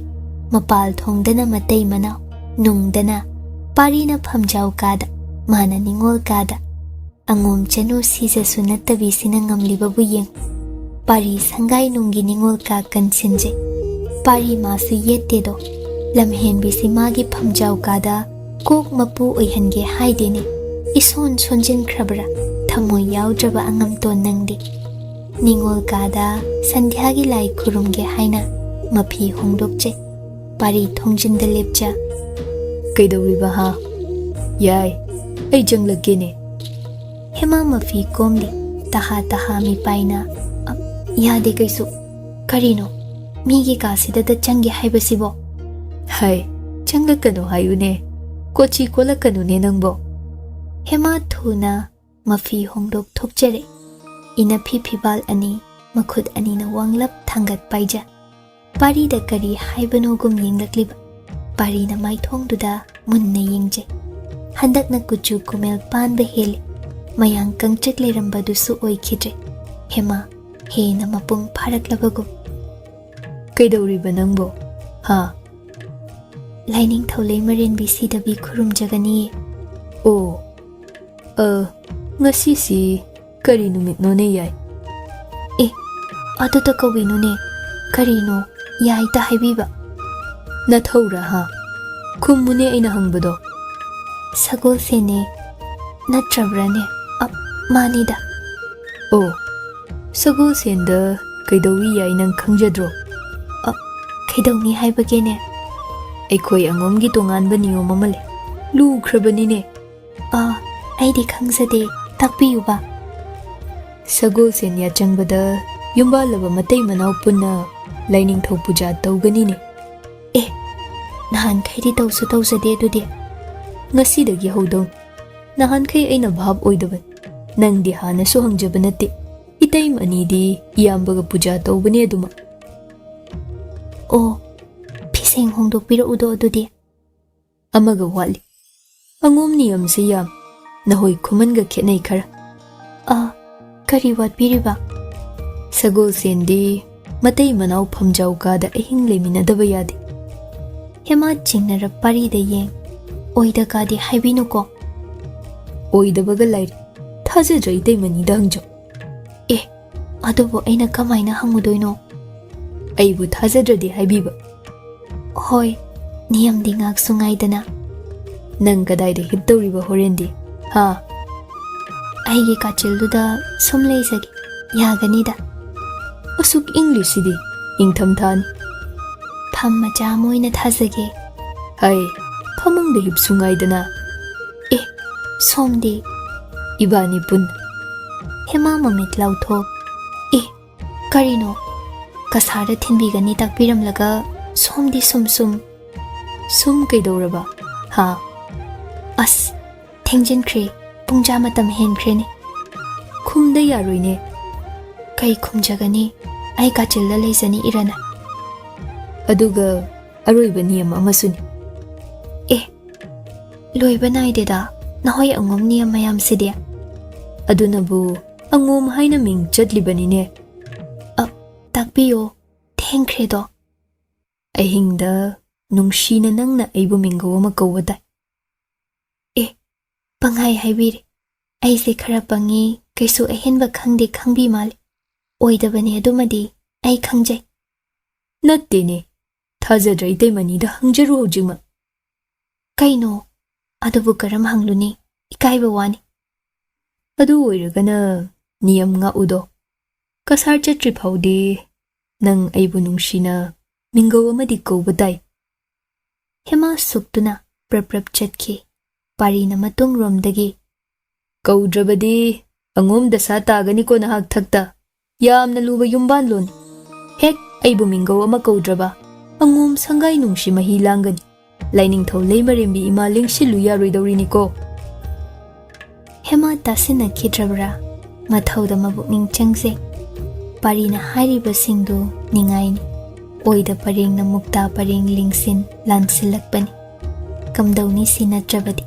Irang haytabi magi Tamfayai si asum moithem khar tawdaba sungyamak yadredo.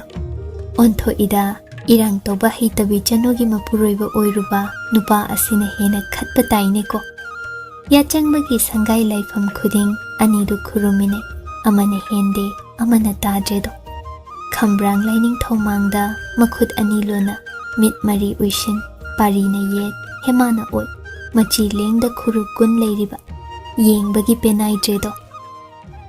Ahing nongyay oishilamdaini phamjaw kado maina musi musi hemana matomta phamungda hipli cheptuna phaglangda mai onsin kachildana parina ichau chauna pham machaduda phamboi hippoi hemaromda mai onsilli tumin leine hema tumsinnaba sakhrabani machi amuktabu lenglade masadu parina nokliba ingbanasu amuktoiba ingthamtha yak laurabani leimaida thariba pham machado chawkhraba mana lengsinbada chandri masado leimaida tare machi kari khaluraba hema mai khajik leithoraktuna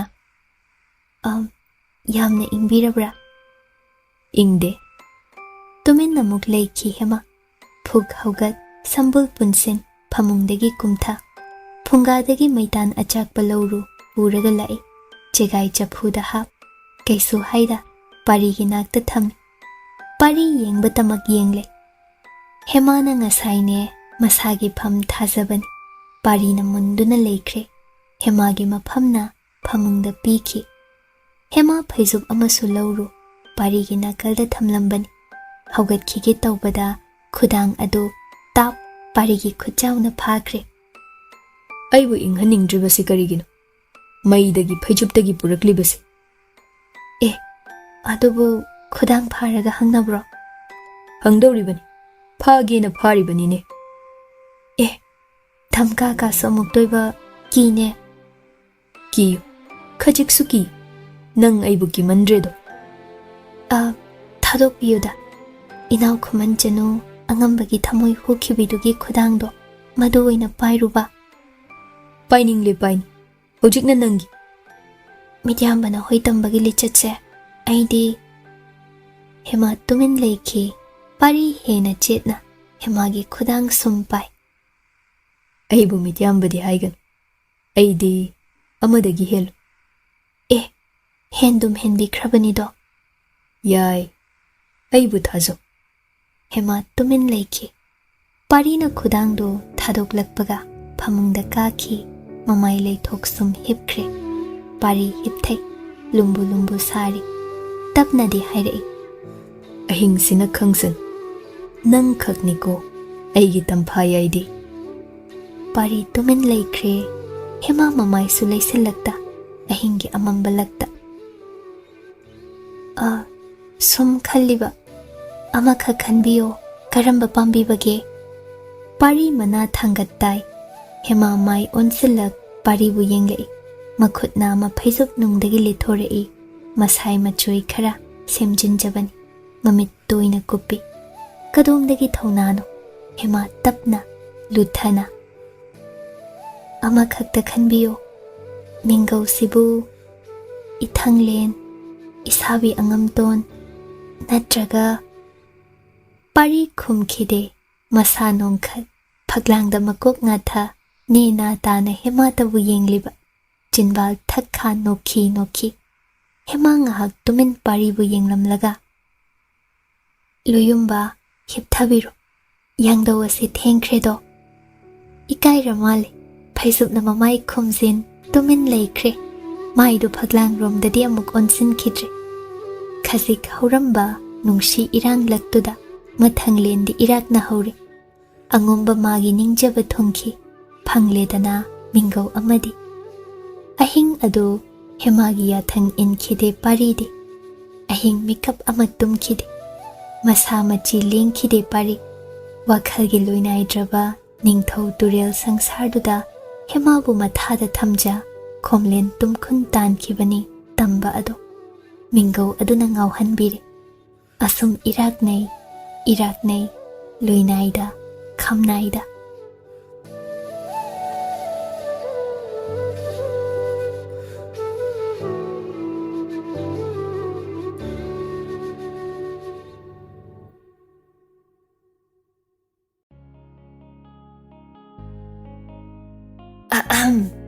Kaygumba amta thawai hakchang yauna wari tabiriba listener singda haijari madudi channel asina puthokjariba audio series sing asibu support tobiba oina like amadi WakhaL Turi YouTube channel da subscribe tobiramo aduga loinana comment amamam piduna wari sida yauriba writer narrator editor musician amadi channel asigi team busu support tobiyo amadi pukning thogatpiyo aduga mayam hype tobasu kaubigano.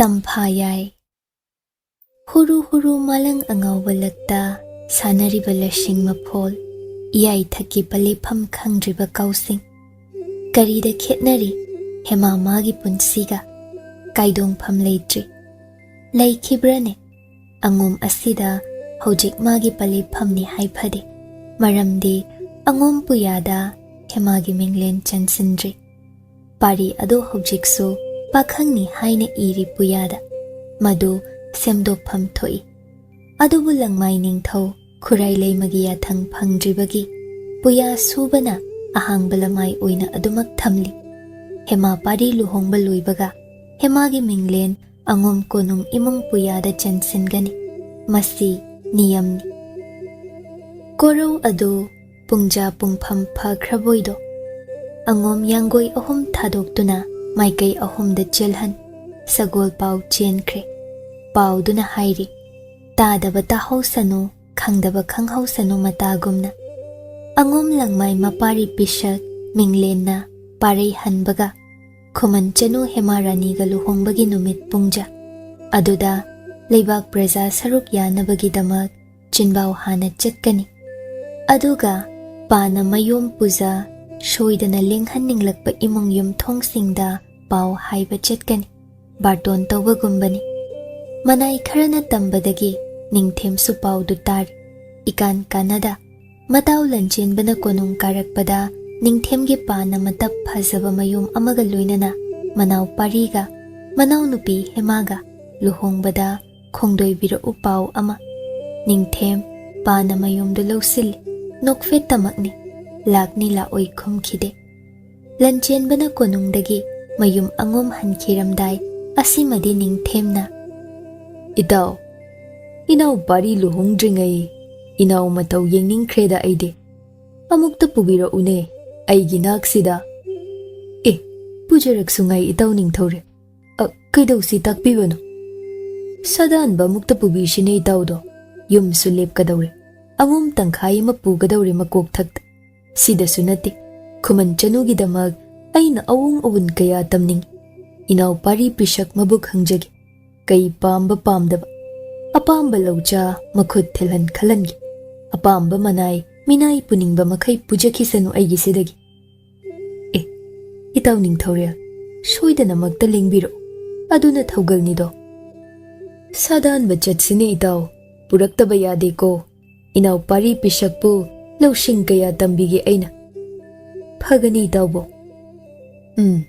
yamna phari hayeng ase numit su phai asida he koitho usiko khara lapna machatsi ai thorang loiram ladabani ahing chingnung da lektuna pamba kaigi makol thugairusi ngamgani da phagani yamna phaba wani itaw ningthore adumna sumamangda sadan ba lapna chatli Lanchenba Ningthemga loinana ahing lektuna umangda lamden basu yauki aduna thoine hena khanjinde Lanchenba Ningthemgi mabukta kari laikhiba paribu puraktaba yade wafam asina kari ningliba Langmai taloi hanjabi khurai leima khomdonbi asi mina henjinba yagandabin jagat nabi oide thamoi yamna kanbi shuni adunabu langmai taloi mariam khaki manaw makhai loina angom konungdagi mana ngamduna tanthokkhibani mamangai matang asidadi maase asuk minungshi leitabini leibak pumbana chingnai haina humna mapuroiba langmai ningthau asi magi ta oi paliba angom asi maningtaw kananasu khangba mama pundabi parigi Lanchenbagi manaw mayamba machal mache kaya amasu khulakta leiramba khutum singduna khangde masina nakal amagi wanidana khurai leimana Khuman konungdade pana mayom puhan manai mashel paumi thogalnai tharaktuna mamum Khuman Chanu hemarani langmai macha pari pishakka luhongbagi pau haihankhide hairoina haide nupa mayumni angom mahoina aduna nonjaba yade Khuman nupi mayum oibina nonjabham thoktabra khomdonbigi wakhalonidako yangoi paudi maitrabak sin thongna chalhan khrabani ningthem phawa yangoi mapau ta khrabani Khuman ningthau leima pumba sutaram ganina aduga hojik phawba luhonglamdai si phaw Khuman mahoina wahai ma hairadaba macha ningol asigi manakta kanasu konungdagi lakladaba masi henmalli nungda kari leiba Khuman masel lakta khomdonbina thawoide leibak macha tadre Khuman ningthau matau asi handaki matang sidadi aduna lali khanpham thoi lakchadra maningni luhongbasi yaujadre Khuman mayam mangda chopchagetan pana baton thinbadi sungchat chatloi ya thangpide khomdonbina langmai ningthau taloina ngamtak leibani nungda aduna khomdonbigi apambade yelakte amaromda khurai leimana handak leibak kumhai oigadawriba luhongba asi nupagi maikeigi silangbana macha ahal Lanchenbagi dai oihanbikre aduga nupi maikei hemagi damak kari wate kari soi yengsinhanbana mamau ani thoinu thabada sina thokre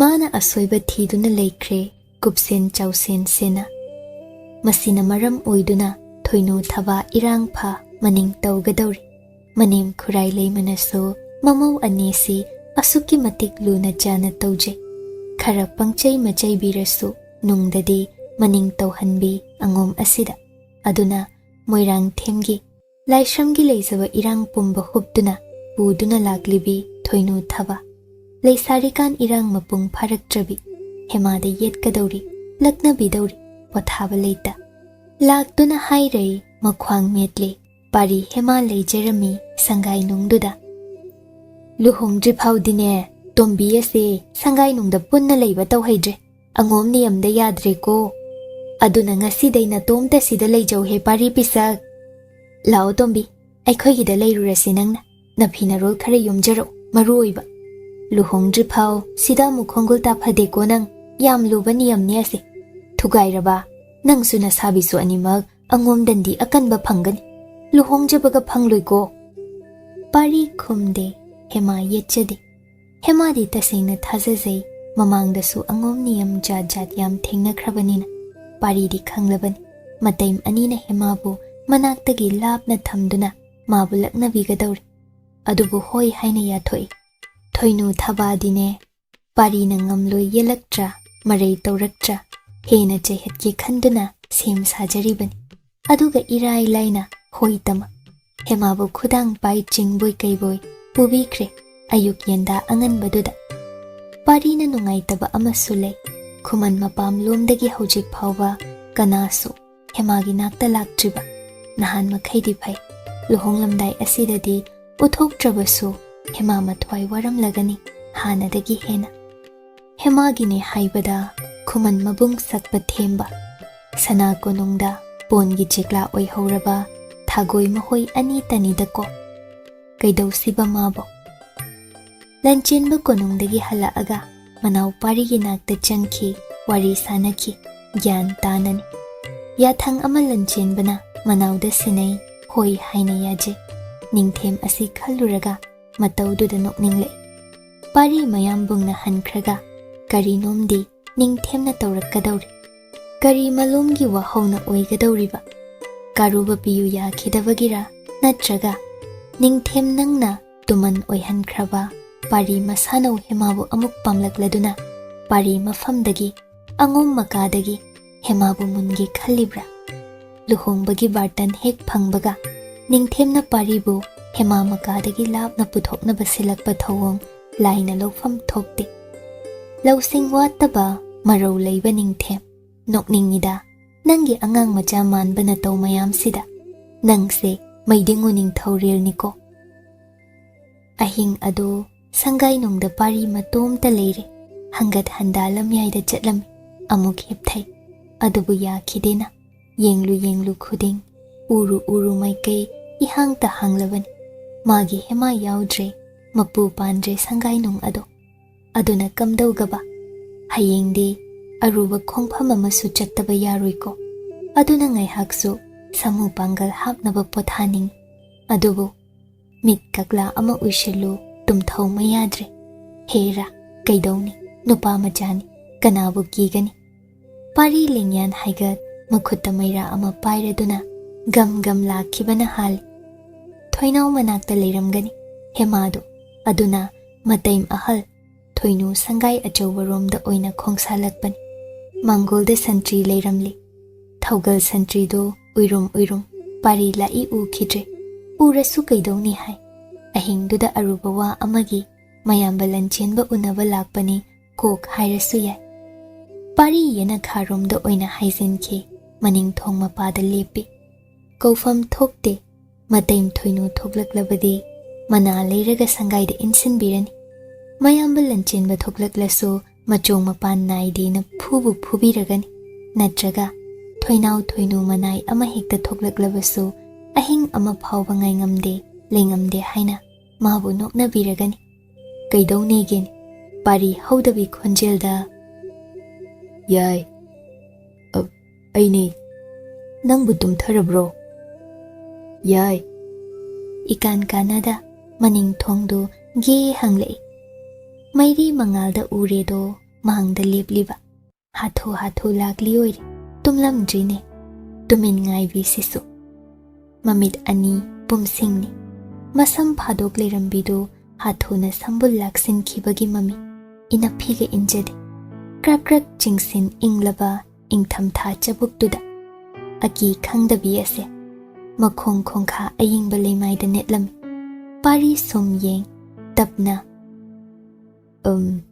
ꯑꯩꯕꯨ ꯇꯨꯝꯊꯧ ꯌꯥꯗ꯭ꯔꯦꯅꯦ ꯌꯥꯏ, ꯅꯪꯕꯨ꯫ ꯍꯦꯃꯥ ꯈꯨꯝꯕꯒꯤ ꯃꯍꯨꯠ ꯁꯠ ꯊꯣꯛꯂꯛꯑꯒ ꯃꯅꯤꯡꯊꯣꯡꯗꯨ ꯇꯞꯅ ꯉꯥꯁꯤꯜꯂꯤ꯫ ꯏꯅꯦꯝ ꯅꯦꯝꯖ ꯙꯥꯔꯤ ꯀꯨꯝꯊ ꯄꯥꯔꯤꯒꯤ ꯅꯥꯀꯜꯗ ꯂꯦꯞꯂꯤ꯫ ꯃꯃꯤꯠ ꯑꯅꯤꯅ ꯇꯔꯨ ꯇꯔꯨ ꯅꯤꯛ ꯅꯤꯛ ꯂꯥꯎꯅ ꯌꯦꯡꯈꯠꯂꯛꯂꯤꯕ꯫ ꯃꯇꯧ ꯑꯗꯨꯗ ꯄꯥꯝꯃꯨꯔꯣꯏꯗꯕ ꯖꯒꯠꯇ ꯀꯅꯥ ꯂꯩꯔꯝꯈꯤꯅꯤ ꯍꯥꯏꯕꯒꯦꯅꯦ꯫ ꯄꯥꯔꯤ ꯀꯩꯁꯨ ꯍꯥꯏꯗ ꯂꯦꯡꯌꯥꯟꯗꯨ ꯁꯟꯇꯣꯛꯇꯨꯅ ꯍꯦꯃꯥꯒꯤ ꯃꯁꯥꯗ ꯀꯨꯞꯁꯤꯟ ꯏꯟꯁꯤꯟꯕꯣꯏ ꯌꯦꯠꯁꯤꯟꯕꯣꯏ꯫ ꯍꯦꯃꯥ ꯃꯥꯡ ꯊꯥ ꯒꯝ ꯒꯝ ꯃꯆꯠꯂꯤ꯫ ꯃꯈꯣꯡ ꯈꯣꯡꯁꯥ ꯈꯨꯌꯥꯅ ꯂꯤꯛꯂꯥꯅ ꯆꯣꯠꯂꯕ ꯅꯥꯄꯤꯗ ꯅꯣꯝ ꯅꯣꯝꯅꯦ꯫ ꯏꯪꯕꯅ ꯂꯣꯏꯔꯝꯂꯅꯤ꯫ ꯄꯥꯔꯤ ꯌꯦꯡꯂꯝꯕꯗꯨꯅ ꯄꯦꯟꯗ꯭ꯔꯦ꯫ ꯃꯈꯨꯠꯀꯤ ꯃꯩꯔꯥ ꯑꯗꯨ ꯂꯩꯃꯥꯏꯗ ꯕꯣꯝ ꯊꯥꯗꯈꯤ꯫ ꯍꯦꯃꯥꯕꯨ ꯄꯝꯈꯠꯂꯤ꯫ ꯊꯥꯡꯗꯨꯅ ꯄꯨꯈ꯭ꯔꯦ꯫ ꯍꯦꯃꯥ ꯌꯦꯜꯂꯛꯇꯦ꯫ ꯃꯃꯥꯏ ꯑꯗꯨ ꯂꯦꯡꯌꯥꯟ ꯃꯅꯨꯡꯗ ꯂꯣꯠꯄꯨ ꯂꯣꯠꯁꯤꯟꯈꯤ꯫ ꯅꯣꯛꯈꯤꯕ꯭ꯔꯥ ꯁꯨꯛꯈꯤꯕ꯭ꯔꯥ ꯅꯪꯕꯣ? ꯁꯪꯒꯥꯏ ꯃꯅꯨꯡ ꯌꯧꯁꯤꯟꯈ꯭ꯔꯦ꯫ ꯑꯅꯤꯃꯛ ꯑꯉꯣꯝ ꯅꯤꯌꯝ ꯊꯨꯒꯥꯏꯃꯤꯟꯅꯩ꯫ ꯆꯩꯔꯥꯛ ꯃꯀꯤꯗꯦ꯫ ꯉꯝꯃꯤꯗ ꯑꯅꯤꯁꯦ꯫ ꯐꯝꯖꯥꯎ ꯀꯥꯒꯤ ꯐꯃꯨꯡꯗ ꯍꯦꯃꯥꯕꯨ ꯊꯥꯏ꯫ ꯍꯦꯃꯥ ꯀꯩꯁꯨ ꯍꯥꯏꯗ ꯂꯦꯡꯌꯥꯟꯗꯨꯒ ꯄꯨꯟꯅ ꯐꯩꯖꯨꯞ ꯑꯃ ꯆꯤꯡꯈꯠ ꯃꯀꯣꯛ ꯄꯨꯟꯅ ꯀꯨꯞꯁꯤꯟ ꯍꯤꯞꯊꯈ꯭ꯔꯦ꯫ ꯃꯆꯤ ꯂꯦꯡꯗꯦ꯫ ꯇꯨꯝꯕꯨ ꯇꯨꯝꯂꯤꯕ꯭ꯔꯥꯗꯣ? ꯄꯥꯔꯤ ꯀꯥꯒꯤ ꯀꯥꯆꯤꯜꯗꯨꯗ ꯍꯥꯟꯅꯒꯨꯝ ꯃꯥꯒꯤ ꯇꯨꯝꯐꯝ ꯐꯝ ꯑꯃ ꯊꯥꯁꯤꯔ ꯈꯜꯂꯤ꯫ ꯑꯗꯨꯕꯨ ꯐꯃꯨꯡ ꯃꯆꯤꯗ ꯀꯣꯛ ꯀꯥꯈꯠ ꯍꯤꯞꯊꯔꯛꯏ꯫ ꯍꯦꯃꯥ ꯃꯁꯥꯗꯨ ꯐꯩꯖꯨꯞꯀ ꯄꯨꯟꯅ ꯀꯥꯆꯤꯜꯗ ꯅꯞꯁꯤꯟꯗꯨꯅ ꯆꯪꯁꯤꯟꯈꯤ꯫ ꯄꯥꯔꯤꯅ ꯃꯇꯥꯏꯗ ꯏꯆꯥꯎ ꯆꯥꯎꯅ ꯅꯞꯇꯨꯅ ꯍꯤꯞꯂꯝꯕꯗꯒꯤ ꯁꯨꯝ ꯆꯤꯡꯁꯤꯟ ꯁꯨꯝ ꯆꯪꯁꯤꯟ꯫ ꯍꯦꯃꯥ ꯃꯔꯣꯜ ꯂꯣꯜꯂꯛꯏ ꯍꯧꯖꯤꯛꯇꯗ꯫ ꯀꯔꯤꯅꯣ? ꯀꯥꯆꯤꯜꯁꯤꯗ ꯆꯞꯇꯨꯅ ꯊꯋꯥꯏ ꯊꯥꯕ ꯇꯥꯔꯦꯅꯦ ꯅꯅꯥꯏꯗꯤ꯫ ꯄꯥꯔꯤ ꯅꯣꯛꯂꯗꯨꯅ ꯍꯟꯇꯣꯛꯏ꯫ ꯂꯣꯡꯅ ꯍꯤꯞꯂꯤ꯫ ꯍꯦꯃꯥ ꯇꯞꯅ, ꯐꯩꯖꯨꯞꯇꯤ ꯇꯣꯉꯥꯟꯅ ꯁꯨꯞꯄꯤꯌꯨꯀꯣ ꯂꯣꯌꯨꯝꯕ꯫ ꯄꯥꯔꯤ ꯍꯥꯏꯕ ꯏꯟ ꯐꯩꯖꯨꯞ ꯇꯣꯉꯥꯟꯅ ꯁꯨꯞꯆꯤꯟ ꯍꯤꯞꯊꯈꯤ ꯅꯦꯅꯥ ꯇꯥꯅ ꯑꯅꯤꯃꯛ ꯇꯨꯝꯊꯈ꯭ꯔꯕ꯭ꯔꯥ ꯆꯤꯡꯈꯩ ꯐꯤꯗꯨꯞ ꯍꯨꯟꯗ꯭ꯔꯤ ꯃꯝꯂꯤ ꯃꯇꯝ ꯑꯗꯨ ꯑꯌꯨꯛꯅꯤ ꯍꯥꯏꯐꯗꯦ ꯑꯍꯤꯡ ꯃꯃꯩꯁꯨ ꯑꯣꯏꯗ꯭ꯔꯦ ꯂꯪꯗꯥꯏ ꯑꯗꯨꯅꯤꯗꯅ ꯍꯦꯃꯥ ꯍꯧꯒꯠꯂꯒ ꯐꯝꯗꯨꯅ ꯂꯩ ꯃꯈꯣꯡ ꯑꯅꯤ ꯀꯣꯟꯁꯤꯟ ꯂꯣꯡꯅ ꯍꯤꯞꯂꯤꯕ ꯃꯊꯪꯂꯦꯟꯕꯨ ꯌꯦꯡꯖꯗꯨꯅ ꯃꯥꯗꯤ ꯃꯝꯂꯤꯀꯥꯟ ꯍꯧꯒꯠꯄꯁꯤ ꯍꯩꯅꯩ ꯑꯗꯨꯕꯨ ꯄꯥꯔꯤꯅ ꯐꯃꯨꯡ ꯊꯨꯡꯅ ꯍꯤꯞꯇꯨꯅ ꯂꯩꯔꯦ ꯍꯦꯛ ꯀꯨꯝꯊꯈꯤꯕꯗꯨ ꯄꯥꯔꯤꯕꯨ ꯀꯥꯟꯗꯨꯅ ꯆꯠꯄꯗꯤ ꯅꯨꯡꯉꯥꯏꯇ꯭ꯔꯦ ꯉꯍꯥꯛ ꯂꯩꯔꯒ ꯅꯣꯡ ꯉꯥꯟꯐꯨꯡ ꯇꯧꯔꯛꯄ ꯃꯇꯥꯡꯗ ꯃꯁꯥ ꯅꯣꯟꯊ ꯃꯈꯨꯠ ꯌꯦꯠꯇꯨꯅ ꯄꯥꯔꯤꯒꯤ ꯄꯥꯝꯕꯣꯝꯗ ꯅꯣꯝꯗꯨꯅ ꯂꯨꯌꯨꯝꯕ ꯈꯣꯡ ꯑꯁꯤ ꯑꯃꯨꯛꯇ ꯀꯣꯟꯁꯤꯟꯕꯤꯌꯣ ꯑꯩ ꯍꯧꯒꯠꯆꯒꯦ ꯄꯥꯔꯤ ꯃꯃꯤꯠ ꯑꯅꯤ ꯎꯏꯔꯨꯝ ꯄꯥꯡꯂꯛꯏ ꯍꯦꯃꯥꯅ ꯍꯟꯖꯤꯟꯅ ꯍꯥꯏꯖꯩ ꯀꯩꯁꯨ ꯍꯥꯏꯗ ꯃꯈꯣꯡ ꯑꯅꯤ ꯀꯣꯟꯁꯤꯟꯈꯤ ꯍꯦꯃꯥ ꯃꯐꯤ ꯁꯦꯝꯂꯒ ꯃꯁꯝ ꯁꯝꯕꯨꯜ ꯄꯨꯟꯁꯤꯟ ꯐꯃꯨꯡꯗꯒꯤ ꯍꯧꯒꯠꯈꯤ ꯃꯈꯣꯡ ꯑꯗꯨ ꯂꯩꯃꯥꯏ ꯊꯦꯡꯕ ꯅꯪꯗ꯭ꯔꯤꯀꯥꯟ ꯄꯥꯔꯤꯅ ꯇꯥꯞ ꯐꯥ ꯃꯊꯥꯗ ꯊꯝ ꯍꯟꯗꯛꯅ ꯍꯦꯃꯥꯅ ꯃꯇꯥꯏ ꯄꯥꯔꯤꯅ ꯃꯅꯨꯡꯔꯣꯝꯗ ꯍꯤꯞꯂꯤꯒꯨꯝꯅ ꯍꯦꯃꯥ ꯃꯤꯍꯨꯜ ꯐꯤꯖ꯭ꯔꯤꯡ ꯍꯩ ꯂꯨꯌꯨꯝꯕ ꯅꯪꯁꯨ ꯊꯥꯏꯅ ꯅꯤꯡꯊꯦꯝꯅ ꯇꯧꯈꯤꯕꯒꯨꯝ ꯅꯅꯤꯡ ꯇꯧꯗꯧꯔꯤꯕ꯭ꯔꯥ ꯑꯩꯒꯤ ꯄꯥꯎꯈꯨꯝ ꯌꯥꯏ ꯌꯥꯗꯦ ꯍꯥꯏꯕ ꯑꯃꯠꯇꯁꯨ ꯅꯤꯡꯊꯦꯝꯅ ꯍꯪꯕꯤꯗ ꯃꯅꯤꯡ ꯇꯧꯈꯤꯕꯒꯨꯝꯅ ꯑꯗꯨꯕꯨ ꯑꯩ ꯇꯨꯃꯟꯅꯤ ꯈꯥꯝꯂꯨꯕꯒꯤ ꯍꯛ ꯂꯩꯇꯦ ꯃꯃꯜ ꯂꯩꯇ꯭ꯔꯕꯤ ꯍꯛꯆꯥꯡꯅꯤ ꯀꯩꯗꯧꯏ ꯍꯥꯏꯕꯒꯦ ꯄꯥꯔꯤ ꯀꯩꯁꯨ ꯍꯥꯏꯈꯤꯗ꯭ꯔꯦ ꯑꯃꯨꯛ ꯍꯦꯛ ꯇꯨꯝꯊꯈ꯭ꯔ ꯃꯥꯜꯂꯦꯗꯣ ꯍꯦꯃꯥꯁꯨ ꯎꯏꯔꯨꯝꯗꯒꯤ ꯇꯨꯝꯊꯔꯨꯏ ꯅꯨꯃꯤꯠ ꯑꯗꯨ ꯌꯥꯍꯧ ꯉꯟꯕꯤ ꯑꯉꯣꯝ ꯃꯧ ꯂꯪꯃꯥꯏ ꯂꯪꯂꯨ ꯏꯇꯣꯟ ꯇꯣꯟꯕꯤ ꯑꯗꯨ ꯌꯥꯍꯧ ꯊꯦꯡꯂꯦꯗꯣ ꯅꯣꯡ ꯄꯨꯡꯉꯥꯟ ꯉꯥꯜꯂꯒ ꯄꯥꯔꯤꯒꯤ ꯃꯊꯥꯅꯨꯡꯗꯒꯤ ꯍꯦꯛ ꯊꯣꯛꯂꯛꯄꯒ ꯍꯦꯃꯥ ꯇꯐꯤꯡ ꯃꯄꯥꯟꯗ ꯆꯦꯟꯊꯣꯛꯆꯩ ꯀꯔꯤꯅꯣ ꯉꯁꯤ ꯇꯧꯔꯤꯕꯁꯤꯕꯣ ꯀꯩꯅꯣꯝꯅꯤ ꯑꯉꯝꯇꯣꯟ ꯑꯁꯤ ꯆꯥꯏꯊꯁꯪꯗ ꯍꯥꯟꯅ ꯆꯟꯈꯤ ꯄꯥꯔꯤꯁꯨ ꯏꯀꯥꯟ ꯀꯥꯟꯅꯗ ꯍꯧꯒꯠꯈꯤ ꯆꯥꯏꯊꯔꯨꯔꯦ ꯐꯤꯁꯦꯡ ꯁꯦꯠꯂꯤ ꯂꯟꯆꯦꯟꯕ ꯂꯥꯛꯂꯒ ꯃꯅꯥꯎ ꯃꯅꯥꯛꯇ ꯐꯝꯂꯦ ꯄꯥꯔꯤ ꯄꯤꯁꯛ ꯅꯄꯣꯠ ꯅꯆꯩ ꯄꯨꯒꯗꯧꯕ ꯈꯔꯗꯣ ꯁꯦꯝ ꯁꯥꯕ ꯂꯣꯏꯔꯕ꯭ꯔꯥꯗꯣ ꯂꯣꯏꯖꯔꯦ ꯏꯌꯥꯝꯕ ꯑꯋꯥꯠ ꯑꯄꯥ ꯆꯤꯊ ꯅꯥꯟꯊ ꯌꯦꯡꯉꯨꯀꯣ ꯑꯍꯤꯡ ꯌꯥꯔꯦꯛ ꯇꯧꯕꯅꯤ ꯄꯥꯝꯕ ꯀꯩꯒꯤ ꯃꯀꯣꯜꯗ ꯂꯩꯔꯨꯒꯗꯕꯅꯤꯅꯦ ꯅꯈꯨꯠꯁꯨ ꯊꯥꯡꯂꯦꯟ ꯇꯤꯃꯦꯟꯇꯥ ꯂꯤꯔꯨꯡ ꯇꯦꯟ ꯄꯨꯝꯕ ꯆꯤꯊ ꯐꯗꯦꯀꯣ ꯑꯍꯣꯏ ꯅꯅꯥꯎꯅ ꯁꯦꯝ ꯁꯥꯖꯔꯦ ꯑꯗꯨꯒ ꯑꯉꯣꯝ ꯏꯅꯥꯏ ꯂꯥꯟꯃꯤ ꯌꯥꯎꯗ ꯏꯕꯥꯅꯤꯇ ꯁꯨꯝꯃ ꯆꯠꯂꯁꯤꯅꯦ ꯀꯅꯥꯅ ꯈꯪꯕ ꯏꯌꯥꯝꯕ ꯐꯣꯡꯅ ꯅꯠꯇ꯭ꯔꯕꯁꯨ ꯂꯨꯅ ꯈꯔꯗꯤ ꯇꯨꯡ ꯏꯟꯍꯟꯖꯅꯤꯡꯉꯤꯅꯦ ꯅꯅꯥꯎꯅꯗꯤ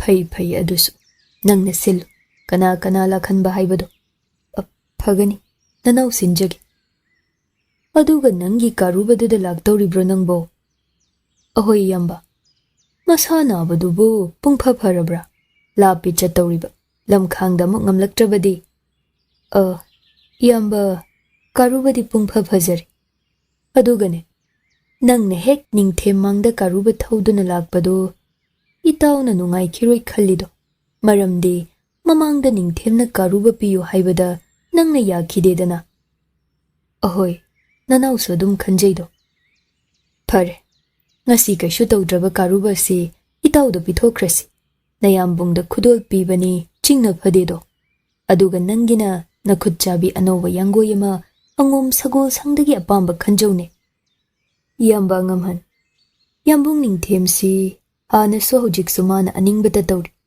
ꯁꯥꯒꯩ ꯈꯨꯗꯤꯡꯗ ꯑꯗꯨꯕꯨ ꯑꯉꯣꯝ ꯑꯁꯤꯗꯗꯤ ꯃꯥꯒꯤ ꯃꯇꯧꯁꯤ ꯌꯥꯗꯦ ꯍꯥꯏꯕ ꯑꯃ ꯈꯪꯍꯟꯖꯅꯤꯡꯉꯤ ꯅꯅꯥꯎꯗꯤ ꯅꯠꯇ꯭ꯔꯕꯗꯤ ꯌꯥꯏ ꯍꯥꯏꯅ ꯃꯥ ꯍꯦꯟꯖꯤꯜꯂꯛꯀꯅꯤ ꯌꯥꯝꯕꯨꯡꯅꯤ ꯑꯗꯨꯕꯨ ꯃꯥꯒꯤ ꯅꯤꯡꯉꯥꯏ ꯃꯔꯝ ꯆꯥꯗꯦ ꯅꯅꯥꯎꯅ ꯈꯟꯖꯩꯗꯣ ꯂꯤꯛꯁꯨ ꯂꯤꯛꯏꯗ ꯑꯩꯒꯤ ꯏꯅꯥꯎꯅꯕꯣ ꯌꯥꯡꯒꯣꯏ ꯑꯃꯒꯤꯗꯃꯛ ꯏꯇꯥꯎ ꯅꯤꯡꯊꯦꯝꯒ ꯁꯤꯡꯅꯕꯗꯤ ꯇꯧꯍꯩꯗꯦꯅꯦ ꯅꯪꯕꯣ ꯑꯗꯨꯒ ꯌꯦꯡꯉꯨ ꯏꯇꯥꯎꯗꯤ ꯃꯥꯒꯤ ꯇꯥꯂꯣꯏ ꯈꯨꯃꯟ ꯆꯅꯨ ꯏꯅꯥꯎꯅꯨꯄꯤ ꯑꯣꯏꯔꯕꯤꯁꯤꯐꯥꯎ ꯄꯤꯊꯣꯛꯂꯛꯇꯨꯅ ꯅꯪꯒꯤ ꯑꯣꯏꯕ ꯐꯪꯖꯔꯤꯕꯅꯤꯅꯦ ꯅꯪ ꯑꯃ ꯂꯤꯛꯄꯅ ꯃꯤꯅ ꯇꯧꯕꯤꯔꯛꯄꯒ ꯌꯥꯝꯅ ꯈꯦꯠꯅꯩꯀꯣ ꯏꯌꯥꯝꯕ ꯑꯉꯝꯍꯜ ꯌꯥꯡꯒꯣꯏꯒ ꯇꯥꯂꯣꯏꯒꯗꯤ ꯆꯥꯡꯗꯝꯅꯒꯨꯝꯁꯤꯕ ꯈꯟꯗꯨꯅ ꯌꯦꯡꯕꯤꯌꯨ ꯏꯁꯥꯒꯤ ꯇꯥꯂꯣꯏꯕꯨ ꯍꯦꯛꯇ ꯀꯠꯊꯣꯛꯄ ꯉꯝꯕ ꯇꯝꯕꯅꯕꯨ ꯀꯌꯥꯝ ꯃꯊꯣꯡ ꯆꯥꯔꯒꯅꯤ ꯏꯌꯥꯝꯕꯁꯨ ꯉꯝꯕꯤꯔꯣꯏ ꯑꯗꯨꯝ ꯇꯧꯕ ꯌꯥꯝꯕꯨꯡꯇꯅ ꯉꯝꯃꯤ ꯎꯠꯇꯨꯅ ꯃꯅꯤꯡ ꯇꯧꯕꯁꯤ ꯑꯁꯤꯒꯨꯝꯕ ꯃꯇꯧꯁꯤꯗꯤ ꯑꯉꯣꯝ ꯏꯖꯠ ꯇꯥꯒꯅꯤ ꯃꯇꯧ ꯇꯝꯒꯨꯝꯁꯤꯕ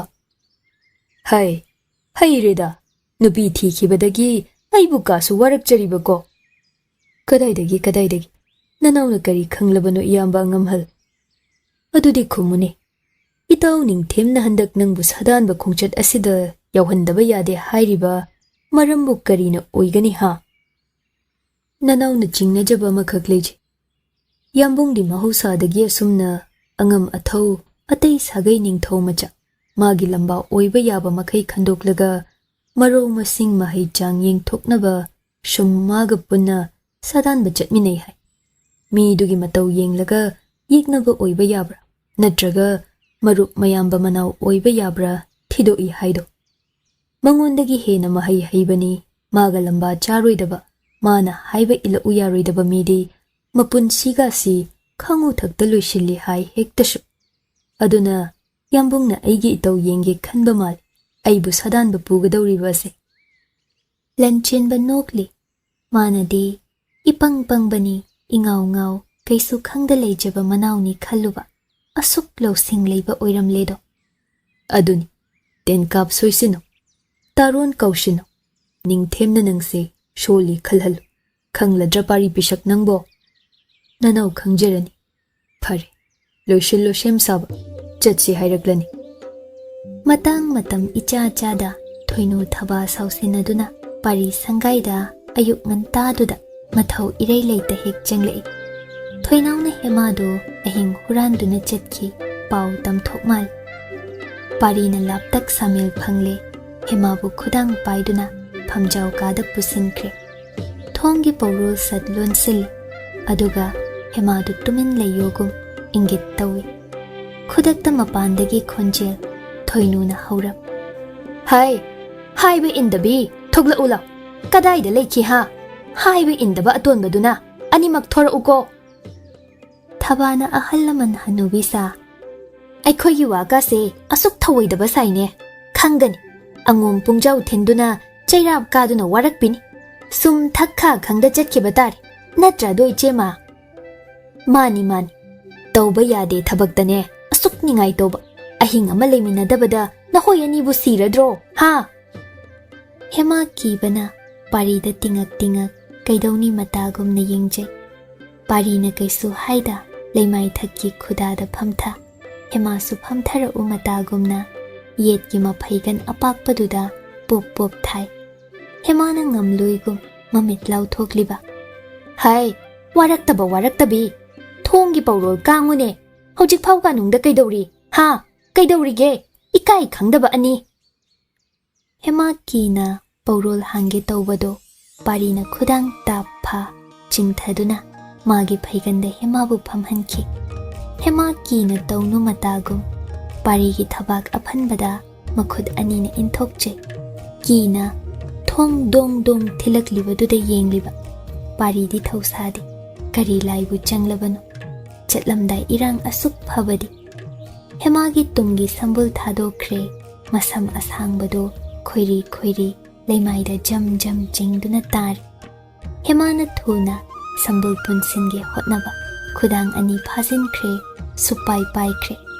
Pari makhut oiduna makhut yetuna penjana hemagi samlang sanakre.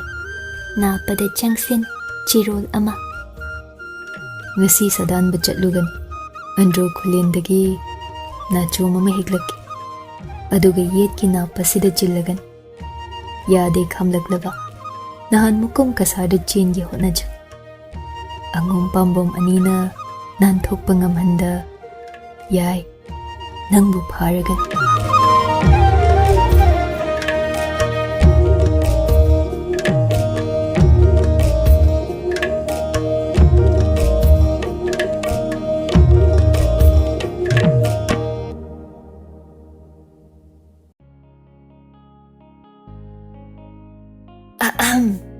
Kaigumba amta thawai hakchang yauna wari tabiriba listenersing da haijari madudi channel asina puthokjariba audio series sing asibu support tobibo oina like amadi WakhaL Turi YouTube channel da subscribe tobiramo aduga loinana comment amamam piduna wari sida yauriba writer narrator editor musician amadi channel asigi team busu support tobiyo amadi pukning thogatpiyo ꯑꯗꯨꯒ ꯃꯌꯥꯝ ꯍꯥꯏꯞ ꯇꯧꯕꯁꯨ ꯀꯥꯎꯕꯤꯒꯅꯣ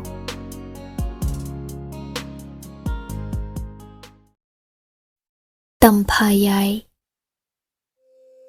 Matang matam tanja menja chazadabi thoinu thaba masa matom ikai jaraklama ledako khongfam handokre pari sangai nungdagi thokre ichik puchik hore hema famlambadagi haugat khiduna pari na pugadaba potyom adu hangdok makoktagi yengsinjai kari watpa kari henba utong macha ama purakcha mayom lakta hapchinjai pari yengna karino lumlanine adubo pubida yadabane ima maibi loisangdagi laujarui umang wamang tinmo laimu changba ngamdanaba ahingda ising ase isada khiktok ko kaubiganu do handakna utong chak mayom amamu pari nokladuna hai yamine mayom dubo nambu pharanine nangna haliba singdubo ahing amakhak leibagibo umang wamangda uhai wahai thiba phangdrabadi masi chindambiyu ko hoine adubu pari makha tade hema machil thoknadi hanglade adubu hairo umakha haigum tawramba mathau leptuna ngairibani na chum chindringaidane sainol ado ikutsina muktang hugatningida kari haibagi yai hema tumin leizai pari litliba phurit adu lauthoi sadan bachet kadabagi safi lanfi hongdoke khanbani hema da yeng khumlaroidrane nangbo hema tumin dagi karino dakpiriba aina karam ngamjagani sainol haugatlabini aise mapu pan khrabini mamangai aduga karam hanjina aina yai sainol adu huktharam ai lakpa ngairam yaidana nangbo hema hoi haigum mangak nomja phamjau kadagi thokre pari mafi honghawi ayuki tara chaklen nganta chindamkre sem saba loire manai sagol panabana magi karuba puthorak manai lanmi kharaga loinana sem sanaduna leinakre pari gi podyom manai amana paisin-kre pari timenta khutsu thanglenna phinungde ye angom angam ton thanglen madi layoibana makhwangda yan lirum tenga tenjai manamda po angom kokset yetsen saphilan phiset mapung phana thoklakle hemana oiromda leijai yumgi lining thau leimarel sidabi khurum jarakle mapabung langmai ning thau apokpi khurai leima khurum jare angom purel mabuk ningda ningjai mayambung Lanchenba ling thorak pangai jai magi karuba manakta lepcha hemana laptak leple pari mityeng na yenglamme chatkhidringai hairame ai chatlukhigi thoinu thabasu mapuroibana mangtha pari na tunginna angom santhong lan khiba yengjahawi soibi ngambi dabi mabuk ningda ningjai pau yamna tai handak asi andro khulen umang wamangda kairel laba amom mathi yamna phongi khulakta ahingda lona lak mi chare praja pumba yamna wari madugi damak ningthemna kai laksinba kai phaba chatlibani Lanchenba pari animaksu loina khiba leibak thaudani angom tingbangni Ningthemgi khandokpa tabani sana konungdagi punna sadanba khongchat ado khongsan gadauri Ningthem lengthorakle magi matau achanba kharasu loinarei sami lanmi kharasu khutsu khutlai watlade angom romdagi de pari mayambung manai lanmi ani maga mahoitani Ningthemna paribu ubada lengoli ikoi koida sem saraklabra pari pisak ngasidi yambung na nataw yenggedo yambung nanaudi kari haijagani sindam jagi sa phaba tamjagi haina yambung hoitungin jabani ima pokngai dei ngasina ahan basu asum sadan bachachaba sing labrane angomda muk phawba sadan ba chatkhidribrane nangbo pari pisak nanau chachade yambok phai tamsungai na khutsu khutlai watre ko ahoy yambok kadai nangi karubade na abu pharam ledana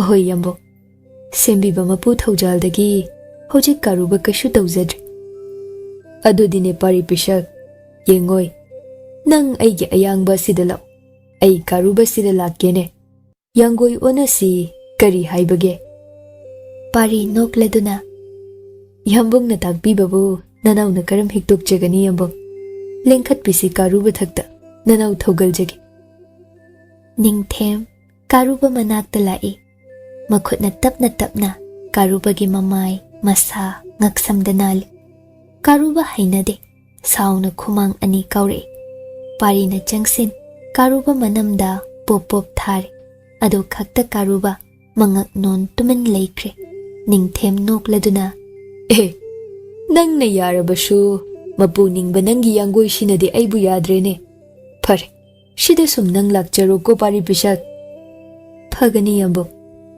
aduga se pari pisak nangi ahanba sadanba khongchatni mai paktaba yade kairel ama mangak kaktuna puraktaba yade ko nanau ngambre yengjege do yambo andro khulengi kairel singsidi mijaba ngaktani nangbu kidra do pari pisak yambung ko yauringai nanau na kana kirugani paukhum haida angomba phai se aigi khutchabi timen ase nangi oijo masina kairel matha de yungba ngamjau ko pari mangak nonna Ningthem dagi timen ta lausili Lanchenba na matau singdo khoidana yengje magi manawbo matau Ningthem na manaw makum adum luna chana tawbiriba penthokchai chauthokchai atay matau sing mamangda pari Ningthemgi timen taduda munna yengki mabuk ningda nokning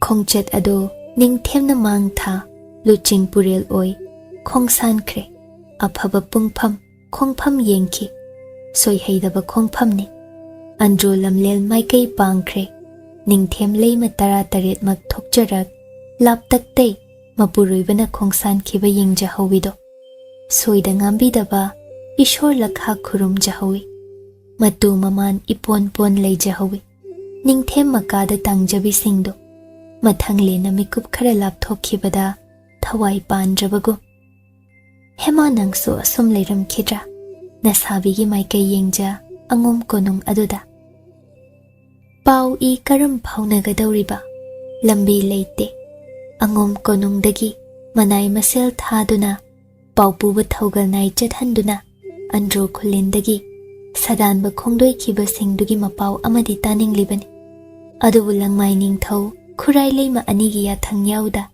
hema madi tusonabini kari tauba ngamlu dawribano ahing ado leifamga khangkhidedo wa khibana maramna kari ngasai ayuktane parigi phaiganda mabu phamhankhiba samlang machoi paisa mathanglena sanakhibadute sum ningsingliba manglam chatta angomba mabu ningsingliba sigumna Ningthembu nongmata ningsingkhibra tawkhideko asumna amukta matomtadi leizade machem anina thoinaw atay manainubi khara laktuna leihanbi pari sangaida hemado andro kaizau kairel singdu mi chai haiko tamba chanu kanagi thabak segaiduna I chupi haiko hema matu khyau khyau chung tumthau mayadre hayeng halakniko adubu ngai ngamde do apang bimade mamli rikan hema ya hojakre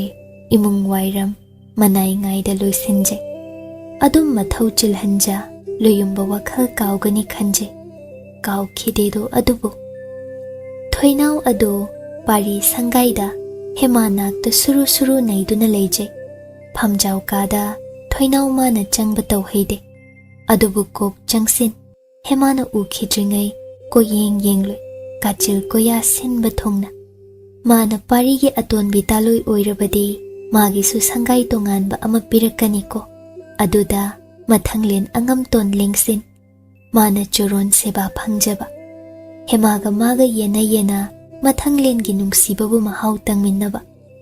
Thoinau pari na hiplami khangba phamung phamjaududa makhutna nali. Maduna pelaktre ngek phamtha hipthaduna nungaibre yeng. Amuksu pari matomta natte. Hemaga punna hipminnaramgani wakhal sida prang sauning. Khamban khibana muktoiba aroibin. Sauning khibasina asagi thongal pareng lakta thoinaugi matawna haujiktagi asum oikhiba tungdana kari oiba khangamdedo matangduda phamjau kagi thongdo ge hangdo hema leplare thoinaugi matawduda ngakpana amuktoiba thoinau ikhang khangna hogale ik a haifam khangje aduk chopchaba mataw adu hemana ukhibada ikai khangdabi ase ikai jabana muktoiba kaishu haiba ngamlamda mamai mana ngangsinna kadagi chenthoki amuksu kire thoinau hemana mataw ado machem thoinu thabada tamthokledra yade haiba tawrubi miyum sida khurai leimagi mana kongda paudu yaukhiduna mabu tathi chaibirak mayum moirang themda tanbiradra adum tawradi madi mangjaredako angom angam ton mapuroiba oijage ningba asa pumken kenduna mangba hemada tamthokpinu hainingle ikai khangje tungi punsina maruni khan thoinau mamai nonna hema mangda mikup kharagi tungda leplere hema wa haide thoinau da hairap khak yenglibani hanagi hamu matawduni hema nangbu khittasu sauba nathanglen matu soke ninglibi tawngambi si yade khanghal kalakpa phawdabra khambanba changdabra mayamga manadabi tumin leibi nangbo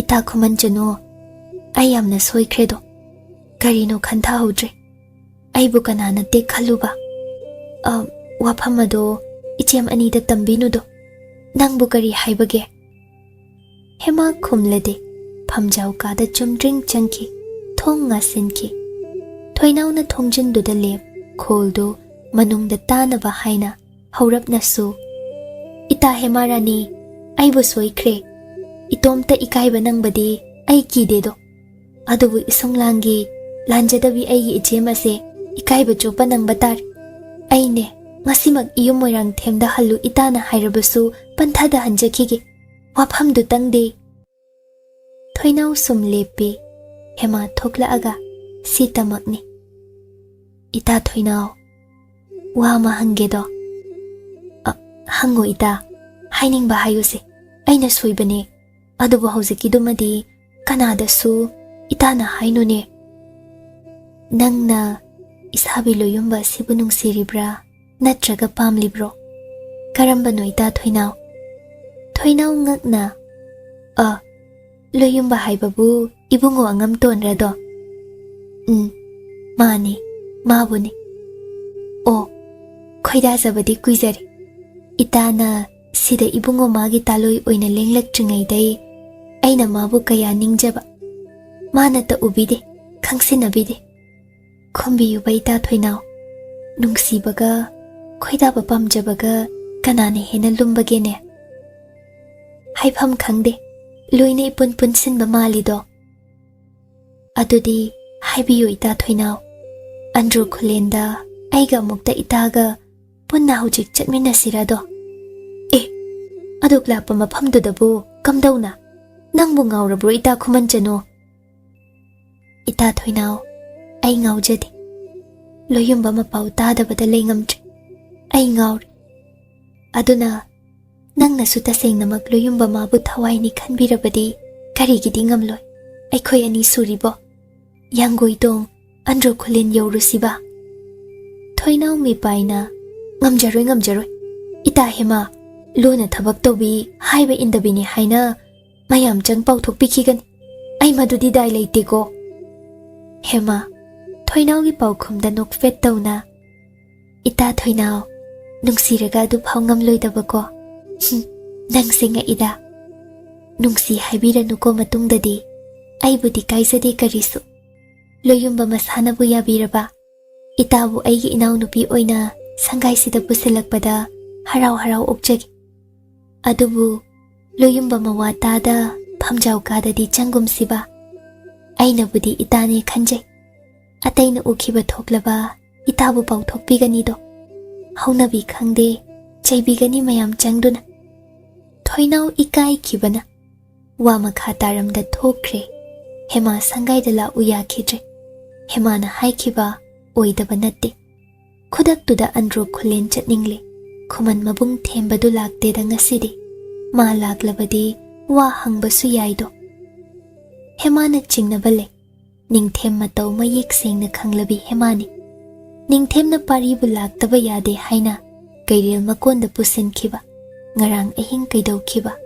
Hema ningkok ningkoki. Awaba ama taramdaida asumna madi leifam khangdaba.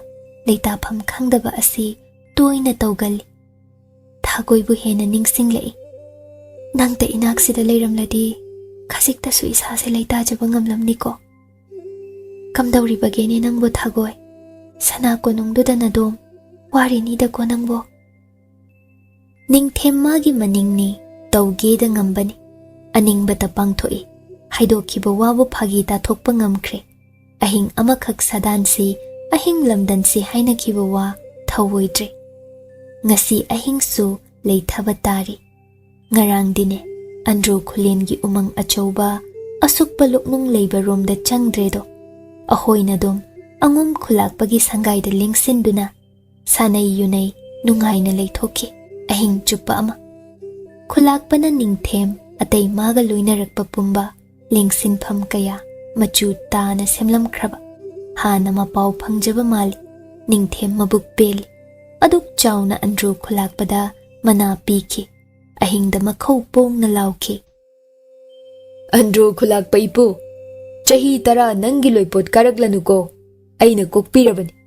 Aibu pelhanbagi loipot kokpirabani. Wahayduna yathangduna kaya nungaijaba khulakpa imung praja pumbasu. Pari tumin leikhi. Sanay yunayba mayaujade madi. Hainade leithokjay. Ningthemna matawduda taksinbide. Nungaina tumthou haibi. Adubu pari khangle. Handaki sadanba khongchat asi ningthemgi maram chadaba ningai oiramlaba ko. Luhongani pau phangbaga. Mabu masanau hema manaktagi lapthokna puthoklakpani. Puthoklakpada natta kaino masu tawrakkadauribra ningthemna. Ngaiba tai. Yekluba yade. Matomta oiramlabadi phai. Ningthem hundoklam angomda halakpa. Adubu mayambong Lanchenbagi mai yengdaba yade. Aduna ma tumin leibani. Ningthem lale haibadi ma khangle. Numidang sanay yunay nakhibagi ayuk yahau thengnay. Andro khulakpana lenglakliba mayamgi sebagi damak leisa masak henbi irang pubi kaya thajile. Ahingduda mitnaba wahai matau singna big thali. Pari di matomta lejay. Mayambong Lanchenba su mayumda lehobi mataim anibu kaw kramal. Ningthemna ka ama heli. Leisa inkhalakpi singduga irang tawnariba. Ahingbu lemina khimal. Adugumba mayambongi atay tamba singi lichat adu pari tukatche. Machilda sembiba mapubu soli. Pap chelaba lamchat naidaba mataw mayamdugi damak mana wabiri. Ahing thengla phau. Magi hemabu ningsingki. Magi tumpham pham semba romduda nupi masak henbi ani ikaina khat khat launa changle. Makhutta andro mayai chenba yu purakli. Ibung nangbu saphaba. Mayam lang pata nang diyaw drene. Se, nang susi phanbi kroda. Natomta sumlay pati ko. Ekhoyna sida oyna seba phangkrage. Pari na ani dubu chat kro chairakte. Nong khattuna. Makhong ani phamungdagi yantha phamduna le. Leisa ani duda yenglai. Phazai khangi. Mabu nupani. Tapna hanglai. Nokfet taw. Ichalani. Nahoidi chahi kaya kaya sujaragene. Sidagiro. Khoipo. Chahi 15 sujare. Yum panba yare ne. Ibung. Nang luhong labro. Ekhoy nibu pulap laubiro. Sana konungda pubiro ne. Aidi luhong le jalsing. Atu isu Nahoi ningthau machadi matu yamna lon pa yai haikre. Ibung, ipani pusu nahoi tamta nangi taloi ani supi ahom supi oina pubikro. Ngasina seba phanghanbikro. Nangse sukning thire kaya pamle nangbu khoidi.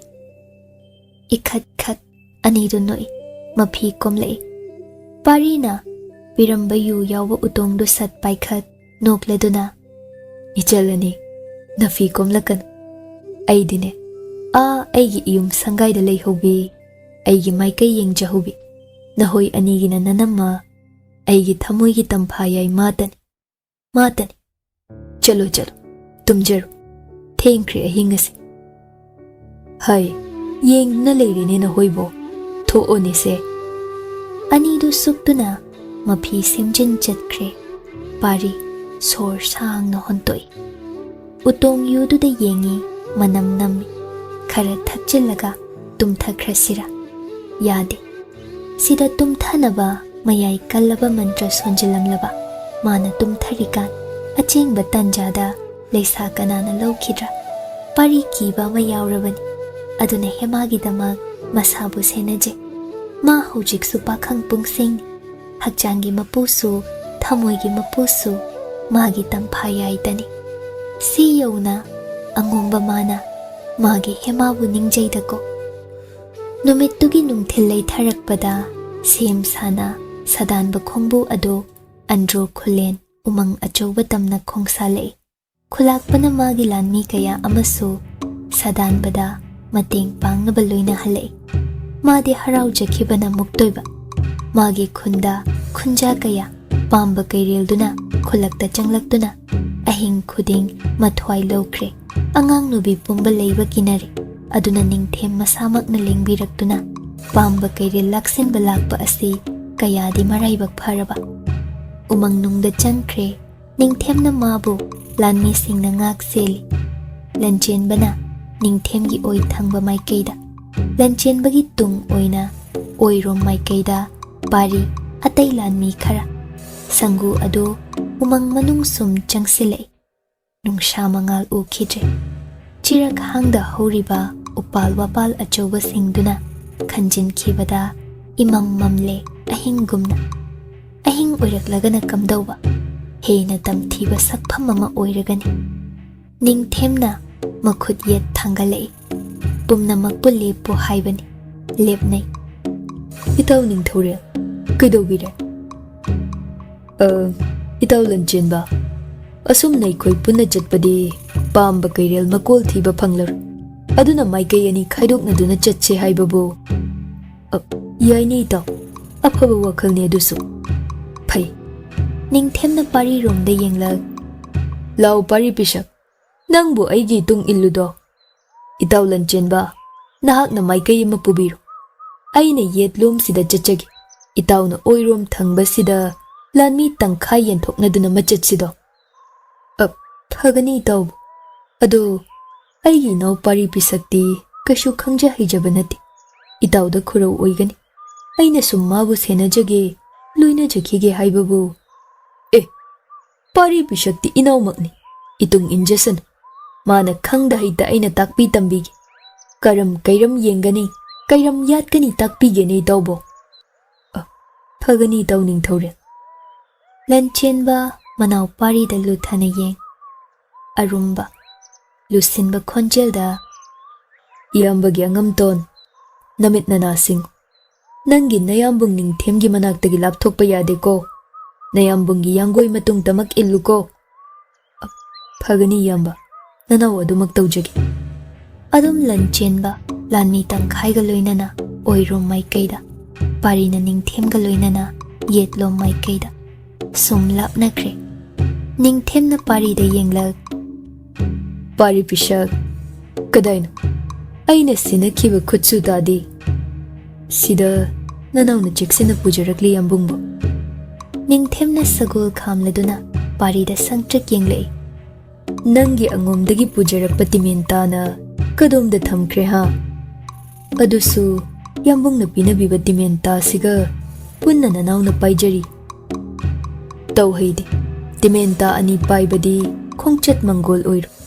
aduna amasida thamlamsiba halakpada pukisi amasida thamlamu lambi khangani aina phagani yambo pari ningthemna pinabiba timenta adudi thamlamba phajadre khaladuna angom timenta adu oina thamamli u makhong amada ngasila ningthemna paribu magi oirida thanghan khamrangnana yangoi thauhanbi sandhya oishin khraba oiba tai phana sangna lakpada pungmam mamkhre umang adu akibagi masak oirakle lanmi singna makhutta mairi paiduna ningthem pari matung ilai angom lanmi manau pari gi podium pubadumaga pari tani ningthem lanmi marakta angom gi mi haibabu ningthem na yangoi khamduna pari de yenglak heish shahum ma phang pari pisak namit nana shinguko yangoi de shum tongduna leiba yat pambana chungsilakpada nang hor kum thawni nangbo yambungna aswai waisidi yenglugi nang di khongpham lengphade ko pari phan karuba manam dai chongthai timenta chetna pai mamit mana singna mana thangatuna tai haigumladana sahum ama laptaktagi phangi ningthemna magi manai sing puraga laptakna yangoi thodoki u marumda yangoi thamkre pari machi lengde ikhang khang hauda kadomdagino pamba amangangduna mungsong marumdagi chongthorakpa pari tamna chongsile ningthemna momonna manai singdu changsin khiba yade gumna makhut thangale kanamtana pari gi mateng tawgi chinsin khidri pari phan chongthoi timen sing timen thangat kairel lambana ba khosarol jagoi sakhre kairel su tade misa pamle mihing pamle ikheng pamle misa pamle chongsin khi pari tamna hanjin hanjin ngangladuna pari gi podyom puba angom manai adusu ningthemna khudaktuda matung romdagi makok lukhamda thang maningna shuduna leimaida wanthaduna tahankre nungairaba kumhai amagum asibagi masak kumlaba pamba kairel aduga pariga soknariba lan adu khoidani yengliba pambagi makhong khumang khujindi timen tajin kumlabaduna pari namda chongsin unsa khothakiba ikheng wa madu ubada ningthena nokladuna mabuk ningda khanglabra angum angam ton phangjadawribrani nangbo nasagi luhung phal phamba karigi lam hena angum pungjau thin aigi shano emabu imang maktaluhungge shinbado aigi emabu nangumbana tamfayai ni haijaba nathwai thajar yai oibi mashunglangi ngashidi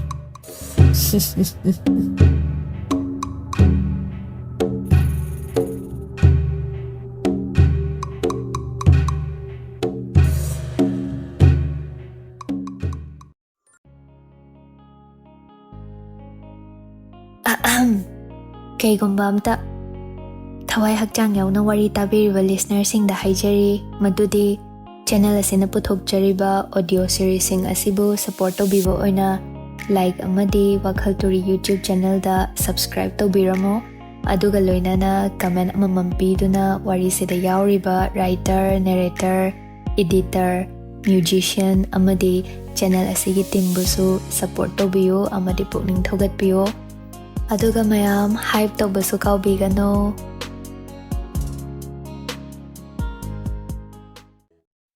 Tamfayai ngai haki matung ningthem prap changsili mipaina inaw nang bu angam ton shopra yambung yengese kadum dagino uhaula khawdene pari napi marak mongsong laktange phamli haugat pada wabanara adubu kaisu tawdragum yambo nanaw sokjade kadum dagi pambano chen khredana iya lakchida pamba miki thi mitambal oiramali yambo amuk anirak chongselamlaga maningro mongsongshida chensinkre a yoramlani yambo phare kadai nanam purid adu shagaireni iya pare Pamba kairel khujin khumangna unsa phawna phoiram ledana manung unsa sadong urene Pari tapna furit mathakta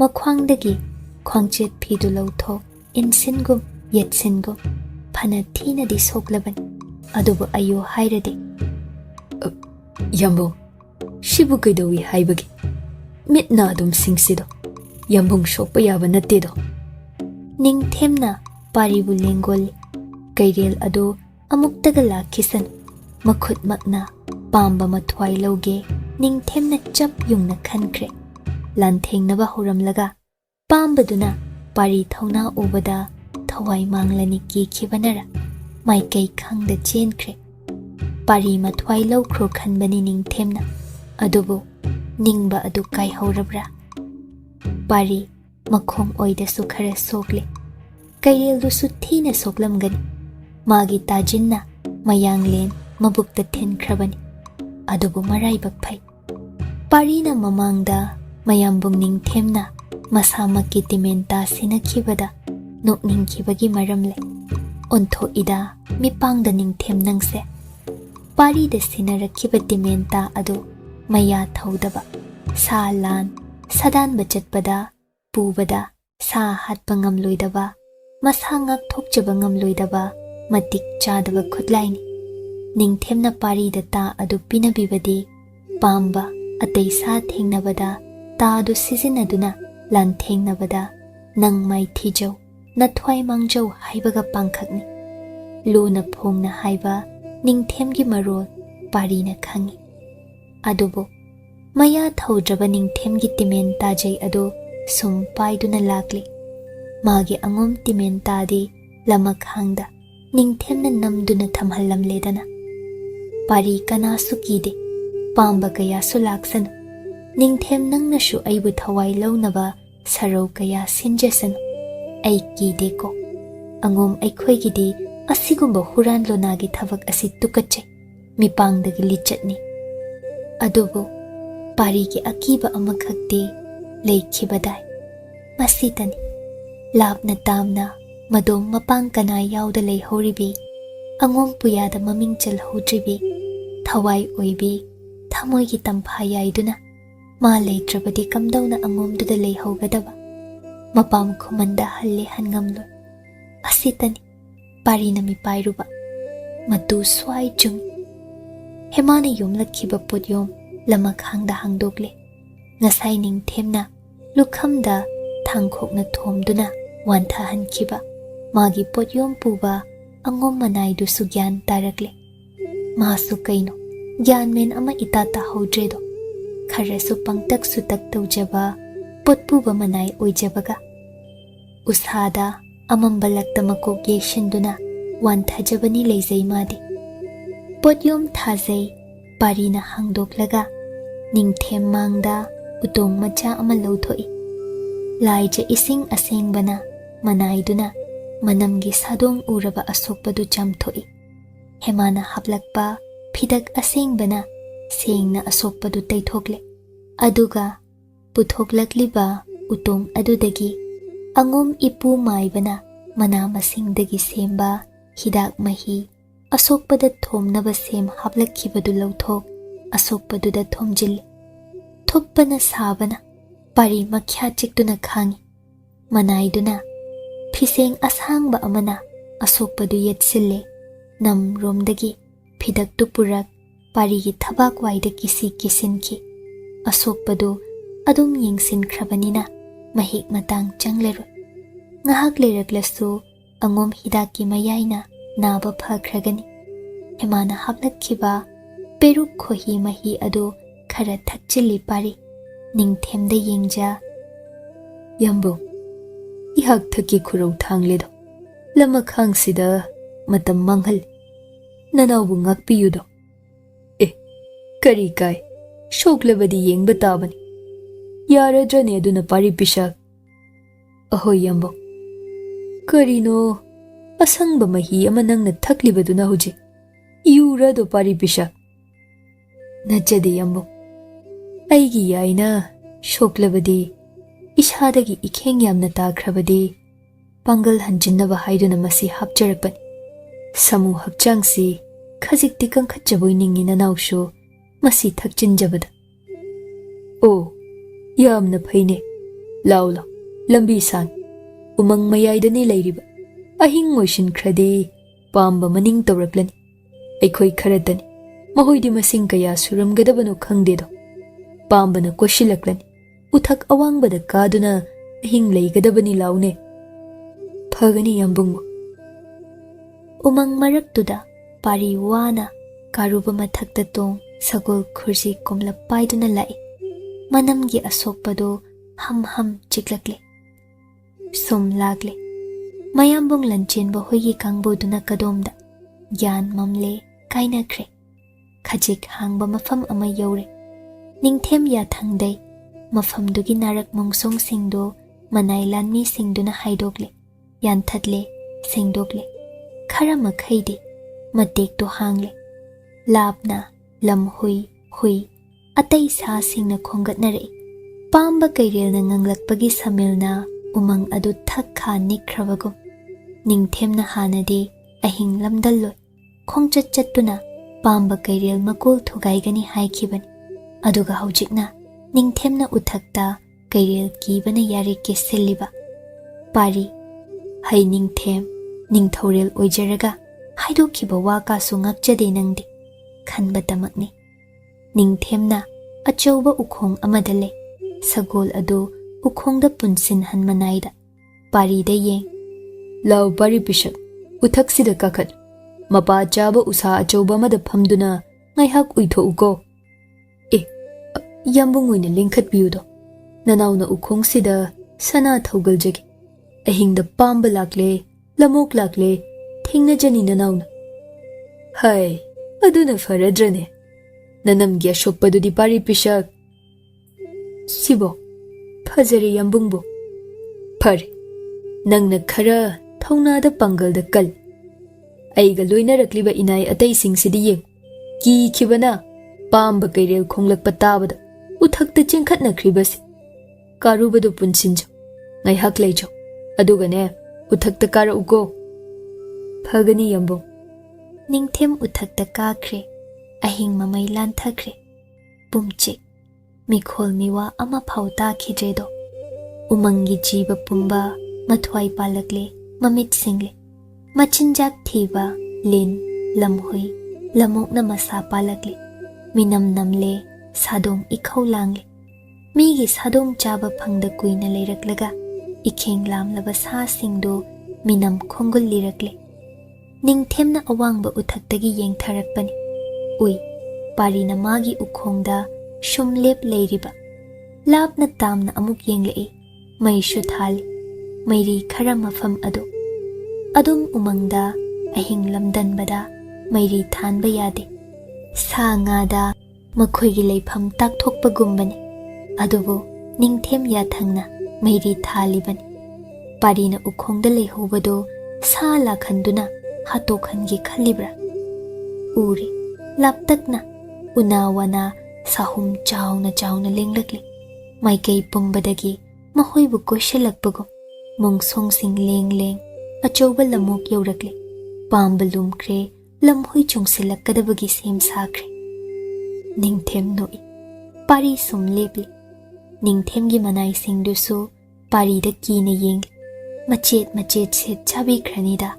Angom ningthau macha aton base. Nungaite naujari ne khanje. Pari angom manai adusu uthakta mabungoda mipai ne yeng. Uthakta kabiraklo hanjin haizakhiba tabi khidre parina. Karino asuk pangida. Sagi machinjak uihoba tar. Mapabong lang may ningthau. Mamaibe makhurai leimada karampaw asibu tamlugaba. Manay ado wakibana. Ningthem na uthaktagi lauthare. Yambunggi pari pishak. Aibu ikaw ba malayrene. Yengu. Ngasay nangga pamba magalanting nakiba mapam aduwaydane. Yambunggi kutsu thanglen adu kauram lamaledo. Mangphadaba thanglen. Amukta yenglu haibabu. Nangbu kiradra ahingsida. Pari yengkhale. Aduga. Phagani yambung. Nanau thuna laujaruge. Ningthemna hauna amuk laure. Yengjaru thuna tanne he khanjaro. Aduga yambungi naksida uthaksida ngaihak pothajaru ko. Inak nakpanida. Lambi khangani ko nangbo. Khangjagani yambungbo. Pari maya thaudaba magi khutsu ta thanglen paiduna gam gam chatkre. Mana thokhibada akoibagi mungsongsinda sa lumliba sahing ikhau langna leng leng sahum nairakliba adu ure ningthemna uthaktagi khangbra ikheng marik ama phawba phanglaroi nangdi sadungdagi hauraga nakokina samphawba sayam sina set setuna chabikhran khangbra karuga piyu yakhidaba aibu thawoi khidaba parigi masak ukhidre mungsong amagi marakta mahak changsinkre angom manaido mipaini yengjawi hek kumthaba sukire aduna mabungo matung ilhodre ikan kanadana lamhui mayamna lakna khongba tarai sa pumba grung grung chenba lamokna khonglakle sabau lanbau mikau khol malido pamba sangu nganglakle ningthem noi soidre pari adu sayam sina sadong munakre aduna makhoi masel khatnaribani pari sadong munabagi nena tabagi sor ama hontoi pari gi angom manai duromda ningthemna yengle asimadi hayeng nongan baga kok loishin birage khanki nungaina uithaki ushada tongduna ngai hakki matungdani mipangdadi natte ningthemdo pari mathwai lohhange khanduna uthakta kakhibani mana andro khulakpada pamba kairel gidama kiraganu mana yamlaba kairel masing hathangani mathwai loba yaba lauramgani hairaba pangthoktaba yade khudakta manai lanmi sing masamak uthaktagi kumthakre aduga sem sakhi lanbau lauki matawama iwon on khre ningthem makhutsu thanglen timenta chetna paikre aduga luchingduna umang manungda changsinki mathauna watte phibam murti da watraba ningthem kayadi matawni mathaunani changkhol thengna ba lamhui lamok umang huijau landarak papumba tumna hatkre chenkhiba phawba tanaduna hatkre sida natte pamba kairel makok thiba hore akiba khangkhidre masa pumba sa singi ikhengna lupkhre manai singdu matau mathauna duda kiba yauna matung ine thauna hap ningthemna matau ashina ningthorel oiribani kine loknung amada umangdugi kairel athoba amalei haina khulakpana paudam lakhrabani kanglup ama maithiba pige hairabade luchingba hana maithiba piba tabani do aduna ningthem thausaruba tauda shokli palliba manai lanmi singdo hanne yengde ngamloidaba oiradi leihau matumta changani loknungda lawi mayam kina matung shum illi asok palot sinnei akiba kisina khidredo andro loknung achaubaromda changsinkre shupna mamle makhutna painariba mairi adu hek mutkhibada mathwai mangani kairil luchingba adu matumta leiramdra kairil sangu amaga makhoi khara khakka kamdauna lanthengnagadawriba mipainabana ningthem lipte sum changsinki mikupna humsingna lakpana chatlamba chap lepki manai sing masa nikna sum lepche ngasina loiredana mahoide mayumda leihobi masanau macha pikliba sing ningsingnei mitlu ihaune laptakna sahum ama kairil amana nganglakpa loknung lambi ado thak thak ningkhaigadabagum nikle layoiraba kairil ni paudam lakpani khulakpana ningthem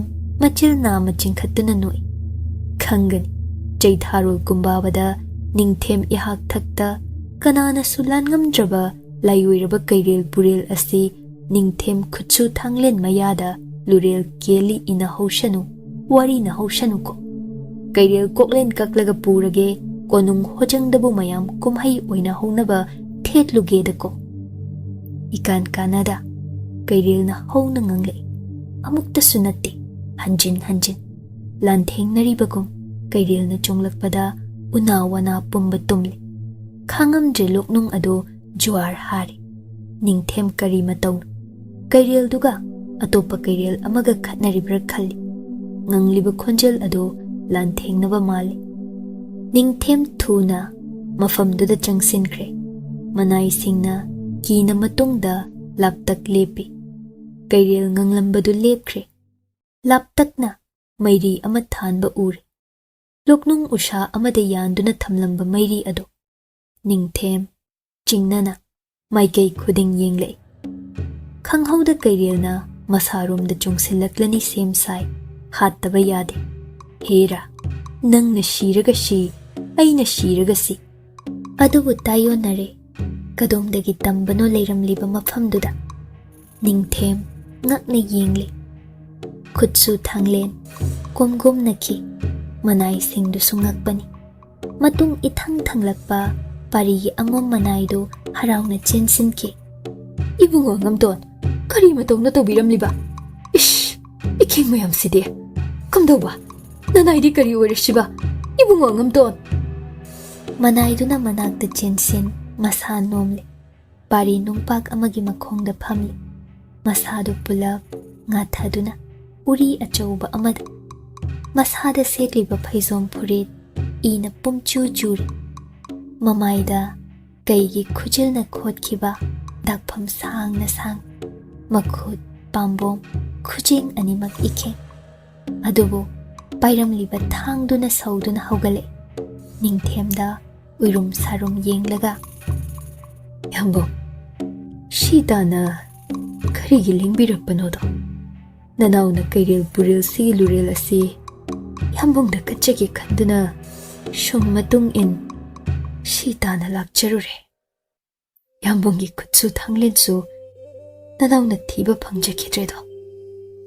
Ningthem ngakna loknung ikhom ising chenthapham asibagum tariba samumuk chawa kairil aduda mitkupta yengliba.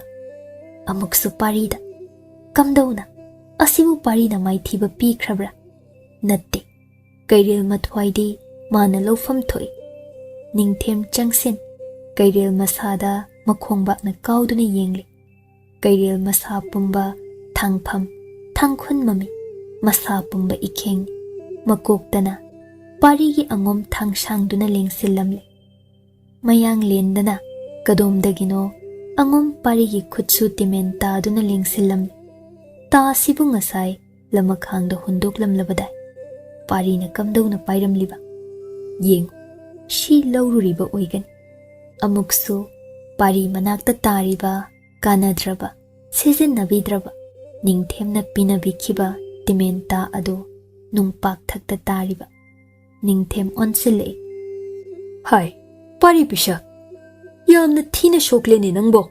Kaidongna natomta kairil silan thingnabano. Yambungda shukit hairamba yaida ko nangse. Ontho ida. Yambung nanabu ngakpiyo. Yambungi timen khunba chacharui.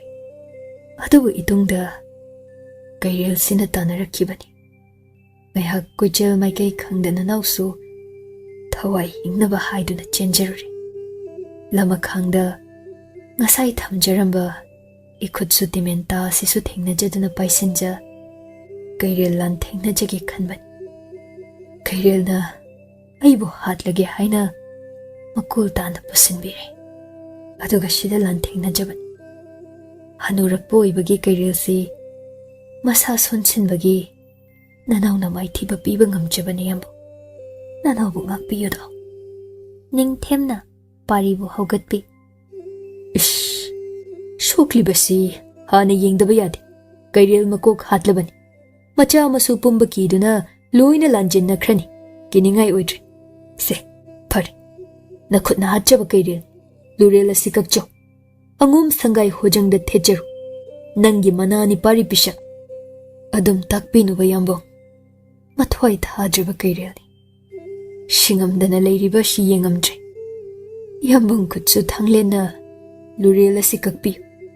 Nanaudi tingbang jabani. Kairil makokti yambong khutna talan bigadabani. Ningthem aduk thaugalon khangba pari mataududa yadaba ngamdre adum tauba Ningthemna khoidabadi watki hojikta laklaga irai laina parina hacharamba kairel mana lurel kak mana lobadi magi ijat chang mayam mangda tagani adubu haizaraklabanina mayamba oina ningthorel oina yadaba matang lukre onthokna asigumba ningthoniyam mayamsi makhutsu thanglena kairel lurel kakle manailan mi amana ngabung khaw achouba amagi manungda kairel lurel hapkhre kairel adu phajana lanbiram loknung adudagi mari thoglakli pari masa pumba pumsokni ngamda angom manaiduna shamduna tung thangna lagli Ningthem masagi niyam wang ngakpa mini aduna mison gu mana ngamlani khangasu pari gi mathwaidi matangduda loge phawba khande tanja chanana Lanchenba kangbu su thunglei Ningthem khongul lirakpa mali Lanchenba manaw matau ubada lawai luton satkre yangoidagi jongtha manawbu matambakta konsinkre kapte haibata khai asibaga manakhre pari umangduda nongan gadabasu watli mathwai tharadra manaw sibo Lanchenba aduk mipaikre mayam changduna pari mathwai kannaba umang manung hanjinba manungda koichen chil Ningthemna kumhai yengligum hoimai haikidre numit mangani gi matungdani maraibak thibi Khuman Chanu hema chuba metuna angom maibi sanglen thongjinda phamli manungdana angam athau kayani sangaida hallu yade thoinu thabana pukhige tawba yade anam asuk kal manim khurai leimagi hankhro yathang hemane inde makulang mining thona kona thangda mataududa nungai bi dramal maibi sanglen manungda kaushinbiyu hairi kausinbi hema phuk haugatcha kazau amagi thongjinda lepi manungda changamdi manem khomdon bi leiri matai ibungo lengsil changpham thokte aduna thongjinduda leimaiduda ngik amuk phamthaki manungda angom ima maibi hanjabiduna haiba khonjel hemana tarui mamit mana ikut kutle masado ishon sole setliba jarei ado hongani makauredo mathanglen chenglo ukhidaba kuirakledo nahan makhai mabu maibi sanglen kajau manungda changhanbidi masu sangaida hanba ngamloi loyumba makada leigani khangduna leiribani imagi khurai leima nacha ibungo angam tongi thawai mirel amadi pamba kairel purel oiba magi makolno andro lamlen loknung aduda lei hauredo masi hana lobirudaba yade tamba kanana kaurubada nacha pisakki mirel aduna angom sangaida hallasi yaba kauba leiroido leima nangbo aduna nura oiba kana ama loinaduna chatphaido achamba oigi lamdang oibi ama hektana chatlubada thawai mi kauruba yaroido ahoina dum mapham khangda mangkhigai adum taurabadi pungmang mangledo isu pari pisakpu mathwaidagi su hena pamujabi oigi lamdang oibi ama pur thawaibu ahanbada phigau sananijo lak umayadrabadi laiwa laisol sizina thawai mirel dubu phaduna purakpa adu tada ngamganido leima khurai leima phuk haugalei kamdauna tamba oiba kanana changbada phau kinaraba asukpa sa kaina thalaba loknungduda khurai leima ahal oirabiduna chatluba adubu mama oibi magi thaudadi watedana macha nungsibana ngaurabi hingamdrabi leimani ima maibi ichagi thawaidagi su hena pamujabadi ainata atayama ani suna leiro namum thuna ichagi thawai mirel puduna hanjarake adu phawbadangdi nasu pisak ase mathwai thahan biramganuko khurai leima thongjin kan thorakpada mamau iton tonbi maraibak thirabi hemana phirupkho misna laija ihau mangak nona namong na punim jari ima leima hema khurai leima makhong soktuna khurumjai khurai leima adugi matam leitrego mang rom da gam gam adubu nakal da hemadi sum inarakle pari gi tamphayai apisak adu mangal nai khidre imak maksin arimbada janapam khangkhraroido pamui da yai nangbo malla malla leinungsi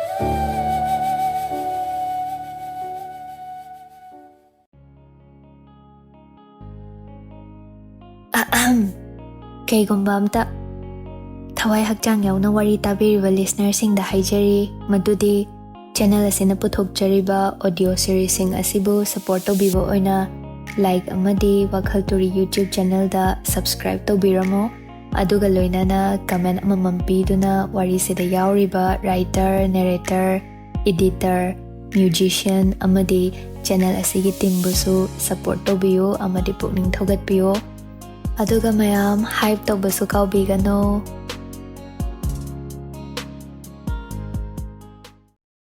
tarit suba Pandup Pangthung ama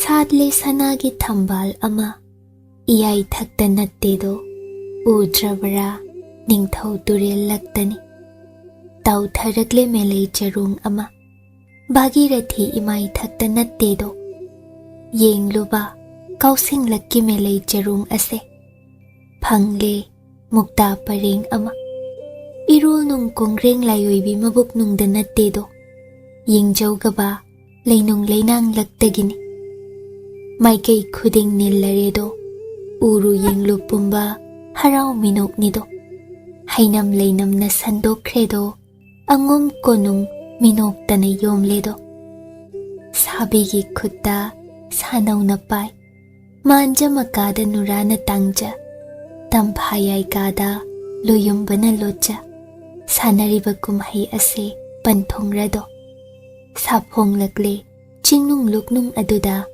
kai phadraba Pangthung ama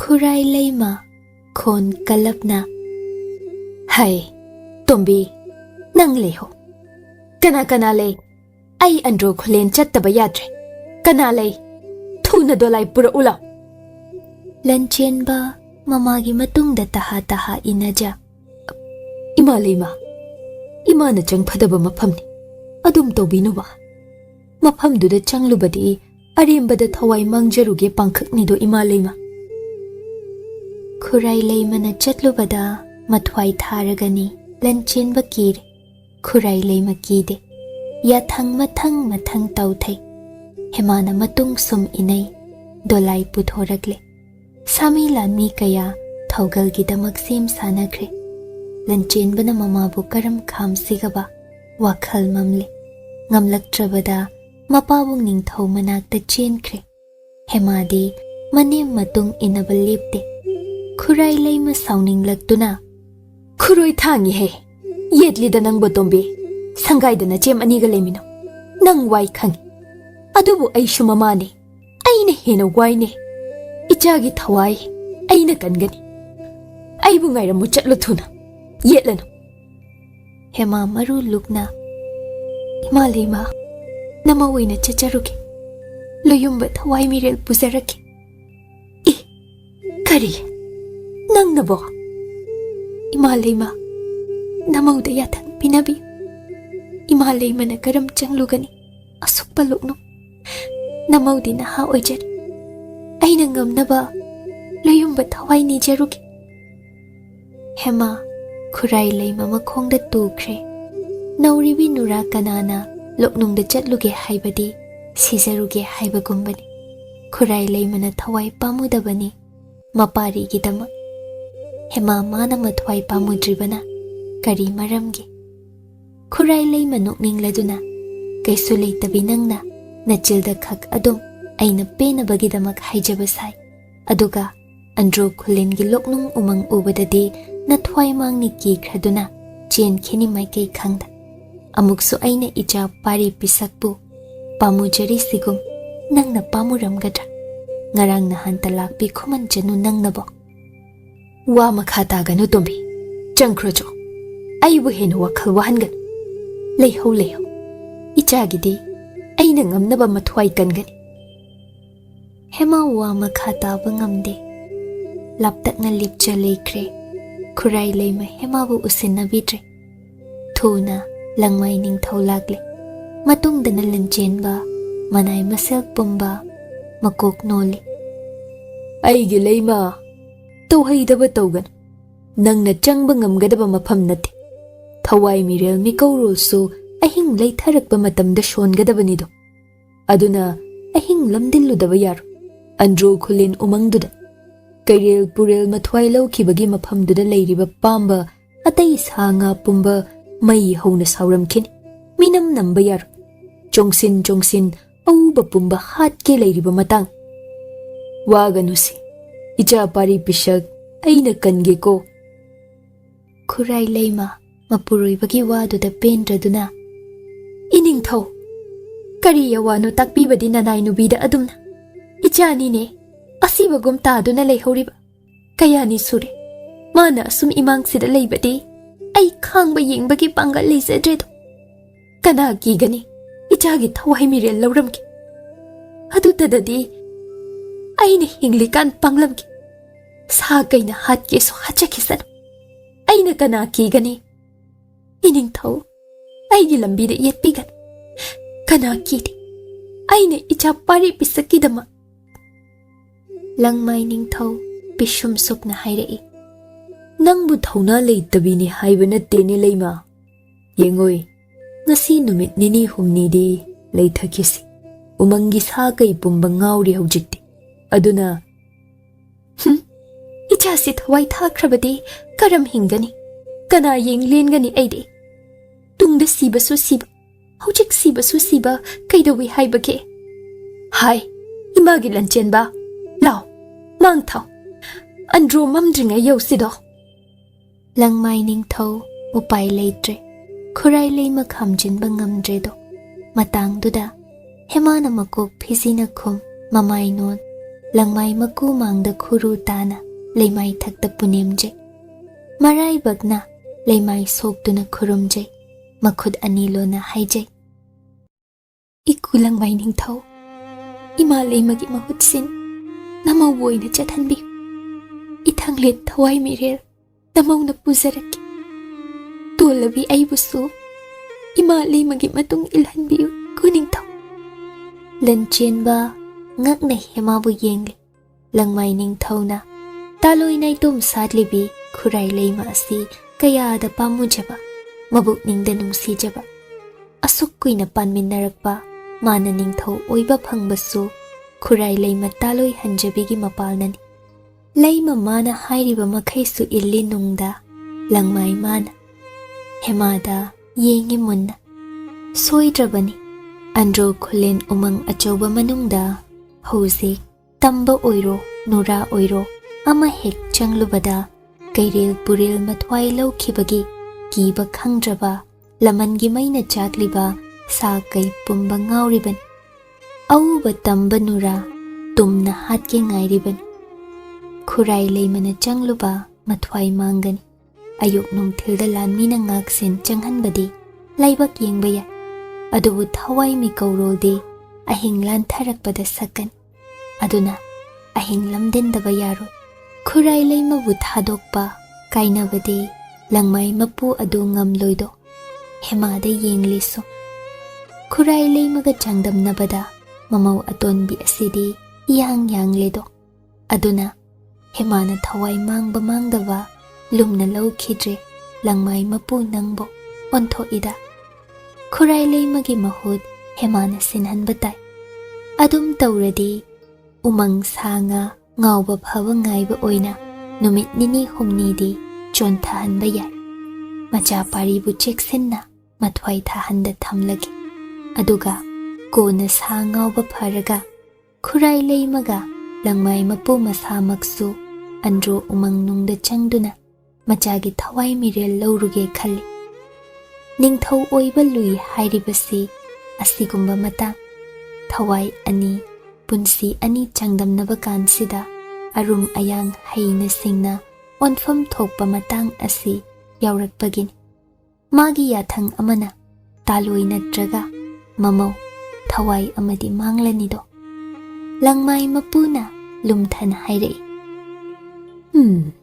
naraiba yengjaudo ikugi angam tombe chal nanemgi tung injau aduga andro umang achauba nungdadi natomta changlu samilan mi kayana nangbu ngakthokange ikuna ipagi Lanchenba nachasida leijai pabung ningthau chalo nama nanau nupibu senaru aigi yathang ngasidi kauphadeko andro khulen umang achauba mataida namabu leithahangadaba aduga loknung achauba nungdana nanau nupi asi changhal aina nanau pari pishak ase sida senaramgi shigi waphadeko phagani pabung ningthau khurai leima mapuroibagi yathang adu penkhide adubu mitna uba ishorni ma khangi mapuroibana ma thawai thakhini pamudana magi usin oina mamau hema asi thawai thajaru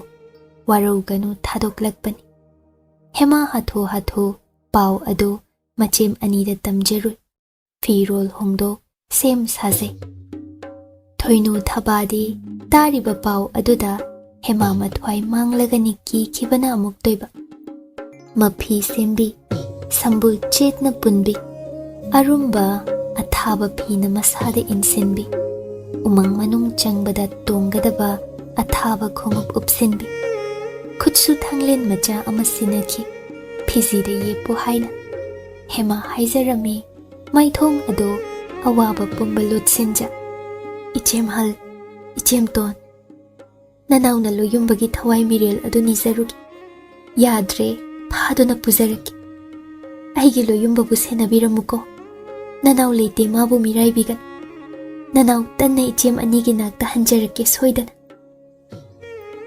thoinu thaba mamai onthok kapche hema aroiba oina loyumba manakta chinsinjaru amuk tangadi ujaningli saktam adu asibagum taduna leiriba parigi nakta hema naksina lepche kaplamde momone birang ihau laksin jaki thauna leitabi natte maha parigi khuzengda makhut anina paisenja loyumba nanawu ngai biram tanna loyumba thawai miril pharu nanakta hanjarakiko kaya nangna aibudi wahan khiba aibu nungaiba haraubagi ipak pumba masak uhanbi khiba ningsingba mi singduga loinana hema mai leikhi pari machi lingde khamhaugaba nangi yai sibudi chathan khinuba dolai thauran khre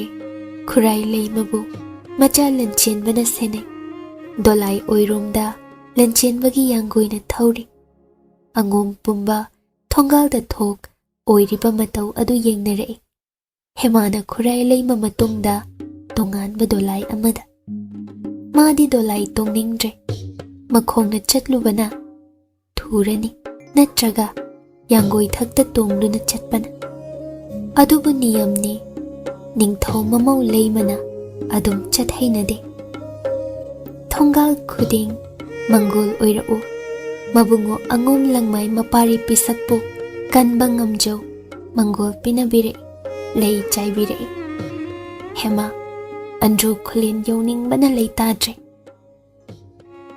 angom konungi pau adu sana konung yau khiba khanghaude ningthemna paribu sadan bahalakpa numittuda angom sida thenjin birambani konungdagi ahaiba maibi kaya su tharaktuna ana layeng halli adubu pari gyan taumaya khidre tasengna asibagum taduna leikre hemana andro khulen loknung achaubada changani haiba ningthem masa humang kangi Chairapta wayil chupli pai ngan thoirambani. Adubu chairap thuna thadokre magi sangai yumjaurumda chumjring changkre. Hemana makhutna lonjaramba sana konung thadoklamdai magi phamjau monpak makhada thamjaramba lonba loisilamdraba leihau leiren leirong maye monkhom adu yengle. Fidak adu makhut khudang de yetsenki safi lanfi set krening them aduga saklotuna manai kana yauda magi yangui ayangbi konunggi aronba lambi amaromda thodokre madom sum chatki ningthem masu Pangthung phamna kadomda kanana khanglabano.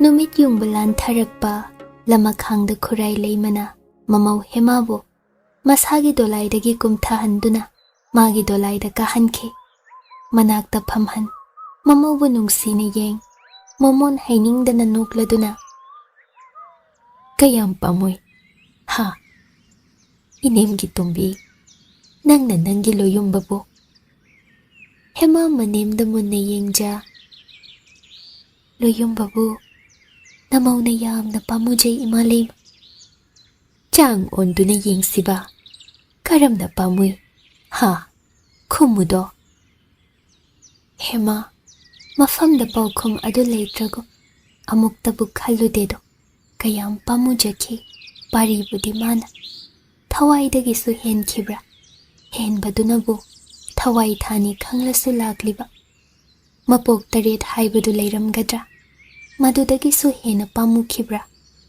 amuktabu asum khankhide khurai leima hemabu yeng oiroidaba khongchatni mai pakloi makhal paukhum achamba ama phawba piba ngamdabi mamauda pende yengkhiba aduga umang manung changbada sizinagadaba losing khara takpi lakna Hema pukning changna taze khurai leimana lubak macha amadagi phi machit ama lauthok Hema khudangda kisi kisinbi angum apokpagi khubamdagi nizarapan mase nasaga loinarabadi tinmu laimu phattaba changba ngamloido thadok phade ko tombi ahoi maleima khurai leimana laiwa tinwa kharasu tambire Laisol kharasu takbir kiba phanaba laimu sathiba umang lai changba ngamdanaba aduk yambado khurai leimana karam khanglamliba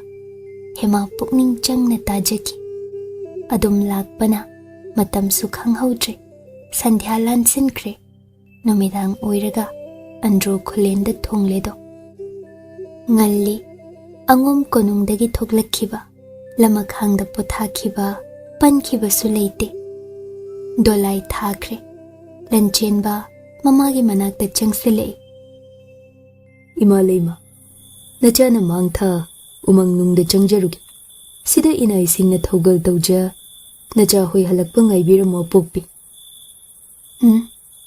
imagi Lanchenba asigumba phaba khongchatta sokna samna yadabi nanaugi mangtha nangna changbadi mangol oiroido Nanai lanmi athobana mang thal nangdi sida imaga leihosido Lanchenba mamagi athangduda lakak chai khanbu khanjiludi Hema asi sokna samna yadabi manau nupi hairaklibedu chumlamgani kamdaugani masu yaude soidredana Khuman Chanu asi ishon son umang loknungda sa kaigi machinjak oikranido Hek pamujare Hemado Angom senapati lanching puril na mang thagadauri mapuningba yathang ngakpa ngaktani adubu chingnaba ama Hema matomta nurani Angom langmai ningthau yathangna khurai leimasu umang nungda changphadre nura matomta Lanchenbasu yauda lukreda adubu asum yanare Lanchenbaga lanmi kangbu amaga tongana Atopa lambi amaromdagi loknung romda chausen senaduna laptak changsenba Hemabuna lanchin puril na puduna loknung yaunaba changsenkhiba khurai leimana suya vire adumadi ahing nongyai oishilaklani ngahaki matungdadi loknong adu yausinbada hena nakkadaba lambi thidoklaga lakhibani umang nungdagi ka hena sangnadi changloi adubu asukpa loknong lambida hema dubu chatpa ngamgadawribra changphadaba narak mongsongna thalli hema manembu khurumja sem sakhre lanching purel tung inkre yangoi khara pikpa amagi mathakta hema adu phamkhre lanching purelna hema bu sena manung yausinkre Lanchenba hoina maikai amaromdagi changsinkre khurai leima macha mamaubu amada amuk yeng lephawi upai leita hanjin mafamdubu konbiriba layam umanglai pumba thamoi lukna punem jahawi ningjahawi sum laklaga pungmam mamkhre sa kaina nganglakpagi khonjelna hema matu chungki kibana muktoi adubu chek mok laude lanching purelne hemagi yangoi khurji chinglamba lepi tapna ibe mangambi shidagi sulambi si chingchep da hai thajagan yangoi thujin bayarar khongna lengsin bi badar phagani bung lanching pure hema yangoi dagi kumthai makhutta maira ama pai khiduna lanching purel tung inne lanmi singso khutsu timenta thang chetna pai maikai khuding mikup na hum singna chatli khara amadi matwai thagadaba khongchatni manai oirubana mapuya thangsu hiktopa ngamda lanching purel mapu ningbasi yauramdrabadi kadaidanu uthakta kaduna thawai hingnaba lojaramgadabani penade khara laklaga kadomdagino lamhui sangu amana landarakle manai marakta sokpa naba yaure lanching purelna lamhui sing adu thauna fana lanthengne maikai amada haido khanki manai ama Lanchenba kangbuga thengna khiduna lamhui sangudu lanthengna kre hema tawriba matau singduda kiman khibana amuk toiba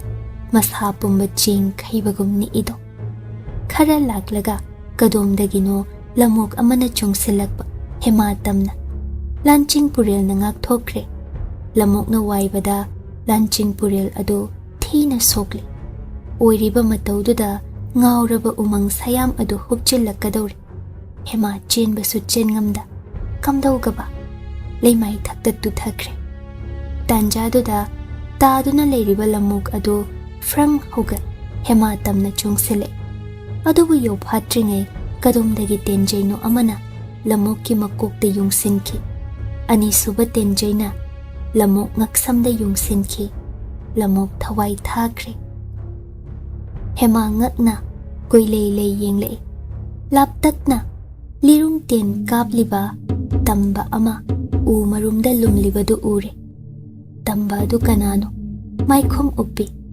hema bu mikup ama munne yenglami tambaduna tambadu thuna amuk mangkhre uhoba tamba matau ado amanba amadi leihore hemado lanching purel wana hogale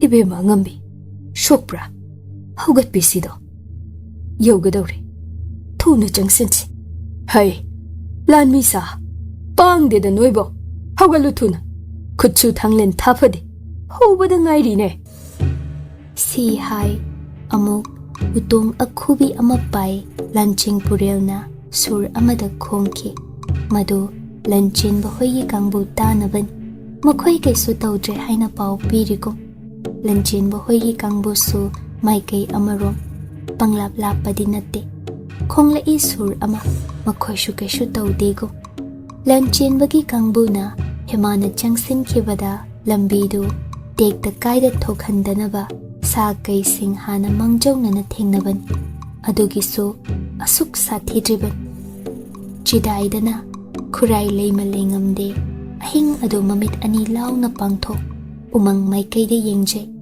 chuba metli sangaida lehoba macha pari pisakibu khangadra mama oibase asuk wa boiredo macha ama kannaba hotnabada macha ahal mamau atonbi su thawai mangladra kamdausiba mabo kaidausiba uchinna chinna loknung adu yaure hema masadu pop tana ware do amuk loknung dagi tampak yauna hankhina bagi pangal mafam de yaudre do adubu loyum bagi thawai miril dumatang de kalam lage ningkre loknung nung pak thak amada ngek phamtha makok ta phiseng na ku inafi ado mangak samda phigau sana yetsin makhud ani na phigau yaja manem na tambirakpa thawai mi kaurol ado tapli tapli sakche adubu mana manil naide lanching purel lanmi singna mitna singna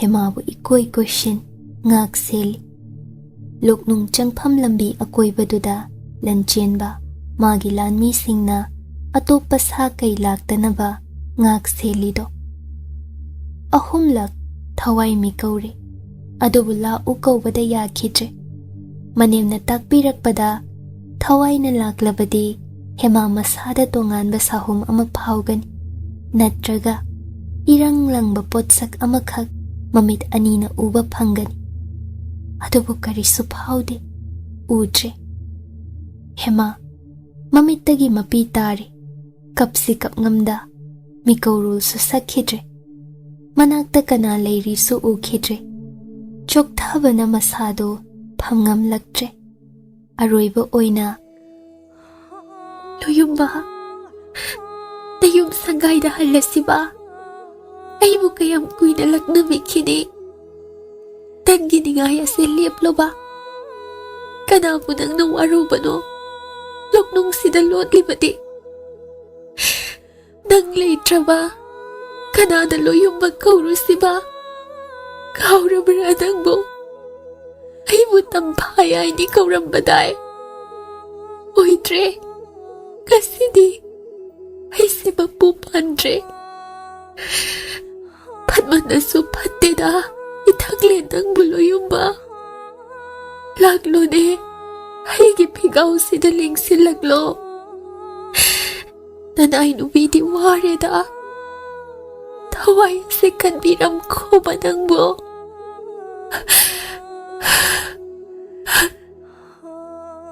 hanjinna aroiba oina turoi ngamloi hemana thawai mi kaurel sakle hik hik lauba khonjel duda kadom dagino nungpak mayada urida satlakpa sakhangdabi leirang ama irang langna hema mitlu anina ira lakta urakle tapna changsen makhutna lamja leirang aduda sokngamda momon nokcha leiredana sida inak nakna lotliba ko nanai nubina singela se hikjarage ko loyumba aigi phizi nungda cheksinna kisenjage ko tumkhun taluga ba ithangle nayum angom ko nung yaudri phawadi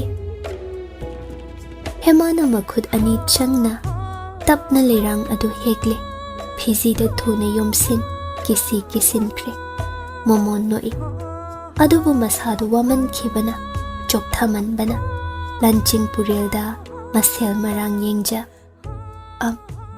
ibung lanching purel se masi thuna imalei mada hana sinabiru nachal sida ngai jaramge ai khong thang badi ngamaroi do sina marune loyumba thawai tadi kanbiyu ko ibungna fi adu yomsin sinaragle lanching purel ne hemabu nungai tane yenglam hemabu puduna pamduna chatlurabasu lama khangda sayamna ngairam khini aduna pari gi thawai aduga punna hemabu puduna chatpadi hema pari anima lama khangda mangladi upai leite lanching purel mabe makhurai leimanasu aronba yathang ama pirakhi thawai mirel hek phangbaga atai hanna yeng phade madu hana mafamda sinaba chelau lanching purel na nungai tana ichal sakpi Khuman Chanu angum gidi angambi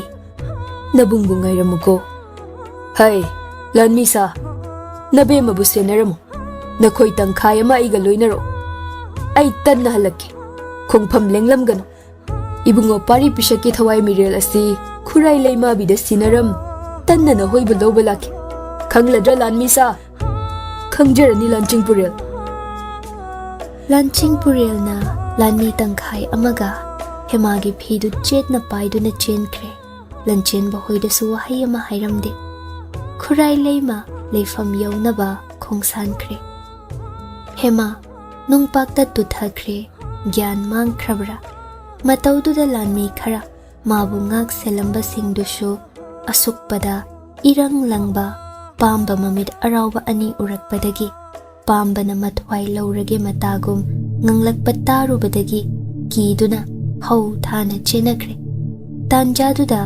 loknungduda hema madom nungpak thakta leihowi ikan kanada kai amom ama loknungdagi thoglak hema tamna sum changsele pari makhutna mathwai laukiba kairel dugi taloi shoidana oigani mapang setnahan kairel maphamdagi munkibagi laman singge hairarani kai amom ado ngaiduna leiram libra setna khaina maina chagladuna kai amom duna masabi laman khumgening pari gi thawai mirel ama phajin thamhobani mathanglen mathadagi munbi khrabi kai amom mana phajin ba thawai do pari gi taloi natraga balim oibina shoidana loba lakani khangbani losing leibi mapang kaina rabi kai amomni hema tamna ngangduna sum changsinkre phajinduna thamhoba pari gi thawai mirel ama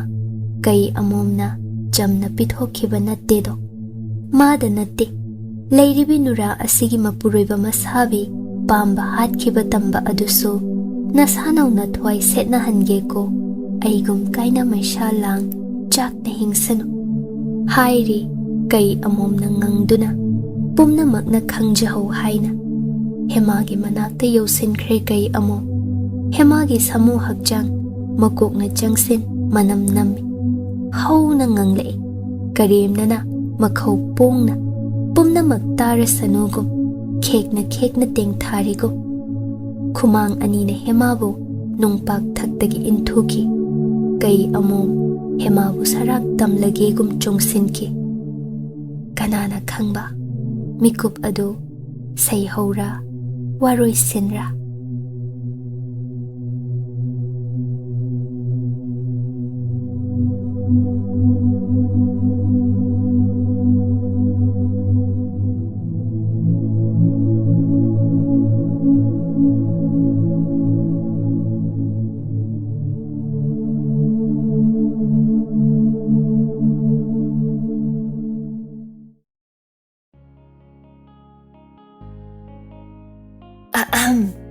Kaygumba amta thawai hakjang yauna wari tabiriba listener singda haijari madudi channel asina puthokjariba audio series sing asibu support tobiba oina like amadi WakhaL Turi YouTube channel da subscribe tobiramo aduga loinana comment amamam piduna wari sida yauriba writer narrator editor musician amadi channel asigi team busu support tobiyo amadi pukning thogatpiyo aduga mayam hype tawbasu kaubigano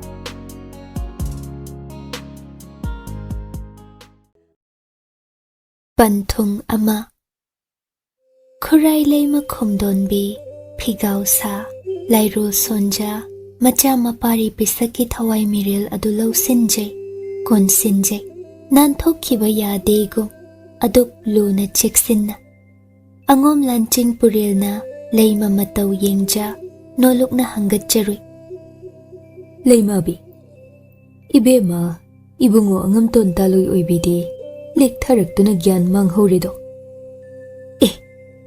kanaga leihoriba mabo inai singna sena hanjaram nana yamuk thuna changjarugi phai kuirak phade thura ugo phagani leimabi lancing purel thuna yangna manai singduga luinana andro khulen umang madi asukpa manungda changsinki asum loknung achoba yodringai manai khara mathwai hingnaba chelakpadu ure hai kari matauno pari pisak taloi oibibu senau yathang piramlaga nahoidi asum chelakliba khangani warakke haiba indaba lanmi singse sawi Lanchenpure khol kanna hai mitambalsa nabema angambidi ha Lanchenpurel ubada hena ki khredo mayam laktagi khara hena thauna phaba amana kai amom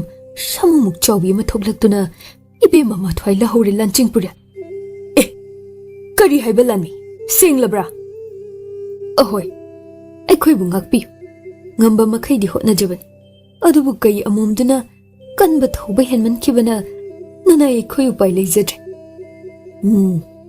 lao itung il Lanchenpure thawai arembada mangani thawai thagani lingbi khinuda hai mithibong mitambalsa chariba nongmagi na thibong singdo angom ningthau leimana thakpiraga thabak ama sinaramba phawba haiba inba ngamdaba sije kho chalu na khoida kaina charo ko kina mayamdo Lanchenpurel gi matung ilakle loknong yauramdai Lanchenba kangbuga thengnakre hemagi paudu tamle hera karino matai mahak ama ichau chauna yauna manau nupibu kan ngamde haibasi angom puwari da wari na haurani Lanchenba aisi asuk mithibong mitambal ni lonakrani sina maram ama atopa maram amana maraibak thirabi hemagi matau ado Lanchenba na yengba nungai khidrabani manasu Khuman Chanu manau nupigi punsi asi pamuje nakalamada hema magi thauna bu thagatli loknung da Lanchenba na luchingduna Lanchenpurel na matung ina yausinkre adubu hema thiba phangkhide numit adu khurai leimana kuirakanu hairaklabasu nonganba phawba hema bu anakpa arapa umang manungda sa kailan thengna kangbu aduna koi thikhi mathwai khubak ta haptuna lamuk na landarakpada manai lanmi kaya ama thireng khai sokle Lanchenba masamak su thina sokle pamba amaga lan thengnabada Lanchenpurel su sokle chumna makhong thangba ngamba ama phawba yaudre nongan khibagi maraibak phabani Lanchenba ituk thana mama apukpigi mangda makok nonna lep ima leimabi inau angambido pambana saraktam khraman hakchang phawba thiba nachana phangjadredo khurai leima adum tawgani hana na khangi maithongi awaba lutsille atiyada mityeng pham oihanduna tapna sonje ontho ida angom purel mapu nangna nanai singbu ngakpiyuko lanjadaba imau chahi nauzariba adubu mathwai angom ihak thakki thahalli haibagi pap pumba nanai gi ikok thakta thangatjar ontho ida inemgi hema nangdi laibak phabi napuroiba sebagi damak harau na thwai thaba ngamjabadi nangdi sati oireko nangi thawai na santi leina mapu khuyada yauba ngamjau inembu waruganu khumanchan mana khak thazarude oiroidabani khallu hemana macha pisaki thawai mirelbu pharuba adubu leima mahaklali pangal sonbi hemana khanghalamli asina suloidedo hema mana magi phizigi mani asi thawai dagi suhena pamuje mana macha nungsibadagi hemana mapuroiba nungsibana chang takhide hemana khanghalamli khurai leima pende adubu upai leitredo khurai leimana anakpadagi manai amada lei hekhallu madu umangi chidaida thadoklamli ikan kanada panthaduna leiba kanadre hanki sangu adu Lanchenbadi hakchangi asokpa jaina khollakta magi yangoi thaktagi andro umang asokpa maikaida muna yengjarami adubu khurai leimadi amuk phau tung hanna yenglamdre phizi nungi macha pari pisaki thawai mirel layoiba jackson luna pukhi leihore hemagi khongul mami andro nangbulam nungsi aduda Angom maiba maibi makokna khomdonbina sinarakpa pari pisakki hangliba thawai mirel ado pari hakchang nungda hapchinkhre leiwa tinwa loinaide khurai leima machagi naktagi hendokte andro umang chatluba lanmi sing Lanchenba bu angom maibana layengle asokpa sing ado adubu hema yauraktabagi halaktabagi maramda kanana su wahang hanglakhidre mikup khara ison sona kuphet kafet angom lamlen aduda ngalambi ahingi tandan apisak amagumle asuk thuna su lanjedrabi kanabu kauthoida onthoida angom nangi na tausing natre hairaga khurai leima angom langmai ningthona pumnamakki machil men khrabra oiramba tai numit tugi numit humnigi matung pari pisak gyan lagli sor chaning tana holakli mamit panglagli ana laying siba sibinaga phamanbane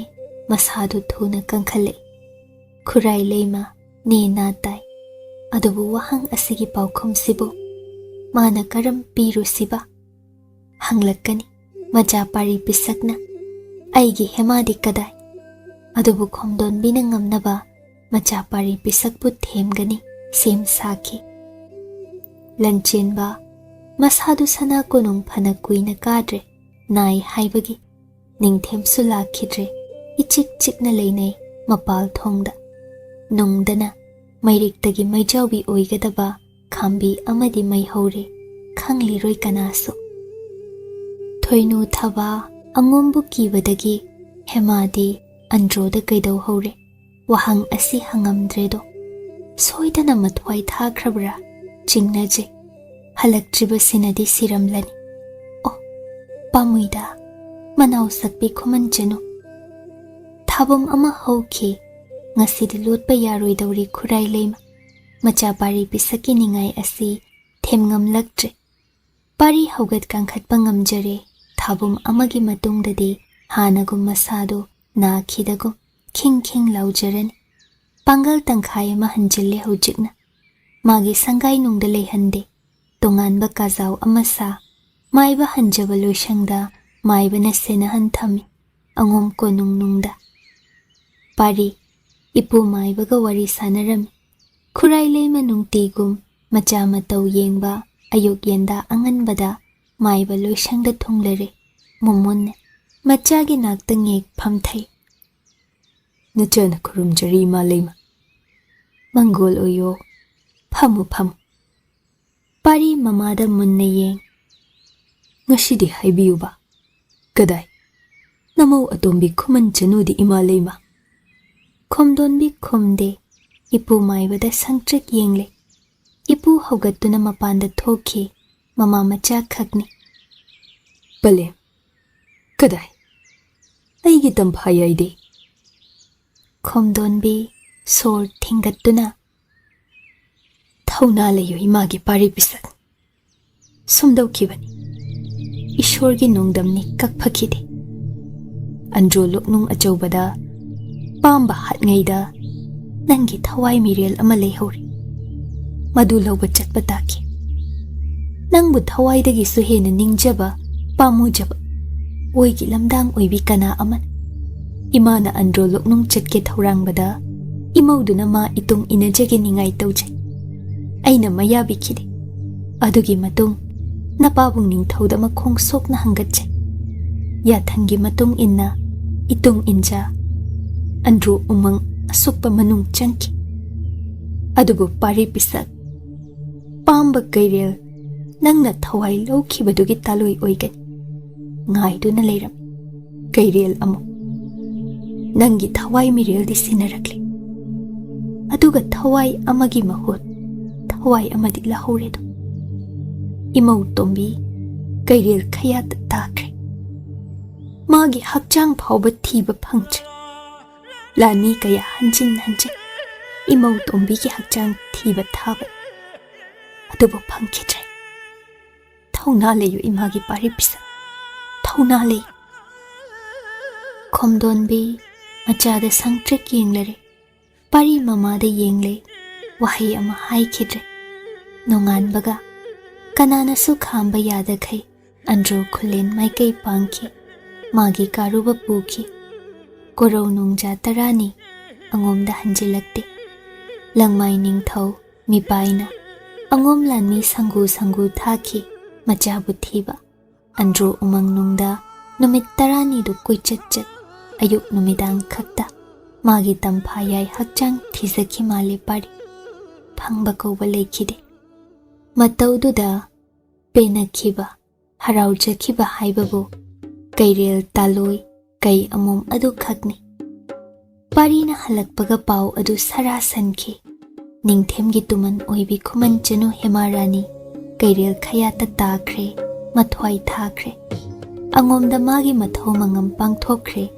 Khuman ningthau leima praja pumba pau adu tai. Adubu hemagi mangani lehun chanba numittuda phau mahoi kana sulakhide. Khuman thembatan mayam lakta tinkhiba penkhidabana pumna maksi kanana thokhanban. Oh chinada keledo Khuman Chanu nangbo pamuida ataba singtana sone. Amana Ningthem hemagi mangani lehun yawa lakhide lakpham thokpani pharasu phatrasu magi taloi oirambini. Oijaba thibira khomdon binangbo macha pari pisaki tungi punsigi phanababu selibra. Khurai leimagi anoba yathang aman angom puyada hemarani minglen asi puya suba singna chanhankhide. Pari pisakna puya suba mapuda kayarak haijai magi taloi oina hema minglen asi puyada chansanbiyu ipu. Adubu hoi tamak haiki ipudu khomdon biya thangki badagi pari si hojiksu angom puyada pakhangni haina iri. Hemagi khongol mami pumba angom konungdagi mutkredo asom. Adubu kukngam laruido tamba kanagi thamoida tahoba Tamfayai magi mami asidi udrabra na hoibo.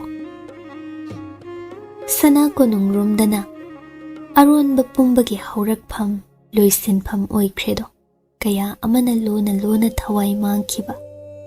Laibak phana kanana Keku phongamkhiba. Adubu laibak thiba singdi masing thingamkhidedo. Lainung sangmacha amadani langthabal chingdol nungda natte kangla saigol nungdani. Kuiraroi haine kangla semgat sagat baloibaga langthabaldagi kanglada konung honglaklani yamna semgat sagatlambani kangla asi. Adubu kari khudong chadaba lebaki thauram thauda leirabage lepki handak thabum ani maya sujinkre. Mi itak tai kangla manu lanmi singna cheksinna hanadagi hena kangla pumbadi ngakli. Maramdi Ningthem toina kangla romda koithora I handaksi. Hangchit langba laklibra masanau thainagi leirang hema sikre pau tabagi masu nungairam loido. Natre hairaga kari maramgi matau Lanchenbaga loinana kangla yengba lakminai ngasidi icham chamna yangoi amamam tongduna yangoi tabli thauduna Lanchenbana matauda yeng. Itaw ningthorel loisilamdaida semgat sagatbagi thabak asi lepiriba sibu itaw angamhal hana semgat khibasi asoiba phana yamna yaukre mashi makoktagi handaba yadre sinhaiba kaya leitre aigi konungromda aduna kasar leibaktagi sinhaiba khara kauki mahoi yaurakpaga makhamuk chathagan. Oh ahoi itaw adugumba ama leirabadi. Ado itaw Lanchenba inaw pari pisakpu kamdawriba hojikbo. Panglei jari tawbu hanagi hamu ni madi. Kamdawna panglei leibano mana itaw Lanchenba. Khangde pungon ol inaw nupi Khuman Chanu haktaktagi aigi inaw singaw chatnari mirol tadre. Nahan nung su aibu sa khangdaba magum mana yeng ipa ningthaw ima leima bi makok aduk sari ni taw ningthorel Itaw, arishu itaw bu themba nong malakchage soidan. Inaw pari pisak yeng sinbi lebiyu ko. Konung daga lakbidrasu ya. Inaw masa phagatri phaude. Adum khanje itaw ningthorel aihaksu. Laikol amada ukhada pothari kandudani Lanchenba munna maikai amada yengli. Ningthemna maikai amada kangla nungpuk maikai. Khara sukpa chingdum macha amasu leibadu romdatani mityeng thamli ningthemdi hek yaurakpadagi. Lanchenba mitsing natsingba angambani ningthau macha kokhalai hanni. Amuk munna yengkiba ukiba saktam amabu pak hek kaugandi. Kuirabagi mamangda thagoibu Lanchenbana ukibani. Ningthemna hemabu katlakkiba numitta hema matung induna sana konungdagi angum konung tamna lakminakhibi thagoi lamakhangda sana konung romda amuk mai lei hankibiduni. Ahanba yengbada chingnaba wakhalla anirak subada su chingnana khara naksinna mayek sengna urubada khangle mani soidre hema tunginbi manainubi aduni kari tauri madi matomta kangla sidabo. Itaw ningthore. Dagi nura lei hekli biya sibo. Ningthem ngakna yengle munna mikup ama. Sakfamadu kaishu taude hanagum. Lei mamanai nubi sing oigani itaw. Lei masinga kangla koithok jarakli mali. Lei makana lingbirakpano ni itaw ngasibo. Khangdebo chapchabadi itawbo. Inai kauduna hangge itaw. Hangbiruranu itaw ningthore. Chamna matomta itha thajada sida leiramba sida sum hangatjabani. Adugira do itaw. Ashibu inaw nubi layoi khrabi Khuman Chanugi manai nubidu mankreda. Ningthem khumkhide thagoi adu kuina leiramde mahoina laptak ukhada leibadu ukhramal tafing chenchat chatki haiga hekhidre mataududa Lanchenbana hena ngakhawbani adubu kaisu leiramloi lakcharaga mahoi ubada ki khramale khanjahawi. Ningthemgi wabo Lanchenbana matau ningbana thazaki. Ningthemga punna hanminnarai Lanchenba angum konung maikai pangkre. Ningthemna sana konung lang thabal maikai.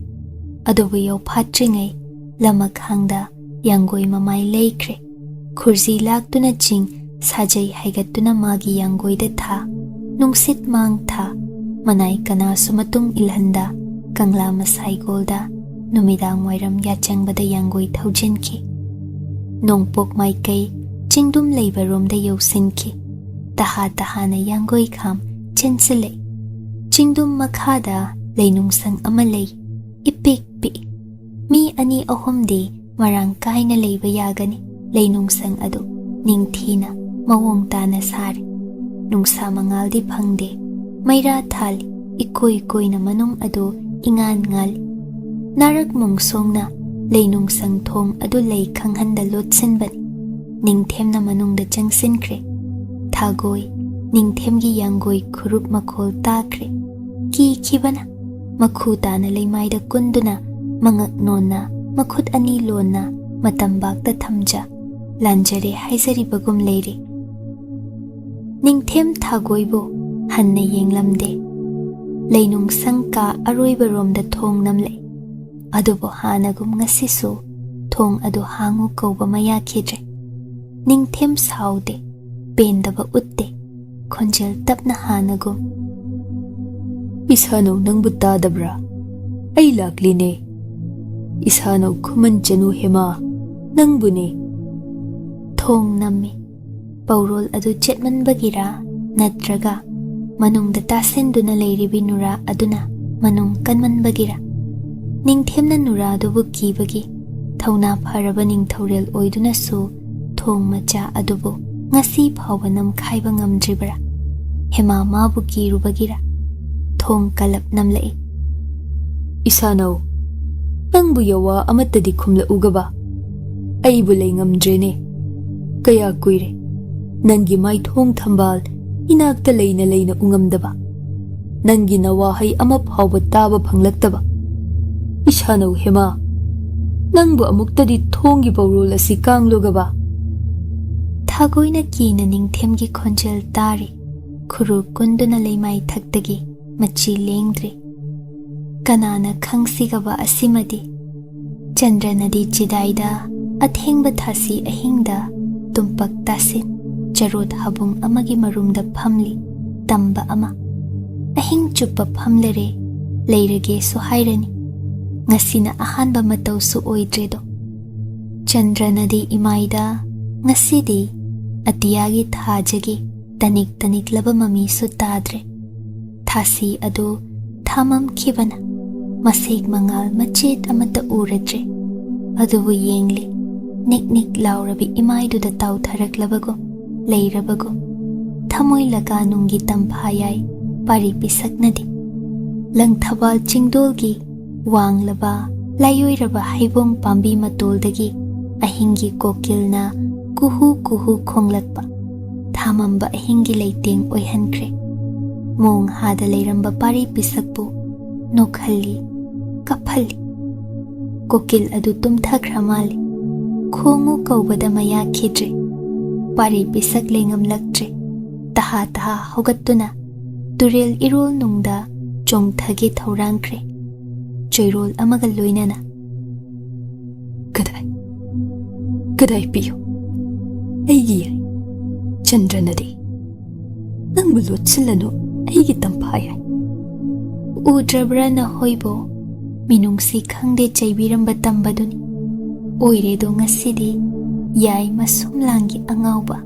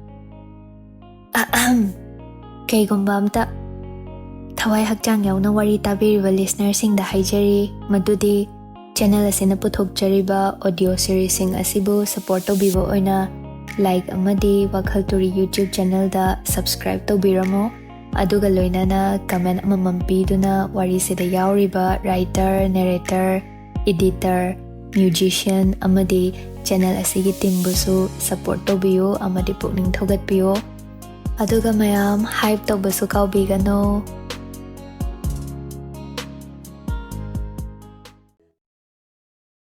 Pangthung ama naken thagi su yening tha leibagum kalen tha magi su nongju tha leibagum nausum sai hekna hanga kapliba nawa kanabu sumkhibagum sai hogi matung warui shinna inabagum aigi hanglaba thamoi atiyabudi themjin binaba mensin binaba leiramdre nang haiba ama thamoina tengtharubadi haitharakliba nongjugi pirang asi mapu pan khrabani kainabagi panthungi minoki pirangi mapudi nangna karam kanda themjin bidawriba nongju thagum yening thagum lotli bisi yening thara nongju thara naken thara kalen thara thong ado ngasidi ningthem pambom panganba anina phakai khredo thagoi tauriba mataududa mihollawai satkre khamsi khamngamda thingsi thingamda aduk chakledako hai ningthem nangna ngami haina tauriba seliba mayamse khangjauko ngakchau thekliba hujikna adu ibe magi mabungo angom pari pisakna pau pumbasi khanglaba taraba nang pharoido ningthaurel ni chenpham leiroi leibak pumbana khanglaklabasu pacha sanglenda nang miyam mangda ikai phirup khumja kaganido wayel chaira kati athobana chaptharakpada luril adu leimai thakta kiengani henmalli ningthem haiba mitambal na tau ase makhut makna atopa tamba amada khudol oihan kathok pi khrabi atopa sagai ong khrabi luhong nabagida makso leibak pungjau thenduna sen langduna korau nongja khara ngaija leiriba hemarani bo asom phajin punsin thamliba angom sagaina ningthemgi arotpa si khangkhrabadi mai hauna saurani do haine ningthaugi idi haidokhiba wangai lurel kakkani hairabasu kide nokna wasak ngaktuna thawai pithokpa ngambagi sakti le adubu nangdi kadai ningthem achengba tanja yengduna andro khulen magi umangnung loknung achauba manungdagi wanthaduna leirambi hemabu luna puduna lakliba pumnamakna hema asi sikhre leikhre mathau mangam pangthokhrabini angom pumba hema kainabagi maichakna ngauchatnei haibamak yadrabasu angom pari pisakti masanau kaina maichakna angawba oina hingli ningthem khangi haidokhiba wa ngaktabaduna magi khwaidagi chawba maral ani suba maralna migi taloibu asum phajin punsin thamliba ahum suba maralna hema masana yadaba asini kanglada oina tumin hemabu lolakpa thabum ani sugadawri hemana andro umang loknung changkiba numitta ningthemdo madom lona tunginnarakhi khangmali hema mathwai tharani kanki mana phatte haibadi yaroi matang asidadi hema tamna jongsilakpa kairelbu ten kapna ningthemna lanthengna khibani phimu se masaklot hemagi tunginki umang madi asukpanungda loknungdagi hemana mathanglen pari pisaki thawai mirel ama mikauna khiba yengki ngaiki ningthem thauna watkhide thawai pamu khide kai amom kiduna angom lanmi singna chen khraba matung kai amomna hema yaibi logi changsilakpa lotuna leiramba ningthemna chongsin kairel amom galan thengnaki masamak thina sokhi adubu maidengoni kairel amom tanthokhi hema manamda posin purakhi yangoi thakta hap nungsit mang tha sana konung yauki aron balambida changlakpani tumin leisinki thagoi kauduna mabema seba tauhanki hemana gyan tarakpada maga thagoiga kangla leinung sang machaduda som leiramli thagoina thokhiba pumba chithada pumba tamle nan thokpa sungamdre ningthem manai achanba singna mahoibu cheksinna ngagle ningthem toina lai nahan makhai hemadi penman khidraduna ningthem masak yengda kada paurul somlon simlodli nahan makhai di ningthem haina bayai taksinde ka hena haigada wa khara hairam thagoida wa kaya sinaram hankhibani adubu ngasidi thong phakaire do ontho ida hanana taloi mamal khangdaba tuyamba hojikta mitu pamba ningthem nangbo thagoi kina chensilak ningthem nakta khuru tana kun mangak nona khonjel adu nikcha laining thau amukta tapthabiyuba thagoi nang mapanda leyu manung ngasukkan basai nungsiduna yengbani ngasidi itik khangangani leiba ki laining thau aibu ma gumbina asuk usit thawoidaba chatro thagoi laining thau aigi bemadi apangbini laining thaubu waraujaduna tawjaribani nanaina themjage sana pukning amukta tapthabiyuba hai minai nubi nangna thwaidu lawra hingna hojingmak phumura ha chatro di chatro thagoi kina hogat mapalomda thoi nutigom ningthem manai achanba kharana ikoi koisen leinung sang adubu ngak sel manungda launariba sing taramgani adubu mapu ningjakhraba chekmok laukhide Hema na chungdana uida matau ado phamung machida phamlami makhong ani yantha masamana ipha phai sakchu thoktre imak maksil yengba nungaitre phajaba pumba maithongi kuyom amana kupsin khrago nungsa mangal phangda leinung sangda thabum ani maya leirakpagira kuchudu I thangdrago inafidu lingjum namada ikom komne yansil Ningthemda sangtrik yengle kaptema Ningthem phana mai hauna sauramlasu matau adu ahanba ubada chaingamde ani suba mikupda shor sangna hondukche ahum suba mikupda makhud ani krak krak khutum ta silamba lepki mari suba mikupda kokdol tamna chen khatlamba sana hakjang I pumba khongyaromda haithare iti te thakrago hek changsin hemabu makhud anina chejet konsenjai tumen laiki Ningthem mapi ira thangle adop nungsiboir mirai bikhibi ase ngasidi phana kuina tumen laiki hema hanglai lai fidibi kumle mong hade masamachi lengde Ningthem makhol ni Maitrabak pumba thakha olhanba ngamba aise pumnamak na kinariba aise nangnadi ngamboire do Hema Ningthemgi mathadagi thoki makhong ani pukhat khuru tasin sum phami Ningthemda yengkhidre haina drabra ado Ningthem makhut yetna Hema samlangda nalai makhut oina Hema khazaida paisinki asuk thuna nayang kasi khubi muktangai kaidoge nangbo thagoina haiba yawba aina haiba yaningdrabasu nongmagi chaklen anide shoidabida chawba shida leiba hainadragana chatsi sanga yumjawda naning tamjaru Hema nokninglakle Ningthem mana leibak praja mayamda luzadaba matau adu lotsan ningduna mabu sida lotuna thamliba aduga sanga yumjaw haiba thazada mamai leithoi Ningthemna matau du khangi nokfet tauna Hemabu masaromda khajik chingsinja kanabu kiri ai maidenguni anauba niyam semhaibani tawgeda ngambani aina nangbu aigi leimarimbi haplage hema naning tawna maitrabak asigi mabem oijaru aigi sunangna mapu oijaru naning tawjawni Hema phamung kachilromda kaisu haida changsinki Ningthem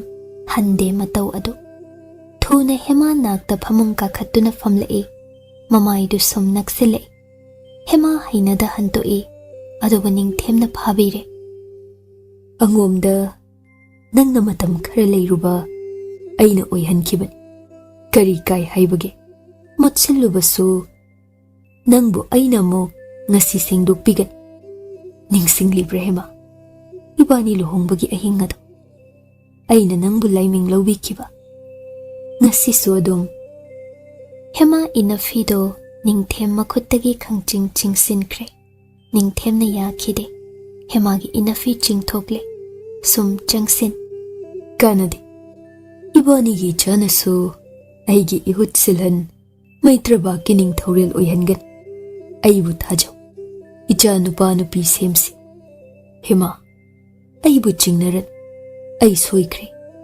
aibu waroran angomda nangbu sinakhiba numitudagi nongmata nangbu kawkhiba leite maichaktuna ngasidi puba thangba ngamlakta inakta nangbu hanjinna purakledana pumnamak aina maithiba pigani angomma hoishu nasum langi tumna manghanba ai ngamgani law ithasida changlo handokino nangdi aigini Ningthemgi Hemani Ningthemna Hemabu konsinkre Hema mapi tana Ningthemgi thabakta makhut anina inthokle magi loyumbabu ningsing Ningthem mana amuk hanjinna magi hakchangsi ꯃꯣꯠꯁꯤꯟ ꯍꯟꯕꯁꯨ ꯊꯤꯡꯅꯤꯡꯉꯤ ꯈꯪꯍꯥꯏ ꯍꯥꯏꯔꯛꯏ ꯅꯤꯡꯊꯦꯝꯅ ꯃꯥꯕꯨ ꯄꯨꯔꯛꯉꯩꯗꯒꯤ ꯑꯍꯥꯟꯕ ꯃꯆꯤꯟꯕꯥꯟꯗꯒꯤ ꯊꯣꯛꯂꯛꯄ ꯋꯥꯍꯩꯅꯤ ꯑꯣꯏꯗꯕ ꯑꯃ ꯑꯣꯏꯈ꯭ꯔꯕꯅꯤ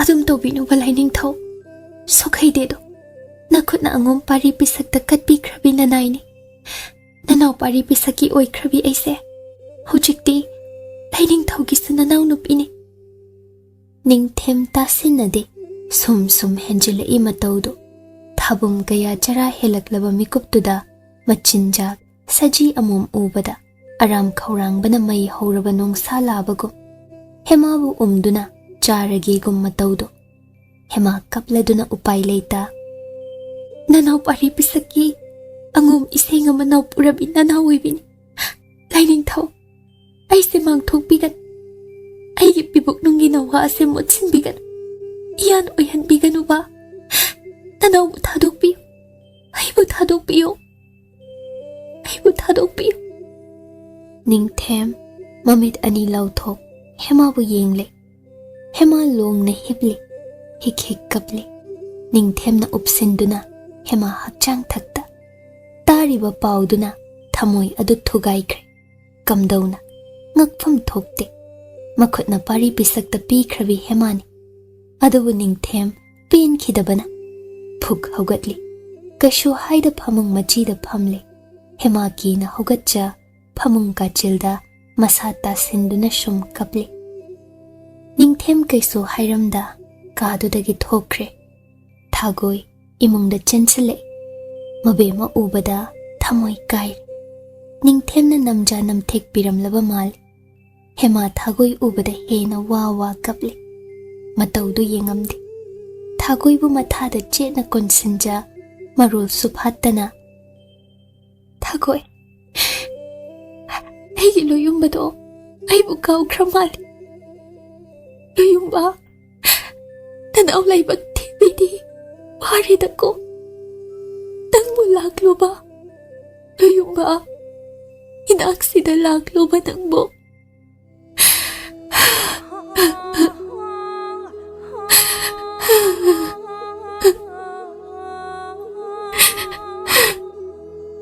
ꯊꯥꯒꯣꯏ ꯎꯄꯥꯏ ꯂꯩꯇ ꯃꯕꯦꯝꯃꯕꯨ ꯀꯣꯟꯁꯤꯟꯖ ꯍꯤꯛ ꯍꯤꯛ ꯀꯞꯆꯩ ꯅꯤꯡꯊꯦꯝ ꯁꯅꯥ ꯀꯣꯅꯨꯡ ꯁꯪꯒꯥꯏ ꯌꯨꯝꯖꯥꯎꯗ ꯊꯦꯡꯅ ꯍꯟꯖꯤꯜꯂꯛꯏ ꯂꯩꯃꯔꯦꯝꯕꯤ ꯃꯩꯁꯅꯥꯝ ꯆꯅꯨꯅ ꯃꯊꯪꯂꯦꯟꯕꯨ ꯉꯥꯏꯖꯔꯝꯂꯤꯕ ꯑꯍꯤꯡ ꯃꯤꯡꯁꯦꯜ ꯈꯪꯖ ꯑꯗꯨꯕꯨ ꯅꯤꯡꯊꯦꯝꯅ ꯈꯣꯜ ꯀꯂꯞ ꯃꯩꯁꯅꯥꯝ ꯆꯅꯨ ꯌꯦꯡ ꯅꯪꯒꯤ ꯁꯪꯒꯥꯏꯗ ꯂꯩꯖꯔꯨ ꯑꯩ ꯗꯣꯝ ꯄꯣꯊꯥꯒꯦ ꯉꯁꯤꯗꯤ ꯀꯅꯥꯁꯨ ꯌꯦꯠꯍꯜꯂꯛꯀꯅꯨ ꯃꯩꯁꯅꯥꯝ ꯆꯅꯨ ꯉꯛꯅ ꯅꯤꯡꯊꯦꯝ ꯃꯅꯥꯛꯇ ꯆꯪꯁꯤꯟꯖ ꯁꯅꯥ ꯍꯛꯆꯥꯡ ꯉꯝꯕꯤꯗ꯭ꯔꯕ꯭ꯔꯥ ꯃꯥꯏꯅ ꯏꯉꯥꯡ ꯉꯥꯡꯁꯤꯟ ꯂꯥꯏꯅꯤꯡꯊꯧꯕꯨ ꯍꯥꯏ ꯅꯊꯧꯔꯥ ꯃꯈꯥ ꯇꯥꯒꯅꯨ ꯌꯦꯡꯅꯤꯡꯗꯦꯅꯦ ꯀꯤꯅ ꯂꯩꯖꯍꯧꯏ ꯃꯩꯁꯅꯥꯝ ꯅꯤꯡꯊꯦꯝ ꯃꯥꯒꯤ ꯐꯝꯖꯥꯎ ꯀꯥꯗ ꯂꯦꯡꯁꯤꯟꯈꯤ ꯊꯣꯡ ꯘꯝ ꯂꯣꯟꯁꯤꯟꯈꯤ ꯊꯨꯅ ꯀꯅꯥꯁꯨ ꯁꯣꯛꯍꯟꯗ ꯊꯝꯕ ꯃꯥꯒꯤ ꯎꯄꯨ ꯑꯌꯨꯡꯕꯤ ꯍꯥꯡꯈ꯭ꯔꯦ ꯂꯧꯊꯣꯛꯂꯨꯔꯦ ꯑꯗꯨꯉꯩꯒꯤ ꯍꯦꯃꯥꯅ ꯊꯝꯂꯝꯈꯤꯕ ꯂꯣꯟꯕ ꯂꯣꯏꯁꯤꯟꯗꯕ ꯂꯩꯍꯥꯎ ꯂꯩꯔꯦꯟ ꯂꯩꯔꯣꯡꯒꯤ ꯃꯣꯟꯈꯨꯝ ꯑꯗꯨ ꯁꯨꯝ ꯌꯦꯡꯖꯩ ꯃꯄꯤ ꯏꯔꯥ ꯊꯥꯡꯂꯛꯏ इखंग खंगहौदा निंगसिंगलुई अदुंगैगी निंगमद्रबा थौदोक अमा हेमागा मागा लुहोंगबा थाबुम अनि हेलकनै हेमा मिरोनकी पाउ अदो निंगथेमना थेंगलपताई मतमदुदा निंगथेमगी इसेंग अमा मागी लेमरेंबी मैष्नाम चनु मिरोल थाबुम मंगा हायरमलनी अदुगा हंदकता नौना लुहोंगलकपा हेमाना असुक थुना तौबसु हेमागा लुहोंगखिंगैदगी निंगथेम हेमागता लेखि अयुक नुंगथेल नाइदे पेनाइद्रगु हेमादा लुपि मतौ सिंगदुदा मागी अतै लेम तरा तरेत पेनदे पाउदुना हेना खोइरांग खोइसाउनख्रे करी मतौनो खुमन चनुना निंगथेम असि सुमख्रे अदुगा मचानुपा राजकुमार अमगा पुकथोकलकलो लोइरे लोइरे मैष्नाम चनु कीख्रे मचा पिबा निंगथेम पिसक अमा हेमाना फंगजख्रबा लेमरेंबी हापख्रनी हेमाबु सोइदन मा फम तारनी कमदौसिबा माबो निंगथेम तहंदा मैष्नाम चनुना लुचिंग अतै लेमसिंगना मतेंग ओइ ꯍꯦꯃꯥꯕꯨ ꯅꯣꯡꯃ ꯂꯧꯅꯝꯗꯨꯅ ꯊꯥꯒꯣꯏꯗ ꯑꯍꯥꯎꯕ ꯍꯤꯗꯥꯛ ꯃꯍꯤꯅꯤ, ꯃꯤꯔꯣꯟꯕ ꯊꯥ ꯐꯥꯗ꯭ꯔꯤꯉꯩ ꯊꯛꯍꯧꯒꯗꯕꯅꯤ, ꯃꯁꯤ ꯂꯩꯃꯁꯤꯡꯒꯤ ꯆꯠꯅꯕꯤꯅꯤ ꯇꯥꯛꯄꯤ, ꯃꯍꯤ ꯑꯗꯨ ꯄꯤꯊꯛꯄꯤꯔꯤ꯫ ꯈꯥꯕꯅ ꯑꯃꯨꯛ ꯇꯣꯏꯕ ꯍꯨꯃꯨꯛꯅꯤ꯫ ꯅꯨꯃꯤꯠꯇꯨꯒꯤ ꯅꯨꯃꯤꯗꯥꯡꯗ ꯍꯦꯃꯥ ꯏ ꯍꯥꯊꯈꯤ, ꯊꯤꯅ ꯅꯥꯈꯤ, ꯁꯤꯕꯨ ꯁꯤꯔꯝꯒꯅꯤ꯫ ꯅꯤꯡꯊꯦꯝꯅ ꯈꯥ ꯋꯥꯡ ꯀꯣꯏꯆꯦꯟ ꯆꯦꯟꯖ, ꯑꯃꯥꯏꯕ ꯑꯃꯥꯏꯕꯤ ꯀꯌꯥ ꯀꯧꯖ ꯂꯥꯌꯦꯡꯖꯔꯝꯗ꯭ꯔꯕꯗꯤ, ꯑꯗꯨꯕꯨ ꯃꯤꯍꯨꯜ ꯇꯝꯂꯛꯄꯗ ꯉꯥꯏꯔꯤꯕ ꯍꯦꯃꯥꯒꯤ ꯄꯤꯕꯨꯛꯅꯨꯡꯒꯤ ꯅꯋꯥ ꯑꯗꯨꯗꯤ ꯃꯥꯡꯈ꯭ꯔꯦ꯫ ꯃꯩꯁꯅꯥꯝ ꯆꯅꯨ ꯅꯦꯅꯥ ꯇꯥꯏ꯫ ꯅꯤꯡꯊꯦꯝꯅ ꯋꯥ ꯑꯗꯨ ꯈꯪꯂꯝꯒꯅꯤ, ꯑꯗꯨꯕꯨ ꯊꯋꯥ ꯁꯥꯗꯒꯨꯝ ꯃꯩꯁꯅꯥꯝ ꯆꯅꯨ ꯗꯟꯗꯤ ꯄꯤꯈꯤꯗꯦ, ꯊꯥꯒꯣꯏꯕꯨ ꯑꯣꯏꯅ ꯆꯦꯛꯁꯤꯟꯗꯦ, ꯃꯕꯦꯝ ꯑꯁꯤ ꯁꯦꯟꯅꯗꯦ, ꯆꯍꯩꯗꯕ ꯄꯤꯖꯔꯝꯅꯤ ꯗꯟꯗꯤ ꯄꯤꯕꯤꯈꯤ, ꯃꯩꯗꯤꯡꯉꯨ ꯏꯁꯤꯡ ꯃꯥꯡꯍꯟꯈꯤ ꯍꯥꯏꯗꯨꯅ꯫ ꯄꯆꯥꯂꯣꯏꯁꯪꯗ ꯀꯧꯈꯠꯄꯤ ꯊꯥꯒꯣꯏꯕꯨ, ꯀꯌꯥ ꯇꯣꯟꯅ ꯂꯩꯈꯤꯕ ꯍꯦꯃꯥ ꯀꯟꯅ ꯅꯥꯔꯤ ꯃꯇꯝꯗꯨꯗ ꯒ꯭ꯌꯥꯟ ꯇꯥꯗ ꯂꯩꯈꯤ꯫ ꯊꯥꯒꯣꯏꯕꯨ ꯗꯟꯗꯤꯅꯤ ꯍꯥꯏꯗꯨꯅ ꯃꯅꯝꯗ ꯑꯆꯥꯛꯄ ꯃꯩꯍꯨꯝꯅ ꯑꯍꯨꯝꯂꯛ ꯌꯩꯕꯤꯈꯤ, ꯀꯌꯥ ꯊꯤꯅ ꯁꯣꯛꯈꯤ, ꯃꯅꯝ ꯄꯨꯝꯇꯠꯅꯤ ꯊꯥꯒꯣꯏ꯫ ꯍꯦꯃꯥꯅ ꯒ꯭ꯌꯥꯟ ꯇꯥꯔꯛꯄꯗ ꯃꯆꯥ ꯀꯥꯏꯅꯔꯤ, ꯑꯗꯨꯕꯨ ꯀꯅꯥꯅꯁꯨ ꯃꯥꯒꯤ ꯋꯥ ꯇꯥꯕꯤꯗꯦ꯫ ꯂꯣꯠꯁꯤꯟꯕ ꯌꯥꯅꯕ ꯊꯥꯒꯣꯏ ꯑꯣꯏꯅ ꯆꯩꯔꯥꯛ ꯄꯤꯔꯝꯂꯤ, ꯇꯨꯃꯤꯟ ꯂꯩꯕ ꯅꯠꯇꯅ ꯀꯔꯤ ꯎꯄꯥꯏꯅꯤ꯫ ꯑꯁꯨꯛ ꯇꯣꯜ ꯀꯣꯅꯨꯡꯒꯤ ꯃꯅꯥꯏ ꯅꯨꯕꯤ ꯊꯥꯒꯣꯏ, ꯂꯩꯃ ꯁꯤꯖ ꯑꯣꯏꯕꯤ ꯍꯦꯃꯥꯔꯥꯅꯤ꯫ ꯅꯤꯡꯊꯦꯝꯕꯨ ꯋꯥꯔꯧꯈꯤ ꯍꯦꯃꯥꯅ, ꯃꯆꯥꯕꯨ ꯀꯟꯕ ꯉꯝꯖꯗꯕ ꯅꯤꯡꯊꯧꯔꯦꯜꯅꯤ꯫ ꯅꯤꯡꯊꯦꯝ ꯍꯧꯖꯤꯛꯅ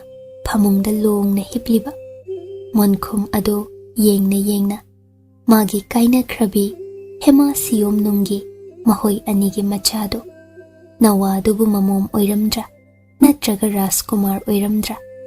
ꯍꯦꯟꯅ ꯍꯦꯟꯅ ꯅꯨꯡꯁꯤꯔꯛꯏ ꯍꯦꯃꯥꯕꯨ, ꯀꯥꯏꯅꯈ꯭ꯔꯕꯤ ꯃꯆꯥ ꯔꯥꯖꯀꯨꯃꯥꯔ ꯅꯠꯇ꯭ꯔꯒ ꯃꯃꯣꯝ ꯂꯥꯡꯂꯦꯟ ꯀꯣꯛꯍꯟ ꯂꯥꯏꯍꯟ ꯑꯣꯏꯒꯗꯕꯤ ꯇꯝꯐꯥꯁꯅ꯫ ꯉꯁꯤꯅ ꯍꯦꯃꯥ ꯃꯆꯤꯜ ꯊꯣꯛꯅ ꯄꯥꯔꯤꯒꯤ ꯃꯆꯥ ꯅꯥꯎꯄꯨꯔꯦ ꯄꯥꯎꯗꯝꯂꯛꯄ, ꯑꯣꯏꯊꯣꯛꯄ ꯌꯥꯔꯤꯕ꯭ꯔꯥ? ꯑꯣꯏꯊꯣꯛꯈ꯭ꯔꯦ꯫ ꯀꯔꯝꯕ ꯆꯦꯛꯁꯤꯟꯍꯧꯗꯕ ꯄꯨꯟꯁꯤ ꯇꯥꯡꯀꯛꯇ ꯊꯃꯣꯏ ꯑꯁꯤ ꯂꯩꯃꯟ ꯆꯟꯈꯤꯕꯅꯣ?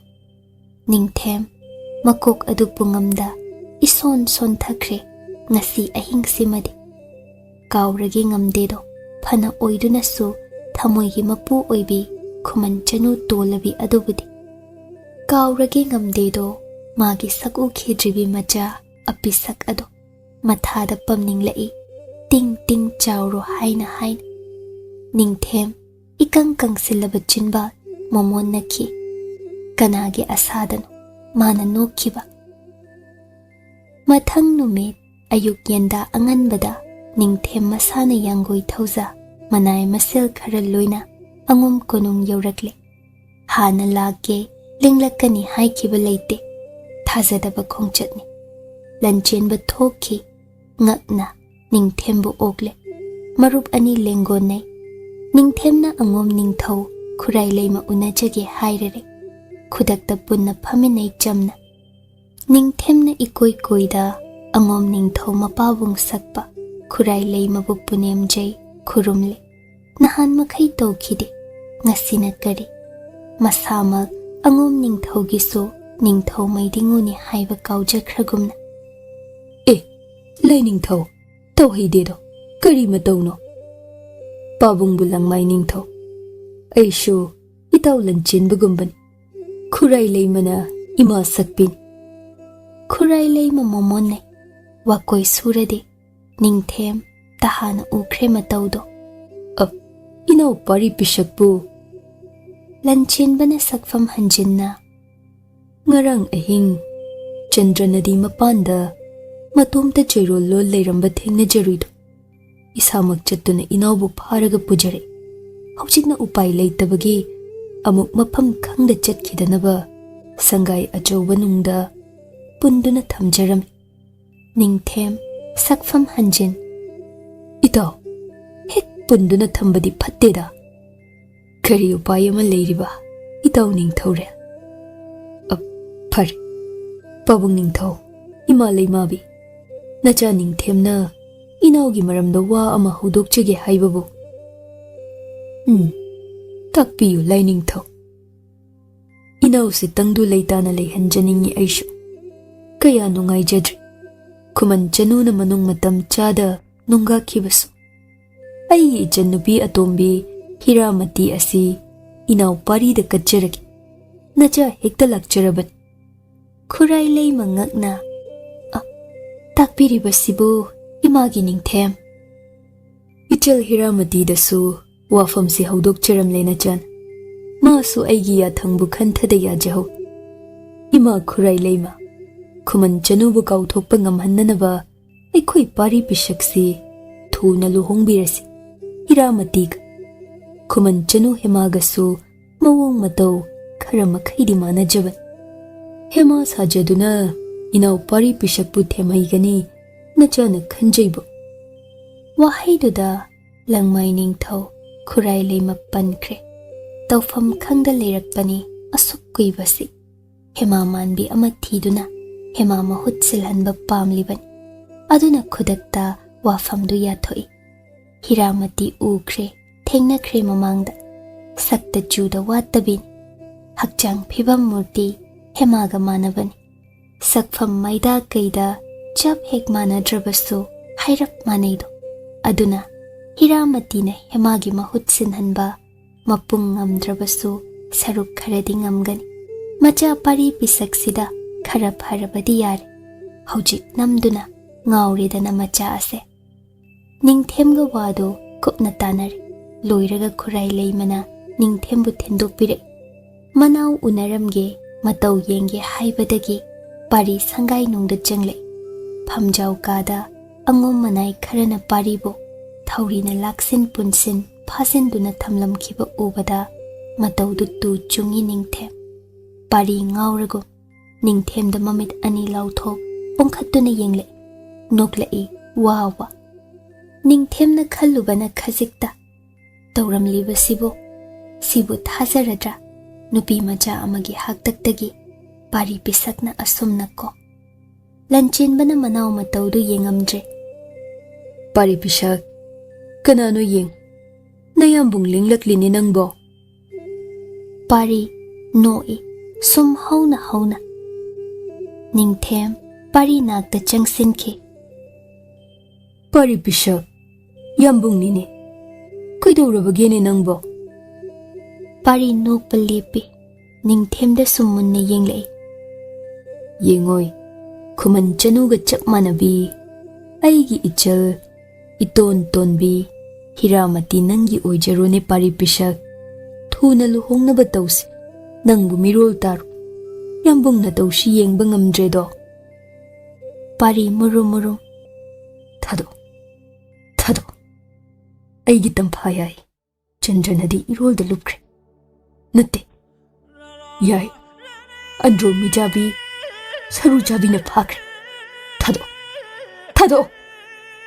Pari pullibadudagi nanthoknaba masadu mui. Hauna law. Mayam changduna paribu phanare.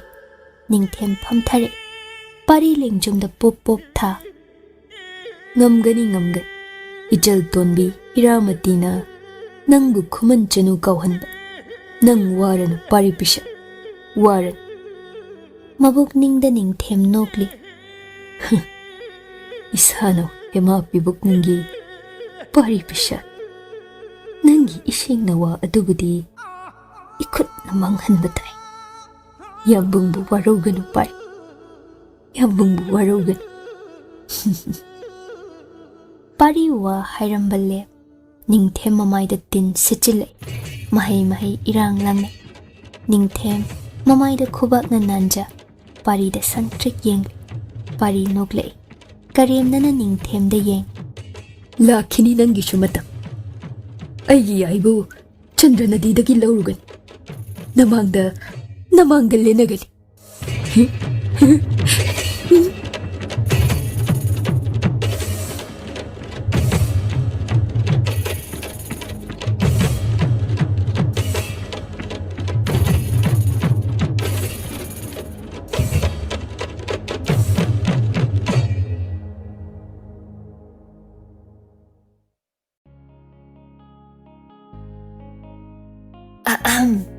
Kaygumba amta thawai hakchang yauna wari tabiriba listener sing da haijari madudi Channel asina puthokjariba audio series sing asibu support tobibo oina like amadi WakhaL Turi YouTube channel da subscribe tobiramo aduga loinana comment amamam piduna wari sida yauriba writer, narrator, editor, musician amadi channel asigi team busu support tobiyo amadi pukning thogatpiyo aduga mayam hype tobasu kaubigano.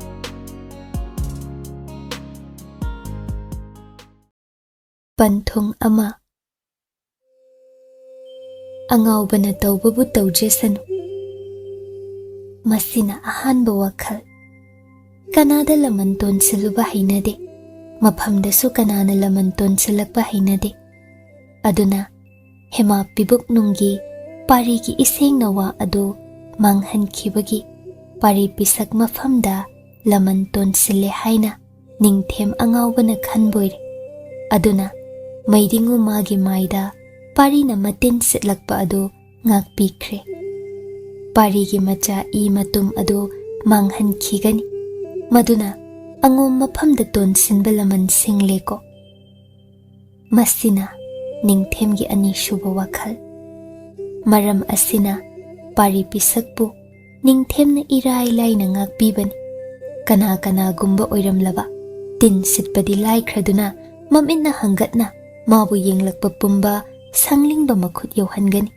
hingna phumkhini lurel khudakta kakhigani Lanchenba na angom manau pari pisak angom sagai mahut sinja lale hanjin matau ningthem maphamda haijariba ningthemna ma saude tamak haiban pari pisak thuna naba phaba oishanu aduga machal tombi Rajkumari Hiramatiga thuna luhungnaba sillasi masida yanakre angom ningthem ani marakta ashumna ningthau masel yanakhiba wadi leibak makha taphadeko lurelna kelabasu wasakti ngak heiba thauna leiba ngaktani soikhini ko hema hingna ningthem chakrina mangam Hiramati na pari pisaki mapu oikhiba matang sulai machade dako nangbu mipangdara pari pisak hujikpo adum ngauduna wakhal tada leithokpa yaba matamra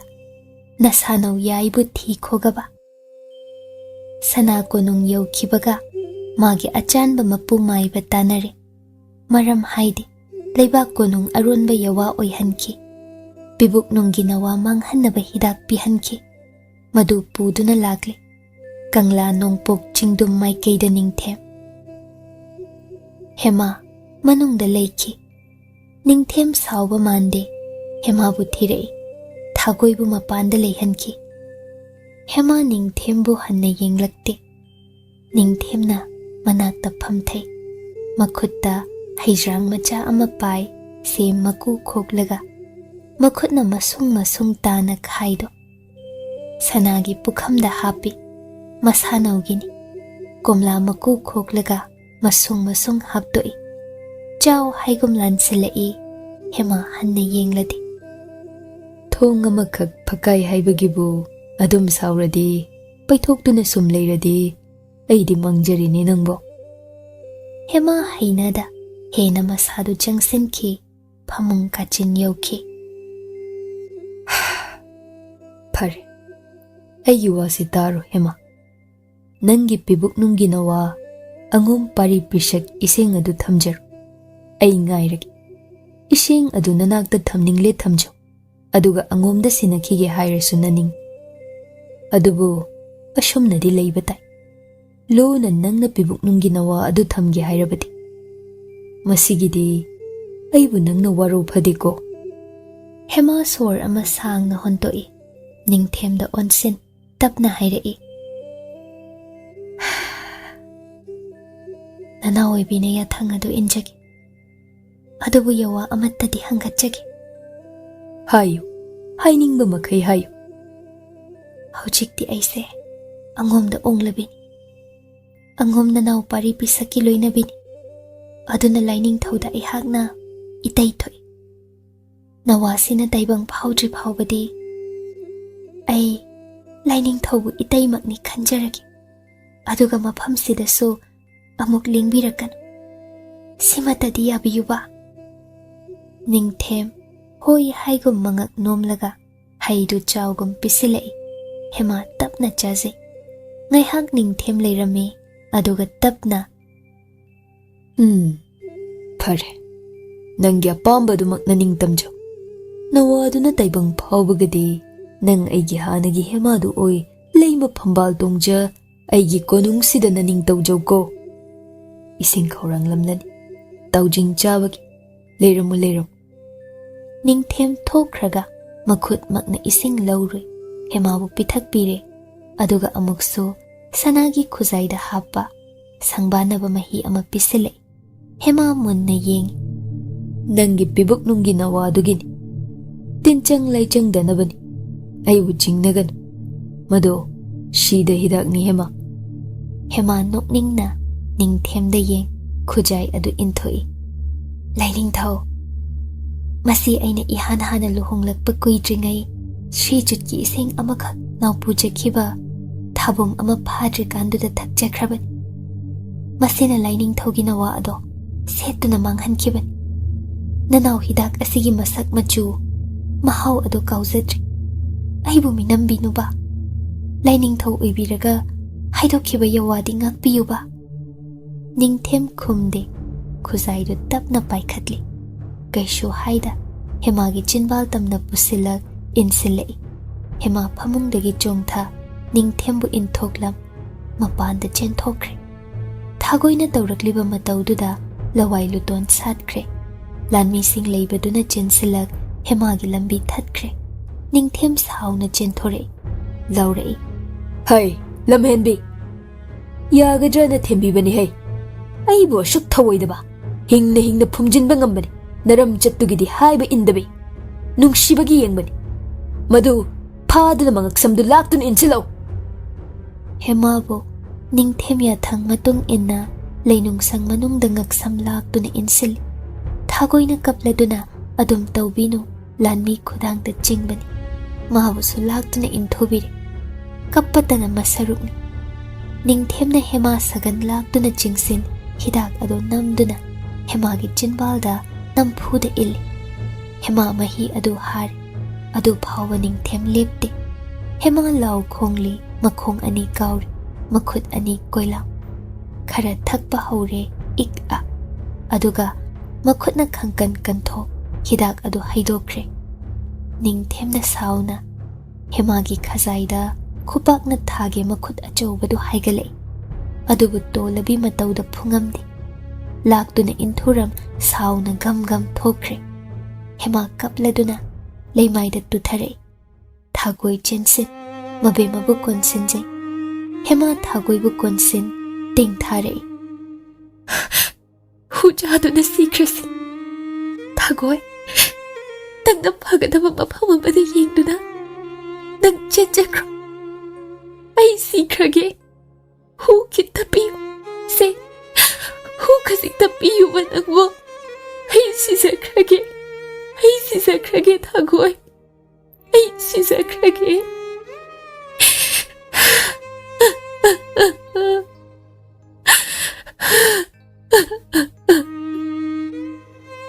Yeghaitre Hema batau ado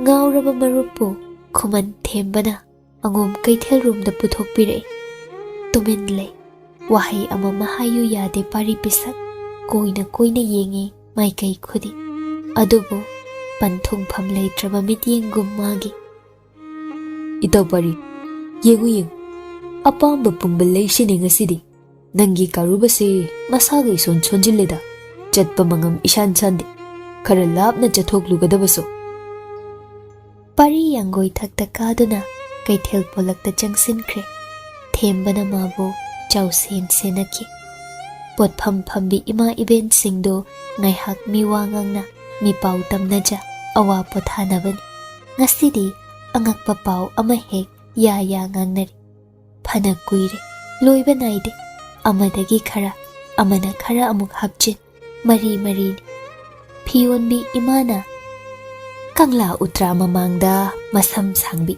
Phimu setbi thokle Mi layok na duna Ana layong khangda Maiba maibina layeng ngamna da leinare do Kambi yonbi inena Utramangda natti haine Nurabi haikulda hai Amata nati ani shui haine Pingau setli haye Masam sang na thadoklaga ne Nupa thiba chatli hai Nupa pambi lai ne Kabuk yonbi indona Natti Kangla nung pugchinglom dagi ne Ahing mamayda hek sita kauduna Sakudabi ama kapi Tingthai hai Magi tingtha kholdo Lang thabal ko nung phawba tai hai ne Mathanglen kaina khrabi thawai ama Lan ngamdana hojik phawba leidi haida Nate Isai nungsiba kaya susaktuna Kangla pumba thung Ahing laimu ama chatli hai Madu oknaraba Nung malanda thawai thai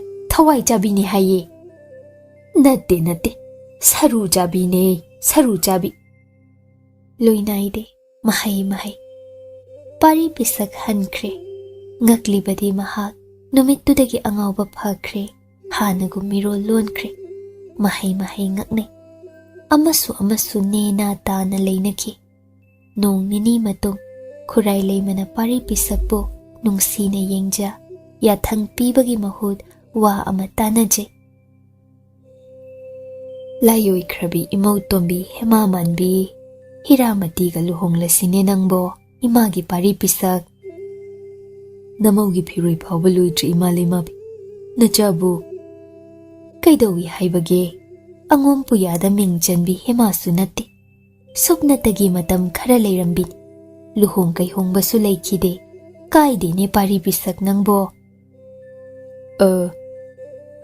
Hiramati haibido Ay Amukta unajaningido imalay ma Pay Nung masinba haibaduni Ado Maydingaw gaya na krabawan Makhut na machal aton bi Hiramati bu kalaklaban Lausindaba yadabani ko pari pisak Pari khumde Kuray layman ni natay Tamfayai amachat krabaso Angom asi Hira amamukla kadawredana Nangbo amuk hanagong Joyro lolanu ko imagi pari pisak Sinbalang binasausay Kitamit na yengbada khangbana hanbi ngaktani Angom pari pisaka Hiramatiga amuktang unanaba Sakhang may khang nanaba sili Ras kumari atay manama Layma sijasing na irang pagkibasina Layma singsu yawrag Hiramati atay ras kumari karasu Manay masel na thogal tawja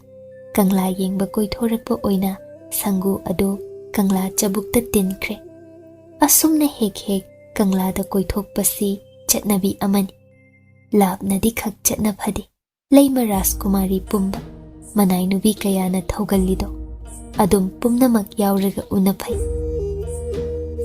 Pari madong manay yawda Magi karuba tong linglai Yengbagi penay deda Tamba matawdo Hiramati do Laybag phabini Tumin sone Pari pisakisu Ahanba luhongba oygani Hemadi Mamingdagi Ningthemna kalakkibagi lausinkibani Nurabi laykolda Tamba kana changphade Adubu chidayduda Pari pisak leplare Hiramati Manay nubi amaga changsinjay Manama layma sijasingna Laptak yengda sa yengnari Harawba nungayba munda ngakni Pari nokfettaw Hiramati bu Taram na okli Anak paduda hairap chatli Hiramati manay nubina Laptak mabema matung inaje Ibung wangam ton Nachalwa mata hanggat chagibu Inamsi mayam na takhini supakhatchaydo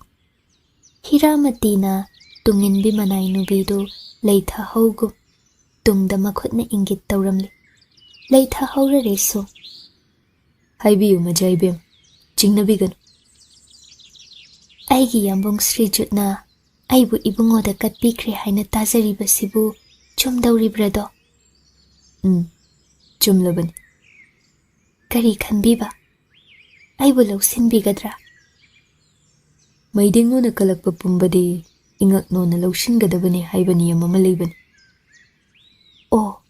Ado oire Adubu Aina hanggat chagadawa wa asidi Ay gyan tajare mazaybem Tamba kana ama khoidazaba thamoi sinakraba leibiramlagan. Hiramati mamai ngang na nonthay, mana haingamdana leiba wa pari pisak na khanglamba. Lei, kanagumba ama leiri, thamoy na khoidazaba Hiramati magi mabungo. Pari, Hiramati da yeng. Phagani haibadu pangthokpiu, nabung sakna ainasu tengbangjagi. Mazaibema, nungsibagidama kanabusu kifade, yade haiba pumba oithokhanba ngamban. Matam khara pumnamaki haiba indabi oiruba, natraga punsigi oina ningba kaiduna hingba, anisigi marakta ama khanbiyudo. Angom iteng lawshinbi, kari nateng tengbang jauge, koidana nabung makni khanbi, aingonda hekta takpi. Hiramati penjana pari da yengjay, manay nubidu changsilak logum, khudki ingit, chatkhiramday da haijarami. Phare, luhongba se ibungo nasu, nachal aina su haidokpadi ngamlaro. Yambung maidingogi yathangde, machal aina thogaijaramlagi. Tungda lakpadi, som angom angamto na thengnabiyu, nachal bukanbiyu. Phagani majaibem, ay pau loba inay thajaraki. Khanbi kiba wakhal adutadi hongbigan, shoibigan.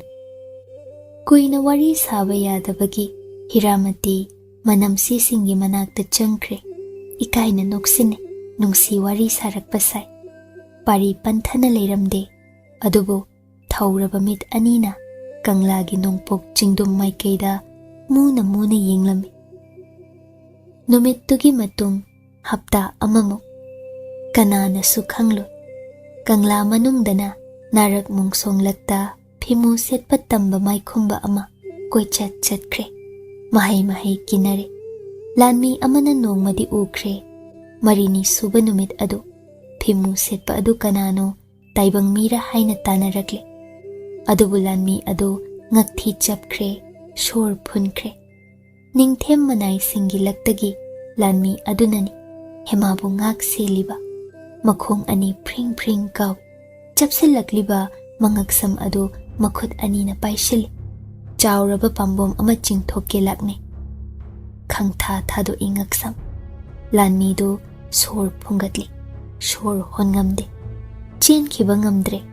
Thangnaba mikupta angom thangyana mangaksamda thamlei. Lanmi adu kine yenglei phimu setpa tambada. Khum. Nungpok chingdum leinung sang manungda kanalol. Maidingu yathangna kanabuna hoina ngaksili. Asuk kuiba se. Lanmi adu mapu ningbani, nokladuna, thawai tharagego. Munna maikhum upatambada yenglei, maikhum adu haidokle, musi, thabal mangalakta uri, masak khangi. Lanmi na nokladuna. Hay, ango mangamton, nang muire pari pisa. Nathaw leita sida kaidoba lamdili, ahing khuding sakloto na tamnalay sari. Nabungo Srijo na khangladi, angom pumba pungtum tumleda ko nangbo. Mayambagum labalan mini, pari thang adu makhwangda yepsin, tapna napi marakta phamthare. Ishanaw adubo, lainung sangda yambung na lot libra. Yambalan mi, nanawda takpiyo ba? Hadlo aibo, karisu khangdokpadi nang nangamloy ko pari pisak. Yambalan mi, nahoybo hatke lakpa natte aidi. Ishanaw saukidaba, mapaw takidaba, thabung anibu phakredo. Nanawdi ngok chatnaredo.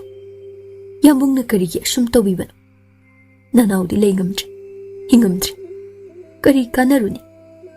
Nanaw yaibi lawiro. Kangla nungda ahing tamnalay sarami haina yambung nakta phaduna nanawbu pubiro. Ay hingamdre.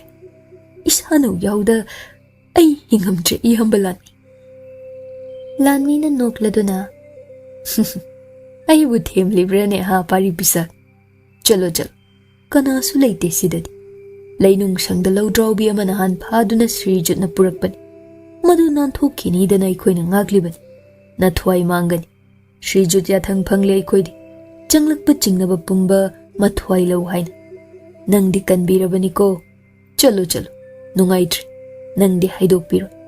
amuk hanna dilak phadeko lengo lengo Lanmi haugatkre parina lanmi gi matung sum ilakle leihau haiba yadraba lanmi na paribu phure ille tal adu phawba matung sum ilakle soiba tare lanmi kire khajik soibada wafam asi ningthemna khajik samel phangkhibada mahoi loina angang olhankhini kamdau siba mabo nungshu nungaite pau ta khibani hema masabi angom pari ngauri hema kainabada hema masu asigumbada sa tariba pari mirel loba chatpadagini nungsi wari aduna pumna makpu somlaban ngawbagin aki khangda ahing sida kangla yosilakliba kamdau siba ningthem tupamba tuyamba asina tawzariba matu asi pithokre hai leigo nungai yai phana panjakre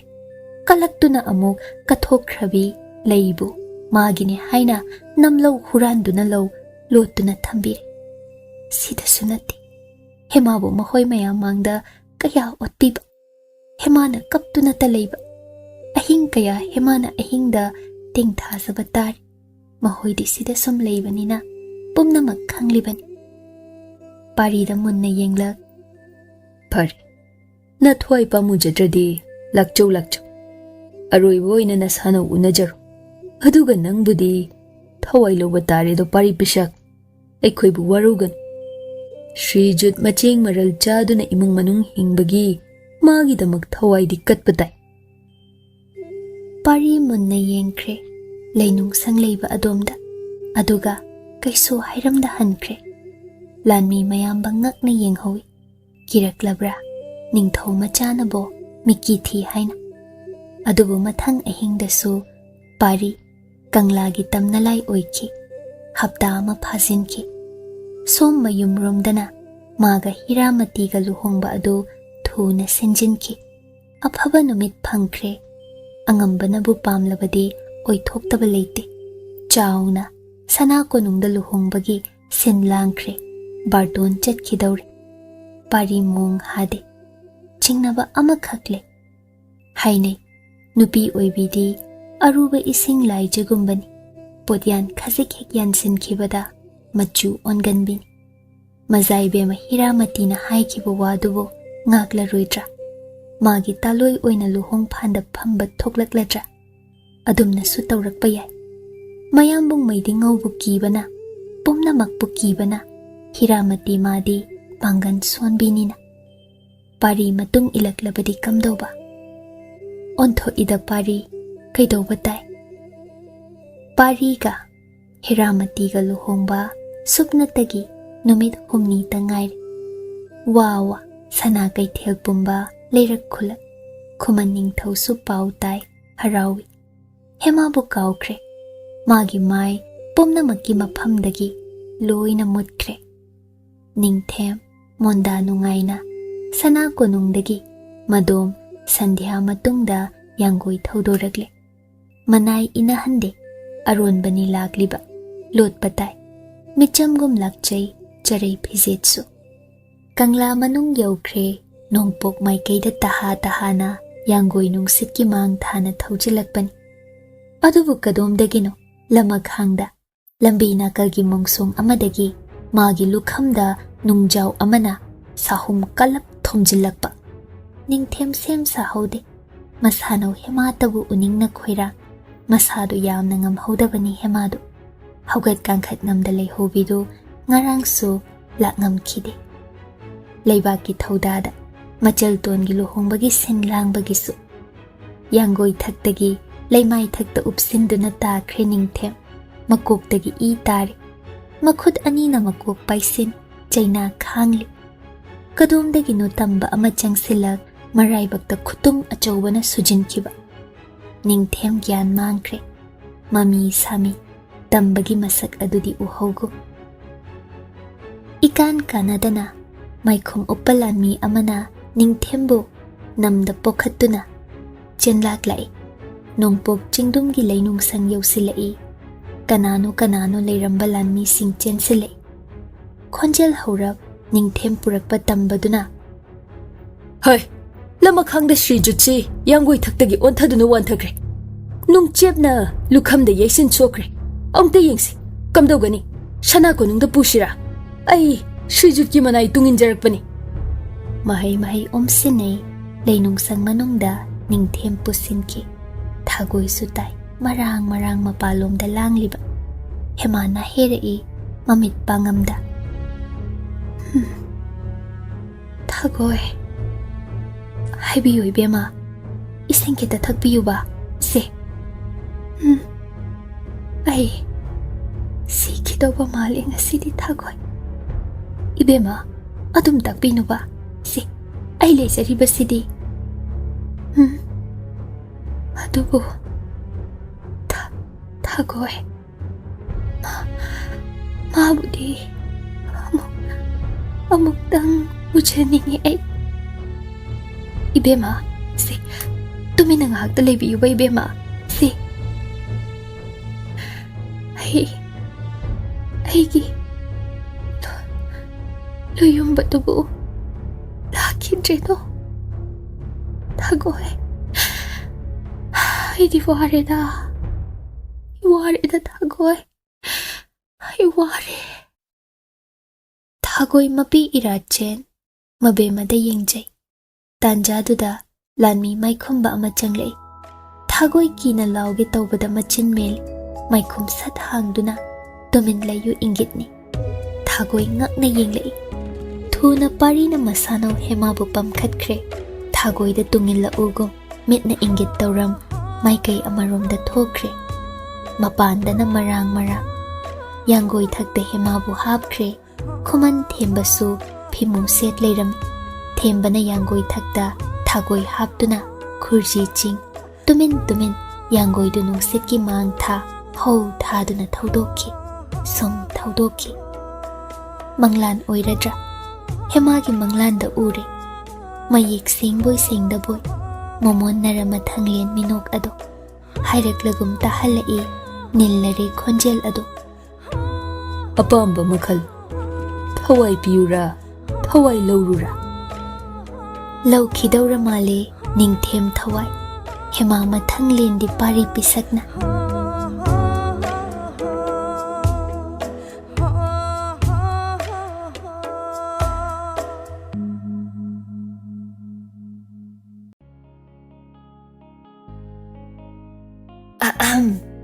Kaygumba amta Thawai hakjang yauna wari tabiriba listener sing da haijari madudi channel asina puthokjariba audio series sing asibu support tobibo oina like amadi WakhaL Turi YouTube channel da subscribe tobiramo aduga loinana comment amamam piduna wari sida yauriba writer narrator editor musician amadi channel asigi team busu support tobiyo amadi pukning thogatpiyo Aduga mayam hype tawbasu kaubigano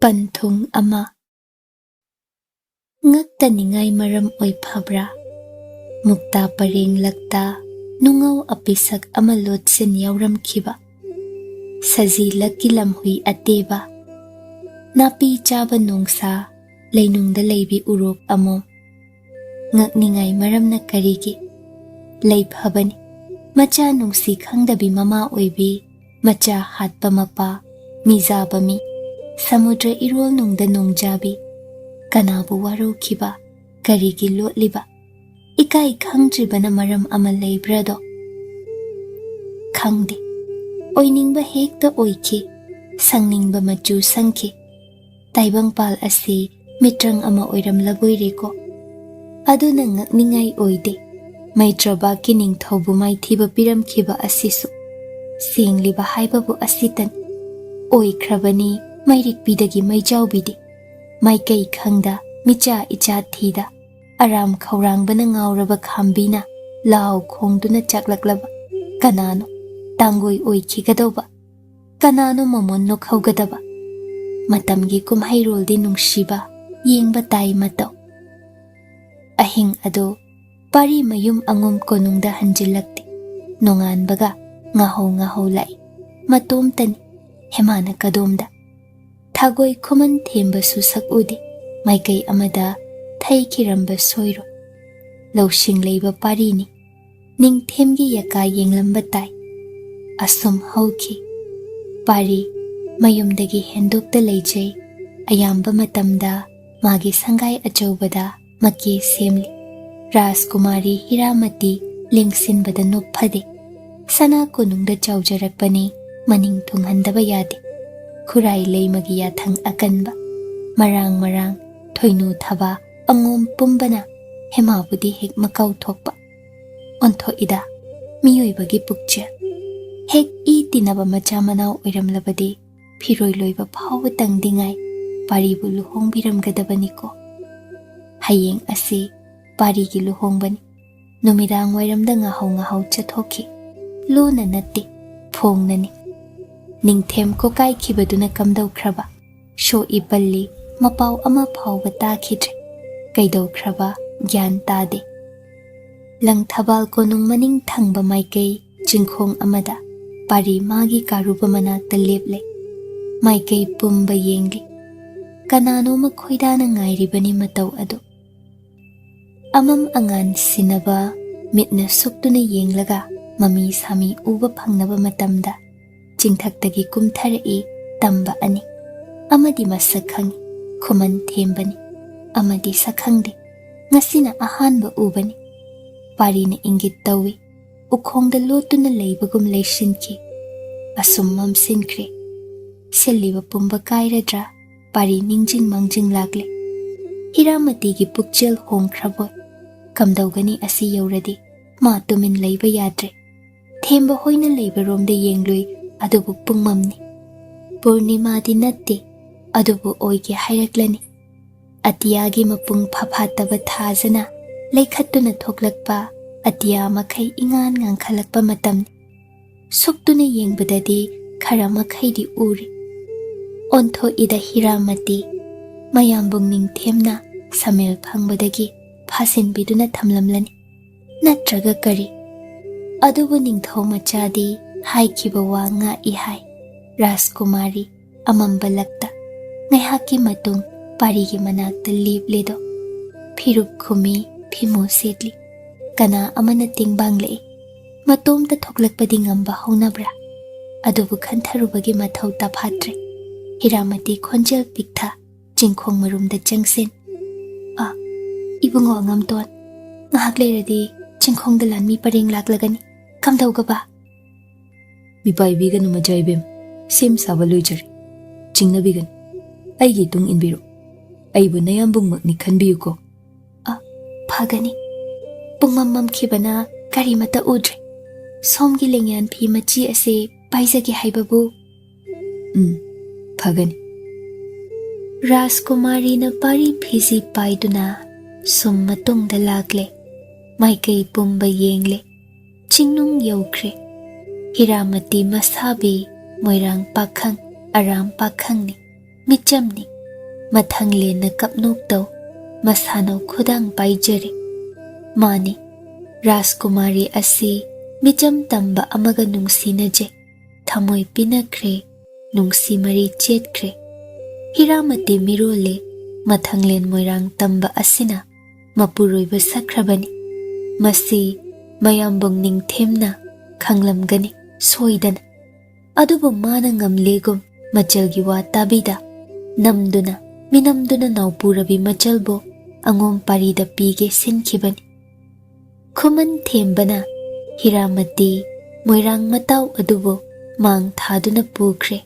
Rajkumari yangoi thakta hapkre mathanglenga punna yangoi thaukre pari yenghawi wa haina khide bidai pina khide hana tanaba loikraba wani thabak oina pangthokpani hojikna soikhidabra khurak hangkhibra khangde thoklaba ama laglani simangai sirabasu yai ma kide kanasu mayum angomda numidang hanjilagle mapabung ningthau mama leimabu khurumjarami hayeng luhongbani angom irang langi pari magi sangai nungda changki phamungda ka longna hippi ahing ado tumthabadi yakhidedо.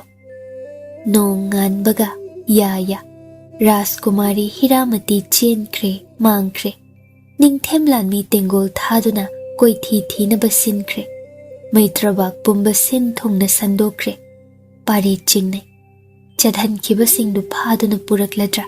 Matik leiba ningthemni. Adubu angomgi susanga sakti. Aronba tengbang binaba watte. Chetna thasaba kharagi tengbang lauduna Hiramati bu chadhankhibani. Soigadaba leirabadi migi majanupi adubu adum numidangda kauthok chadhankhigadabi nattedo. Pau ngai adubu mayek sengde. Adubu ayuktagi numit yungba nungthil leitharakpa. Matamdu phau Hiramati puraktre. Khurai leima langmai ningthau saukhibana mai haure. Ningthemana sinkhibani machalmakni. Adubu maidingu ama oiraga haijakhiba wa ngaktre. Tolida ningthaurel oibada matik chadre. Matil sitkadaure angom sagai apunbana. Mahoibu thawai usittabani laukre. Angom mana paiba yada saukre. Angom pungjaudi achauba thenduna lanbau laubagum laukre. Hiramati amadi pari pisak luhongba kaire. Amuk hanjinna Hiramati luhong mandop yaida. Matung taba matamda puthoraklabasu angomna mamau oina lausinba ngamlaroi. Masi langmai ningthaugi yathangni. Tinaramba miyam kainakre ichik chikhauri. Ashauba pendaba natta ahenba leihaudre angom konungda. Hiramati phangkhidre aduma. Amuksu moirang pakhang adusu mayum maikai hanna yenglamda sak ukhidre. Khuman thembadi michamni kaya thawoide. Ningthemna paride mayum sangaida talei pau taramgani. Haujik phauba ningthem tumin leire. Nungda omsinduna thamba maigi ching ama pokhairakpadi soiru. Ningthemna haujik phauba asum leisinbagi maramna kari. Thoinuna mabuk nungda kalak peli. Maramdi pariga manau thoinauga luhongbiyu machilna thokna hangatcharui mapuroiba Lanchenbada. Adubu magi wa kanana sutabi khide. Ningthemgi machal Hiramatibu aduk pamluba haibabu haujikti kari thokle chenbikre luhongba kaire. Leibak mangda manau nipa pari pisak changsi siri. Angom asi mangangna usit khidre. Manau thoinau iramlabadi luhongba su kairo. Aduk dhum dham taujarubagi mahaina kai. Thaba su kalak peli. Hiramati lakpa ma sungpam pamde. Rajkumari oibi ama lakpa haibasi angom sida mana mahele mangak haigatgani. Machini manemni bebhar kaigani. Mayambong na maidingu oire haina lakna fana ngamloidabi oiramgani khalui. Amaromda manau sakpi Khuman Chanu leikhidaba chahi kumja phadringai asum harau tayambana mangtha. Paribu luhongnaba sinba asi mana kaya yajaningkhidaba.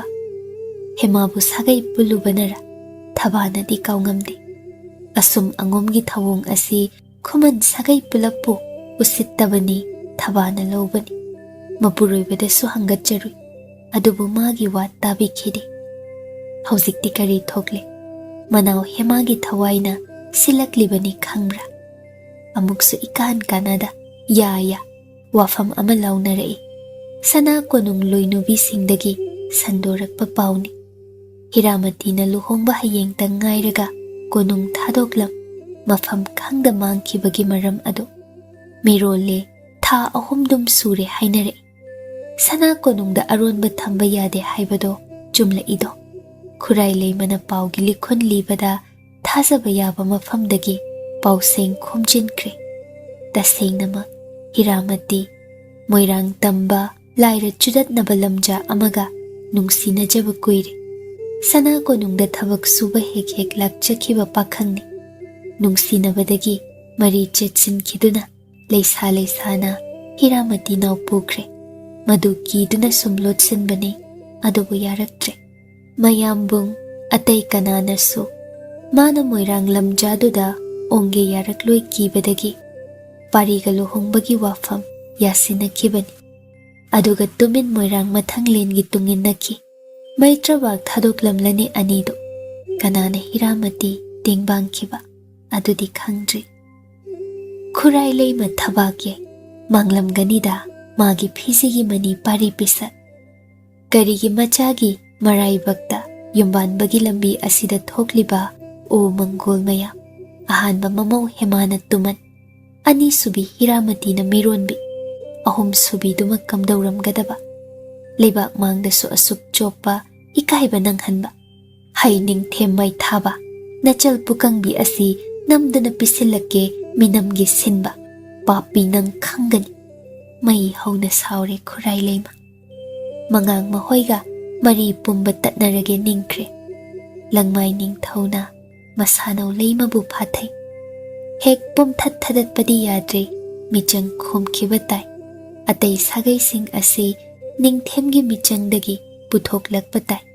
ꯃꯍꯣꯏ ꯈꯛꯅꯗꯤ ꯃꯩꯗꯤꯡꯉꯨꯅ ꯂꯥꯜꯂꯛꯂꯦ ꯍꯥꯏꯗꯨꯅ ꯃꯥꯏꯊꯤꯕ ꯄꯤꯕ ꯂꯨꯒꯗꯧꯔꯤ ꯃꯁꯤꯅ ꯑꯍꯜ ꯑꯣꯏꯔꯕ ꯇꯨꯡꯒꯤ ꯂꯝꯕꯤ ꯁꯥꯟꯅ ꯎꯕ ꯉꯝꯂꯕ ꯂꯪꯃꯥꯏ ꯅꯤꯡꯊꯧꯒꯤ ꯂꯧꯁꯤꯡ ꯈꯨꯔꯥꯏ ꯂꯩꯃ ꯄꯨꯝꯅꯃꯛ ꯈꯪꯏ ꯑꯗꯨꯕꯨ ꯁꯥꯎꯅꯤꯡꯈꯤꯕꯅ ꯇꯥꯏꯅꯐꯝ ꯈꯪꯗ꯭ꯔꯦꯗꯣ ꯅꯤꯡꯊꯦꯝ ꯁꯅꯥ ꯀꯣꯅꯨꯡ ꯃꯉꯥꯡ ꯃꯤꯡ ꯄꯟꯕ ꯌꯥꯈꯤꯗ꯭ꯔꯦ ꯃꯍꯩ ꯃꯍꯩ ꯀꯤꯅꯈꯤꯕꯁꯤꯅ ꯂꯟꯆꯦꯟꯕꯁꯨ ꯃꯇꯥꯎ ꯅꯤꯡꯊꯧꯒꯤ ꯃꯔꯝꯆꯠ ꯂꯨꯖꯗꯕ ꯄꯥꯎꯁꯤꯡꯗꯨ ꯇꯥꯔꯤ ꯑꯍꯥꯟꯕꯗ ꯊꯥꯖꯔꯝꯗ꯭ꯔꯕꯁꯨ ꯊꯥꯖꯔꯛꯂꯦ ꯑꯁꯨꯝ ꯑꯁꯨꯛ ꯂꯨꯅ ꯇꯤꯟꯅꯔꯛꯄꯅꯤ ꯅꯤꯡꯊꯦꯝ ꯅꯪꯒꯤꯗꯃꯛ ꯊꯋꯥꯏ ꯐꯥꯎ ꯄꯥꯝꯃꯨꯗꯅ ꯉꯥꯛ ꯁꯦꯜꯂꯛꯄ ꯑꯗꯨꯒ ꯅꯪꯅ ꯇꯨꯃꯟꯕꯨ ꯄꯤꯁꯤꯜꯂꯛ ꯃꯤꯔꯣꯟꯕꯤ ꯅꯆꯜꯕꯨ ꯏꯅꯥꯎꯗ ꯄꯤꯁꯤꯜꯂꯛ ꯑꯗꯨꯉꯩ ꯁꯥꯗꯥꯟꯕ ꯃꯇꯝꯗꯁꯨ ꯃꯅꯥꯎ ꯄꯥꯔꯤ ꯄꯤꯁꯛꯄꯨ ꯀꯩꯔꯦꯜ ꯃꯅꯥꯛꯇ ꯅꯪꯅ ꯊꯥꯖꯤꯟꯕ ꯑꯣꯏꯒꯅꯤ ꯍꯦꯔꯥ ꯅꯪꯒꯨꯝꯕ ꯃꯤꯁꯣꯟꯅ ꯏꯅꯥꯎꯕꯨ ꯑꯩ ꯂꯩꯅ ꯂꯩꯅ ꯍꯥꯠꯀꯦ ꯁꯤꯟꯈꯤꯕ ꯑꯣꯏꯒꯅꯤ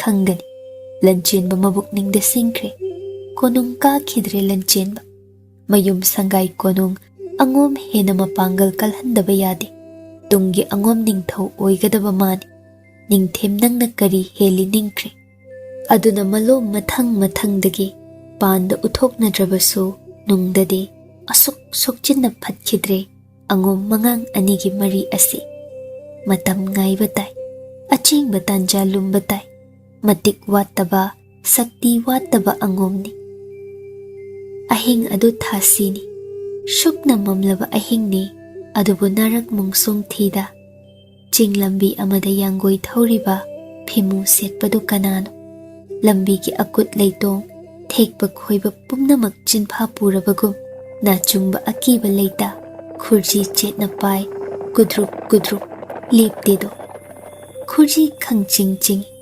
ꯌꯧꯔꯕ꯭ꯔꯥ ꯂꯥꯛꯂꯤꯕ ꯆꯤꯡꯗꯣꯜ ꯅꯠꯇꯦ ꯆꯤꯡꯌꯥꯏꯅꯤ ꯀꯥꯔꯨꯕ ꯄꯨꯟꯁꯤꯜꯂꯝꯂꯦ ꯃꯅꯝꯗ ꯇꯞꯂꯞ ꯇꯨꯃꯤꯟ ꯂꯩꯌꯨꯒꯨꯝ ꯑꯅꯤꯔꯛ ꯊꯥꯔꯝꯂꯒ ꯐꯤꯃꯨ ꯏꯟꯕ ꯇꯝꯕ ꯑꯃ ꯆꯪꯁꯤꯟꯈ꯭ꯔꯦ ꯈꯣꯡꯀꯥꯞ ꯀꯨꯟꯃꯨꯛ ꯂꯥꯛꯂꯒ ꯈꯥꯡꯄꯣꯛ ꯑꯃꯒꯤ ꯃꯃꯥꯡꯗ ꯂꯦꯞꯂꯤ ꯃꯤ ꯀꯧꯗꯦ ꯊꯣꯡꯗꯨ ꯒꯤꯠ ꯅꯝꯂꯨꯏ ꯍꯥꯎꯅꯨꯕꯤꯔꯥ ꯆꯍꯤ 60 ꯈꯔ ꯍꯦꯜꯂꯕꯤ ꯏꯟꯗꯣꯜ ꯑꯃ ꯊꯣꯡ ꯍꯥꯡꯂꯛꯏ ꯄꯥꯔꯤ ꯄꯤꯁꯛ ꯃꯥꯏꯈꯣꯝ ꯍꯥꯡꯗꯣꯛꯂꯦ ꯃꯥꯕꯨ ꯎꯔꯒ ꯃꯃꯣꯟ ꯅꯣꯛꯇꯨꯅ ꯃꯅꯨꯡꯗ ꯆꯪꯍꯟꯕꯤꯔꯦ ꯊꯣꯡ ꯂꯣꯟꯁꯤꯟꯈ꯭ꯔꯦ ꯆꯦꯠꯅ ꯂꯝꯁꯥꯡ ꯂꯥꯛꯄꯒꯤ ꯋꯥꯔꯝꯂꯒꯅꯤ ꯏꯆꯥꯗꯤ ꯂꯥꯎ ꯂꯥꯎ ꯏꯪꯗꯨꯝ ꯏꯪꯕ꯭ꯔꯣ ꯃꯩꯅꯥꯛꯇ ꯉꯥꯏꯍꯥꯛ ꯂꯩꯖꯧꯗꯣ ꯏꯟꯗꯣꯜ ꯅꯌꯥ ꯋꯥꯖꯗꯦꯗ ꯃꯥꯕꯨ ꯈꯪꯗꯦꯅꯦ ꯂꯩꯈꯤꯕ꯭ꯔꯥ ꯑꯩꯕꯨ ꯎꯍꯧꯗ꯭ꯔꯦ ꯏꯟꯗꯣꯜꯒꯤ ꯂꯛꯅꯕ ꯃꯥꯟꯕ ꯋꯥꯍꯩ ꯑꯗꯨ ꯍꯥꯏꯒꯦꯅ ꯍꯥꯏꯔꯤꯕꯅꯤ ꯄꯥꯔꯤ ꯃꯤꯄꯥꯏ ꯊꯤꯔꯞ ꯅꯤꯡꯉꯣꯜ ꯀꯥꯒꯤ ꯊꯣꯡꯖꯤꯟꯗ ꯂꯦꯞꯄꯨꯔꯤ ꯃꯉꯛ ꯆꯦꯞꯊ ꯌꯦꯡꯉꯨꯔꯤ ꯍꯥꯏ ꯏꯍꯥꯡ ꯍꯥꯡꯉꯤꯅ ꯏꯟꯗꯣꯜꯅ ꯎꯔꯕꯁꯨ ꯎꯁꯤꯟꯅꯗꯦ ꯍꯤꯗꯥꯛ ꯍꯥꯟꯗꯨꯅ ꯂꯩꯊꯣꯛꯏ ꯏꯔꯦꯟꯖꯅ ꯏꯟꯗꯣꯜ ꯃꯥꯃꯗꯤ ꯀꯗꯣꯝꯗ ꯑꯁꯨꯋꯥꯏ ꯐꯥꯎ ꯊꯣꯛꯈꯤꯕꯅꯦ ꯈꯪꯗꯦ ꯅꯍꯣꯏ ꯃꯥꯃꯁꯨ ꯂꯪꯊꯕꯥꯜꯗ ꯌꯨꯝ ꯍꯣꯡꯅꯤꯡꯂꯦꯕꯨ ꯍꯥꯏꯔꯕꯅꯤ ꯊꯨꯅ ꯃꯐꯝꯁꯦ ꯊꯥꯗꯣꯛꯂꯁꯦꯅ ꯑꯃꯨꯛ ꯇꯣꯏꯕ ꯄꯥꯔꯤ ꯍꯧꯖꯤꯛ ꯐꯥꯎꯕ ꯏꯟꯗꯣꯜꯅ ꯃꯥꯕꯨ ꯂꯛꯅꯔꯦ ꯈꯪꯐꯥꯠꯇ꯭ꯔꯦ ꯑꯁꯨꯛ ꯊꯨꯅ ꯏꯟꯗꯣꯜ ꯂꯪꯊꯕꯥꯜꯗꯗꯤ ꯀꯔꯤꯒꯤꯅꯤꯅ ꯂꯦꯡꯒꯦ ꯈꯟꯕꯤꯔꯁꯨ ꯑꯉꯣꯝꯗ ꯅꯨꯡꯉꯥꯏꯅ ꯂꯩꯕꯤꯌꯨꯗꯣ ꯑꯩꯈꯣꯏꯗꯤ ꯑꯉꯣꯝꯁꯨ ꯅꯠꯇꯦ ꯈꯨꯃꯟꯅ ꯅꯍꯣꯏ ꯑꯉꯣꯝꯗ ꯂꯩꯕ ꯌꯥꯔꯣꯏꯅꯦ ꯅꯌꯥꯅ ꯁꯤꯟꯖꯒꯤ ꯀꯅꯥ ꯅꯠꯇꯦ ꯏꯟꯗꯣꯜ ꯃꯥꯃꯗꯤ ꯀꯅꯥ ꯑꯣꯏꯔꯤꯕ ꯍꯥ ꯑꯩꯈꯣꯏꯕꯣ ꯏꯟꯗꯣꯟ ꯑꯣꯟꯊꯣꯛ ꯇꯥꯛꯄꯤꯔꯦ ꯀꯗꯥꯏ ꯃꯥꯕꯨ ꯂꯩꯕ ꯎꯗꯦ ꯀꯗꯣꯝꯗ ꯂꯩꯈ꯭ꯔꯕꯅꯣ ꯅꯌꯥꯕꯨ ꯂꯛꯅꯕꯤꯔꯅꯨꯕ ꯑꯋꯥꯕ ꯄꯨꯕ ꯄꯥꯔꯤꯒꯤ ꯃꯥꯏꯊꯣꯡꯗ ꯏꯟꯗꯣꯜꯅ ꯅꯣꯛꯐꯦꯠ ꯈꯛꯇꯧ ꯌꯦꯡꯉꯨ ꯌꯦꯅꯈꯥꯗ ꯊꯥꯁꯤ ꯅꯨꯃꯤꯠꯇ ꯊꯥꯕꯜ ꯌꯦꯡꯕ ꯊꯣꯛꯂꯝꯕꯁꯨ ꯌꯥꯏꯅꯦ ꯄꯥꯔꯤ ꯄꯤꯁꯛ ꯅꯪꯕꯣ ꯄꯥꯔꯤ ꯄꯟꯊꯔꯝꯗꯅ ꯃꯅꯤꯡꯊꯣꯡ ꯍꯥꯡꯇꯣꯛꯏ ꯌꯦꯅꯈꯥꯗ ꯌꯦꯡꯂꯨꯔꯤ ꯃꯝꯈꯤꯕꯅ ꯎꯕꯗꯤ ꯐꯪꯗ꯭ꯔꯦ ꯏꯃꯨꯡꯗꯒꯤ ꯃꯩꯔꯤ ꯑꯃ ꯊꯨꯅ ꯂꯧꯊꯣꯛꯇꯨꯅ ꯄꯨꯔꯛꯂꯦ ꯎꯔꯦꯗꯣ ꯂꯩꯔꯝꯂꯦ ꯍꯥꯏꯕꯒ ꯇꯧꯕꯒ ꯑꯣꯟꯊꯣꯛꯏꯗ ꯅꯪꯕꯣ ꯑꯌꯤꯡꯕꯁꯤꯗ ꯏꯅꯐꯤꯁꯨ ꯏꯟꯗꯦ ꯄꯥꯔꯤ ꯄꯤꯁꯛ ꯃꯅꯝꯗ ꯏꯜꯂꯛꯄ ꯐꯤꯃꯨ ꯊꯥꯔꯞ ꯇꯧꯕ ꯑꯗꯨ ꯂꯧꯊꯣꯛ ꯐꯝꯂꯤꯕꯤꯗꯨꯒꯤ ꯃꯀꯣꯛꯁꯨ ꯌꯥꯎꯅ ꯄꯨꯟꯅ ꯀꯨꯞꯁꯤꯟꯕꯣꯏ ꯏꯟꯁꯤꯟꯕꯣꯏ ꯇꯧꯕꯤꯈ꯭ꯔꯦ ꯍꯦꯃꯥ ꯏꯈꯪ ꯈꯪꯅ ꯌꯦꯡꯂꯛꯏ ꯃꯩꯔꯤ ꯃꯉꯥꯜꯗ ꯃꯩꯊꯣꯡ ꯑꯗꯨ ꯄꯨꯡꯉꯥꯟ ꯊꯥꯁꯤ ꯑꯁꯤꯗ ꯄꯥꯔꯤꯒꯤ ꯊꯃꯣꯏꯗ ꯀꯗꯣꯝꯗꯒꯤ ꯊꯥꯖꯅꯣ ꯃꯌꯦꯛ ꯁꯦꯡꯗ꯭ꯔꯤꯕꯤ ꯂꯩꯆꯤꯜꯂꯛꯀꯤ ꯄꯨꯔꯅꯤꯃꯥ ꯂꯦꯡꯕꯤꯔꯛꯀꯅꯤ ꯍꯥꯏꯁꯨ ꯍꯥꯟꯅ ꯄꯥꯎ ꯄꯤꯕꯤꯔꯛꯇꯦꯅꯦ ꯂꯥꯛꯂꯤꯕꯁꯤꯅꯦ ꯑꯗꯣ ꯄꯥꯔꯤ ꯍꯦꯃꯥ ꯅꯥꯛꯇ ꯐꯝꯊꯩ ꯃꯉꯛ ꯆꯦꯞꯊꯌꯦꯡ ꯃꯣꯃꯣꯟꯅ ꯄꯥꯎ ꯌꯥꯝ ꯇꯝꯒꯗꯕ ꯂꯩ ꯀꯔꯝꯕ ꯍꯥꯟꯅ ꯇꯥꯅꯤꯡꯕꯒꯦ ꯑꯃ ꯈꯜꯂꯨꯃ ꯀꯌꯥꯝ ꯌꯥꯝꯂꯕꯒꯦꯅꯦ ꯌꯥꯝꯈ꯭ꯔꯦ ꯑꯍꯤꯡ ꯆꯨꯞꯄ ꯍꯥꯏꯔꯕꯁꯨ ꯂꯣꯏꯅꯥꯏꯔꯣꯏꯌꯦ ꯉꯥꯏꯈꯣꯅꯦ ꯊꯥꯒꯣꯏꯗꯨꯕꯨ ꯀꯝꯗꯧꯕꯤꯈ꯭ꯔꯦ ꯃꯥꯒꯤ ꯍꯥꯟꯅ ꯇꯥꯍꯟꯕꯤꯌꯣ ꯏꯆꯜ ꯊꯥꯒꯣꯏ ꯇꯦꯛꯇ ꯀꯥꯏꯗ ꯊꯨꯡꯈ꯭ꯔꯦ ꯃꯥꯒꯤꯗꯤ ꯋꯥꯔꯨꯅꯨꯕ ꯌꯥꯏ ꯍꯦꯃꯥ ꯅꯣꯛꯅꯤꯡꯂꯛꯏ ꯀꯨꯏꯔꯦ ꯇꯥꯈꯤꯗꯕ ꯃꯋꯥꯍꯩ ꯑꯁꯤ ꯃꯔꯛꯇ ꯑꯃꯨꯛꯈꯛ ꯂꯥꯛꯂꯝꯃꯤ ꯊꯥꯕꯨꯝ ꯑꯃꯃꯨꯛꯁꯤ ꯎꯖꯕ ꯐꯪꯗ ꯃꯐꯝꯁꯤꯗ ꯁꯨꯖꯤꯟꯗꯨꯅ ꯂꯦꯜꯂꯛꯄꯅꯤ ꯀꯌꯥꯗꯤ ꯋꯥꯈ꯭ꯔꯦ ꯅꯪꯕꯨ ꯉꯥꯏꯕ ꯑꯁꯦ ꯍꯦꯃꯥ ꯏꯀꯥꯏꯔꯞ ꯃꯃꯥꯏ ꯂꯩꯊꯣꯛꯏ ꯑꯗꯨꯒꯅꯦ ꯅꯕꯨꯡ ꯊꯦꯝꯕꯅ ꯅꯪꯕꯨ ꯀꯝꯗꯧꯔꯤ ꯍꯪꯂꯛꯎ ꯍꯥꯏꯔꯛꯏꯅꯦ ꯅꯨꯡꯉꯥꯏꯖꯔꯤ ꯇꯝꯕꯤꯌꯨꯀꯣ ꯌꯥꯏ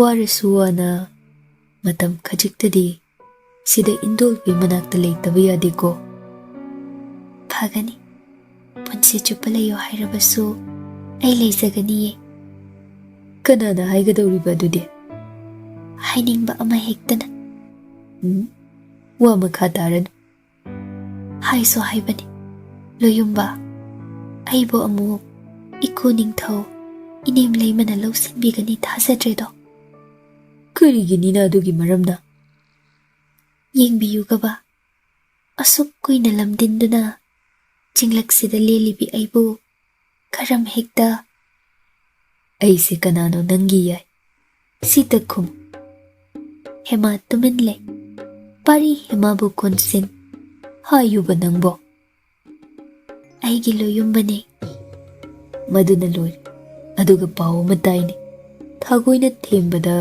ꯄꯥꯎ ꯑꯁꯤ ꯇꯝꯂꯛꯏ ꯍꯥꯏꯗꯣ ꯀꯔꯤ ꯄꯥꯎ ꯅꯤꯡꯊꯦꯝꯗ ꯑꯣꯏꯗꯕ ꯑꯃ ꯍꯥꯏꯈꯤ ꯃꯥꯜꯂꯦ ꯑꯩꯅꯕꯣ ꯅꯪꯅ ꯑꯣꯏꯗꯕꯗꯣ ꯆꯤꯟꯗꯨꯡ ꯏꯜꯍꯟꯗꯕ ꯌꯥꯗꯦ ꯌꯥꯏ ꯅꯪꯅ ꯍꯥꯏꯗꯣꯛꯈꯤꯕ ꯋꯥꯗꯤ ꯑꯩꯅ ꯉꯥꯛꯄ ꯍꯥꯏꯕꯁꯤ ꯑꯩꯒꯤ ꯏꯊꯧꯅꯤꯗꯣ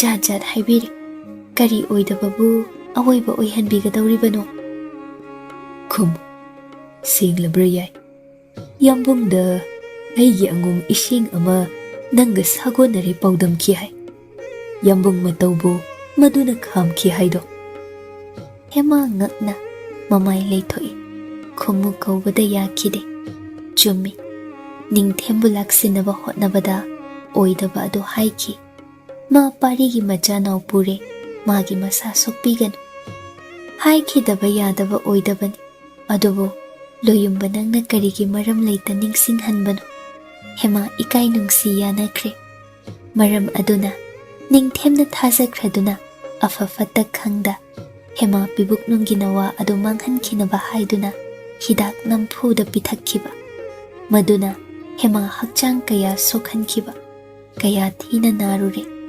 ꯅꯤꯡꯊꯦꯝꯗꯤ ꯄꯥꯔꯤꯒꯤ ꯅꯋꯥ ꯃꯥꯡꯍꯟꯈ꯭ꯔꯦ ꯍꯔꯥꯎꯈꯤꯕ ꯍꯦꯃꯥ ꯁꯤꯔꯨꯕꯗꯒꯤ ꯍꯤꯡꯂꯛꯂꯕꯅꯤ ꯄꯥꯔꯤ ꯂꯥꯛꯇꯨꯅ ꯃꯥꯕꯨ ꯅꯤꯡꯊꯦꯝꯒꯤ ꯂꯣꯠꯐꯝ ꯂꯩꯅꯨꯡꯁꯪꯗꯒꯤ ꯄꯨꯊꯣꯛꯂꯝꯗ꯭ꯔꯕ ꯃꯐꯝꯁꯤꯗ ꯄꯨꯔꯛ ꯂꯥꯌꯦꯡꯂꯝꯗ꯭ꯔꯕ ꯁꯣꯏꯗꯅ ꯊꯋꯥꯏ ꯊꯥꯔꯝꯒꯅꯤ꯫ ꯄꯥꯔꯤ ꯃꯁꯥ ꯃꯆꯤ ꯂꯦꯡꯗꯦ꯫ ꯉꯥꯏꯍꯥꯛꯀꯤ ꯃꯇꯨꯡ ꯍꯦꯃꯥ ꯈꯣꯟꯖꯦꯜ ꯑꯗꯨ ꯀꯤꯔꯨꯞꯅ "ꯀꯝꯗꯧꯕꯒ ꯂꯣꯌꯨꯝꯕ? ꯀꯔꯤꯁꯨ ꯂꯩꯇꯕꯤ ꯏꯍꯥꯛ ꯊꯛꯀꯤ ꯑꯉꯣꯝ ꯇꯨꯝꯂꯗ꯭ꯔꯗꯣ? ꯑꯩꯗꯤ ꯌꯥꯝꯅ ꯀꯤꯖꯔꯛꯂꯤ." ꯄꯥꯔꯤ ꯅꯣꯛꯂꯗꯨꯅ "ꯑꯩ ꯂꯩꯔꯤꯉꯩ ꯀꯅꯥꯕꯨ ꯀꯤꯔꯤꯕ ꯅꯪꯅ? ꯏꯃꯥ ꯃꯥꯏꯕꯤꯒꯤ ꯂꯩꯐꯥꯎꯗꯣ ꯆꯨꯝꯂꯗ꯭ꯔꯥ?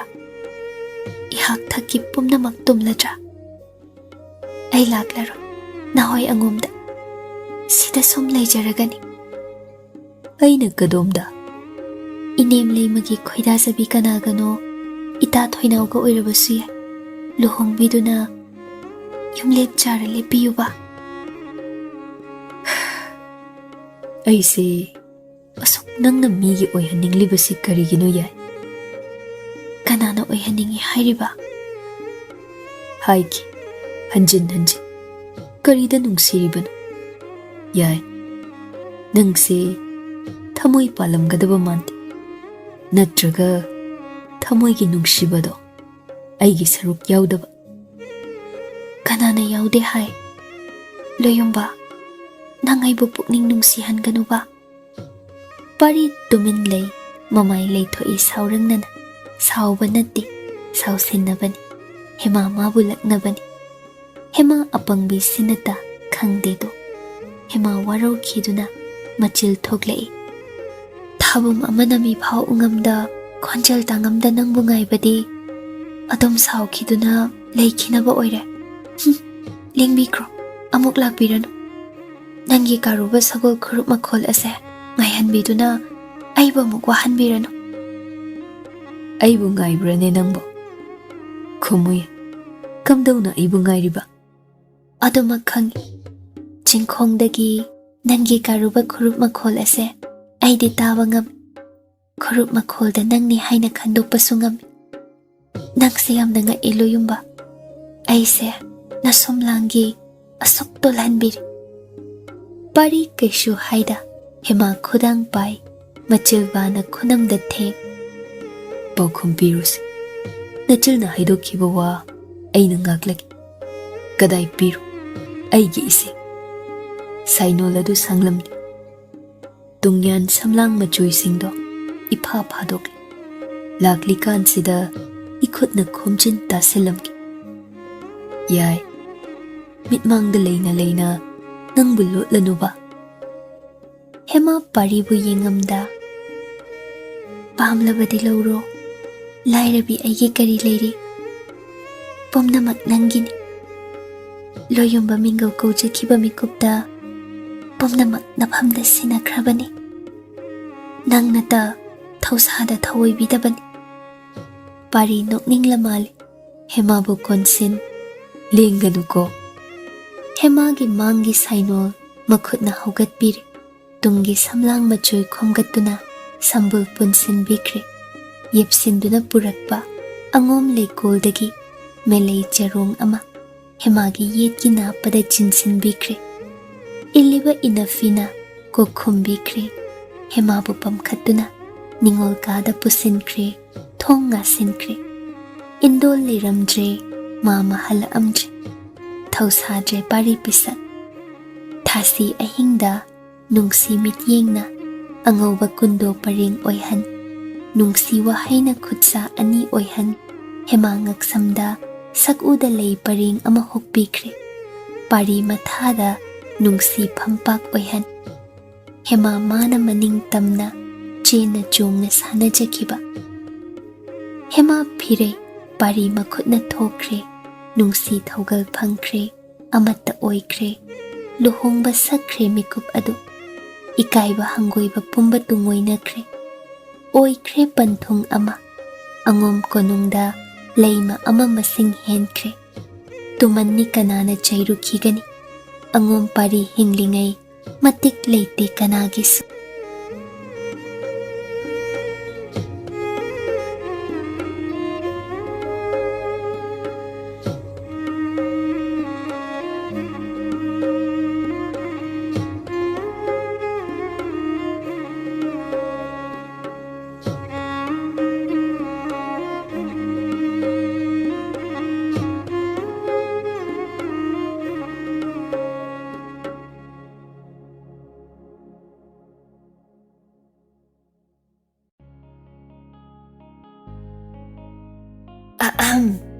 Kaygumba amta thawai hakchang yauna wari tabiriba listenersingda haijari madudi channel asina puthokjariba audio series sing asibu support tawbiba oina like amadi WakhaL Turi YouTube channel da subscribe tawbiramo aduga loinana comment amamam piduna wari sida yauriba writer narrator editor musician amadi channel asigi team busu support tawbiyo amadi pukning thogatpiyo aduga mayam hype tawbasu kaubigano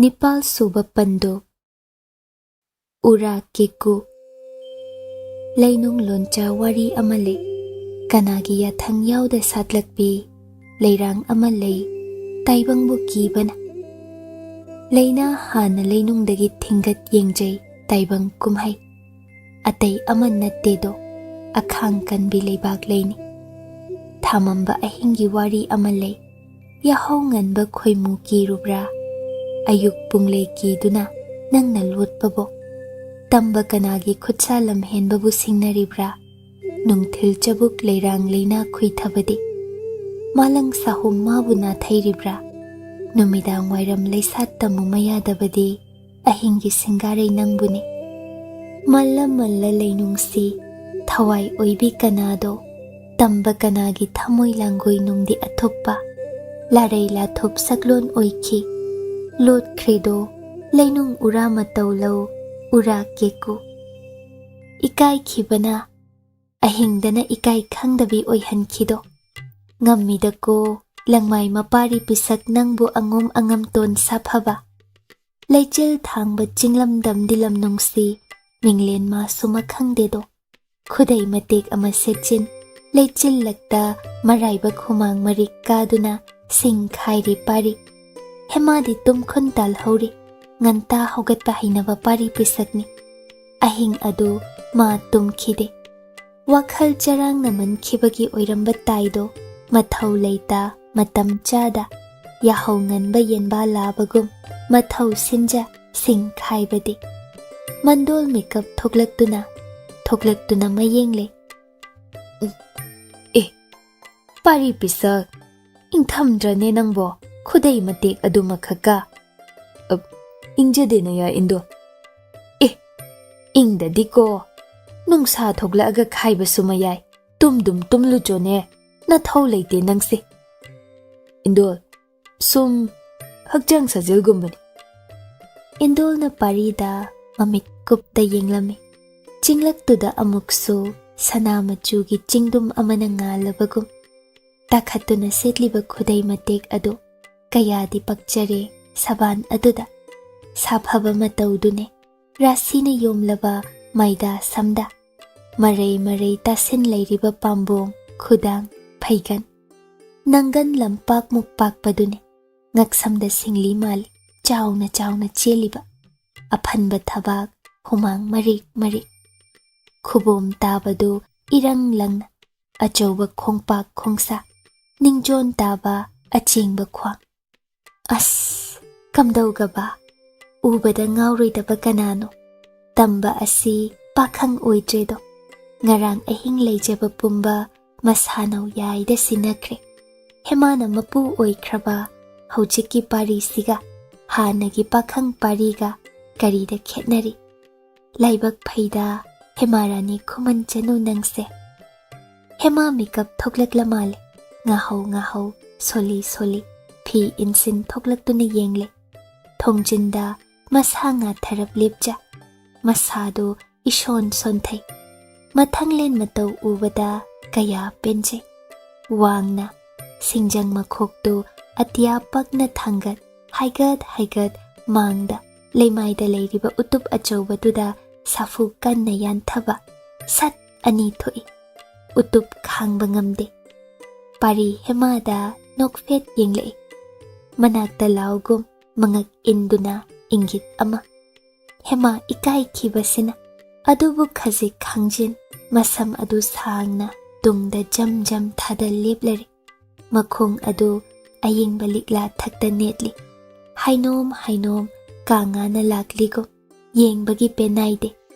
Yahaurat pinupi adu lairem bini. Tamfayai ni. Hema pari nakta lep, mamit lurapna yenglak. Ingbaga khangbidredana, onthok ida loyumba nangse. Ingde. Senglabrane.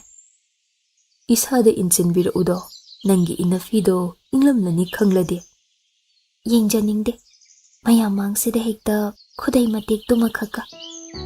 Hemana illiba inafido sat lauthoklaga pari namda kupsinbire.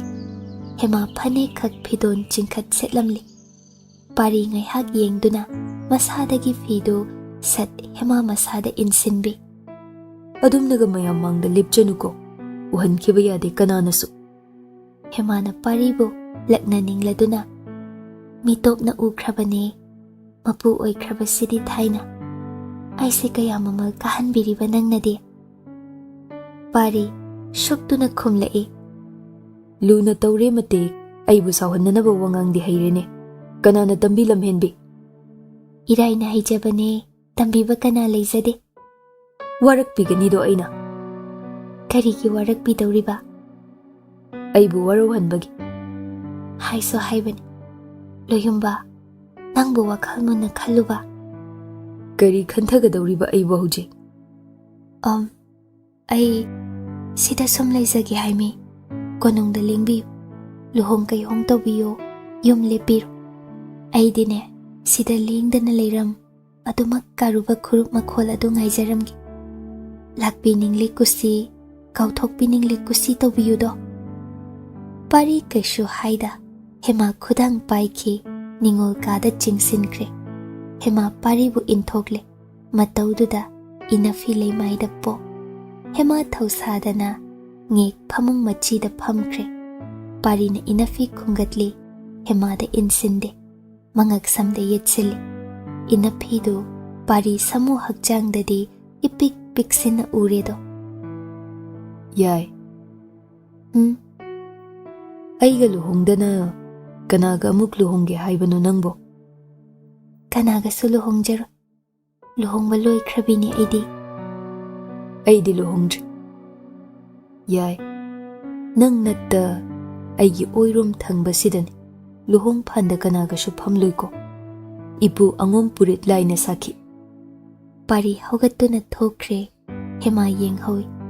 Ngaihaki matung lakle. Manakta lep kaishu haida. Likla marik kangdribi. Leina thumna chotli ribi. Melay leisna jingjum pa leirang ama. Hema gi samji da thetpiri. Hema momon noe. Hoida. Loyumba leiringai. Aina kanabu kiruni. Thauna ama. Pari bu chejet konsinjay. Pari hauziktada. Maithong makalamjay. Numit humni leirami. Pari marini suba numitta. Mayum angomda hanki. Hema. Yumgi ukhok tenda ngaduna. Mashabina karuba thakta. Jinglambingam thabada. Sum chatkiba adu yenghoban. Mandol thoklaaga. Imungda pusinbi. Yengoi. Yumdagi mapal thokpa yade ko nangbo. Imum oibi Khuman Chanu. Kanana nang asida lay. Uhankiba. Samil panghankiba yaba nate. Nang mamaga. Aiga sune. Jingi haunuba saduna layraklibase. Kuiredana. Nang inina haiba iluko. Hema hoi haigum mangak nomjay. Adubu khangde. Mabukning kaya nungsijabano. Loyumbana lapthokibadi halakani khangi. Adubu hema mapi nauredo. Ison sonthari. Chatkiba mikup phada. Ningthemgi potlumna nantharakpada. Chumna. Prithi leimai thakta. Lepngamde. Mandol konsinja. Hiknabu tengthari. Mandol na themjinbi. Upay leita. Loyumba tung inna. Khamjaningi. Chatkino. Pirang na haihawani. Khangkibra. Mathanglen na de. Somdana. Kuray leima khomdonbi. WakhaL khanba yaba khalido. Macha pari pisakna. Luhong kaingaidagi. Ikai phirup khomduna. Mayum konungda layu yada. Toina lang phang chathokliba. Ahing lamdilliba kuina. Ma pendre. Ningthemangda chang taba yade. Aduna thuna macha pari pisaksi luhong phan phamhandaba yadredo ningsinglai adungai gi wa ama machana luhongba ngamlaroi ningai tawre adungai gi wasak adu sijinnaba tare tangai phadrabadi khomdonbi chap yungna asum khali pau amasu nimphung tare mana tanthokhibi mapuroi balangmai ningthaugi atopa taloi amagi macha singna angomda onsinduna lal haurakpa yana leire asengba yumpham yawba paura gyan tadri adubu khomdonbi sem sadaba yade do magi sagai chauthokhandaba yade aduna kaidoba tai wakhal khali asum khali mama oibido ikan kanadana khurai leima manai maselna thogal tau dolai tongduna athen pot singa luba kagaloinana khuman konungda lengthore hana haidana itha thajada lakpada mayam marang khuman ningthau leimana okli harau kausin phaminne athen pot lansilli amuksu phi angangbana kuppa athen pot singa ama lansilli madudana akhannaba khuman ningthaugi amata yaujabi macha ibema sana tombigin khuman ningthau leima ani ingit phangli khurai leimana momon sana tombibu mamau oijage haiba lakliban adubu wahangde hana haihange khali nupi mayumna chawba tai matang adubu khomdon bisu araiba nattedo chamna lakpa sai macha nupagi mamal kahali yamna pamjaba khoidajaba uthoklamde mahak khangi khuman ningthauna ningthembu yaningde yadabagi tumin mahoisu angomgum leisinbani aduna michang khomba laklibani khuman ningthaunasu khurai leimagi nunggi warol uba phanglabasu machilda wa kangde khomdonbi chamna laklambani koithoklakpagum chamna hanki sanatombi masak yenge hairamde sanatombi makhelangi hemaga chahi lenga oigani khat laujai masagi masu pau tari angom langmai ningthau machanipa anigi wari amana hende amana tade haine adubu ma haiba lakpani haibagi ingit ubada karamba machanipagi oina haiba lakliba mawol loinaide macha ahal angam hal Lanchenba haibadudi taloi ani sukre maida pamde ahum subi oiba kade masu ningthau machanupini leima oiningi amuksu angam ton pari pisak haibadudi hojik pungba hanglaban amukna ahanbada Ningthemgi tuman khunbado amukna mazaibe ma hiramati ga luhongba kaiduna nupina chenki hundok piram ikaiba nangkhibado karino asoiba leiba jatla angam tondubo mamuk phajaba leitedi chinhaida panghai hainaba tai adubu soiramlabadi mangjari adubu madom magi oiningi magi mapuroiba oigadabadi khanpham khangde sanatombi adubu ningba kaire manai nubi singna pau tamle mabu haiba lakpa maluraga khurai leimana wa hodoklamda hankhiba asida sanatombi amuktang angom Lanchenba pari pisak adu masak yengthoke hainadi mabuk ningda tumin khankredo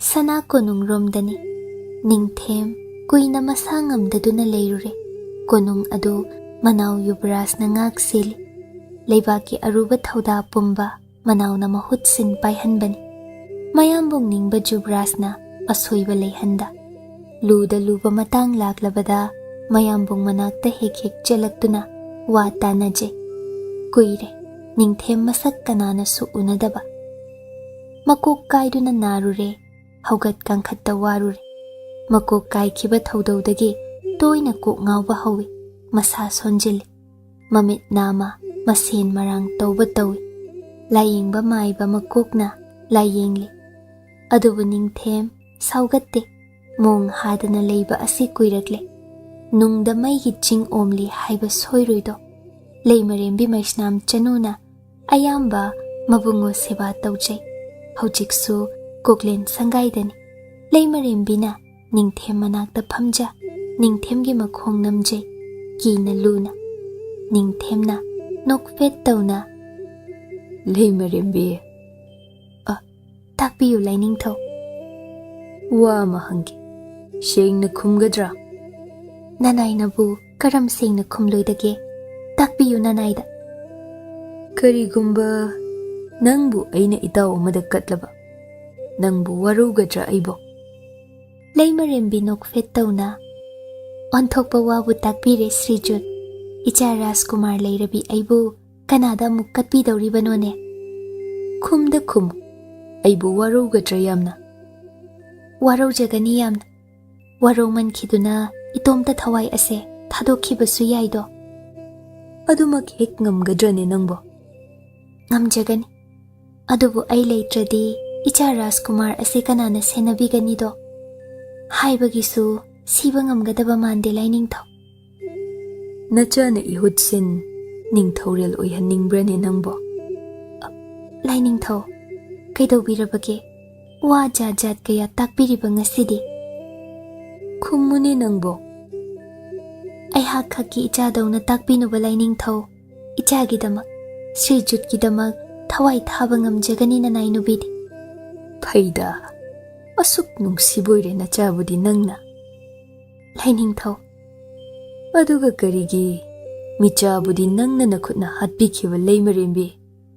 Maishnam Chanu kina Lainingthau adum takpibabu.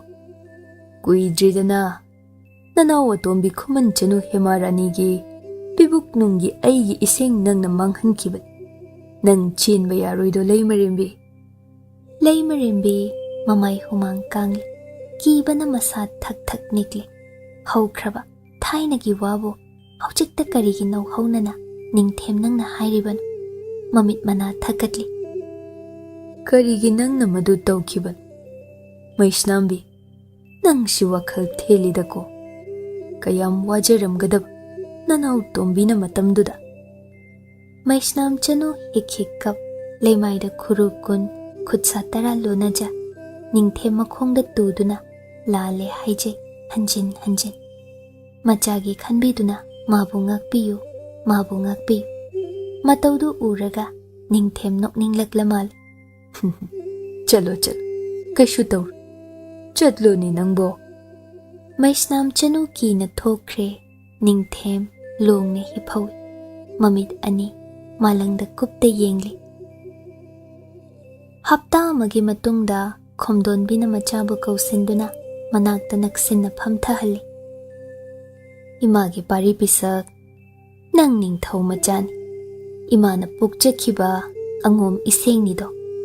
Napa napu norok taphadi. Sakhiba wasakti nga uko matang adulagli. Imana apamba maniragi naphamdagi nang pirodo. Pari mamada yengle ningsingle adungai masanaw hemana manakta leiringai hemabu lausinbiyu haijakhiba mamagi maphamda. Mama leimana hoyakhibaga loinana apamba ama piyu haige kona nang yada yaroi wasakhiba. Kochi thangle mama leima. Pari kire khumjedo. Ngamloi hairidro. Pangdeda nangbo. Karigi wasaklibano aduga ha. Takpiyu ima leima. Sese. Khuman ningthau amatta yaubi mamomloi. Koloina sana tombiga nanga thuna luhongbige khal. Leibak mangda kuina chopa yaba natedo. Ningthau macha nupina angomda imau atonbi oihalagedo. Masi aigi apamba. Masi nangna pirodo pari pisak. Loi khiba kuidri hiramati giwa.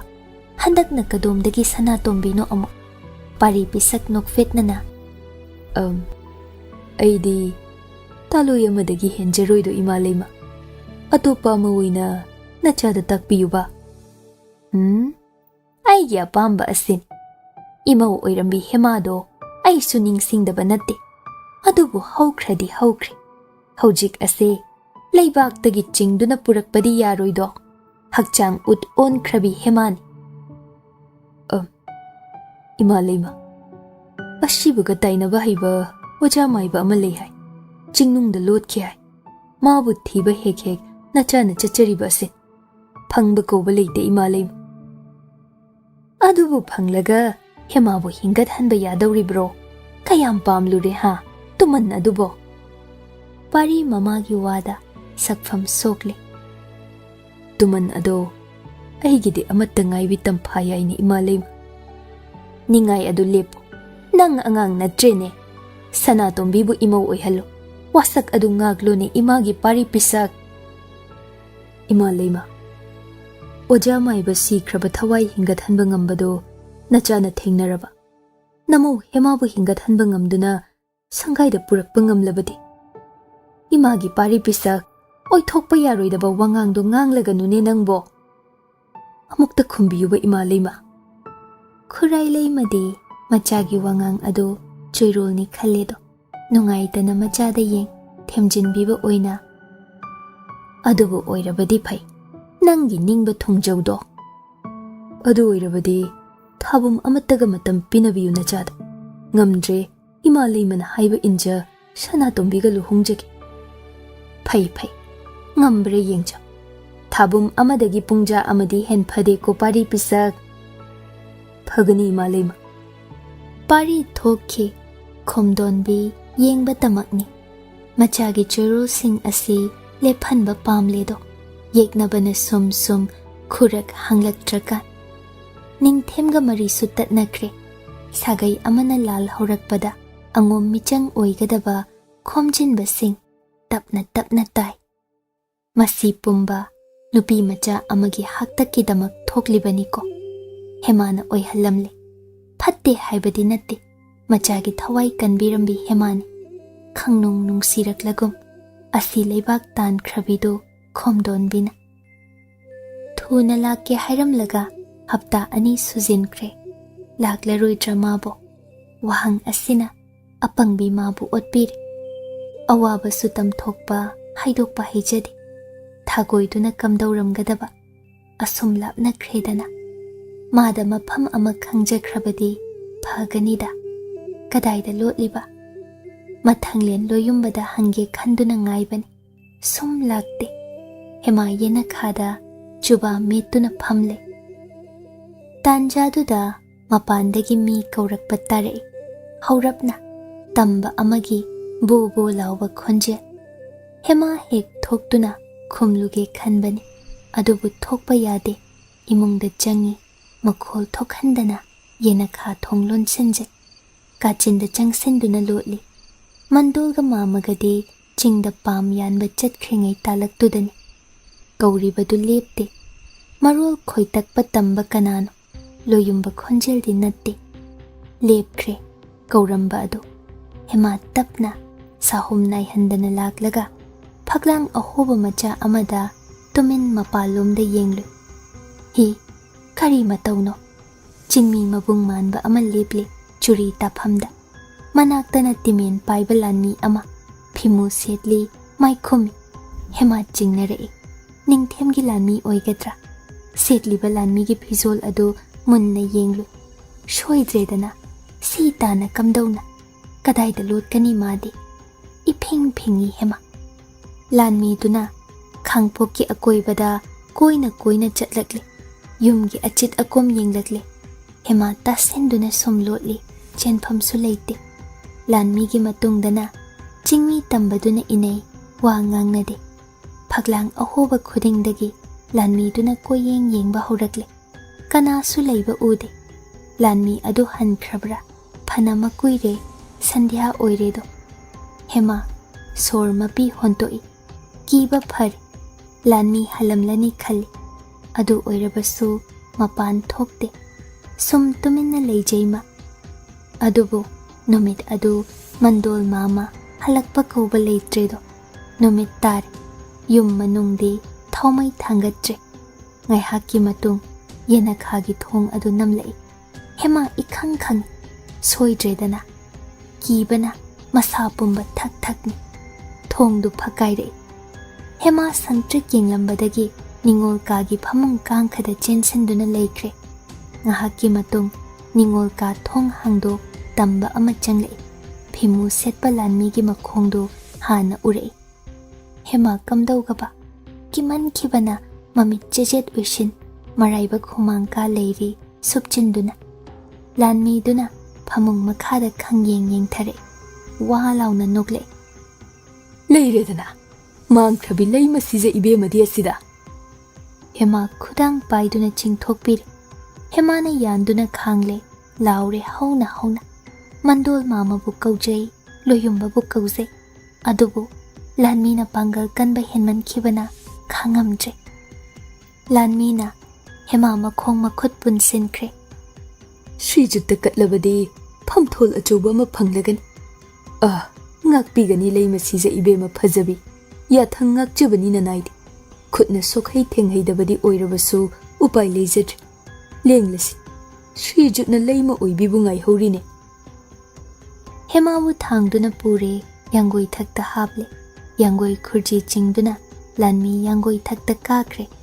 ching lambi da thau thaba hawi nge hema asukwana amuk ningthem manakta hinglugadabagi saru yangoi dagi chongtharage thawai ase thadoklage chap yungna khankre aroibo oina ningjarami nanawu warobigan loyumba yawro ko ithangle adubu khanghaude thawraba tajai amana lanmi manamda paishilaktuna yungsinkhiba lanmi khuttagi khurji nanthokre hema pharamba makhut yet nanthokre hema yangoi thaktagi lanmi ga punna onthare pari changsen karubadagi chongtha magi yaibu woi soklamba lanmina chinglambida tharo onthaduna taki lanmi gi yangoina maikai khangda chenki hobata ngairi loidri tuyamba ningthemgi lal loidri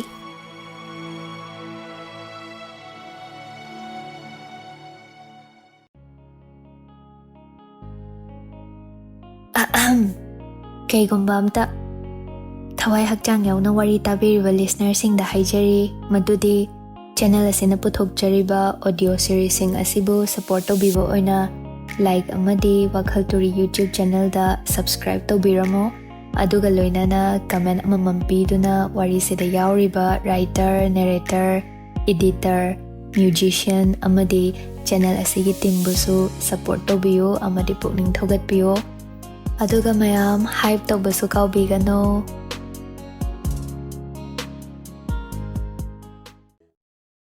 ura keku pehau karom dagi mathong chadaba manglan ngaiko manglan natte taibang oikhibani nahanwai thaina haibasu naumanba ngarang ta hairurabasu limanba adu ngaigi ayuk yenda anganba ama matau mandaba nungshiba haitaba minungsi leitaba masagi taloibu pamu yakhidaba angom kongyamba angamton aduni sat phauzilagle leima pukri mapalgi narak mongsongda lamdindunaga lumphuto miting choiribra yeng haidaba yenglibra lamhenbini cheibimanbasu hakmallina masagi taloina ayuk chaithaba yengjabani masi chatne lona anauba ihul ama oina masabina masanaugi achet akom lona lumduna yengjaba yenglubana pen khidrabra chenghi luriba taloinakta changsinduna makhut tingthop neirure chenghi lemlibra khajikta piyuba hema ikhang khangna yengkhalakliba haima nang oire tamba kana changba yadaba mafamni aduga nangna irai laina leplariba amuksu kanana thingbigani haibage naningni naramni konung asi nangi sarukni hema phadi aphaba machaduna manamda sat insin lemjadre kaisu tawhairibra tawiriba sibo pari pisak thausade hema nakta nungpak amada phamthai michina huran nik lauriba leima pukri imaida tariba tarang ba hemagi mami aduna tamba magi mityeng pham oihanki adu kyamne yauri dubo pining driven kari kai khujo khara pibabo hema sauning khraduna yetlida khanja sangaida dhama amale hobani chenghi chaphuda ai lauzaru haibro adu pamde nangi arim babuni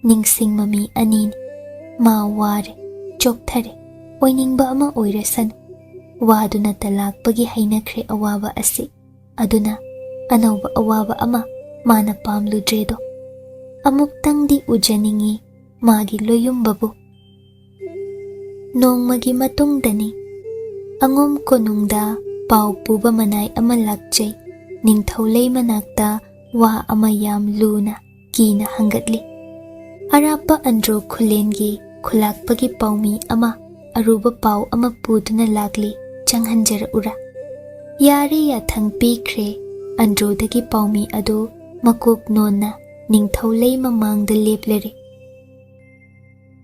Hayu करी पाउनो अंड्रो पाउमी चिंगनगन पाउमीना मकोक नोना अंगकपा पाव अमा तमले खुराई lemma मिट कुप्ते लंगमाई निंगथौ सोर थिंगी हाइरिबसिबु कमदौना ओइथोकपा यागदौरी पाउमीना नोलुकना मखा ताजै ꯑꯩꯒꯤ ꯃꯄꯨ ꯈꯨꯜꯂꯥꯛꯄꯅ ꯑꯊꯨꯕꯗ ꯄꯥꯎ ꯁꯤꯒꯤ ꯄꯥꯎꯈꯨꯝ ꯑꯃ ꯄꯨꯗꯨꯅ ꯍꯜꯂꯛꯎ ꯇꯥꯛꯄꯤꯔꯦ ꯏꯅꯤꯡꯊꯧ ꯂꯩꯃ ꯑꯅꯤꯅ ꯅꯅꯥꯏꯅ ꯄꯨꯖꯈꯤꯒꯗꯧꯔꯤꯕ ꯄꯥꯎꯈꯨꯝ ꯑꯗꯨ ꯇꯥꯛꯄꯤꯌꯨꯗꯣ ꯂꯪꯃꯥꯏ ꯅꯤꯡꯊꯧ ꯃꯆꯥ ꯃꯁꯨ ꯃꯤꯅ ꯁꯣꯛꯄ ꯌꯥꯗꯦ ꯑꯃ ꯑꯣꯏꯔꯣ ꯑꯃꯕꯨ ꯑꯣꯏꯔꯣ ꯈꯨꯃꯟ ꯆꯅꯨ ꯍꯦꯃꯥꯔꯥꯅꯤ ꯃꯃꯧ ꯑꯇꯣꯝꯕꯤꯅꯤ ꯃꯥꯒꯤ ꯁꯥꯒꯩꯗ ꯆꯤꯡꯈ꯭ꯔꯕꯤꯅꯤ ꯑꯗꯨꯅ ꯍꯧꯖꯤꯛ ꯏꯟꯊꯣꯛꯂꯨꯕ ꯌꯥꯗꯦ ꯀꯣꯟꯅꯒꯤ ꯋꯥꯅ ꯀꯣꯟꯅꯒꯤ ꯑꯣꯏꯔꯁꯨ ꯌꯥꯊꯪ ꯑꯃ ꯇꯥꯎꯊꯈ꯭ꯔꯦ ꯐꯩ ꯄꯥꯎꯃꯤ ꯑꯩꯒꯤ ꯂꯥꯟꯃꯤ ꯏꯅꯥꯏ ꯀꯌꯥ ꯊꯥꯗꯨꯅ ꯏꯃꯧ ꯑꯇꯣꯟꯕꯤ ꯈꯨꯃꯟ ꯆꯅꯨꯕꯨ ꯂꯧꯕ ꯊꯨꯅꯃꯛ ꯂꯥꯛꯍꯟꯒꯦ ꯃꯁꯤꯃꯛ ꯅꯄꯨ ꯈꯨꯜꯂꯥꯛꯄꯗ ꯇꯝꯖꯧꯀꯣ ꯈꯨꯔꯥꯏ ꯂꯩꯃꯁꯨ ꯃꯄꯨꯔꯣꯏꯕꯒꯤ ꯌꯥꯊꯪꯗꯨꯅ ꯆꯨꯝꯃꯤ ꯈꯜꯂꯤ ꯀꯔꯤ ꯁꯤꯈ꯭ꯔꯕ ꯂꯩꯍꯨꯟ ꯁꯣꯟꯈ꯭ꯔꯕ ꯃꯤꯕꯨ ꯍꯤꯡꯂꯝꯂꯦ ꯍꯥꯏꯕ ꯊꯕꯥꯛ ꯌꯩꯅꯈꯤ ꯑꯉꯣꯝ ꯂꯩꯃ ꯅꯤꯡꯊꯧ ꯄꯥꯎꯗꯨꯅ ꯊꯥꯖꯕ ꯉꯝꯗꯦ ꯄꯥꯎꯃꯤ ꯍꯜꯍꯟꯈ꯭ꯔꯕ ꯃꯇꯨꯡ ꯆꯤꯡꯅꯈ꯭ꯔꯗꯨꯅ खुराई लेमा खोमदोनबीना मचा पारीबु कौरकले पारी पिसक चंगजरई ममाबु खुरुमजे अंगकपा पाव अमा ताइने पारी पिसक नचद तकबियो इमा लेमा अंड्रो खुलेनगे खुलाकपगी पाव करी ओइगदबा मानबगेने पारी पिसक नचदी खंगजदे तकबियो इमा लेमा इमौ तोंबी हिंगले माबु फंगले हाइबा पावनी खुराई लेमा मचादा मुन्ना मिट कुप्ता येंख्रे पारी नोकलदुना ममाबु हंजिना खुरुमजा नचा हुजिकमक इसानोबु लौबा चचरुगी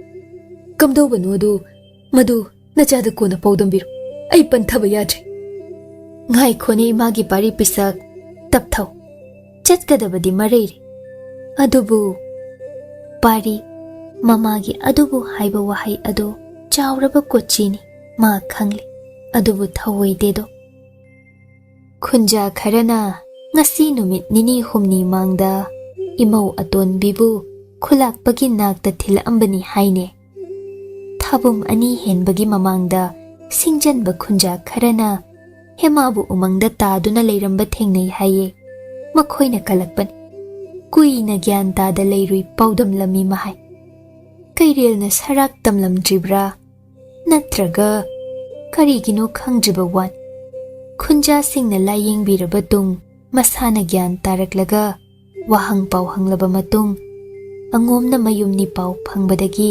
खुलाकपगी नाकता थिनबी खुलाकपना पावदम लकपनी पारी पिसा ओ नचा हुजिक मग याइबु लौजरुगी तहा तहा खिनुने पारी पिसा वफम असे अहोबना थल कईरेल न करीगी हाथ लोइदगे हेमाबो कमदौना माना हिंगलंबा फर इमौने लौसिंदबदी यादे तुंगी वाना तुंगी सेम साजो इमौ लौबा ऐसु याउगे फगनी मालेमा अदुम थुना सेम साई लानी सगोल तोंबा खोंग लानी संगु संगु समु अचौबा अनीना मांग था अंड्रो खुलेन तमना अंगम अंगम अथौ लानी सिंगना मांग था हेमाबु लौबा मचतली पाउदुना मैत्रबाग असी या लाउकी पुमनिन निनकी कईरेल खया ताख्रबी Hema हिंगलमले थोइनु थबा कयादा हराउजबा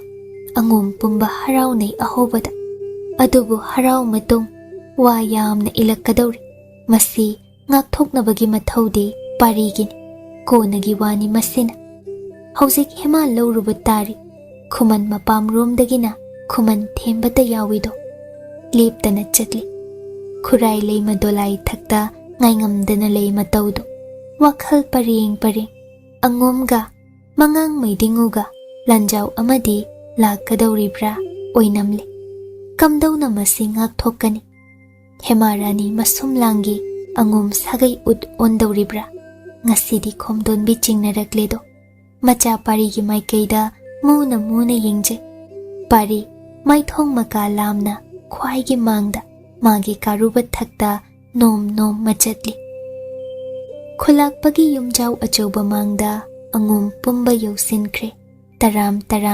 khulakpi anina okliba kuina leirambadi natte khurai leima khudada lengsinki atei angam athau singsu pari pisakna khulakpanakta lepli hemabu khulakpina konsinbi puthoklai mayang ikang kangsin kuchu kumen taiphetni ison sona oi maraibakta sokhibagi dakpham khurai leimana hogat mamabu konsinbi makokta nanbi amuk hana loshinbire gumna hema manem makhongsok khurumje mahai mataudu ubada penaido khulakpana amuksu hema kamdawna mafamsida yaurakhiba wari adu tamle masu parigi michang oikhrabra parina hemabu mafamsida thairambani khangna khangsinadribra khurai leima marei taude hemabu dolai thakta phamhan puduna halakle angum konung yaurakle pauduna maitrabak ya wathok chaubi hema namduna oihanbi khrabani sana konungda ningthem shoidana paudu taramgani mana kari khaliba pumnamak parina silibani mabu Tingkhang khudingda hauja makhagi angang petawa parina singnariba maithiba piriba ningthemna tumin leishinbagi achouba maram ama leibagi sanai amana haidokhiba wa ngaktaba asina magi khwaidagi achouba maral ani suba maralna pithokrabi Khudol oihankrabi hemabu kauba ngamdaba asini ahum suba maralna pumnamak pusingna hemabu pari makadagi setke khalluba asini onthokpani magumba yauramloi haidokhiba wagi mayokta thabak tawzaba masana masabu marai chaithahankhiba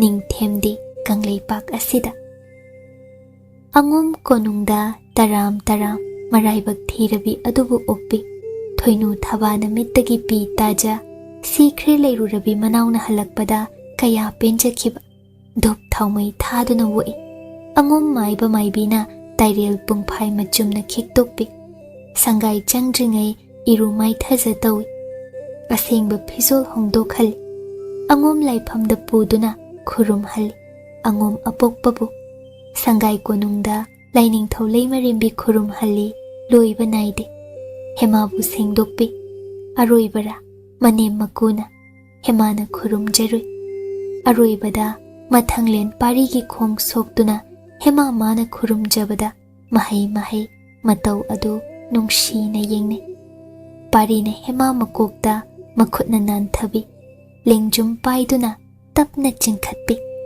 hema tatu masabi mitlu ani de yengkhatluba pari mitlu ani ira thanglamle kiganu hanjin hairigo khurai leima langmai ningthaunadi khangledrado nupi macha amagi haktaki macha pari pisakna oidaba haire mahoibu minamle amuksu ningthem maidingauga singnakre lanjau ama oihalakpa yare khurai leima khomdonbi momon nokli machada penjana yengli ningthem ngamba macha pisakni harau jaribra natre hairagana numidang athengbada khurai leimana mamau hemabu manakta leihal asum ngasaidagin wahang pauhangba natte asum thamjabani manakta thoinu thabana manau nakta phamje khomdonbina nahoi ani pothajaru wararin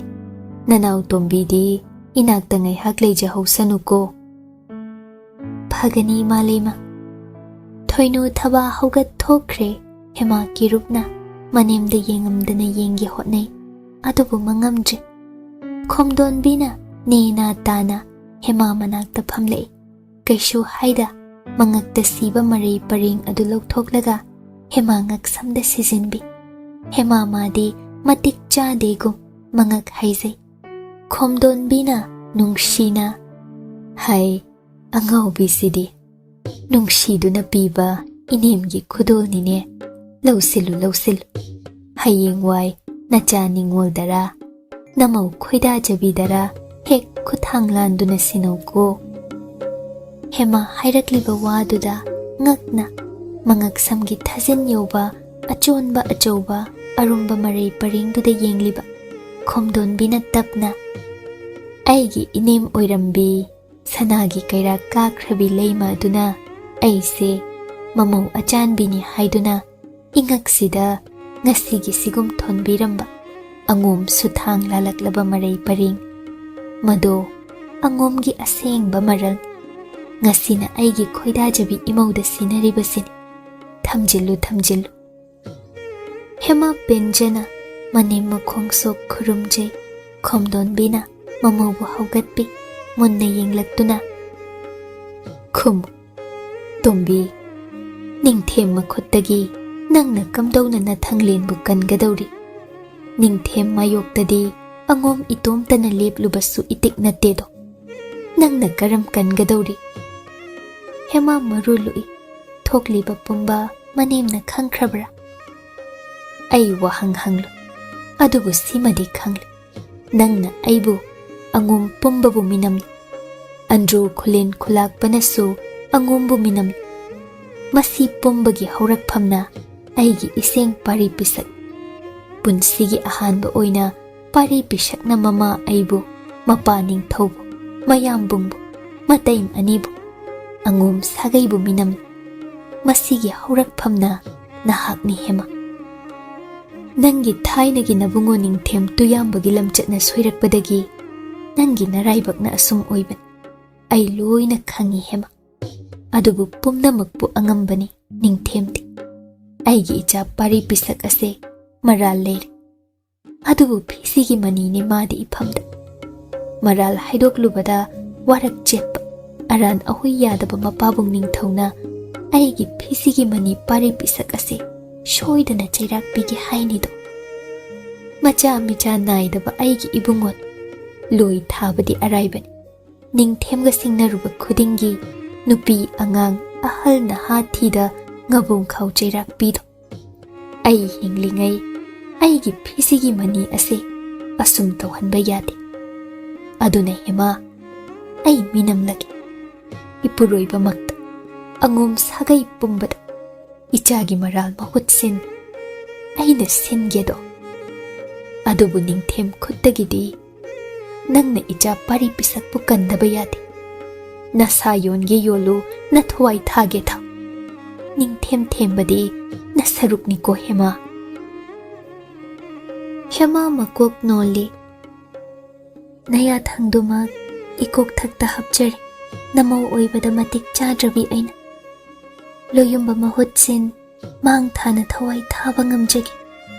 Ningthem sulaksan. Pumnamak na loyumba mayokta leplaklabasu.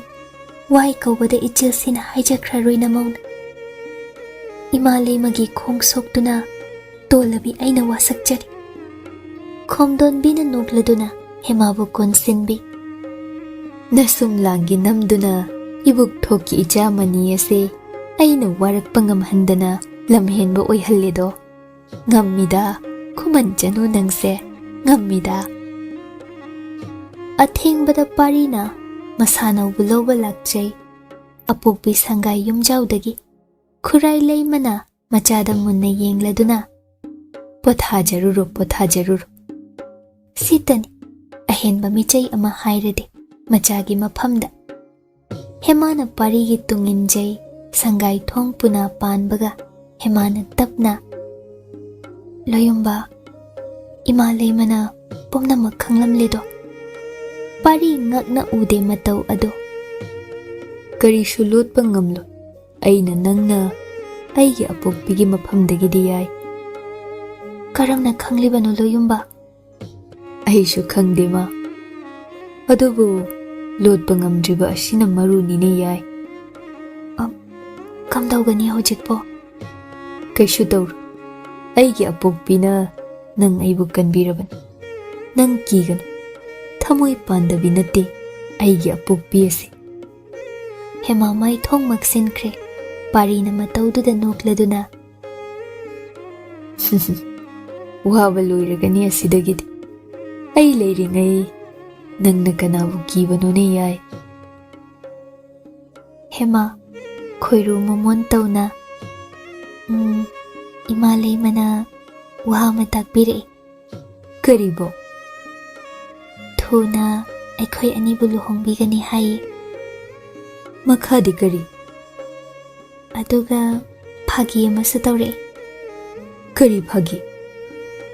ꯂꯣꯌꯨꯝꯕꯕꯨꯅ ꯍꯟꯖꯤꯟꯅ ꯂꯝ ꯍꯦꯜꯂꯕꯗꯤ ꯃꯔꯨ ꯀꯣꯛꯄꯤꯔꯒ ꯁꯨꯒꯨꯅꯨ ꯌꯧꯅꯕ ꯆꯦꯜꯍꯟꯒꯅꯤ, ꯂꯣꯏ ꯊꯥꯒꯅꯤ ꯍꯥꯏꯌꯦ꯫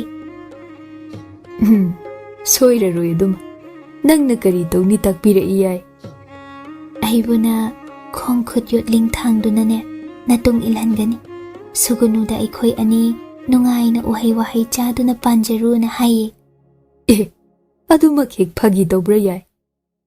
ꯇꯧꯋꯦ꯫ ꯋꯥ ꯑꯃꯁꯨ ꯍꯥꯏꯅꯦ꯫ ꯀꯔꯤꯕꯣ? ꯍꯦꯃꯥ ꯍꯥꯏꯉꯝꯗꯦ, ꯏꯀꯥꯏꯈꯤꯕꯁꯤꯅ꯫ ꯀꯔꯤꯗ ꯏꯀꯥꯏꯅꯤꯡꯉꯥꯏ ꯂꯩꯔꯤꯕ ꯍꯧꯖꯤꯛꯄꯣ? ꯄꯥꯔꯤꯅ ꯍꯦꯃꯥꯕꯨ ꯀꯣꯟꯁꯤꯟ ꯁꯩꯖꯥ ꯊꯛꯇ ꯄꯨꯈꯠꯄꯤꯔꯦ꯫ ꯍꯥꯏꯌꯨꯅꯦ, ꯃꯈꯥꯗꯤ ꯌꯥꯏ꯫ ꯇꯨ ꯎꯖꯔꯕ꯭ꯔꯥ ꯃꯔꯩ ꯄꯔꯦꯡ ꯑꯁꯦ? ꯏꯆꯥ ꯅꯤꯡꯉꯣꯜ ꯅꯠꯇ꯭ꯔꯒ ꯏꯃꯧꯗ ꯈꯨꯠꯊꯥꯡ ꯂꯥꯟꯗꯨꯅ ꯁꯤꯟꯅꯧ ꯇꯥꯛꯄꯤꯌꯦ꯫ ꯃꯔꯩ ꯄꯔꯦꯡ ꯑꯗꯨ ꯃꯁꯛ ꯈꯪꯉꯤ ꯄꯥꯔꯤ ꯄꯤꯁꯛ꯫ ꯃꯥꯒꯤ ꯑꯄꯣꯛꯄꯤꯅ ꯄꯨꯛꯅꯤꯡꯗ ꯀꯔꯤ ꯈꯜꯂꯤ ꯈꯪꯗꯦ, ꯍꯌꯦꯡꯅ ꯀꯔꯤ ꯌꯥꯊꯪ ꯄꯤꯔꯛꯄ ꯈꯪꯗꯦ꯫ ꯃꯃꯥ ꯃꯄꯥꯒꯤ ꯃꯐꯝꯗ ꯂꯪꯖꯔꯨꯕ ꯃꯔꯥꯜ ꯂꯩꯔꯕ ꯃꯆꯥꯅꯤ ꯃꯍꯥꯛ꯫ ꯑꯗꯨꯒꯨꯝꯕ ꯃꯔꯥꯜ ꯉꯥꯛꯄꯤꯐꯝ ꯊꯣꯛꯂꯣꯏꯁꯨ ꯈꯪꯏ꯫ ꯑꯗꯨꯕꯨ ꯃꯃꯥꯅ ꯈ꯭ꯋꯥꯏꯗꯒꯤ ꯈꯣꯏꯗꯥꯖꯕꯤ ꯃꯃꯧꯗꯤ ꯃꯥꯒꯤ ꯌꯥꯏꯅ ꯑꯣꯏꯔꯦ ꯇꯥꯛꯄꯤꯔꯛꯏ꯫ ꯄꯂꯦꯝ ꯃꯇꯧꯅ ꯁꯦꯡꯅ꯫ ꯄꯥꯔꯤ ꯄꯦꯟꯖꯩ, ꯃꯔꯩ ꯄꯔꯦꯡꯗꯨꯗ ꯃꯨꯟꯅ ꯌꯦꯡ꯫ ꯏꯃꯧꯕꯨꯗꯤꯅꯦ ꯑꯩꯗꯤ ꯌꯥꯏ, ꯏꯆꯥ ꯅꯤꯡꯉꯣꯜ ꯑꯍꯜ, ꯑꯉꯣꯝ ꯁꯤꯖ ꯑꯍꯜꯗ ꯁꯤꯟꯅꯅꯤ꯫ ꯅꯪꯕꯨ ꯀꯔꯤ ꯍꯥꯏꯕꯒꯦ? ꯍꯦꯃꯥ ꯅꯣꯛꯂꯗꯨꯅ ꯀꯗꯥꯏꯗꯒꯤ ꯏꯆꯥ ꯁꯤꯖꯅꯣ ꯍꯧꯖꯤꯛꯄꯣ? ꯄꯤꯊꯣꯛꯀꯦ, ꯈꯨꯗꯣꯜ ꯑꯣꯏꯍꯟ꯫ ꯍꯦꯃꯥꯅ ꯅꯨꯄꯥꯗꯨꯕꯨ ꯏꯟꯊꯣꯛꯏ꯫ ꯄꯥꯔꯤ ꯍꯦꯟꯅ ꯆꯪꯁꯤꯟꯈꯤ꯫ ꯑꯗꯨꯕꯨ ꯆꯤꯟꯗꯨꯡ ꯏꯟꯕꯗꯤ ꯁꯣꯏꯔꯣꯏꯀꯣ꯫ ꯅꯨꯡꯁꯤꯕ ꯍꯩꯔꯨꯕ ꯄꯥꯔꯤ ꯃꯔꯨ ꯀꯣꯛꯇꯨꯅ ꯉꯕꯣꯡꯈꯥꯎ ꯌꯧꯈꯤꯕ꯫ ꯅꯨꯡꯁꯤꯕ ꯍꯩꯔꯨꯕꯤ ꯈꯨꯃꯟ ꯆꯅꯨꯅ ꯈꯣꯡꯗ ꯌꯣꯠꯂꯤꯡ ꯊꯥꯡ ꯂꯣꯏ ꯂꯝꯗ ꯄꯨꯟꯁꯤ ꯂꯦꯜꯂꯨꯕ, ꯅꯠꯇ꯭ꯔꯒ ꯂꯩꯅꯨꯡꯁꯪꯗ ꯍꯤꯡꯅ ꯐꯨꯝꯈꯤꯕ꯫ ꯈꯪꯗꯦ ꯀꯔꯤꯒꯤꯅꯣ ꯑꯁꯨꯛ ꯅꯨꯡꯉꯥꯏꯈ꯭ꯔꯕ ꯃꯤꯀꯨꯞ ꯑꯁꯤꯗꯕꯣ ꯀꯗꯣꯝꯗꯒꯤ ꯂꯩꯆꯤꯜ ꯅꯣꯡꯐꯥꯏ ꯃꯥꯏꯀꯩ ꯈꯨꯗꯤꯡ ꯄꯨꯡꯃꯝ ꯃꯝꯁꯤꯟ ꯂꯥꯛꯂꯕꯒꯨꯝꯅ꯫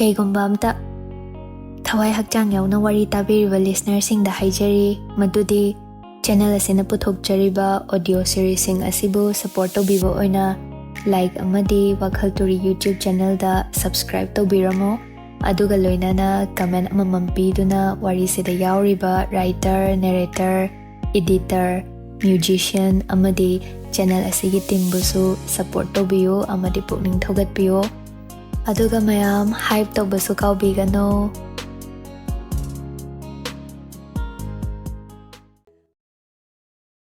ꯎꯔꯥ ꯀꯦꯀꯨ꯫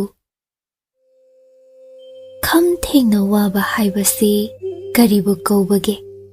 ꯃꯃꯥ ꯑꯣꯏꯕꯤꯅ ꯃꯆꯥꯕꯨ ꯃꯊꯥꯗꯒꯤ ꯁꯦꯠꯇꯨꯅ ꯀꯥꯏꯅꯕ, ꯃꯤꯠꯃꯥꯡꯗ ꯂꯩꯔꯝꯕꯤ ꯆꯥꯅꯕꯤ ꯀꯅꯥ ꯃꯤꯀꯨꯞ ꯐꯥꯗ ꯄꯨꯟꯁꯤ ꯀꯦꯝꯈꯤꯕ, ꯅꯨꯡꯁꯤ ꯍꯩꯉꯝꯗ ꯂꯣꯏꯁꯤꯟꯈꯤꯕ pamuba kanagi nungsiba natre hairaga awaba masak khangde hinglakpi kanana punsigi ahanba oina awa masak khangluba ama khak khandokluba yai ichan chana hanba ngamni simadi kham thengna nungai ruba kanana kham thengna mikup phada awaba phangba asomna maidengo ningthemna su khanboire kangjai masana gumle kumhai oire maphamdadi masamakna sanaroi makok tam khrabi hemana oida pari pisakna magi yetta kumhai ado makhoi ahomna achangba sanaroin aduna ningthemna khanba ningba ama leikhi pari pisakpo ahanbada kham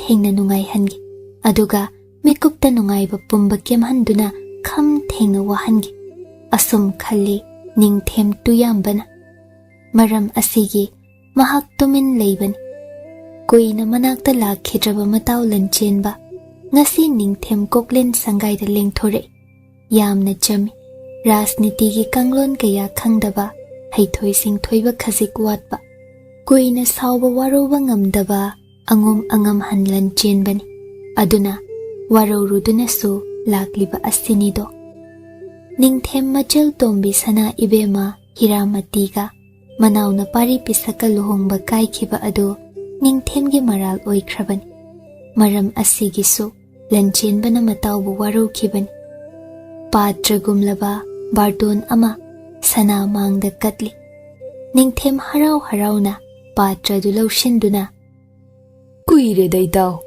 lawni inakta phamlo Lanchenba ikairab adubu kaishu koidana Srijot bebhar ucharido hoini kayadi kuirabano asum anido lengon nai saunaduna leiramba pumba mikupta mangkragumli patradu ningthem makhutna hangdoktuna mataw mangda par nokki mali pharene handakti soihangumsido itaw inaw pari pishak asigi madaw asi khudi hek thiduna hek soigal handakti soihangumsido phagani itaw ningthore shoidana lengbira udoi tawsu isamak lakchariba sini phai inawgibu yauda yaribrado patra vartan ado hema pari luhongbagi pauni atai wa makha tadedo hema karamna phanglakpa kamdawna pari na sinkhiba lalongna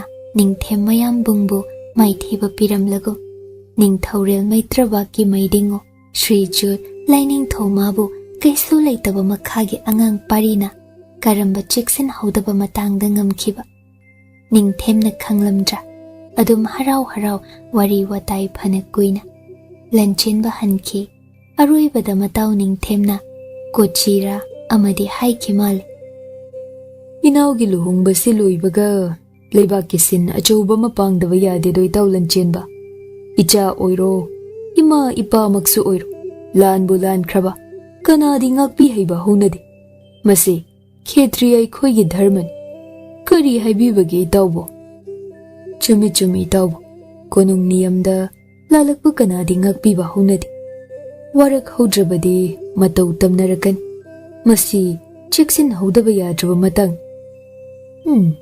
phai itaw Lanchenba angom konung ningthau sangai sumang achobado pe khanduna leiteng ledo ngasi ase kadai dagino angom leikol pumbadagi khomduna purakpa leirang singna leiteng liba pumthan akoibado leigi lei ngaknido kanagi jati juti malika malti labanga kundamle Tingkhang laki ketuki laphurit chini champrale maikei amada kanagi yathang yauda sachabi taibangbu kiduna mana hana thingatpi leibak leidi leinungsi mapal tangbi khongume lei yerum lei mele leisna nongjumpal kadamba leirang oirum thangba maikeidana kamini kusum nungare madhumati di tangjabi wakching thagi karamba chitha hoba gulabno angom pumba leinamna sadle haraunaki ngasi asi soigadaba mande anirak sure angom angamton parigi luhongba jatra kaiba handakna ahomlak suba Khuman Chanuga. Khuman themba nganta lai ma khak ngairedo hema mapamlum gi mi haibabu. Thoinu gi manau thoinau lei lengba yauge dauri hema manau sakna. Tasina maksu mapuroiba punbi hema manau oige ninglibi mikuptugi su thoinau. Kayam pamluri angum kongyanba paribu nangnasu. Hanba leitrabi thoinau maki sim. Kainadagi mane hena keze. Ayuk anganbada angum konungi kaina mayum sabi sanglenda hemana kundo pareng lengje. Kedana phazabi kana asi kesilabadagi phazaba maksil nungshiba halli mahainaido. Adubu tayo nakre haibaduni tumin ningambini setorakpa pumba pakje. Khwangna saba sana phige tholido. Sainolna mangda jam jam leisariba gumni. Kari kai haibage angambini hema. Tauningba maning machim ani thoinu thabana magi mija. Siruraga amuk hinglakpadagisu mahai na mabu luna tauje. Ahom leibaktagi khurai leimana lalunba manaida puhalakpa ahom muga langladi sakudaba akuppada saba inafi ilhanbi. Angom phisabi khudhaibi makokna luhongba nangnaba sahankiba inafi kaya pakje. Angom leichan machuni Khuman Chanu ado angom pungon onhange haibagi manem khomdonbigi thaurang asi angakpan. Nupina keda kerabadi phurit litnade matam adu hema suni phanekna phidon chingkhat setli. Ipa paraba inafina ngaksam thabak taba ngaurok ngauna uhal. Yengluba pumba khudi thinaredo. Mapu oiba pari asi maraibak phaida ko sonariba. Mikupta kaina adu ningthem tumanni makaune. Karigi su kauroidagedo. Kundo paring ani lengsinje. Thoinaudi kalakpana amuk toibane. Hema mahut mana siningli. Karigi su siningloidagene. Parina taba natte. Chang manaba bor kainani. Ayuk jangan jare angom konung mina chikna chaina mangamde. Ningthem lenglak haina phasana phampham chapham semkiba. Lanchenba na kuchen chenjariba ngasaidagini. Manau nupi oibi hemabusu uki. Kadomdagi aphaiba angauba wakhalno taksi soli phagi dagi Lanchenba angam hannasu. Mafamda kalakkiba hemani. Manauda khuthang lankiba makhutna. Hema lau senjaram labasu phagadawan. Nung wakhalni mathong chadi. Nahoi tamak khanguma. Sidani nupagi pukchel thamoi asi malangbaga changdam nakhiba. Maki sembi thonglere hemabu tumin phamhan maki semi. Resan phurit saikak pi litpi potloi setpi ki. Koktagi sana thole napada nayin ngaksamdana likfang thole. Manemna sinakhiba marai parengduna aroibada sizinje. Khurai leima lakduna mamau atonbidu yengjarami. Thoinu thaba ngakpana. Hemada manemna marai pareng khuthang lankhiba. Mahoi anigi manungda amada sinarakadra khalluba arembada tari. Adubu nupigi haunabi ka hena mihau chauduna khanjillubadudi oidre. Nungaiba numitni. Nungaiba marakta malom ama thangsenduna pusillubada warap thoklabanido. Bazai bengun khongatli. Basi surna nungshibane dhol makholna pamubane. Saisakpina irang thangbane. Kumhai yengliba prajana yambane. Kumhai achauba amagumle. Pari sumaki semde yaroi. Taloi phazabini chang taba yaba natti. Kanagi sana phaizom lukun pareng sana kokye. Angom phizet thol.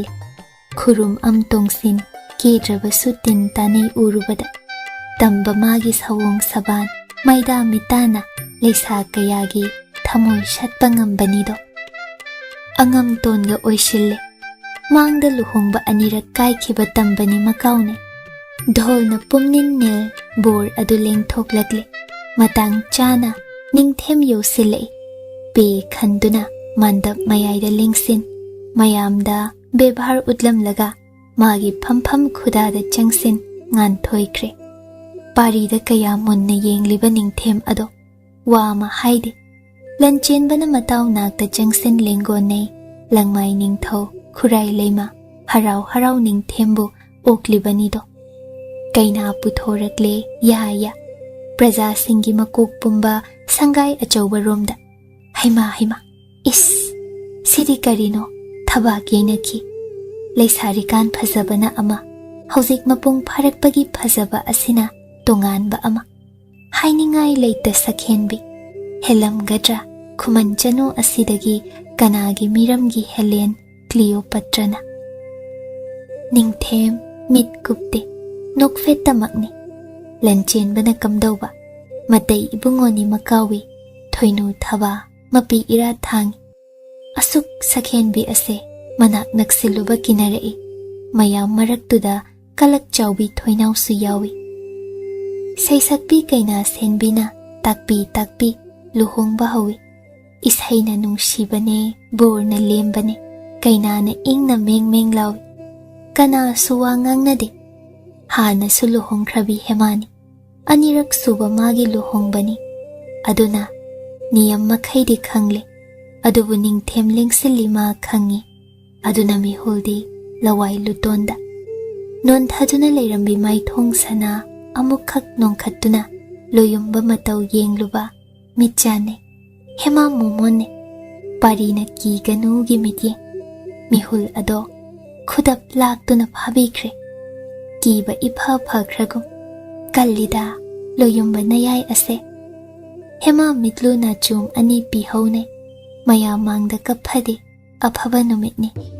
pangal ama asonbi magi maphamda lei koiba maroire hema wo kaina senbina luhong phanda pari oiromda phamthali inak nagli pari no pakhangliba kundo pareng anina hema makhutna loyumba ngaksamda ani makhukcharu mahai khubak prok angom pumba mathoi kar pari ngaksamdagi kundo pareng ama lawthok bor senabana ama makhutna paihanbi hema ngaksamda hukhanki luiraga anido haugathan maikai khudingda makhut lona khurumhal khurai leima shoida ngamda luhongba loisinkhibada ni na tai adubu karigumba amadi lotli ura keku oina madugi mapuna ningthem maidingau tumin leibani momona ningthemna leiriba adu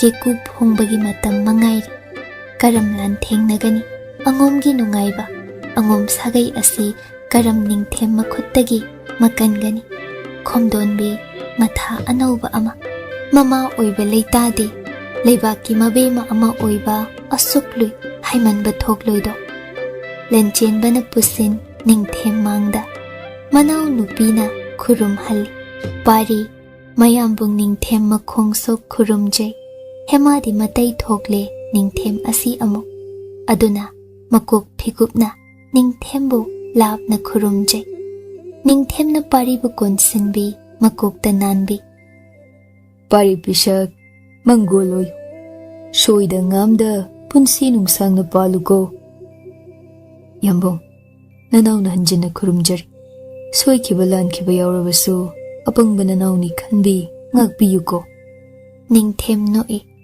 hana yaningdana leiramba pumba mangkhrabagumle harau numit adu loisinkiba nonganbadana kari oiba khangde hemada wahai ama hairamde ningthem hemaso amuk phau hanna ningthem maikai yengkhide numidang adu matau sing pulli parisu Khuman thembasu yu ngaurapni yu khara pamjai pakhang sari asidi hey itau pari pisat nangi nungaiba numitni adu waidi inung nungaifam khangdredo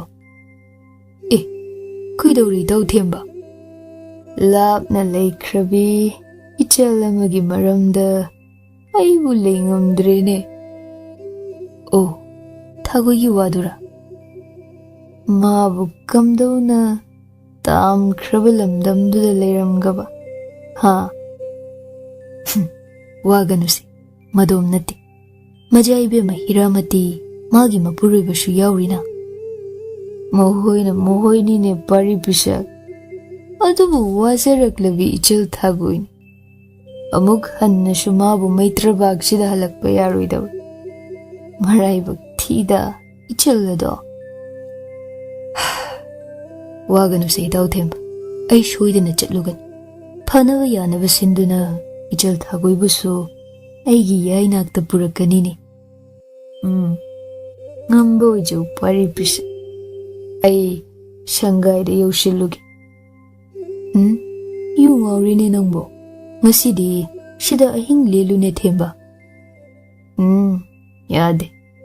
Yumda ima shonbiduna aibu ngairamganini pari bisha. Phare tau themba. Yanggoi do ningthina thauko. Amuk hairang yanggoi thaktagi tajani. Hoida. Nang luhongba ubrabu.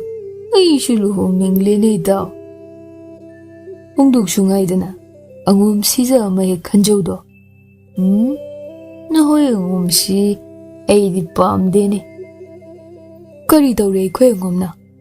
Thorai macha hay Khuman oktaba.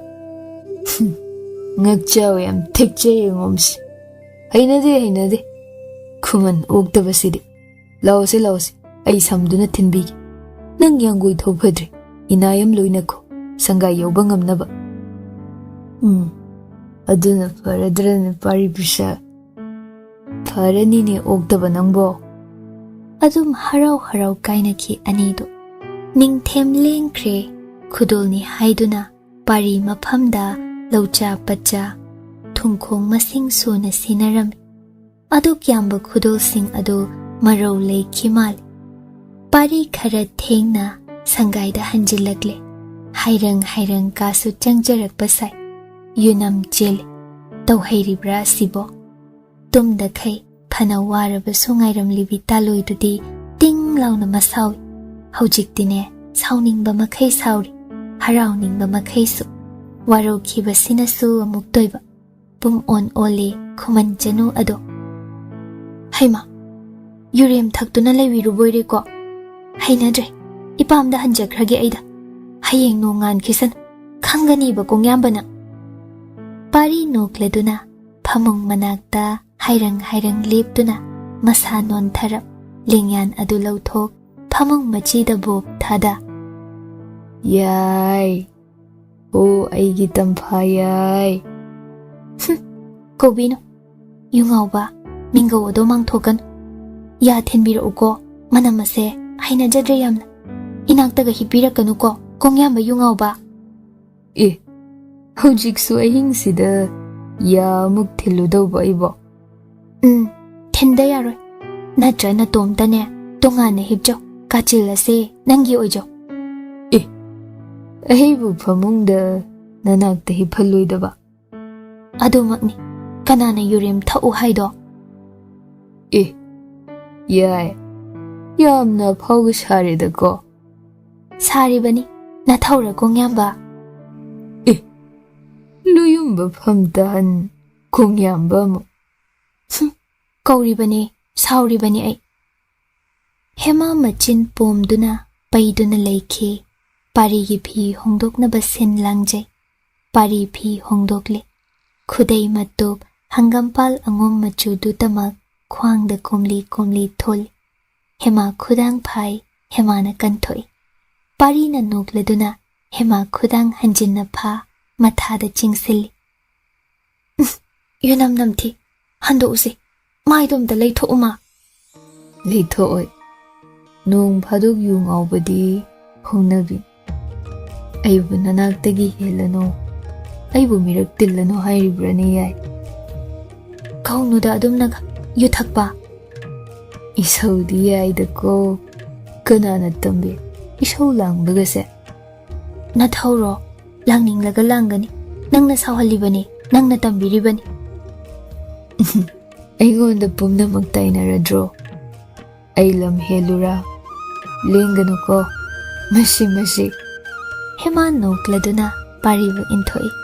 Hema machil pomduna famung manakta lepi parina famungda longna hippi hemada munna yengliba wakhal chama chama loinaidi wakhal singdugi marakta ningthem maramgidi mami sami phawa yaukhidi nungaiba tunggi mangi mikuptugi khaktan makhol phasinna wahang amatamakni mit uirum pangliba parina sauranu banangbo hayeng makai sum tawjararoine lawse inaksida aigi yai hema phamung machida phamlei mangon pulap nontha parina khudang paiduna chingtha magi thabak waida hema makok tunga thahal makhut namana komlap hema bu konsinbi Khudol matamning ngasigi ahingse loihaningdi masitani aina ngaijarak yai khumudana Khudol mattadi hayuba hema munna loyumba bu yenglei sauge mangamde tapna pari gi masamda makhut khutsa singduna paishin nanjaduna piba ngamgadrane loyumba yengbada yengudo aduburo kasar haiba lamduda amukta nanawu pubiyo aigi apukpiyado hinglibra aibu ngairibra natraga sanagi kaira kakhrabra simata pamjai pari makhut anina hemabu konsinbi adubu khudoro madudi aina shoidana pangthokan aigi thodangni aigi inembu thirubadi adu nataba khudol ama hayuni yai hema pari mathada mamai lotsinja ikaina Ija angom sana siza amata pibiyuba imom dubudi aigo maraibak thiba oihal angom pungbana senabi kaisu wathanda leihaningi mabu uraga penjage nanaudi pari nokladuna phangjauko imom angom siza ama ataidi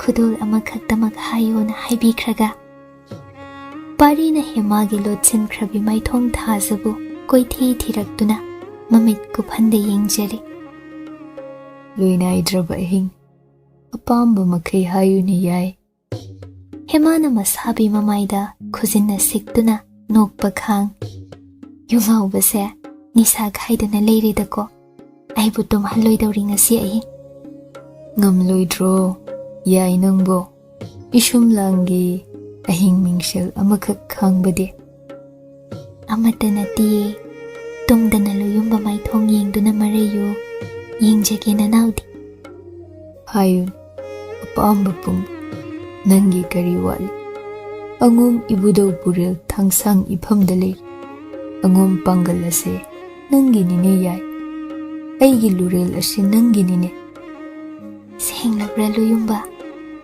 sheng haikrabadun nangna tapaukhum pidabanine yai kanagi thawai lauruge natraga thawai shina shumlangi katlura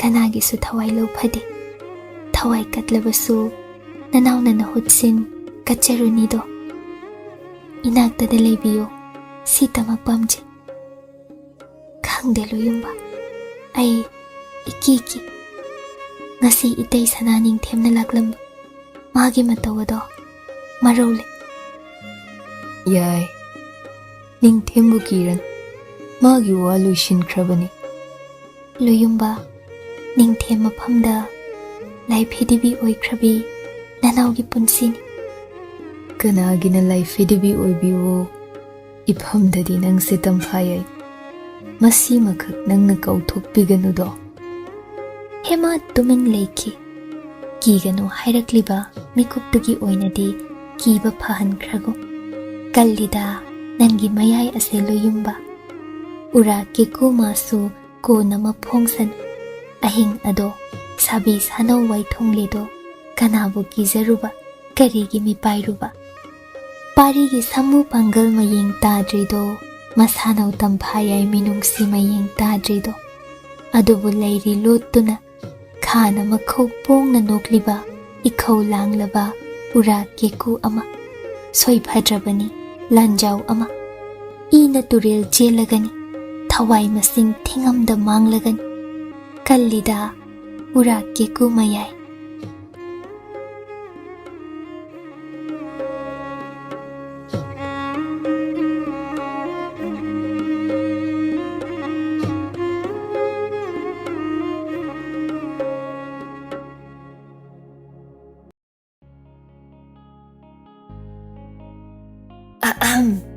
Kaygumba amta thawai hakchang yauna wari tabiriba listener sing da haijari madudi channel asina puthokjariba audio series sing asibu support tobibo oina like amadi WakhaL Turi YouTube channel da subscribe tobiramo aduga loinana comment amamam piduna wari sida yauriba writer narrator editor musician amadi channel asigi team busu support tobiyo amadi pukning thogatpiyo aduga mayam hype tobasu kaubigano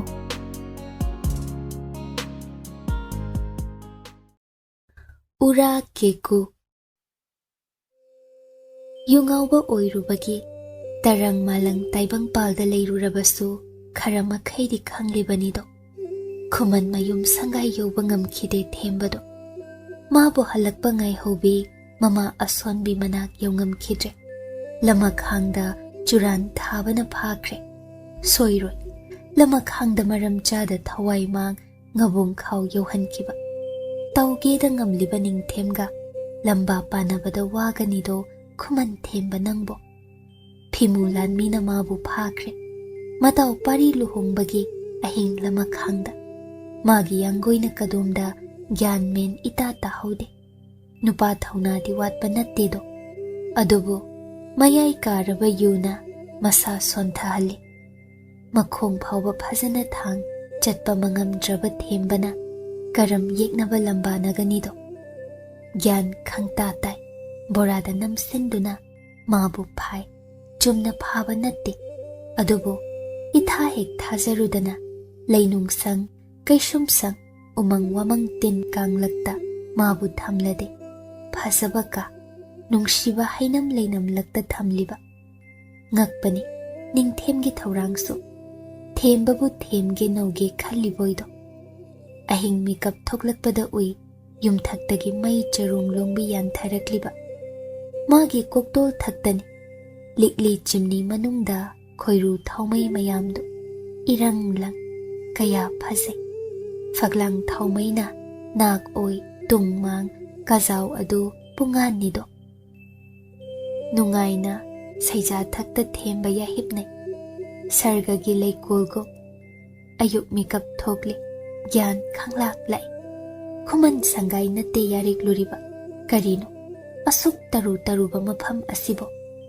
fuk haugatuna thong namlui adubu mapanda waikhu sojau pansin khraba thong sana konung manungda oiba taido thembana leiriba adum haingam tongam da leiri Khuman themba hojik phau mabu kanana karigi phariba asom thamliba khangbadi khangde adubu chingnabadi le magi numit sure khang karamna pau asi matau pari de yohan sigaba wakhal sida Khuman themba lengamdredo somdanane awaba leiri makau thok nungaiba paring loinaide pamuida kuina nungaige di maphangla ruido angom konung ase khurai lei mana mamau ahumgi jagoi yenge haiduna kaukhatli achamba manem thaugalni atai mitop yawba natte imung manung khaktama nupasu yawhanba yabaga natte nupi thauramni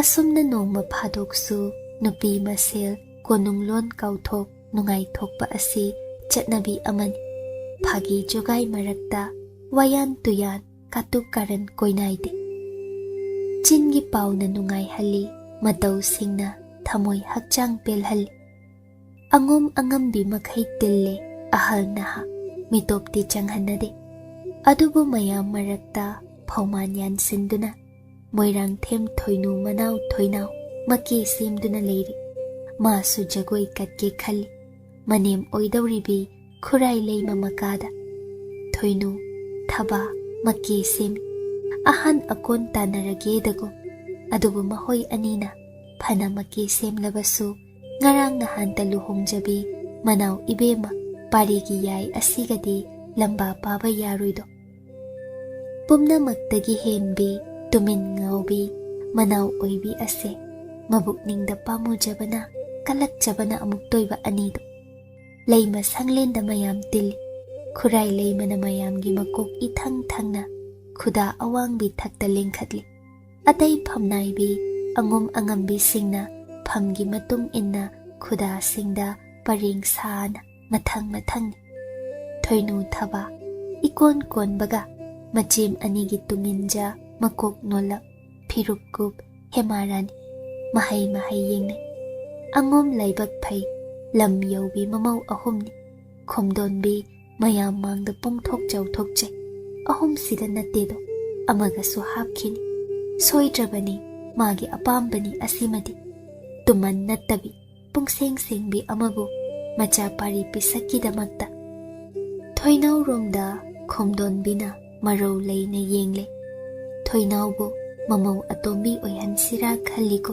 ꯅꯤꯡꯖꯤꯡ ꯃꯥꯡꯖꯤꯡꯅ ꯂꯩꯃ ꯖꯒꯣꯏ ꯀꯠꯀꯗꯧꯔꯤ ꯀꯣꯛꯇ ꯀꯖꯦꯡ ꯂꯩ ꯈ꯭ꯋꯥꯡꯐꯤ ꯐꯤꯗꯨꯞ ꯑꯉꯧꯕ ꯁꯅꯥꯒꯤ ꯐꯤꯒꯦ ration ꯐꯨꯔꯤꯠ ꯍꯪꯒꯥꯝ ꯃꯄꯥꯟꯅꯤ ꯅꯥꯞꯄꯒꯤ ꯅꯥꯌꯤꯟ ꯃꯔꯩ ꯄꯔꯦꯡ ꯈꯣꯡꯈꯥꯅ ꯏꯍꯥꯡ ꯍꯥꯡ ꯈꯨꯠꯇ ꯈꯨꯗꯣꯞ ꯂꯥꯏꯕꯛꯇ ꯆꯟꯗ ꯇꯨꯡꯌꯥꯟ ꯁꯝꯂꯥꯡꯅ ꯖꯝ ꯖꯝ ꯁꯥꯏꯅꯣꯜꯗꯤ ꯂꯣꯏꯅ ꯈꯣꯝꯖꯤꯟꯖ ꯍꯨꯒꯠꯆꯩ ꯑꯍꯧꯕꯗ ꯊꯣꯏꯅꯨꯅ ꯖꯒꯣꯏ ꯃꯀꯣꯛ ꯆꯤꯡ ꯃꯅꯥꯎ ꯑꯅꯤꯅ ꯇꯨꯡꯏꯟꯅ ꯖꯒꯣꯏ ꯊꯧꯒꯜꯖꯒꯅꯤ ꯃꯌꯥꯏ ꯆꯜꯂꯛꯄꯗ ꯑꯉꯣꯝ ꯁꯤꯖ ꯑꯇꯩ ꯃꯧꯁꯤꯡꯅ ꯌꯥꯎꯁꯤꯟꯕ ꯌꯥꯒꯅꯤ ꯂꯩꯃ ꯖꯒꯣꯏ ꯑꯁꯤ ꯈꯨꯔꯥꯏ ꯂꯩꯃꯅ ꯀꯣꯏꯅ ꯑꯃꯨꯛꯇꯪ ꯌꯦꯡ ꯈꯨꯗꯣꯝꯕꯤ ꯊꯥꯡꯒꯠ ꯎꯠꯂꯒ ꯖꯒꯣꯏ ꯍꯧꯔꯣ ꯌꯥꯊꯪ ꯄꯤ ꯁꯦꯝ ꯁꯥ ꯂꯩꯔꯕ ꯖꯒꯣꯏ ꯖꯟꯇ꯭ꯔ ꯄꯥꯏꯕꯁꯤꯡ ꯈꯣꯡꯒꯠꯄ ꯍꯧꯏ ꯄꯦꯅꯥ ꯈꯣꯡꯒꯠꯄ ꯍꯧꯈ꯭ꯔꯦ ꯃꯍꯩ ꯃꯍꯩ ꯇꯨꯃꯤꯟ ꯃꯉꯛ ꯊꯥꯡꯒꯠ ꯁꯪꯂꯦꯟ ꯃꯌꯥꯏꯔꯣꯝꯗ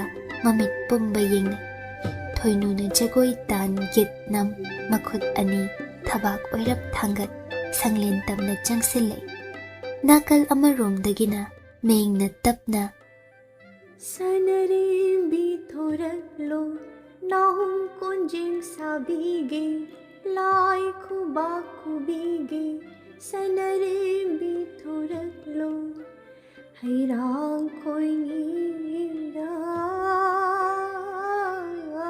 ꯆꯥꯅꯕ ꯍꯩꯅꯤꯗ ꯁꯤꯕꯨꯗ ꯊꯣꯏꯅ ꯍꯥꯎꯕ ꯍꯩꯗꯤ ꯆꯤꯟꯗꯝꯕ ꯍꯩꯅꯤꯗ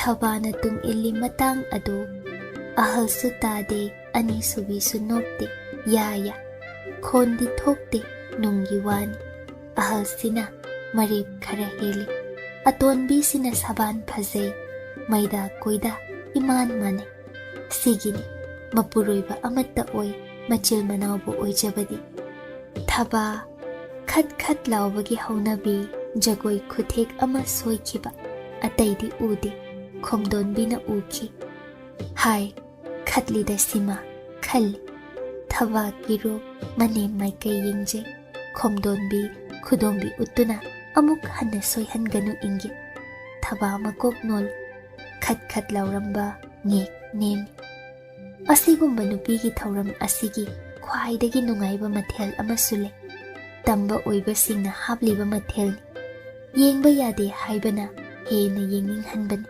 ꯇꯧꯍꯩꯗꯦ ꯍꯥꯏꯅꯕꯅ ꯍꯦꯛ ꯃꯇꯧ ꯅꯤꯡꯕꯒꯨꯝ ꯈꯣꯝꯗꯣꯟꯕꯤꯅ ꯃꯃꯧꯁꯤꯡꯒꯤ ꯃꯃꯜ ꯍꯥꯞꯅꯕ ꯁꯤꯜꯂꯤꯕ ꯊꯧꯔꯥꯡ ꯁꯨꯝ ꯆꯠꯊꯔꯛꯏ ꯇꯝꯕ ꯆꯪꯐꯗꯦ ꯍꯥꯏꯕ ꯂꯩꯃ ꯖꯒꯣꯏꯗ ꯇꯝꯕꯁꯤꯡꯅ ꯍꯨꯔꯥꯟ ꯍꯨꯔꯥꯟꯗꯨꯅ ꯌꯦꯡꯕ ꯃꯁꯤꯒꯤ ꯃꯍꯥꯎ ꯑꯁꯤ ꯇꯣꯉꯥꯟꯕꯅꯤ ꯈꯣꯝꯗꯣꯟꯕꯤ ꯐꯤꯖꯪ ꯈꯜꯂꯤꯕ ꯔꯣꯝꯗ ꯊꯧꯈ꯭ꯔꯕ ꯃꯤꯠ ꯑꯅꯤꯅ ꯌꯦꯡꯂꯨꯕꯅꯤ ꯎꯏ ꯇꯝꯕ ꯀꯌꯥꯅꯣ ꯍꯨꯔꯥꯟꯗꯨꯅ ꯐꯤꯖꯪ ꯑꯍꯣꯕ ꯂꯛꯇ ꯌꯦꯡꯂꯤꯕ ꯀꯣꯛꯇꯣꯜ ꯑꯃ ꯎꯕꯗ ꯍꯦꯛ ꯈꯪ ꯃꯆꯥ ꯂꯟꯆꯦꯟꯕꯅꯤ इचाउ चाउखै माबु कीबा खंगदा थोइनु थवा येंगलिबन हेना लग्न निंख्रदुना मनाई अमा कौसिन खोमदोनबिना तपना नापमया चंगसिनदुना हाइखि है angom lam henba pakhang kanan leima jagoi huranduna phizang marumda yengjaba sabadi aina pharabadine maru kokani mayam mangda khongoi nabigani tam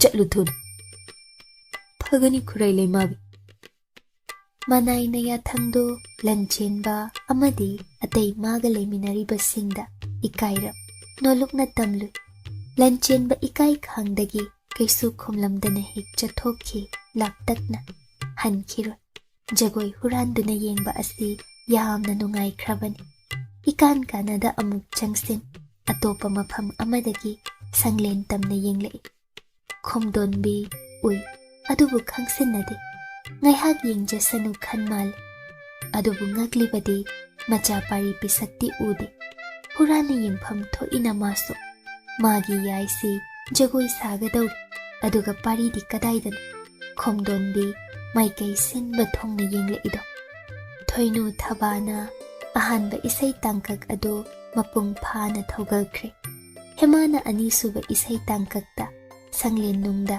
machim ani tung inna jagoi thogal changan mataida leisinduna mapi semba lujare angom manai nubi amana cheksinna kadaida soikigadagi yengje ahanba leima jagoini hemagi angom konungda kachaba mihul ting ting marang loyumba masak uge phangkhidre ngasai ayuktagisu onthokpanido loyumba mangdasu jagoi thaugamning adubu phangde horen numidanga tumlo jagoi sage loyumba mangda ikhat khatuna hekhal hema matang chada tumin ngaubise pung tan ama sat honglei isai sur ama honglei tainaba matangduda hema makok nonna sanglen manungda leimaida maraibak ahumlak kacha changkhre tan git phaduna makhut leina isai sai hekna nungsibane chikla pai khara bada bombi hanjila pada chikla gi kai dong phang khang da bana bombi yare phang khang da bana bombi ka ngau na khare sabi ne macha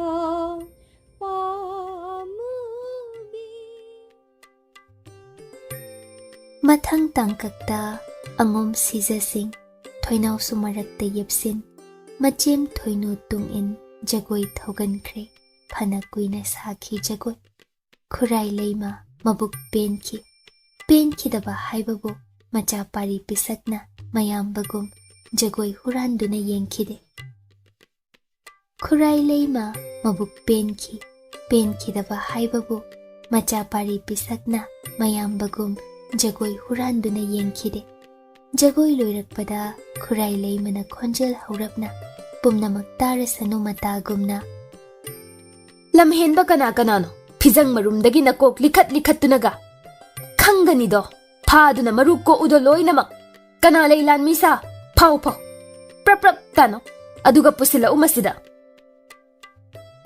mahai ikhang na chenakhi maikai khangda Lanchenba swai mangki thoinu thaba mabungo matau khangbana hurana penjana nokchariba khurai leima nak yetta thogalnai ani khagle magi achanba tamba anini humai achaubi paiduna humai naribani nasaidagi mahoi anidi maraibak phai jagoi loina yengba maphangjai adubu amadi maikhomne khurai leima nokladuna mayam mangda kaishu khanda aigi pari pisakti phizang marumda lote do ngasidi hai inemgi tombi jagoi huranduna yengbala o inselamdra nabungoda nangbo thabana sat oktuna manem paukhom pizai irang haitabi inaw tombi se haijaramlo insinbaga imalaima haijadradi khara tambiyune machem na hoy anina hanjin tambirabane hayu kobada mayade do imalai ma. Thoinu na hema na kong mayada naron da jangsin. Natay bungo do mayamang da maru kukni kida pisang marum day huran duna hawbada giloy ba pawba jagoy mityeng ta kido tombi. Thaba na khat launa. Ay suna ijema lo na yeng thok jaruy do. Isabi na michi dum khachile. Kaino mani hanu thangda ikhat li. Mahay penjana no I hema warauki. Loyumba nangdi kaidona jagoy huran na itay ibungo gum yengbide. Kuray lay mamaydo tung oirap onthok. Hai, khara tapna humay ado. Ingdum ingine. Kumlakte, kumpham thoi, ahoy lay mabi tapna humjage haina. Komdonbi mangak lay khatuna yenglakle. May kumba humay pairiba thogal nai yetlom thangba may kayda libliba duromda.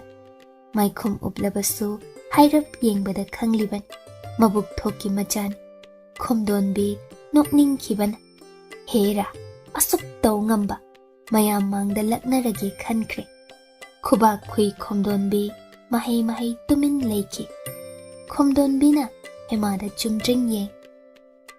Hai, tombi. Nasabi di kaday chathokani hairambage ne. Imalay ma. Namaw hangja hodre. Ayuk yenda anganbadagi thengna jadri loyumba mabudi. Hai, nang sudandi phangba yawba tar. Napuroiba senaba haitabi khangani do. Kuray layma khang sauzin. Mahay kinaki. Asuk haraw no ke layramba. Iwon on kibadudadi. Kuray layma phog haugatkre. Matung da lepa may kumba humay paibagi khudang tapay. Mangrom da jingthokle. Mahay karino. Hema mityeng chuithokte. Hauzikta tamba phibam murti ure. Haima, loyumba nangdi ngasaydagi sida kaidawriba. Mihul yawi. Manemna. May kumhangdo uthawgal naina. Haiba inja mangaknon. May ngangsin. Pari may kumhangdogle. Mahay yalaw na noy. Is, kari matawno. Atay na pisang marumda huran yengnaba. Sima na hekta phongna humay paiba oisin na yenglamliba ko. Ngamida angamton nangbo. Pari pisak nang loy thabatar. Lam asuk henba. Angamton nang na humay pairamba se khwaidagi chawba narang. Hai, tombi. Nang napamda matam khara layjarugera. Napuroiba lamhenba si warak patar. Lapna chadhankibatar. Yaida ko ngambising. Mahay noktuna khumnay tap oktuna. Haima, layma bi, yengjaningduna humay thawgalnay oizabane. Ngakpi sida, mataw se nungsine. Layma bi, thasi, loy thapna. Natrabadine, paripisak angamton ase, ka mahena lam hen kitare do. Nungsine hey mataw se. Is, paripisak sidi, moli. Mama hinjabi si kide dako. Masina, lona hainabani layma tahande. Jaw langki. Khwaidagi nungayba kumhay oikredo nong madugi. Hema ikay nungsiya nana. Pari may kay yengamda. Kaydaw na asum tawri yengliba. Pari mama makhong sokduna amuk hana tawjararoy khurumjay. Kuray layma na machabo. Hugat bibagi mahutta. Khol kanna lauki. Angambi hanjabi. Asigum na lamhenba se karam warakani. Niyamda kari jerak piyu haibalay hayu tasido.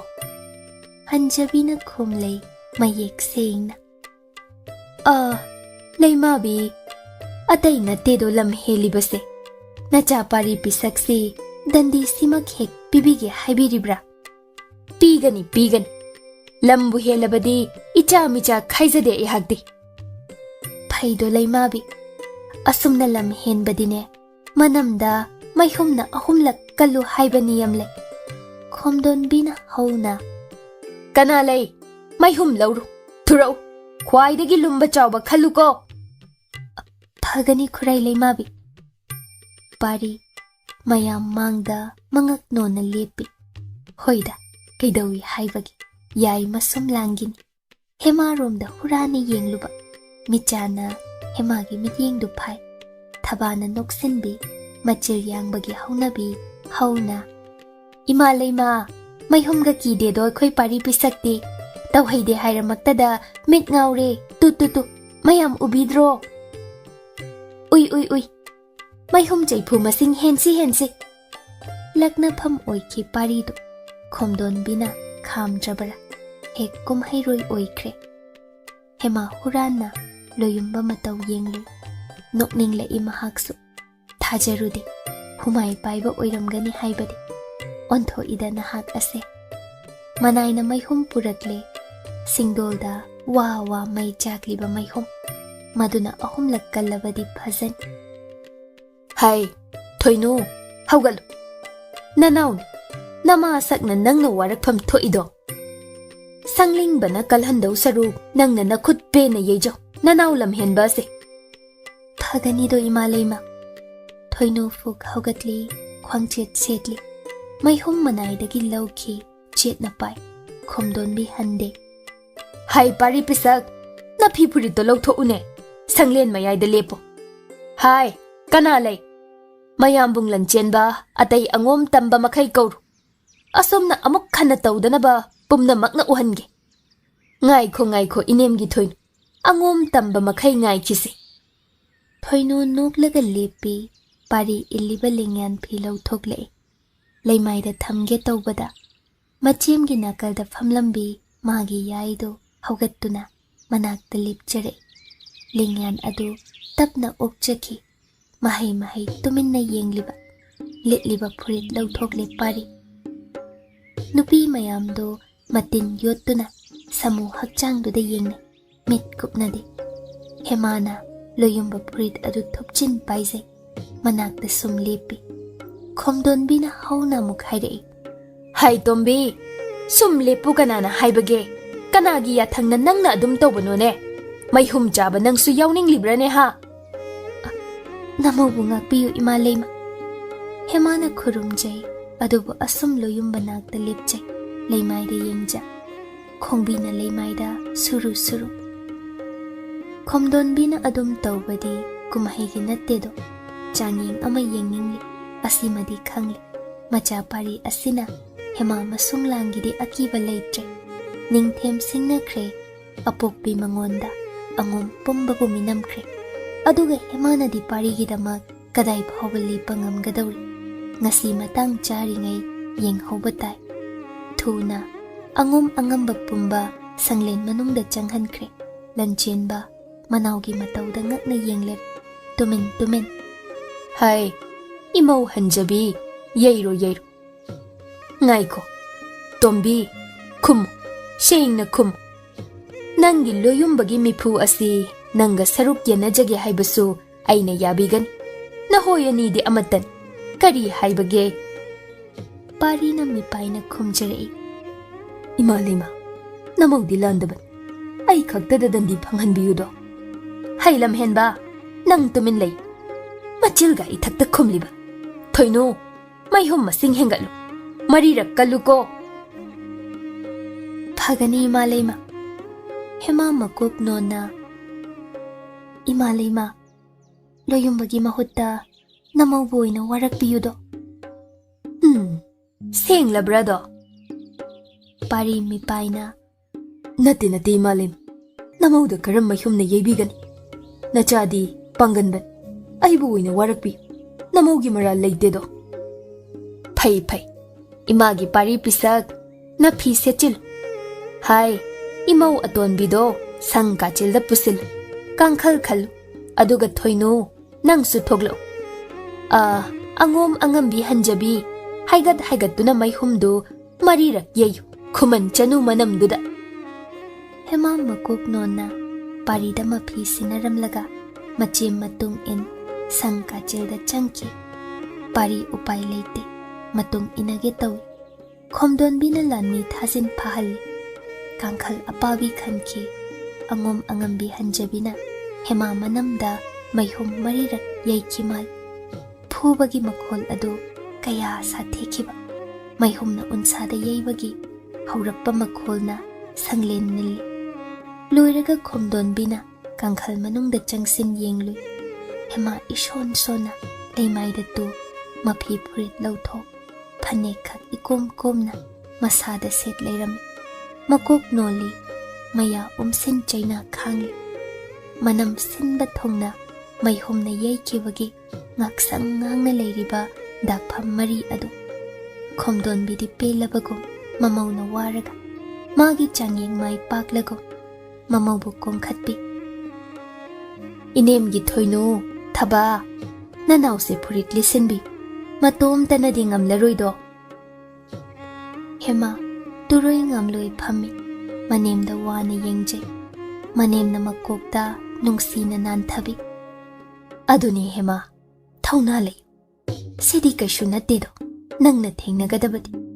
ꯃꯩꯍꯨꯝ ꯆꯩꯅꯥ ꯃꯔꯤꯈꯛꯁꯤꯗꯤ ꯀꯛꯆꯦꯡꯅ ꯆꯤꯛꯄꯒꯨꯝꯕꯅꯤꯗꯣ꯫ ꯂꯝꯍꯦꯟꯕ ꯑꯩꯒꯤ ꯄꯥꯔꯤ ꯄꯤꯁꯛꯁꯦ ꯏꯅꯦꯝꯅ ꯋꯥꯔꯛꯄ ꯉꯝꯗ꯭ꯔꯕꯅꯤ, ꯀꯥꯎꯔꯦꯜ ꯑꯉꯥꯎꯕ ꯑꯣꯏꯔꯦꯅ ꯁꯨꯝꯂꯥꯡꯒꯤ꯫ ꯑꯗꯨꯅ ꯃꯥꯒꯤ ꯑꯋꯥꯕꯒꯤ ꯁꯔꯨꯛ ꯅꯪꯒꯤ ꯇꯪꯈꯥꯏ ꯑꯣꯏꯌꯨꯀꯣ꯫ ꯉꯁꯤꯒꯤꯁꯤꯒꯨꯝ ꯑꯩꯒꯤ ꯄꯥꯔꯤ ꯄꯤꯁꯛ ꯍꯧꯖꯤꯛꯅ ꯅꯪꯒꯤ ꯂꯣꯌꯨꯝꯕ ꯑꯣꯏꯈ꯭ꯔꯕ ꯑꯁꯦ ꯅꯪꯅ ꯁꯤꯟ꯫ ꯏꯅꯦꯝ ꯄꯦ, ꯅꯪꯒꯤ ꯊꯧꯅꯤ, ꯂꯥꯎ ꯏꯅꯦꯝ ꯀꯣꯟ꯫ ꯉꯁꯤꯒꯤꯁꯤꯒꯨꯝ ꯅꯤꯡꯊꯦꯝ ꯃꯈꯨꯠꯇꯒꯤ ꯅꯪꯅ ꯑꯩꯒꯤ ꯐꯤꯖꯤꯒꯤ ꯃꯅꯤ ꯄꯥꯔꯤ ꯄꯤꯁꯛ ꯑꯁꯦ ꯀꯟꯗꯕ ꯌꯥꯗꯦꯀꯣ ꯏꯅꯦꯝꯒꯤ ꯍꯦꯃꯥ꯫ ꯍꯦꯃꯥ ꯇꯥꯏ, ꯃꯤꯠꯂꯨ ꯅꯥꯄꯣꯝꯗ ꯏꯔꯥ, ꯀꯥꯡꯈꯜ ꯃꯅꯨꯡꯗꯒꯤ ꯃꯃꯤ ꯁꯥꯃꯤ ꯃꯄꯥꯟꯂꯣꯝꯗ ꯌꯦꯡꯂꯨꯏ꯫ ꯅꯛꯅ ꯂꯥꯟꯃꯤꯅ ꯅꯥꯛ ꯌꯦꯠ ꯃꯈꯨꯠ ꯐꯥ ꯂꯦꯞꯂꯤ ꯃꯥꯒꯤ ꯂꯣꯌꯨꯝꯕ, ꯃꯤꯄꯥꯏꯖꯔꯤ ꯃꯥꯜꯂꯦ ꯂꯣꯌꯨꯝꯕ ꯑꯁꯦ꯫ ꯍꯦꯃꯥ ꯄꯤꯔꯥꯡ ꯁꯤꯟꯊꯥ ꯃꯣꯃꯣꯟ ꯅꯣꯛꯆꯔꯨꯏ꯫ ꯍꯥꯏꯔꯤ ꯃꯤꯠꯌꯦꯡꯗꯨꯅꯗꯤ ꯁꯤꯗ ꯅꯠꯇꯦꯗꯣ, ꯑꯄꯪꯕꯤ ꯅꯅꯥꯎꯅ ꯅꯁꯨꯝꯂꯥꯡꯒꯤꯗꯤ ꯃꯩꯍꯨꯝ ꯂꯤꯁꯤꯡꯒꯤ ꯆꯩꯅꯥ ꯈꯥꯡꯕꯁꯨ ꯏꯔꯥꯏ ꯂꯥꯏꯅ ꯉꯝꯒꯅꯤꯗꯣ꯫ ꯅꯪꯕꯨ ꯈꯪꯕꯤꯌꯨꯕ, ꯅꯪꯕꯨ ꯃꯤꯄꯥꯏꯔꯅꯨꯕ꯫ ꯀꯥꯡꯈꯜ ꯋꯥꯡꯃꯗꯅ ꯄꯥꯔꯤ ꯂꯩꯉꯝꯗꯦ, ꯈꯥꯡꯉꯝꯗꯦ, ꯍꯤꯡꯉꯝꯗꯦ꯫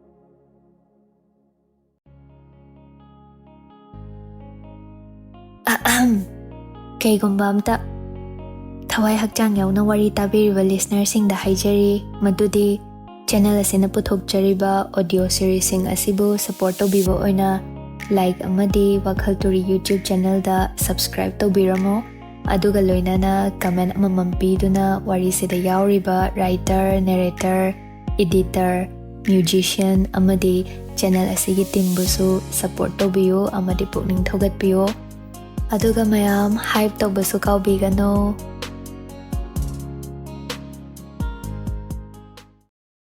ꯎꯔꯥ ꯀꯦꯀꯨ ꯁꯩꯅꯣꯜꯂꯛꯇ ꯀꯦꯀꯨ ꯂꯣꯠꯂꯤꯕꯤ ꯅꯪꯕꯨ ꯀꯅꯥꯅꯣ? ꯐꯣꯡꯉꯝꯗꯦ, ꯎꯉꯝꯗ꯭ꯔꯦ, ꯊꯤꯉꯝꯗ꯭ꯔꯦ, ꯂꯩꯉꯝꯗ꯭ꯔꯦ꯫ ꯈꯪꯂꯤꯔꯣꯏꯀꯣ ꯅꯤꯡꯊꯦꯝꯀꯣꯜꯒꯤ ꯍꯤꯔꯥ ꯅꯪꯕꯨ?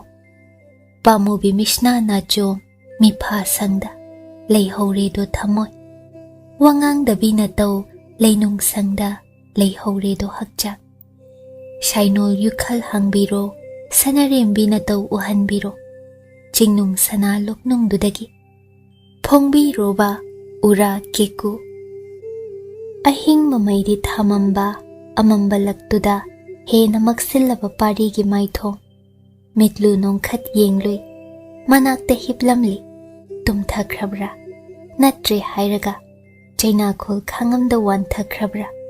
ꯉꯥꯏꯍꯥꯛꯀꯤ ꯃꯃꯥꯡꯗ ꯑꯅꯥꯅ ꯍꯦꯔꯝꯕꯤꯅꯤꯗꯣ꯫ ꯄꯥꯔꯤ ꯎꯄꯥꯏ ꯂꯩꯇ ꯌꯦꯡꯂꯤ ꯃꯥꯒꯤ ꯍꯦꯃꯥꯕꯨ꯫ ꯇꯨꯀꯠꯆꯔꯛꯏ, ꯍꯩꯅꯔꯛꯇ꯭ꯔꯦ, ꯑꯗꯨꯛ ꯀꯣꯅꯨꯡ ꯆꯠꯅꯔꯣ꯫ ꯀꯣꯅꯨꯡ ꯀꯥꯡꯂꯣꯟ ꯅꯤꯌꯝ ꯄꯨꯝꯕ ꯃꯍꯥꯛ ꯊꯛꯇ ꯐꯨꯛꯇꯣꯛꯇꯨꯅ ꯃꯥꯡꯍꯟꯅꯤꯡꯂꯛꯂꯤ꯫ ꯑꯄꯣꯛꯄꯤ ꯈꯨꯔꯥꯏ ꯂꯩꯃꯕꯨ ꯋꯥꯔꯧꯖꯈꯤ, ꯃꯥꯅ ꯂꯥꯜꯂꯨꯕꯅꯤ꯫ ꯃꯥꯒꯤ ꯌꯥꯏꯒꯤ ꯅꯨꯡꯁꯤ ꯃꯌꯥꯏꯅ ꯂꯝ ꯍꯦꯟꯗꯨꯅ ꯀꯣꯅꯨꯡ ꯅꯤꯌꯝ ꯊꯨꯒꯥꯏꯔꯨ, yeng phadaba jagoi yeng luiko hanjin hanjin pari mado mara sejare do loinaida khamnaida adubu kaidawi haibagi laluba mabu oina dandi pibi piningba chairak harau harau lam henba mana pale maphamdagi phigau sana yaja losenggedo maihumna chamarak manamda yayu ma ayo hairoiko adubu thot khrabi nau khrabi mamit anina phau pamu manduna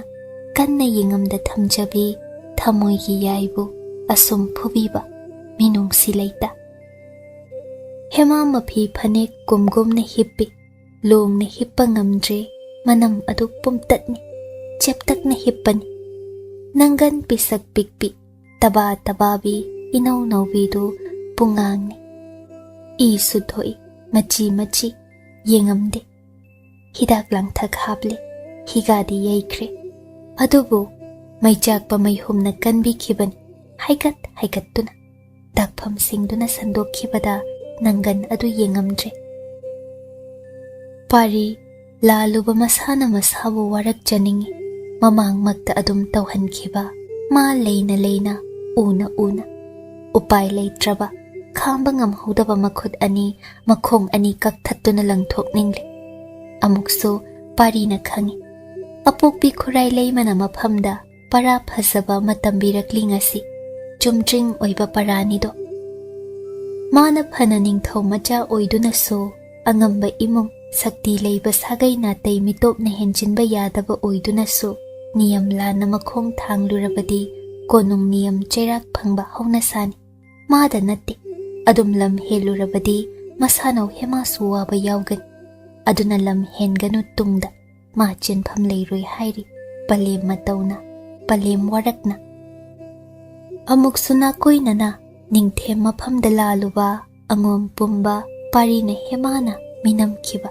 oida parengna hemabu manakta purakhiba dusu lali chekselu haibagumna ningthau macha su dandi phanghai lalurabadi cheksin haudrabadi ashum wagani haiba parani pari pen khidabana hema mangoi hawoi na herei pari masanon tha hema bu khasik kongkhatpi makok ngaksam waido mathabak waide hema gi makok masadu nga tharap leihan masu kang tholukhumda masa nga tha hema bu pishat piklibi nawagum sumbiri hema tumin leikhi na hiramba lepi hema manam atatpa asokpaduda parina tapna hidak mahi amuk taishinbi thoppana chainana loiramgani hema na herei sorwana wana honja pari mapi ira thangduna hema masamda nanbiraduna na shona hairei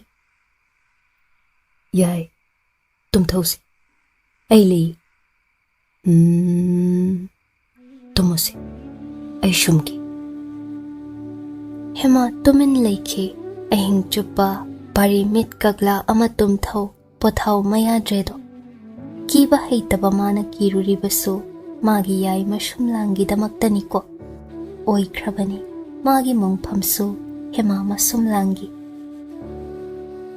nongan baga thoinu thaba machil manau tombi nakta seba tawba lakche pari hema naktagi hendokta leirami mataim ani changlakpada haugattuna khuda thaje ayuki kari bizakhre pari bisak tombi sibo icha chau yade teima khara thimduna amukta pijabiramuba hoi chalo nang sungai hak uijaru pothajaru aikhoi amuk senabigi hema mamit tapna ngamda pangja machem anida nokfetta yengje thaba maithong wana changsinduna hema nakta phamthai karino khita chasiba tombi lamga heluranuko kai thoe khasik inau pari bisakna lam henjarubana sumlangi inim hingchabi sina asuk tamthina yebi base kadai nanamdu yengi hema phanek chingtha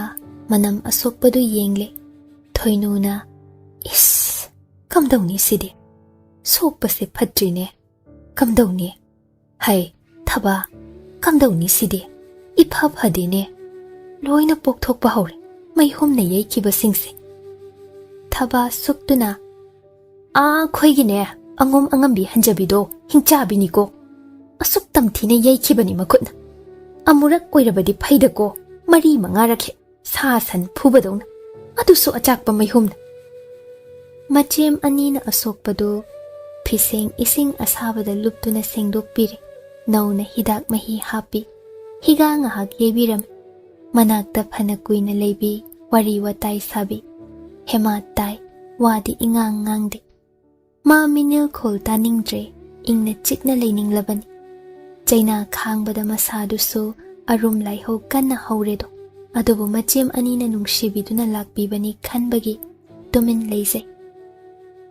Masana pangal watpane kharaga sonbaga awaina maknaredo pari laklaga haire Itay mani Himalay manala o haibi hai inayama laklaga asida lephawido Thaba suktuna hingchabido inaw kinakta ngahakta leijabasida amuk kauthoklibani hai pari pisak phatsu phatti ko nang pokpise thoinu tapna hai Anabana na khol ahoba ayakpadu taning luine masi laisram aphawbisidi laula pantharuradi ibani sune asum maihum na kangi haini ne ani du chatkre ichik chi hemawai sangi sor sang na hol parina ising sabungba inbi hema mamit ani pang nokfet tawna pari mataw yengamda Luyumba nangbu kaidawrabagene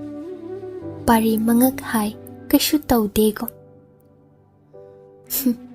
Sigibo adum ungduna leiba hongnabra. Loyomba na taw yengamde. Adum lay kanuba. Pari na jak lawri. Chadum maja totuna inbi. Hema chaning draba suchar. Masadu sukan na hek sagalay. Pari na maray bagta lasing pi ising chothan tham. Asaba law thokjay. Ngaksamway makhut makhongda lasing pi achotpana tapna nanbiri. Hemana manakta lagu haigum ingit tawjay. Pari phamung machida hiptharat hemabu chepna hiphan amuk makhut anina konsinbiri. Yay. Ay mukpangdaba leitre. Maitrabak asida. Luyumba adum khalay deba. Ay shunado na leire. Nangna adum sontharabadi kamdawgani. Kaidawi haibagi. Kaisu leiba na teda sidi. Nahanway ipamda leijarikan. Sidagi henba thengnara inanawdi. Pari nokfet na. Khuman na pamdesu asum maihum na kanbibra yay. Kalhe. Kuphada su thami. Lamhen bini hain. Aine siru dawrabani. Khangani. Khuman su aina limna tharuido. Kaidaw dawriba Luyumba. Nangna pamba tawgani. Sengla bro. Sengla. Luyumba. Khangde. Ayukta mangba mangse phagande haido. Ay hojikne. Uitharubada manga mamang. Kari mangla no yay. Adubra. Nahakse. Som lap thoki inaktagi. Una swai hekta mamangki. Kaya mi pairure aide. Amuk na itong dalepe nangse. Amuk na yeta oida. Khut na lamba panggani haraururiba ain. Ado soqngamde. Som chatki. Aina kawe. Nang na hanna yenglamde. Aina natungda chendo na tan. Luyumba ungam kidre. Tushindo na lamak hangda kapawido aina. Luyumba na nokto na machatki. Kiba na aidi. Pari na hemabu munna yengladuna. Yay. Makugi mang. Namini ni aise. Oy thoktaba mang. Kalakpalay phattaba kanana insindu na manghaliban. Yaro. ꯑꯩꯒꯤ ꯌꯥꯏꯕꯨ ꯋꯥꯍꯟꯕꯗꯤ? ꯂꯣꯌꯨꯝꯕ, ꯅꯨꯡꯁꯥ ꯃꯉꯥꯜꯗ ꯈꯛ ꯏꯁꯥꯒꯤ ꯏꯃꯤ ꯎꯕ ꯐꯪꯅꯩ ꯍꯥꯏꯕꯗꯥꯏꯅꯦ? ꯀꯝꯗꯧꯒꯅꯤ ꯎꯔꯨꯝꯗ ꯑꯩꯅ ꯂꯦꯞꯄꯨꯕ ꯂꯩꯔꯨꯕꯗꯤ ꯏꯃꯤ ꯑꯣꯏꯕ ꯅꯪꯗꯤ ꯃꯥꯡꯈꯤꯅꯤ. ꯑꯩ ꯅꯥꯏꯇꯣꯝ ꯇꯥꯍꯧꯔꯒꯅꯤꯀꯣ. ꯄꯥꯔꯤ ꯍꯦꯃꯥ ꯑꯗꯨ ꯃꯁꯥ ꯌꯥꯝꯅ ꯉꯝꯗꯕꯗꯨꯗ ꯆꯣꯏꯔꯣꯜ ꯉꯥꯡꯂꯦ ꯈꯪ. ꯍꯦꯃꯥ ꯃꯆꯤꯜ ꯃꯦꯟꯕꯤ. ꯏꯃꯤꯅꯕꯨ ꯍꯛꯆꯥꯡ ꯊꯥꯗꯣꯛꯏ ꯍꯥꯏꯕ꯭ꯔꯅꯤ ꯌꯥꯏ.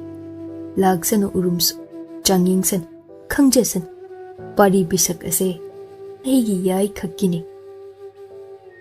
ꯍꯦꯃꯥ ꯃꯣꯃꯣꯟꯂꯤ ꯆꯩꯅꯥ ꯄꯨꯝꯕ ꯀꯥꯎꯈ꯭ꯔꯒꯨꯝ ꯄꯥꯔꯤ ꯃꯊꯥꯗ ꯍꯦꯟꯅ ꯆꯪꯁꯤꯟꯈꯤ. ꯅꯋꯥꯒꯨꯝ ꯑꯃꯨꯛ ꯇꯨꯝꯊꯈ꯭ꯔꯦ. ꯑꯗꯨꯝ ꯑꯅꯥ ꯂꯣꯏꯅꯗꯨꯅ ꯍꯦꯃꯥ ꯍꯞꯇꯥꯃꯨꯛꯂꯦ. ꯄꯥꯔꯤ ꯁꯪꯒꯥꯏꯗꯒꯤ ꯍꯦꯟꯗꯣꯛꯆꯗꯦ. ꯑꯗꯨ ꯀꯟꯅ ꯃꯃꯧ ꯑꯇꯣꯝꯕꯤꯅ ꯅꯥꯕꯕꯨ ꯈꯨꯔꯥꯏ ꯂꯩꯃ ꯈꯨꯝꯗꯣꯟꯕꯤ ꯃꯅꯦꯝ ꯑꯃꯨꯛ ꯐꯥꯎꯕ ꯂꯥꯛꯇꯨꯅ ꯍꯪꯂꯗꯦ. ꯊꯃꯣꯏ ꯀꯟꯈ꯭ꯔꯦꯗ ꯍꯅꯨꯕꯤ ꯑꯁꯦ. ꯍꯞꯇꯥ ꯃꯇꯨꯡ ꯃꯆꯥ ꯄꯥꯔꯤꯕꯨ ꯀꯧꯔꯛꯏ. ꯄꯥꯔꯤ ꯃꯃꯥ ꯅꯥꯛꯇ ꯆꯪꯁꯤꯟꯗꯨꯅ ꯈꯨꯔꯨꯝꯖꯩ. ꯅꯆꯥꯕꯨ ꯀꯧꯕꯤꯕꯕꯨ ꯏꯃꯥ ꯂꯩꯃ? ꯐꯝꯃꯨ ꯐꯝꯃꯨ. ꯑꯩꯒꯤ ꯏꯃꯧ ꯇꯣꯝꯕꯤꯗꯤ ꯀꯗꯥꯏ? ꯂꯥꯛꯃꯤꯟꯅꯧ ꯌꯥꯗ꯭ꯔꯣ? ꯅꯆꯥꯅ ꯑꯃꯨꯛ ꯀꯧꯖꯔꯨ ꯍꯥꯏꯕ꯭ꯔꯥ ꯅꯃꯧ ꯇꯣꯝꯕꯤꯕꯣ? ꯌꯥꯔꯦ ꯌꯥꯔꯦ, ꯑꯩꯅꯦ ꯏꯃꯧ ꯀꯣꯟꯅ ꯋꯥꯔꯤ ꯁꯥꯖꯒꯦ. ꯐꯒꯅꯤ ꯏꯃꯥ ꯂꯩꯃ. ꯄꯥꯔꯤ ꯄꯤꯁꯛ, ꯇꯥꯛꯄꯤꯌꯨ ꯏꯃꯥ ꯂꯩꯃ. ꯅꯣꯡꯃ ꯋꯥꯁꯛꯈꯤꯗꯥꯏ ꯅꯆꯤꯜꯅ ꯑꯉꯣꯝ ꯄꯨꯔꯦꯜ ꯄꯟ ꯅꯄꯥꯕꯨꯡ ꯄꯟ. ꯋꯥꯁꯛ ꯑꯗꯨ ꯉꯥꯛꯂꯨ. ꯏꯃꯥꯒꯤ ꯑꯄꯥꯝꯕ ꯑꯃ ꯂꯩꯔꯤ. ꯃꯗꯨ ꯍꯥꯏꯔꯒꯦꯗꯣ ꯉꯁꯤꯗꯤ. ꯄꯥꯔꯤ ꯃꯀꯣꯛ ꯅꯣꯟꯅ ꯇꯥꯛꯄꯤꯌꯨ ꯏꯃꯥ ꯂꯩꯃ. ꯁꯦ ꯏꯃꯧ ꯇꯣꯝꯕꯤꯒꯁꯨ ꯅꯪꯒ ꯂꯨꯍꯣꯡꯂꯦ. ꯃꯄꯨꯡ ꯐꯥꯈ꯭ꯔꯦ ꯅꯪꯒꯤ ꯑꯍꯥꯟꯕ ꯂꯨꯍꯣꯡꯕ. ꯑꯅꯤꯁꯨꯕ ꯂꯨꯍꯣꯡꯕꯒꯤ ꯃꯇꯥꯡ ꯃꯇꯝ ꯆꯞ ꯆꯥꯔꯦꯗꯣ. ꯍꯥꯏꯌꯨ ꯇꯥꯁꯤ. ꯅꯪꯅ ꯈꯣꯏꯗꯥꯖꯕꯤ ꯀꯅꯥ ꯑꯃ ꯂꯩꯕ꯭ꯔꯥ? ꯅꯠꯇ꯭ꯔꯒ ꯑꯩꯅ ꯄꯥꯝꯖꯕꯤ ꯑꯃ ꯍꯦꯛꯇ ꯄꯨꯔꯛꯄꯗ ꯌꯥꯖꯔꯅꯤꯀꯣ ꯄꯥꯔꯤ ꯄꯤꯁꯛ. ꯄꯥꯔꯤ ꯈꯨꯝꯗꯦ. ꯃꯀꯣꯛ ꯅꯣꯟꯅ ꯂꯩ. ꯃꯄꯨ ꯄꯨꯔꯦꯜ ꯃꯄꯥ ꯅꯤꯡꯊꯧ ꯄꯟꯗꯨꯅ ꯁꯛꯈꯤꯕ ꯋꯥꯁꯛꯇꯤ ꯉꯥꯛꯇꯕ ꯍꯧꯅꯗꯦ. ꯁꯥꯒꯩ ꯅꯥꯇꯩ ꯃꯁꯥꯃꯛ ꯌꯥꯎꯅ ꯄꯨꯂꯞ ꯅꯣꯔꯣꯛꯇ ꯇꯥꯒꯅꯤ. ꯑꯔꯥꯏꯕ ꯋꯥꯁꯛꯁꯨ ꯑꯣꯏꯈꯤꯗꯦ. ꯑꯄꯣꯛꯄꯤ ꯈꯣꯡꯌꯥꯗ ꯁꯛꯈꯤꯕꯅꯤ. ꯂꯨꯗꯧꯔꯤꯗ ꯄꯥꯔꯤ ꯅꯪꯕꯣ. ꯏꯃꯥꯒꯤ ꯄꯥꯔꯤ ꯄꯤꯁꯛ, ꯈꯨꯝꯃꯨꯅꯦ. ꯀꯅꯥ ꯈꯣꯏꯗꯥꯖꯕꯤ ꯂꯩꯕꯒꯦ? ꯍꯥꯏꯌꯨ ꯍꯥꯏꯌꯨ. ꯑꯣꯏꯅꯤꯡꯕ ꯑꯣꯏꯁꯅꯨ. ꯁꯥꯒꯩ ꯖꯥꯠꯄꯨ ꯁꯦꯡꯂꯕꯗꯤ ꯐꯤꯃꯟ ꯁꯦꯠꯄꯤ ꯂꯥꯏꯔꯕꯤ ꯂꯨꯈ꯭ꯔꯥ ꯃꯆꯥꯁꯨ ꯑꯣꯏꯁꯅꯨ. ꯏꯃꯧ ꯑꯣꯏꯅ ꯑꯉꯣꯝ ꯀꯣꯅꯨꯡꯁꯤꯗ ꯏꯃꯥꯅ ꯄꯨꯔꯛꯀꯦꯀꯣ. ꯄꯥꯔꯤ ꯃꯃꯥꯗ ꯃꯨꯟꯅ ꯌꯦꯡꯖ. ꯏꯃꯥ ꯂꯩꯃ, ꯋꯥꯐꯝ ꯑꯃꯇ ꯍꯥꯏꯌꯨꯅꯦ ꯍꯥꯏꯌꯨꯅꯦ. ꯋꯥꯁꯛ ꯀꯥꯏꯐꯗꯦꯗꯣ ꯏꯄꯥ ꯏꯄꯨ ꯁꯥꯒꯩ ꯅꯥꯇꯩ ꯅꯣꯔꯣꯛ ꯇꯥꯐꯗꯦ.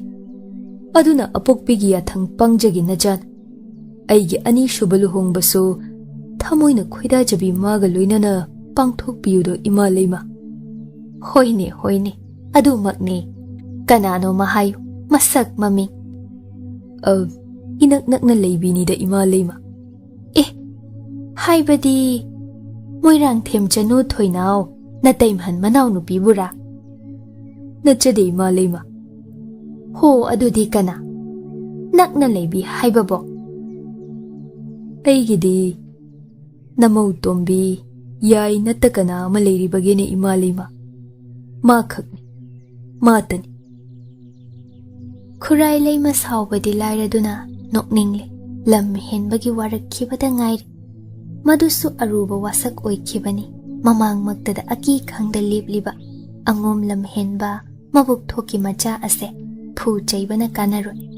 ꯌꯥꯔꯜ ꯂꯥꯛꯁꯤꯟꯕ ꯉꯝꯂꯣꯏ ꯈꯪꯕꯅ ꯄꯥꯔꯤꯕꯨ ꯇꯁꯦꯡꯅ ꯋꯥꯔꯛꯀꯦ ꯍꯥꯏꯔꯕꯗꯤ ꯍꯦꯃꯥꯕꯨ ꯋꯥꯍꯟꯕ ꯇꯥꯏ. ꯑꯗꯨꯝꯁꯨ ꯇꯧꯈꯤ ꯈꯣꯝꯗꯣꯟꯕꯤꯅ. ꯍꯦꯃꯥꯗ ꯁꯥꯖꯩ ꯑꯃ ꯀꯟꯕꯗ ꯄꯥꯔꯤꯅ ꯃꯁꯥꯗ ꯁꯥꯖꯩ ꯂꯤꯁꯤꯡꯅ ꯀꯟꯁꯤꯜꯂꯛꯂꯕꯒꯨm ꯐꯥꯎꯒꯅꯤ. ꯑꯗꯨꯃꯛ ꯇꯧꯈ꯭ꯔꯦ. ꯑꯗꯨꯝ ꯅꯦꯅꯥ ꯇꯥꯔꯨꯔꯦ. ꯍꯥꯟꯅꯒꯨꯝ ꯃꯆꯥ ꯑꯁꯤ ꯃꯥꯅ ꯍꯥꯏꯕ ꯏꯜꯂꯅꯤ ꯅꯤꯡꯖꯔꯨꯏ ꯈꯣꯝꯗꯣꯟꯕꯤ. ꯑꯗꯨꯕꯨ ꯀꯗꯥꯏ, ꯈꯨꯔꯛꯇ ꯁꯤꯠ ꯅꯥꯟꯊꯣꯛꯇꯨꯅ ꯀꯌꯥ ꯑꯀꯤ ꯈꯪꯗ ꯍꯥꯏꯗꯣꯔꯛꯂꯤꯕ ꯋꯥꯉꯥꯡ. ꯈꯨꯔꯥꯏ ꯂꯩꯃ ꯃꯆꯥꯗ ꯅꯣꯛꯐꯦꯠꯅ ꯌꯦꯡ. ꯏꯃꯥꯒꯤ ꯄꯥꯔꯤ ꯄꯤꯁꯛ, ꯋꯥ ꯑꯃ ꯁꯦꯡꯅ ꯈꯨꯝꯃꯨꯀꯣ ꯅꯪ. ꯑꯁꯦꯡꯕꯗ ꯍꯥꯏꯌꯨꯗꯣ. ꯍꯦꯃꯥꯗ ꯃꯩꯍꯨꯝꯅ ꯃꯔꯤꯔꯛ ꯃꯉꯥꯔꯛꯀꯤ ꯃꯍꯨꯠ ꯃꯁꯤꯡ ꯀꯌꯥꯔꯛ ꯅꯃꯥꯡꯗ ꯀꯜꯍꯜꯂꯒ ꯅꯪꯒꯤ ꯅꯔꯣꯜ ꯆꯨꯝꯍꯟꯕ ꯉꯝꯒꯅꯤ ꯍꯥ ꯍꯥꯏꯌꯨ ꯍꯥꯏꯌꯨ ꯄꯥꯔꯤ ꯃꯀꯣꯛ ꯅꯣꯟꯅ ꯑꯗꯨꯃꯛ ꯕꯦꯕꯥꯔ ꯀꯥꯏꯗꯅ ꯏꯃꯥꯂꯩꯃ ꯅꯆꯥꯕꯨ ꯉꯥꯛꯄꯤꯌꯨꯗ ꯑꯩꯒꯤꯗꯤ ꯃꯥꯇ ꯑꯇꯩꯒꯨꯝ ꯑꯩꯗꯤ ꯇꯥꯂꯣꯏ ꯃꯁꯤꯡ ꯌꯥꯝꯖꯔ ꯑꯃꯗꯒꯤ ꯍꯦꯟꯖꯔꯣꯏꯗꯣ ꯍꯥꯏ ꯃꯩꯊꯥꯕ ꯅꯪꯒꯤ ꯋꯥꯁꯛꯅ ꯀꯗꯥꯏꯗ ꯍꯥ ꯅꯆꯥꯅ ꯋꯥꯁꯛ ꯉꯥꯛꯆ ꯅꯃꯧ ꯇꯣꯝꯕꯤ ꯏꯁꯥꯅꯧ ꯌꯥꯏꯒ ꯑꯃꯨꯛ ꯍꯟꯅ ꯂꯨꯍꯣꯡꯖꯒꯦ ꯏꯃꯥꯂꯩꯃ ꯍꯩ ꯃꯔꯩꯖꯥꯎ ꯅꯪ ꯃꯇꯣꯏꯅꯔꯥ ꯑꯩꯕꯨ ꯀꯤꯗ꯭ꯔꯦ ꯅꯄꯥꯕꯨꯡ ꯅꯤꯡꯊꯧ ꯅꯌꯥꯝꯕꯨꯡꯕꯨ ꯎꯁꯤꯠꯇ꯭ꯔꯦ ꯅꯠꯇ꯭ꯔꯥ ꯅꯆꯥꯕꯨ ꯉꯥꯛꯄꯤꯌꯨ ꯑꯗꯨꯗꯗꯤ ꯇꯥꯛꯄꯤꯒꯅꯨ ꯏꯃꯥꯂꯩꯃ ꯄꯨꯝꯅꯃꯛꯀꯤꯗꯃꯛ ꯅꯆꯥꯅ ꯊꯋꯥꯏ ꯑꯁꯤ ꯀꯠꯆꯕ ꯉꯝꯒꯅꯤꯗꯣ ꯑꯗꯨ ꯑꯣꯏꯔꯕꯗꯤ ꯍꯥꯏꯔꯤꯕꯁꯤ ꯅꯪ ꯂꯨꯍꯣꯡ ꯐꯔꯦ ꯏꯃꯧ ꯅꯪꯒꯤ ꯑꯅꯤꯁꯨꯕꯤ ꯇꯥꯂꯣꯏ ꯑꯩꯅ ꯈꯜꯂꯅꯤ ꯄꯨꯗꯨꯅ ꯂꯥꯛꯀꯦ ꯅꯨꯃꯤꯠ ꯂꯦꯞꯂꯅꯤ ꯑꯊꯦꯟꯄꯣꯠ ꯀꯥꯗꯨꯅ ꯑꯉꯣꯝ ꯄꯨꯡꯖꯥꯎ ꯊꯤꯟꯗꯨꯅ ꯊꯨꯅ ꯂꯨꯍꯣꯡꯗꯕ ꯁꯨꯡꯌꯥ ꯌꯥꯗ꯭ꯔꯦ ꯅꯆꯥ ꯉꯝꯖꯔꯣꯏꯗꯣ ꯑꯩꯕꯨ ꯉꯥꯛꯄꯤꯌꯨ ꯇꯥꯂꯣꯏ ꯑꯃꯗꯒꯤ ꯍꯦꯟꯕ ꯉꯝꯖꯔꯣꯏꯗꯣ ꯏꯃꯥꯂꯩꯃ ꯑꯩꯍꯥꯛꯇꯤ ꯍꯩ ꯆꯤꯟꯊꯤꯕ ꯑꯗꯨꯛ ꯂꯥꯏꯅ ꯅꯄꯨ ꯄꯨꯔꯦꯜ ꯄꯟꯗꯨꯅ ꯁꯛꯈꯤꯕ ꯋꯥꯁꯛ ꯊꯨꯒꯥꯏꯖꯕ ꯁꯥꯏꯗꯣ ꯅꯆꯥꯕꯨ ꯉꯥꯛꯄꯤꯌꯨ ꯅꯃꯧ ꯑꯇꯣꯝꯕꯤꯒ ꯍꯟꯖꯤꯟꯅ ꯂꯨꯍꯣꯡꯖꯒꯦ ꯃꯩꯊꯥꯕ ꯇꯨꯃꯟ ꯑꯁꯤ ꯀꯌꯥꯝ ꯄꯥꯝꯃꯨꯔꯦ ꯅꯪꯅ ꯍꯥ ꯄꯥꯔꯤ ꯁꯛꯐꯝ ꯑꯣꯜꯂꯤ ꯅꯤꯡꯉꯝꯗ ꯑꯄꯣꯛꯄꯤꯃꯛꯅ ꯑꯗꯨꯝ ꯍꯦꯃꯥꯕꯨ ꯆꯩꯕꯤꯕꯗ ꯊꯃꯣꯏ ꯀꯥꯏꯔꯒꯨꯝ ꯃꯀꯣꯛꯅꯣꯅ ꯃꯃꯥꯒꯤ ꯃꯈꯣꯡꯗ ꯇꯨ ꯍꯥꯏꯖꯔꯝꯃꯤ ꯄꯨꯝꯅꯃꯛꯅ ꯇꯨꯃꯟꯅꯤ ꯆꯩꯕꯤꯔꯤꯕ ꯃꯍꯥꯛ ꯑꯁꯦ ꯑꯩꯒꯤꯗꯤ ꯃꯣꯡꯐꯝ ꯑꯩꯒꯤ ꯄꯨꯝꯅꯃꯛꯅꯤ ꯏꯃꯥꯂꯩ ꯋꯥꯁꯛ ꯉꯥꯛꯄ ꯉꯝꯗ꯭ꯔꯕ ꯏꯔꯅꯥꯏ ꯏꯗꯣꯝ ꯅꯣꯔꯣꯛꯇ ꯂꯩꯖꯔꯨꯒꯦ ꯅꯆꯥꯒꯤ ꯄꯨꯟꯁꯤꯅ ꯍꯤꯡꯂꯤꯕ ꯃꯈꯩꯗꯤ ꯑꯩ ꯇꯥꯂꯣꯏ ꯑꯃꯗꯒꯤ ꯍꯦꯟꯖꯔꯣꯏ ꯏꯃꯥꯂꯩꯃ ꯈꯣꯝꯗꯣꯟꯕꯤ ꯃꯩ ꯍꯧꯅ ꯃꯁꯥꯎꯈ꯭ꯔꯦꯗꯣ ꯍꯧꯅ ꯂꯥꯎꯏ ꯍꯥꯏ ꯀꯅꯥ ꯂꯩ ꯑꯩꯒꯤ ꯏꯆꯥ ꯑꯉꯝꯍꯜ ꯀꯧꯔꯨ ꯊꯨꯔꯛꯎ ꯇꯟꯅ ꯂꯟꯆꯦꯟꯕ ꯆꯪꯁꯤꯟ ꯃꯃꯥꯒꯤ ꯃꯈꯣꯡ ꯁꯣꯛ ꯈꯨꯔꯨꯝꯂꯩ ꯍꯥꯏ ꯋꯥꯔꯛꯇꯕꯒꯤ ꯃꯌꯥꯝꯕ ꯅꯅꯥꯎ ꯑꯁꯦ ꯅꯈꯨꯠꯇ ꯁꯤꯟꯅꯕꯕꯨ ꯋꯥꯔꯛꯄꯤꯗ꯭ꯔꯗꯨꯅ ꯍꯧꯖꯤꯛꯇꯤ ꯅꯃꯥ ꯅꯄꯥ ꯅꯪꯁꯨ ꯌꯥꯎꯅ ꯍꯥꯠꯇꯧꯔꯦꯗꯣ ꯂꯋꯥꯏꯗ ꯂꯥꯛꯊꯔꯛꯄ ꯃꯃꯥꯒꯤ ꯋꯥꯗ ꯂꯟꯆꯦꯟꯕ ꯂꯀꯛ ꯆꯥꯏ ꯃꯅꯥꯎꯗ ꯃꯔꯧ ꯂꯩꯅ ꯌꯦꯡꯂꯛꯏ ꯃꯀꯣꯛ ꯅꯣꯟꯅ ꯏꯃꯥꯂꯩꯃ ꯅꯆꯥꯅ ꯂꯥꯟꯕ ꯉꯥꯛꯇꯅꯤ ꯏꯅꯥꯎ ꯄꯥꯔꯤ ꯄꯤꯁꯛꯅ ꯀꯔꯤ ꯃꯔꯥꯜ ꯂꯪꯖꯔꯝꯕꯅꯣ ꯅꯆꯥꯕꯨꯁꯨ ꯈꯪꯍꯟꯕꯤꯌꯨꯗ ꯏꯅꯥꯎꯕꯨ ꯑꯩꯅ ꯋꯥꯔꯛꯆꯒꯦ ꯅꯅꯥꯎꯒꯤ ꯑꯅꯤꯁꯨꯕꯤ ꯇꯥꯂꯣꯏ ꯑꯩꯒꯤ ꯏꯃꯧ ꯑꯇꯣꯝꯕꯤ ꯑꯃ ꯄꯥꯝ ꯃꯁꯥꯃꯛꯅꯁꯨ ꯑꯉꯣꯝ ꯄꯨꯔꯦꯜ ꯄꯟꯖ ꯋꯥꯁꯛꯆꯈ꯭ꯔꯒ ꯍꯧꯖꯤꯛ ꯉꯝꯂꯣꯏ ꯍꯥꯏꯅ ꯆꯦꯟꯕ ꯁꯥꯏ ꯑꯩꯅ ꯄꯣꯛꯄ ꯏꯆꯥꯗꯨꯔꯣ ꯑꯁꯤꯕꯣ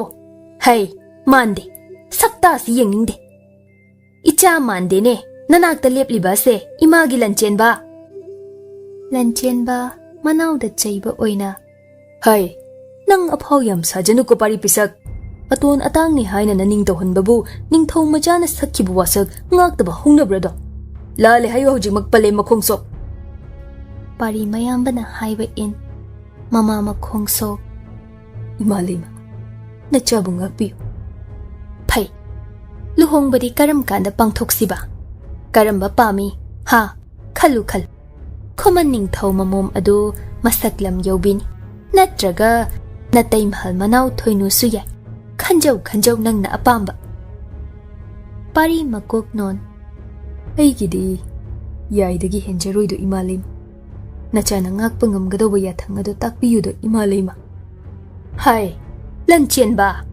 ꯃꯩ ꯊꯥꯕꯁꯤ ꯍꯧꯖꯤꯛꯃꯛ ꯃꯉꯛ ꯁꯝ ꯂꯥꯛꯇꯨꯅ ꯏꯜꯂꯨ ꯃꯁꯦ ꯏꯆꯥ ꯅꯠꯇ꯭ꯔꯦ ꯉꯁꯤꯗꯒꯤ ꯂꯟꯆꯦꯟꯕꯅ ꯍꯥꯏ ꯄꯥꯔꯤ ꯄꯤꯁꯛ ꯅꯪ ꯃꯇꯣꯏꯅꯔꯥ ꯋꯥꯁꯛ ꯉꯧ ꯌꯦꯡꯉꯨ ꯇꯧꯍꯩꯗꯦ ꯂꯥꯜꯂꯦ ꯍꯥꯏꯌꯨ ꯂꯨꯍꯣꯡꯖꯔꯒꯦ ꯍꯥꯏꯌꯨꯅꯦ ꯍꯧꯖꯤꯛꯃꯛ ꯏꯌꯥꯝꯕ ꯑꯉꯝꯍꯜ ꯅꯅꯥꯎꯕꯨ ꯉꯥꯛꯄꯤꯌꯨꯗ ꯅꯅꯥꯎ ꯅꯨꯄꯤ ꯑꯁꯤ ꯃꯔꯥꯏꯕꯛ ꯊꯤꯔꯕꯤ ꯀꯩꯗꯧꯅ ꯈꯪꯁꯤꯟꯅꯕꯤꯗꯕꯅꯣ ꯅꯍꯣꯏ ꯄꯨꯝꯕꯅ इशुम लांगी टेंखांग कयादा मथ्वाई थानी कीदा लांथेंगनरुरबी मफमदा लंगजबा ननाउदी ngamjaruido इमालेमा कैदौबगे नमौ अशिबु नुंगसिबियुबा नचाबु नुंगसिबिद्रबसो हाय लंचेनबा लमहेनबदु अंगोम पुंबा उजसन संथोंग युंबी मखोंगदने मरोल चुमद्रि फावबा पुंदुना थमुको मयादा इसिंग मरिक अमा फावबा तहनगन मसे खोमदोनबी एगी याथंग पुथोख्रो मै थाबदो चलो Angom पुंबा मतौ तमनरकनी Lanchenba upai leita, manawbu sauna induna, chingduna puri, kurai leimagi yathang, ngaktaba yadedo. Phana manawbu nungsirabasu, manai kawi. Hai, noi kana lei. Masi naw natre. Shana thongda thauri na yumbi achoba makhongda pul. Yengi. Maril kayam khai haibasu. Pari nolukna, khol nemna. Yamba ngaman. Nanaw mukta sangaida mikup amata chacharuki. Masidadi nanaw ni khana yabiyudo. Kari chintiba. Nang tumin layu ko nang. Yamba ngaman. Nanaw nupido may humna manamda kanbi kibagi. Kaya kanna mas hangamdaduna lay. Hojikso ana loina jahurido. Yawa amata chinggoy na jaramki. Natrabadi aibu waro kiduna karisu chaw thau mayakraroido. Waro chawbi. Wahay karta ay jaramki. Lanchenba nungay raktraduna. Pay, mikup ahumdagi henba yaroy ko. Pari sangay nungda jensen ke. Lanchenba mataw ado nungsu nungsi. Adobu thamoy kansaduna lepi. Hema hugat kangkhat ngamjare. Magi loyum bana. Ngasi numidang wairam. Kaithel achawbada koitho usi hairami. Kumhay amasu lay mali. Adugi maphi marol loishinjaduna. Mathanglen lakpa ngay jarambani. Nokfet tawjay. Loyum bana mamangda leplakpada. Thengbira ida loyum ba. Karino kumhay yingba pubini haibiram laga. Si, phirol se hongdok biro. Nanaw tingbang jage law ni loyum ba. Som yingduna layriba si karigino. Pariwa haingam dredo. Yay matawda ngawribani. Apangba ase. Hema kabuk lay na chum amapayduna. Si, nakot na yit kinapada. Chinbigi hairambada. Ngayribani loyum ba. Chinjaro sine na chum se. Pari momon nok na. Kabuk lay na chum. Hema yit kinapada chinjaram. Kabuk lay apisakso. Angum pari pisakso maraybag paydako. Yay na pada tangjaba phangba. Yay. Na chumgi mapudi. Kananina. Khumudo. Kana oini. Lay. Ama. Kana buno. Kana oini haibage. Nasamak ne. Aigi loyum bani. Khangsinadabaga sasayne. Pari momona. Hema may thongda mangak nontha yengja. Nungsina hairamido. Kayam kuina lapnarani haingamde. Loy krabara khali awaba. Adobu loy naide. Ingoy. Yay. Kuiroida. Aruba thabak ama machataba yadredo. Sangaydagi hendokta layudo. Hala aga singna wa hairagi. Chattabadi yadre iha. Waro phadi. Itaim anigi manakta chay. Kuiro. Aibu ngayram. Kumhay yengba ngasidi. Nangbu puba ngamludore. Nongma soydana pugan. Ay chalukigi. Kadayda no? Haigani kon. Phazana lay. Si. Momon noo.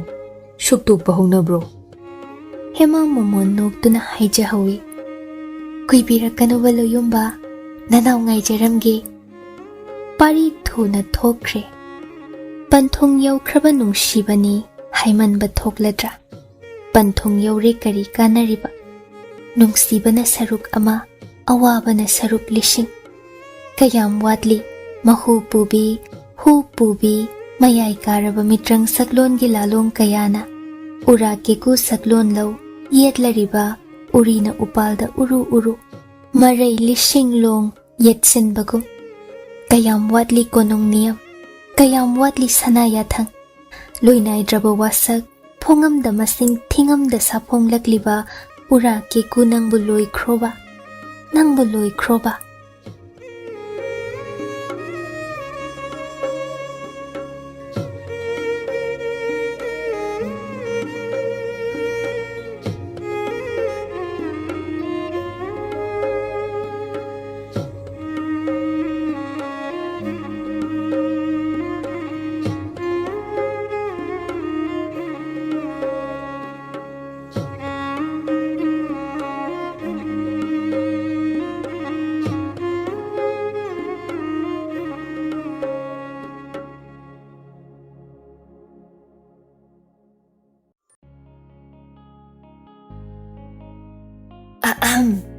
Kaygumba amta thawai hakchang yauna wari tabiriba listener sing da haijari madudi channel asina puthokjariba audio series sing asibu support tobibo oina like amadi WakhaL Turi YouTube channel da subscribe tobiramo aduga loinana comment amamam piduna wari sida yauriba writer narrator editor musician amadi channel asigi team busu support tobiyo amadi pukning thogatpiyo aduga mayam hype tobasu kaubigano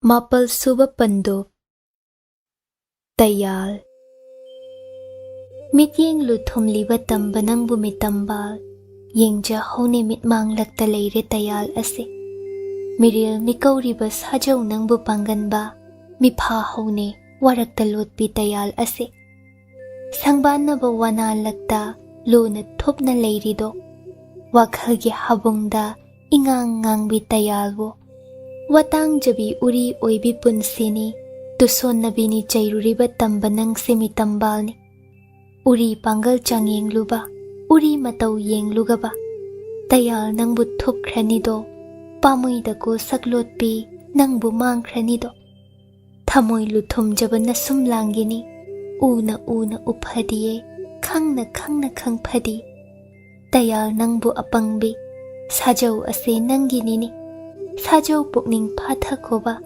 ngairu Tayal saphonglakpa thauna han phade sajaw nangbu pangganba tamnai daba punsi khongchat kaubi oirakpana ama ningjarubani kadai penthokpa heiba mabuna nungaiba heiba miyoi khangde nungaiba masaruktagi awaba tana lakha heliba ase nahan muki mapokta kaya langjaruraba Kanagi pendabagi sap phangluba langjaruba mahaigi dos oiridra tamnai draba laibak ase amuksu thiramgani kanana thajaruba hema nangbo ahing adu mathanglen hanjilakte sangai nungda nungsuk nungjana na le mamau hemana hanagum yetlani khangbagira hena awaba potlum oihan lumhange khanbagi su oiramba yaina khurai leima khomdon bina Hema adu sangai dagi hendok handa leihalu haiba yathang aronba oina haiba inbi manem kibi manem ningbi hema machem thoinu thaba anina laklaga hema rani bu sangai dagi hendok ta leyu hairamba mathanglen adu aruba thabak amagi angomda ngasi hanjilaklo pau oina hairariba hema matau ubada nungai jadrabi thabana Magi da ngasi ahing le usi haina leitha hori Thoinu hanki aduna pari ngasai dagi angom sana thongda yai phau phauri haiba wa hema da khanghalluina khanghanbidredo mathang numit kine numidang wairamda machil yaubi thabana hema mataudu nungai mandraduna hema da wafam adu haidok piresira khali adubu manem hingchabi bu kibana haingamdre ahing adu hema thoinu machemga lel wa kaya haingamdabi matauna tumin hanjin magi loyumba mapau hangjaba pelak tamal machilna thokna ichem hal nanaw nupabu ngasi hanjilak loy takbi babu kayam luba thabaki chatkhiba oibirabano ichem halna khangbirabadi nanaw da takbi yugaba thawoina wa leiduna Khangde aidi Ho mahoi tamba khaigi matawne Yanggoi hek thawduna sana thongwang malan khrabadine Mayumda kana leihori kaungambani ko Nangida nate Aigisu natai bungo se Kuina sangaida hanjilaktaba yawi ko Khanjin gano Nupagi hainabini ase Hema tumin leijay Leifam khangde Mit yet na chungbana Tumpham jafam su khangzadredo Somdana Thabana mapuroibada hangatjay kinani asigumba aruba leibaki wada nupina hama hoina yauseluba yade khangi adubu manau pari pisaksi numit nini sujinkre sanathongda yaifau phobi thambiba maduda mataima ama oina tumin leiba ngamdredo ibungo nanau wam ta hangatjageba Lanchenba na Thabana hanglakadaba wadu khangi ꯋꯥ ꯁꯝꯖꯤꯜꯂꯤ꯫ ꯍꯩ ꯇꯨꯝꯅꯤꯡꯂꯦꯅꯦ ꯅꯪꯁꯨ ꯇꯨꯝꯊꯖꯧꯁꯦ꯫ ꯁꯤ ꯍꯥꯏ ꯊꯕꯥꯕꯨ ꯀꯣꯟꯁꯤꯟꯕꯤ ꯊꯕꯥ ꯅꯣꯛꯐꯦꯠ ꯇꯧ꯫ ꯑꯩꯈꯣꯏ ꯄꯥꯔꯤ ꯄꯤꯁꯛꯇꯨꯕꯨ ꯃꯌꯥꯗ ꯏꯁꯤꯡ ꯃꯔꯤꯛ ꯑꯃ ꯐꯥꯎꯕ ꯇꯥꯍꯟꯕꯤꯗꯦ ꯍꯥꯏꯅ ꯅꯅꯥꯎꯅ ꯇꯥꯖꯩꯗꯣ ꯃꯁꯤꯕꯨ ꯆꯨꯝꯂꯤꯕ꯭ꯔꯣ ꯏꯊꯪꯂꯦꯟ? ꯂꯟꯆꯦꯟꯕ ꯅꯣꯛꯇꯨꯅ ꯀꯅꯥꯅ ꯍꯥꯏꯔꯤꯕ? ꯆꯥꯛꯀ ꯄꯤꯖꯩꯗ ꯄꯤꯖꯩ꯫ ꯁꯦꯡꯂꯕ꯭ꯔꯗꯣ ꯏꯊꯪꯂꯦꯟ? ꯁꯦꯡꯂꯦꯅꯦ ꯇꯨꯝꯃꯨꯁꯦ꯫ ꯑꯩꯈꯣꯏꯅ ꯊꯣꯛꯇꯨꯅ ꯌꯦꯡꯖꯔꯨꯒꯦ ꯍꯥꯏꯕꯁꯨ ꯏꯃꯥ ꯂꯩ ꯃꯌꯥ ꯊꯪꯅ ꯌꯥꯗꯦꯗꯣ꯫ ꯑꯩꯗꯤꯅꯦ ꯏꯅꯥꯎ ꯍꯦꯃꯥ ꯃꯇꯧꯁꯦ ꯅꯨꯡꯉꯥꯏꯖꯗꯕꯅ ꯃꯥꯗꯤꯅꯦ ꯍꯧꯖꯤꯛꯁꯨ ꯃꯄꯨꯔꯣꯏꯕ ꯁꯟꯊꯣꯡꯗ ꯌꯥꯏꯐꯧ ꯐꯧꯔꯤ ꯈꯪꯖꯕ ꯅꯠꯇꯦꯗꯣ꯫ ꯑꯦ ꯄꯥꯔꯤ ꯄꯤꯁꯛꯅ ꯍꯥꯏꯗꯣꯛꯂꯝꯗ꯭ꯔꯥ ꯍꯥꯏꯔꯤꯁꯦ? ꯍꯥꯏꯗꯣꯛꯂꯝꯗꯦ꯫ ꯁꯨꯞꯅꯇ ꯊꯕꯛ ꯑꯃ ꯆꯠꯊꯣꯛꯂꯨꯒꯦ ꯐꯖꯅ ꯂꯩꯔꯝꯃꯨ ꯇꯃꯛ ꯇꯥꯛꯄꯤꯔꯝ ꯃꯥꯜꯂꯦ꯫ ꯑꯣ ꯂꯟꯆꯦꯟꯕꯁꯨ ꯅꯨꯡꯉꯥꯏꯐꯝ ꯈꯪꯕ ꯅꯠꯇꯦ꯫ ꯃꯅꯥꯎꯁꯨ ꯅꯨꯡꯁꯤ ꯃꯃꯥꯕꯨꯁꯨ ꯀꯤꯖꯩ꯫ ꯅꯨꯡ ꯑꯅꯤꯒꯤ ꯃꯔꯛꯇ ꯍꯥ ꯑꯣꯏꯔꯦ꯫ ꯊꯕꯥꯅ ꯇꯞꯅ ꯂꯟꯆꯦꯟꯕ ꯃꯥꯏꯊꯣꯡꯗ ꯅꯥꯟꯖ ꯏꯊꯪꯂꯦꯟ ꯑꯃꯨꯛꯇꯗꯤ ꯎꯅꯍꯟꯕꯤꯌꯨꯕ ꯏꯅꯥꯎ ꯑꯅꯤꯁꯦ꯫ ꯍꯦꯃꯥ ꯃꯁꯛ ꯎꯔꯕꯗꯤ ꯏꯅꯥꯎ ꯄꯥꯔꯤ ꯄꯤꯁꯛ ꯋꯥꯈꯜ ꯍꯣꯡꯂꯛꯄꯁꯨ ꯌꯥꯏꯗꯣ꯫ ꯑꯃꯨꯛꯇ ꯑꯩꯅ ꯁꯤꯟꯖꯔꯒ ꯍꯦꯃꯥꯅ ꯍꯥꯏꯍꯟꯒꯦ ꯏꯃꯥ ꯂꯩ ꯃꯌꯥꯊꯪ ꯏꯜꯂꯨ ꯍꯥꯏꯅ ꯂꯨꯍꯣꯡꯉꯨ ꯍꯥꯏꯅ꯫ ꯃꯥ ꯌꯥꯒꯅꯤꯗ꯫ ꯂꯟꯆꯦꯟꯕ ꯈꯨꯝꯗꯦ ꯃꯃꯤꯠ ꯎꯏꯁꯤꯟꯈꯤ꯫ ꯊꯕꯥ ꯀꯤꯗꯨꯅ ꯇꯨꯃꯤꯟ ꯂꯩꯈ꯭ꯔꯦ꯫ ꯃꯊꯪ ꯅꯨꯃꯤꯠꯀꯤ ꯅꯨꯃꯤꯠ ꯌꯨꯡꯕ ꯃꯇꯥꯡ ꯋꯥꯏ ꯊꯕꯥꯅ ꯈꯥꯡꯉꯝꯗ꯭ꯔꯗꯨꯅ ꯃꯅꯥꯎ ꯍꯦꯃꯥꯗ ꯄꯥꯎꯗꯨ ꯇꯨꯃꯤꯟ ꯇꯝꯊꯣꯛꯂꯤ꯫ ꯑꯗꯨꯒ ꯄꯥꯔꯤꯒ ꯃꯅꯦꯝ ꯈꯣꯝꯗꯣꯟꯕꯤꯅ ꯄꯥꯝꯕꯤ ꯆꯅꯨꯗꯨꯒ ꯂꯨꯍꯣꯡꯕꯒꯤ ꯋꯥꯐꯝ ꯑꯗꯨ ꯌꯥꯍꯟꯅꯅꯕ ꯄꯥꯔꯤꯕꯨ ꯊꯦꯝꯃꯨ ꯍꯥꯏꯕꯤꯔꯛꯂꯤ꯫ ꯍꯦꯃꯥ ꯄꯥꯎꯗꯨꯗ ꯂꯋꯥꯏ ꯂꯨꯇꯣꯟ ꯁꯥꯠꯈ꯭ꯔꯦꯗꯣ꯫ ꯃꯁꯨꯝ ꯂꯥꯡꯒꯤ ꯃꯥꯒꯤ ꯂꯣꯌꯨꯝꯕꯅ ꯌꯥꯈ꯭ꯔꯕ ꯅꯨꯡꯁꯥꯁꯤꯗ ꯅꯨꯃꯤꯠ ꯅꯤꯅꯤ ꯆꯨꯞꯅ ꯌꯥꯏꯐꯧ ꯐꯧ ꯊꯝꯂꯤ ꯍꯥꯏꯕ꯫ ꯈꯨꯗꯛꯇ ꯃꯅꯦꯝ ꯃꯅꯥꯛꯇ ꯆꯦꯜꯂꯛꯆꯩ ꯃꯅꯦꯝ ꯃꯈꯣꯡꯗ ꯇꯨꯖ ꯃꯈꯨꯠ ꯑꯅꯤ ꯂꯣꯟꯅꯗꯨꯅ ꯏꯃꯥ ꯂꯩꯃ ꯂꯣꯌꯨꯝꯕꯒ ꯑꯩꯒ ꯑꯃꯨꯛꯇ ꯎꯅꯍꯟꯕꯤꯌꯨꯗꯣ꯫ ꯑꯩꯅ ꯂꯣꯌꯨꯝꯕꯕꯨ ꯊꯦꯝꯖꯒꯦ ꯏꯃꯥ ꯂꯩꯃꯒꯤ ꯌꯥꯊꯪ ꯏꯟꯍꯟꯖꯒꯦꯗꯣ꯫ ꯈꯣꯝꯗꯣꯟꯕꯤ ꯅꯣꯛꯅꯤꯡꯉꯤ꯫ ꯀꯔꯤ ꯍꯥꯏꯕ ꯏꯟꯗꯕꯒꯤ ꯅꯨꯄꯤ ꯅꯪꯒꯨꯝꯕꯤꯅꯁꯨ ꯏꯕꯨꯛ ꯊꯣꯛꯅ ꯄꯣꯛꯆꯈꯤꯕ ꯏꯆꯥꯃꯛꯅ ꯑꯩꯅ ꯍꯥꯏꯕ ꯏꯟꯗ꯭ꯔꯒ ꯅꯪꯅ ꯊꯦꯝꯂꯨꯗꯧꯔꯤꯕ? ꯍꯥꯏ ꯉꯝꯖꯒꯗ꯭ꯔꯣ ꯍꯥ?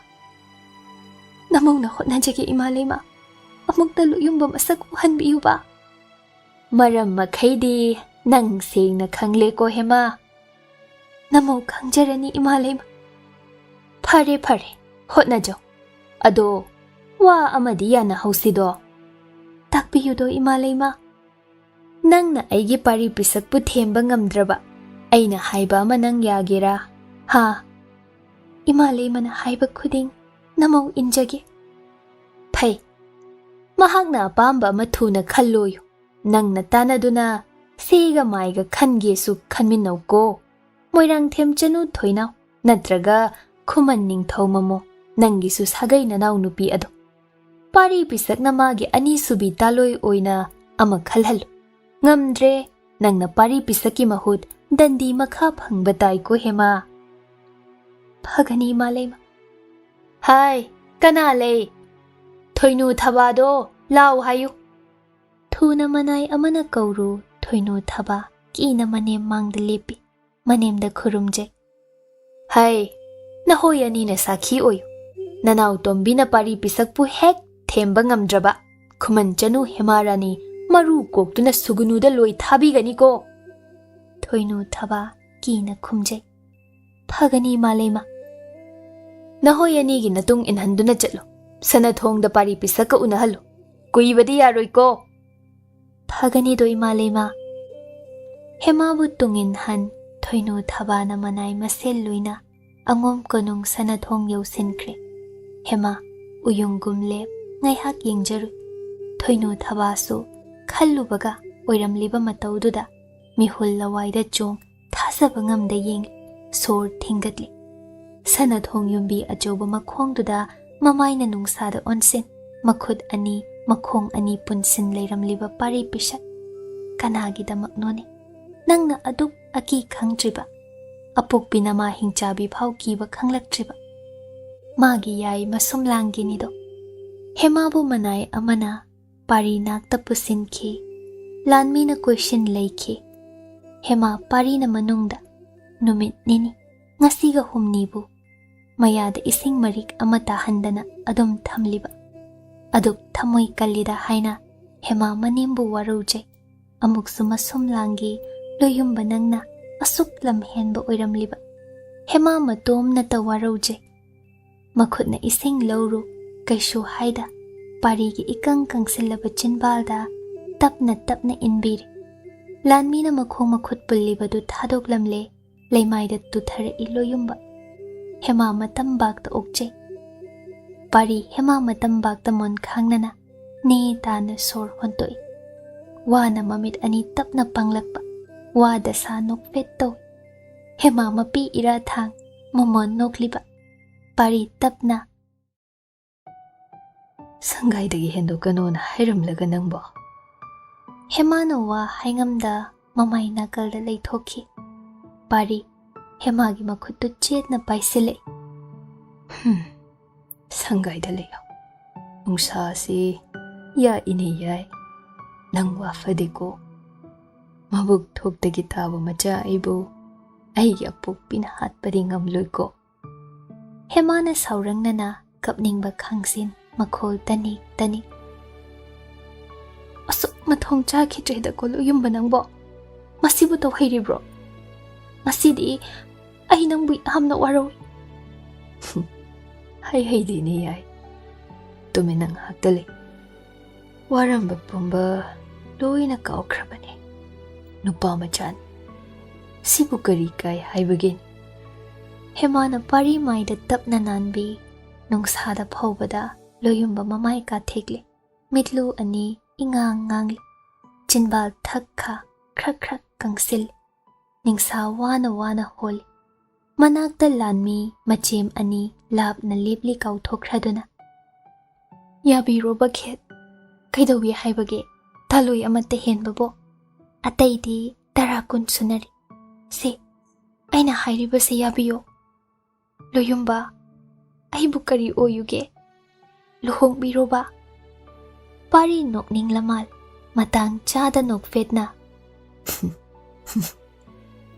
nang tanine aigidi yai se wayamlan aibu themganu ko kana raruine yai yabida yar ama hekta khanbida yade ko asomna yai phau babu amang koi bi sanabadu mangai bikre ita thoina oirabasu kaizade nanaude loyumba se hoi haibadu da tahanbiyuba nanauda yai aibu warohan kanuba thawai se thakisan nangondagi hen khraroido mase langmai pari pishak aigi lengdrab wasaknini adubu imalai magi mafamda sakhibu wasakpu thogai phabro adum tawbinu se hoida haibiyoba yai khomune mukta nangbu ngamladro ai leina nangna atopa amagi matung imangda inkhib nang simitopki oikhib aina harau hoi hayu nafamda niribra wachoi ngangbiranuba aidi nupini kanana manaba yagani aduni aigi nungsibashu apambashu aduga mitapamsu hauratpamsu mongpamsu nangdan yai aibu warogan akhangkalo ai shibadi shiroidana shibu kuidawi haibage Hema oiraroi khanglaboi paribu ising amuk inbi karigumba ama mayada tahaning aram khaurang bana ngauramlani pari Hema kire adubu manai ama jangsin lengkhatlasi hairare matam loiramal kire paribu manai anina thogalga loinana amuk sana thong yumbi makhongda Hema mangda punsinkhre makhut makhong pari turoi ngamloi lepi matangduda Lanchenba sumanau nakta lakpa tanjan manau nupi leiramba magi taloi ani leplamba ubada lakak cha lepi irap lapna Hema parida munna yengjaram mityengduna hairamliba wahaidi masing thingamlo. Pari nangbu khangna khangna khangsin na khidabrado. Pari wana haire. Itaim aniga layu ko yai. Ay kuirak loida. Thu na nanakta lakaniye. Hema momon noktuna yenglam liba khaktun. Machem ani changlaklaga hallasi hairare. Thaba saurangna na pari da yeng. Pari pisak nang si henmalida ko. Aduk nanong kanba. Pulap warani do. Thoinusu saurangna na lamhenba manaw warakpa woina. Nang nanong sasida yai phaw phawba. Inaw tombi na hingna imalay mana mainong da ngawbiba. Haibiribasini. Thu na hoy mahayu ko pari pisak. Natrabadi tombi se shugunu da maru koklaga loy thagani haibani hayengma. Pari ngakna yengla e Lanchenba suwadu tari. Soiram la roi khangle. Kamdauga basibo.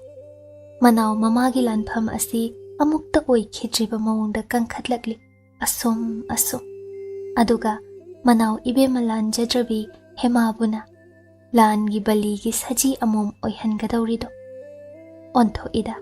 Masi pumba asi mane hemabu ningthemna katlakhiba matangduda. Magi ahum subi taloi oina lausenjaramladi thoklam loidako. Ahobada mana soikrabara haina Lanchenba ningjing mangjingna. Masu wahaina tapna sauna ngang phu chai tawduna manaw lamhenba si warak jaraban. Adubu manung asuk kalam ledo. Warak pangamdredo paridi. Hemabu pukre pari taha mayambung uzabada hairei. Iyamba ngamhal. Itay manina takpiram libasibu. Masibu singlabra. Nanawda mukta takpiyo ba? Lanchenba thawa sadaba saduna. Ayeng maru kokpiraga leinung sangdara shugunudara loy thabikrani haiban. Nanakta imalay mana inaw ibe Khuman Chanubala khalibase warib amagi matung innan. Nangbu themba ngamdre luhonghanba ngamdre. Mana nahutwa jaba tabanido. Pari ki makha tabawa kanana su tabikhide. Pari kari matauno. Mataw Khuman thembado amuktang manakta laklabadi wa khara thokan. Upay di leite. Khanjana duna sum leiredo. Nungdang adu ahing adu tumen leinay. Hema tumthaw yade ahing adu. Sana thong du ta ui. Adu dada chatningi magi loyumba ado ahing tumit kang marak asida leiramgani ko. Kamdaw siba mabo kaidaw siba. Kokchaw bikay. Ma hek lakpadagi angom asi may salangli. Masida karigi pokpiram libano. Matomta na maral loinayda sizariba. Hek nongan baga. Khomdon bina hemabu kawrakle. Hema maruluk na manem mangda lepoy. Khomdon bi minungsi pumbalotsin. Ngamjadre na themluba nangi loyumbani kawzabado. Ha, khumune hema. Ay bungak piyo imalay ma. Pay, hay na kiba wadi ngak patay. Hay, thoinu thaba. Imalay ma, ay koy sida lejaydo. Hay, ngarang hay na kibagi matung innane. Mawa themba hitabi, mawa warak pangamdabi ase, marukok sido. Thaba na mangak non na. Imalay ma, asawba pumba pathabi. Najananay oibi ay koy pumba bu, lausing laytabi ni kanbi, amukta pangbi inaw singak piyuba. Kari! Nang sunarukok pa yawning braha thaba! Namawungak piyudo imalay ma. Hema maruluk na. Imalay ma.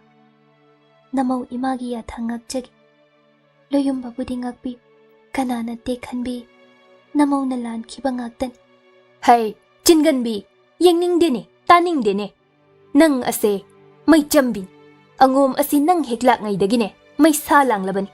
Masi khangjaw ko! Hema, maru hena lukthaki. Hay! Thoinu! Kaday! Thang kati na khut na pairabra! Kaday no! Namaw lawzaru haibra imalay ma. Hoy ne! Chelu thuna! Lu koktaw ba yawrabani na lawru? Hay lamhenbi! Nasam sambuldu thado! Kaday! Kayam sangli yenggedo! Hema haiba in kokum inapi machi haitha mane mangda sambul thoi. Khoiri ningjon hena takre samlang machuising musin. Sangbray managi jenghi manamna sin thongba makhai maikai khuding sandokle. Phazayda khali khomdonbi ludawrida mabo kamdaw siba. Thoinuna kati lukok thang makhutna paiduna lepjay mane mangda. Khummu hema.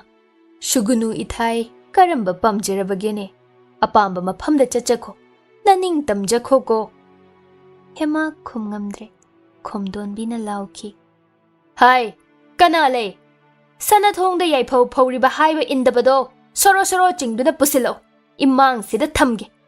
Pedat nabise maru kokpa mamit thetna yengjasanudo. Icha mandabado. Khudakta manai lanmi chen khiduna angum konung sanathongdagi pulliba pari bullaururi. Ngamda mangda lephal. Hema amuktang loyumba maikai yengjaru. Pari yamna wana. Mamabu warona yengliba. Hai, haiba indaba. Yengjaw. Maru kokpirage ko nangi yai ase. Hanagum nungsiba ngambra yengjaw ko. Matamduda lu kokpa asi yamna aruba ikaina fam oiba dandini haini. Lu kokraba kanagumbi dudi amuk hana leibak mimangda tinbada maru lukhatpa ngamde haini. Pari wana hairei. Malima. Najana lanbani. Aina shoibani. Aibu ngakpi. Magi maral bu karino. Hemagi maral haibabu haiba indaba. Nangbu mapuroy boyna phangzaruba. Lamhenba nangbu themba ngamjadaba. Ani asinine. Imalima. Najabu ngakpiyo. Konung asi thadok jakrage. Aigi yai si puduna. Ay labna tamna chachakrage. Mana hingamda shukwana inaksida leiduna hingba naja hingamdredo. Ay hingamdredo imalima. Khomdonbi atay pumba tumin. Adok kanba wabo parina mama amaki mafamda haikrabako. Hanaga sauduna leibaga hingchabi adu kari tawrakkadawriba. Khomdonbi khudonbi thangat mai hona saw lauthare. Hai, inemgi thoinu thaba. Amana kati payo, amana lukok thang payo. Hojikmak aigi imang sida nanaw Khuman Chanu maru sit nana koktho. Thoinu thaba mapi ira thang haiba inja jangsinki. Oiriba mataududa pari hema nakta chensinge tawbada. Khomdonbi ingit matung inna lanmi ani jangsin. Sega nama jab phakre. Masadu ka hena sonsen kibaga pari pangal thokjedo. Hemana waman kibagira. Nokpadum nokninglakliba. Aki masak khanglaktrabago. Ontho ida inem oibi nangsu nupini ko. Pai yengnasi thauna kanane henbagi. Luyumba masumlangibo. Sidi kaishu leiba natte. Leibak mangda aibu ikaiba pizaw. Iru kokjo. Thaningba mafamda luishu thazaw. Hema loyumba maikaida yengjay nungsina nogle. Mitki ira lotsenduna. Thoinuna manaw hema masam paikre. Thabana machem mateng pangkre. Hana asangba masam adu lukham waida yetlom thangba romdagi katina kakpa hori. Leimai thakta samlang machoy asangba singdu joy takre. Pari lanmi ani inthoklam hema khudang paikre. Mataim ani ikhang-khangna manem ya thang kaikre. Leimaida takrabi hemagi samlang machoy sing parina khungatki taha. Mamit ani imuk ngang irana chon palim oibi khomdonbi maikai yenglat taurage matagumna samlang machoy singdu setliba phaizom uphul waipul thanglabadugi phiban ama set segai yomsinki kisi chetna kisinki akiba leitre pari hema mi pai khibana khomdonbi gi mai hauna sauraba mitlu aniga machagi maimuk nganglaba mitlu aniga michani mityengi lanthengdugi makha tabana karamba kari anauba lantheng amamu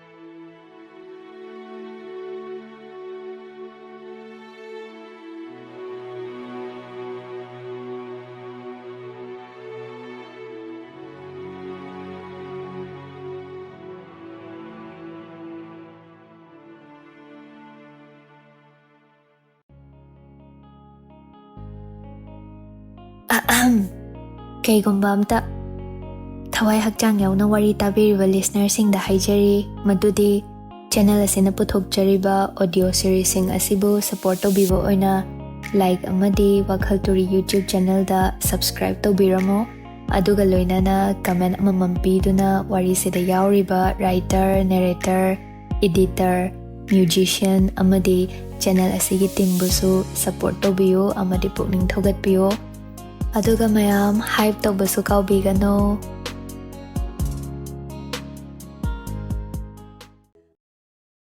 Tayal Nga idako khomdonbi nangi pukjel ase leima thaudang aduna apokpi minungshidagi hen khraboi angom sagai mahak thakki macha pari pisak ase mathwai bulobi khidawri macha kannaba hotnabada sum phizigi mani adu maida ikli mainungda makhutna changyeng loinai daba marakta hunjilliba sanana mai ikla iklaga sengba henbagum pari ase khomdonbi khakki macha natte do ningthau macha oiruba sagai gi maralni ningthemga lanthengnaba matamda angom madom panganna lamba paruba warani do pomna maktumna ut oihan khidanaba khomdonbi na selliba macha apangba asina khangna asuk lam henba makhutna thenduna takle luhongba yaw taloi masing yamba asi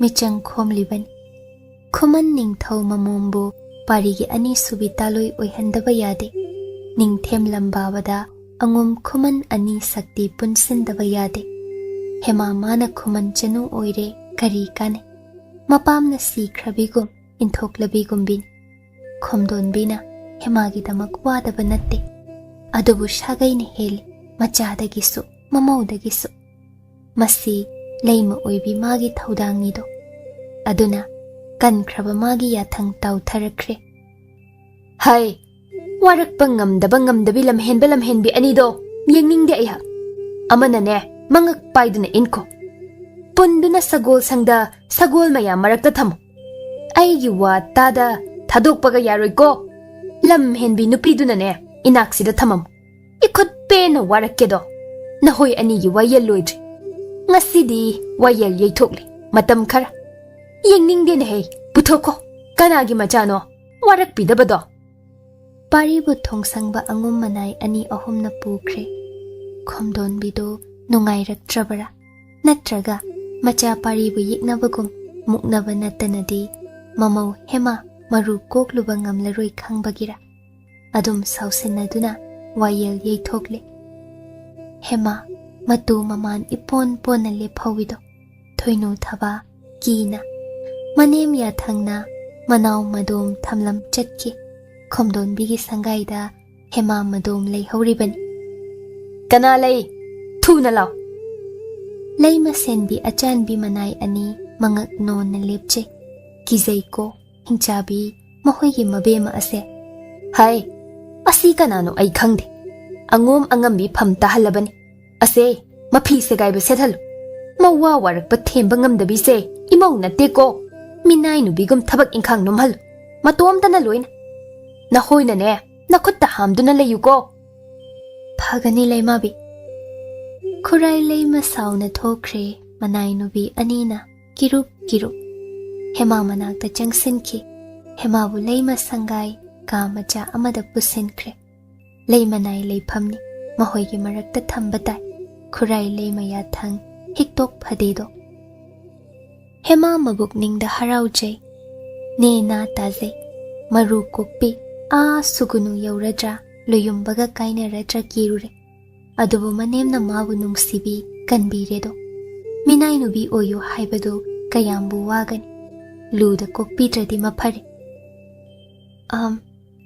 kadai ichem ani nanauda phiman pibiyo segaiba phi phane khanduna sinabiyudo ima leimana segaiba tholu takpirambaduma leimanai machem anido nungaite adobo phiman puraktuna hemabu phi hongdokhali amuksu nokning amana sakyeng mingsel puraktuna yenghali mahoi ahum punna nokmine hemagine oirom thangba napa mayagi samlang machui machi ama yambadi nate lukham waida iten teledo ngasai kakpi khibadun pamuine samlang singdo yengbada kaya mathong chadre machi du khak iten tena naptuna leiribado madu yengduna matang chada nungai thok nokcharibani amana kati paiduna phasana manthokpiri atenba lukham waigi samla sainolgum leng le nakal nama khak leiba adu yengba nungaitre haina asom yetlom thangba maikaisu tentakna chang manana kakpiri nakal ani chang manaredo sam asang badu amana thau teibi ibema angam tombi hayengdi chengi samba langusi onthokna su phaseidako nangi samlang ase kalak cheido ichem animak adugumba mingthon kobiranu nanauda iming tamak kobiyo leimana kong yaukrabadi dandi phangbigan isum langin ai angam tombi pham taredo asigi hingchabi se chawba su thuban ingthabana tappani hai tagani ne nangbo tapthaune hoine ado ngasai su yengudo inaw khuman Chanu naru kokpa hubiraga irenjana sida pusin thambiri basin adobu ichem anima aigi loyumbadubu ho sagol sangda sagol marakta punduna thami hai nasabi angam tondo horen huralaga yengusine kida ichem anibo ihak thaki amu loyumba waba hengadra aina adum manakta huran chatlubada kiganu he horen tumina puthokpigedo ahumdu juju wari sani numidang chakcha matung waini Lanchenba sangai nungdagi ngahau thoki taloi anina kadaidano hangjai aswai phaudan hek chathokpa khuding itung koini inaidana hoyani bo karino ithanglen asom hangjaba phawba yabidrabadi thabana saurangnana ho ahum subi ama pusinbirakadrana wajariba ichimga igasu hai chinganbi laishambi napam yoni go lanjari ado ithanglen wamta thoinu na manawgi mateng pangsinba oina isabi nanaw anigi wase amuktadi tabiyuba aikhoidi sagai tonganbin ibungonata cheksilabada kana leiri inawga aiga gide Lanchenba khara nauthai hayu hainingba makhai hayune thoinuna khol nautha kethaduna inaw pari pisak ado numit nini homni sana thongda leibak mangda yaipho phobiragane hauchikna amu ima leimana sagol sangda sagol marakta pulli haine punjasanuni shige shijasan haiba indaba madine maminga panganuko thabana kethanau tharaduna ithanglen narem khakina nauni kaidobibage nungsiba hairubagi asom inaw sinama tawjaban apangba angangni themnauduna yengbiba sumayaima chak maru ama machinda tadaba numit kayani suramlagani akanba angamton mangjakhrabadi hogatpa ngamda sonthakrabadi angomani ama manglani ko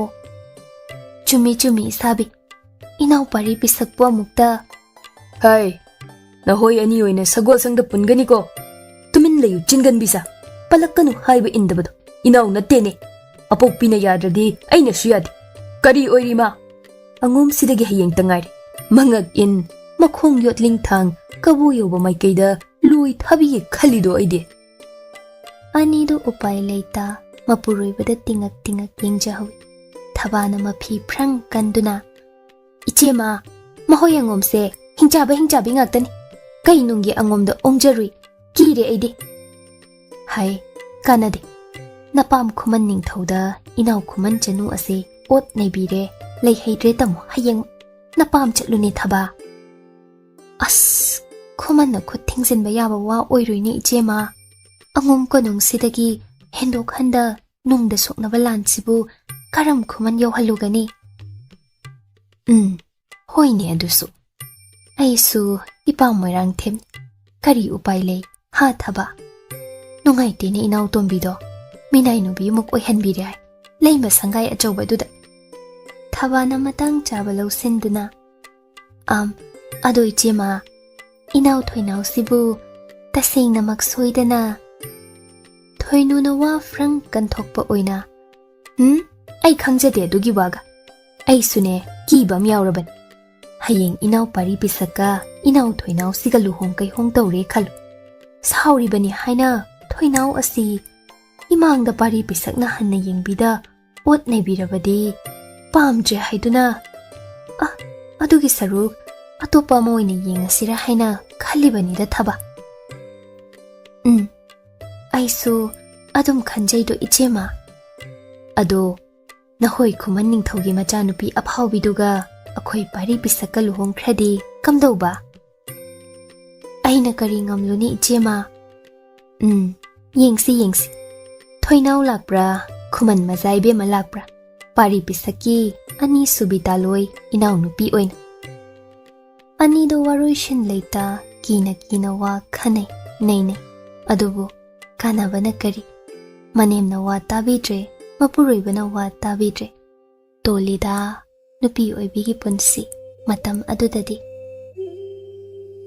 mama ki bana makok oijaba Manau nungsi khangdaba Lanchenba haisi kari mathau leibagi angom sagol sanglin achauba yausinkre sagol senba manai khara aduga pari pisak ngak senliba manai lanni kharasu uirum sarum leizaram khara amana wathi warem ngangnaram liban icham chamna lakliba Lanchenbana changsilakpaga urudre hai ai ni ne wathi ngangbasa haugatlune yeknaba changbagadi sungu uroine papi singse mahai kinaduna haugatnai angamhan nanai khoibu ngakpiyudo ai kadai da puli warak pidabado ibungo ngamtonbura asida magi karuba manakta punjarambani angamhan hai thona hoi pena mukta yeiramgi warak tabase ibungo ngamhal nanau asi masaka hena yamna sonjinjar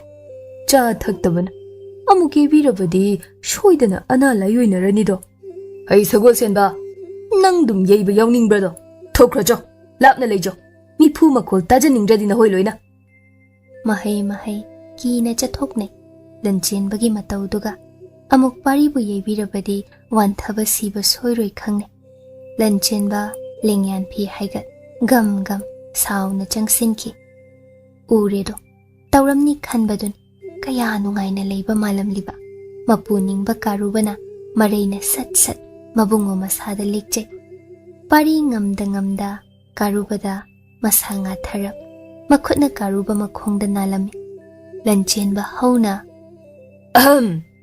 waraktaba ngasi su aphau sai hai yenge kadai de yebiramugedo pari kanaga su onsinna khana chaina ningje awai akhomda chok tharema chak lambana su phana bukal numit humni suramlani mayada chak maru ama taraktaba magi yaina ngasai ayuk ising inbirambadudagi hena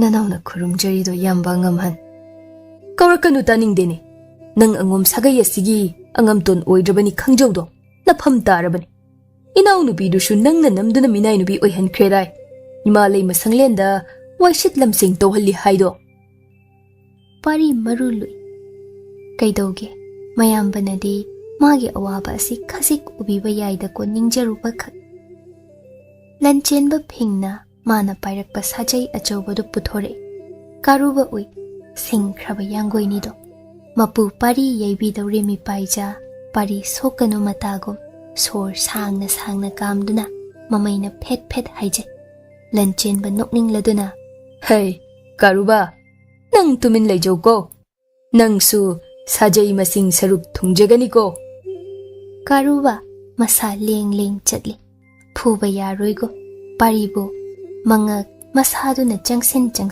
khanjili Lanchenba illiba lengyan phi athabadu lawtho phrang kallaga manau parigi masada itha thajadana kupsinbi insinbi pari ngakhibana ningamda mayambungde yengjariba kadomdagi lotsenduna puraklibano latonna cheksenna yomsenba chakyom ama puthorakle sagol sang akoibado imot timotle adubu utungde ising puraklibaduna makhut hamdo khali manawbo chakyom thoklaga hai sat sat ta chasil ibani tanine angum sigidi nang ma son thakhiba yadabani ko pari mangak nom lamna chakyom chazari Lanchenba nok fetna manaw manakta famthara phunduna sirani ne tapna chawne tapna chaw chak tokpa loiba phawba pariwa ngangde Lanchenbana chak yomlakpa la ton kanasu uhanda hondokluri pari manakta famthara e manawbu themningi adobu themngamde yengoi nangi wayel wal imalei mana saukrabadi sathi bani ko yamna nangdi phai shoidana inau nupi asi loi thakiba soir yaru kaidogi nangbu luhongba haibado pari tumin leisai mayambungna makha tare sagai sigi ipa ningtho wajaraklabi apukbi aigi natai manigi nang karishu khandrabrani pari pisak hojik ningthemna lan horaklabadi ai khoitan angum kanba ngamloido pomnamak ut on khinini nangna aduk ningjaribi inau nupi asisu kanba ngamlaktaba matang lakanini Khuman ningthoga ai khoiga ngai sen oidaba yadaban michang khomgadaban khangna nangna karigi asuk thawoidabano ne sagai gi khandabano ha natomtagi khanbano pari khumdre manung aduk kanba manauni sor ama sangna hondoktuna Lanchenba murum Ningthem tuman ado nakhubam de sinaruba aina lalabani ko mende dai de pari pisa pari wata du da tahoraduna nokfet tawna yengjay mayambungda yamba ngamhal Khuman ningtho mabuk singdaban maga michang oiba kari kanarugani do yengbiyu do momomduga aiga luhonglure khal masagi kanaba laknai da pantharamda Ningthem michang oikigani mahakti shoida mashi imalei mana karigi ungamdabano ne yamba ngamhal hai apangba nangna kari khangani aibo su kok sahalabani ko ipa ningtho so una na tawsi usinnada imalei mana nangbu warakpa ngamra yengliban kona ipa ningtho na yawsilaklabadi nang shoiroi ko haibiri basin nangbu yaroba kaidoge luhongba se aidi talo yamadagi henjararoido nanawbu ngakpi Ningthemgi di wabigan nanawna hinglingai angom masimana lakchabadi manglandamak oirashan hai petawa ngarangi ngakhanang nganguko ngasitaniko hayengdagidi nangbu aina yaibadi yengcho Lanchenba khol kanna manawbu jaisinai sajaina leimaida tha duna phuzin laptak lepliba manai masel singna mifu khol du kina tai phingna sauna Lanchenba thogle makhuttagi sajai laktuna langthoktuna hai kanamta si singphaw pithakpa yaroi ko waraktaba sinungtigi warakani thamu asumna pari nokningna mayambung wata ta hauri sor sangna hontoi nongmaduma hokhiba kayadi makuire mathang numit adu ukai takpa makhai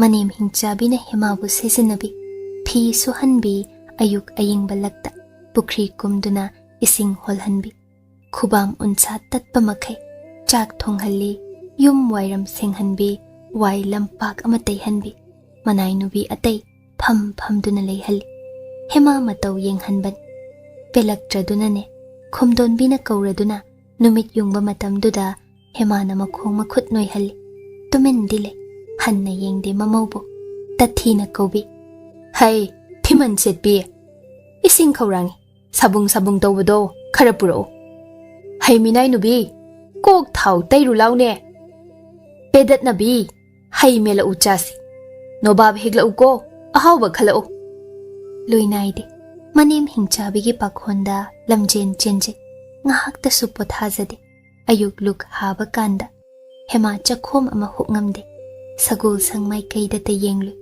loyumbadi chara helamniko mataudu khangbi leimanai machem anina themjinbi kupnom mayam sida nasa sonthaba yade thawna layu Khuman Chanu. Numidang chakcha mangda thabal mangal lakta mamang sangoi achauba machida hemabu phau suhal. Phidol chingkhat khwangchet laksin sambul wanglap pungkhat leimanai machem anina manakta leihanbi. Khomdonbi thokla aga yenglami. Hai, kana lei. Phau sangbai amaga puro. Ngasi ahing tumdana loina sugadawbani. Natomtana. Aduga na hoy anina tingbang basu yaro. Mawa warakpa ngamdabise loina suhaluko. Tumbaga yaroy ngasi. Phagani do leimabi. Khomdonbi yenglami makha taramde. Sor amadi hondokche. Asum mamawbu makhutna otlaga macha paribu themngamladrani. Sudoklaba phau adu sumbaldagi lauthoklaga yangkok chawrap tawba amada hapto wairu khaptoi. Masado wairugi uphul waiful ngakni. Yetliba kogyet adu imot motsil. Leimanai machem anina mirak narak yengduna. Inaw Khuman Chanu, leimabina luk chaba lengsin kringai sida nangbu sagol sangda chenjarune. Aikhoina nang saduna phau subi hogedo. Hema pantharamdre. Thuna kogyet phi thoktuna khapdoklaba cheng khare yomsinja chenki. Lona ngasai sangaidagi purakhriba ising utongdumaga sagol sangyau sinkre. Nakal amada ngakmi sing sangu oina luk harami achengba matamni. Nakal amaromdagi hema sagol sanglen nung yau sinki momon nokjariba mataudo kayadi nungsiba. Hai karuba napuningida ko nangdi. Pari urum sarum leirambadagi mit pangle mipaina. Narugo khaninglabrane nang buyay. Kaigi inakta huranduna lakbano. Kokjaroy kaisu. Hema jangsenduna karuba makokda sat nanbire. Pari na nokladuna. Aibudi karuba na lumna lawboy. Maabu hana yengbade. Is warubaga su yamna chawramleda ko. Si hai hema karuba marumda leishinduna mabungomai thongmunna yengjari. Utong makhum hangduna ising inbirei pari machilda. Pari ising pena thai. Hema kaiso haidana kogyet thokduna phi machi ama utongdagi ising haitha chothali. Lengbirakanu ko luyumba. Asuk ningthiba sakphamse chamot naredo. Angang amot pado maledo. Pari kaya penjana khoiru mamonjariba. Hemana phisi achot paduna mathanglen mamaido tapna nan thokpi. Masam mana semjinbi makhut makhong nan thokpi. Pari sakpham hanjili. Hemagi makhudang anita phaduna yeng. Hema thuna makhut lotsinna balakne. Pari sor ama sangna hondo. Hema khubam ani itat hubatuna. Ising halibaduda yengja. Phau suhalibra. Nakut khubamani si loina tatlini nangbo. Suhandi sibu kaidawi haibagene. Yai. Oidawa hainuba. Phau subagine loyumba sakuba phangjariba. Kaisu wabide aide. Ipamlamda sunahanwai yamna suzare ido. Pari nok fitne. Hema khubam anida sorna tapna kambir. Hema momon laduna tapna. Ai kuina leiba yaroye. Ai kainoma utpiramge loyumba. Karino ne. Hema makhut nama satki tungi sambul thokpani. Jwai samlangna leimai thengna takiba. Tu urabra. Narumwai samlangna kal ani iten hekdelabani. Saking ningsel yenglaga itomta aidin nokning basidi. Pari na nungshina hemagi iten telabi yet oigi samdo sontharaba makhutna nal. Aduga kaishu haida nahangi magi phaizo machi segaibaduna yomsinkiba. Hemagi kakthatkiba samlang machui singdu lauthokle. Hemada sinare. Si cheksina thamjiluko. Sida thamlabadi imot motsilani. Hema hoi haibagum makuk nomi. Manak naksinna lanmi singlang narapatare. Chakluk haba luiramal. Hema hatho na kuksit mayom adu lauthore. Kisi thoi. Selo yumba, chak ensang huran badi ngamjarak tredo. Adugi ching asuba se aina purak libani. Kadai da yaukre. Leire. Laton macha amana cheksen na yum senduna purakpa thum machet ama puthokle. Ching marak ta hapchili. Chak lam ladine si chauko. Luyumba isa son thaba yade. Pari hoi haigum mangak nomi. Hemagi marai bakta nungsi na chupiri. Chalo. Asina kalgi ahobudu da tho'ugo. Imalay mana ukin. Sambul punsin kone nangbo. Oh, ikaw bu kawi nanawdi. Pari na makhud anina. Hema samlang khomgatpi hatho. Sambul komlap punsin bikre. Hema mi paina nakalgi ahobadagi chen gumla kum thoki. Amuktang hanna yengjaramido. Momon nokjarami. Minok tudang ngauduna. Pari na waba pumbakaw. Ikang silaba chinba nokhawido. Koget piniyum sinja piramba cheng singduda khoidana yengliba. Sagol senba amalai. Koget pido karubana changsin kuntharakduna lotsinki. Pari karubada nungshina nanbire. Adunidana karuba. Sagol senbana pari manakta famtharak. Ibungo ngamto. Onthok na shunanung kanbidako. Adubu ngaklibadi luk hadaba numit kaya nibu shubiraba. Hakchang di ikan na shum lebido. Pari nokleduna. Dada, masi nungshi thona haibadugi mayayna nido. Takbiriba sibu asingbara ngamtonbo. Mane dada. Thajabidraga nungshibagi lang asida thubiduna amukta yengbiruni. Natrado karuba. Mayamba sagol senba nokfetne. Karuba na mamayna sauningna sagol senba romda humzilak chatpikro haina koitan talaklagum. Sagol senba phamlak pangamdre. Aduna haugatuna thoki. Masi karuba sidibako koitan hektal. Karuba kulambadagi haugatki. Pari thabak waida makok na waishili karino mahairigumna. Pari karuba inthokladuna. Hoine karuba. Chagini ay. Hemana huranduna sinajaramba chengdo khubam ama lokhatuna mayada umsili. Thum machet ama lauraga chasili. Kaya di mahau leire. Matangdu maktada pari ado magi yaibu kaya da ujaningkre. Mitlu ani uishin sagatli sakpham ama. Momone. Mangau thiba mataududa karuba nangbu noklibra. Phi kamlai. Mamayna mabungo maida nalai. Mabungo gumasu mabe mabu ningsing libra.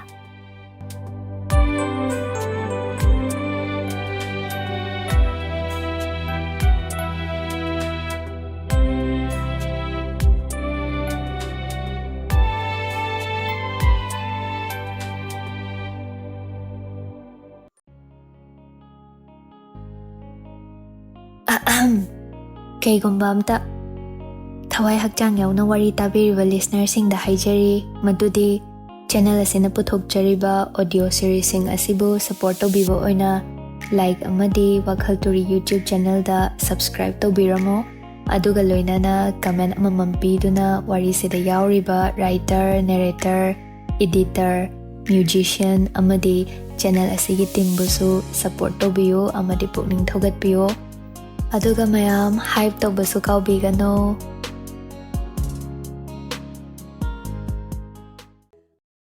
Tayal Fana makuire hoi mai hainada panglei leiriba leinariba Khuman themba masu mabu asum mifalo cha oina sana konungda thambiriba sigi maram khangum lakum machal marai bak thirabi hemani masum langi oiganido adubo asuk kuiba asi mayambong maidingau ningthemna asuk nungaina pizza pithak tamak tawjaduna thambiriba asigi maramna kariginina kadudagi mapaldi thokhanbidre konung senbalan mi singna mabu mamal tanglaba hira mukta gumna ngak seliba नानथोकपा ngamloi khangna khangna hotnarubagi maramna kari kanarugaba ngaiba tai achengba tanja amakhak khangdoklaga sirabasu nanbu nanthokhlaga chenkhiba taima mabu sum phajinduna thamlibagi maram ado mataw ibungo pari pisakka machal hema luhongba numittudaginiko mana mipha oina hingliba Khuman mayumda asonbi mama hanuraba mapabung karam lelamgaba natri hairaga mabu mangle thinaramdra mataw pari pisakna khwaigi mangtha mabu thiramgadra mabuk khara nungsigu Khuman themba lengam laktredo matang chana mayambong ningthem manakta khongdoi hulei matam ngaiba mapa chari taklibra ot tauribra neiga tauribra wahang pauhang makhal karam tauga tauriba yengba tai kumhai ado ningthem maidinguga asumna amukta nakna leiminadre labna tamna mamangai dadi ukre mahak michamni konung sin paiba sunatte icham chamna amana hekta maidingu mangda lephade ngasina michana kre yenghaidaba ningthaurilda yenglubagi dandi chauna phangladrado ningthemna Khuman themba haugal nayambagumbanine adum ikong soktuna khurum phadeko themba haugatcha makok nolido phamuni nangbo khudada ningthem lengsin kre Khuman themba sum maripi wakoi suradredo tapna wahaure ining themna yengoi nangbu shingnaba natteko naralama chawna leibadugi nangbu wakhal tahaning leibak mapu aigi ithaudang lamhenbana hoibu warakpa yaningbra hayuni themba khangjaramgani nasan nangi naral ashi karino kashu khangja haijadabana naini nanauni khanbi aibu ngakpiu sriju hai yambung tamak kogzone nataw pari pisaknasu aibu adum hek mamangai da makowido phagani yambo hayu tasi nasagi naral masak takchawdo yam khraba maralni Khuman themba magi ma kadomdagi haugani karina loishingani khangde haibigene marup nungshibagi maina ai makpu nataw pari pisakna hoi ani changduna hatke thauranki masina ahanba naral ani shuba naralna nanga pari pisaka lautuna duna aigi inai amabu chingcheptagi inthaduna mathwai lauki ahum suba naralna aibu singnaki nang natawgi yetki pambum nasana yajarabra naral mayamse Khuman themba takpiriba pumba apangba hitaba nanaudi khangjadedo yambum adubu nonjari lankhiba pumba ngakpigani kari khangjade haiba aduna nangi mari shuba naral amaga watli ai ningsinglag aigi ichal atombe nabema hiramatibu nangna thairu kasar leibakta ichalgi luhongba thugai ki nakhutna masina manga suba naral nangbu leibak mangda hingna phumbagi dandi na shu naral mayam sigi dandi oihanbadi konararoido nanaw ngakpi tawigu masung yambung haibiribado nanawgi maphamdadi mangoina thokledo nanaw adugumba mata yambung maphamda langjakidi hai Khuman themba narul singbana nangi dandi pikthagani do khum konung pham achaubasu lanthoki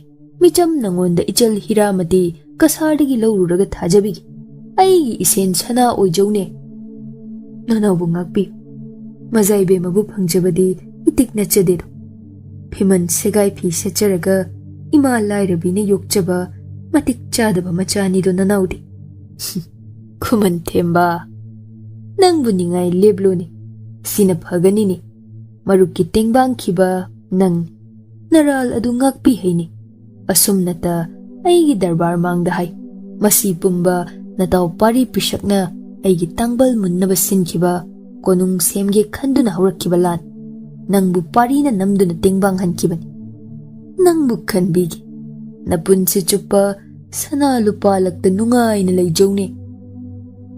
Yambong, nanaw mo ngakpiyo. Nanaw di adumata pang jakidedo yambong. Ningthem tumin marayre. Aduga, Pay. Kanalay! Srijut, takpiyo. Nanay ako'y layjaydo. lanmi ani leplay. Pushilaw ahalanido. Pagani Srijut. Lanmi ani thokhi thongduge hanglakpa. Khuman themba lawai luton sadli. Maikhumduna hanuba hanubi ani dusu insilakle. Kina lepi. Ningthem nokladuna. Kana no khangjarabra ha. Themba khumngamde. Wa nganglurabadi magi apokpana makhol khangkhigan. Oh, ontho ida. Tuyamba mi hau chawraba maidingu nangbo. Maram asi khaki. Aibugi hannabagi. Nangi hanglai oihannabagi damag. Aigi solabi. Lanjadrabi ipa imamakpo. Adumna lan pha oihaliba. Khuman themba. Kirup mipaina ahal anido thadokpiyo haina. Ningthem makhongda mapi tana tur. Ningthemna ingit ama. Ahal anido puthokrogo. Ahal anido induna puthokre. Kagi thongjaw nga sinki. Nong nini nungaina sida layja wakhal kanthajaw Khuman themba. Landaba nangbu dandi biningdini. Aigi ichanba inay oina layjaw. Angom kaishu laytaba mahoybu kifadene. Lamhenba pari pisak asi waraktaba mayadredo. Mayamba Lanchenba si konung senba achanba itaw. Summaka yengluban. Adubu. Ningthem makha taramde. Khuman themba. Kaidaw siba. Ningthem thokrabatung laymayda phamthare. Karino mana tawgadaba. Maikay amadana magi solabi mamamapa. Maikay amadana pari pisak machal hema. Mana mayayda. Ningthemna mayayda thangsang paiduna makhaw pong na nokli. Themba gyan mamle. Laikrak nungda changning ledo. Kari tawsigaba mabo. Somdana angom konungda apokpi khomdon bina macha pari pisakta aroiba oina hangledo. Aroiba oina khumo. Imagi pari pisak. Nangbu tasengna aina haiba illaroidrane. Simata ningsing. Nangi mangpham yodri phawba. Nangse aina pokjarabasu itom tagi pari nattedo. Angom pumbagi mapari pisak.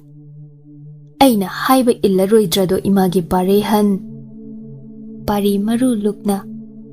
Angom sagaygi ima layma ipa ningtho. Iyambungidamag thawai asilatnadana kachagi ima layma.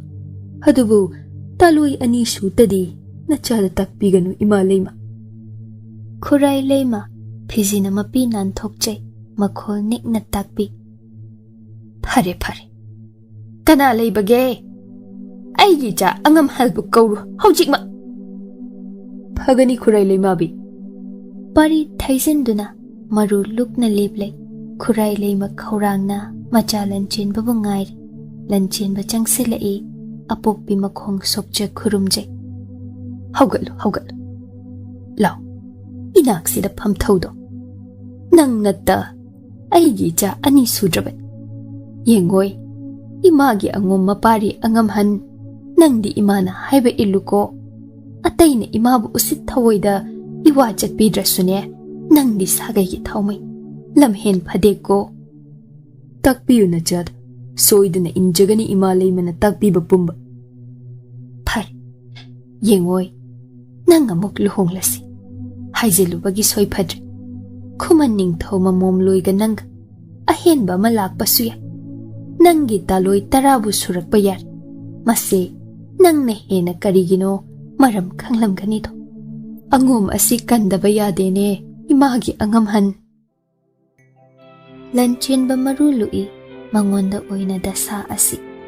Yagadawba upay tawrakli. Ngakpanasu taloi ani sujaraba mahakni. Sagay kandabadi yade. Adubo amuksu magi thoinu thabagi khandaba ngamde.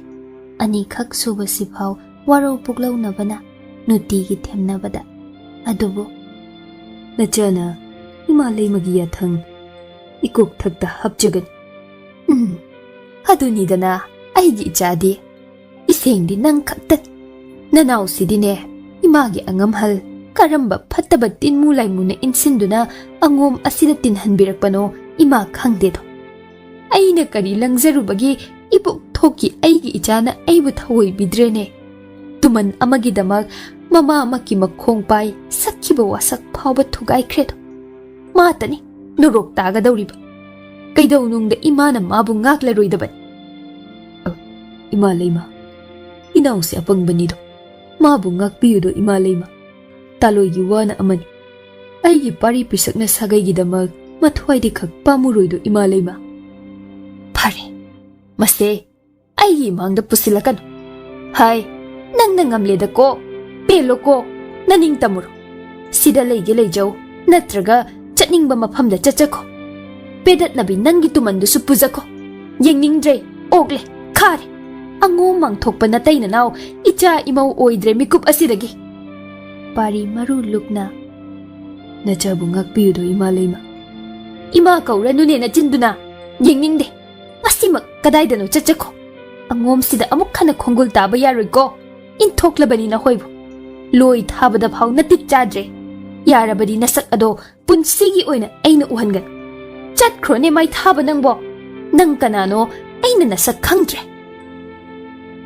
Thamoy aduk sokhibana upai leitrabi khomdonbina macha mamawu inthokpiri. Lanchenba na su khamngamdredo. Manaw yengduna lephawi. Mana kadomda. Khudakta leimanay ani laklaga. Hemada pau adu tamlare. Angom pumba yathang aduna wa laurido. Pari maphi hongli. Podyum ama yumjari. Chawbadi natte. Magi yaibu lawba lagle. Yai. Law. Ngalikan sida khungdoi krasi. Ekhoy ani. Law ne yai. Mapham sida ibani ki changjapam leitraban. Leimanay mayam thokle. Hema bu puthok pirakle. Hema nungsuk nungjanana masunglangi magi loyumba asi angomne inthok pireda ko ek khalubada kari nungi taibangpal asida mana khongdarakpan pendaba asina mathan khredo. Bidai piramle maphi hongdokle. Aduga machem anida sinajarami. Manemna nongma sinakhiba angom khuzi jura marei paring adumasu.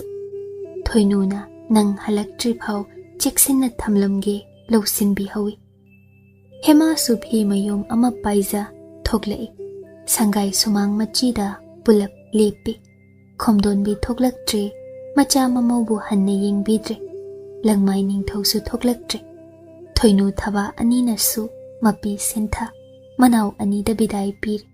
Kadaida chatawri mahangi khangde khomjai parin. Thabana sengaw macha amada senja sana lupa khara haplaga hemada sinabi. Law kaubada mayade hek jahat biduna namduna fiyomda hapchin bikre. Karubadi pukhiba tai magi maralni. Parina karuba thodok lure. Magi yaibo karuba thakta thangat pir. Mana yangoi chukli paiduna chingduna nge machatki. Yengamdana thoinu thaba hek kaphaw. Phagi dagi punsigi aroiba oiradra manaw anibu uruba. Hema makok hairang taw. Sagol leina tawrabra handak maraksi masa inong nungaite. Haidok taban.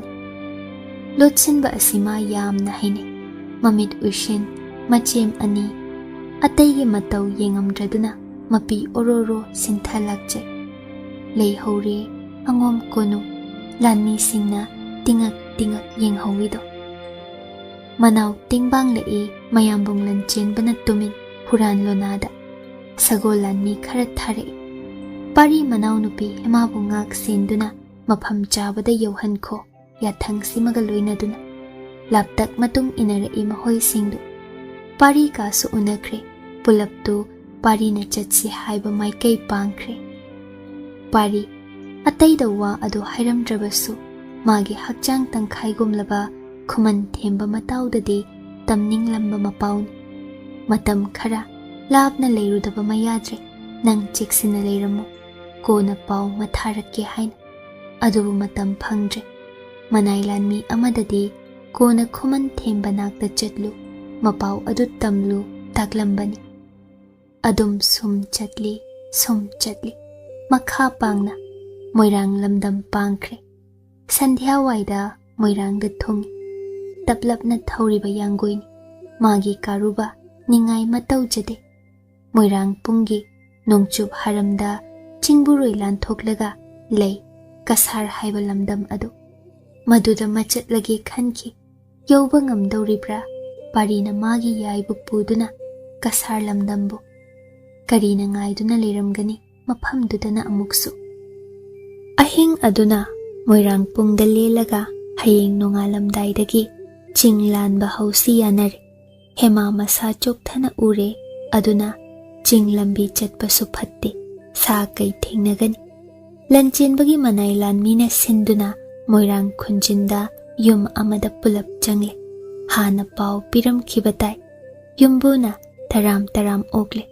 wafam adu moirang ningthodi khanglamdra gyan tadi ya laudabana su phaido awa pothanara numidangda tara chak chindamle hema icha chauma yade tasengna mabo ana loinarabra chingnarakle paridi them nauduna chakhom mari mangadi pijabi phamungda hipnare parina phaisup am supchinbi tapna hai hayeng dine numit chuppa malam sang chatkani do waragan adubu akhang kalu yai nangna kasada pubiyo haibadai hayeng chatto nangi apokpi aigi inem oibi ado thiru sine yai hema momon tauna asengba loyumba aigi ima masak uba phangjarani ko aibo phanglan sida natido nangi thagoi amasung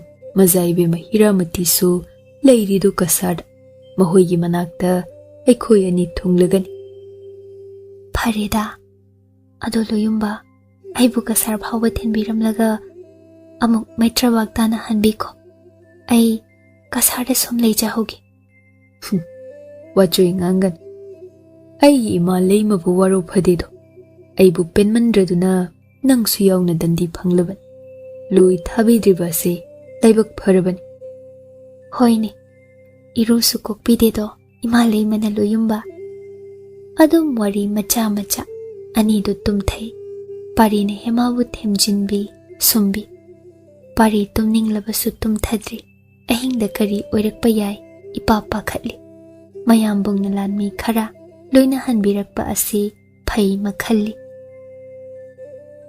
ahing mamaida yangoi thoba tamba ama moirang pung yausilakle matom tara khangde ubadi hauzik phau matom tani khuman thembani nanthokduna laklibra natraga thadoklibra ningthem manai oina kamdauna mana parigi leifam khangliba ichingna ningai mong hada ui mataudu miting chumi amamba laktuda pandam amagidamak yawrakhibani matauduna taklibado yum ngaklamba mangolda leiramba lanmi sing adu khuman thembana hodokle hana masak khangnaba tai harau kaunai ngangnei yarabadi matauba amukta kauthoklu yamna athuba panthaba yadraba ama leire hairare parina leiba thongjinda lepi manai lanmi ama kaurare tapna ma tumtharamdri phamung kachilda isi sina hemadi tumthare pari hogalei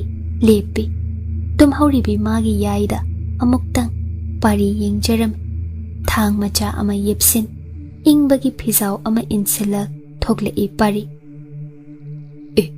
themba lakliduna aigi matam phangdraduna nangbu thiramdrene changsin nokladuna anidu lengonne adu lairido waruba male lo asoi phau thousido hoine kari athuba pauno ima leimana aibu amuk kauru haina tharaklibra natraga ipa ningthauna aibu mamaubu khamlaklibra ni themba as lakta launi nangbo adumna anidu lakminare ichal hemadi anayi yaudedana khangde masa asi inil ireile chawtha umayade na chalasi them a yauki ge hana maiba maibi yengluge khalli aisu Pari, Yamba Ngamhalna, Lanmi Tabirak Pari Pari Pisa.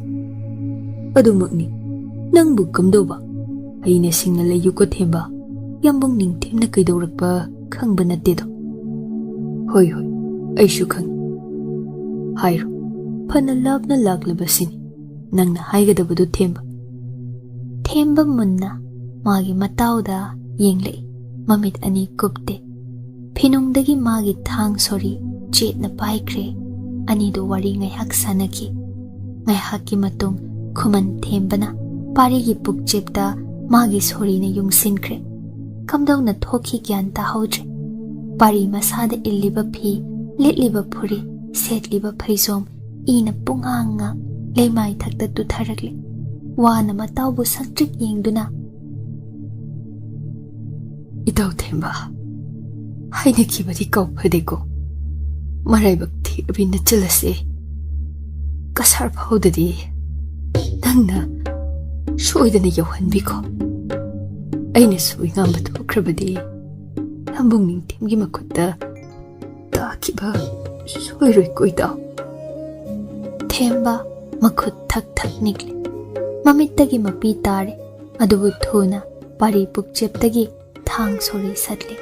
Paribu Hanna Yinglamdre, Thuna Yang na Jangsin, Inay Daytho, Masadu Pina Kupsin, Hemabu Kaurari. Hema Mikap Thoi, Thokjare Imi Paina. Mabung Oiba Thembana, Them no, Majalbu, Magi Yangoida Happy. Kui Hova Natedo, Aduk Thuna Gyan Men Tahode, Mikap Thoglakpi Hema. Ibong Themba, Aigi Luyumbabu Kadaida, Kari Taurabagi, Ningthem na Landaraklabra. Aidi, Yamna Kiredo. Kadai, Aigi Luyumbadi, Hojikta Inakta Lerambani. Mana Aibu Sumlambani. Ngaiko. Ay hana nang bupu Thairubatay ni. Pari na Harakpani ni Ibungi Bema. Law, nang mapamsida lay Tawayad. Yambong Ningthemgi Lanmi na question krene mapamasi. Pari ka shutawdi.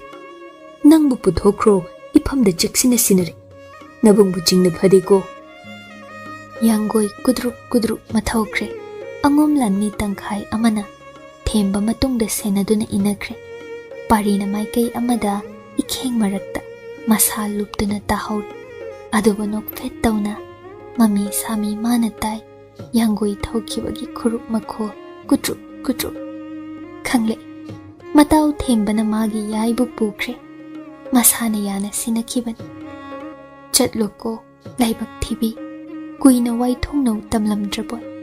Ay Yaudrabasu, Apuk Bibu Unajar. Loyumba Aibu Kathok Pangamjaw Hai Horiko. Pari Wana, Mamit Ani Wishinki, Ikhengta na Masalo Pau. China Khol na Taibang Pal Asi Kupsinkre. Yangoy Kurup Makhol, Sum Lap Thokre.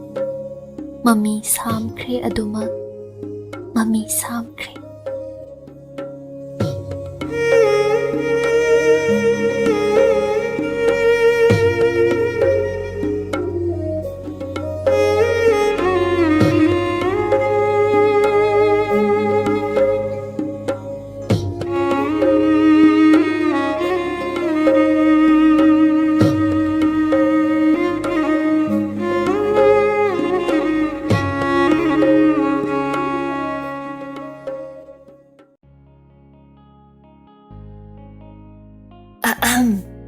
Kaygumba amta thawai hakchang yauna wari tabiriba listenersingda haijari madudi channel asina puthokjariba audio series sing asibu support tobiba oina like amadi WakhaL Turi YouTube channel da subscribe tobiramo aduga loinana comment amamam piduna wari sida yauriba writer narrator editor musician amadi channel asigi team busu support tobiyo amadi pukning thogatpiyo aduga mayam hype tawbasu kaubigano.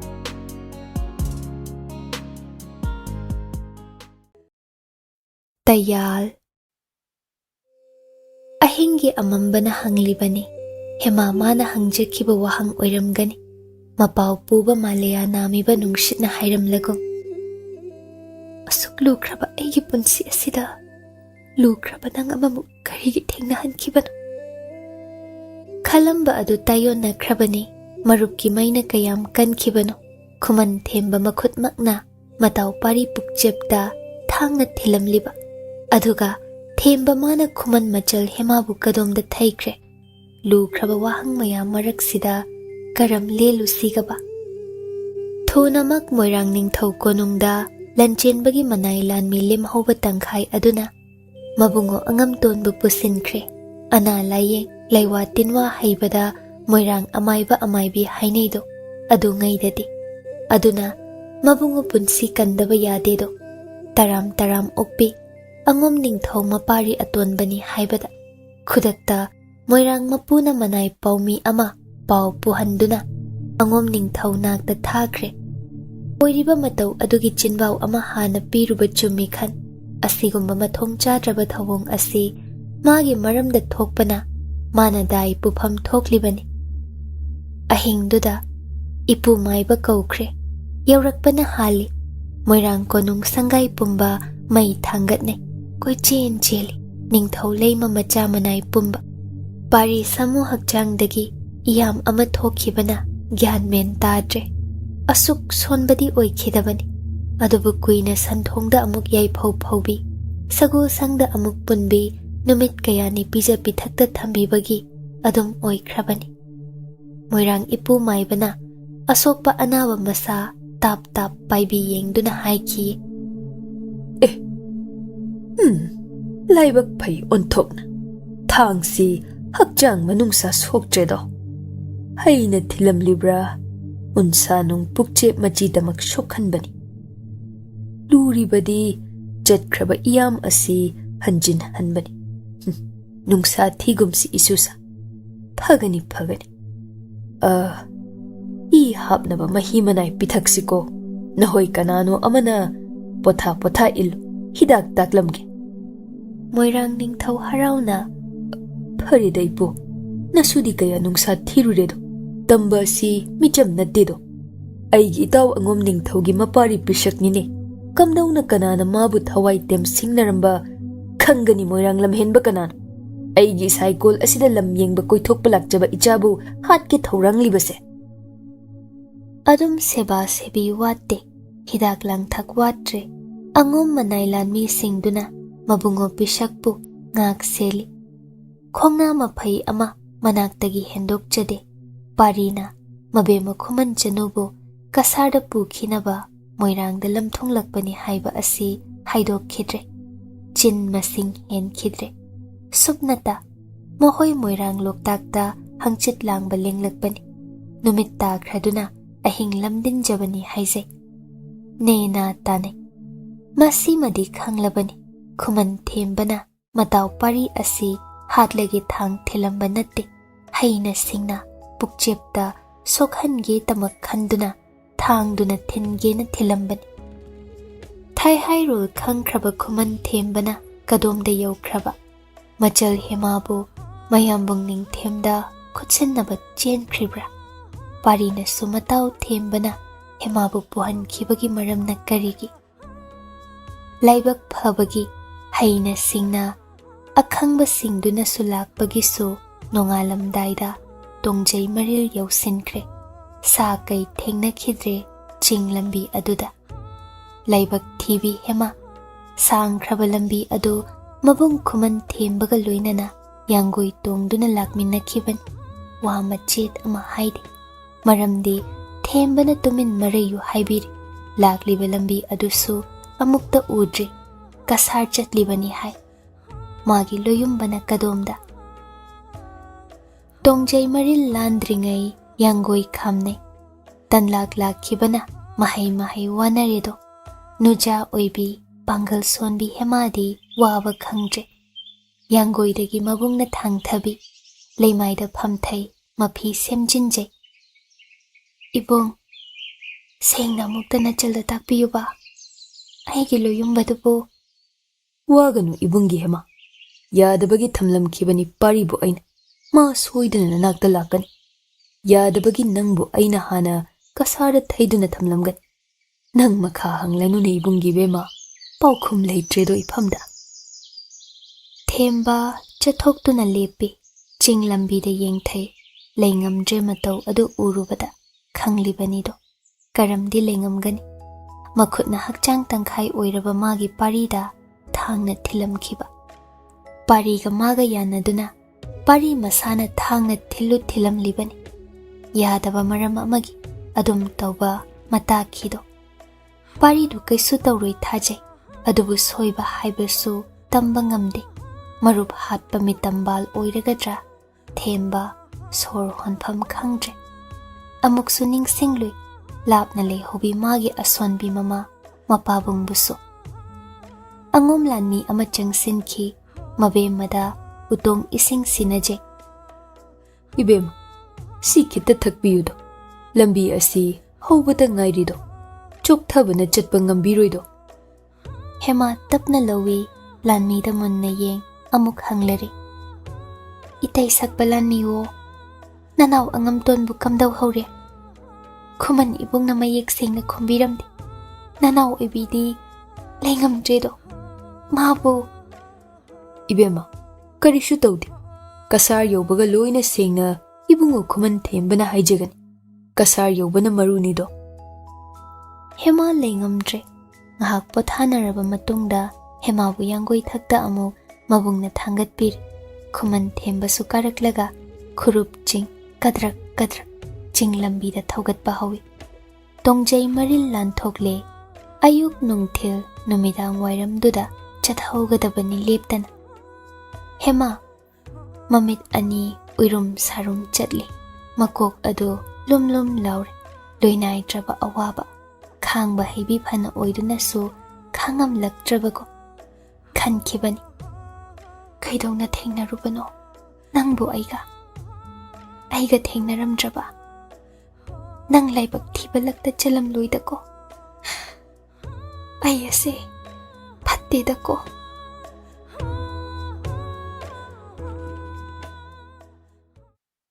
ꯀꯣꯅꯨꯡ ꯅꯤꯌꯝ ꯑꯁꯤ ꯑꯁꯨꯛ ꯂꯨꯈ꯭ꯔꯦ ꯑꯆꯧ ꯃꯆꯥ ꯈꯛ ꯍꯩꯕ ꯅꯠꯇꯦꯗꯣ ꯑꯆꯧꯕꯅ ꯅꯤꯡꯊꯧꯗꯒꯤ ꯍꯧꯗꯨꯅ ꯅꯤꯌꯝ ꯉꯥꯛꯅꯕꯅꯤ ꯃꯈꯥ ꯊꯥꯕꯁꯤꯡꯅ ꯃꯇꯧ ꯇꯝꯅꯩ ꯍꯥꯏꯗꯣꯛꯈꯤꯕ ꯋꯥꯗꯤ ꯉꯥꯛꯅꯩ ꯋꯥꯁꯛ ꯉꯥꯛꯄ ꯉꯝꯗ꯭ꯔꯕ ꯊꯋꯥꯏ ꯊꯥꯔꯕꯁꯨ ꯊꯥꯅꯩ ꯑꯗꯨꯅ ꯄꯥꯔꯤ ꯑꯗꯨ ꯑꯉꯣꯝ ꯀꯣꯅꯨꯡꯗ ꯂꯥꯛꯂꯣ ꯄꯨꯔꯛꯂꯣ ꯀꯧꯔꯗ꯭ꯔꯦꯗꯣ ꯈꯨꯔꯥꯏ ꯂꯩꯃꯅ ꯍꯥꯏꯗꯣꯛꯈꯤꯕ ꯋꯥ ꯃꯆꯥꯕꯨ ꯑꯉꯣꯝꯗꯒꯤ ꯇꯥꯟꯊꯣꯛꯄ ꯍꯥꯏꯕꯗꯨ ꯍꯦꯛ ꯍꯟꯖꯤꯟꯕ ꯌꯥꯗꯦ ꯋꯥꯐꯝ ꯑꯗꯨ ꯉꯥꯛꯇꯨꯅ ꯆꯠꯄ ꯇꯥꯏ ꯃꯆꯥꯕꯨ ꯃꯤꯅ ꯊꯥꯡꯅ ꯊꯤꯜꯂꯝ ꯍꯥꯠꯀꯦ ꯇꯧꯔꯝꯂꯦ ꯊꯤꯅ ꯁꯣꯛꯇꯨꯅ ꯃꯣꯏꯔꯥꯡ ꯀꯣꯅꯨꯡꯗ ꯁꯩꯗꯥꯡꯂꯤ ꯇꯥꯔ ꯐꯥꯎ ꯆꯦꯛꯃꯣꯛ ꯂꯥꯎꯈꯤꯗꯦ ꯃꯆꯥꯅ ꯃꯥꯒꯤ ꯋꯥ ꯇꯥꯔꯕ ꯀꯥꯟꯗ ꯂꯥꯟꯖꯔꯦ ꯃꯈꯨꯌꯥꯗ ꯆꯪꯖꯔꯛꯇ꯭ꯔꯤ ꯐꯥꯎꯕ ꯍꯟꯗꯣꯛꯂꯣꯏꯗꯕ ꯃꯥꯒꯤ ꯌꯥꯊꯪ ꯂꯪꯃꯥꯏ ꯅꯤꯡꯊꯧꯗꯤ ꯃꯆꯥꯕꯨ ꯅꯨꯡꯁꯤ ꯈꯪꯗ꯭ꯔꯕ꯭ꯔꯥ ꯇꯥꯂꯣꯏ ꯈꯣꯝꯗꯣꯟꯕꯤꯒꯤ ꯌꯥꯊꯪ ꯀꯥꯏꯐꯗꯦ ꯅꯤꯡꯈꯤꯕꯒꯤꯔ ꯅꯠꯇ꯭ꯔꯒ ꯁꯥꯎꯒꯟꯕ ꯃꯄꯥ ꯑꯁꯤꯅ ꯃꯆꯥ ꯂꯝꯍꯦꯟꯕꯒꯤ ꯋꯥ ꯇꯥꯕꯗ ꯃꯩ ꯍꯧꯅ ꯁꯥꯎ ꯃꯆꯥ ꯁꯤ ꯅꯥꯗꯧꯔꯕ ꯑꯁꯤ ꯍꯟꯅ ꯌꯦꯡꯂꯣꯏ ꯂꯦꯞꯂꯤꯕ꯭ꯔꯥ ꯑꯉꯣꯝꯗꯒꯤ ꯍꯜꯂꯛꯄ ꯃꯣꯏꯔꯥꯡ ꯄꯥꯎ ꯄꯨꯕ ꯑꯅꯤꯗꯨꯅ ꯃꯕꯨꯡꯉꯣ ꯃꯣꯏꯔꯥꯡ ꯅꯤꯡꯊꯧꯗ ꯍꯪꯒꯠꯂꯦ ꯑꯁꯨꯝꯅ ꯍꯥꯏꯔꯛꯏ ꯍꯥꯏꯈꯤꯌꯦ ꯂꯪꯃꯥꯏ ꯅꯤꯡꯊꯧ ꯃꯇꯥꯎ ꯅꯤꯡꯊꯧꯅ ꯂꯝ ꯍꯦꯜꯂꯕ ꯏꯆꯥꯕꯨ ꯊꯋꯥꯏ ꯀꯟꯕꯤꯕꯒꯤ ꯁꯤꯡꯉꯝꯂꯔꯣꯏꯗꯕ ꯂꯃꯟ ꯑꯃ ꯇꯣꯟꯁꯤꯟꯖꯔꯦ ꯏꯇꯥꯎ ꯅꯤꯡꯊꯧ ꯃꯇꯥꯡ ꯆꯥꯕꯗ ꯁꯣꯏꯗꯅ ꯄꯥꯡꯗ꯭ꯔꯕ ꯏꯆꯥ ꯋꯥꯔꯛꯄ ꯉꯝꯗ꯭ꯔꯕ ꯅꯇꯥꯎꯅ ꯁꯤꯡꯖꯒꯦ ꯂꯃꯟ ꯑꯗꯣ ꯑꯉꯣꯝ ꯑꯁꯤꯗꯒꯤ ꯃꯥꯒꯤ ꯑꯄꯣꯛꯄꯤꯅ ꯂꯝ ꯍꯦꯜꯂꯤ ꯍꯥꯏꯅ ꯇꯥꯟꯊꯣꯛꯄꯤꯈ꯭ꯔꯕ ꯏꯆꯥꯟ ꯏꯇꯥꯎꯅ ꯌꯥꯔꯕꯗꯤ ꯃꯇꯝ ꯈꯔ ꯆꯪꯖꯐꯝ ꯄꯤꯕꯤꯌꯨꯗꯣ ꯂꯝ ꯍꯦꯟꯕꯗꯨ ꯂꯧꯄꯥꯝ ꯌꯥꯜꯍꯟ ꯉꯥ ꯐꯥꯍꯟ ꯈꯖꯤꯛ ꯋꯥꯔꯛꯄꯤꯔꯛꯎ ꯂꯥꯟꯅ ꯆꯠꯂꯤꯕ ꯃꯥꯒꯤ ꯂꯝꯕꯤꯕꯨ ꯏꯇꯥꯎꯅ ꯅꯆꯥꯃꯛꯅꯤ ꯈꯟꯕꯤ ꯆꯨꯝꯊꯣꯛꯄꯤꯌꯨ ꯊꯥꯒꯠꯆꯔꯤ ꯏꯇꯥꯎꯕꯨ ꯇꯣꯜꯂꯕ ꯑꯩꯍꯥꯛꯅ ꯃꯅꯨꯡꯗ ꯋꯥ ꯑꯃ ꯂꯩꯔꯦ ꯈꯪꯈ꯭ꯔꯦ ꯃꯣꯏꯔꯥꯡ ꯅꯤꯡꯊꯧ ꯄꯨꯛꯐꯕꯅꯤ ꯑꯗꯨꯒ ꯑꯁꯨꯛ ꯂꯨꯅ ꯆꯥꯅꯁꯨ ꯇꯤꯟꯅꯖꯕ ꯃꯇꯥꯎ ꯑꯉꯣꯝ ꯅꯤꯡꯊꯧꯅꯤ ꯐꯔꯦ ꯃꯈꯣꯏꯅ ꯋꯥꯔꯛꯄ ꯉꯝꯗꯕ ꯃꯆꯥ ꯁꯛꯄ ꯑꯁꯤ ꯃꯥꯅ ꯁꯦꯝꯕꯤꯔꯒꯦ ꯑꯗꯨꯝ ꯁꯦꯟꯅꯕꯤ ꯄꯥꯔꯤꯒꯤ ꯂꯦꯛꯐꯝ ꯆꯥꯐꯝ ꯁꯦꯝꯈ꯭ꯔꯦ ꯆꯥꯎꯈ꯭ꯔꯕ ꯁꯪꯒꯥꯏ ꯑꯃ ꯁꯥꯍꯜꯂꯤ ꯅꯤꯡꯊꯧꯅꯤ ꯉꯝꯗꯕ ꯂꯩꯇꯦ ꯄꯥꯔꯤꯕꯨ ꯃꯈꯥ ꯇꯥꯅ ꯂꯥꯌꯦꯡꯕꯤꯈ꯭ꯔꯦ ꯅꯣꯡ ꯅꯤꯅꯤꯒꯤ ꯃꯇꯨꯡ ꯂꯟꯆꯦꯟꯕ ꯌꯥꯡꯒꯣꯏ ꯇꯣꯡꯗꯨꯅ ꯃꯅꯥꯏ ꯃꯁꯜ ꯈꯔꯒ ꯃꯣꯏꯔꯥꯡ ꯂꯩꯕꯥꯛꯇ ꯀꯣꯏꯊꯣꯔꯛꯏ ꯐꯅ ꯍꯥꯏꯗꯨꯅꯁꯨ ꯃꯅꯥꯎ ꯅꯨꯡꯁꯤꯕꯅ ꯉꯥꯎꯔꯕ ꯃꯥꯗꯤ ꯑꯉꯣꯝꯗ ꯇꯨꯃꯤꯟ ꯂꯩꯊꯣꯛꯄ ꯉꯝꯗ꯭ꯔꯦꯗꯣ ꯃꯅꯥꯎ ꯂꯝꯍꯦꯟꯕ ꯑꯁꯤꯅ Asida kana leijadrabagum migi kada saidangduna leikhiba asi masu yenghaiba natre. Awat apa yengbiramgi khali lottuna lakpani. Mama leima mapabung ningthongna asum tawi haina pharabasu kaidawi haibagi. Manaw masum langi michai khara chaba danda khara phangbadi araibani. Moirang ningthau leima khurum lamle masak takjari. Moirang ningthau ming takre. Mataw langmai ningthaugi mapari anigi matik mayai. Haujikna animak uba phangle. Kale miyoi mitau mathauna maring jalwa traba angom mapari anisi. Lanchenba amuk manaw thamliba maikaida lagle. Atay mapanda lehawi. Matomta sangai kanungda changlakledo. Pari hiplami hawgat kangkhatpada wana thokli. Mayambung ubada mamay leithoi. Hai, angawba. Chatne na chacharadi yawnaba chatpasu ngamdaba. Kaidawi haibage. Maitraba ki nangi leifam kaya leirini. Aduga ahom leibaklom kasar lambi thirami haibasi karino ne. Manaw nakta phamthai pari tapna. Iyamba ngamhal. Nanaw inthoklabagi nakta naksinbiganudo. Ima leimadanda kibidabra. Taningdene. Aduga kadai inaw ibemadi. Kanano thangna thilamlibaduna. Ay leiringai aigi inawbu sokpa. Kanano lurel soirugedai. Khangdokpa ngamdribra hay mihatpado. Pari nokfet tawna. Khangde. Nanaw ibemaga kainakre. Kari haiba nangbo. Yamna khaidok piningbadaine. Matabu ikadagi lapna leihaningbadai. Aduna kainakre. Chinganbase. Shengna khumune. Inaw ibema khuman Chanu di kadai. Pari oidaba ma semjinduna. Hana leifam thige haina nanawna lakchabanido. Mahabudi Khumangi ahal amada sinajarab. Nanawna isha kangkhatlaga lawbiru. Sida punna leiba haibaduni. Phai phai. Cheksilune. Kaidawi haibagi. Talui amakak hapada. Nangida sadudi. Aina tarine. Takpiribasibu. Ay luhonggadawri. Iyamba ngamhal. Lanchenba awaba pambalotsin. Manawgi nanggalda pop makhutna tha. Lamhenba nangbu kangkhatnaba hotnabada taloy masing tara henkibashu yai aidi. Ima leimana hairi khuding inganba aina inbada. Itay manidi. Amana mapamda halani haihowido. Amana pangkapta kapi. Aibuni mahuyani changduna phuge butaw. Thempham khangtre.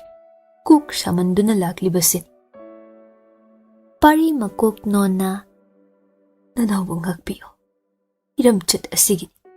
Angom pumbana inthokpibada matik charaba dandani. Manaw parigi wa thajaraduna Lanchenba hankre. Manaw nupi hema kasar yaukre khangkhidre. Hapta mukki matungda pari masado pungpha phare haiba yaredo haugat kangkhatle. Migi mayumda lamduda arembada chakcha ising thakduna leijaba ikaize. Aduna moirang ningthau mapa sakpagi nakta changjaru silangjagi nizaru. Moirang mapu nukleduna paribu manakta famthahan wari watai oina saduna matam lenjai. Marag asida thazadaba ama oikre haibaduni. Langmai mapari pisak asi urubada pamloidaba kalakloidaba Chanu tangna thoklanido. Leisabida natti mau oirabi phauba matin yotna pham oiriba magi sawong saban wangang sangangni. Moirang ningthaugi amatta yaubi mamom petanga asi ngawkhrabani. Asuk thuba matam asida kadomdagi haizin-khiba ihul oiribanu. Pau takre angom angam ton asi Ningthemgi TUMAN amakhak khunkhre luhongkhre. Adubu kaisu kaide ani subi taloi oininglakle. Kaina khredum hai TUMAN adugadi. Leisabi pumseng ningthau mamom mazaibe mamani. ꯇꯨꯃꯟꯅ ꯃꯥꯒꯤ ꯃꯇꯨ ꯅꯥꯝꯃ ꯐꯪꯕ ꯉꯝꯕ ꯅꯠꯇꯦ ꯅꯤꯡꯈ꯭ꯔꯦꯗꯣ꯫ ꯆꯍꯤ 10 ꯁꯨꯔꯕꯤ ꯂꯩꯁꯥꯕꯤꯅꯤ꯫ ꯑꯗꯨ ꯀꯦꯁꯤꯟꯅꯖꯩ ꯅꯤꯡꯉꯥꯏꯅ ꯀꯟꯖꯔꯤꯕ ꯑꯄꯥꯝꯕ ꯅꯨꯄꯥ ꯊꯤꯕ ꯐꯪꯗꯦ ꯍꯥꯏꯗꯨꯅ ꯂꯨꯍꯣꯡꯉꯨ ꯌꯥꯗ ꯃꯥꯅ ꯃꯃꯥ ꯂꯩꯃ ꯃꯄꯥ ꯅꯤꯡꯊꯧ ꯉꯝꯗꯨꯅ ꯃꯣꯏꯔꯥꯡꯗ ꯃꯅꯤꯡ ꯇꯧꯕꯤ ꯄꯦꯇꯪꯉꯥꯅꯤꯗꯣ꯫ ꯇꯨꯐꯠ ꯇꯨꯐꯠ ꯃꯄꯥꯕꯨꯡꯒꯤ ꯃꯥꯡꯗ ꯆꯠꯂꯝꯕꯗꯒꯤ ꯆꯪꯁꯤꯟꯗꯨꯅ ꯐꯝꯂꯔꯦ꯫ ꯃꯅꯥꯏ ꯅꯨꯄꯤ ꯑꯆꯥꯟꯕꯤꯗꯨꯃꯁꯨ ꯂꯣꯏꯅꯖ꯫ ꯄꯥꯟꯗ ꯑꯗꯨꯛ ꯏꯪ ꯇꯞꯄꯤ ꯃꯣꯡ ꯍꯥꯗꯕꯤ ꯅꯨꯡꯗ ꯇꯧ ꯉꯝꯕꯤ ꯈꯠ ꯈꯠ ꯂꯥꯎꯕꯤ ꯃꯣꯏꯔꯥꯡ ꯃꯕꯦꯝꯃ ꯄꯦꯇꯪꯉꯥꯅꯤꯗꯣ꯫ ꯍꯥꯏ ꯏꯄꯥꯒꯤ ꯃꯣꯝ, ꯋꯥꯔꯤ ꯇꯥꯅꯤꯡꯕ꯭ꯔꯅꯦ ꯅꯪꯕꯣ? ꯂꯥꯎ ꯂꯥꯎ, ꯑꯩꯒꯤ ꯈꯨꯔꯨ ꯑꯁꯤꯗ ꯐꯝꯖꯔꯨ ꯂꯥꯎꯗꯣ꯫ ꯑꯗꯨꯛ ꯆꯥꯎꯔꯕꯤ ꯃꯃꯣꯝ ꯑꯗꯨ ꯑꯗꯨꯛ ꯂꯨꯅ ꯃꯄꯥ ꯅꯤꯡꯊꯧꯅ ꯃꯅꯥꯛꯇ ꯀꯧꯁꯤꯟ ꯐꯝꯍꯟꯕꯤ꯫ ꯄꯥꯔꯤꯗ ꯂꯨꯔꯨꯞ ꯂꯨꯔꯨꯞ ꯌꯦꯡꯂꯤꯕ ꯃꯃꯣꯝꯅ ꯃꯀꯣꯛ ꯅꯣꯜꯂꯞ ꯄꯥꯟꯅ ꯃꯇꯞ ꯑꯃ ꯂꯥꯟꯖꯔꯨꯏ꯫ ꯏꯕꯨꯡꯉꯣ ꯉꯝꯇꯣꯟ, ꯅꯆꯜꯅ ꯁꯤꯃꯠꯇ ꯂꯥꯟꯖꯒꯦꯗꯣ꯫ ꯄꯥꯔꯤ ꯃꯈꯨꯠ ꯑꯅꯤꯅ ꯕꯦꯕꯥꯔ ꯎꯠꯇꯨꯅ ꯂꯧꯁꯤꯟꯖꯩ꯫ ꯃꯖꯩꯕꯦꯝꯃ, ꯍꯥꯟꯅ ꯁꯛ ꯈꯪꯖꯔꯨꯗ꯭ꯔꯦ, ꯄꯪꯂꯕ ꯅꯕꯨꯡꯕꯨ ꯉꯥꯛꯄꯤꯒꯅꯤ꯫ ꯀꯩꯁꯨ ꯀꯥꯏꯗꯦ ꯏꯕꯨꯡꯕꯨ꯫ ꯃꯄꯥꯕꯨꯡꯗ ꯃꯨꯛ ꯑꯣꯟꯁꯤꯟ ꯀꯦꯊ ꯅꯧꯊ꯫ ꯄꯥꯕꯨꯡ ꯅꯤꯡꯊꯧ, ꯑꯩꯅꯦ ꯉꯁꯤꯗꯤ ꯂꯣꯛꯇꯥꯛꯇ ꯏꯟꯖꯤꯡꯖꯔꯨꯒꯦꯗꯣ꯫ ꯅꯪꯕꯣ ꯆꯠꯂꯨꯁꯨ ꯉꯥꯏꯗꯅ꯫ ꯑꯗꯣ ꯑꯩꯕꯨ ꯉꯥꯛꯄꯤ ꯁꯦꯟꯕꯤꯅꯕ ꯀꯅꯥꯁꯨ ꯂꯩꯖꯗ꯭ꯔꯦ꯫ ꯀꯣꯅꯨꯡ ꯁꯦꯟꯕ ꯏꯕꯨꯡ ꯃꯈꯩꯁꯨꯅꯦ ꯊꯕꯛ ꯆꯤꯜꯂꯤ ꯇꯥꯛꯄꯤ꯫ ꯀꯅꯥꯅꯁꯨ ꯌꯥꯕꯤꯗꯦ ꯆꯠꯃꯤꯟꯅꯔꯨꯁꯤ ꯍꯪꯒꯠꯆꯔꯨꯕꯗ꯫ ꯑꯗꯨꯒꯤꯕꯨ ꯅꯪꯅ ꯀꯔꯤꯒꯤ ꯋꯥꯔꯤ? ꯏꯃꯣꯝ, ꯅꯕꯨꯡ ꯑꯣꯏꯕ ꯑꯉꯣꯝ ꯑꯉꯝꯇꯣꯟ ꯑꯁꯤꯒ ꯍꯦꯛ ꯂꯦꯡꯖꯔꯨꯀꯣ꯫ ꯃꯥꯕꯨꯁꯨ ꯑꯅꯥꯕ ꯐꯔꯛꯄꯒꯤ ꯂꯣꯛꯇꯥꯛ ꯏꯃꯥ ꯂꯥꯏꯔꯦꯝꯕꯤꯒꯤ ꯑꯁꯦꯡꯕ ꯁꯛꯇꯝ, ꯑꯁꯦꯡꯕ ꯍꯋꯥ ꯆꯥꯖꯅꯕ꯫ ꯐꯒꯅꯤꯗꯣ ꯄꯥꯕꯨꯡ ꯅꯤꯡꯊꯧ, ꯅꯃꯣꯝꯗꯤ ꯀꯌꯥ ꯋꯥꯔꯨꯔꯦ ꯆꯠꯂꯨꯕ ꯐꯪꯂꯔꯣꯏꯗ꯭ꯔꯥꯅ꯫ ꯂꯦꯡꯂꯁꯤꯔ ꯏꯕꯨꯡꯉꯣꯕꯨ?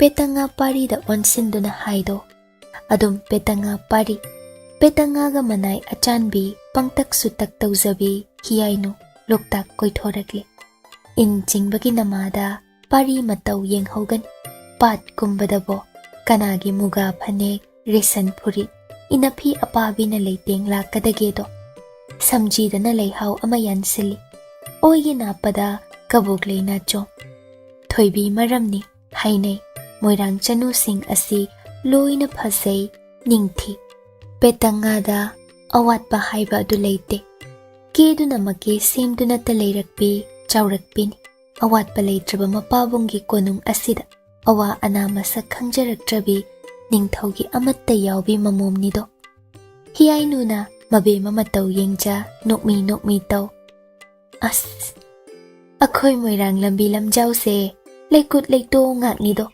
ꯏꯄꯥ ꯅꯤꯡꯊꯧꯗ ꯍꯥꯏꯗꯨꯅ ꯁꯦꯝꯍꯟꯗꯕ ꯁꯨꯡꯌꯥ ꯌꯥꯗ꯭ꯔꯦ꯫ ꯏꯕꯨꯡꯉꯣ ꯑꯉꯝꯇꯣꯟ, ꯃꯥꯡ ꯊꯥꯕꯤꯌꯣ, ꯅꯆꯜ ꯏꯄꯨꯏꯅꯥꯏ ꯇꯨꯡꯏꯟꯖꯔꯛꯀꯦꯗꯣ꯫ ꯍꯣꯏ ꯍꯥꯏꯒꯨꯝ ꯄꯥꯔꯤ ꯆꯨꯝꯗ꯭ꯔꯤꯡ ꯃꯆꯠꯂꯤ꯫ ꯄꯥꯠꯄꯥꯟꯒꯤ ꯑꯌꯤꯡꯕ ꯅꯨꯡꯁꯤꯠꯅ ꯈꯪꯍꯨꯝ ꯈꯪꯍꯨꯝ ꯅꯨꯃꯤꯗꯥꯡ ꯋꯥꯏꯔꯝ ꯑꯗꯨꯗ ꯍꯨꯝꯖꯤꯜꯂꯛꯄꯗ ꯄꯥꯔꯤꯅ ꯃꯁꯥꯗ ꯊꯣꯜꯂꯤꯕ ꯐꯩꯖꯣꯝ ꯑꯄꯥꯕꯗꯨ ꯃꯁꯥꯗ ꯑꯃꯨꯛ ꯅꯞꯁꯤꯜꯂꯨ, ꯑꯃꯨꯛ ꯃꯥꯡ ꯇꯨꯡ ꯌꯦꯠ ꯑꯣꯏ ꯅꯥꯏꯗ ꯄꯪꯍꯨꯝꯗ ꯍꯨꯝꯗꯣꯛꯄꯗ ꯇꯝꯕ ꯃꯇꯧ ꯍꯥꯞꯂꯤꯕ ꯃꯣꯏꯔꯥꯡ ꯆꯅꯨꯒꯤ ꯊꯃꯣꯏ ꯍꯦꯟꯅ ꯍꯦꯟꯅ ꯍꯨꯅꯕꯒꯤ ꯃꯆꯥꯛ ꯑꯣꯏꯁꯤꯟꯈ꯭ꯔꯦ꯫ ꯍꯤꯌꯥꯏꯅꯨꯅ ꯃꯕꯦꯝꯃꯗ ꯏꯔꯥꯡ ꯍꯧꯖꯤꯟ ꯆꯤꯔꯣꯜ ꯇꯧꯏ꯫ ꯄꯥꯠꯇ ꯀꯨꯝꯂꯒ ꯊꯔꯣ ꯍꯦꯛꯎ ꯍꯥꯏꯌꯨꯕ ꯏꯕꯦꯝꯃ, ꯊꯝꯕꯥꯜ ꯄꯥꯝꯃꯤ ꯋꯥ ꯍꯧꯗꯣꯛꯄꯤꯌꯨꯕ꯫ ꯍꯩꯃ, ꯍꯤꯌꯥꯏꯅꯨ ꯍꯥꯏꯕꯤ ꯆꯒꯠꯅꯕꯤ, ꯌꯥꯕꯨ ꯌꯥꯕꯤꯔꯛꯀꯗ꯭ꯔꯣ? ꯁꯨꯝ ꯍꯟꯅ ꯀꯥꯁꯨ ꯑꯩꯕꯨ ꯌꯦꯡꯕꯤꯗ ꯃꯆꯠꯈ꯭ꯔꯤꯕꯁꯤꯅꯤ꯫ ꯑꯩꯅ ꯀꯦꯖꯔꯨꯕꯒꯤ ꯃꯍꯩꯗꯤ ꯀꯔꯤꯅꯣꯗ? ꯍꯥꯏꯗ ꯍꯥꯏꯕꯤꯌꯨꯅꯦ ꯏꯕꯦꯝꯃ, ꯆꯥꯡ ꯌꯦꯡꯍꯧꯕꯤꯌꯨꯕ, ꯇꯝꯕ ꯃꯇꯧ ꯌꯦꯡꯁꯤꯕ꯫ ꯑꯔꯨꯕ ꯏꯔꯩ ꯀꯟꯕ ꯄꯥꯠꯌꯥꯗ ꯀꯨꯝꯊꯍꯟꯕꯤꯌꯨ ꯀꯩꯗꯧꯒꯦ? ꯇꯧꯒꯦꯁꯦ, ꯌꯦꯡꯉꯨꯀꯣ ꯍꯤꯌꯥꯏꯅꯨ꯫ ꯆꯨꯝꯃꯤ, ꯇꯝꯕ ꯃꯇꯧ ꯌꯦꯡꯁꯦ, ꯃꯔꯤꯜ ꯀꯌꯥꯝ ꯂꯩ ꯈꯪꯗꯣꯛꯁꯤꯗꯣ꯫ ꯄꯦꯇꯪꯉꯥ ꯆꯪꯁꯤꯟꯈꯤ꯫ ꯅꯣꯝ ꯅꯣꯝ ꯀꯌꯥ ꯐꯖꯩ, ꯃꯥꯂꯪꯂꯛꯇ ꯃꯐꯤ ꯐꯥꯖꯤꯟꯖ꯫ ꯏꯕꯨꯡꯉꯣ ꯑꯉꯝꯇꯣꯟ, ꯅꯆꯜ ꯋꯥ ꯑꯃꯇ ꯍꯪꯒꯠꯆꯒꯦ ꯍꯥꯏꯕꯕꯨ꯫ ꯄꯥꯔꯤ ꯆꯠꯂꯝꯕ ꯂꯦꯞꯆ ꯇꯨꯡꯑꯣꯏꯅꯔꯛꯂꯗꯨꯅ ꯇꯥꯛꯄꯤꯌꯨ ꯃꯖꯥꯏꯕꯦꯝ꯫ ꯑꯗꯨꯝ ꯀꯧꯕꯤꯅꯨꯗ, ꯑꯩꯒꯤ ꯏꯃꯤꯡ ꯄꯦꯇꯪꯉꯥ ꯀꯧꯖꯩꯌꯦ, ꯃꯤꯡꯇ ꯀꯧꯕꯤꯌꯨꯗꯣ꯫ ꯀꯔꯝ ꯃꯖꯥꯏꯕꯦꯝ ꯃꯃꯤꯡꯂꯦꯟꯕꯨ ꯄꯥꯞ ꯆꯦꯜꯂꯕ ꯏꯆꯦꯜꯅ ꯀꯧꯉꯝꯒꯅꯤꯗꯣ꯫ ꯑꯗꯨ ꯑꯣꯏꯔꯁꯨ ꯑꯩꯗꯤ ꯍꯥꯏꯖꯔꯤꯕꯁꯤꯅꯤꯀꯣ ꯏꯕꯨꯡꯉꯣ. ꯐꯔꯦ, ꯏꯆꯜ ꯍꯥꯏꯅ ꯃꯤꯡꯒꯧꯖꯒꯦ. ꯄꯦꯇꯪꯉꯥ ꯈꯖꯤꯛ ꯄꯦꯟꯐꯥꯠꯇꯦ, ꯑꯗꯨꯕꯨ ꯀꯣꯟꯅ ꯍꯣꯡꯗꯣꯛ ꯍꯣꯡꯖꯤꯟ ꯌꯥꯕ ꯃꯤꯡꯒꯧꯅꯤꯗꯣ. ꯍꯧꯖꯤꯛꯅ ꯅꯪꯒꯤ ꯅꯆꯠ, ꯇꯨꯡꯒꯤꯅ ꯅꯁꯥꯅꯧ ꯑꯣꯏꯒꯦꯗꯣ. ꯑꯩꯗꯤꯅꯦ ꯑꯁꯤꯗ ꯑꯥꯗ ꯁꯥꯠꯂꯤꯕ ꯊꯝꯕꯥꯜ ꯑꯁꯦ ꯑꯣꯟꯊꯣꯛꯅ ꯄꯥꯝꯖꯈ꯭ꯔꯦ. ꯑꯦ, ꯑꯁꯣꯝꯒꯤꯁꯤꯕꯨꯔ ꯏꯕꯦꯝꯃ? ꯃꯥꯅꯦ ꯃꯥꯅꯦ ꯏꯕꯨꯡꯉꯣ ꯉꯝꯇꯣꯟ. ꯅꯕꯨꯡꯅ ꯏꯆꯜꯒꯤꯗꯃꯛ ꯊꯝꯕꯥꯜ ꯍꯦꯛꯆꯧ ꯍꯥꯏꯕ꯭ꯔꯗꯣ? ꯑꯦ, ꯍꯥꯏꯖꯗꯦꯗ, ꯁꯨꯝ ꯄꯥꯝꯖꯩꯗ ꯍꯥꯏꯖꯕꯅꯤ. ꯍꯦꯛꯆꯒꯦ ꯌꯥꯒꯅꯤꯗꯣ? ꯌꯥꯕꯤꯒꯗ꯭ꯔꯅꯦ ꯏꯕꯨꯡꯉꯣ? ꯑꯅꯥ ꯐꯒꯠꯄꯁꯨ ꯀꯨꯏꯗ꯭ꯔꯤꯕꯗꯨꯗ. ꯉꯥꯏꯍꯥꯛꯇꯪ ꯎꯔꯨꯝꯁꯤꯗ ꯂꯦꯡꯁꯤꯟꯕꯤꯁꯤ. ꯉꯥꯏꯕꯤꯔꯝꯃꯨꯗ ꯏꯆꯜ ꯑꯅꯤꯕꯣ. ꯐꯒꯅꯤ ꯏꯕꯨꯡꯉꯣ.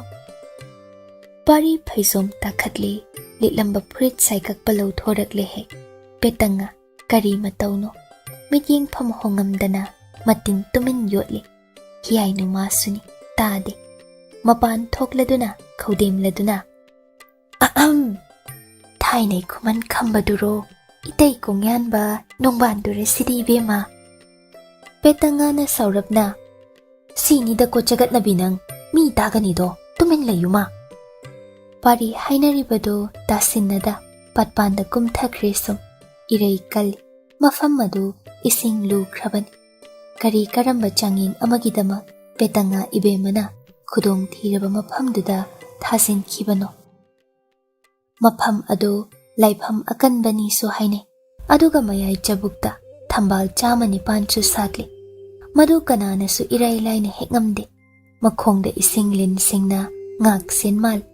ꯍꯧꯖꯤꯛꯇꯗ ꯄꯦꯇꯪꯉꯥ ꯃꯤꯍꯨꯟ ꯇꯤꯡ ꯇꯤꯡ, ꯃꯤꯄꯥꯏꯒꯨꯝ ꯂꯥꯛꯀꯨꯝꯅ, ꯍꯥꯏ ꯍꯤꯌꯥꯏꯅꯣ, ꯏꯁꯤꯡ ꯂꯤꯟ ꯑꯆꯧꯕꯅ ꯎꯝꯈ꯭ꯔꯕꯗꯤ, ꯁꯤ ꯅꯥꯕ ꯊꯣꯛꯂꯕꯗꯤ ꯃꯤꯒꯤ ꯅꯤꯡꯊꯧ ꯃꯆꯥꯁꯦ ꯍꯥꯠꯂꯤ ꯍꯥꯏꯕꯒꯤ ꯑꯩꯕꯨ ꯏꯄꯥ ꯅꯤꯡꯊꯧꯅ ꯂꯣꯏ ꯊꯥꯕꯤꯕ ꯁꯣꯏꯔꯣꯏꯀꯣ? ꯀꯔꯤꯅꯣꯗ ꯏꯕꯦꯝꯃ ꯑꯗꯨꯛ ꯄꯥꯡꯗꯕꯗꯤ? ꯃꯖꯥ ꯏꯕꯦꯝꯃ, ꯑꯁꯤ ꯑꯉꯣꯝ ꯂꯪꯃꯥꯏ ꯅꯤꯡꯊꯧ ꯍꯥꯏꯕ ꯀꯟ ꯊꯧꯔꯕꯗꯨꯒꯤ ꯃꯄꯥꯔꯤꯅꯦ, ꯁꯅꯥ ꯏꯁꯤꯡꯅꯤ. ꯏꯁꯤꯡ ꯂꯤꯟ ꯃꯆꯥ ꯃꯁꯨꯗꯤ ꯃꯥꯅ ꯉꯝꯐꯝ ꯊꯣꯛꯏ. ꯍꯦꯛꯄ ꯉꯝꯕ꯭ꯔꯥ ꯇꯝꯕ ꯃꯒꯨꯟ ꯃꯇꯤꯛ ꯆꯥꯏ ꯆꯥꯗꯦ ꯌꯦꯡꯁꯤꯕ, ꯏꯕꯦꯝꯃꯒꯤ ꯏꯕꯨꯡꯉꯣ ꯑꯣꯏꯖꯕꯗ. ꯍꯣꯏꯅꯦ ꯍꯤꯌꯥꯏꯅꯣ, ꯅꯪꯁꯦ ꯄꯪꯕ꯭ꯔꯥ ꯈꯜꯂꯤ, ꯁꯤꯡꯈ꯭ꯔꯦꯗ. ꯑꯗꯨꯕꯨ ꯅꯨꯄꯤ ꯑꯅꯤꯗꯨ ꯃꯤꯄꯥꯏꯕꯅ, ꯏꯁꯤꯡ ꯏꯃꯥꯏꯅ ꯂꯦꯞ ꯍꯦꯟꯈꯤꯕꯅ, ꯁꯨꯝ ꯄꯥꯔꯤꯅ ꯃꯈꯣꯡꯅ ꯆꯠꯂꯝꯕꯗꯒꯤ ꯏꯔꯣꯏꯈ꯭ꯔꯦ. ꯃꯈꯣꯡ ꯑꯅꯤ ꯀꯥꯎ, ꯃꯈꯨꯠ ꯑꯅꯤꯅ ꯏꯟꯗꯨꯅ ꯊꯝꯕꯥꯜ ꯁꯥꯠꯐꯝ ꯃꯌꯥꯗꯨ ꯌꯧꯁꯤꯟꯈ꯭ꯔꯦ. ꯃꯇꯧꯗꯨ ꯇꯦꯝꯁꯤꯡꯅꯔꯛꯂꯗꯨꯅ ꯏꯁꯤꯡ ꯏꯄꯣꯝ ꯖꯨꯋꯥꯔ ꯋꯥ ꯋꯥ, ꯑꯃꯨꯛ ꯑꯃꯨꯛ ꯃꯀꯣꯛ ꯃꯁꯥ ꯄꯨꯂꯞ ꯂꯨꯞꯁꯤꯟꯕꯤ ꯏꯔꯩ ꯑꯀꯟꯕꯅ ꯏꯔꯣꯏꯔꯤꯕ ꯃꯤ ꯃꯆꯥ ꯑꯗꯨ. ꯂꯣꯛꯇꯥꯛ ꯏꯃꯥꯏꯂꯛꯇ ꯁꯨꯞꯅꯇꯒꯤ ꯀꯣꯡꯒꯣꯜ ꯑꯃꯈꯛ ꯇꯥꯎꯔꯕꯒꯨꯝ. ꯋꯥꯔꯤ ꯑꯃ ꯇꯥꯈꯤꯌꯦ ꯄꯥꯔꯤꯅ. ꯉꯛꯈ꯭ꯔꯕ ꯃꯣꯏꯔꯥꯡ ꯂꯩꯕꯥꯛꯀꯤ ꯋꯥꯔꯤꯅꯤꯗꯣ. ꯃꯐꯝ ꯑꯗꯨꯗ ꯌꯥꯏ ꯂꯣꯠꯂꯤ ꯄꯥꯠꯐꯝ ꯍꯥꯏꯕꯗꯨ ꯑꯣꯏꯔꯝꯒꯅꯤ ꯁꯣꯏꯗꯅ. ꯑꯗꯨꯗ ꯈꯛ ꯊꯝꯕꯥꯜ 109 ꯁꯥꯠꯍꯩꯕ ꯄꯥꯠꯐꯝꯅꯤ. ꯄꯥꯠꯌꯥꯏꯗꯅ 이왕 왕ꯅ ꯂꯤꯈꯠꯇꯨꯅ ꯁꯥꯠꯂꯤꯕꯤ ꯈ꯭ꯋꯥꯏꯗꯒꯤ ꯍꯦꯟꯕꯤ ꯊꯝꯕꯥꯜ ꯂꯩꯔꯦꯜ 109 ꯑꯗꯨ ꯍꯦꯛꯉꯝꯂꯕꯗꯤ ꯄꯨꯛꯅꯤꯡꯅ ꯅꯤꯡꯖꯕꯤ ꯊꯋꯥꯏ ꯑꯣꯏꯕꯤ ꯆꯥꯅꯕꯤ ꯃꯐꯝꯗ ꯂꯩ ꯑꯗꯨ ꯈꯨꯗꯣꯜ ꯇꯝꯕ ꯉꯝꯖꯔꯕꯗꯤ ꯄꯨꯟꯁꯤꯒꯤ ꯑꯣꯏꯅ ꯀꯥꯏꯅꯗ ꯊꯨꯡꯅꯩ, ꯃꯪꯐꯝ ꯄꯨꯡꯉꯝꯖꯩ. ꯊꯥꯖꯈ꯭ꯔꯗꯨꯅ ꯈ꯭ꯋꯥꯏꯗꯒꯤ ꯍꯦꯟꯕꯤ ꯊꯝꯕꯥꯜ ꯂꯩꯔꯦꯜ ꯑꯗꯨ ꯍꯦꯛꯂꯒꯦ ꯂꯦꯞꯄꯅꯤ ꯄꯥꯔꯤ. ꯑꯀꯤꯕ ꯂꯩꯇꯦ. ꯂꯤꯟ ꯂꯩ, ꯏꯁꯤꯡ ꯈꯥꯔꯧ ꯃꯕꯨꯛ ꯂꯥꯝꯕ, ꯑꯔꯥꯛꯄ ꯄꯨꯝꯕ ꯊꯋꯥꯏ ꯂꯧꯒꯅꯤ ꯉꯥꯏꯗꯨꯅ ꯊꯝꯕꯥꯜ ꯂꯩꯔꯦꯜ ꯁꯦꯟꯅꯗꯨꯅ ꯂꯩꯔꯤ ꯀꯤꯗ꯭ꯔꯦ. ꯊꯝꯕꯥꯜ ꯑꯃꯅꯤ ꯍꯦꯛꯄ ꯍꯧꯔꯦ. ꯑꯗꯨꯕꯨ ꯈ꯭ꯋꯥꯏ ꯃꯌꯥꯏꯒꯤ ꯂꯩꯔꯦꯜ ꯑꯗꯨ ꯃꯈꯨꯠꯅ ꯁꯣꯛꯎ ꯊꯦꯡꯉꯨꯕ ꯃꯌꯥꯗ꯭ꯔꯦ. ꯏꯁꯤꯡ ꯂꯤꯟ ꯐꯥꯎꯒꯠꯂꯛꯏ, ꯃꯍꯨ ꯈꯨ ꯈꯨ ꯀꯥꯝꯂꯛꯏ. ꯃꯈꯨꯠ ꯅꯥꯝꯃꯅ ꯊꯝꯕꯥꯜ ꯈꯔ ꯄꯥꯏ, ꯏꯁꯤꯡ ꯈꯥꯔꯧꯒ ꯂꯝꯕꯥ ꯇꯧꯕ ꯇꯥꯏ. ꯁꯠ ꯏꯔꯨꯞꯈ꯭ꯔꯦ. ꯑꯁꯣꯝ ꯄꯥꯠꯄꯥꯟꯗ ꯂꯥꯞꯅ ꯌꯦꯡꯂꯤꯕ ꯄꯦꯇꯪꯉꯥ, ꯍꯤꯌꯥꯏꯅꯨ ꯃꯤꯍꯨꯜ ꯁꯨꯗꯦ. ꯐꯅ ꯃꯀꯨꯏꯔꯦ ꯏꯔꯨꯞꯈꯤꯕꯗꯒꯤ ꯐꯥꯎꯒꯠꯂꯛꯇꯕ ꯄꯥꯔꯤ ꯑꯗꯣ. ꯏꯁꯤꯡ ꯂꯤꯟ ꯃꯌꯥꯝꯅ ꯑꯣꯝꯁꯤꯟꯗꯨꯅ ꯃꯥꯕꯨ ꯆꯤꯛꯇꯨꯅ ꯍꯥꯠꯈ꯭ꯔꯕ꯭ꯔꯥ, ꯅꯠꯇ꯭ꯔꯒ ꯂꯩꯔꯦꯜ ꯁꯦꯟꯅꯕ ꯂꯩꯔꯦꯜ ꯑꯆꯧꯕꯅ ꯂꯥꯛꯇꯨꯅ ꯎꯝꯈ꯭ꯔꯕ꯭ꯔꯥ? ꯀꯝꯗꯧꯒꯅꯤ ꯍꯤꯌꯥꯏꯅꯨ, ꯀꯝꯗꯧꯁꯤꯕ ꯑꯩꯕꯣ? ꯂꯤꯟꯒꯤ ꯃꯆꯤꯟꯖꯥꯛ ꯑꯣꯏꯈ꯭ꯔꯦꯗꯅ, ꯁꯣꯏꯗ꯭ꯔꯦꯗꯅ. ꯐꯅ ꯃꯀꯨꯏꯔꯦ ꯃꯃꯤ ꯃꯥꯡꯈ꯭ꯔꯦ, ꯑꯩꯗꯤ ꯃꯥꯡꯖꯔꯦꯗꯅ. ꯏꯕꯦꯝꯃ, ꯅꯅꯥꯏ ꯅꯨꯄꯤꯕꯨ ꯉꯥꯛꯄꯤꯌꯨꯗꯣ, ꯐꯥꯎꯒꯠꯂꯛꯇ꯭ꯔꯦ. ꯂꯤꯟ ꯃꯌꯥꯝꯅ ꯑꯣꯝꯁꯤꯜꯂꯝꯂꯅꯤ. irol nungda makhong makhut pumba yetchilamlani si yauradi migi macha se sina hanba tare ta ose ipu ningthau leimada aibu danda phanghange silibra ha nangna sum kari khang silibano aibu insinduna yahanbano nang ising sida inthawra hiaino ibema karino takpiriba asibo maikai khangda tamba khara kauru chona yaino pakhol thakre petanga ibema sulengam laktraduna tawfam khangda mi ukhradi mangle haina chenkre phana kuinagi matung pari phaugalakle makhutna thambal chabul ama makhutna mana kharau achauba ama makok makhori laktuna pairakle patpan yaurakpada lin ado laktuna imai romda langsekre nang hatke lakpanati lam helakpagi warakbibani na thwai hingjo waruganu nang nangak senajaba thambal leiril asidi aina huriko kharawana isingda lupthaki makokta yelakhiba koget adu tasin leirami patpanda magi phurit nakta madu tingthoklaga kana uhanda thambal leiril naitom satpi adu phajana mapop kaihanda yomsinkre hiainu chenchile is sidi sibidrida naibungo ibe masule ramdredo aidi mi gauri sirabra yenghangedana ibungobu oh thambal chamani palasi somgi be mada katbiyudo phagani ibungo lei lahore pari hanna yenglamde ichot chot na chatki hiainu matin yot asuk ningthiba murti ado yengbagi penai re yenghoriba mabema manakta chela aga layam adu sinare pari siramdre pau tamjare lei paiduna petangana hiainu matung ilhan patpan mayada amu chenthoklegle petanga harau jabana hojiktada khorangna pari maikai yenglei chatkreda yoramlani mazai bema patyaida kalak pena petangana yengluba swai lawi thaukraba mishna anina ure khwaidagi henbi iwang wangna satpi leirel hekre adubu sinaramba leilaktadi leirel adu yaudena kadaida pukre ngahaki mangda sathobani leirel adu hiaino thamba leirel di piramdra piramdre ibungone hekpa ude da leirel di leite da yengune apangbi satlamdre mane hekraban nanai nubi di khangjade do leite ne magunna yomida kan thawida angam ton aside changing mai pakle do ibema kanana su hengamdabi thamba leirel hekre do nangbu uhodro kadai da lotuna pukhi ha aigi leirel ne ningsing le emazai bema koget phina karino mayom sinduna sega da yepsin pukri angam ton mado leirel soidana oigani mazai bema mulhau yadro urade kaidau le hawi nangbo nanai bhap oisa hodre doi bema hera piram da baga saida namduna mungani moirang ikada satpa leirel di aigini ne hiaino adumak pangbiyu do mazai bema adubu lotuna thambal leirel pukhiba kanagi oihange khanjariba angam ton asina petanga ningdol pomhawi hiainu khangde petanga jingna hawi jagat nabina hoi anibo asa tawhaidraban khangzauma asima loyum bana moirang nakadagi hukhiba leireldi magi tamphayai khakkini do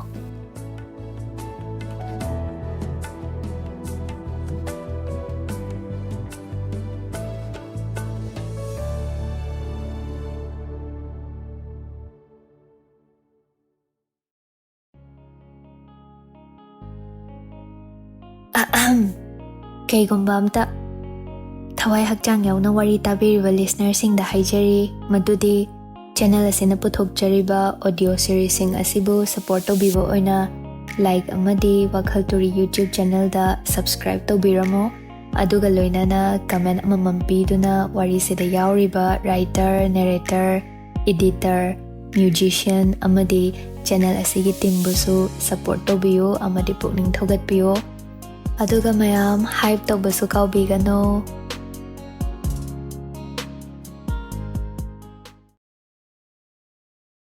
Tayal. Kadomdagi irangno petanga nangbu onto ida. Angamton managyo sinki hiyay no na tingbang bimakukni. Hekta nirure thambal leire. Kayam pamjarurabano. Bibida bayade na chalda ibungo angamton. Pari mapi hongba loy phatri. Irup lubagi masam ajot pado machum taringay. Moirang lamkit pi asigi saray mayok na kibatay hana. Ibema, nabung na madumadi aigi sanaw Khuman Chanugi oihange ningjakrido. Oh, kaday da laybi hawage inambe madi ibungbo. Khuman mapamromda matam khra lejani majatki. Aina phibam ama chadaba sida. Yamna phaido. Ado inambe makhut yaudringayda nachalgi makada korau nung kharadi thamjageba. Mitna khak yengjage leirelbo. Khutnaga toina sokjaroye ibung angamtonbu. Leirang leirel ado ikada ngan thoijahangi mikup kharata. Oh, khara mangjongna na takbirabadi phagadabani chalbo. Haibiriba sibu ibungo. Aina inay angom amada khutsin na jakre. Khuman koluk mabe mama khut yawhanko. Leirel ado soifade mabe mama kada thillu hain. Phana sangna chalamlani ne inay ado. Oh, ado irabadi kaidaruganido. Irai bakinini ibungo angamton.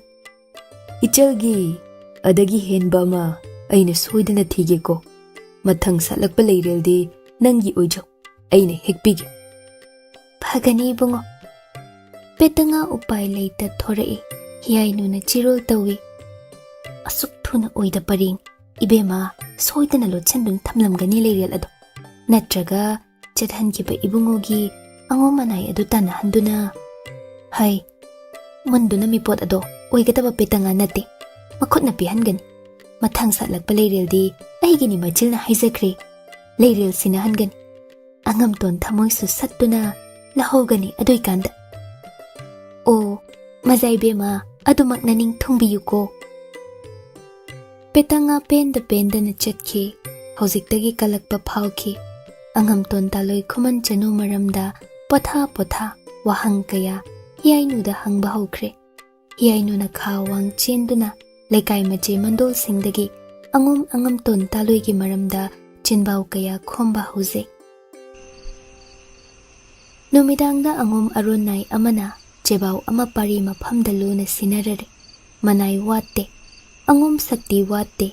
Moirangda sairang jadunasu. Luna sinkiba thaurang pumba soiraktre. Pari chingnari. Magi apokpi leimana mabu angomdagi tanthoklakpagi maram. Mabu thaiduna moirang masaikolda thamlakpan. Ningthemna sokpa ngamdanabagi. Maada natte. Hemabu supuduna chatkinabagi ayaba masu apokpina maphamda loina halakpadi.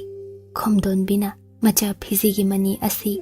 Mamau achanbi asi ningthemna sokngam loidaba maphamda sausinnaduna. Thairak libra soiroiko. Chibau kanapsu uhanda parina pai. Athengba thabal mangal lakta. Thongnawdagi phausil laktuna. Mangalduna pungan ngalhali. Chibau irakpadugi masak maming taglakte. Kui ubada makhangi kanagino haiba parinadi. Yaugadaba maphamda thungli. Shigi waganu na ashoy angam yaudre. Pau asi khara thingdokre. Nungaiba pau masu leire. Nasa laktuna mayengjaru simadi. Haidokpada pamuri mabung aina. Maraibak thirabi aigi chalgi mapaun. Luinana nangbu thoidokpa tawdrabra. Ikhutna thangthilambado. Ai lepham khangtre. Chibau thuna halo. Aigi maraibak thiraba apokpibudi nangna cheksinna senadaba yade. Yambungna kari tawrakpa ai kire do tasing. Luisel naada yektaba oy. Ichalgi wagan mabung aina kupsen senari.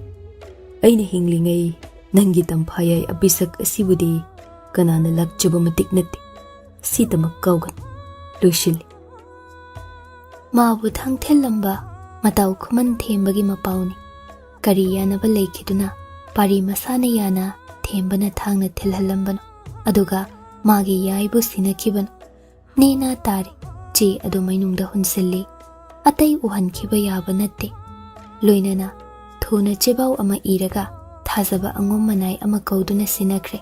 Kasar yawhankho haina Manay Lanmina Mabungo Yathang Puduna Ahing Mamaida Moirang Lebak Tadoki Adobu Laibak Thibadi Kanana Sumakhangdre Lanmi Ado Maraibak Thikre Lamak Hangda Yeknaba Mayuk Nakre Ningthem Manay Konung Lanmina Hingpa Phakre Lotuna Purakhiba Parigi Chebau Munkre Mabungo Ningthem Makhutta Sinakre Hangdoktuna Parigi Chebau Ado Ningthemna Langtaknana Parui Asumna Iriba Yamna Parina Pautaba Chiksinale Nang Wagan Maram Amatagi Ay Thuna Laki Khal Lakshu Lakani Nang Disida Lakpa Yadraban Taha Apambana Hilhanduna Lakpadido Mapam Sida Lehoba Nangi Ima Paba Aigisu Ima Paban Makhoi Soingamdan Lady Aina Sener Waran Wishimahoigi the Magtadi Aduga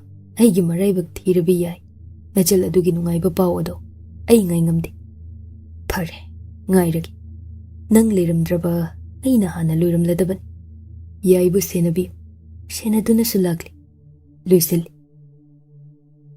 Ningthem Nokning Parakpa Angom Lanmi Aduda Wahangde Maramdi Pumna Makhangli Khudakta Manai Kauduna Makhutna Iduna Ningthemna Kasar Razada Sinakinaba Chithi Ama Sinai Maidingu Mayek Namki Aruba Pauni Khanghanbani Hikdokpa Yararoidaba Ningthemgi Yathang Ama Kasar Razada Sinaki Khangle Hemagi Maramda Oigani Chithi Adusu Kasarda Tangduna Leiriba Hema Ningthem Machal Hiramati Thagoi Aduga Ehenba Amana Khuman Themba Kaya Haina Singna Launamduna Nanthokkiba Makhuttagi Ningthem Maya Chi Khambi Maiho Credo Angum Parigi Chebau Puba Manai Adu Leinung Sangdanam Sinkre Tamthina Ot Naiki Hatok Laba Sudai Leitre Adubu Maram Amakhakidamak Thamli Ningthem Hek Nongan Baga Yangoi Thauduna Safi Lan Fiset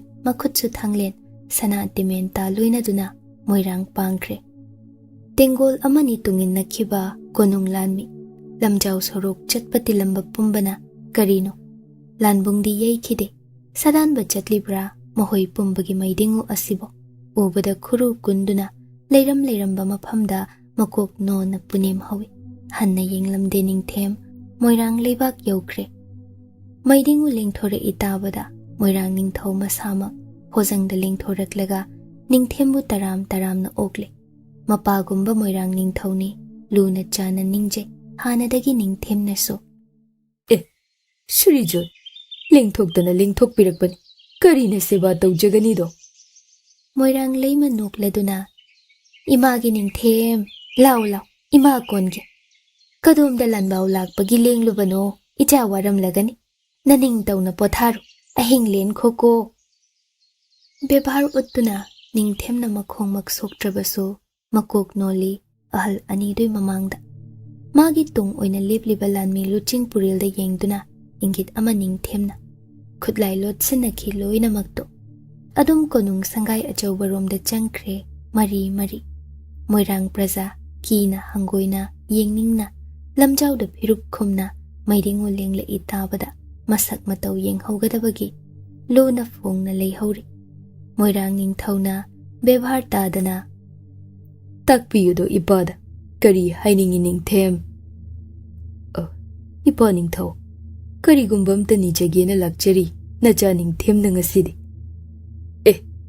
Moirang Lebakta Kari Apamba Leibagene Ipa na Pigani Ningthem Chingnaganuni Takpiyudo Sana Chinbalna Laimana Momone Chingnaje Mamom Amatta Yaubi Petangabo Niba Laklibo Matu Masing Asuk Yam Labase Kashu Kaide Machana Laima Siza Sing the Chen Kibadi Adubo Mamom Langlen Mamaldi Kahan Batai Hek Pithok Padeko Adubo Sagatluba Asagi Pura Kem Thaki Ningthemgi Apamba Potsak Adu Taruba Mishakni Adubo Macha Petangadi Oidre Angum Inau Pari Pisak Asi Najagi Mapamda Sinabiyo Ipa Ningthau na Ngashima Aina Pujakragi Mahak Ipagi Makhada Leijaba Kuire Haina Nachana Pau Tajaido Moirang Ningthau Marau Leina Maramdi Karigini na Ningthem Mayum Angum na Lamheli Haina ꯑꯩꯒꯤꯁꯤꯗ ꯂꯣꯏ ꯊꯥꯔꯛꯄ ꯅꯅꯥꯎꯅꯤꯅꯦ ꯃꯔꯝ ꯍꯥꯏꯕꯕꯨ ꯏꯄꯥ ꯅꯤꯡꯊꯧ ꯂꯝꯍꯦꯟꯕ ꯃꯥꯕꯨ ꯃꯌꯥꯝꯕꯨꯡ ꯑꯩꯅ ꯋꯥꯔꯛꯆꯩ ꯃꯁꯤ ꯑꯩꯒꯤ ꯆꯥꯟꯅꯔꯕ ꯏꯇꯥꯎ ꯑꯉꯣꯝ ꯑꯉꯝꯍꯜ ꯂꯟꯆꯦꯟꯕꯒꯤꯁꯨ ꯑꯄꯥꯝꯕꯅꯤꯗꯣ ꯃꯥꯅ ꯋꯥꯔꯛꯄ ꯉꯝꯗ꯭ꯔꯕ ꯑꯩꯈꯣꯏꯒꯤ ꯏꯅꯥꯎ ꯅꯆꯥꯅ ꯋꯥꯔꯛꯆꯔꯨꯕ ꯇꯥꯏꯗꯣ ꯑꯣ ꯃꯥꯅ ꯂꯝ ꯍꯦꯜꯂꯝꯕꯒꯤ ꯃꯔꯝꯗꯤ ꯀꯔꯤꯒꯤꯅꯣ ꯏꯄꯥꯗ ꯁ꯭ꯔꯤꯖꯨꯠꯅ ꯇꯥꯛꯄꯤꯌꯨꯅꯦ ꯍꯥꯏꯖꯒꯤ ꯃꯥꯒꯤ ꯃꯔꯥꯜ ꯍꯥꯏꯕꯕꯨ ꯏꯇꯨꯡꯗꯁꯨ ꯃꯁꯥꯒꯤ ꯑꯉꯣꯝ ꯃꯇꯨꯡꯗꯁꯨ ꯂꯥꯜ ꯍꯧꯗꯨꯅ ꯀꯣꯅꯨꯡ ꯁꯦꯝꯒꯦ ꯁꯤꯜꯂꯝꯂꯦꯗꯣ ꯇꯥꯛꯄꯤꯔꯤꯕꯁꯤꯕꯨ ꯅꯤꯡꯊꯦꯝ ꯑꯩꯕꯨ ꯃꯈꯨꯠꯅ ꯍꯥꯠꯀꯦ ꯊꯋꯥꯏ ꯂꯧꯒꯦ ꯇꯦꯝꯁꯤꯡꯅꯈ꯭ꯔꯦ ꯀꯅꯥꯅꯗꯤ ꯈꯟꯖ ꯅꯆꯥꯅ ꯏꯅꯥꯎ ꯑꯁꯤ ꯉꯥꯛꯄꯤꯕꯅꯤ ꯁꯤꯟꯅꯕꯤꯌꯨ ꯏꯄꯥ ꯅꯤꯡꯊꯧ ꯄꯥꯔꯤ ꯄꯤꯁꯛꯄꯨ ꯏꯈꯨꯠꯇ ꯏꯅꯥꯎꯅꯤ ꯈꯟ ꯀꯅꯥ ꯈꯪꯍꯟꯗ ꯈꯔꯇꯃꯛ ꯋꯥꯔꯛꯆꯔꯨꯒꯦꯗꯣ ꯃꯣꯏꯔꯥꯡ ꯅꯤꯡꯊꯧ ꯅꯤꯡꯊꯦꯝ ꯄꯥꯔꯤ ꯑꯅꯤꯒꯤ ꯃꯔꯛꯇ ꯃꯅꯨꯡꯗ ꯀꯣꯠꯂꯤꯕ ꯀꯣꯠꯆꯤ ꯑꯗꯨ ꯊꯣꯛꯉꯝꯗ꯭ꯔꯦ ꯑꯗꯨꯕꯨ ꯏꯪꯅ ꯍꯥꯏꯈꯤꯌꯦ ꯏꯐꯝꯗ ꯆꯪꯖꯔꯛꯂꯕ ꯏꯇꯥꯎ ꯂꯪꯃꯥꯏ ꯅꯤꯡꯊꯧꯅ ꯃꯈꯨꯠꯅ ꯁꯤꯟꯅꯔꯛꯄ ꯏꯆꯥꯒꯨꯝꯕ ꯅꯅꯥꯎꯅꯤꯗꯣ ꯃꯥꯕꯨ ꯍꯦꯛ ꯑꯩꯅ ꯁꯤꯟꯅ ꯊꯣꯛꯄꯗꯤ ꯂꯩꯕꯥꯛ ꯀꯣꯅꯨꯡ ꯅꯤꯌꯝ ꯁꯣꯏꯒꯅꯤ ꯊꯋꯥꯏ ꯊꯥꯔꯕꯁꯨ ꯅꯤꯌꯝ ꯊꯨꯒꯥꯏꯕꯗꯤ ꯐꯠꯇꯦꯅꯦ ꯏꯄꯥꯒꯤ ꯅꯤꯡꯊꯦꯝ ꯏꯄꯥ ꯅꯤꯡꯊꯧ ꯑꯗꯨ ꯑꯣꯏꯔꯒꯅ ꯏꯅꯥꯎ ꯄꯥꯔꯤ ꯄꯤꯁꯛꯁꯤ ꯃꯇꯝ ꯈꯔ ꯀꯣꯏꯊꯣꯛꯍꯟꯕꯤꯔꯛꯎꯗꯣ ꯑꯩꯒꯤ ꯀꯣꯅꯨꯡ ꯑꯆꯧꯕꯗ ꯁꯤꯟꯅꯕꯤꯌꯨ ꯅꯤꯖꯔꯔꯣꯏ ꯁꯨꯞꯅꯇꯒꯤ ꯃꯇꯝ ꯈꯔ ꯏꯅꯥꯎ ꯑꯁꯤ ꯋꯥꯏꯖꯔꯨꯒꯦ ꯍꯥꯏꯖꯕꯕꯨ ꯐꯩꯅꯦ ꯏꯄꯥꯒꯤ ꯅꯤꯡꯊꯦꯝ ꯑꯗꯨꯃꯁꯨ ꯑꯗꯨꯕꯨ ꯃꯁꯥꯅ ꯌꯥꯅ ꯊꯨꯅ ꯁꯅꯥ ꯀꯣꯅꯨꯡꯗ ꯂꯥꯛꯍꯟꯖꯒꯦ ꯑꯗꯨ ꯐꯥꯎꯕꯗꯪꯗꯤ ꯌꯥꯝꯅ ꯐꯩꯗꯣ ꯏꯄꯥ ꯅꯤꯡꯊꯧ ꯋꯥꯐꯝ ꯑꯃꯅ ꯇꯥꯛꯄꯤꯌꯨ ꯁ꯭ꯔꯤꯖꯨꯠ ꯑꯩ ꯃꯇꯝ ꯈꯔ ꯂꯣꯛꯇꯥꯛ ꯀꯣꯏꯖꯅꯤꯡꯉꯤ ꯁꯤꯗ ꯀꯣꯔꯧ ꯈꯔ ꯏꯅꯥꯏꯁꯤꯡꯒ ꯄꯨꯟꯅ ꯁꯩꯗꯥꯡꯖꯒꯦ ꯍꯥꯏꯕꯕꯨ ꯌꯥꯝꯅ ꯅꯨꯡꯉꯥꯏꯕ ꯂꯥꯏꯕꯛ ꯐꯕ ꯋꯥꯅꯤ ꯏꯄꯥꯒꯤꯗꯤ ꯂꯥꯏꯕꯛ ꯐꯕꯅꯤꯗꯣ ꯅꯤꯡꯊꯦꯝ ꯂꯦꯡꯁꯤꯟꯕꯤꯁꯤ ꯁꯪꯒꯥꯏ ꯑꯆꯧꯕꯗ ꯅꯅꯤꯡ ꯇꯧꯕꯤꯌꯨꯗꯣ ꯄꯥꯔꯤꯕꯨ ꯄꯨꯗꯅꯗꯤ ꯍꯜꯂꯔꯣꯏ ꯈꯟꯈ꯭ꯔꯕ ꯅꯤꯡꯊꯦꯝꯅ ꯃꯔꯩ ꯇꯧꯔꯤꯕ ꯃꯣꯏꯔꯥꯡ ꯅꯤꯡꯊꯧꯅ ꯎꯏ ꯃꯥꯁꯨ ꯂꯥꯏꯗꯦ ꯍꯦꯛ ꯁꯤꯟꯅꯔꯣꯏ ꯆꯪꯖꯔꯛꯂꯕ ꯃꯤꯗꯤ ꯈ꯭ꯋꯥꯏꯗꯒꯤ ꯐꯠꯇ꯭ꯔꯕꯁꯨ ꯑꯣꯏꯁꯅꯨ ꯃꯥꯅ ꯌꯣꯛꯄꯤꯐꯝ ꯊꯣꯛꯏ ꯃꯃꯥꯡꯉꯩꯗꯁꯨ ꯋꯥ ꯑꯃ ꯁꯦꯡꯅ ꯇꯥꯈ꯭ꯔꯦ ꯅꯤꯡꯊꯦꯝ ꯃꯈꯨꯠꯅ ꯑꯉꯣꯝꯗ ꯄꯥꯔꯤꯗ ꯀꯠꯈꯤꯕꯤ ꯇꯥꯂꯣꯏ ꯏꯇꯣꯟ ꯇꯣꯟꯕꯤ ꯈꯨꯃꯟ ꯆꯅꯨ ꯍꯦꯃꯥꯔꯥꯅꯤ ꯀꯧꯕꯤ ꯃꯥꯒꯤ ꯃꯔꯝꯒꯤ ꯑꯉꯣꯝꯒ ꯃꯉꯥꯡꯒ ꯃꯔꯤ ꯑꯁꯤ ꯌꯥꯝꯅ ꯐꯠꯅꯈꯤꯗ꯭ꯔꯦ ꯑꯁꯨꯝ ꯂꯥꯟ ꯍꯧꯅꯕꯒꯤ ꯃꯔꯝ ꯑꯣꯏꯔꯦ ꯃꯥꯅ ꯃꯔꯛꯇ ꯂꯩꯔꯤꯕꯅꯤ ꯃꯤꯆꯪ ꯑꯃꯗꯤ ꯆꯪꯐꯝ ꯊꯣꯛꯏ ꯂꯥꯟ ꯂꯥꯛꯂꯕꯗꯤ ꯑꯔꯨꯕ ꯐꯤꯔꯦꯞꯅꯤ ꯀꯅꯥꯒꯤ ꯃꯤꯆꯪ ꯑꯣꯏꯒꯗꯧꯔꯤ ꯃꯣꯏꯔꯥꯡ ꯂꯩꯕꯥꯛ ꯃꯄꯨꯅꯗꯤ ꯄꯥꯔꯤ ꯃꯌꯥꯝꯕꯨꯡ ꯂꯦꯡꯂꯛꯏ ꯇꯥꯕꯗ ꯕꯦꯕꯥꯔ ꯎꯠꯀꯦ ꯆꯪꯖꯔꯛꯏ ꯍꯔꯥꯎ ꯍꯔꯥꯎ ꯀꯧꯁꯤꯟꯕꯤ ꯃꯌꯥꯝꯕꯨꯡꯗ ꯃꯀꯣꯛ ꯅꯣꯟꯖꯩ ꯄꯥꯔꯤ ꯄꯤꯁꯛ ꯀꯨꯆꯨ ꯀꯨꯃꯦꯟ ꯇꯥꯏꯐꯦꯠ ꯇꯥꯏꯅꯦ ꯑꯅꯥ ꯂꯣꯏꯅꯔꯨꯕ꯭ꯔꯥ ꯅꯪꯕꯣ ꯅꯅꯥꯎ ꯀꯩꯁꯨ ꯇꯧꯖꯗꯦꯗꯣ ꯌꯥꯝꯕꯣ ꯀꯔꯤ ꯇꯧꯔꯨꯕꯒꯤꯅꯣ ꯅꯪꯕꯨ ꯁꯤ ꯇꯥꯅ ꯂꯣꯏ ꯊꯥꯕꯤ ꯍꯥꯏꯅꯔꯤꯕꯁꯦ ꯑꯩꯒꯤ ꯏꯃꯥ ꯂꯩꯃ ꯑꯄꯣꯛꯄꯤ ꯃꯐꯝꯗ ꯋꯥꯁꯛ ꯉꯥꯛꯄ ꯉꯝꯗꯕ ꯑꯌꯥꯝꯕ ꯑꯣꯏꯖꯔꯨꯕꯒꯤꯅꯤ ꯀꯔꯤ ꯋꯥꯁꯛꯅꯣꯅꯦ ꯏꯃꯥ ꯂꯩꯃꯅ ꯑꯩꯕꯨ ꯍꯟꯖꯤꯟꯅ ꯂꯨꯍꯣꯡꯉꯨ ꯇꯥꯛꯄꯤ ꯅꯅꯥꯎꯅ ꯁꯤꯈꯥꯡ ꯈꯥꯡꯗꯨꯅ ꯌꯥꯖꯔꯨꯗ꯭ꯔꯦꯗꯣ ꯌꯥꯝꯕꯣ ꯀꯔꯤꯒꯤ ꯌꯥꯗꯦ ꯑꯗꯨꯕꯣ ꯏꯃꯥꯗ ꯋꯥꯁꯛꯈꯤꯗ꯭ꯔꯤꯉꯩ ꯅꯅꯥꯎꯅ ꯄꯤꯁꯛ ꯄꯤꯛꯂꯤꯀꯥꯟꯗꯒꯤ ꯁꯛꯆꯈꯤꯕ ꯋꯥꯁꯛ ꯑꯃ ꯂꯩꯖꯩꯗꯣ ꯑꯍꯥꯟꯕ ꯋꯥꯁꯛ ꯉꯥꯛꯅꯕ ꯍꯣꯠꯅꯔꯨꯕꯗ ꯑꯅꯤꯁꯨꯕ ꯋꯥꯁꯛ ꯊꯨꯒꯥꯏꯕ ꯇꯥꯈꯤ ꯀꯔꯤ ꯋꯥꯁꯛꯅꯣ ꯑꯅꯤꯃꯛ ꯁꯨꯅ ꯃꯍꯥꯌꯨ ꯇꯥꯁꯤꯗꯣ ꯑꯍꯥꯟꯕ ꯋꯥꯁꯛ ꯑꯗꯨ ꯌꯥꯝꯕꯨꯡ ꯑꯩꯒꯤ ꯄꯨꯟꯁꯤꯒꯤ ꯇꯥꯂꯣꯏ ꯑꯃꯇꯃꯛꯀ ꯂꯣꯏꯅꯒꯅꯤ ꯃꯁꯤꯅꯤ ꯌꯥꯝꯕꯨ ꯑꯅꯤꯁꯨꯕ ꯋꯥꯁꯛꯅ ꯏꯃꯥ ꯂꯩꯃꯅ ꯑꯄꯥꯝꯕ ꯑꯃ ꯍꯥꯏꯕꯗ ꯅꯅꯥꯎꯅ ꯌꯥꯖꯒꯅꯤ ꯑꯁꯤ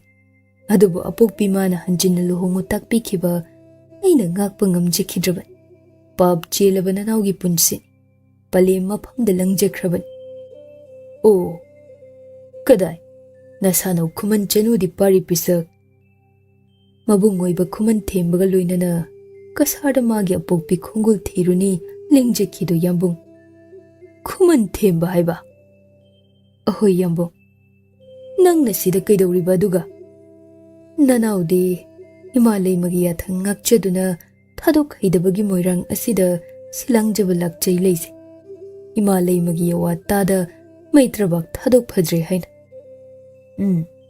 phai phai ado pari pisak takpiyu to yambung Khuman thembagi apukpa pukpi ahal anidu mangkre asom Khuman tampaklomda ya launa hore u lakpra nangdi mahoibo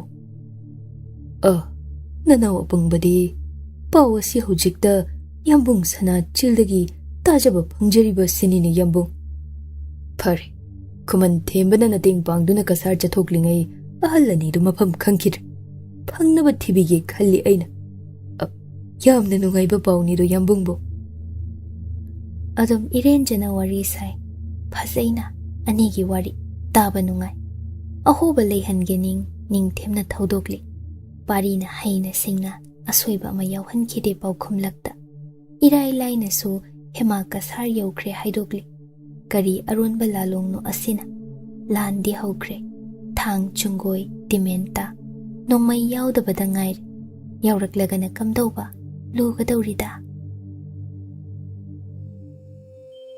Nongmagi matung moirang ningthawna ningthina haiduna ningthemga watanaraba matungda supnatagi numit kharanita sana konungda mayambung ningthem tung induna khangda haita tamjaru takpire parida saidangduna leiba maphamgi mapuna haiba indaba yade niyamni asi yathokle parisu tungda kari oigani haiba madi chaurakna uba phangli petanga mana Pangye khanba thau pumba nang haudre ningthem masak ure pumnamakki mapuni khanglabasu ningthemgi taloi mayam dugi lakta ma hingningde magine haiba ama tonganba pambini pari asi yamna khoidarure mitajarure moirang mazai bema asina pari gi taloi oining upai leirakchaduna mapabungda ningai taure ikaibaga khangje moirang ningthawna thembi macha apangbi ase Parina halakpaga luhongbagi wa hodokpigi adubo amu halakkadabadi mankhide pari moirang mareibak asida maram chauna lei petanga peri mabongoda bidai pirei ningsingjakhi adungai gi wa amasu nauna satlakpi thamba leirel heklaga sinagani takpiramba yawa aduma ngakpa lengbirakho nachal ikada hanbirakho angamton hoi hairamki pari su asitani magi karuba tongduna pari mayambunga punna khongsankre bebar tobi mal khangba utlami ningthemna moirang ningthau maphamda moirang ningthauna adum tawkhibasu ningthem mabu kiribra hek haiba indabada lan tawduna pari puge thaurang laklaba ningthem adugi lanmi tengol achawba loinaduna lakliba asin sana konung yaudre Patpan amada yangoi pulap khamkre Sandhya waini matamdo ningthem nokfetna yangoi thaktagi hoi lauduna kumthaki mapuna kumkhrabadi mahai pumba kumthane pari mayambong tungda lepi pari pisak law aigi nakta lawne pari pisak changsenki ningthemna lengon biduna chatminnei tapli anido wahodok lai Singna khum nang shoi shupuna lanaraban chum aigi aphaiba tawheidaba wakhal asina hana lanki nang sunaral mayai ta khidedo aibo hatke temsingna ki nakhutma nang chenpham malairuine chenba yaruido pari pisa nanawbo pangbani khan ngakpiyudu yambu nang na kari lanki hayu dasido ahan balan bikhiba yambungi maral hana nanaw apangbada takpi wakhal lawsing oijagedo ningthem chatlamba leptuna pari pisakta munne yeng athokrabi Khudol hanjinna paml masi khwaidagi chawba aigi iral Khuman Chanu matam amagi aigi ishanaw hemabo nafamdagi huge khallu adubo ai ningthem machani matangna mafamna yadaduna adum sinkido ningsinglini pari pisha adungai Khuman Chanuna nahak thakki andro khulin achauba umang loknungda nathwai mirel mikawngai angom pumbana tolabi mawalang thokpiramba hanna yengbiramdaba thawai tharamgadabadu ꯑꯩꯅ ꯇꯨꯡꯏꯟꯅ ꯀꯟꯕꯤꯈꯤꯕꯅꯤ ꯇꯣꯜꯂꯕꯤꯗꯨꯕꯨ꯫ ꯌꯥꯝꯕꯨꯡ, ꯑꯩꯒꯤ ꯌꯥꯏ ꯊꯋꯥꯏ ꯀꯟꯕꯤꯈꯤꯕꯒꯤ ꯁꯤꯡꯉꯝꯂꯔꯣꯏꯗꯕ ꯂꯃꯟ ꯇꯣꯟꯁꯤꯟꯖꯔꯦ ꯌꯥꯝꯕꯨꯡ ꯀꯥꯗ꯫ ꯀꯔꯝ ꯂꯃꯟ ꯁꯤꯡꯖꯒꯅꯤ ꯅꯅꯥꯎ ꯑꯄꯪꯕꯅ ꯈꯪꯕ ꯉꯝꯖꯗ꯭ꯔꯦꯗꯣ꯫ ꯇꯥꯈꯣꯗꯣ ꯄꯥꯔꯤ ꯄꯤꯁꯛ, ꯅꯐꯝꯗ ꯁꯤꯅꯈ꯭ꯔꯕꯤ ꯆꯅꯨ ꯑꯗꯣ ꯑꯄꯥꯝ ꯏꯍꯨꯜ ꯅꯨꯡꯁꯤ ꯏꯍꯨꯜꯅ ꯅꯤꯡꯊꯦꯝ ꯑꯩꯕꯨ ꯅꯝꯍꯠꯈꯤꯗꯨꯅ ꯍꯦꯃꯥꯕꯨ ꯑꯩꯅ ꯂꯣꯠꯁꯤꯟꯗꯨꯅ ꯊꯝꯃꯨꯔꯦ꯫ ꯃꯁꯤ ꯑꯩꯒꯤ ꯑꯅꯤꯁꯨꯕ ꯏꯔꯥꯜ꯫ ꯂꯣꯏꯔꯦ ꯑꯩꯒꯤ ꯏꯔꯥꯜ꯫ ꯍꯥꯏꯔꯣ ꯅꯪꯒꯤ ꯑꯃꯨꯛ꯫ ꯐꯒꯅꯤ ꯌꯥꯝꯕꯨꯡꯕꯨ꯫ ꯌꯥꯏꯕꯨ ꯌꯥꯝꯕꯨꯡꯅ ꯂꯣꯠꯁꯤꯟꯕꯤ ꯊꯝꯕꯤꯔꯦ ꯆꯤꯡꯅꯔꯨꯕꯗꯒꯤ ꯃꯥꯕꯨ ꯀꯟꯒꯦ ꯅꯤꯡꯖꯈꯤ ꯑꯄꯪꯕ ꯑꯩꯅ꯫ ꯐꯣꯡꯅ ꯂꯧꯕ ꯌꯥꯔꯣꯏ ꯈꯪꯕꯗꯒꯤ ꯌꯥꯝꯕꯨꯡ ꯁꯤꯡꯅꯖꯗꯨꯅ ꯌꯥꯏ ꯍꯨꯈꯤ꯫ ꯃꯥꯕꯨ ꯃꯇꯝ ꯈꯔ ꯂꯣꯠꯇꯨꯅ ꯊꯝꯈꯤ꯫ ꯏꯊꯧ ꯄꯥꯡꯅꯕ ꯍꯣꯠꯅꯖꯕꯗ ꯌꯥꯗꯗꯨꯅ ꯌꯥꯝꯕꯨꯡꯕꯨ ꯌꯥꯡꯒꯣꯏꯗꯒꯤ ꯆꯤꯡꯊꯗꯨꯅ ꯑꯁꯣꯛ ꯑꯄꯟ ꯅꯪꯍꯟꯖꯈꯤꯗꯣ꯫ ꯃꯁꯤꯅ ꯅꯅꯥꯎꯒꯤ ꯑꯍꯥꯟꯕ ꯏꯔꯥꯜ꯫ ꯑꯗꯨꯕꯨ ꯏꯔꯥꯜ ꯑꯁꯤ ꯂꯪꯖꯈꯤꯕꯒꯤ ꯃꯔꯝꯗꯤ ꯌꯥꯝꯕꯨꯡꯅ ꯑꯩꯒꯤ ꯌꯥꯏꯕꯨ ꯂꯣꯠꯁꯤꯟꯕꯤ ꯊꯝꯕꯤꯈꯤꯕꯒꯤꯅꯤꯗꯣ꯫ ꯑꯩꯒꯤ ꯑꯅꯤꯁꯨꯕꯗꯅ ꯌꯥꯝꯕꯨꯡ ꯑꯔꯣꯟꯅꯥꯏ ꯑꯃ ꯆꯤꯡꯆꯦꯞꯇꯒꯤ ꯁꯣꯏꯗꯨꯅ ꯑꯣꯟꯊꯈꯤꯕꯅꯤ꯫ ꯃꯗꯨꯁꯨ ꯌꯥꯝꯕꯨꯡ ꯁꯅꯥ ꯌꯥꯊꯪꯅ ꯌꯥꯏꯕꯨ ꯐꯥꯒꯦ ꯊꯧꯔꯥꯡꯍꯟꯈꯤꯕ꯫ ꯎꯄꯥꯏ ꯂꯩꯖꯗ꯭ꯔꯕ ꯅꯅꯥꯎꯅ ꯑꯇꯩ ꯄꯥꯝꯕꯩ ꯂꯩꯇꯕꯒꯤ ꯌꯥꯝꯕꯨꯡ ꯈꯨꯠꯇꯒꯤ ꯌꯥꯏꯕꯨ ꯀꯟꯖꯍꯧꯕꯅꯤ꯫ ꯏꯔꯥꯜ ꯑꯅꯤꯃꯛꯀꯤ ꯍꯧꯔꯛꯐꯝꯗꯤ ꯌꯥꯝꯕꯨꯡ ꯁꯅꯥꯅꯅꯤ꯫ ꯑꯅꯤ ꯑꯁꯤ ꯅꯅꯥꯎ ꯑꯄꯪꯕꯒꯤ ꯏꯔꯥꯜ꯫ ꯐꯔꯦ ꯐꯔꯦ, ꯐꯅꯑꯣꯏꯗꯨꯅꯁꯨ ꯂꯩꯕꯥꯛ ꯃꯄꯨ ꯑꯩꯕꯨ ꯊꯋꯥꯏ ꯇꯦꯝꯁꯤꯡꯅꯈꯤꯕ ꯅꯪꯒꯤ ꯑꯍꯥꯟꯕ ꯅꯔꯥꯜ ꯑꯗꯨꯅ ꯅꯪꯒꯤ ꯃꯪꯐꯝꯒꯤ ꯂꯝꯕꯤꯅꯤ ꯅꯁꯥꯅ ꯌꯥꯖꯔꯕ꯭ꯔꯗꯣ ꯄꯥꯔꯤ ꯄꯤꯁꯛ꯫ ꯌꯥꯖꯅꯤꯡꯗꯦ ꯅꯅꯥꯎꯅ꯫ ꯀꯔꯤꯒꯤ ꯑꯩꯒꯤ ꯌꯥꯏꯕꯨ ꯂꯣꯠꯇꯨꯅ ꯍꯨꯗꯨꯅ ꯄꯨꯕꯤꯕ? ꯃꯄꯨꯔꯣꯏꯕ ꯂꯩꯔꯕꯤ ꯀꯅꯥꯒꯤ ꯐꯤꯖꯤ ꯐꯤꯗꯥ ꯅꯦꯠꯁꯤꯟꯕꯤꯔꯨꯕ? ꯇꯣꯜꯂꯕ ꯁꯣꯏꯅꯥꯏꯔꯕ ꯇꯝꯕ ꯀꯅꯥ ꯑꯃꯅ ꯐꯥꯎ ꯃꯁꯥꯅꯨ ꯁꯣꯛꯂꯕꯗꯤ ꯇꯨꯃꯤꯟ ꯂꯩꯉꯝꯈꯤꯔꯣ? ꯊꯋꯥꯏ ꯊꯥꯒꯦ ꯃꯥꯌꯣꯡ ꯌꯥꯒꯦ ꯆꯣꯡꯊꯣꯛꯂꯛꯀꯅꯤꯗꯣ ꯌꯥꯝꯕꯨꯡ꯫ ꯅꯅꯥꯎ ꯇꯣꯜꯂꯕꯁꯨ ꯑꯁꯨꯝ ꯇꯧꯖꯈꯤꯕꯅꯤ꯫ ꯅꯤꯡꯊꯦꯝ ꯃꯆꯥ ꯑꯣꯏꯕꯤꯔꯒ ꯑꯗꯨꯕꯨ ꯇꯧꯍꯩꯈꯤꯕ ꯂꯝꯆꯠꯂ? ꯊꯥꯗꯣꯛꯄ ꯉꯝꯕꯤꯔꯣꯏꯗꯕ ꯑꯣꯏꯕꯤꯔꯒꯗꯤ ꯀꯔꯤꯒꯤ ꯌꯥꯏꯕꯨ ꯑꯍꯥꯟꯕꯗ ꯈꯨꯠꯊꯥꯡ ꯂꯥꯟꯕꯤꯔꯛꯄꯅꯣ? ꯑꯉꯣꯝ ꯏꯐꯝꯗ ꯁꯤꯟꯅꯕꯤꯔꯛꯄꯅꯣꯅꯦ ꯌꯥꯝꯕꯨꯡ꯫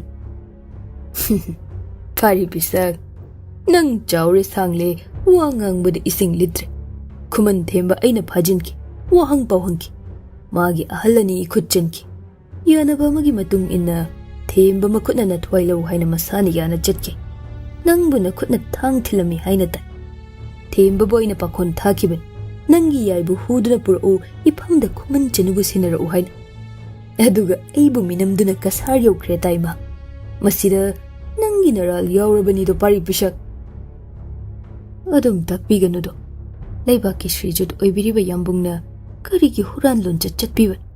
ꯑꯔꯥꯟꯕ ꯂꯝꯕꯤ ꯑꯃ ꯌꯣꯛꯈꯠꯅꯕꯒꯤꯗꯃꯛ ꯑꯩꯒꯤ ꯏꯇꯥꯎ ꯂꯥꯟꯖꯗ꯭ꯔꯕ ꯊꯦꯝꯕꯗ ꯅꯠꯇ ꯑꯍꯜ ꯑꯅꯤꯕꯨꯁꯨ ꯐꯥꯖꯤꯟ ꯄꯨꯟꯁꯤꯟ ꯃꯉꯛꯇ ꯊꯥꯡ ꯅꯝꯗꯨꯅ ꯀꯤꯍꯟꯕꯤꯕ꯫ ꯏꯇꯥꯎ ꯃꯥꯅ ꯂꯥꯛꯇꯨꯅ ꯁꯦꯡꯅ ꯍꯥꯏꯈꯤ ꯄꯨꯝꯅꯃꯛ꯫ ꯌꯥꯅꯕꯒꯤ ꯃꯇꯨꯡ ꯏꯟꯅ ꯏꯐꯝꯗ ꯌꯥꯝꯕꯨꯡ ꯌꯥꯊꯪ ꯉꯥꯛꯆ ꯊꯥꯡꯅ ꯊꯤꯟꯍꯟꯖꯈꯤ꯫ ꯃꯥ ꯍꯥꯏꯕ ꯏꯟꯈꯤ ꯌꯥꯝꯕꯨꯡꯒꯤ꯫ ꯑꯗꯨꯕꯨ ꯑꯇꯣꯞꯄꯒꯤ ꯇꯥꯂꯣꯏꯕꯨ ꯐꯥꯗꯨꯅ ꯁꯤꯟꯅꯕꯒꯤ ꯙꯔꯃꯗꯨꯒꯤ ꯋꯥꯡꯃꯗꯒꯤ ꯈꯥꯡꯕꯒꯤ ꯎꯄꯥꯏ ꯂꯩꯇ꯭ꯔꯕ ꯏꯇꯥꯎꯅ ꯃꯆꯜꯕꯨ ꯄꯨꯍꯟꯈꯤꯕꯅꯤ꯫ ꯊꯥꯡ ꯊꯤꯟꯗ꯭ꯔꯤꯉꯩ ꯋꯥꯐꯝ ꯑꯁꯤ ꯑꯩꯈꯣꯏ ꯑꯅꯤꯅ ꯌꯥꯅꯈꯤ꯫ ꯏꯇꯥꯎ ꯊꯦꯝꯕꯅ ꯌꯥꯝꯕꯨꯡ ꯌꯥꯊꯪ ꯉꯥꯛꯂꯝꯃꯤꯗꯣ ꯃꯥ ꯂꯥꯟꯈꯤꯗꯦ꯫ ꯑꯩꯕꯨ ꯊꯥꯡꯅ ꯊꯤꯜꯂꯝꯂꯤꯕꯗꯨꯅ ꯁꯥꯈꯤꯅꯤ꯫ ꯊꯦꯝꯕꯒꯤ ꯏꯃꯥ ꯄꯥꯕꯕꯨ ꯐꯥꯖꯤꯟꯈꯤꯕ, ꯏꯇꯥꯎ ꯊꯦꯝꯕꯕꯨ ꯐꯥꯖꯤꯟꯈꯤꯕ, ꯇꯧꯍꯩꯗꯕ ꯇꯧꯍꯟꯈꯤꯕ, ꯃꯇꯥꯎ ꯑꯩꯕꯨ ꯃꯈꯨꯠꯅ ꯍꯥꯠꯍꯟꯒꯦ ꯁꯤꯟꯈꯤꯕ, ꯃꯁꯤꯅ ꯌꯥꯝꯕꯨꯡꯒꯤ ꯑꯍꯨꯝꯁꯨꯕ ꯃꯔꯥꯜ꯫ ꯌꯥꯝꯕꯨꯡ ꯆꯦꯟꯕꯤꯒꯗ꯭ꯔꯥ? ꯅꯔꯥꯜ ꯃꯁꯤꯡ ꯍꯦꯟꯒꯠꯂꯦꯗꯣ꯫ ꯍꯥꯏꯕꯒꯤ ꯂꯣꯏꯅꯥꯏꯔꯔꯣꯏ ꯅꯤꯡꯊꯦꯝꯒꯤ ꯃꯔꯥꯜ꯫ ꯑꯗꯨꯕꯨ ꯄꯨꯝꯅꯃꯛꯀꯤ ꯃꯄꯨ ꯑꯣꯏꯕ ꯃꯥꯅꯤ꯫ ꯑꯇꯩꯅ ꯂꯥꯜꯂꯛꯄꯗꯤ ꯌꯥꯔꯣꯏ, ꯃꯥꯅ ꯂꯥꯟꯕꯗꯤ ꯃꯄꯨꯅꯤ꯫ ꯌꯥꯏ, ꯌꯥꯍꯟꯒꯅꯤ ꯅꯤꯡꯈ꯭ꯔꯕꯅꯤ꯫ ꯂꯣꯏꯅꯅ ꯄꯥꯔꯤꯅ ꯍꯧꯖꯤꯛꯇꯤ ꯃꯇꯥꯎ ꯊꯦꯝꯕꯒꯤ ꯑꯄꯣꯛꯄ ꯑꯄꯣꯛꯄꯤꯕꯨ ꯆꯦꯛꯁꯤꯟꯅ ꯁꯦꯟꯅꯍꯟ ꯊꯝꯂꯤ꯫ ꯊꯦꯝꯕꯕꯨ ꯅꯤꯡꯊꯦꯝꯅ ꯊꯥꯗꯣꯛꯂꯛꯉꯩꯗ ꯄꯥꯔꯤꯕꯨ ꯊꯥꯡ ꯊꯤꯜꯂꯝꯒꯦ꯫ ꯃꯥꯒꯤ ꯃꯃꯥ ꯃꯄꯥꯕꯨꯡꯕꯨ ꯊꯥꯗꯣꯛꯎ ꯌꯥꯅꯈꯤ꯫ ꯑꯗꯨꯝ ꯊꯥꯗꯣꯛꯂꯛꯈꯤ ꯑꯍꯜ ꯑꯅꯤ꯫ ꯑꯗꯨꯕꯨ ꯅꯤꯡꯊꯦꯝꯅ ꯑꯃꯨꯛ ꯑꯍꯜ ꯑꯅꯤꯗꯨ ꯐꯥꯖꯤꯟꯈꯤꯗ꯭ꯔ ꯆꯤꯡꯅꯕꯒꯤ ꯄꯥꯔꯤꯅ ꯂꯣꯠꯁꯤꯟ ꯊꯝꯂꯤꯕꯅꯤ꯫ ꯊꯥꯖꯕ ꯌꯥꯗ꯭ꯔꯕ ꯅꯤꯡꯊꯦꯝꯅꯤ, ꯑꯗꯨꯕꯨ ꯂꯥꯟꯗꯕ ꯁꯥꯏ꯫ ꯏꯀꯥꯏꯕ ꯃꯆꯦꯠ ꯑꯃꯠꯇ ꯎꯠꯇꯦ꯫ ꯃꯈꯧ ꯄꯣꯡꯂꯤ ꯅꯤꯡꯊꯦꯝ, ꯍꯟꯕ ꯂꯩꯇꯦ ꯃꯇꯧ ꯃꯥꯒꯤ ꯋꯥꯉꯥꯡ ꯁꯉꯥꯡꯁꯤꯡ꯫ ꯐꯔꯦ, ꯇꯨꯃꯤꯟꯅ ꯂꯣꯏꯁꯤꯟꯕ ꯄꯥꯝꯃꯤ꯫ ꯂꯥꯟꯅꯕ ꯑꯅꯤꯒꯤ ꯋꯥꯅꯤ ꯁꯤꯃ꯫ Ibanimak lanar. Aduna kanana chumit thifam leitredo. Aikhoi ani chainaba tar. Angambaduna achumba sakpa taido. Nanau chenjaruido. Phare. Numit ama thanasi. Aduga niyam kaida aikhoi ani chainarasido. Nanau na soi ngamkhibadi bai. Kaishu leitaba ai. Aduga yambungdi maitraba ka shigi mapun. Yambung soi ngamba thoklabadi. Hai. Ai Ningthem machan. Ningthorel maidingoni. Pumna makisu. Nangishu aina mapuni. Aina haikradi loir. Ai kide pari pisha. Nangbu kirabrane. Nanau chenjaruido. Laibak phaba angum sagai iseng oijarubana nanaugi ishada akiba haiba makangjadrido. Phare pari pisha. Nangina yai. Aigina ikhutna maraibak thian bikrabi. Khuman Chanu mayaina ashum tawkhibani yambungsu. Hainariba aduni. Nungshibada niyam leite. Lanphamda niyam leite. Jingnanusi. Khoida ajaba inauni nangdi phamda. Itaw Lanchenbagi yetki pambum oiba. Lau. Lengonge yambungna. Lau pari pisha. Anidu lengone ningthau macha ama oibagi haunabi yanarudrabasu adum chamna yasine chainabadi soiraroi amadi soidana thawai tharanido lama khangdagi sana konung yoruda pari tanna moirang lebak tahale sana thongdagi hanjilu yada mangak cheptha yingjariba petanga amadi hiyainu karubana nungsit mang tha thaurakliba adu uzabada prang chongba makai harauje aigi bungo se kari ka horabano asuk thuna muk hanjin birakledo hiyainu nangbu taribro hiyainu na khuzin se mabe mabu tapthau haigum mazai be mamanabo magun chang ta khini pamjaba khoidajaba matau lotsin biyo mamal hantha hanbire namduna petanga gyan tai manai thaduna mapaning thauda paudam hal pari hatho matau adu ngaingamdana moirang ningthau sangai romda yangoi thaujinkre panthau sakpa ningthaugi makhong soktuna khurumjai ipa ningthau najabu matam khara changjapam pinabikhiba punsigi oina tawbimal kaujaruido pari pisak asuk thuna nayambung Ningthemdi yambungdi sana konungda lengbikhredo yambung tungin jaruba lamhenba aibu yambung makhut chana warakpiram aduga apangba aibu lawsing kaya takpiramledo thuida phare potha jaruro ipa ningthau tolaba aina wamta hangachege haibabu hayu tasido nacha hujikmak kasar mai kai pangjadaba yadri karigini na pari pisak aigi maraibak thirabi Khuman Chanu namawadu kasada lotuna thaijakibani oidaba haijakre nacha masigisu aibu kona danda pinabiyo hojikidi namawu lawjaruge ipa ningthau mabune imalema anigi khong sokna punyam jahanningi nacha karigi Khuman Chanu kasada lai haidokta nangna oidaba haiba phai masigi danda amadi mareire ko thure hairabanina kona wa pumba sengna tamju nayambung Ningthemgasu yasinare haijarabanina phai hojikmak khudak asida kasargi mau lawjarurodo aigi sida halakho ko kau phade pari pisat imau masak yengi haige khanba masu leido yorakpaga hairage mashiman nangi darkar taba pumba loina jakho mai pakna shoida ngamda halakpa ngambo oijauko adugu simadi kau phade ko pari pisak oidaba ifamda tarai haikhibagi nangi danda leiri chaw aduga haige khanba aigi wa asimasu watlido phagani ipa ningthau hanjinna leima ningthau ani khurumlamle thuna thoki maga loinana leiba angom manai sing safi lanphi setkre karuba thakta kakre mabungodu kokta amuba phiyet yetsinki lanphi setki thang chungoi watkhide petangana manakta taha naksilakliba hanna yinglamde pari nungshit mangtha manai singna tung inna yangoi karuba thokre sum lapkre moirang lebak tamhore kaungamdana phisi da kisi chetna kisin purakli nongma hekiba thamba leirel adu ikang kangsilabasu pari momone mutlamdai thaumaina mushi musi ngalibra natraga maibra hauhanba ngamgadauba mairik macha amana mutli chaklibra insilli malangna thaugatluda sajauton nasanau khongul lirudo thaugatluda sajauton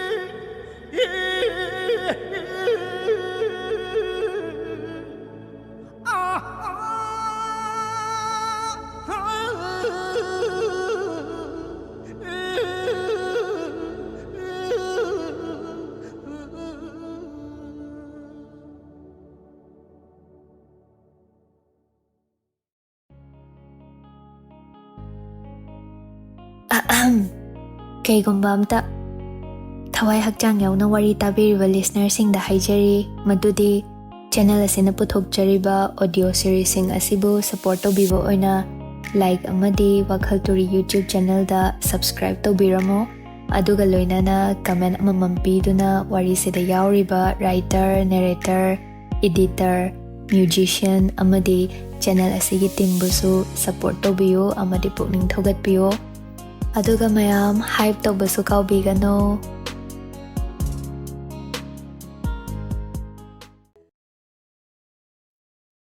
Tara suba Pandup Khudol Thaudu nungdi thamoi nungi asukpa umangwo Sadlare nungairaki kombire Nokna chaikre samu hakjang panganba Kanagi ikheng na tala upal mara phanghan Laiza natte Ikhau langlabi kombire ikheng chuppi saglon kredo Nungjabi Keku kumhai Lainungda khutsa thinduna Keku maphongkre Pamubi kanagi chinbalgi wangang ado yathangra ningaira laknaribra Akhangbatana khangbani Khangloi lepana chenbani Thawaidi setkragani Tamlamki aroiba khudol amakhakti Kayadi pamure nungshiba ado Leptana lakpani Nini matung kasar lebak yaure Hana mafam khangbani kayarakno sumachatlu kasar lambi thong khangi munna Kanpur khunda thaiduna lot hankhiba yai maithong uningbana ngai ngamdre mathanglen pari adobu mafam ado ihang hanglamli ngakpana mipaibana akibana mahut sinkhiba matau Khuman thembana kadomda matawna magi yai manakta senabi leikhi khanbagi mana ningsa honba ngamluban Hauchikna kadaino Kanpur thungna thire khangba kauba maraitre loina hankhiba angom manai amakhak chitha hoba mali laktuna paudami mabungo maphamda safi lanphi setlamdre lanmi adu mapu tabu ngaijaram ligum chakni phinibago segaiba phijetlam maru lukna khurumja hibungo ngamton nanai yeknaba mayong yaba ngamjadraba ayamba aibu nakhutsu thanglenar lurel lobiyudo adubu pausitadi tabi ko angamton hayo nangna kanabu kire ai lakle lanmi loinaba aduna pubikre kari haiba kasara jana lanmi chonga hena tharaklaga Kanpur pumba question duna nahantan ibema angambi pathau Khuman themba moida nata mazai bema hiramati mahaki mapuroi Ikhoigi angom lanmi pumba supukri makhut thauri thuki nanai aibuda ibungol lakpada paudamu haina khaktuna punduna thambirap Kanpur lam asida Pari chingnare Kasar rajana adum tawfam thokte tawramliba ado Maitrabagdagi Ningthemgi thangna oiramba tai sor sangna hondoklaga manaibu kongkhatpiduna Kigan aigi tung illu lanmi nanai kiba phajare ibungo angam to na imangda lepad khudakta Kasar raja mathakta lanjangbasu ngamjagani nanaina tab thaulan Ibani kakna Lanchenba yaroine nangbo. Adum pari ngaihak phau pothada kasa rajagi konung maikai pangkhre. Phana waraba magi karuba chokthana ui. Pari marak marakta karuba lektharakpa tare khanduna yangoidagi kumtha karuba chingduna pui. Lambida ising pithakpi sajik hanau pizabi. Masadi aram kaurang poktre. Miramni miraibakni. Mana maning tawba yaroi lausing sisinnabatai. Konung sanathongda lanmi amana khamle. Mayang lanmi singna mayang marolda wahang kaya hang. Ningthaumacha oibagi mahi masingda noptedo parisu. Mayang maron kharamakhaisu khang. Paukhum loina khumki. Loina maksingna haiki. Manai ningthau yathang loba chatki. Janghala uhai. Pari raja mangda lepi. Sakchu yamna khetnakre. Mayang rajani. Hayo Maitraba ki Ningthaumacha kari pami iphamdagi. Raja punemjari. Aigi angang nubi lanmi khara raja na naukonbiduna leijakhiba nijaba lakjabani. Nawa tabada nungaido. Mahoibu naukonba nate. Loina kashum sangda namsinduna thamli. Amakhakti yadaduna thamde. Tongana thambiri. Pari chingnana. Phare raja. Oiningba oidunasu aibu hatke hairabasu aidi aigi mi pudana konung ngasi thadoklaruido. Hatpi gadabada ngairi. Ningthaumacha ni aisu. Ayyama sokpada raja nangi kashar leibak ase. Tumgani. Asimata ningsingbihau. Raja aduna Maitrabaki Sri Jutki chebau phangbagi Maitrabagtagi chelakpa pumba phabani. Nahanong Ningthemna chithi ikhibadu rajagi maphamdani.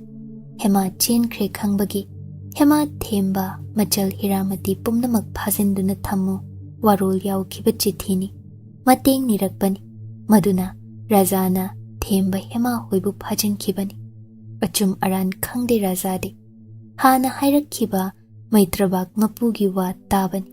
Tengbangni yathang inba natte. Adubu atopa Ningthaumacha amana amuk hauzik mamangda leptuna bebar kaida phajiliba magi mi niriba asi pening. Maitrabag ki Sri Jutki manai ama phau tharaktuna chinbau hairam khibasu leite. Subnatagi magi mathakta leikraba amagum chithi khak tharak yathang pirakligum. Haiba illuriba raja mana oina hojikti pari mangda ikairedo. Raja na Maitrabag ki Ningthemda pausu thakrabani. Marupki mateng pangle haina. Adubu paukhum halaktri. Mamangda aki khangda lebliba pari gi miyoi mitau yengle. Maitrabag ki Ningthaumacha singdi oidaba haide khang. Maram amasule. Miro labi maunaha amabu mana ngami haina. Phajin punsin tauba papni. Mapuroibada sinafam thoina. Masina khwaidagi luredo. Tapna ningsa hondoktuna rajana hairei. Natau yengbani. Phare. Nakhongna thongna inakta yaurakpa. Nangbu aina miraifam thokte. Rajkumar pujakhro nangi nupi amasung nacha lanmi pumba. Aduga nabungo Maitrabag ki maidingona ithakta lan hauhalakpadi yar. Mabu khamjinba nangi daini. Mana mateng nirakpagi aina nangi mi shingbu phajiluri. Ai soikre. Makhoibu thadoklagi lepi. Yamna nungaijare raja. Tobimal kaujaroido. Adubu pari langtaknabana nupi nacha haiba. Raja na shoiduna wa hairabra mazaibe mahiramati naupuramba suyai. Atei makhaidi kashum sangda thami. Miron bidudi tonga nama thami rajana. Miron bibu kashum sang yohanba dharma natte khanba puphaba kasa rajan. Ikon kon hema puthoklai mamon tauze. Masak machu thoklamdredo. Ishon sona ure. Kayadi kuire. Yaigi chinglau ukhidaba. Yaigi matau ungam khidaba. Pari mitlu ira haurai. Hemana mamon sum nokle. Pari mityeng na hangki. Naharurabra nangbo. Kaya harau jakre magi yai. Khuman themba nena tar. Masita ngaibani. Rajana pothakho haina makhoigi leifam chafam phajana sinbire. Adubu matam khara thinthahankhiba adu mana maitraba mapuda chepau ama thakre. Oiriba pumba shugaina iduna madugi paukhum ama ngaibani. Phajinkhiba sing hek thadokpa ngamda Ningthemna phajillu pau hairakpadugi yaka yengladuna. Amuk phajillu hairaklabadi Raja asi lugadawri kale phu kandre phu.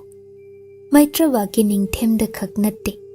Parigi mayumlom angomdasu pau thakre Khuman thembana paukhum ngaiba mathau tai.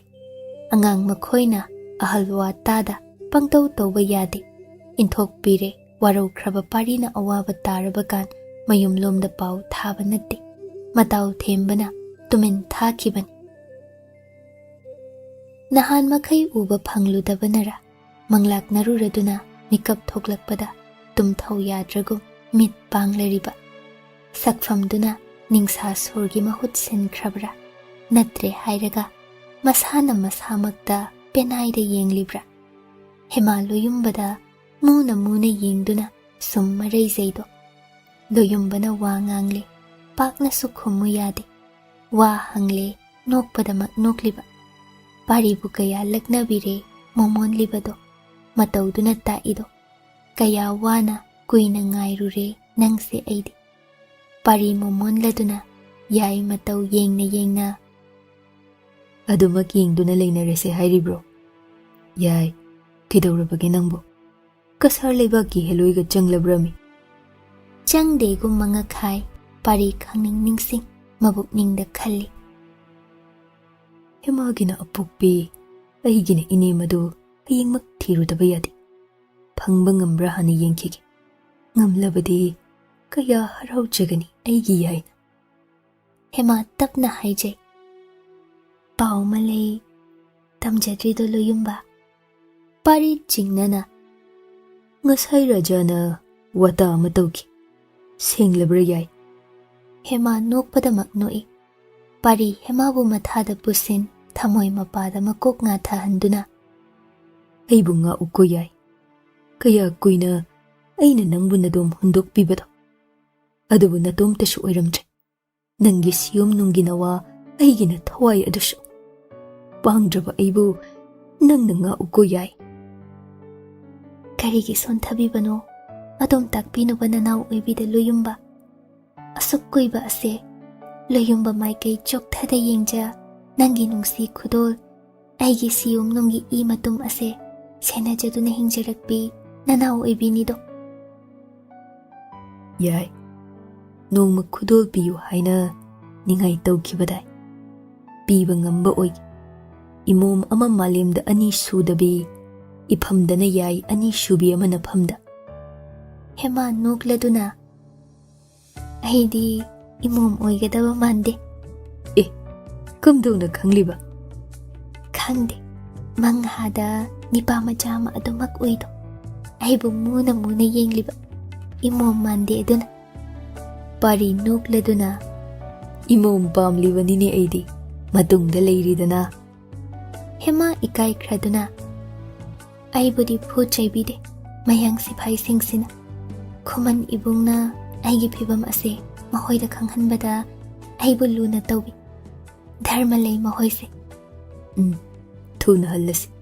Nang bosum lamphayda thadokpa ay ngamlar. Ay si pangdraba ma oirabanine na phamdadi.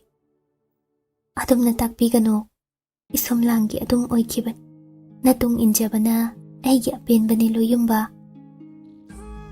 Kuina tarudraba khoidazaba mingo hanjin magi yai chinbaldagi mataraba su penaidredo pari pisa. Mang tung nak yetta lanjau paring lengli. Adubu kari jadubu pubino magi yai masak ubada pumnamak inghan bangam yenglaga nungsiman khraduna mamit toina kuppi pari. Adum hingningbani ingna chikna. Adubu ashaba mainungda mai oina chongseluba tari. Ayingba ungi komda un onduna leiruba tai.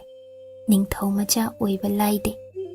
Nong hek nganbaga pari karuba thawkre matau Khuman themba loinaki. Sum koithoklubani hairamki adubu hema chingna hawi. mafam aduda ma leiningdre kari oirakani mipaire matomtasu natredo pibuk nungda mathanglen iseng thawai mitam khrabani thembasu nahan makhai thifam hangpham khangda leibani adubu pangal haple matauna hemagi apokpigi khongul liruredo phangba koba maraitre hangba yaba hangle mafam khuding pothada thir phangdo hek mali adubu mami samkhre hema pokpidi chingnarakle sanagi kaira karam ladra paudu tabada asama chit amaga loinana mana halakpa ngai horibi magi yaina kari oiba amuktangdi unahange ningkhibani laibak thibi mama machado Pari Bishak Oigadobo Mant Hangluba Khuding na Palim Khuman Leima Oirambido Thupkhre Hairakliba Sida Shoidana Dilaklambadi Malini Pari tumin leikhi masu adum tauramlani khanbani thengjellakpagi halakle hayeng nong hek nganbada amuk manembu thigani lepi humni haukhre maitrabagdagi konung lanmi yaurakre lanmi mayam lakpagi maramdi mazaibe mahiramati lawba lakpani hairare konung nai thagoibu suni lawba lakliba mayambong ningthem ya thangda machal oibi laibak thirabi hiramati tingtha kapche mapuroiba kainarani khanja haizaki mapuroibada tungin birakano mafam sida leibi ho adubu yadre nupa aduna ningthemgi ya thangda machal amasung mabu hukiba nipa adu puraktaba yade asin rajana su sinakre yetpa yaba matang natte huduna chenkhiba machaldo mabungna lawba lakpada sinafam thoido hiramati lanmina thogal taw sagol gari da hapkhre magi nupa adu su phajinkre khwaidagi luribana hiramati miro labini magi maraibakna kari oiba mazaibema oirubi kaya waraba thagoibu su pukhre hemana thagoi matau yengam haude thagoi budi ahakpadandi piroi thaje pari hoida hoi mai hairamda hankre konung lanmi nungai tana hema masung mamanabi oibi yabi hiramati matau yengamda yenghoi soidana ningthemna hiramati lawba micham mabung oiba ado thawai lobi khidra ki khibana khuman thembana matha sabana hiramati na konungda yaukhraga karam mabu hukhi wahang pawhang laklagan ma pari chenpham leita chenarani danda piragani masigi damak matang chaba ngaiduna ningthemna poram pumba asi silaklibani ikan kanada numidang wairamda angom lanmi tengul thonglare Lanchenba luchinglei rajaga unakhre manau sing lawba lakpani pinabiro bebharga loinana hairare yadaba ngamdre maitrabak maidingodagi su pau yaurakre tekta kaidana mipha pumba thadok piraklo tengbangi laman soidana singjagani thagatchari haina sinarakle pumnama pari mayambung ubada khautakti chai adubu chattaba yade Lanchenba manauda hanna yengde manau nupi hemada yenglui kaisudi haide angum konung na mahoibu ngaire danda pare michai chabulna oklagani Khuman thembana kamdauba madi michamni angam athau mareida ichen chenaredo parina khami thembabu Itaw nang sida matam khra leitha hodo ima pabagi wagan mahoibu aina mafam chabada lotuna phajana leihallido nang leitha hoko khudong thiragan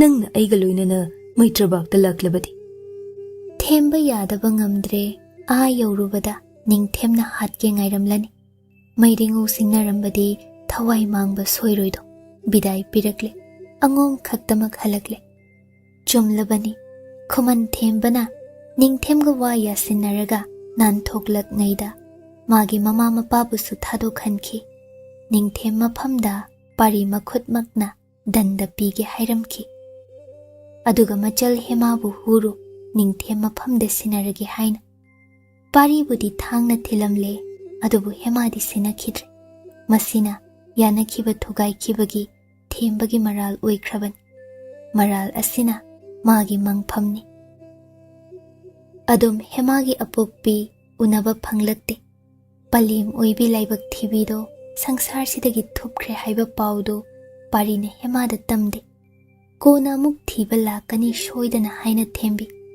ꯅꯤꯡꯉꯝꯗ Hema ꯍꯟꯈꯤꯕ ꯇꯥꯔꯦ꯫ ꯄꯣꯊꯥ ꯄꯣꯊꯥ ꯂꯥꯛꯄꯅ ꯑꯉꯣꯝ ꯀꯣꯅꯨꯡ ꯌꯧꯔꯦ, ꯁꯅꯊꯣꯡ ꯂꯥꯟꯁꯤꯟꯗ꯭ꯔꯦ꯫ ꯂꯩꯃ ꯅꯤꯡꯊꯧ ꯑꯅꯤ ꯂꯦꯞꯇꯨꯅ ꯃꯆꯥ ꯃꯃꯧꯕꯨ ꯉꯥꯏꯔꯝꯂꯤ꯫ ꯄꯥꯔꯤ ꯁꯨꯝ ꯂꯦꯞꯍꯧꯏ꯫ ꯍꯦꯃꯥ ꯐꯤꯖꯤ ꯃꯀꯣꯛꯇ ꯀꯨꯞꯆ, ꯃꯅꯦ ꯃꯀꯨ ꯈꯣꯡꯁꯣꯛꯅ ꯈꯨꯔꯨꯝꯖꯩ꯫ ꯄꯥꯕꯨꯡ ꯅꯤꯡꯊꯧ, ꯏꯃꯥ ꯂꯩꯃ, ꯄꯪꯂꯕꯤ ꯅꯃꯧꯕꯨ ꯉꯥꯛꯄꯤꯌꯨ꯫ ꯍꯟꯖꯤꯟ ꯍꯟꯖꯤꯟ ꯍꯥꯏꯖꯩ꯫ ꯄꯥꯔꯤꯗꯤ ꯇꯥꯟꯊꯣꯛꯈ꯭ꯔꯕꯅꯤꯅ ꯀꯧꯁꯤꯜꯂꯛꯇ꯭ꯔꯤ ꯐꯥꯎ, ꯌꯥꯊꯪ ꯐꯪꯗ꯭ꯔꯤ ꯐꯥꯎ ꯆꯪꯐꯗꯦ꯫ ꯃꯁꯤ ꯅꯤꯌꯝꯅꯤ꯫ ꯁꯨꯝ ꯂꯦꯞꯄꯤ꯫ ꯈꯨꯔꯥꯏ ꯂꯩꯃꯅꯁꯨ ꯉꯥꯏꯔꯤ ꯃꯤꯀꯨꯞꯇꯨꯗꯁꯨ ꯃꯆꯥꯅ ꯃꯐꯝꯗ ꯍꯥꯏꯕ ꯏꯟꯖꯔꯒꯦ ꯍꯥꯏꯔꯛꯄ ꯑꯗꯣ꯫ ꯑꯗꯨꯝ ꯃꯆꯥꯅ ꯍꯥꯏꯔꯛꯇ꯭ꯔꯕꯗꯤ ꯄꯤꯈꯤꯕ ꯌꯥꯊꯪ ꯃꯇꯨꯡ ꯏꯟꯅ ꯃꯆꯥꯕꯨ ꯉꯥꯛꯄꯤꯕ ꯌꯥꯗꯦ꯫ ꯄꯥꯔꯤ ꯑꯗꯨꯝ ꯍꯥꯏꯔꯣꯏꯁꯨ ꯈꯣꯝꯗꯣꯟꯕꯤꯅ ꯈꯪꯂꯦ꯫ ꯃꯃꯥꯏ ꯂꯩꯊꯣꯛꯏ꯫ ꯐꯤꯖꯤꯅ ꯃꯃꯥ ꯑꯣꯏꯕꯤꯗꯨ ꯃꯄꯤ ꯅꯥꯟꯊꯣꯛꯏ꯫ ꯉꯝꯒꯅꯤ ꯆꯠꯈ꯭ꯔꯗꯤ ꯀꯔꯤꯒꯤ ꯋꯥꯊꯣꯛ ꯂꯥꯟꯊꯣꯛ ꯊꯣꯛꯍꯟꯕꯅꯣ? ꯀꯔꯤꯁꯨ ꯃꯔꯤ ꯂꯩꯅꯗ꯭ꯔꯕ ꯑꯩꯈꯣꯏꯕꯨ ꯑꯃꯨꯛ ꯆꯦꯟꯅꯍꯟꯕꯅꯣꯅꯦ ꯍꯥ ꯇꯣꯝꯕꯤ? ꯍꯦꯃꯥ ꯃꯔꯨ ꯂꯨꯏ꯫ ꯃꯀꯨꯅ ꯈꯣꯝꯗꯣꯟꯕꯤꯕꯨ ꯈꯥꯝꯖꯤꯜꯂꯤ꯫ ꯑꯣꯟꯊꯣꯛꯏꯗꯀꯣ ꯂꯩꯃ, ꯂꯝꯁꯥꯡ ꯂꯥꯛꯄꯅ ꯆꯥꯅꯃꯧ ꯑꯗꯨꯝ ꯆꯩꯐꯗꯦꯅꯦ꯫ ꯏꯕꯨꯡꯉꯣ, ꯑꯥꯗꯒꯤ ꯁꯟꯊꯣꯡ ꯋꯥꯡꯃꯗ ꯂꯦꯞꯂꯤꯕ ꯑꯁꯦ ꯑꯩ ꯀꯅꯥꯅꯣ ꯃꯁꯛ ꯈꯪꯗꯦ꯫ ꯃꯁꯥꯒꯤ ꯋꯥꯁꯛ ꯉꯥꯛꯇ꯭ꯔꯤ ꯐꯥꯎꯕꯗꯤ ꯈꯣꯡꯒꯨꯜ ꯇꯥꯕ ꯌꯥꯗꯦ ꯑꯉꯣꯝꯁꯤꯗ꯫ ꯃꯥꯒꯤ ꯃꯐꯝ ꯄꯤꯕ ꯉꯝꯗꯦ꯫ ꯇꯣꯝꯕꯤ, ꯅꯪꯁꯨ ꯅꯄꯨꯔꯣꯏꯕ ꯇꯨꯡꯏꯟꯅ ꯈꯪꯖꯧ, ꯅꯪꯒꯤ ꯃꯐꯝꯁꯨ ꯂꯩꯇꯦ ꯑꯉꯣꯝꯁꯤꯗ ꯇꯣꯝꯕꯤ꯫ ꯍꯦꯃꯥ ꯌꯥꯊꯪ ꯏꯟꯖꯒꯦꯒꯨꯝ ꯃꯔꯨ ꯂꯨꯏ꯫ ꯃꯇꯥꯡꯗꯨꯗ ꯄꯥꯔꯤꯅ ꯇꯞꯅ ꯃꯃꯥꯕꯨ ꯅꯨꯡꯁꯤꯅ ꯌꯦꯡꯖ꯫ ꯑꯗꯨꯇꯗꯤ ꯇꯧꯕꯤꯒꯅꯨꯗꯣ ꯏꯃꯥ ꯂꯩꯃ꯫ ꯅꯃꯧꯁꯦ ꯃꯇꯣꯝꯇꯅ ꯑꯣꯏꯔꯕꯗꯤ ꯑꯩ ꯄꯨꯖꯈꯤꯒꯦ꯫ ꯑꯗꯨꯕꯨ ꯌꯥꯏ ꯃꯁꯥꯒ ꯂꯣꯏꯅꯔꯤꯕ ꯅꯁꯨ ꯏꯁꯤꯡ ꯑꯁꯤꯕꯨ ꯏꯟꯊꯣꯛꯄꯤꯕꯗꯤ ꯍꯧꯅꯕ꯭ꯔꯗꯣ? ꯈꯣꯝꯗꯣꯟꯕꯤ ꯑꯇꯩ ꯄꯨꯝꯕ ꯁ꯭ꯋꯥꯏ ꯂꯥꯎꯏ꯫ ꯈꯨꯗꯛꯇ ꯈꯣꯜ ꯀꯂꯞꯅ ꯍꯩ ꯇꯣꯝꯕꯤ, ꯍꯥꯏꯔꯤꯕꯁꯤ ꯆꯨꯝꯂꯕ꯭ꯔꯥ? ꯍꯦꯃꯥ ꯇꯞꯅ ꯑꯆꯨꯝꯕꯅꯤ ꯏꯃꯥ ꯂꯩꯃ꯫ ꯀꯌꯥꯝ ꯀꯨꯏꯔꯦ? ꯊꯥꯕꯨꯝ ꯑꯃ ꯈꯔ ꯍꯦꯜꯂꯦ, ꯅꯃꯧꯅ ꯈꯪꯖꯕ꯫ ꯈꯣꯝꯗꯣꯟꯕꯤ ꯈꯨꯗꯛꯇ ꯃꯃꯧꯕꯨ ꯍꯧꯒꯠꯄꯤꯔꯦ, ꯀꯣꯟꯁꯤꯟꯕꯤꯔꯦ ꯆꯦꯠꯅ꯫ ꯄꯥꯔꯤꯗ ꯃꯤꯠꯌꯦꯡ ꯊꯝꯗꯨꯅ ꯐꯔꯦ, ꯃꯇꯣꯝꯅꯇ ꯅꯠꯇ꯭ꯔꯦ, ꯏꯁꯨ ꯏꯁꯦꯡꯁꯤꯒꯤ ꯈꯟꯗꯨꯅ ꯃꯥꯕꯨꯗꯤ ꯏꯅꯥꯛꯁꯤꯗ ꯊꯝꯗꯕ ꯌꯥꯗ꯭ꯔꯦ꯫ ꯍꯥꯏꯔꯔꯣꯏꯗ꯭ꯔꯥ ꯅꯪꯕꯣ ꯏꯃꯥꯒꯤ ꯄꯥꯔꯤ ꯄꯤꯁꯛ? ꯍꯣꯏ ꯍꯥꯏꯌꯨꯒꯕ ꯅꯪꯕꯣ? ꯋꯥꯁꯛ ꯉꯥꯛꯂꯨꯒꯕ ꯅꯪꯕꯣ? ꯅꯆꯥꯕꯨ ꯉꯥꯛꯄꯤꯌꯨ ꯏꯃꯥ ꯂꯩꯃ꯫ ꯈꯨꯔꯥꯏ ꯂꯩꯃ ꯈꯨꯝꯈꯤꯗꯦ꯫ ꯃꯄꯥ ꯅꯤꯡꯊꯧ ꯁꯥꯎꯅ ꯃꯅꯨꯡ ꯀꯟꯕ ꯃꯆꯥꯗ ꯃꯤꯠꯌꯦꯡꯂꯤ꯫ ꯍꯩ, ꯋꯥꯔꯛꯇꯕ ꯅꯪ ꯏꯆꯥ ꯅꯠꯇ꯭ꯔꯕꯅꯤ꯫ ꯆꯠꯈ꯭ꯔꯣ, ꯅꯁꯛ ꯀꯥꯗꯨ ꯌꯦꯡꯅꯤꯡꯗꯦꯅꯦ꯫ ꯄꯥꯔꯤ ꯃꯀꯣꯛ ꯅꯣꯟꯅ ꯑꯄꯣꯛꯄ ꯌꯥꯊꯪ ꯐꯤꯒꯥꯎ ꯁꯥꯅ ꯌꯥꯖꯔꯤꯒꯨꯝ ꯂꯦꯞꯄꯤ꯫ ꯂꯪꯃꯥꯏ ꯅꯤꯡꯊꯧꯅ ꯃꯆꯥ ꯂꯟꯆꯦꯟꯕꯗ ꯌꯦꯡꯈꯤ ꯃꯤꯠꯌꯦꯡ ꯑꯃ꯫ ꯈꯪꯈꯤ ꯑꯄꯣꯛꯄꯒꯤ ꯃꯤꯠꯌꯦꯡ ꯃꯅꯥꯎ ꯑꯗꯨꯒꯤ ꯑꯇꯣꯞꯄ ꯃꯐꯝ ꯑꯃꯗ ꯂꯩꯐꯝ ꯆꯥꯐꯝ ꯁꯤꯜꯂꯨ ꯍꯥꯏꯕꯅꯤ꯫ ꯍꯦꯃꯥ ꯅꯤꯡꯉꯝꯗꯅ ꯂꯣꯌꯨꯡꯕ ꯃꯥꯏꯀꯩ ꯌꯦꯡꯖꯔꯨ꯫ ꯑꯃꯨꯛꯁꯨ ꯀꯥꯏꯅꯔꯒꯗꯕ꯫ ꯀꯌꯥꯝ ꯀꯨꯏꯅ ꯍꯟꯗꯛꯅ ꯃꯄꯨꯔꯣꯏꯕꯒꯤ ꯌꯥꯊꯪꯗꯤ ꯉꯥꯛꯄ ꯇꯥꯏ꯫ ꯁꯤꯗ ꯂꯦꯡꯗꯅ ꯂꯩꯌꯨ ꯇꯥꯛꯅꯕꯤꯈꯤꯕ ꯂꯩꯕ ꯇꯥꯏ꯫ ꯇꯟꯅ ꯍꯜꯂꯛꯄꯤꯌꯨ ꯅꯅꯥꯎ ꯅꯥꯛꯇ ꯍꯥꯏꯖꯩ ꯃꯤꯠꯌꯦꯡ꯫ ꯄꯥꯔꯤ ꯃꯣꯃꯣꯟ ꯅꯣꯛꯅ ꯃꯥꯏ ꯂꯩꯈꯤ꯫ ꯂꯥꯞꯇꯛꯅ ꯃꯔꯥꯏꯕꯛꯅ ꯂꯩꯃꯥꯏ ꯊꯦꯡꯅ ꯀꯨꯟꯗꯨꯅ ꯃꯃꯥ ꯃꯄꯥ ꯑꯅꯤꯗꯨ ꯄꯨꯅꯤꯝꯖꯔꯝꯂꯒ ꯃꯥꯒꯤ ꯀꯥꯔꯨꯕ ꯆꯤꯡꯗꯨꯅ ꯆꯠꯈꯤ꯫ ꯈꯣꯝꯗꯣꯟꯕꯤ ꯃꯆꯥꯒꯤ ꯃꯥꯏꯀꯩ ꯆꯥꯛꯅ ꯌꯦꯡꯍꯧ꯫ ꯍꯦꯃꯥꯕꯨ ꯃꯃꯥꯏ ꯂꯩꯁꯤꯟꯍꯟ ꯄꯨꯁꯤꯟꯈꯤ꯫ ꯁꯨꯝ ꯁꯨꯝ ꯂꯥꯞꯊꯣꯛꯅꯈꯤ꯫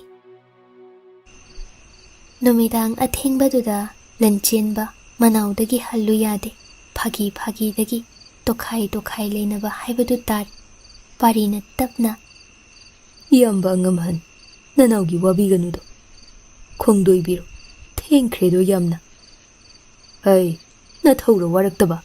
ꯂꯩꯅꯤꯡ ꯂꯩꯔꯤꯕꯅꯤꯅꯦ꯫ ꯑꯦ, ꯋꯥꯇꯥꯁꯤꯕꯣ! ꯇꯨꯃꯤꯟ ꯂꯩꯌꯨ꯫ ꯀꯔꯤ ꯍꯥꯏꯅꯈ꯭ꯔꯦ ꯅꯌꯥꯝꯕꯨꯡ ꯅꯤꯡꯊꯦꯝꯒ ꯅꯪꯒ? ꯃꯥꯕꯨ ꯃꯣꯏꯔꯥꯡ ꯇꯥꯅ ꯂꯥꯟ ꯍꯧꯕ ꯂꯥꯛꯂꯝꯃꯤ ꯍꯥꯏꯅ ꯇꯥꯏꯗꯣ꯫ ꯄꯥꯎ ꯇꯥꯔꯒ ꯑꯩꯕꯨ ꯀꯟꯕꯤꯕꯗꯤ ꯂꯥꯛꯄꯤꯗꯦ꯫ ꯑꯦ, ꯁꯨꯛ ꯆꯥꯎꯔꯕ ꯅꯪꯕꯨ ꯊꯥꯏꯅꯒꯨꯝ ꯑꯩꯅ ꯁꯦꯟꯅꯕꯤꯒꯗ꯭ꯔꯗꯣ? ꯍꯩꯅꯥ ꯍꯩꯅꯥ ꯇꯝꯕꯤꯈꯤꯗ꯭ꯔꯣ? ꯄꯥꯔꯤ ꯃꯌꯥꯝꯕꯨꯡꯗ ꯅꯤꯡꯊꯦꯝꯒ ꯆꯥꯏꯅꯁꯤ ꯍꯥꯏꯅꯈꯤꯕ ꯋꯥꯗꯨ ꯂꯣꯠꯁꯤꯜꯂꯤ꯫ ꯋꯥꯊꯣꯛ ꯑꯣꯏꯒꯗꯕ ꯋꯥꯅꯤ꯫ ꯏꯌꯥ ꯌꯥꯁꯤꯟꯅꯈꯤꯗ꯭ꯔꯦ꯫ ꯑꯃꯨꯛ ꯍꯟꯅ ꯎꯅꯈꯤꯕ wari sakhiba tari yambung. Adubu pari pisak nang sengna khanglabra. Na yambung Ningthemna nafamdagi pamlibasi karino haibadi. Khangjade nana. Yambungdi ahibuta hatningba malido. Karigino nangbu hatninglibano ne mana. Nanau khangjade. Pangida ko chaujarasu nangdi. Thainagi aina haina tambikhiba inau pisak adu oiri mal. Ahibu laknabiriba sibu iyamba. Aina chingnaribasi oigani. Pari pisak Ningthemna pamlibasi atay kana natte. Inau nupi ashibuni. Pari maya krak krak chi chingnarabani. Adubu aduk lemdaba lichat ama Ningthem adusu maidingo amagi oiroi thazaduna lakpan. Lanchenba manaugi matau khangladuna manaubu lengonduna. Aduna nangbu makhutna Ningthemna hatlabasu aibu hatkrabasu angum ut olhanbasu. Inau ibema hemabu makhutna chankhidri phau angumdagi munduna puki manakta thamkhidri phau mahagi mathong hoktrabaningai gi lanse kaidonungda lepuido. Adubu angum ishing aigi irem khaki inauni na ipu purelgi chada nongdan sagai gi puyada chankhrabi mau amabu masana yada atoppada sinabadi aina ipa ningthau ima leima angum pumbana hingliba makai oithokloido. Pari tumin lay mamai mana ngangsinki aduk hainadre Ningthemgi lichat aduda Lanchenba haugatki tapna hairamki. Adubu ai khanghanda kaidonungda nang itaw Ningthemga lanthengnagi khanganuko pari pisak araiba natte. Ningthaugi marup leiba hongnadi mabuk khanglabani aidi magi. Mabu kaidonungda thazagan aibu ningsinglo nangi kana watli.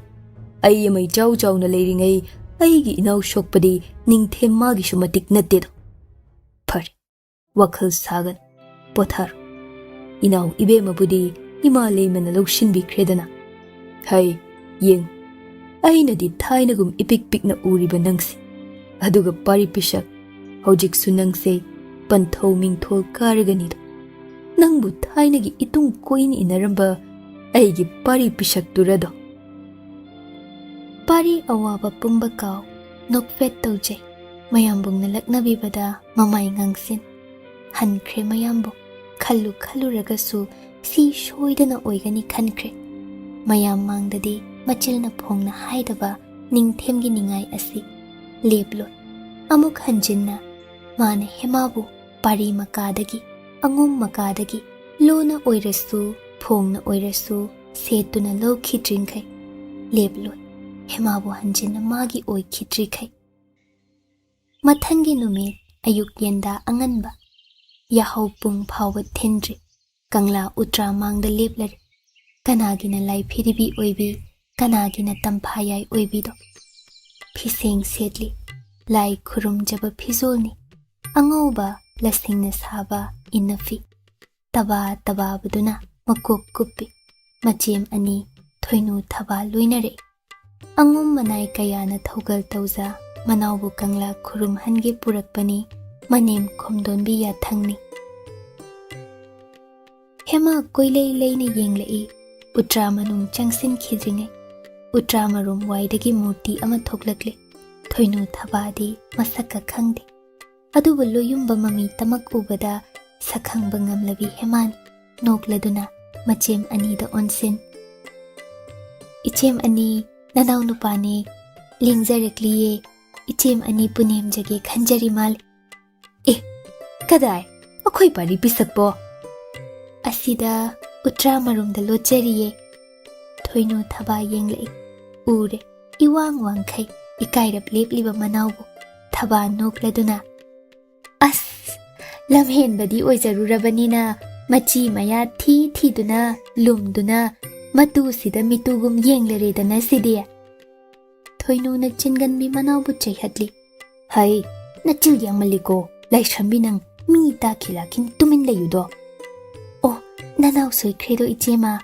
Hoine mi ta khidana lona magi yai thibalak lena imale mana kong yaukradi danda mukpige hain hingchabiduna Mau ahumdu manung changkre. Ngakmi lanmisingna uhautre paribu.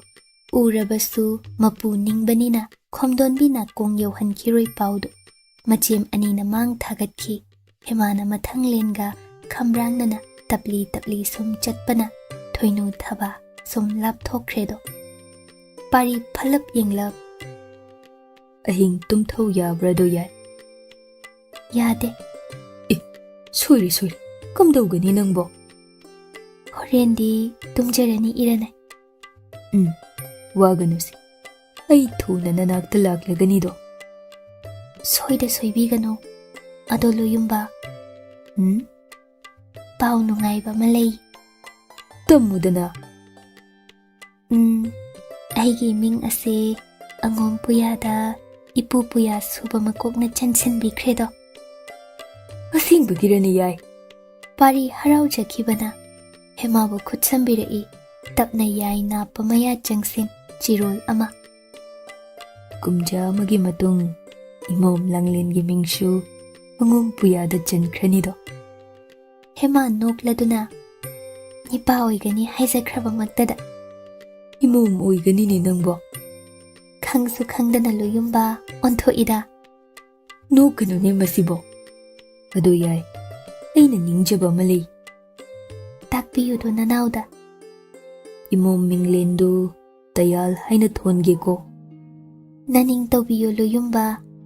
Ado icha pari pisaki mingdi. Apamba makhanjawdo. Ngasi ahing wakhal khanjaruni. Kamdawsiba loyumba. Hayengdagidi konongdagi henge yaraklaroi imalay mana aibo. Nutigi kangla khurumjage nanaw ningay tawzaruni hek konong yorubaga imalay mamaphamda. Pari nukladuna. Ningay tawba tawhayde waganune. Tumin layma pukrida ayuk khudingla. Habung marumda ay lumduna layramgedo. Wata do de hema penjana nokli. Sum aniduna laytha hawbaduda thaba prap hanna chengumlak kumlak. Kuiba yaroine pari pisak hanjaro. Haujiktine nangi yai masak ase uba asina penthokluko. Phagani taimton. Hema bu thabana pukre. Hema mamai laythok loyumba matau yengjariba. Thabana adum yengnu chaisinnei. Hema haiba indabiwo. Machem michai khangjai. Adubu sumtum ilakle pari. Thaba suktuna. Ikai khangdene. Itomda sunati. Nataim halsu yauriba pari pisa. Lam henjaradine khara wajo. Chakro na. Pari nokladuna. Yaida natido. Imom langlen su senajabani nanaw na itemto. Yengune mase waraktabase. Nayambung haidoklaga punduna thamhangedo. Khanganido nang.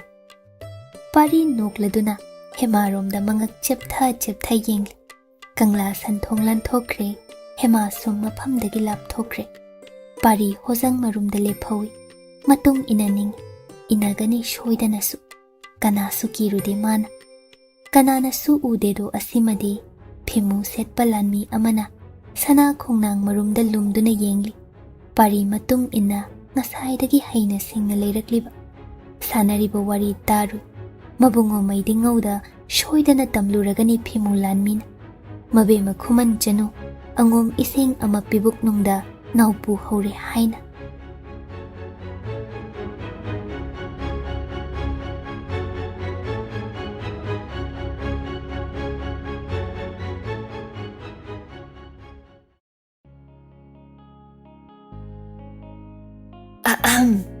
Kaygumba amta thawai hakjang yauna wari tabiriba listenersing da haijari madudi channel asina puthokjariba audio series sing asibu support tobiba oina like amadi WakhaL Turi YouTube channel da subscribe tobiramo aduga loinana comment amamam piduna wari sida yauriba writer narrator editor musician amadi channel asigi team busu support tobiyo amadi pukning thogatpiyo aduga mayam hype tobasu kaubigano.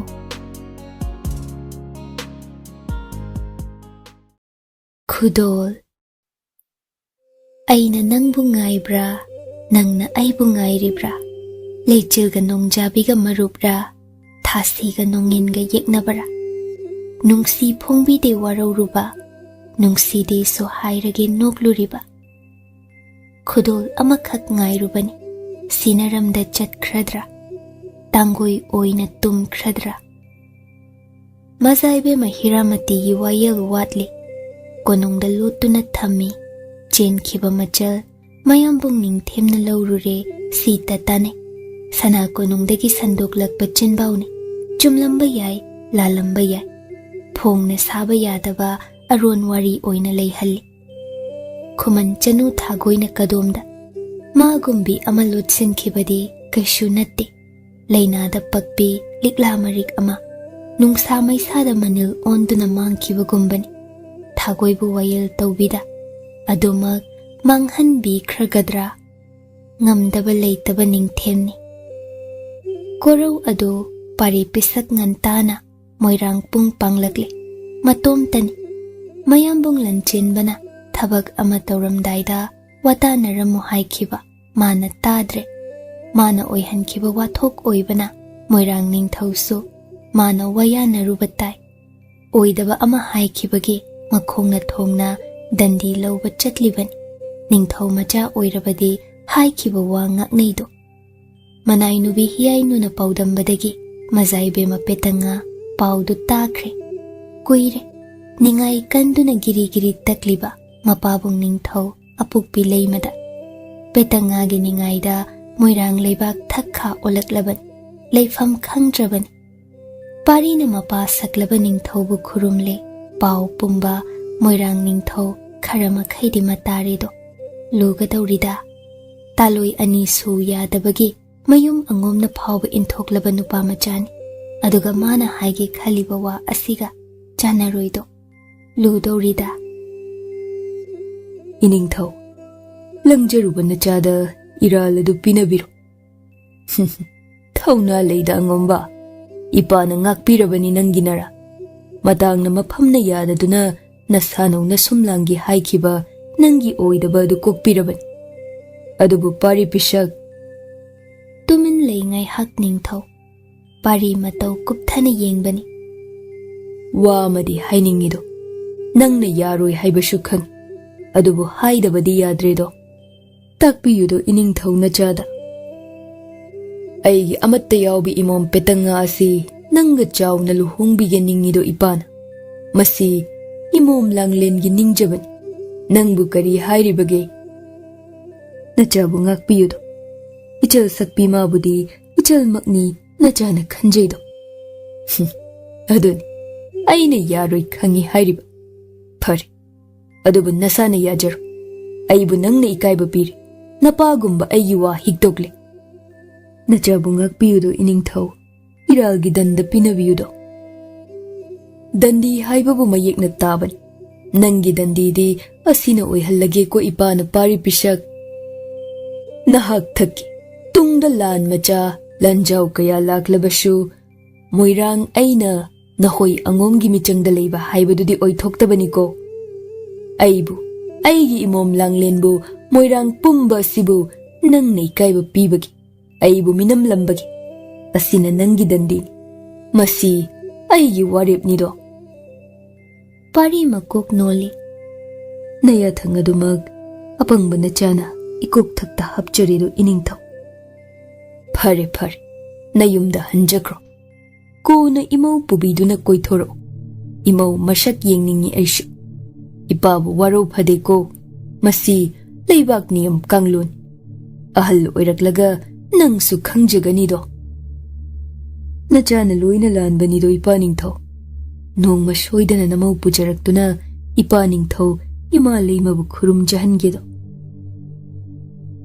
Pari yangoi thaudokre Aduna wafam am thupchilli Moirang ningthauda laman tonsin khidre Petanga thawai chakna yenghawi Upai leitana Kari kai haibagi Yamba sunatte Taloi ani tamak subada Oh, aidi mangjarida ko Punsisida Mabu amuk hana uba pangkidaba suyaida ko Aidi kala ida Pamuida ko ibungo angam ton Angakpani Matam adugi chatnabi singnaruba pari pisat Dasagi manai oire, maralna mapot phare. Magi chanafam leihanbidre. Taloi yamu yadabadagi thoklakliba lanpik mayam asi masing thingam loinaidre. Yai nungsirubana mafam khuding magi yeknabana langoi chenkredo. Nungsiba hairuba asi asuk wabra. Nungsirubabu iral oinabra. Amuksu angomgi awaba loiba naihandre. Khuman Ningthauga wari sanakre mamum adu Lanchenbaga luhongba haina yanaki. Mapal thongdana luhongba manungdana rasniti. Sakti khomsinnaban. Adum taurabadi phongna angom Khuman michang oire leibak mangda utpagumlaban. Adubu Khuman Ningthau mabuk ol. Haijakhibani pari pisaknadi. Thazaba yadaba Khuman Ningthauni mayambung makpu hattuna Ningthau khubam munkhido adungai. Wa kok thaidoklaga Khumanna angombu yakhide.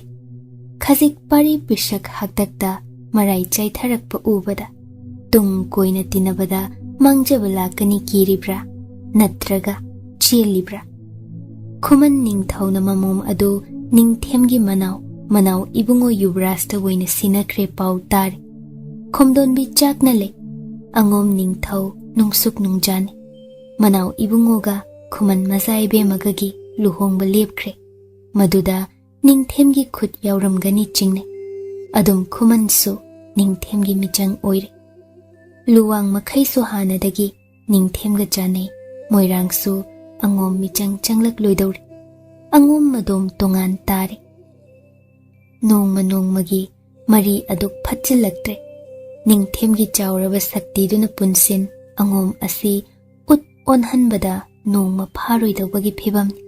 Lanchenba matha sai. Angom pumba nungda chuba medle.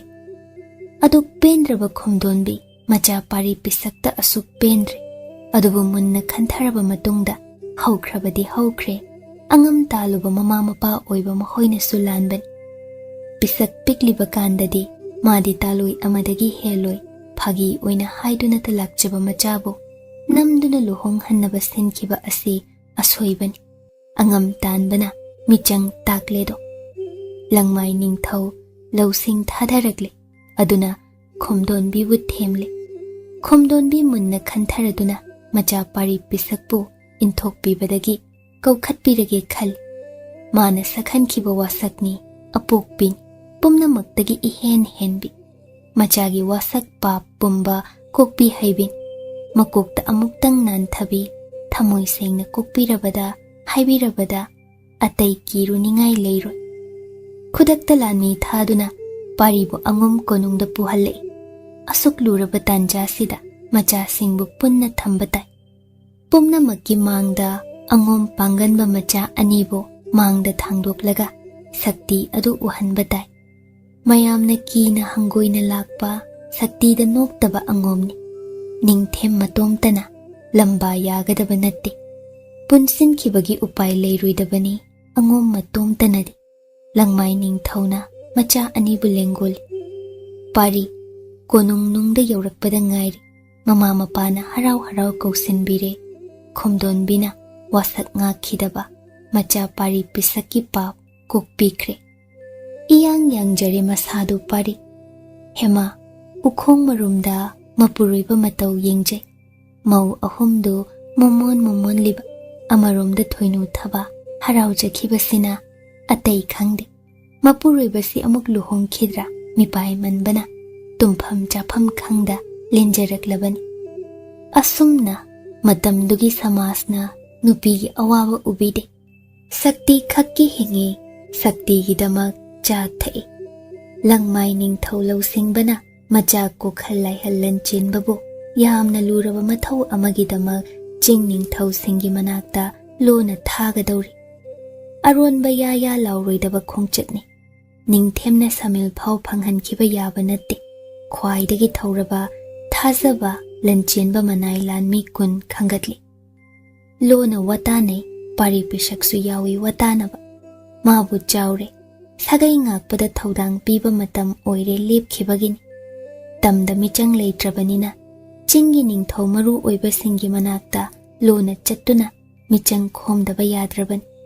ꯆꯤꯡꯒꯤ ꯁꯛꯇꯤꯁꯤꯡꯅ ꯄꯨꯟꯁꯤꯜꯂꯛꯄꯗ ꯅꯤꯡꯊꯦꯝꯒꯤ ꯂꯝꯕꯥ ꯄꯥꯕ ꯑꯔꯥꯏꯕ ꯑꯣꯏꯒꯅꯤ꯫ ꯃꯁꯤ ꯂꯪꯃꯥꯏ ꯅꯤꯡꯊꯧꯅ ꯈꯪꯕꯒꯤ ꯁꯤꯟꯈꯤꯕꯅꯤꯗꯣ꯫ ꯁꯥꯊꯤꯕ ꯆꯤꯡꯕꯨꯔꯣꯏ ꯆꯤꯡ ꯅꯤꯡꯊꯧꯁꯤꯡꯅ ꯑꯣꯟꯁꯤꯟꯗꯨꯅ ꯂꯥꯟꯁꯤꯡꯅꯔꯛꯄꯁꯨ ꯌꯥꯏ꯫ ꯑꯗꯨꯒꯤ ꯂꯥꯟꯃꯤ ꯂꯣꯏꯅ ꯍꯟꯈꯤꯕꯅꯤ꯫ ꯃꯔꯨ ꯑꯣꯏꯕ ꯈꯣꯡꯆꯠꯁꯤꯒꯤ ꯄꯥꯟꯗꯝꯗꯤ ꯃꯤꯆꯪ ꯈꯣꯝꯕ, ꯆꯤꯡ ꯅꯤꯡꯊꯧꯁꯤꯡꯕꯨ ꯊꯦꯝꯕꯅꯤ꯫ ꯃꯄꯥꯕꯨꯡ ꯌꯥꯊꯪ ꯀꯣꯛꯊꯛꯇ ꯍꯥꯞ ꯂꯟꯆꯦꯟꯕ ꯈꯣꯡꯁꯥꯟꯈ꯭ꯔꯦ ꯑꯍꯤꯡ ꯃꯃꯩꯗ, ꯑꯔꯣꯟꯕ ꯂꯝꯕꯤꯗ ꯐꯤꯃꯨ ꯁꯦꯠꯇꯨꯅ ꯆꯠꯈꯤ꯫ ꯊꯣꯏꯅꯨ ꯊꯕꯥꯗ ꯃꯔꯨ ꯑꯣꯏꯕ ꯋꯥ ꯈꯪꯍꯟꯗꯦ꯫ ꯁꯨꯞꯅꯇꯒꯤ ꯊꯕꯛ ꯑꯃꯒꯤ ꯂꯪꯐꯩ ꯆꯠꯄ ꯇꯥꯔꯤ, ꯁꯤꯈꯛ ꯃꯄꯨꯔꯣꯏꯕꯅ ꯍꯥꯏꯔꯝꯃꯤꯗꯣ꯫ ꯃꯇꯨꯡ ꯏꯟꯅꯕ ꯁꯨꯡꯉꯝꯗ ꯃꯤꯄꯥꯏꯕꯅꯗꯤ ꯊꯃꯣꯏ ꯇꯅꯤꯛ ꯇꯅꯤꯛ ꯌꯦꯡꯍꯧꯕ ꯅꯠꯇ ꯀꯔꯤ ꯎꯄꯥꯏ ꯂꯩꯒꯅꯤ꯫ ꯃꯇꯥꯡ ꯑꯗꯨꯗ ꯄꯥꯔꯤꯅ ꯃꯌꯥꯝꯕꯨꯡꯒꯤ ꯃꯍꯨꯠꯁꯤꯟ ꯑꯉꯣꯝ ꯉꯥꯛꯄ ꯇꯥꯔꯤ꯫ ꯃꯥꯕꯨ ꯁꯛꯅꯥꯏꯕ ꯐꯝ ꯑꯃꯗꯤ ꯄꯥꯏꯍꯟꯗ꯭ꯔꯤ,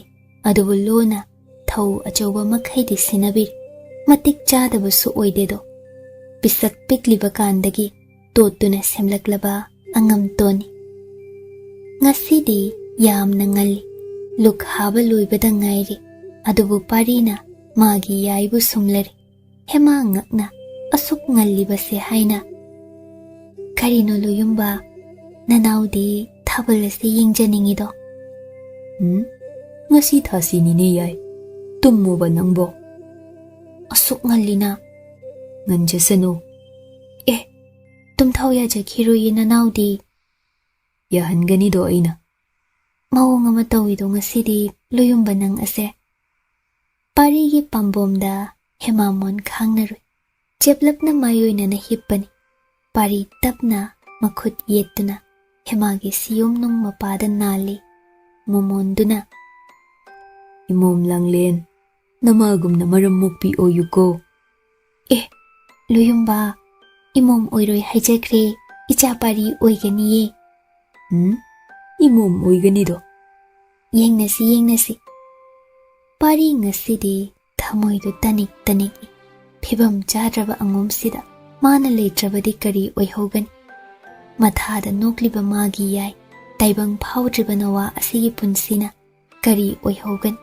ꯃꯄꯥ ꯂꯩꯇ꯭ꯔꯕ ꯃꯥꯒꯨꯝ ꯋꯥꯖꯕꯇꯅ ꯃꯁꯔꯨꯛ ꯑꯣꯏꯔꯕꯤ ꯃꯥꯒꯤ ꯌꯥꯏꯅ ꯑꯃꯨꯛꯁꯨ ꯍꯟꯖꯤꯟꯅ ꯀꯣꯛꯉꯝꯂꯔꯣꯏꯗꯕ ꯑꯋꯥꯕ ꯑꯃ꯫ ꯄꯨꯟꯁꯤꯒꯤ ꯀꯔꯝꯕ ꯆꯤꯊꯍꯧꯕ ꯂꯃꯥꯏꯗ ꯃꯥꯒꯤ ꯈꯣꯡꯊꯥꯡꯅ ꯁꯣꯏꯈꯤꯕꯅꯣ?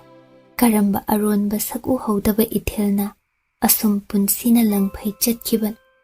ꯁꯦꯝꯗꯣꯛꯄꯗ ꯃꯊ꯭ꯋꯥꯏꯕꯨ ꯌꯣꯜꯂꯤꯕ ꯃꯁꯥꯒꯤꯗꯤ ꯈꯟꯗꯦ, ꯊꯋꯥꯏ ꯑꯣꯏꯕꯤ ꯃꯥꯒꯤꯗꯃꯛꯇꯤ ꯍꯤꯡꯅꯤꯡꯉꯤ꯫ ꯅꯣꯛꯐꯦꯠ ꯇꯧꯔꯒ ꯍꯥꯏꯔꯛꯏ, ꯊꯧꯅꯥ ꯂꯩꯌꯨ ꯌꯥꯏ, ꯑꯋꯥꯕꯅ ꯁꯔꯨꯛ ꯍꯦꯟꯕ ꯃꯤꯑꯣꯏ ꯄꯨꯟꯁꯤ꯫ ꯑꯩ ꯂꯩꯇ꯭ꯔꯕꯁꯨ ꯏꯃꯣꯝꯒꯤꯗꯃꯛ ꯅꯪ ꯊꯧꯅꯥ ꯂꯩꯇꯕ ꯌꯥꯗꯕꯅꯤ ꯅꯪꯗꯤ꯫ ꯍꯦꯃꯥ ꯄꯤꯁꯨꯝ ꯑꯅꯤ ꯁꯨꯛꯇꯨꯅ ꯅꯣꯛꯂꯝꯕ ꯃꯥꯡ, ꯀꯔꯤꯅꯣ ꯉꯁꯤꯗꯤ ꯑꯣꯟꯊꯣꯛ ꯑꯣꯟꯊꯣꯛꯄ ꯋꯥ ꯉꯥꯛꯇ?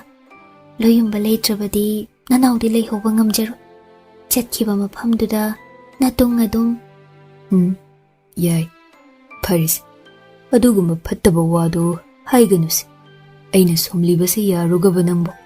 ꯉꯁꯤꯗꯤ ꯉꯟꯇꯥ ꯇꯨꯝꯊꯔꯨꯕ꯫ ꯍꯦꯃꯥ ꯀꯥ ꯍꯦꯟꯅ ꯈꯟꯖꯤꯟꯈꯤꯗꯦ, ꯎꯏꯊꯈ꯭ꯔꯦ ꯎꯏꯔꯨꯝ ꯎꯏꯔꯨꯝ꯫ ꯃꯤꯁꯅꯥ ꯑꯅꯤꯗꯨꯃꯅꯦ ꯄꯣꯊꯥ ꯄꯣꯊꯥ ꯍꯥꯏꯖꯔꯝꯃꯤ, ꯑꯩꯒꯤ ꯂꯣꯌꯨꯝꯕꯗꯤ ꯅꯍꯥꯛꯇꯅꯤ꯫ ꯍꯌꯦꯡꯗꯤ ꯏꯙꯧ ꯑꯉꯣꯝ ꯄꯨꯔꯦꯜꯕꯨ ꯅꯆꯥ ꯑꯁꯤ ꯄꯨꯔꯨ ꯈꯨꯔꯨꯝꯍꯜꯂꯨꯁꯤ, ꯄꯨꯟꯁꯤ ꯅꯨꯡꯁꯥꯡꯕ ꯅꯤꯖꯍꯟꯁꯤ꯫ ꯑꯗꯨꯒ ꯂꯣꯌꯨꯝꯕ, ꯅꯅꯥꯎꯗꯤ ꯑꯩꯒꯤ ꯊꯥꯒꯣꯏꯗꯣ ꯑꯃꯨꯛꯇꯪꯗꯤ ꯎꯖꯅꯤꯡꯉꯤ꯫ ꯀꯌꯥꯗꯤ ꯅꯨꯡꯉꯥꯏꯔꯦ ꯀꯁꯥꯔꯗ ꯃꯇꯝ ꯈꯔ ꯂꯩꯃꯤꯟꯅꯔꯨꯕ꯫ ꯃꯖꯥꯏ ꯕꯦꯝꯃꯗꯨꯅ ꯀꯝꯗꯧꯈ꯭ꯔꯕ?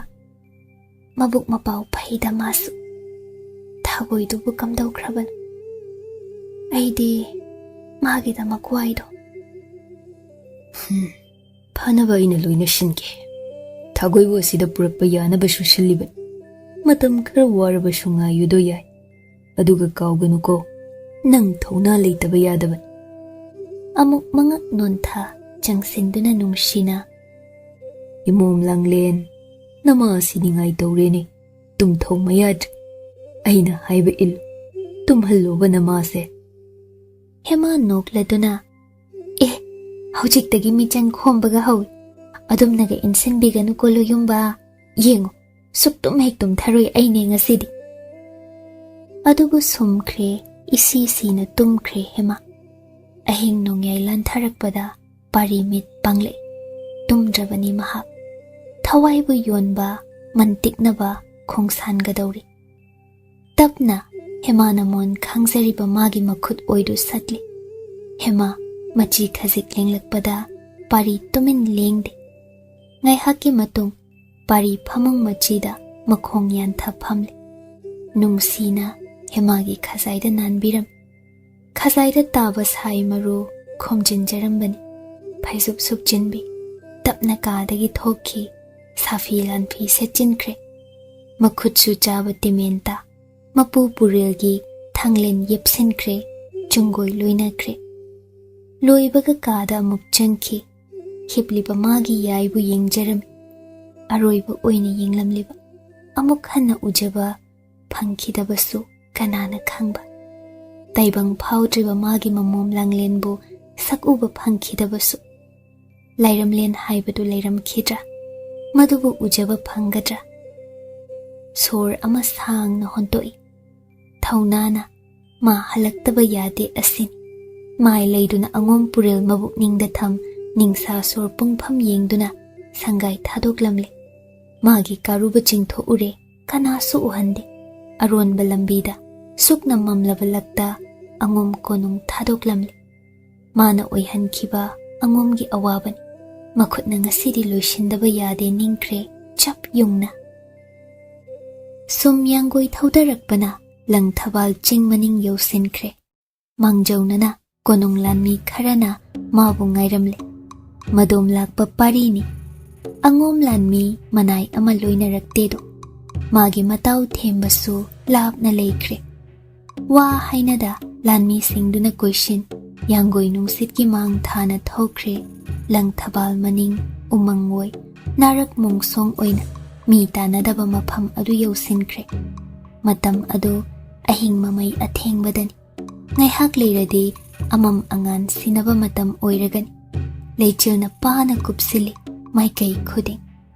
ꯃꯣꯡꯁꯣꯡ ꯃꯔꯛꯀꯤ ꯂꯝꯍꯥꯡ ꯑꯄꯥꯛꯄ ꯑꯗꯨ ꯌꯧꯁꯤꯟꯈ꯭ꯔꯦ ꯄꯦ ꯈꯟꯗꯨꯅ ꯃꯅꯥꯏ ꯈꯔꯒ ꯂꯣꯏꯅꯅ ꯃꯥꯒꯤ ꯌꯥꯝꯕꯨꯡ ꯅꯤꯡꯊꯦꯝꯅ ꯃꯥꯕꯨ ꯉꯥꯏꯔꯝꯂꯤ ꯃꯐꯝ ꯑꯗꯨ ꯆꯥꯏꯅꯄꯨꯡꯅꯤ ꯅꯤꯡꯊꯦꯝ ꯃꯅꯥꯎ ꯄꯥꯔꯤ ꯉꯁꯤ ꯑꯔꯣꯏꯕ ꯆꯥꯡꯌꯦꯡꯅꯕ ꯅꯨꯃꯤꯠꯅꯤ ꯑꯃꯗꯤ ꯁꯣꯏꯗꯅ ꯇꯨꯒꯗꯧꯔꯤ ꯑꯃꯗꯤ ꯁꯣꯏꯗꯅ ꯊꯋꯥꯏ ꯊꯥꯒꯗꯧꯔꯤ ꯉꯁꯤ ꯑꯌꯨꯛ ꯄꯥꯔꯤ ꯀꯥꯔꯨꯕ ꯊꯛꯇꯒꯤ ꯐꯟ ꯆꯣꯡꯊ ꯃꯁꯣꯡ ꯐꯟꯅ ꯀꯣꯅꯨꯡ ꯂꯥꯟꯃꯤ ꯂꯛꯇ ꯃꯗꯣꯝ ꯂꯦꯞꯄꯤ ꯅꯤꯡꯊꯦꯝ ꯍꯧꯒꯠꯂꯛꯇꯨꯅ ꯂꯦꯞꯄꯤ ꯃꯅꯥꯎ ꯅꯥꯛꯇ ꯆꯪꯁꯤꯟ ꯍꯔꯥꯎ ꯍꯔꯥꯎ ꯑꯅꯤꯗꯨ ꯂꯦꯡꯒꯣꯟꯅꯩ ꯄꯥꯔꯤ ꯄꯤꯁꯛ ꯅꯪꯅ ꯑꯉꯥꯡ ꯑꯄꯥꯝꯕ ꯃꯑꯣꯡ ꯈꯟꯖꯧꯗꯣ ꯀꯔꯝꯕ ꯁꯤꯟꯁꯤꯒꯦ ꯆꯥꯏꯅꯕ ꯑꯁꯦ ꯄꯥꯔꯤꯅ ꯇꯞꯅ ꯌꯥꯝꯕꯨꯡꯅ ꯄꯨꯝꯅꯃꯛꯀꯤ ꯃꯄꯨꯅꯤ ꯑꯄꯥꯝꯕꯗꯣ ꯅꯅꯥꯎꯅ ꯁꯣꯏꯗꯅ ꯌꯥꯖꯒꯦ ꯐꯔꯦ ꯁꯤꯃꯗꯤ ꯈꯨꯝꯃꯨꯗꯣ ꯅꯌꯨꯝꯗ ꯅꯁꯥꯅꯧꯗ ꯄꯥꯎ ꯑꯁꯤ ꯍꯥꯏꯔꯝꯕ꯭ꯔꯥ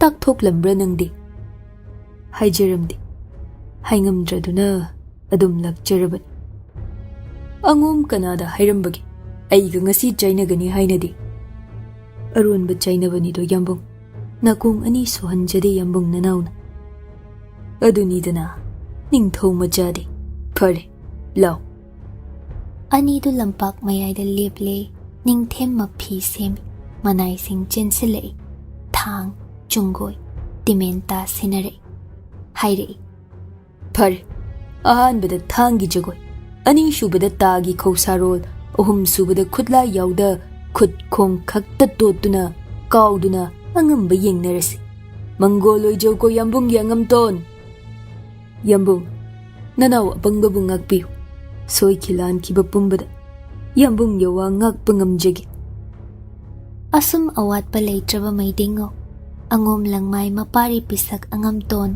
ꯁꯦꯝ ꯁꯥꯕ ꯂꯣꯏꯈ꯭ꯔꯦ ꯅꯣꯡ ꯉꯥꯟꯊꯣꯔꯛꯄꯒ ꯃꯄꯥ ꯆꯥꯔꯦ ꯀꯣꯅꯨꯡ ꯂꯥꯟꯃꯤꯁꯤꯡ ꯃꯆꯤ ꯑꯃꯗ ꯄꯨꯟꯅ ꯂꯦꯞꯇꯨꯅ ꯃꯤꯍꯨꯜ ꯁꯨꯅꯗ ꯃꯤꯠꯌꯦꯡꯅꯩ ꯅꯤꯡꯊꯦꯝ ꯊꯥꯡꯒꯤ ꯖꯒꯣꯏ ꯁꯥꯔꯛꯂꯦ ꯐꯅ ꯄꯨꯅ ꯉꯝꯂꯛꯇ꯭ꯔꯦ ꯄꯥꯔꯤ ꯃꯕꯨꯗꯧ ꯄꯨꯔꯦꯜ ꯃꯈꯨꯠꯁꯨ ꯊꯥꯡꯂꯦꯟ ꯃꯇꯤꯛ ꯃꯌꯥꯏ ꯑꯅꯤ ꯁꯨꯗꯕꯗ ꯑꯍꯨꯝꯂꯛ ꯃꯔꯥꯏꯕꯛ ꯀꯠ ꯊꯥꯡꯒꯤ ꯖꯒꯣꯏ ꯁꯥꯈ꯭ꯔꯦ ꯑꯊꯧꯕꯅꯤ aduna maitrabak asi tumladawagi phibamni khanghaude thanghairo lakta chaina khre amana yansili amana ngai amana yankhatli amana hantoi amana changsinki amana tunghalli amana chongsilli amana tuthaki phuk haugat chongsinki bana hali henadre phana kuina matam ado lanmi singna pung hotli atiyada koro safong laktriba matam dagi chaina rakpan adubu koro na isagi marep thakhai ama wangna thoklakla phau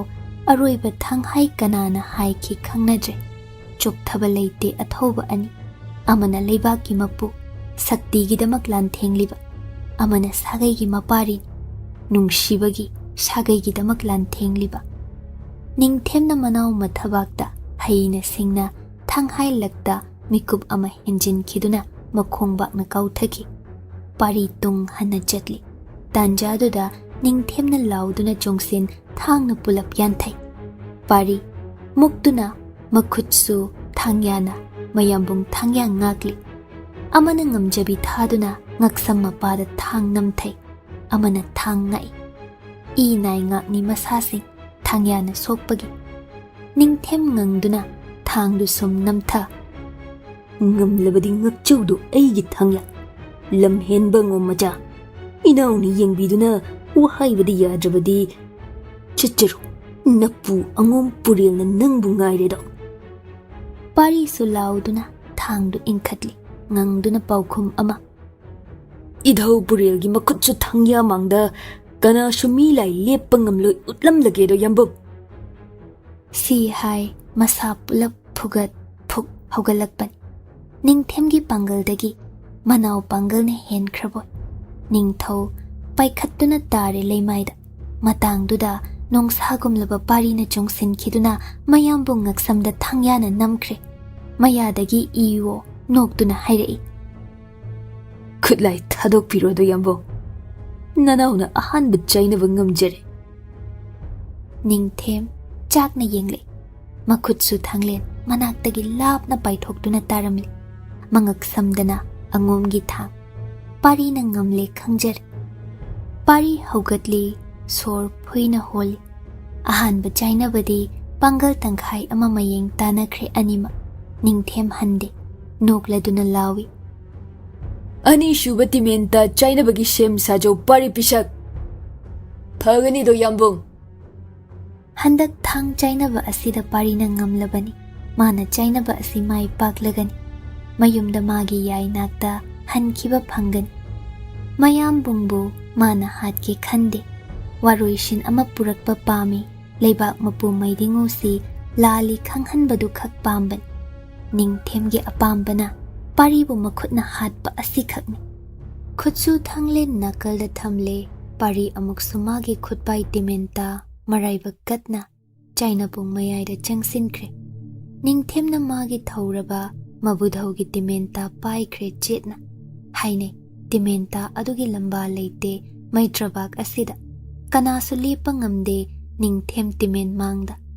parina hana ta khausaba hokre matawne phibamne murtine sana konunglan mi pumba maya kare ningthem ta khausakre lampak tugi mayuk na bangam khaida mai onsinna pari ningthem lapna lepna kre aduk chawbalan mi kakcheng muk chawna ngamkhai ani dudagi unai adudagi timenta langnaduna asokpa apanba miduna maithiba sakani kanana hana timen langani ningthemna hauna laurai pari pisak khudong chaba si lawjau do yambung da hana timen langjau nangna ikhagi angangni do phagani yambung bu sem sana khre pari sor thingattuna ngamkhaidagi matek ama chinsin mayokna badalapna lipliba mayambung tamna timen hunkre sana nungsitki mang thana paiki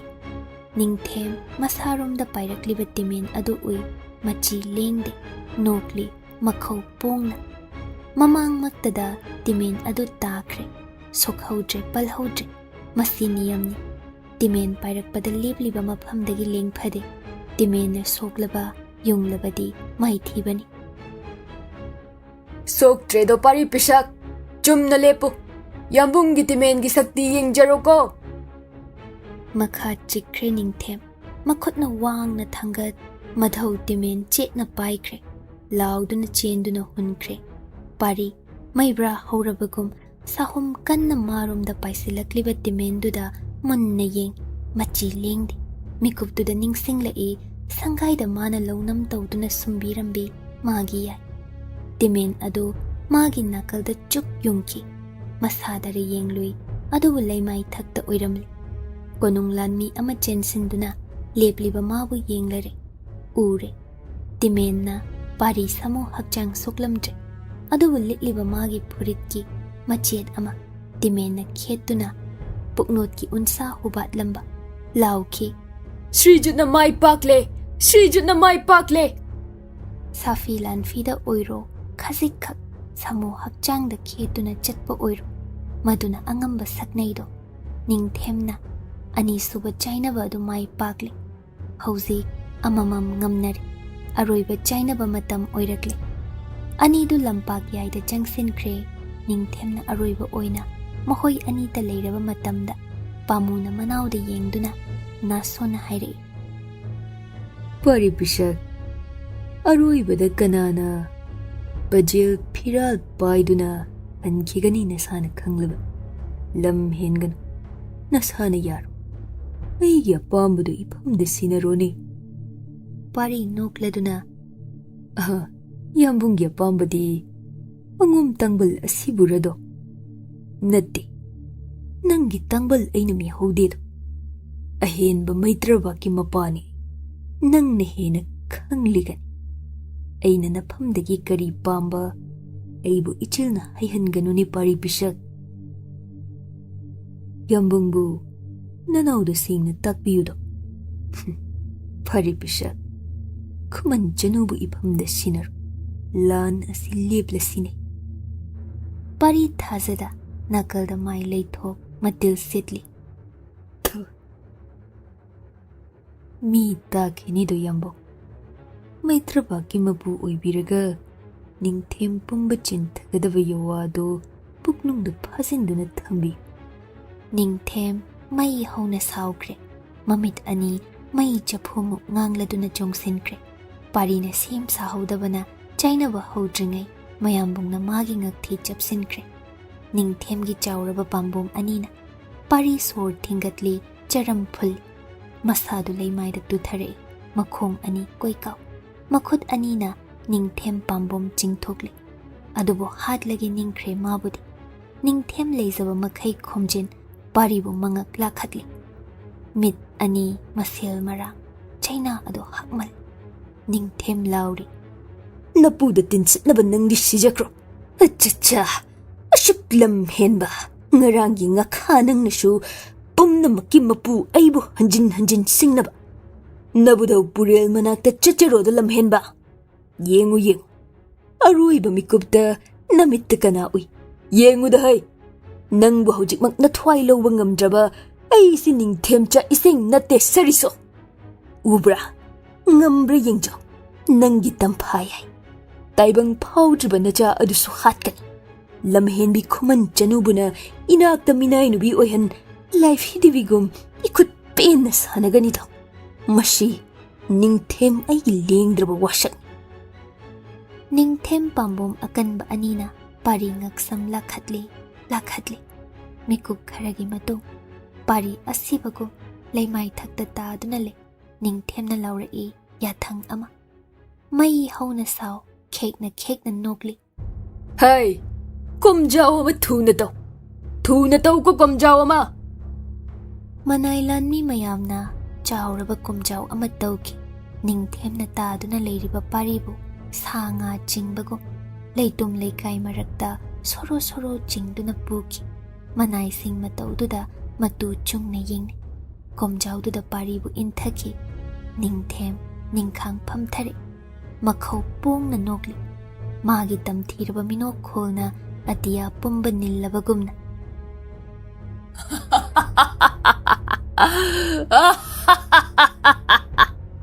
ꯁꯤꯔꯝꯗꯥꯏꯒꯤ ꯁꯣꯔ ꯈꯞ ꯈꯞ ꯂꯩꯖꯔꯤꯕ ꯂꯥꯟꯖꯔꯣꯗꯣ ꯑꯉꯣꯝ ꯃꯆꯥ ꯋꯥꯔꯛꯇꯕ napu purel manak yaujar nang na hundok piram labi naitom tahurabi nangi yai aina senabigani nungaina inakta ining taw layhanbigani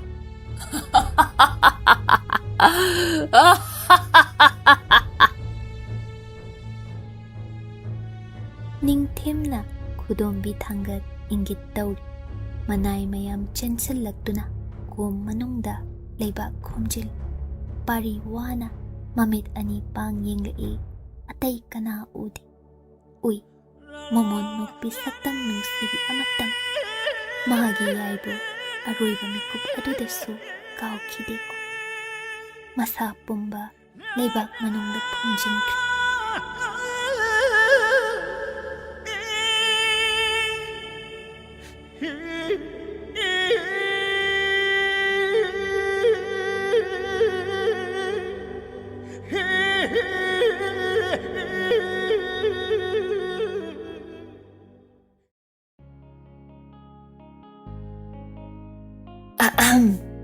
Kaygumba amta thawai hakchang yauna wari tabiriba listener singda haijari madudi channel asina puthokjariba audio series sing asibu support tobibo oina like amadi WakhaL Turi YouTube channel da subscribe tobiramo aduga loinana comment amamam piduna wari sida yauriba writer narrator editor musician amadi channel asigi team busu support tobiyo amadi pukning thogatpiyo aduga mayam hype tawbasu kaubigano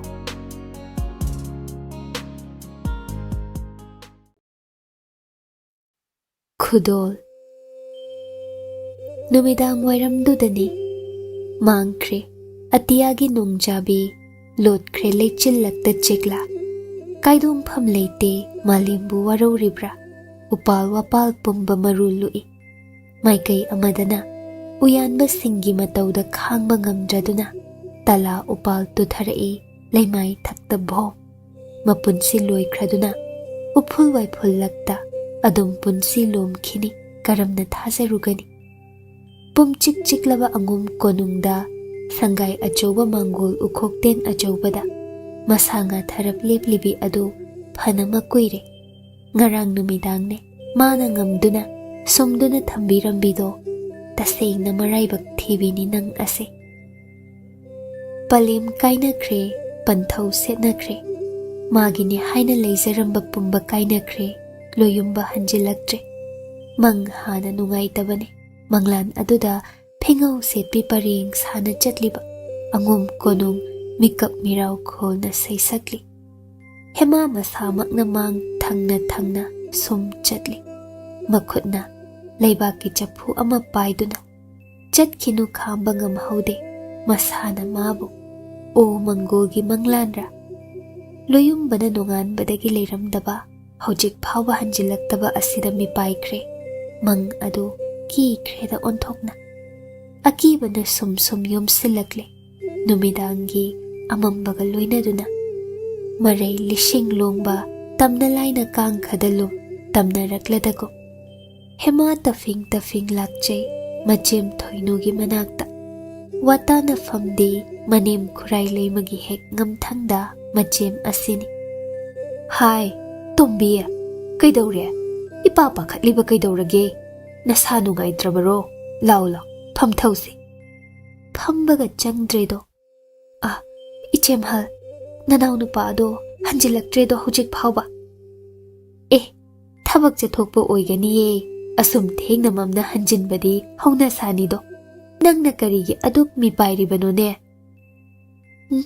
ichemhal manghada phengau setpina thalli angom ase ichemhal nanawdi leitadre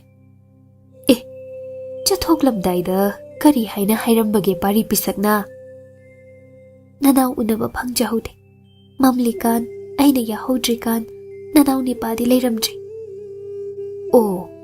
sese hena khanjinba phatte ne nangi phibamduda awaba machet yauda leigadabanido haunabine ichemgi nakta leisunga yengo natai bungosu numit kayani sure chingburoi sing unaba chatkhiba nachem thabaga aigasune leifam khangba nattine nangbo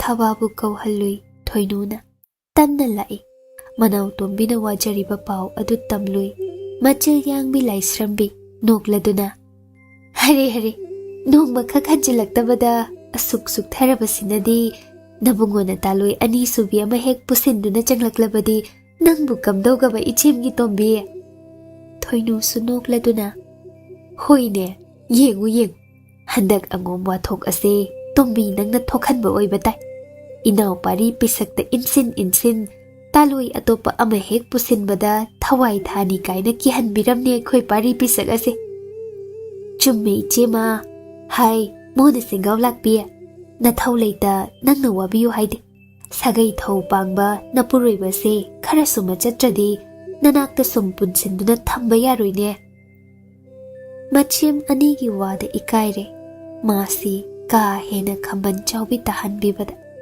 ꯑꯗꯨꯝ ꯂꯩꯕꯗꯤ ꯋꯥꯔꯗꯨꯅ ꯃꯆꯦꯝ ꯑꯅꯤꯒꯤ ꯃꯅꯥꯛꯇ ꯂꯩꯖꯩ ꯇꯣꯏꯅ ꯁꯪꯒꯥꯏꯔꯣꯝꯗ ꯇꯨꯕꯠ ꯆꯠꯆꯔꯨ ꯂꯣꯌꯨꯝꯕ ꯍꯟꯖꯤꯜꯂꯛꯂꯕ꯭ꯔꯥ ꯍꯜꯂꯛꯀꯗ꯭ꯔꯥ ꯍꯟꯖꯤꯜꯂꯛꯄ ꯀꯧꯕꯗꯤ ꯃꯔꯩꯇ꯭ꯔꯦ ꯃꯥ ꯀꯥ ꯍꯦꯟꯅ ꯈꯟꯖꯤꯟꯕ ꯐꯠꯇꯦ ꯁꯤꯌꯣꯝꯅꯨꯡꯒꯤ ꯃꯆꯥꯅꯋꯥꯒꯤꯗꯃꯛ ꯃꯥ ꯋꯥꯕ ꯌꯥꯗꯦ ꯍꯣꯏꯗ ꯁꯥꯒꯩ ꯁꯤꯟ ꯄꯥꯡꯕ ꯑꯔꯨꯕ ꯊꯕꯛꯀꯤ ꯑꯔꯥꯞꯄꯗ ꯃꯆꯠꯂꯤꯕ ꯑꯣꯏꯒꯅꯤ ꯑꯗꯨꯕꯨ ꯋꯥꯍꯩ ꯑꯃꯠꯇꯁꯨ ꯍꯥꯏꯕꯤꯔꯝꯕ ꯌꯥꯏꯗꯅ ꯂꯣꯌꯨꯝꯕ ꯅꯪꯕꯨ ꯑꯣꯟꯊꯣꯛꯏꯗꯀꯣ ꯐꯥꯒꯤꯗꯒꯤ ꯀꯣꯔꯧ ꯅꯣꯡꯖꯥ 10 ꯍꯧꯖꯤꯟꯈ꯭ꯔꯦ ꯑꯉꯣꯝ ꯄꯨꯝꯕ ꯀꯣꯛꯇ ꯈꯨꯠ ꯍꯥꯞꯅꯔꯤ ꯂꯟꯆꯦꯟꯕ ꯍꯜꯂꯛꯇ꯭ꯔꯤ ꯁꯥꯒꯩ ꯀꯣꯅꯨꯡ ꯉꯥꯛꯂꯝꯕ ꯄꯥꯔꯤ ꯄꯤꯁꯛꯀꯤ ꯃꯃꯤ ꯇꯥꯈꯤꯗ꯭ꯔꯦ ꯍꯦꯃꯥ ꯑꯉꯥꯎꯕꯤ ꯑꯣꯏꯒꯗꯧꯔꯦ ꯐꯥꯒꯤ ꯇꯥꯊꯣꯛꯂꯝꯕꯤ ꯊꯣꯏꯅꯨ ꯊꯕꯥ ꯃꯅꯥꯎꯒꯤꯗꯃꯛ ꯈꯟꯕꯗ ꯋꯥꯔꯤ ꯈꯨꯔꯥꯏ ꯂꯩꯃ ꯂꯪꯃꯥꯏ ꯅꯤꯡꯊꯧ ꯃꯆꯥꯒꯤ ꯃꯥꯏꯀꯩ ꯌꯦꯡꯕꯇꯗ ꯃꯉꯛ ꯆꯣꯛꯊꯔꯦꯗꯣ ꯃꯃꯥꯡꯉꯩ ꯃꯇꯝ ꯑꯣꯏꯔꯗꯤ ꯂꯝꯐꯩ ꯆꯠꯆꯔꯤ ꯑꯣꯏꯔꯤꯅꯤ ꯈꯟꯗꯣꯛꯇꯨꯅ ꯂꯩꯔꯝꯕꯁꯨ ꯌꯥꯏ ꯑꯗꯨꯕꯨ ꯑꯣꯏꯔꯤꯕ ꯏꯔꯥꯡ ꯃꯔꯛ ꯑꯁꯤꯗ ꯆꯤꯡꯅꯗꯕ ꯉꯝꯗꯦ ꯑꯃꯔꯣꯝꯗ ꯄꯥꯔꯤꯅ ꯀꯩꯗꯧꯅꯨꯡꯗꯁꯨ ꯃꯤꯔꯣꯜꯂꯤꯕꯤ ꯃꯥꯒꯤ ꯍꯦꯃꯥꯕꯨ ꯑꯗꯨꯛ ꯀꯨꯏꯅ ꯍꯨꯟꯗꯣꯛꯂꯝ ꯍꯣꯏ ꯃꯥꯏ ꯑꯃ ꯍꯥꯏꯔꯝꯗ ꯆꯠꯈꯤꯕ ꯍꯧꯅꯗꯦ ꯄꯥꯎ ꯑꯃꯠꯇ ꯊꯥꯔꯛꯄꯁꯨ ꯌꯥꯏ ꯍꯪꯕ ꯌꯥꯕ ꯃꯈꯩ ꯍꯪꯂꯦ ꯃꯣꯏꯔꯥꯡ ꯈꯨꯃꯟ ꯂꯨꯋꯥꯡ ꯃꯉꯥꯡ ꯑꯇꯩꯁꯤꯡꯗꯒꯤ ꯄꯥꯎ ꯂꯧꯔꯦ ꯈꯨꯃꯟ ꯊꯦꯝꯕꯒꯤ ꯃꯅꯥꯛꯇ ꯆꯠꯂꯤꯗ꯭ꯔꯥ ꯄꯥꯔꯤꯗꯣ ꯊꯨꯅꯃꯛ ꯀꯁꯥꯔꯗ ꯄꯥꯎꯃꯤ ꯊꯥꯗꯨꯅ ꯍꯪꯍꯜꯂꯨꯏ ꯑꯗꯨꯕꯨ ꯄꯥꯔꯤ ꯄꯤꯁꯛ ꯂꯥꯛꯇꯦ ꯄꯥꯎ ꯊꯥꯔꯛꯏ ꯈꯣꯝꯗꯣꯟꯕꯤ ꯂꯩꯇꯥꯗ꯭ꯔꯦ ꯏꯁꯣꯟ ꯁꯣꯟꯊꯔꯕꯒꯨꯝ ꯀꯔꯤ ꯇꯧꯁꯤꯕ ꯑꯁꯨꯝ ꯍꯥꯏꯅ ꯊꯥꯕꯨꯝ ꯑꯃ ꯃꯌꯥ ꯂꯥꯟꯁꯤꯟꯈꯤꯗꯧꯔꯦ ꯐꯥꯒꯤ ꯌꯥꯔꯛꯇ꯭ꯔꯦ ꯀꯔꯤꯒꯨꯝꯕ ꯑꯃꯗꯤ ꯇꯧꯕ ꯇꯥꯏ ꯑꯀꯤ ꯈꯪꯗ꯭ꯔꯦ ꯍꯦꯃꯥ ꯉꯁꯤꯗꯤ ꯃꯅꯦꯝꯒꯤ ꯃꯅꯥꯛꯇ ꯆꯪꯁꯤꯟꯖ ꯃꯈꯣꯡ ꯁꯣꯛꯇꯨꯅ ꯐꯤꯔꯨꯞꯅ ꯈꯨꯔꯨꯝꯖꯩ ꯁꯣꯟꯗꯨꯅ ꯂꯩꯔꯤꯕꯤ ꯋꯥꯈꯜ ꯃꯁꯥ ꯄꯨꯝꯕ ꯁꯣꯟꯊꯔꯦ ꯍꯦꯃꯥ ꯆꯤꯡꯅꯔꯛꯂꯕꯅꯤ ꯑꯔꯣꯏꯕ ꯅꯨꯃꯤꯗꯥꯡ ꯑꯗꯨꯗ ꯂꯣꯌꯨꯝꯕꯅ ꯃꯐꯝꯗ ꯍꯟꯖꯤꯟ ꯇꯥꯛꯄꯤꯔꯝ ꯏꯃꯣꯝ ꯂꯥꯡꯂꯦꯟꯒꯤ ꯈꯟꯗꯨꯅ ꯅꯪ ꯊꯧꯅꯥ ꯂꯩꯇꯕ ꯌꯥꯗꯦ ꯍꯥꯏꯗꯨꯅ ꯃꯅꯦꯝꯗ ꯋꯥꯐꯝ ꯑꯗꯨ ꯍꯪꯒꯠꯆꯩ ꯈꯣꯝꯗꯣꯟꯕꯤ ꯇꯨꯃꯤꯟ ꯃꯔꯩ ꯍꯦꯃꯥ ꯍꯥꯏꯔꯣꯏꯗꯕ ꯋꯥ ꯑꯃ ꯍꯥꯏꯔꯤ ꯃꯤꯄꯥꯏꯕꯅ ꯍꯦꯟꯈꯤꯗꯨꯅ ꯏꯃꯥ ꯂꯩꯃ ꯅꯃꯧꯕꯨ ꯑꯄꯪꯕꯤꯅꯤ ꯈꯟꯕꯤꯗꯨꯅ ꯉꯥꯛꯄꯤꯌꯨꯗꯣ ꯁꯅꯥ ꯀꯣꯅꯨꯡꯗ ꯑꯩꯕꯨ ꯑꯃꯨꯛꯇ ꯆꯠꯍꯟꯕꯤꯌꯨ ꯑꯩ ꯁ꯭ꯔꯤꯖꯨꯠ ꯃꯥꯡꯗ ꯂꯦꯞꯇꯨꯅ ꯑꯩꯒꯤ ꯂꯣꯌꯨꯝꯕ ꯀꯗꯥꯏꯗ ꯂꯩ ꯍꯪꯂꯨꯒꯅꯤ ꯃꯥꯅ ꯂꯣꯠꯇꯨꯅ ꯊꯝꯂꯤꯕꯅꯤ ꯅꯃꯧꯅ ꯆꯤꯡꯅꯖꯕ ꯂꯩꯁꯦ ꯈꯣꯝꯗꯣꯟꯕꯤ ꯃꯃꯧꯕꯨ ꯆꯩꯍꯠꯂꯛꯏ ꯀꯔꯤ ꯑꯉꯣꯝ ꯁꯥꯒꯩ ꯆꯦꯟꯊꯗꯧꯕꯤ ꯅꯄꯨꯔꯣꯏꯕꯒꯤ ꯌꯦꯛꯅꯕꯒꯤ ꯃꯀꯥꯗ ꯂꯦꯞꯇꯨꯅ ꯁꯥꯒꯩ ꯏꯖꯠ ꯌꯣꯜꯂꯨꯗꯧꯔꯤꯕ꯭ꯔꯣ ꯅꯇꯣꯝꯇ ꯑꯣꯏꯔꯝꯂꯕꯗꯤ ꯋꯥꯉꯥꯡꯗꯨꯒꯤꯗꯃꯛ ꯈꯜꯂꯤꯕ ꯈꯜꯍꯩꯗꯕ ꯋꯥꯈꯜꯗꯨꯒꯤꯗꯃꯛ ꯅꯪꯕꯨ ꯇꯥꯟꯊꯣꯛꯀꯗꯕꯅꯤ ꯑꯗꯨꯕꯨ ꯏꯁꯨ ꯑꯉꯣꯝ ꯏꯁꯤꯡ ꯑꯗꯨꯒꯤꯗꯃꯛ ꯅꯪꯕꯨ ꯆꯩꯗꯨꯅ ꯈꯛ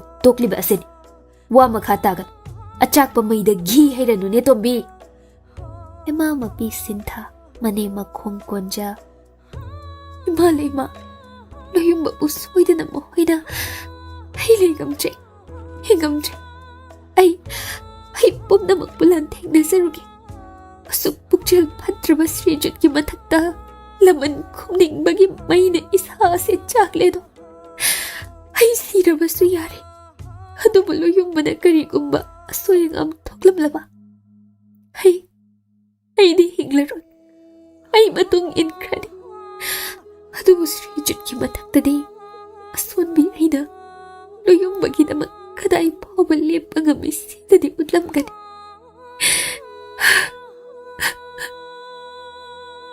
ꯈꯣꯝꯗꯣꯟꯕꯤ ꯇꯨꯃꯤꯟ ꯂꯩꯈꯤ ꯃꯃꯧ ꯃꯇꯧ ꯌꯦꯡꯉꯝꯗꯦꯗꯣ ꯑꯗꯨꯕꯨ ꯍꯥꯟꯅꯒꯨꯝ thamoi kanbi saduna le mi paire tasengna hema asi luna sana konung yau khiduna Ningthemga luna unarugadra tauhaidaba taurudra pari masum langi mamau asi masa mangkhradra masu sana sina kamdau khiba mi paina laurei hai nakhoi kana lei manai khar chensinja makok nona lei mamangda lepi sidagi lamhenbi ase sangai nungda phajinduna tham bikup ama choi thokta seno angombu yolu dori soiraba na hoi nga bong khaw yaure khangu inemgi tombi aibu warau aigi pari pisaki thawai dagi sagai sina hena lum nang su khangu taibang phaujibana wa adu senaba khakni nangi na thaw inembu thaso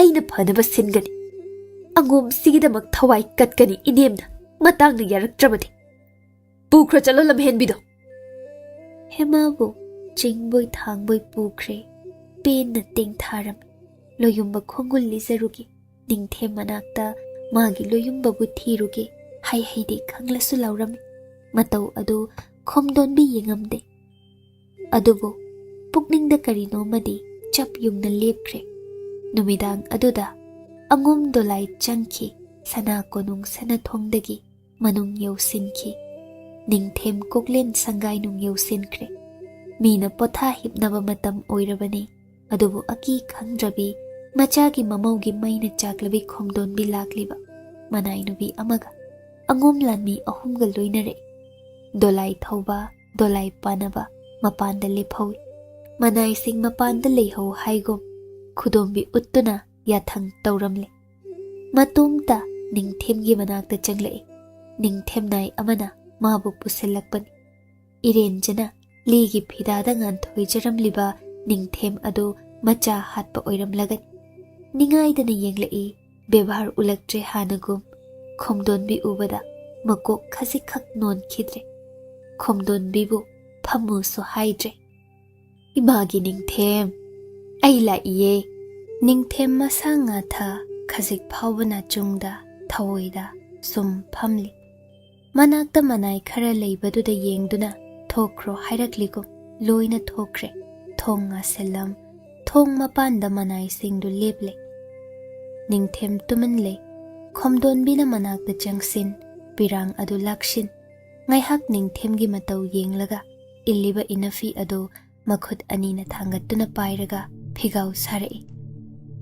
kadai aigi cha pari bisakpu imada bikya hoina hapuni Ningthem khumde matau adu thausade ahongba leite khomdonbi karisu changdre lei mamana Ningthem mangda khuru tana kunthai mittana pirang Ningthem pirone aigi phizigi mani ado imada dan oina hapluba Ningthem nokfet tauna tauhaidaba matau utpiri nachagumlaba aingonda ima leima takpiriba do aidi khangjadedo ningai leploba Ningthem kadaino kadaidana khutna lotlibage aigi icha pisak adubo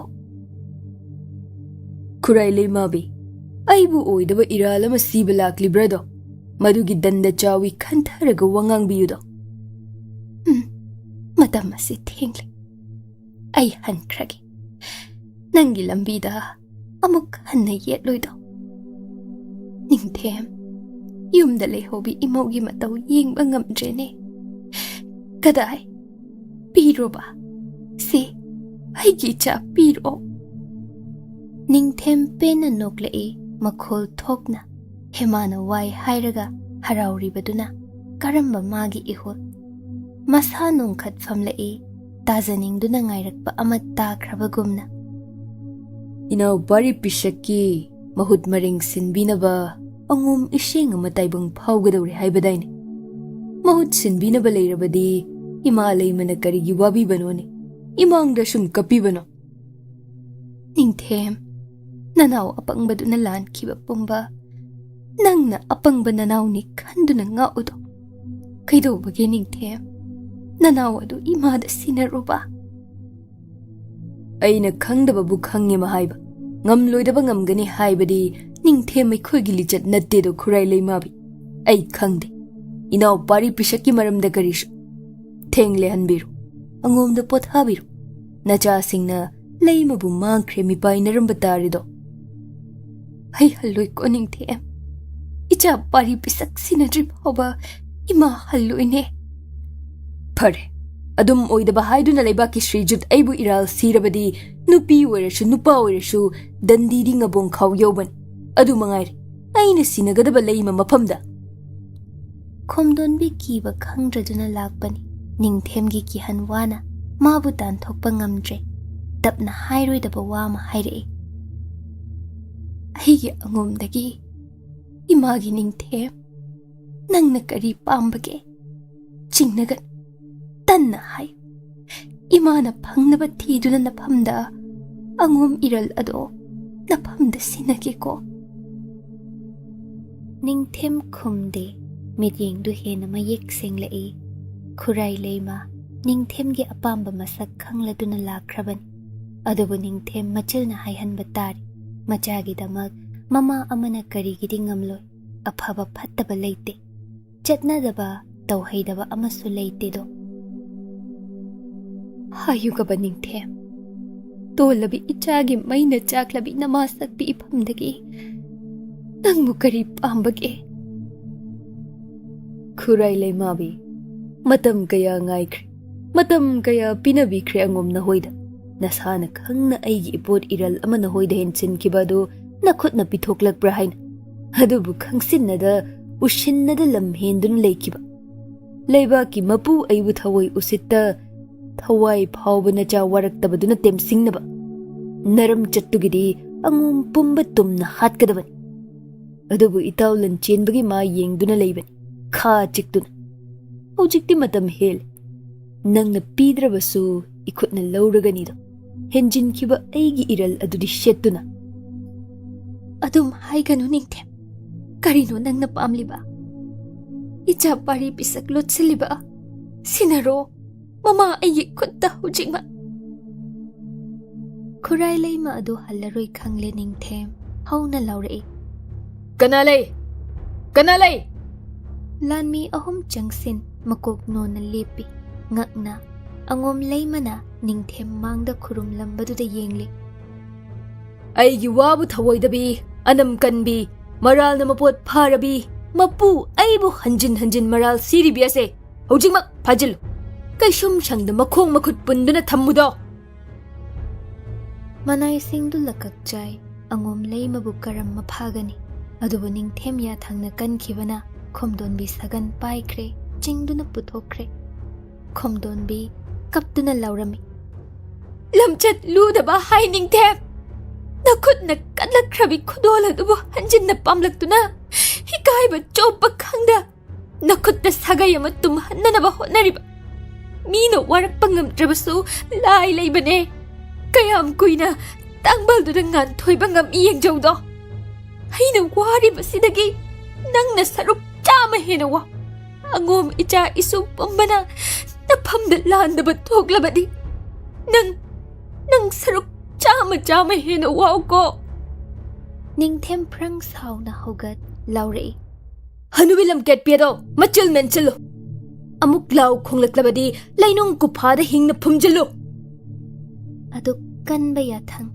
samu pangal wataba macha pari ani leiriba angom leima amada mapuroiba langmai ningthau leiri 닝템 khudakta panthaba yadre khangle mangai ngamdre sakti tanbagi maina chakhalagle matang su chap chare Lanchenba leite angom lanching purel leite Lanchenba ga loinakhi pari pisak leitre hingphum phumkhre thawai lowkhre angom hanuraba ningthaudu khaktani hojik leiriba leima su phazinkhre mana ingam tangamlagani khudakta lanpung yainaba ya thangkhre hana su sem sakhrabani khudakta sagai pumbagi ningthau sana konungda kaukhatkhre lanbauna nille lanpung thenba lepkhidre tampak lamdam mai hore tumna khidre hipna khidre sagai praja pumba konung angamba pumba ahingda kaukhatkhre sagai ningthau pumba lakhan kredo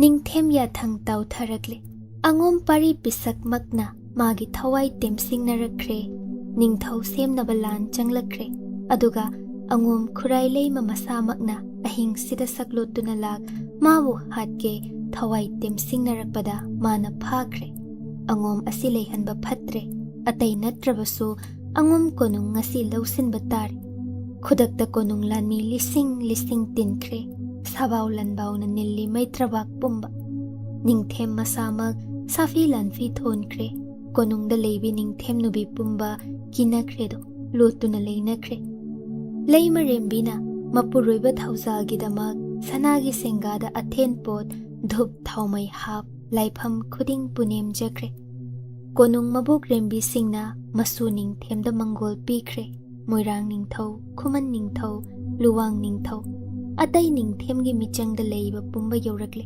mahoi gi tengol singa loinana irat thaungniba loiraduna sor pungpham yeng govinda khurumlam ningthemna luchingduna yam khraba samudra imai gumlaba konung tengol angom maikai panglakle pau adu angom lanmi singtai makhoi bulu chingbinaba leitre aduk luraba mikup adu kinai adubu thauna leiba mapulang mai ningthauni safi lan fi set khre mai thigani khanglaba lan phamni adubu ma cheloi angom isengni nokna sagai konung ngaknabagi damak mathwai thadoklagani magi leimabu thirure adubu phangkhide chingna rakle langmai ningthau pen khide khomdon bina soidana macha pari pisak thiba lona chatlam lagani khangle adubu thauna hande macha anina nak yet pambom oigadabani adubu kana leitre ya thang tawkhre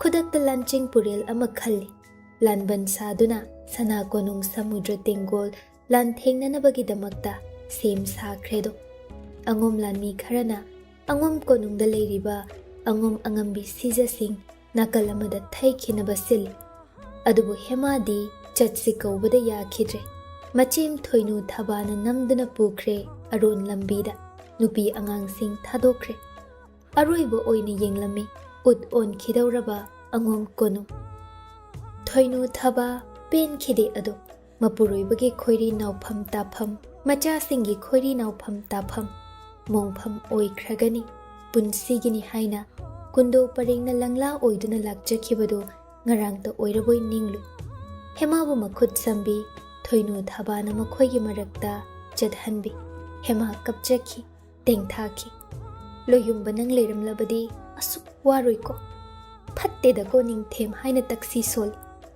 aron lambida nupi angang sing thaikre ningamda halaklaroi khangna thadokre pumnamak mahoigi konu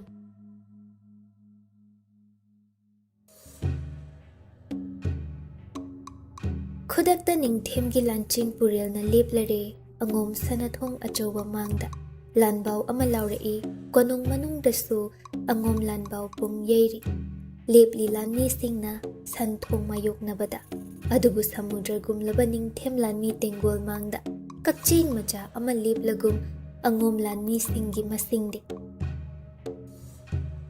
langmai ningthau tajaudo nangi laima nacha singna maitrabak pumbagi mapu ibunga maidingau bu singnaduna mapu thawai tem singnaduna ningthau semge thorang lambagi nasana naral yajaduna shrijut khuya sida nang amadi angom pumba changjaudo yare phare ngakpi heiba mapu na ngakpi gani kana su sokloi igi turel cheloi angom ut oloido yadre lantheng na sem sajaro langmai ningthau yanggoi thakta lanmi leite khwaigi mangtha makhut su thang pai thokle nokladuna laure kari haiba changjaba haibadi ango mai gi cheli bai seng sira yaude do phare noi na ngamle ngom se ut oi halu ai na ngamle u ba phangba matlem na tharam laroi do ibuda wangom purel na sakhini do khangjau lamchat nai da ha ningthem nata wasimadi maitrabak puya da mayek seng na charol surol loina ai da lehorani da ko nang tani nasagi wangak chadaba ꯂꯝꯆꯠ ꯋꯥꯔꯛꯄ ꯉꯝꯗꯕ ꯅꯤꯡꯊꯦꯝ ꯃꯆꯥꯗꯤ ꯃꯁꯤ ꯈꯛ ꯀꯥꯎꯒꯅꯨꯀꯣ ꯑꯉꯣꯝ ꯂꯥꯟꯃꯤ ꯄꯨꯝꯕꯅ ꯆꯞ ꯃꯥꯟꯅꯅ ꯈꯨꯠꯂꯥꯏ ꯍꯥꯏꯒꯠꯂꯥꯎꯔꯤ ꯌꯥꯏꯐꯔꯦ ꯑꯉꯣꯝ ꯄꯨꯔꯦꯜꯗ ꯌꯥꯏꯐꯔꯦ ꯅꯤꯡꯊꯦꯝ ꯅꯣꯛꯂꯗꯨꯅ ꯃꯈꯨꯠꯁꯨ ꯊꯥꯡꯂꯦꯟ ꯍꯥꯏꯒꯠꯇꯨꯅ ꯂꯥꯟꯗꯥꯔꯣ ꯌꯥꯊꯪ ꯄꯤꯈ꯭ꯔꯦ ꯉꯥꯏꯍꯥꯛꯇꯨꯗ ꯈꯪꯍꯧꯗꯦ ꯅꯥꯀꯜ ꯑꯅꯤ ꯃꯩꯕ꯭ꯔꯥ ꯑꯅꯤ ꯊꯦꯡꯅꯈ꯭ꯔꯒꯨꯝ ꯃꯥꯌꯣꯛꯅꯈꯤ ꯑꯉꯣꯝ ꯂꯥꯟꯃꯤꯁꯤꯡ ꯊꯋꯥꯏ ꯀꯠꯂꯒꯦ ꯃꯇꯥꯒꯨꯝꯅ ꯂꯥꯟꯊꯦꯡꯅꯩ ꯑꯎꯕ ꯌꯥꯅꯔꯤ ꯍꯥꯠꯅꯔꯤ ꯀꯌꯥ ꯑꯃꯅ ꯈꯨꯗꯛꯇ ꯋꯥꯅ ꯊꯋꯥꯏ ꯊꯥꯅꯔꯤ ꯌꯦꯡꯍꯩꯗ꯭ꯔꯦ ꯅꯤꯡꯊꯦꯝ ꯀꯨꯝꯍꯩ ꯌꯦꯡꯂꯤ ꯅꯣꯛꯂꯤ ꯅꯥꯀꯜꯗ ꯂꯣꯅ ꯃꯅꯥꯏ ꯁꯪꯒꯨ ꯑꯃ ꯊꯥꯈꯤ ꯑꯉꯣꯝꯒꯤ ꯑꯔꯣꯟꯕ ꯂꯝꯕꯤꯁꯤꯡ ꯁꯦꯟꯅꯔꯨ ꯍꯦꯃꯥ ꯆꯦꯟꯍꯟꯈꯤꯕ ꯌꯥꯗꯦ ꯐꯥꯗꯨꯅ ꯃꯅꯥꯛꯁꯤꯗ ꯄꯨꯔꯛꯎ ꯑꯀꯟꯕ ꯌꯥꯊꯪ ꯂꯪꯃꯥꯏ ꯅꯤꯡꯊꯧ ꯃꯈꯨꯠꯁꯨ ꯊꯥꯡꯂꯦꯟ ꯏꯈꯦꯡꯇꯅ ꯃꯆꯨ ꯁꯪꯂꯤ ꯃꯥꯏꯊꯤꯔꯅꯤ ꯈꯪꯂꯕꯅꯤ ꯀꯂꯛ ꯄꯦꯟꯗꯦ ꯃꯆꯥ ꯂꯟꯆꯦꯟꯕꯗꯨꯗꯪ ꯂꯩꯖꯔꯝꯂꯗꯤ ꯑꯁꯨꯛ ꯅꯤꯡꯊꯦꯝꯅ ꯊꯋꯥꯏ ꯎꯁꯤꯠꯇꯕ ꯑꯁꯤ ꯑꯣꯏꯔꯝꯂꯣꯏꯀꯣ ꯑꯗꯨꯕꯨ ꯅꯣꯡꯃꯗ ꯄꯣꯛꯄ ꯃꯆꯥꯅꯤ ꯃꯤꯅꯥꯏ ꯑꯣꯏꯅ ꯍꯤꯡꯒꯗꯕꯒꯤ ꯁꯔꯨꯛ ꯃꯄꯨ ꯑꯣꯏꯅ ꯃꯤꯀꯨꯞ ꯑꯃꯈꯛ ꯍꯤꯡꯂꯝꯂꯒ ꯊꯋꯥꯏ ꯊꯥꯈꯤꯅꯤ ꯃꯁꯤ ꯈꯦꯇ꯭ꯔꯤꯌꯒꯤ ꯙꯔꯃꯅꯤ ꯃꯁꯥ ꯄꯨꯝꯕ ꯁꯣꯛꯂꯤ ꯑꯉꯣꯝ ꯂꯥꯟꯃꯤ ꯀꯌꯥ ꯃꯄꯨ ꯀꯟꯅꯕ ꯍꯣꯠꯅꯖ ꯁꯅꯥ ꯀꯣꯅꯨꯡ ꯂꯥꯟꯃꯤ ꯃꯥꯡꯗ ꯋꯥꯅ ꯈꯥꯡꯂꯦꯗꯣ ꯃꯍꯣꯏ ꯑꯃꯒ ꯅꯤꯡꯊꯦꯝ ꯂꯥꯟꯃꯤ ꯀꯨꯟꯒ ꯂꯥꯟꯊꯦꯡꯅꯔꯤ ꯑꯗꯨꯕꯨ ꯀꯅꯥ ꯑꯃ ꯍꯥꯠꯂꯝꯃꯤ ꯅꯣꯛꯅ ꯅꯣꯛꯅ ꯊꯋꯥꯏ ꯀꯠꯈ꯭ꯔꯦ ꯑꯔꯣꯏꯕꯗ ꯂꯥꯟꯃꯤ ꯑꯁꯣꯛꯄ ꯈꯔꯒ ꯂꯪꯃꯥꯏ ꯅꯤꯡꯊꯧ ꯈꯛꯇ ꯉꯥꯏꯔꯤ ꯂꯪꯃꯥꯏ ꯅꯤꯡꯊꯧꯒꯤ ꯌꯥꯡꯒꯣꯏ ꯍꯥꯠꯈ꯭ꯔꯦ ꯂꯩꯃꯥꯏ ꯊꯛꯇ ꯏꯈꯦꯡ ꯂꯛꯇ ꯇꯥꯗꯨꯅ ꯂꯩꯔꯦꯗꯣ ꯊꯤꯅ ꯁꯣꯛꯂꯕ ꯑꯍꯜ ꯑꯣꯏꯔꯕ ꯅꯤꯡꯊꯧ ꯅꯤꯡꯊꯦꯝꯅ ꯂꯥꯟ ꯂꯦꯞꯄꯨ ꯌꯥꯊꯪ ꯌꯥꯡꯒꯣꯏ ꯇꯣꯡꯗꯨꯅ ꯆꯪꯁꯤꯜꯂꯛꯏ ꯂꯥꯎꯊꯔꯛꯏ ꯏꯈꯣꯡ ꯀꯣꯟꯗꯨꯅ ꯆꯪꯖꯧ ꯏꯄꯥꯒꯨꯝꯕꯅꯤ ꯂꯪꯃꯥꯏ ꯅꯤꯡꯊꯧ ꯍꯧꯖꯤꯛꯁꯨ ꯃꯇꯝ ꯂꯩꯔꯤ ꯑꯩꯒꯤ ꯃꯤꯅꯥꯏ ꯑꯣꯏꯌꯨ ꯈꯨꯌꯥ ꯂꯦꯛꯇꯨꯅ ꯍꯤꯡꯖꯧꯗꯣ ꯅꯪꯕꯨ ꯂꯦꯝꯍꯧꯔꯤꯕ ꯂꯥꯟꯃꯤꯁꯤꯡꯕꯨ ꯀꯟꯕꯤꯒꯦ ꯂꯪꯃꯥꯏ ꯅꯤꯡꯊꯧ ꯅꯣꯛꯇꯨꯅ ꯑꯁꯤꯃ ꯈꯪꯖꯧꯗꯣ ꯅꯤꯡꯊꯦꯝ ꯅꯍꯥꯛ ꯊꯛꯇ ꯅꯤꯡꯊꯦꯝ ꯁꯥꯒꯩꯒꯤ ꯏꯖꯠꯇꯤ ꯂꯩꯈꯥ ꯇꯥꯔꯕꯅꯤ ꯅꯈꯨꯠꯅ ꯀꯠꯊꯣꯛꯈ꯭ꯔꯕꯤ ꯇꯨꯃꯟ ꯑꯣꯏꯍꯟꯈ꯭ꯔꯕꯤ ꯆꯅꯨ ꯑꯃꯒꯤꯗꯃꯛ ꯅꯔꯝꯆꯠ ꯋꯥꯔꯛꯄ ꯉꯝꯗ꯭ꯔꯗꯨꯅ ꯑꯉꯣꯝ ꯁꯥꯒꯩꯗ ꯂꯥꯟꯗꯥꯈꯤ ꯃꯁꯤꯗ ꯂꯪꯃꯥꯏ ꯅꯤꯡꯊꯧ ꯑꯩꯅ ꯅꯣꯛꯅ ꯅꯪꯒ ꯂꯥꯟꯊꯦꯡꯅꯈꯤ ꯂꯝꯆꯠ ꯅꯥꯏꯗꯕ ꯅꯤꯡꯊꯦꯝ ꯅꯄꯥ ꯅꯄꯨ ꯄꯨꯔꯣꯜ ꯇꯔꯦꯠ ꯅꯣꯔꯣꯛ ꯇꯥꯍꯜꯂꯦꯗꯀꯣ ꯊꯨꯏ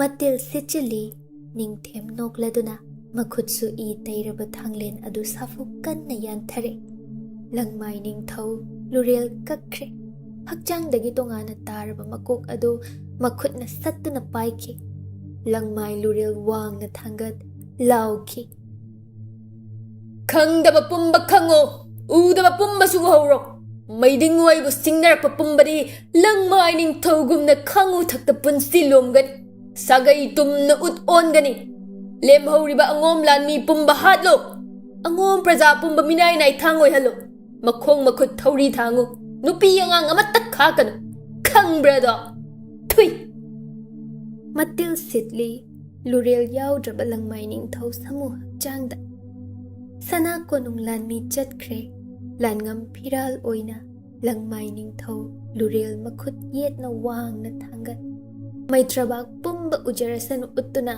ꯌꯥꯡꯒꯣꯏ ꯊꯧꯗꯣꯛꯈ꯭ꯔꯦ ꯏꯈꯧ ꯂꯥꯡꯂꯕ ꯅꯤꯡꯊꯦꯝ ꯁꯅꯥ ꯀꯣꯅꯨꯡ ꯂꯥꯟꯃꯤꯁꯤꯡꯅ ꯑꯉꯣꯝ ꯀꯣꯅꯨꯡ ꯃꯩ ꯊꯥꯈ꯭ꯔꯦ ꯑꯇꯤꯌꯥ ꯄꯛꯅ ꯕ꯭ꯔꯪ ꯕ꯭ꯔꯪ ꯆꯥꯈꯠꯂꯛꯂꯤ ꯃꯩꯔꯤꯅ ꯑꯉꯣꯝ ꯄ꯭ꯔꯖꯥꯁꯤꯡꯒꯤ ꯌꯨꯝ ꯈꯨꯗꯤꯡ ꯀꯣꯅꯨꯡ ꯂꯥꯟꯃꯤꯁꯤꯡꯗꯨꯅ ꯑꯍꯤꯡꯗꯨꯗ ꯆꯪꯁꯤꯟ ꯆꯦꯟꯕ ꯅꯪꯍꯧꯗꯕ ꯄꯨꯝꯕ ꯐꯥꯈ꯭ꯔꯦꯗꯣ ꯅꯨꯄꯤ ꯑꯉꯥꯡ ꯀꯌꯥꯗ ꯃꯅꯤꯡ ꯇꯧꯈ꯭ꯔꯦ ꯑꯍꯜ ꯍꯅꯨꯕꯤ ꯀꯌꯥ ꯊꯋꯥꯏ ꯂꯧꯈ꯭ꯔꯦ ꯃꯩꯇ꯭ꯔꯕꯥꯛꯀꯤ ꯄꯨꯌꯥꯗ ꯃꯌꯦꯛ ꯁꯦꯡꯅ ꯏꯗꯨꯅ ꯂꯩꯍꯧꯔꯒꯅꯤ ꯇꯧꯍꯩꯗ꯭ꯔꯕ ꯃꯇꯧꯗꯨꯃꯗꯤ ꯑꯗꯨꯕꯨ ꯅꯤꯡꯊꯦꯝ ꯀꯤꯕꯅ ꯀꯅꯥꯅꯁꯨ ꯃꯇꯧ ꯑꯗꯨ ꯏꯁꯤꯟꯗꯨꯅ ꯊꯝꯕꯗꯤ ꯉꯝꯂꯣꯏꯗꯧꯔꯤ ꯑꯉꯣꯝ ꯎꯠ ꯑꯣꯜꯂꯤ ꯁꯥꯒꯩ ꯄꯨꯝꯕ ꯇꯨꯝꯂꯤ ꯃꯤꯅꯥꯏ ꯅꯥꯏꯊꯥꯡ ꯌꯣꯠꯂꯤꯡ ꯊꯨꯔꯦ ꯀꯣꯅꯨꯡ ꯄꯨꯝꯕ ꯏꯈꯦꯡꯅ ꯊꯜꯂꯤ ꯑꯁꯤꯕ ꯍꯛꯆꯥꯡꯇꯅ ꯈꯣꯡ ꯊꯥꯐꯝ ꯂꯩꯇ꯭ꯔꯦꯗꯣ ꯁꯣꯝꯗꯅ ꯅꯥꯀꯜ ꯑꯃꯗ ꯑꯔꯣꯟ ꯂꯝꯕꯤꯗꯒꯤ ꯐꯅ ꯁꯥꯡꯅ ꯑꯍꯤꯡ ꯃꯃꯩꯗꯨꯗ ꯂꯥꯛꯂꯤ ꯃꯈꯣꯏ 50ꯃꯨꯛꯅꯤ ꯂꯥꯟꯃꯤ 3ꯇꯅꯤ ꯂꯨꯆꯤꯡꯂꯛꯄ ꯇꯨꯡ ꯏꯜꯂꯤꯕꯤꯁꯤꯡꯗꯨꯅ ꯅꯨꯄꯤ ꯑꯉꯥꯡꯁꯤꯡꯅ ꯑꯌꯥꯝꯕꯅꯤ ꯑꯗꯨꯕꯨ ꯂꯃꯈꯥꯡꯗ ꯌꯥꯡꯒꯣꯏ ꯊꯧꯕ ꯀꯣꯅꯨꯡ ꯂꯥꯟꯃꯤꯁꯤꯡꯅ ꯊꯠꯂꯝꯂꯤ ꯃꯍꯩ ꯀꯥꯏꯗꯨꯅ ꯆꯦꯟꯅꯔꯤ ꯑꯉꯣꯝ ꯂꯥꯟꯃꯤ 3ꯗꯨꯅ ꯌꯥꯝꯂꯕ ꯁꯅꯥ ꯀꯣꯅꯨꯡ ꯂꯥꯟꯃꯤꯁꯤꯡꯗꯨꯒ ꯂꯥꯟꯊꯦꯡꯅꯔꯤ ꯇꯨꯡꯏꯟꯕꯤ ꯑꯉꯥꯡ ꯅꯨꯕꯤꯁꯤꯡꯗꯨ ꯆꯦꯟꯈ꯭ꯔꯣ ꯂꯥꯎꯔꯝꯃꯤ ꯑꯗꯨꯕꯨ ꯃꯁꯤꯡ ꯆꯥꯟꯅꯗ꯭ꯔꯗꯨꯅ ꯂꯥꯟꯃꯤ 3ꯗꯨꯁꯨ ꯊꯋꯥꯏ ꯊꯥꯈ꯭ꯔꯦꯗꯣ ꯀꯣꯅꯨꯡ ꯂꯥꯟꯃꯤꯁꯤꯡꯗꯤ ꯃꯕꯨꯡꯉꯣ ꯌꯥꯊꯪꯅ ꯇꯥꯟꯅꯔꯛꯏ ꯆꯦꯟꯈ꯭ꯔꯕꯁꯤꯡꯒꯤ ꯃꯇꯨꯡ ꯁꯝꯖꯤ ꯈꯥꯏꯅ ꯃꯊꯣꯡ ꯃꯔꯝ ꯈꯪꯗ ꯆꯦꯜꯂꯤ ꯅꯨꯄꯤ ꯑꯉꯥꯡꯁꯤꯡꯗꯨ ꯍꯦꯃꯥꯅ ꯃꯆꯦꯝ ꯊꯣꯏꯅꯨ ꯊꯕꯥꯒꯤ ꯃꯈꯨꯠ ꯀꯟꯊꯣꯛꯂꯤ ꯅꯤꯡꯉꯝꯗꯅ ꯍꯥꯏꯔꯛꯏ ꯏꯆꯦꯃꯅꯤ ꯃꯈꯣꯏꯅ ꯄꯥꯝꯂꯤꯕꯁꯦ ꯅꯅꯥꯎ ꯇꯕꯨꯅꯤ 이숨 랑기 ꯑꯍꯦꯟꯕ ꯊꯋꯥꯏ ꯑꯃ ꯃꯥꯡꯐꯗ꯭ꯔꯦꯗꯣ ꯑꯩ ꯏꯁꯥꯅ ꯌꯥꯅ ꯆꯪꯖꯈ꯭ꯔꯒꯦ ꯑꯣꯏꯅꯤꯡꯕ ꯑꯣꯏꯈ꯭ꯔꯁꯅꯨ ꯑꯩꯒꯤ ꯄꯨꯟꯁꯤ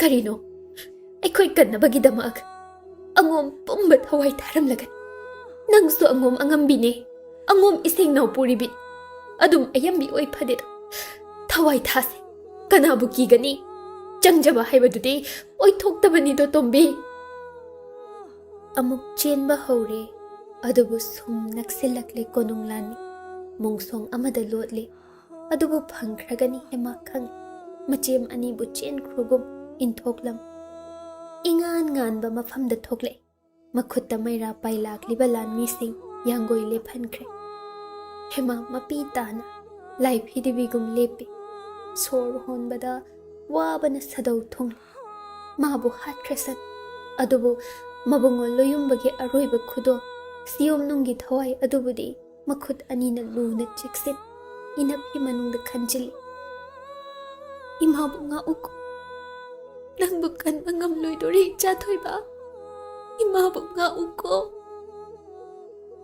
konung lanmi ama yangoidagi phanchongtha hema manakta lepladuna ibemabu thijarakpan lemhoriba pumba thadokjagi lenglasi Sri Jutya thangni lenglasi do ibema hema tum hanne yenglami thoinu thaba upai leita lepi pikliba angang nubi atai singduda yenglami momon noklaga Makhol pung na laurami parei hanbagi Tamfayai duna ichi manima nanaw to labigi WakhaL kaubiro lemhoriba angom pumba na cha sak nanaw konbi ai thajari ai gi loyumba amadi itai bungo halakhin matam adu phau nanaw ngai seramge ngai bangam laktaba thoklaga itomta khudang iyana chiksinduna thawai se thakhi Simatadi tambiyo loyumba maphamda angom pumbagi mangsat tanbiro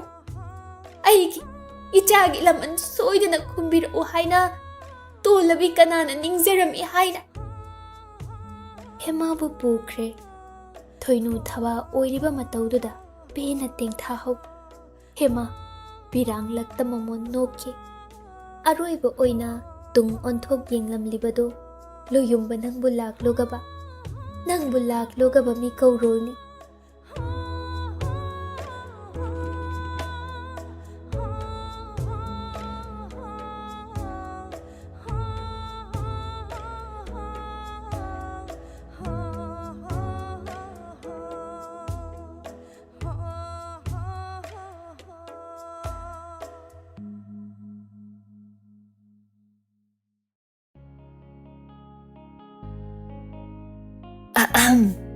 Kaygumba amta thawai hakchang yauna wari tabiriba listener singda haijari madudi channel asina puthokjariba audio series sing asibu support tobibo oina like amadi WakhaL Turi YouTube channel da subscribe tobiramo aduga loinana comment amamam piduna wari sida yauriba writer narrator editor musician amadi channel asigi team busu support tobiyo amadi pukning thogatpiyo aduga mayam hype tawbasu kaubigano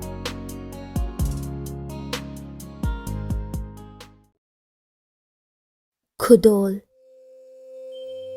Wai hainai punsi asi awaba khangba hai hainai laibak thibi kanabusu adubu ngamlabadi khumu awabagi aroiba panthung adu kadomdanu karigi irai laina nangna haibano awabadi loinaide nungaibagi loinaide karigi asum laknabibano khutsemgi punsi amada karigi sakhangdaba sahum asina maning tawhanbibano tolabi kanagi thamoibu mairigi haurakpham oihanbibano tangoi tarabi hakjangda karigi phajai mitanabano thawai oiba mabu karigi setuna pubikhibano thamoina thamoibu karigi otpan nungsibagi mingda hakjangi sadongbu setuna chakhibano pidolabi punsi amagi wari asina kaya aibu otli loinaida khamnaida sana konungdani hema tumpak tashin phamduna le kadaida mabu puraklibano ma khangde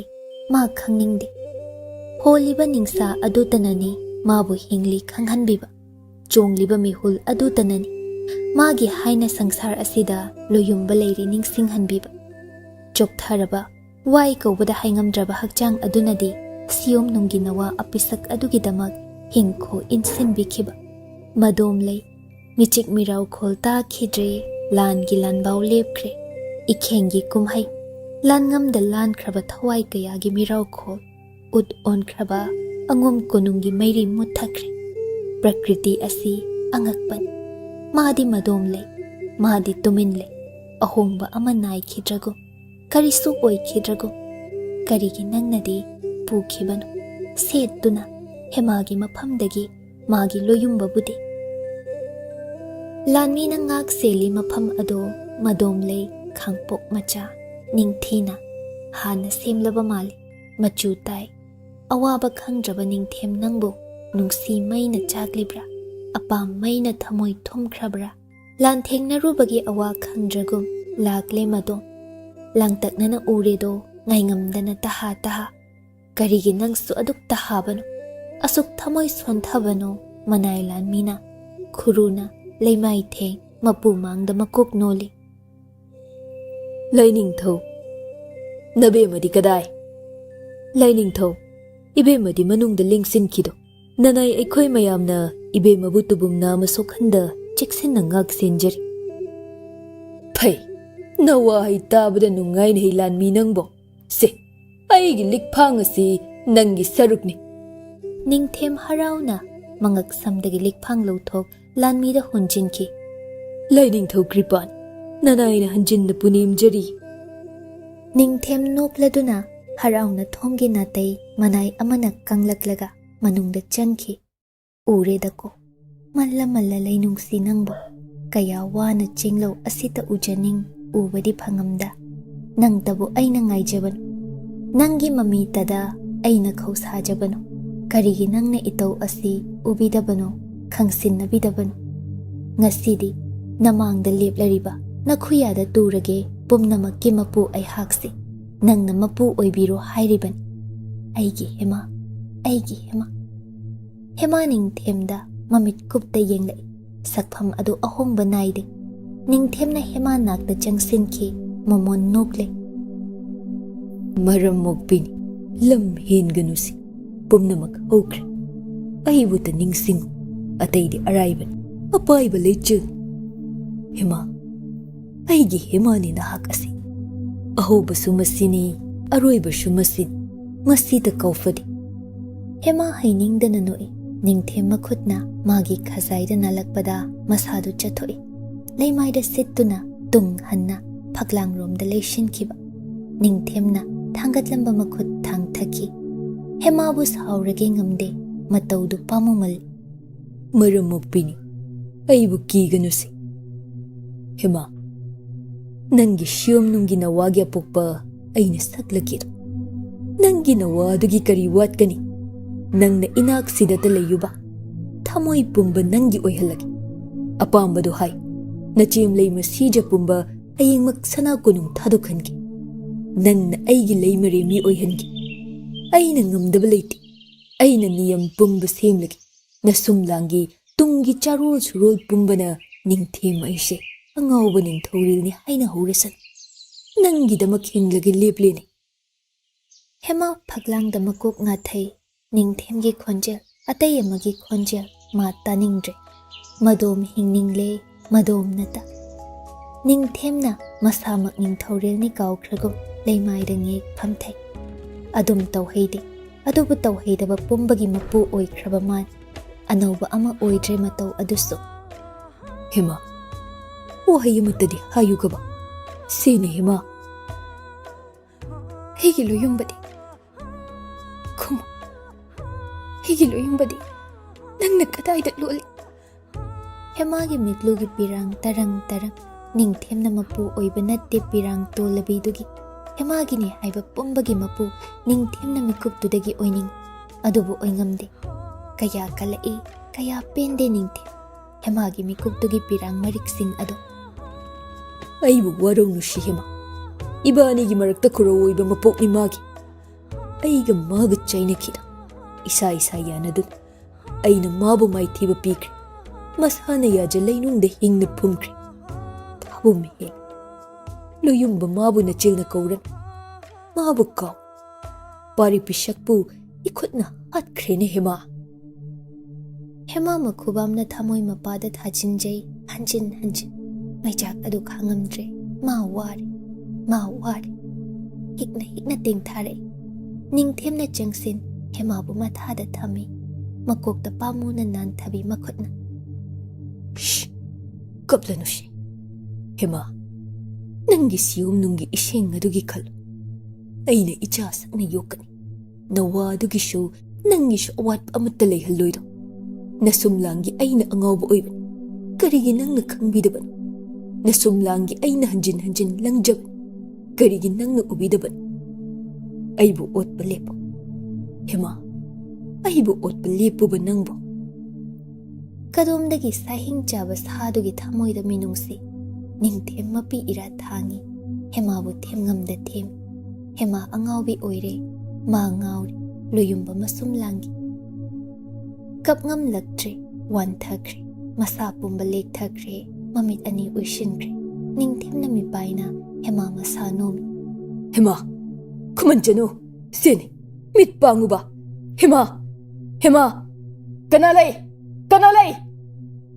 Manay mayam chinsile Ningthemna Hema bu thangduna puki Aina hinglingkai lamlanba kanana sumit na phawa kanna yenghaloi wasak lambadai pari nangba Ningthem maning tawki kadori laklugaba khamlugaba matau ase kallugaba nangi Hema bo Nong manini Hema gyan tadana asibagum lei wamalladuna khangam lakta dum leibani sembiba mapuna mabo wathahan biribra lausin bi khroba magi punsi loishin bi khroba magi wari kanagi asada mana hinglukhigani thagoina Hemagi seba taujai manaktagi hende Ningthemna kana khanghanda cheksinna Hemabu lotli thagoibu su chaibide Hemabu themba ngamlabadi mana thagoibu haiba indabini haibagi dandi su piroi daurido Hemabu mapum moina thadokpa ngamkhidabagi Ningthem mana adungai thaina Hemabu angomda sinakiba matamdudagi thagoibudi chathankidaban thagoibu phajinduna thamhobagi maram adu asini Hemabu asum hanjinna manakta thamge masa khangjada Ningthem mana lipkhimal karige asuk thuna Ningthem mana onbano matau adu magi leima sija singna khanglamgani adubu mitang bisaduna leinariba machilna yawa ama hek kanglubada Ningthemna mathwai loba ngamkhigani mahoigi mapu mabungo Ningthem asingauri Hema masumlangi ngauri angawbana luchingbo oiba leibakna kayam kuina chatkani adubu leimarimbi maisnam chanudi pendabana khangam laktre Hema lotli aronba pauda aki khangraduna chenduna madom yenglui thagoibu thingnare pen khidabana Hema da natte handakti mapuroibadani mirolabi nupi amabu Ningthemna magini haina phajinduna thambiba Hema mapuroiba thawai lawki hainariba angom ud onhankiba masibu tamba oiba amagi dharmara leibaki mapu amagi dharmara penman khidabana pirang sintha Ningthem makhongda turaduna maisnam chanuna tingthare Ai ningthau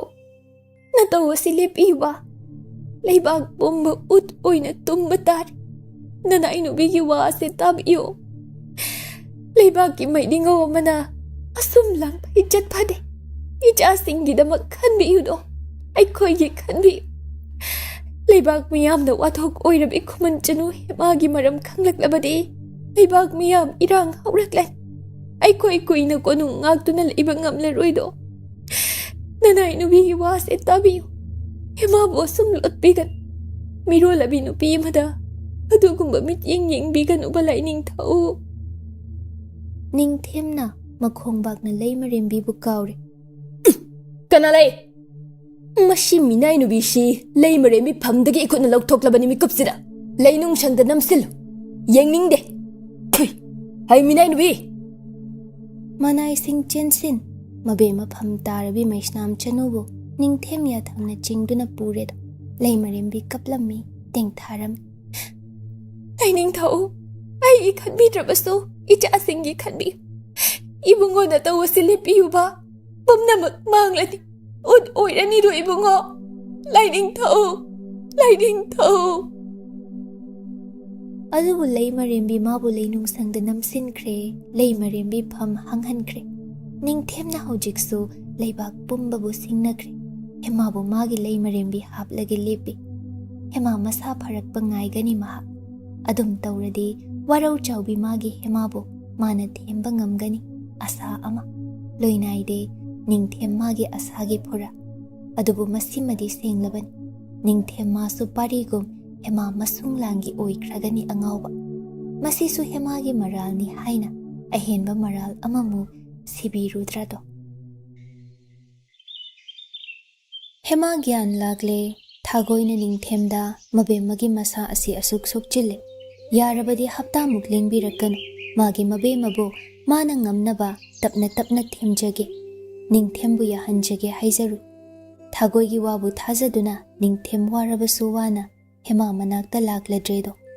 Asuk ningai chaubi hemagi ningai kanana su themba ngamoy. Ngauraba Ningthem mana khanglude. Thagoina hemabu thauna happy aronba pau ama tamje. Ibema aigi wase tabi.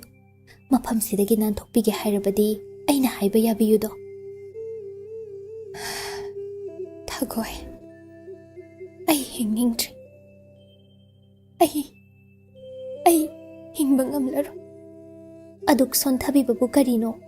Siyom nungi icha isengdugi kari sukhan bidrabra. Ningthem makutna lawkiba angom thawai mayamdugi icha na lamat singhan sima. Ibungo angam tongi mangsat tanhansi. Thauna layuba. Hema kapte. Ongduna malangda yengli. Thagoina hema lingjumda pairak. Tapna. Se. Pangal se hana kang katabayadi. Ay koidi apang bini. Lausing laytabin. Adubu. Ay nalambi amakak uje. Masi may pakpangamlaba.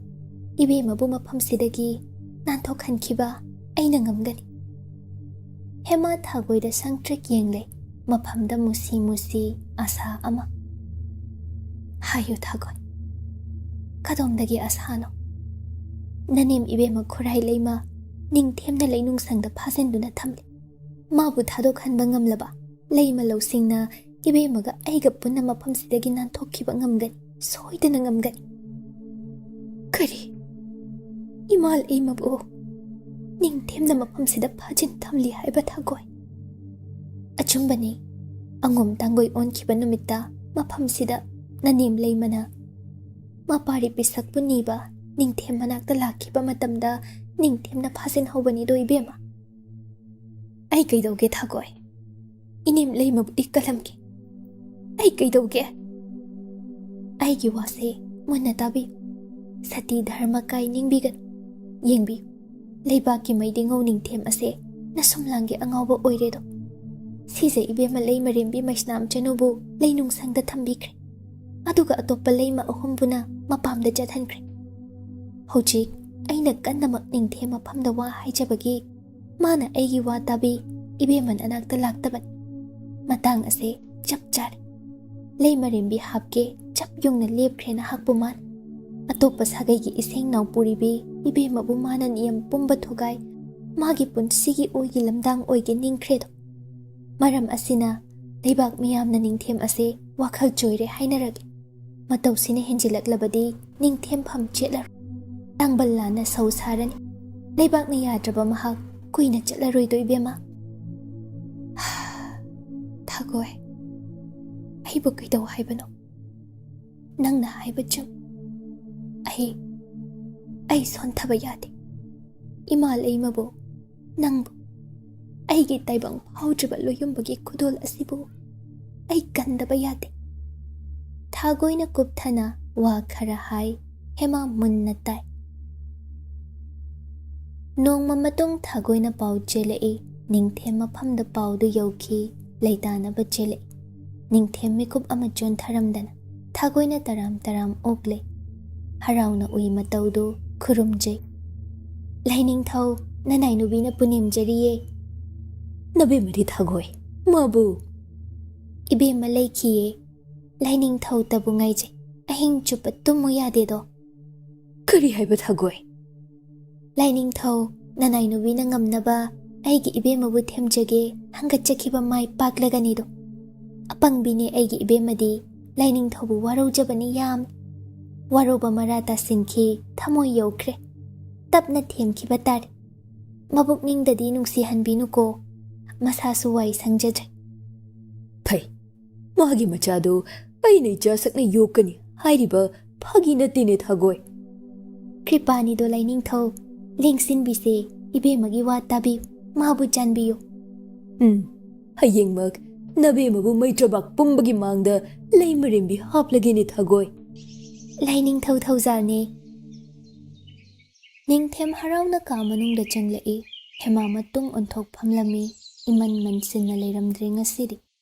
Kumjingbi setli phi angoba il. Samlang sit nalami. Sangna leimaida soro jing thadoklami jam. Masam singdu khomgat oige lingjumda pukhattuna samchet hatlami. Matawne, masakne, matawne. Samlang kumhai.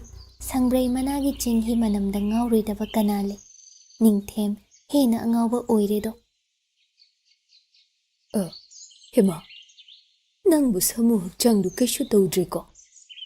Hema phalaptani yenglamba michina. Ningthem maike. Ningaidana mamai leithoi. Masam hatli. Ningthem na hanagum manakta jangsin lemai thakta. Hema nakta naksin na ngek phamtha. Hema da nokfet na yen. Makhuttagi wana saba samchet tapna lauki. Hema samlang hatpirei phizi phina makhutna ngasiri semjinbi. Hema na tumin lei samlang du khomgattuna Ningthem na sambul punsinbi. Hema bu chingsin mathada makhut ani na chetna konsinki. Nangbu aigi leimarenbi haplagi lep. Masi aigi aroiba. Aibu waroribrane Hema. Khumdedo Hema kawid. Mathada lotsin krabi maithong thambalduda. Ningthem na cheptha yengjaduna. Wahayamutadi hayugaba. Sini Hema. Tatu maral na mapot pharabi amagum Ningthem da yengkhacharakli. Haingam da chinba thakha lingja. Lainingthau micha nau puribi aibu sophari do sana khottuna. Karigi micha. Nangi nachade aigisu ichani. Ihut silhan leibaki maidingobu oihanganini aina nachana. Hema nokfet tawri. Chinbal ado nganglay naramli. Taseng baro takpiribadi Lainingthau. Aina nafamda karamoidaba haiba ngamganido Hema. Ai ase yamna pangluri. Thagoina lausing kaya takpi. Aigi imit ani panghanbiri Lainingthau. Ikutta paisilaba manibu hundoke siluba apangbi aibu ngakpiyudu. Lainingthau sana khongsa soktuna nanai nubina changjari. Aibu lausinbi. Nanaugi mapu Lainingthau na oihanbiyu. Mapok sidanati. Mapok khuding, punsi khuding, mikup khuding. Aigi haiba amalaita kachari sana khongya khada tolabi aina. Hema na Ningthem makhongda turei. Ningthem na nokfet tau. Hema bu kongkhatbi. Karigi nangna aigi khong sokani Hema. Nangi khongyada turaba ai. Khum. Kaidawna nangna aibu semjinbiri Hema. Aigi haiba ma leitraba. Nangtani. Aigidi nangtanini. ꯅꯪꯅꯗꯤ ꯈꯪꯕꯤꯗꯕꯅꯤ, ꯎꯕꯤꯗꯕꯅꯤ, ꯑꯩꯕꯨ ꯑꯣꯠꯄꯅꯤ, ꯑꯩꯕꯨ ꯋꯥꯍꯟꯕꯅꯤ. ꯍꯦꯃꯥ ꯏꯀꯥꯏꯅ ꯅꯣꯛꯏ. ꯃꯤꯅꯣꯛ ꯑꯗꯨ ꯈꯨꯠꯁꯦꯝ ꯃꯥꯟꯗꯦꯗꯣ. ꯍꯣꯡꯂꯕ꯭ꯔꯥ ꯅꯪꯒꯤ ꯊꯃꯣꯏ, ꯃꯆꯨ ꯁꯪꯖꯤꯟꯈ꯭ꯔꯕ꯭ꯔꯥ ꯅꯪꯒꯤ ꯊꯃꯣꯏ. ꯃꯃꯤꯠ ꯑꯅꯤ ꯇꯣꯏꯅ ꯀꯨꯞꯆꯩ, ꯈꯖꯥꯏ ꯑꯅꯤ ꯉꯥꯡꯁꯤꯟ, ꯅꯤꯡꯊꯦꯝꯗ ꯌꯦꯡꯉꯝꯗꯅ ꯌꯦꯡꯂꯤꯕ. ꯍꯥꯏꯖꯟꯅꯕꯤꯅꯨꯗ ꯂꯩꯅꯤꯡꯊꯧ. ꯑꯩꯅ ꯀꯔꯝ ꯈꯣꯏꯍꯤ ꯇꯩꯁꯤꯜꯂꯕꯅ ꯋꯥꯍꯩ ꯃꯌꯥꯝꯁꯦ ꯊꯥꯖꯧ ꯍꯥꯏꯕꯅꯣ? ꯀꯩꯗꯧꯅ ꯑꯩꯕꯨ ꯑꯉꯣꯝꯗ ꯀꯠꯊꯣꯛꯄꯤꯔꯤ? ꯃꯔꯝ ꯑꯁꯤꯒꯤ ꯋꯥꯔꯧꯖꯕ ꯑꯁꯤꯗꯤ ꯄꯨꯟꯁꯤꯒꯤ ꯀꯥꯎꯉꯝꯂꯔꯣꯏ ꯅꯅꯥꯎ ꯑꯣꯏꯕꯤ ꯊꯃꯣꯏꯅꯨꯡꯗꯗꯤ. ꯑꯩꯕꯨ ꯉꯥꯛꯄꯤꯌꯣ, ꯑꯩꯕꯨ ꯗꯟꯗꯤ ꯄꯤꯕꯤꯌꯨ. ꯑꯩ ꯈꯪꯉꯤꯅꯦ ꯍꯦꯃꯥ, ꯏꯔꯥꯜ ꯑꯗꯨꯒꯤ ꯃꯍꯩꯅ ꯑꯩꯅ ꯑꯉꯥꯎꯕ ꯑꯣꯏꯕꯅꯤ. ꯂꯩꯕꯥꯛ ꯄꯨꯝꯕꯕꯨ ꯁꯤꯡꯅꯕꯅꯤ, ꯑꯉꯣꯝꯕꯨ ꯎꯠ ꯑꯣꯏꯍꯟꯕꯅꯤ. ꯑꯗꯨꯕꯨ ꯍꯣꯡꯂꯔꯣꯏ ꯅꯪꯕꯨꯗꯤ ꯑꯩꯅ ꯂꯩꯃꯔꯦꯟꯕꯤ ꯍꯥꯞꯂꯒꯅꯤꯗꯣ. ꯀꯩꯗꯧꯉꯩꯅꯣ ꯅꯅꯥꯏ ꯅꯨꯄꯤꯗꯤ ꯉꯥꯏꯉꯝꯗ꯭ꯔꯤ. ꯑꯩꯒꯤ ꯁꯤꯌꯣꯝꯅꯨꯡꯒꯤ ꯅꯋꯥ ꯑꯁꯦ ꯂꯩꯅꯤꯡꯊꯧ ꯁꯅꯥꯏ ꯅꯠꯇꯦ ꯂꯩꯕꯥꯛꯅ ꯈꯪꯂꯛꯂꯕꯅꯤ. ꯑꯩꯁꯦ ꯈꯨꯊꯥꯡ ꯂꯥꯟꯈ꯭ꯔꯕꯤꯅꯤ. ꯂꯩꯃꯔꯦꯟꯕꯤ ꯑꯣꯏꯕꯗ ꯃꯇꯤꯛ ꯆꯥꯗꯦ ꯏꯟꯊꯣꯛꯄꯤꯔꯕꯗꯤ ꯂꯩꯕꯥꯛ ꯄꯨꯝꯕꯅ. ꯅꯅꯥꯎꯗꯤ ꯃꯩꯆꯥꯛ ꯑꯗꯨ ꯈꯥꯡꯉꯝꯂꯣꯏꯗꯣ, ꯃꯤꯆꯩ ꯃꯔꯛꯇ ꯍꯤꯡꯉꯝꯂꯣꯏꯗꯣ. ꯑꯗꯨꯒꯤ ꯅꯪꯅ ꯀꯔꯤꯒꯤ ꯋꯥꯕꯅꯣ? ꯌꯦꯠꯂꯛꯄ ꯄꯨꯝꯅꯃꯛꯀꯤ ꯂꯨꯔꯦꯜ ꯁꯣꯏꯒꯅꯤ. ꯉꯥꯕꯣꯡ ꯈꯥꯎꯗ ꯍꯟꯖꯤꯟ ꯇꯨꯔꯦꯜꯗ ꯊꯥꯗ ꯍꯥꯠꯀꯅꯤꯗꯣ. ꯀꯅꯥꯕꯨ ꯀꯤꯒꯅꯤ? ꯅꯪꯒꯤ ꯂꯣꯌꯨꯝꯕꯕꯨꯗꯤ ꯀꯥꯎꯊꯣꯛꯂꯣꯗꯣ Hema.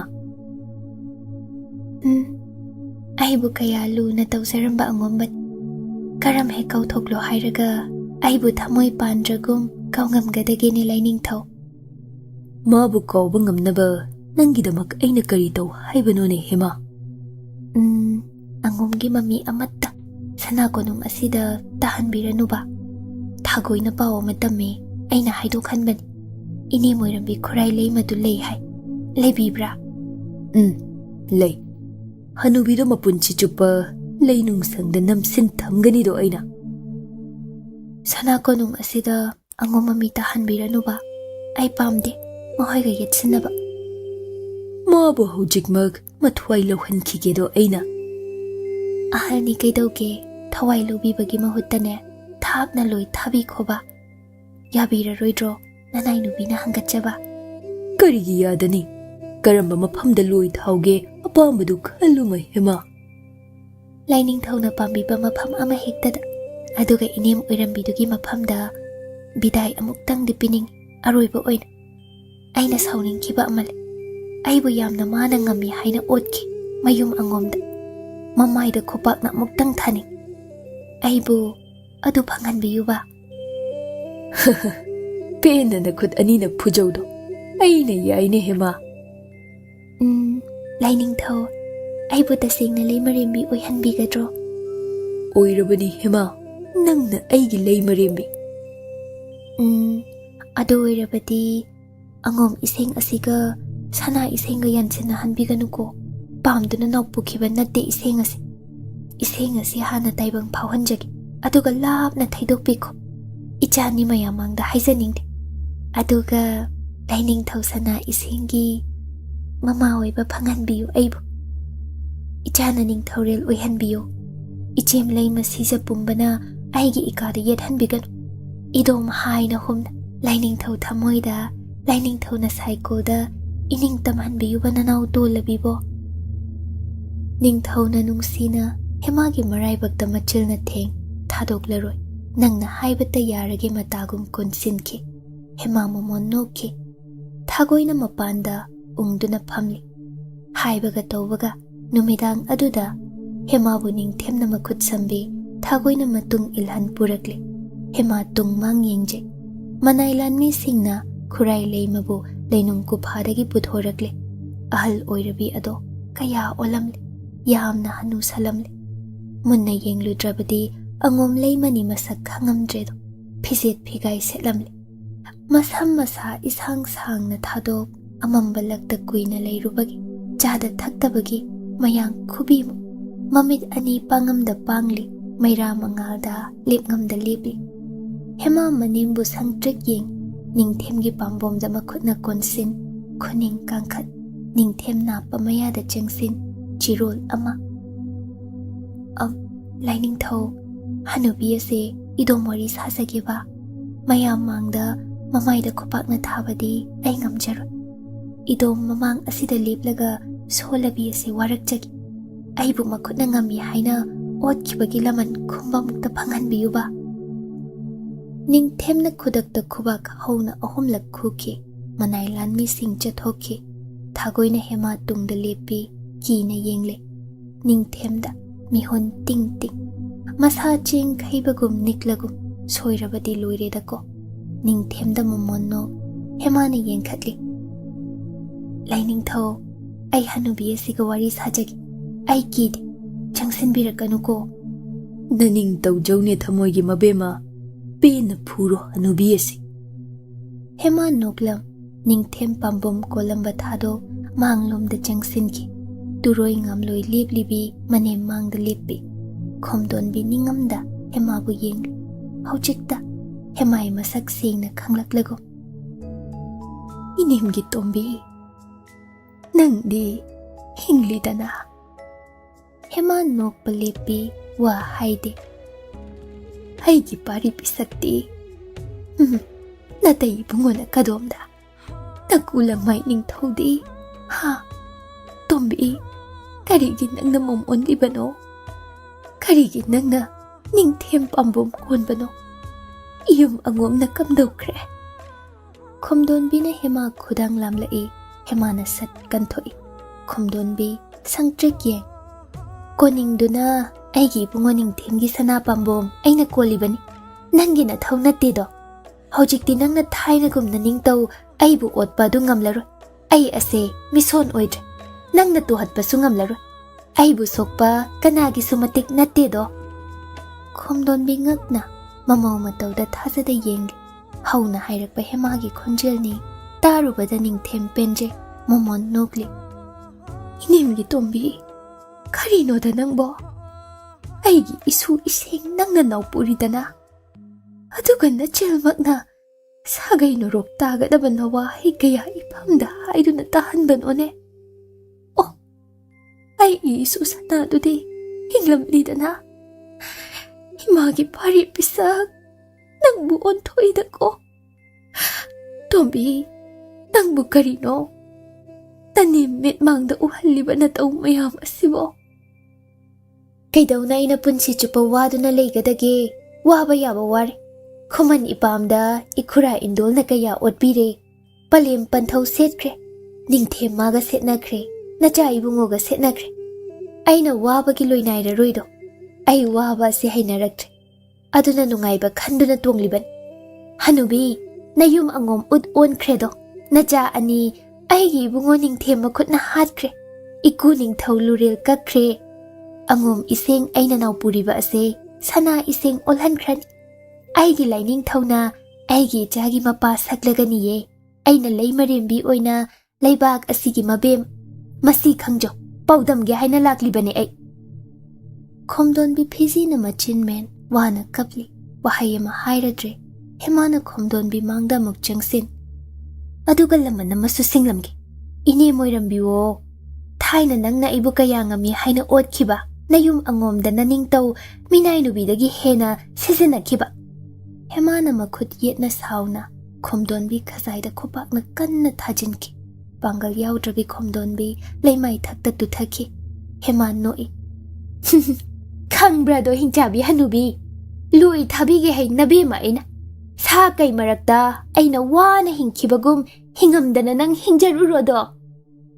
Hema mai leilakle Ningthem pambomda momonno makhut anina chetna kol Lainingthau ai pel Lainingthau na hinglingai aina kana kirugani ai bu kana na tuhatpigani ai iningtamle aina kana bu sukidre ai iningtamle hema penjana no e Ningthem na makhut sambi pukre thagoina nungaita tuduna leihorabi khomdonbi maikai yengna chetki Hemana halakpagi lambida ningai tawi Lainingthau thainagi leihau leiren khwaidagi chawba makhongduda aibu hausi amukta pubiyuba ahing sidabu karino ni nangbo aina haiba khuding inbigani haibi khraga ꯂꯥꯏꯅꯤꯡꯊꯧ ꯑꯣꯏꯗꯕ ꯇꯥꯛꯄꯤ ꯃꯥꯜꯂꯦ ꯅꯅꯥꯏ ꯅꯨꯕꯤꯗ꯫ ꯍꯥꯏ ꯀꯔꯤ ꯅꯤꯡꯉꯥꯏꯅꯣꯅꯦ ꯅꯪꯕꯨ ꯉꯁꯤꯗꯤ?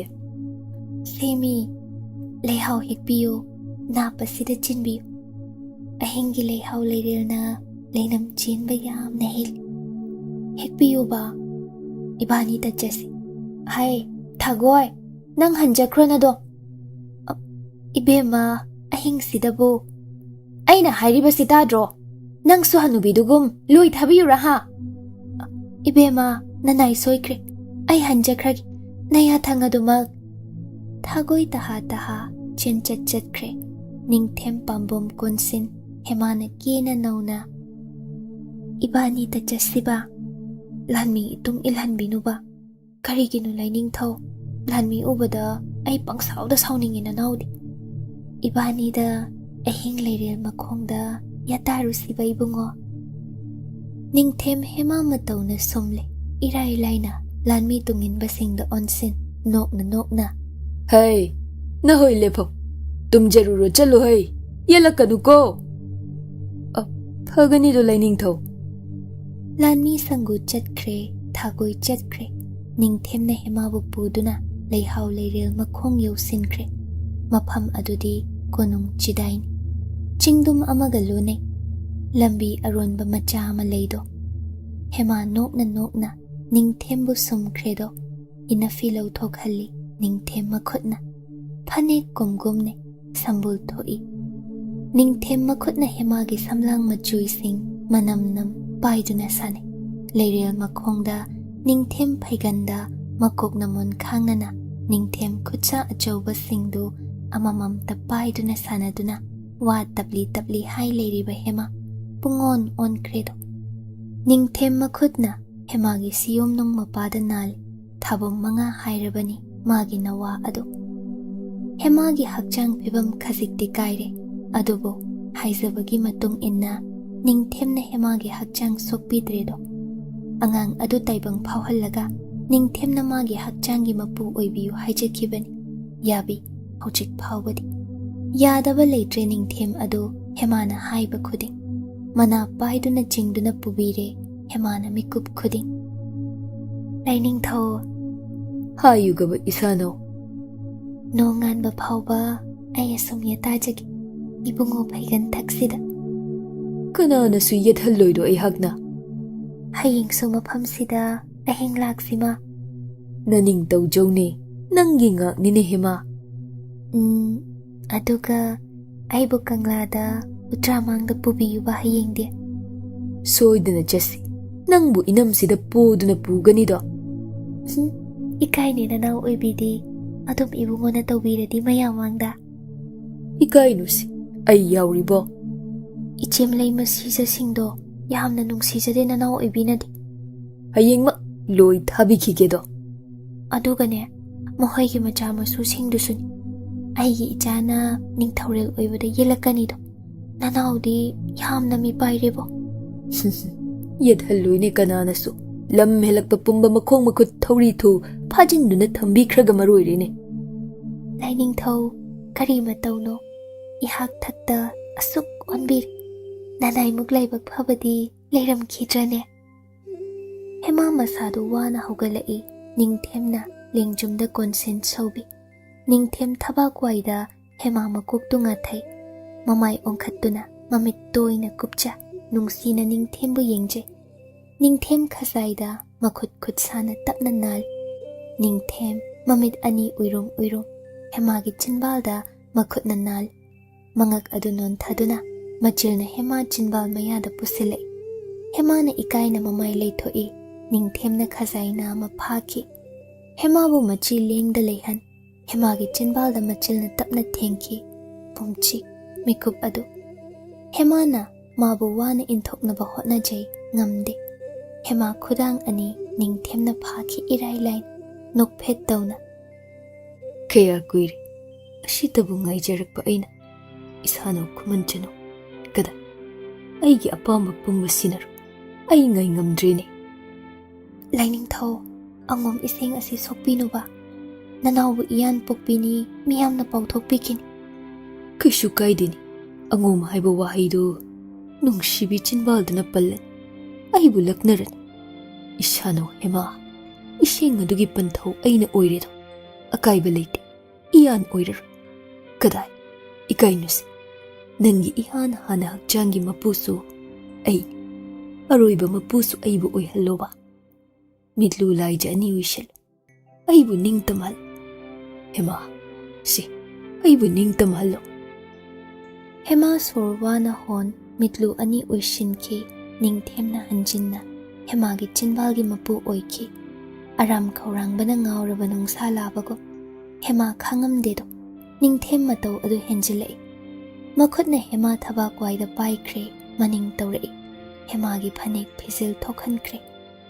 ꯍꯦꯃꯥꯒꯤ ꯂꯨꯈꯝ ꯋꯥꯏꯗ ꯃꯈꯨꯠ ꯈꯨꯕꯥꯝꯅ ꯄꯥꯏꯁꯤꯟ ꯃꯥꯔꯣꯝꯗ ꯍꯦꯃꯥꯒꯤ ꯃꯃꯥꯏꯗꯨ ꯍꯦꯟꯅ ꯄꯨꯁꯤꯟꯈꯤ ꯃꯆꯤꯜꯗꯨ ꯃꯅꯤꯡ ꯇꯝꯂꯤ ꯍꯦꯃꯥ ꯌꯦꯜꯂꯛꯇꯦ ꯑꯗꯨꯕꯨ ꯃꯈꯨꯠ ꯌꯦꯠꯇꯨ ꯊꯛ ꯊꯛ ꯅꯤꯛꯏ ꯂꯣꯟꯅ ꯐꯤꯖꯤꯅꯨꯡꯗ ꯌꯦꯞꯇꯨꯅ ꯄꯨꯔꯛꯄ ꯊꯥꯡ ꯁꯣꯔꯤ ꯃꯆꯥ ꯑꯗꯨꯅ ꯆꯦꯠꯅ ꯃꯈꯨꯠ ꯌꯦꯠꯅ ꯄꯥꯏꯁꯤꯟꯈꯤ ꯅꯤꯡꯊꯦꯝꯅ ꯍꯦꯃꯥꯕꯨ ꯀꯣꯟꯁꯤꯟ ꯏꯟꯊꯨꯔꯛꯏ ꯂꯩꯃꯥꯏꯗ ꯂꯣꯡꯅ ꯇꯥꯏ ꯍꯦꯃꯥ ꯅꯤꯡꯊꯦꯝ ꯃꯁꯥꯅ ꯍꯦꯃꯥꯗ ꯅꯟꯁꯤꯜꯂꯛꯏ ꯍꯦꯃꯥꯅ ꯃꯇꯥꯡꯗꯨꯗ ꯁꯣꯔ ꯊꯤꯡꯗꯨꯅ ꯊꯥꯡ ꯁꯣꯔꯤꯗꯨꯅ ꯅꯤꯡꯊꯦꯝ ꯉꯛꯁꯝꯗ ꯂꯦꯟꯁꯤꯟꯈꯤ ꯑꯗꯨꯕꯨ ꯍꯩꯁꯤꯡꯕ ꯅꯤꯡꯊꯧꯔꯦꯜ ꯉꯛꯁꯝ ꯃꯆꯤꯗ ꯑꯣꯏꯅ ꯈꯖꯤꯛ ꯂꯦꯟꯈ꯭ꯔꯦ ꯍꯦꯃꯥꯅ ꯊꯨꯅ ꯊꯥꯡꯗꯨꯅ ꯑꯃꯨꯛ ꯅꯤꯡꯊꯦꯝ ꯄꯨꯛꯆꯦꯞꯇ ꯌꯨꯡꯁꯤꯟꯈꯤ ꯇꯍꯥ ꯇꯍꯥ ꯃꯇꯧ ꯑꯗꯨ ꯑꯉꯥꯎꯕꯤꯒꯨꯝ ꯎ ꯃꯈꯣꯡꯗꯒꯤ ꯊꯥꯒꯣꯏ ꯆꯦꯟꯁꯤꯜꯂꯛꯏ ꯃꯕꯦꯝꯃꯕꯨ ꯍꯧꯒꯠꯄꯤ ꯅꯤꯡꯊꯦꯝ ꯆꯩꯅꯥ ꯈꯥꯡꯗꯨꯅ ꯂꯩꯃꯥꯏꯗ ꯊꯔꯣ ꯊꯔꯣ ꯑꯣꯜ ꯍꯦꯃꯥ ꯃꯐꯤ ꯁꯦꯝꯖꯤꯟꯖꯩ ꯊꯥꯒꯣꯏꯅ ꯈꯨꯗꯥꯡ ꯄꯥꯏꯗꯨꯅ ꯆꯤꯡꯂꯛꯄꯗ ꯒ꯭ꯌꯥꯟ ꯃꯦꯟ ꯇꯥꯗ ꯆꯦꯟꯈꯤ ꯃꯅꯦꯝ ꯈꯣꯝꯗꯣꯟꯕꯤꯗꯨ ꯅꯥꯔꯛꯇ ꯂꯨꯝꯗꯨꯅ ꯂꯩꯔꯝꯕꯗꯒꯤ ꯆꯦꯟꯊꯣꯔꯛꯏ ꯑꯍꯨꯝꯗꯨ ꯍꯟꯅ ꯌꯦꯡꯂꯝꯗ ꯑꯗꯨꯃꯛ ꯆꯦꯟꯈꯤ ꯅꯤꯡꯊꯦꯝꯅ ꯍꯧꯅ ꯂꯥꯎꯏ ꯄꯨꯛꯆꯦꯞꯇ ꯏ ꯆꯦꯟꯊꯔꯤ ꯂꯦꯞꯄ ꯂꯩꯇ ꯑꯁꯣꯛꯄ ꯃꯐꯝꯗꯨꯗ ꯃꯈꯨꯠꯅ ꯆꯦꯠꯅ ꯄꯥꯏꯁꯤꯟ ꯋꯥꯅ ꯍꯧꯒꯠꯂꯛꯏ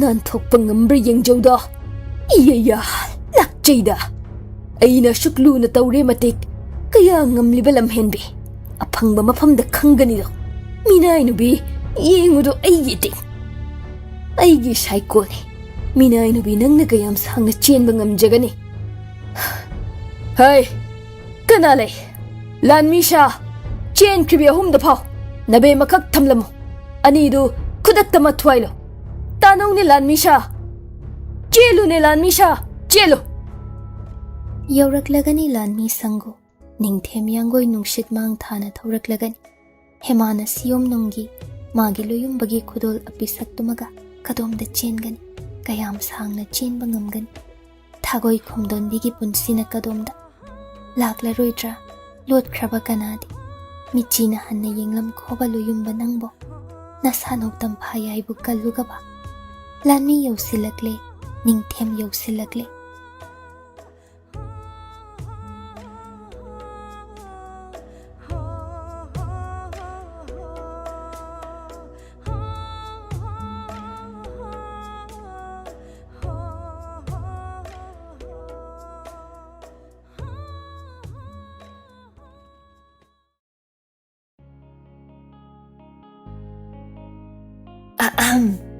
ꯀꯩꯒꯨꯝꯕ ꯑꯝꯇ ꯊꯋꯥꯏ ꯍꯛꯆꯥꯡ ꯌꯥꯎꯅ ꯋꯥꯔꯤ ꯇꯥꯕꯤꯔꯤꯕ ꯂꯤꯁꯅꯔꯁꯤꯡꯗ ꯍꯥꯏꯖꯔꯤ ꯃꯗꯨꯗꯤ ꯆꯦꯅꯦꯜ ꯑꯁꯤꯅ ꯄꯨꯊꯣꯛꯆꯔꯤꯕ ꯑꯣꯗꯤꯑꯣ ꯁꯤꯔꯤꯁꯁꯤꯡ ꯑꯁꯤꯕꯨ ꯁꯄꯣꯔꯠ ꯇꯧꯕꯤꯕ ꯑꯣꯏꯅ ꯂꯥꯏꯛ ꯑꯃꯗꯤ WakhaL Turi ꯌꯨꯇ꯭ꯌꯨꯕ ꯆꯦꯅꯦꯜꯗ ꯁꯕꯁꯀ꯭ꯔꯥꯏꯕ ꯇꯧꯕꯤꯔꯝꯃꯣ ꯑꯗꯨꯒ ꯂꯣꯏꯅꯅ ꯀꯃꯦꯟ ꯑꯃꯃꯝ ꯄꯤꯗꯨꯅ ꯋꯥꯔꯤꯁꯤꯗ ꯌꯥꯎꯔꯤꯕ ꯔꯥꯏꯇꯔ ꯅꯦꯔꯦꯇꯔ ꯏꯗꯤꯇꯔ ꯃ꯭ꯌꯨꯖꯤꯁꯤꯌꯟ ꯑꯃꯗꯤ ꯆꯦꯅꯦꯜ ꯑꯁꯤꯒꯤ ꯇꯤꯝꯕꯨꯁꯨ ꯁꯄꯣꯔꯠ ꯇꯧꯕꯤꯌꯨ ꯑꯃꯗꯤ ꯄꯨꯛꯅꯤꯡ ꯊꯧꯒꯠꯄꯤꯌꯨ ꯑꯗꯨꯒ ꯃꯌꯥꯝ ꯍꯥꯏꯞ ꯇꯧꯕꯁꯨ ꯀꯥꯎꯕꯤꯒꯅꯨ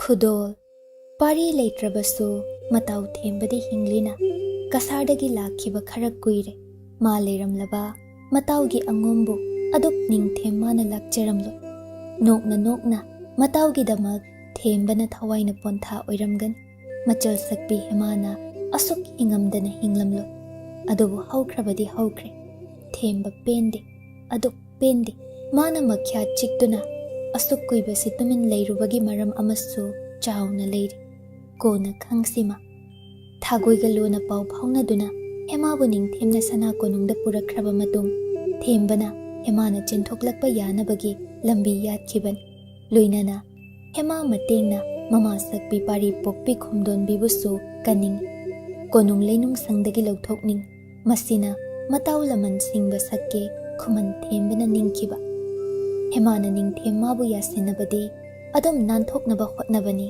manembo thagoibu kange ningkiban thagoida thembana hairakkiba wa thagoina amu hemabu ilhanban matawna adom oikhrabasu tolabi thamoi adudi magi loyumbaginido wakhalda amakba pokhide mikup ama phawa thamoida ningjariba magi loyumbabu mikup ama kaungamkhide hema makhutna manim khurai leima palim sakpigi maida miphukibasu matangna yadabaginido manim makhongda tuduna lale haizakre ningthem mangda mataw sasinabasing adu asingba malhanabagidamak adum khomdonbina yabiduna sinjakiban khomdonbina mamaw hemabu ngakpikre siyom nungi loyumba khudol kanba ngamnabagidamak ningthembu minamkhibani hema man hojikna kari oiba sum chelai hemabu thagoina sambi khomdonbi masa aduk sonjille chengam laktredo adubu kharata ngaireko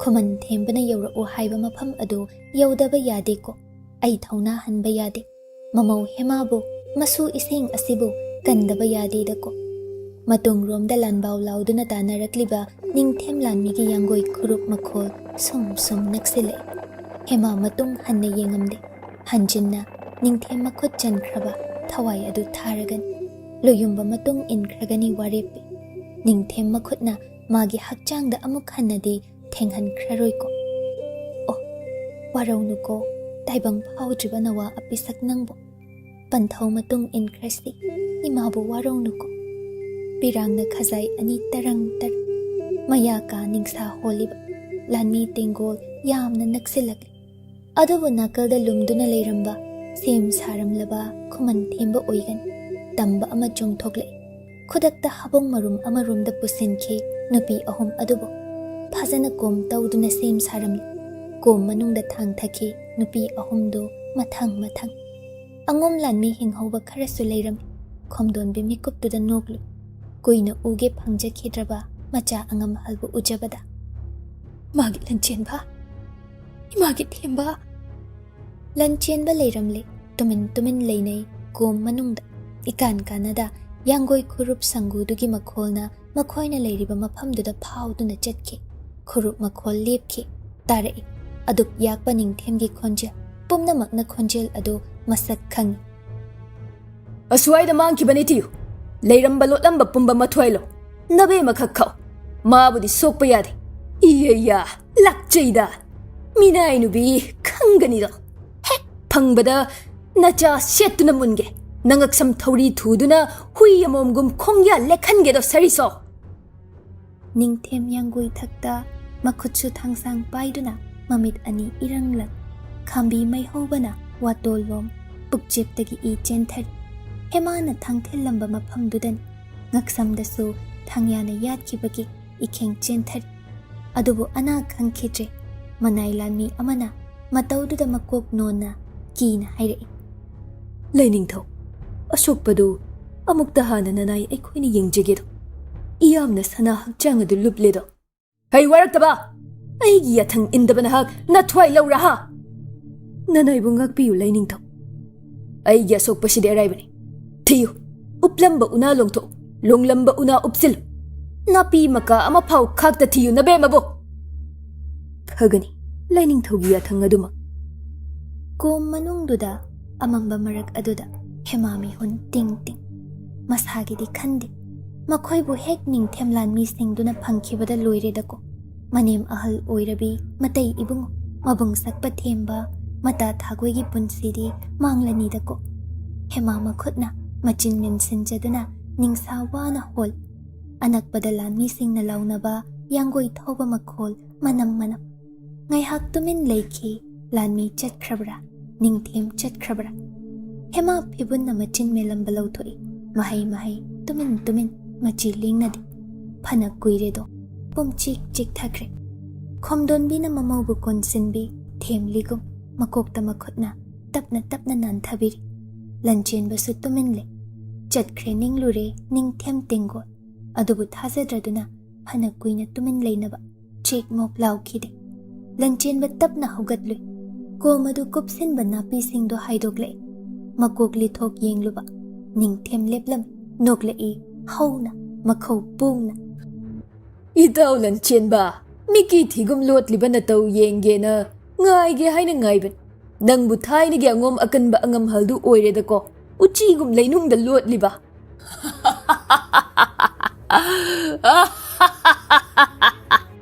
ꯅꯤꯡꯊꯦꯝ ꯈꯣꯟꯖꯦꯜ ꯇꯥꯕꯗ ꯍꯦꯃꯥ ꯀꯤꯕꯅ ꯃꯁꯥꯗꯣ ꯆꯦꯡ ꯈꯩꯕꯒꯨꯝ ꯅꯤꯛꯂꯤ꯫ ꯂꯟꯆꯦꯟꯕ ꯄꯟꯊꯗꯦ, ꯀꯣꯝꯗꯒꯤ ꯆꯣꯡꯊꯣꯛꯏ, ꯊꯥꯡ ꯁꯠꯂꯤ꯫ ꯅꯤꯡꯊꯦꯝꯗ ꯊꯥꯡꯁꯤꯡ ꯈꯨꯃꯟ ꯊꯦꯝꯕꯁꯨ ꯇꯥꯗꯦ꯫ ꯆꯣꯡꯊꯣꯛꯇꯨꯅ ꯂꯟꯆꯦꯟꯕꯒꯤ ꯌꯦꯠꯂꯣꯝꯗ ꯂꯦꯞꯄꯤ, ꯃꯈꯨꯠꯁꯨ ꯊꯥꯡꯂꯦꯟ ꯆꯦꯠꯅ ꯄꯥꯏ꯫ ꯍꯦꯃꯥꯕꯨ ꯁꯧꯕꯤ ꯊꯥꯒꯣꯏꯅ, ꯈꯣꯝꯗꯣꯟꯕꯤꯅ ꯁꯝꯕꯤ ꯀꯣꯝꯗꯒꯤ ꯊꯣꯛꯂꯛꯏ꯫ ꯅꯤꯡꯊꯦꯝ ꯍꯦꯃꯥꯗ ꯌꯦꯡꯂꯛꯏ, ꯃꯃꯤꯠ ꯑꯅꯤ ꯏꯃꯨꯛ ꯉꯛꯁꯪ ꯉꯥꯡꯁꯤꯟꯈ꯭ꯔꯦ, ꯃꯈ꯭ꯌꯥꯠ ꯀ꯭ꯔꯛ ꯀ꯭ꯔꯛ ꯆꯤꯛꯏ꯫ ꯂꯝꯍꯦꯟꯕꯤ, ꯅꯈꯨꯠꯅ ꯑꯩꯕꯨ ꯍꯥꯠꯀꯦ ꯍꯣꯠꯅꯔꯝꯃꯤ, ꯈꯪꯒꯅꯤꯗꯣ ꯅꯪ꯫ ꯂꯦꯡꯕ ꯑꯣꯠꯄ ꯉꯝꯍꯟꯗ ꯑꯩꯒꯤ ꯑꯣꯏꯒꯦꯗꯣ꯫ ꯑꯃꯨꯛ ꯍꯟꯅ ꯅꯥꯟꯊꯣꯛꯄ ꯉꯝꯗꯅꯕ ꯅꯈꯣꯡ ꯑꯅꯤꯃꯛ ꯃꯇꯦꯛ ꯃꯇꯦꯛ ꯊꯨꯗꯦꯛꯀꯦ꯫ ꯑꯩꯕꯨ ꯊꯥꯡꯊꯤꯜꯂꯝꯕ ꯅꯈꯨꯠ ꯑꯅꯤ ꯊꯨꯗꯦꯛꯀꯦ, ꯑꯗꯨꯝ ꯏꯅꯥꯛꯇ ꯁꯤꯗ꯭ꯔꯤ ꯐꯥꯎꯕ ꯊꯝꯕꯤꯒꯦ꯫ ꯄꯤꯕꯨꯛꯅꯨꯡꯒꯤ ꯃꯤꯆꯥ ꯑꯗꯨ ꯁꯦꯠꯇꯨꯅ ꯃꯥꯡꯍꯟꯒꯦꯗꯣ ꯁꯔꯤꯁꯣ꯫ ꯌꯦꯡꯖꯧ, ꯅꯃꯥꯡꯗ ꯅꯪꯅ ꯅꯤꯡꯖꯔꯤꯕ ꯄꯨꯝꯕ ꯃꯊ꯭ꯋꯥꯏ ꯂꯧꯒꯦ, ꯑꯃꯃꯝꯇ ꯑꯣꯏꯅ꯫ ꯂꯥꯟꯃꯤꯁꯥ, ꯀꯔꯤ ꯌꯦꯡꯂꯤ? ꯃꯤꯅꯥꯏ ꯃꯆꯥꯁꯤꯡꯁꯦ ꯍꯥꯠꯂꯨ, ꯅꯨꯄꯤ ꯑꯅꯤꯁꯤꯁꯨ ꯈꯥꯛꯀꯅꯨ꯫ ꯂꯟꯆꯦꯟꯕ ꯍꯧꯅ ꯂꯧꯔꯛꯏ꯫ ꯍꯩ, ꯅꯤꯡꯊꯦꯝ ꯃꯤꯇꯝꯕꯥꯜ, ꯅꯊꯧꯅꯥ ꯂꯩꯔꯗꯤ ꯑꯩꯒ ꯂꯥꯟꯊꯦꯡꯅꯁꯤ꯫ ꯂꯥꯟꯃꯤ ꯁꯪꯒꯨ ꯑꯃꯅ ꯅꯃꯥꯡꯗ ꯂꯦꯞꯍꯟ ꯅꯈꯧ ꯄꯣꯡꯅ ꯂꯥꯎꯕꯗꯤ, ꯍꯩ ꯃꯤꯇꯝꯕꯥꯜ ꯃꯤꯀꯤꯊꯤ, ꯃꯤꯇꯨ ꯄꯥꯝꯕ ꯂꯝꯆꯠ ꯅꯥꯏꯗꯕ꯫ ꯈꯨꯃꯟ ꯊꯦꯝꯕꯁꯨ ꯇꯥꯗꯦ, ꯍꯧꯅ ꯂꯥꯎꯏ꯫ ꯑꯩ ꯍꯤꯡꯂꯤꯉꯩ ꯑꯩꯒꯤ ꯏꯆꯜ ꯏꯃꯥ ꯁꯣꯛꯄꯗꯤ ꯅꯤꯡꯊꯦꯝ ꯅꯅꯤꯡ ꯅꯠꯇꯦꯗꯣ꯫ ꯑꯩꯕꯨ ꯉꯝꯂꯦ ꯅꯪꯅ ꯍꯥꯠꯂꯨ, ꯑꯩꯅ ꯉꯝꯂꯦ ꯉꯁꯤꯗꯤ ꯂꯨꯔꯦꯜ ꯑꯗꯨ ꯁꯣꯏꯔꯒꯦꯀꯣ ꯃꯤꯇꯝꯕꯥꯜ, ꯃꯤꯇꯨ ꯆꯣꯞꯄ ꯂꯝꯆꯠ ꯅꯥꯏꯗꯕ ꯅꯤꯡꯊꯦꯝ꯫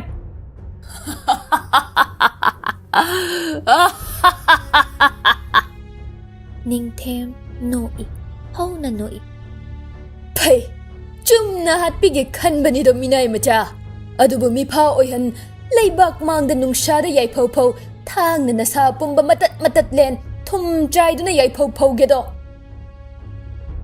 ꯅꯤꯡꯊꯦꯝ ꯊꯥꯡꯁꯥꯡ ꯄꯥꯏꯗꯨꯅ ꯆꯣꯡꯁꯤꯟꯈ꯭ꯔꯦ, ꯃꯥꯒꯤ ꯂꯥꯟꯃꯤ ꯁꯪꯒꯨ ꯆꯣꯡꯁꯤꯟꯈ꯭ꯔꯦ꯫ ꯈꯣꯝꯗꯣꯟꯕꯤꯅ ꯀꯞꯇꯨꯅ ꯎꯄꯥꯏ ꯂꯩꯇ ꯃꯃꯧꯕꯨ ꯀꯣꯟꯁꯤꯟꯕꯤ ꯂꯩꯃꯥꯏ ꯊꯛꯇ ꯐꯝꯊꯔꯛꯏ꯫ ꯊꯥꯒꯣꯏ ꯃꯃꯥꯏ ꯈꯨꯝꯗꯨꯅ ꯀꯞꯇꯨꯅ ꯀꯤꯅ ꯂꯩ꯫ ꯍꯦꯃꯥꯗꯤ ꯀꯗꯥꯏ?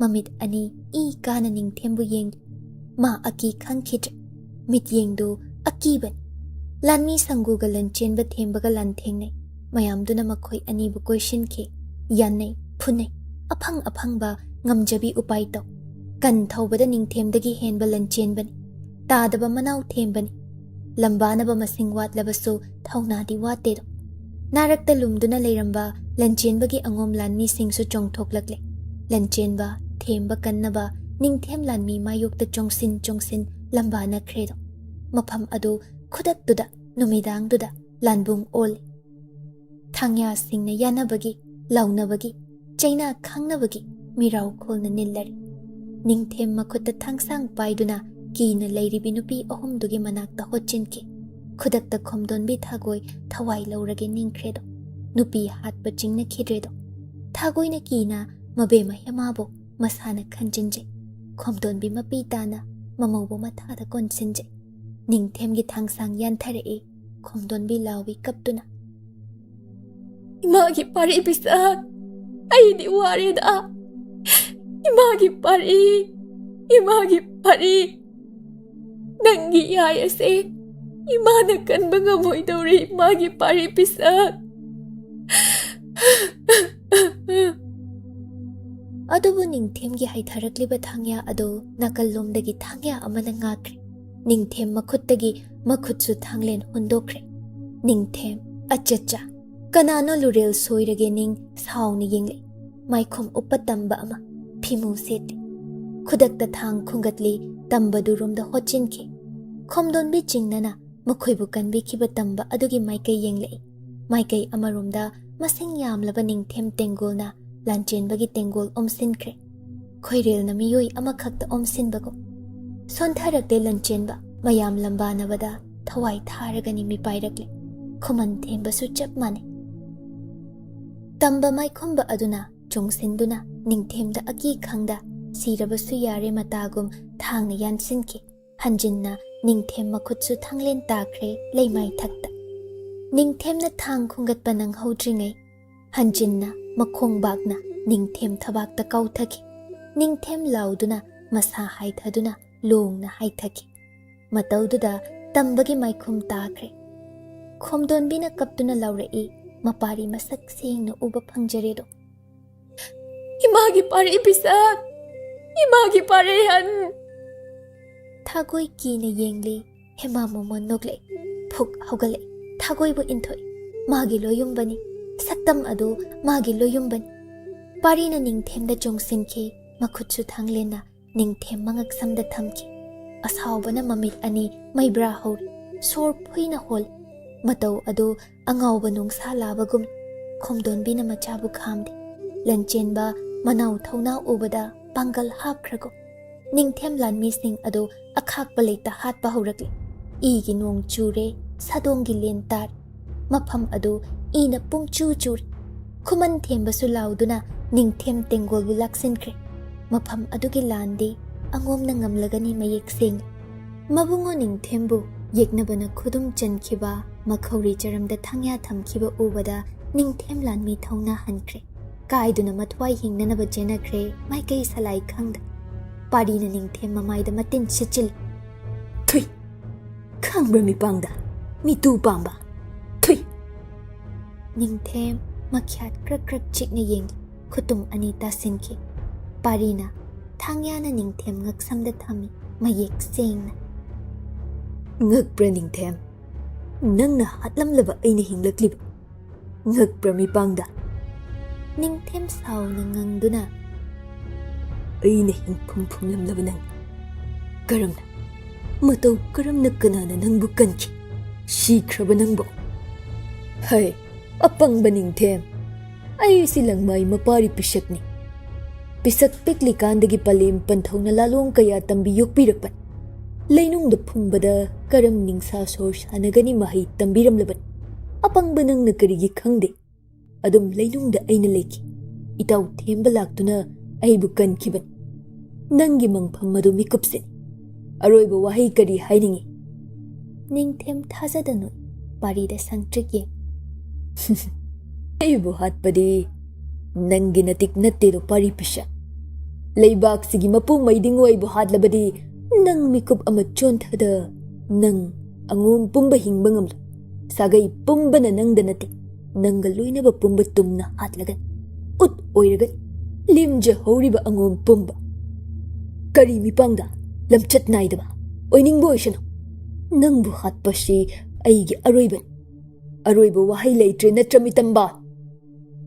ꯅꯤꯡꯊꯦꯝꯅ ꯍꯦꯃꯥꯔꯣꯝꯗ ꯌꯦꯡꯂꯛꯏ꯫ ꯃꯣꯃꯣꯟ ꯅꯣꯛꯂꯛꯏ꯫ ꯍꯦꯃꯥ, ꯑꯩꯒꯤ ꯍꯦꯃꯥ, ꯅꯁꯨꯝꯂꯥꯡꯒꯤꯅꯤꯀꯣ ꯍꯦꯃꯥ, ꯑꯩꯒꯤ ꯍꯦꯃꯥ꯫ ꯄꯥꯔꯤꯅ ꯅꯤꯡꯊꯦꯝ ꯃꯆꯤꯟꯗꯨꯗ ꯈꯨꯇꯨꯝ ꯇꯥꯁꯤꯟ ꯁꯨꯖꯤꯟꯈꯤ ꯍꯟꯖꯤꯟ ꯍꯟꯖꯤꯟ꯫ ꯍꯦꯃꯥꯅ ꯆꯦꯟꯁꯤꯜꯂꯛꯏ꯫ ꯄꯥꯔꯤ ꯃꯈꯨꯠ ꯐꯥꯖꯩ꯫ ꯂꯣꯌꯨꯝꯕ, ꯅꯅꯥꯎꯒꯤ ꯋꯥꯁꯦ ꯇꯥꯕꯤꯌꯨ ꯂꯣꯌꯨꯝꯕ꯫ ꯅꯪꯒꯤ ꯈꯨꯗꯣꯜꯅꯥꯎ ꯄꯨꯔꯤꯕꯤ ꯅꯅꯥꯎꯅꯤ꯫ ꯑꯁꯤꯒꯨꯝꯕ ꯃꯇꯥꯡꯗ ꯖꯤꯕ ꯄꯥꯟꯕ ꯑꯃꯗ ꯃꯤꯠꯅ ꯐꯥꯎꯕ ꯀꯟꯅ ꯌꯦꯡꯍꯩꯗꯦ꯫ ꯑꯗꯨꯝ ꯇꯧꯕꯤꯅꯨꯕ꯫ ꯅꯤꯡꯊꯦꯝ ꯃꯃꯥꯏ ꯃꯃꯤꯠ ꯏꯀꯥꯏ ꯀꯥꯏ ꯁꯣꯔ ꯋꯥꯅ ꯍꯣꯟ ꯍꯦꯃꯥꯕꯨ ꯇꯥꯅ ꯇꯥꯅ ꯌꯦꯡꯂꯤ꯫ ꯄꯨꯛꯆꯦꯞꯇ ꯊꯥꯡ ꯊꯤꯟꯈꯤꯕꯒꯤ ꯑꯁꯣꯛꯄ ꯑꯗꯨꯗꯒꯤ ꯑꯇꯠ ꯑꯈꯝ ꯂꯩꯇ ꯃꯤꯀꯨꯞꯇꯨꯗꯁꯨ ꯏꯈꯦꯡ ꯆꯦꯟꯊꯔꯤꯕ꯫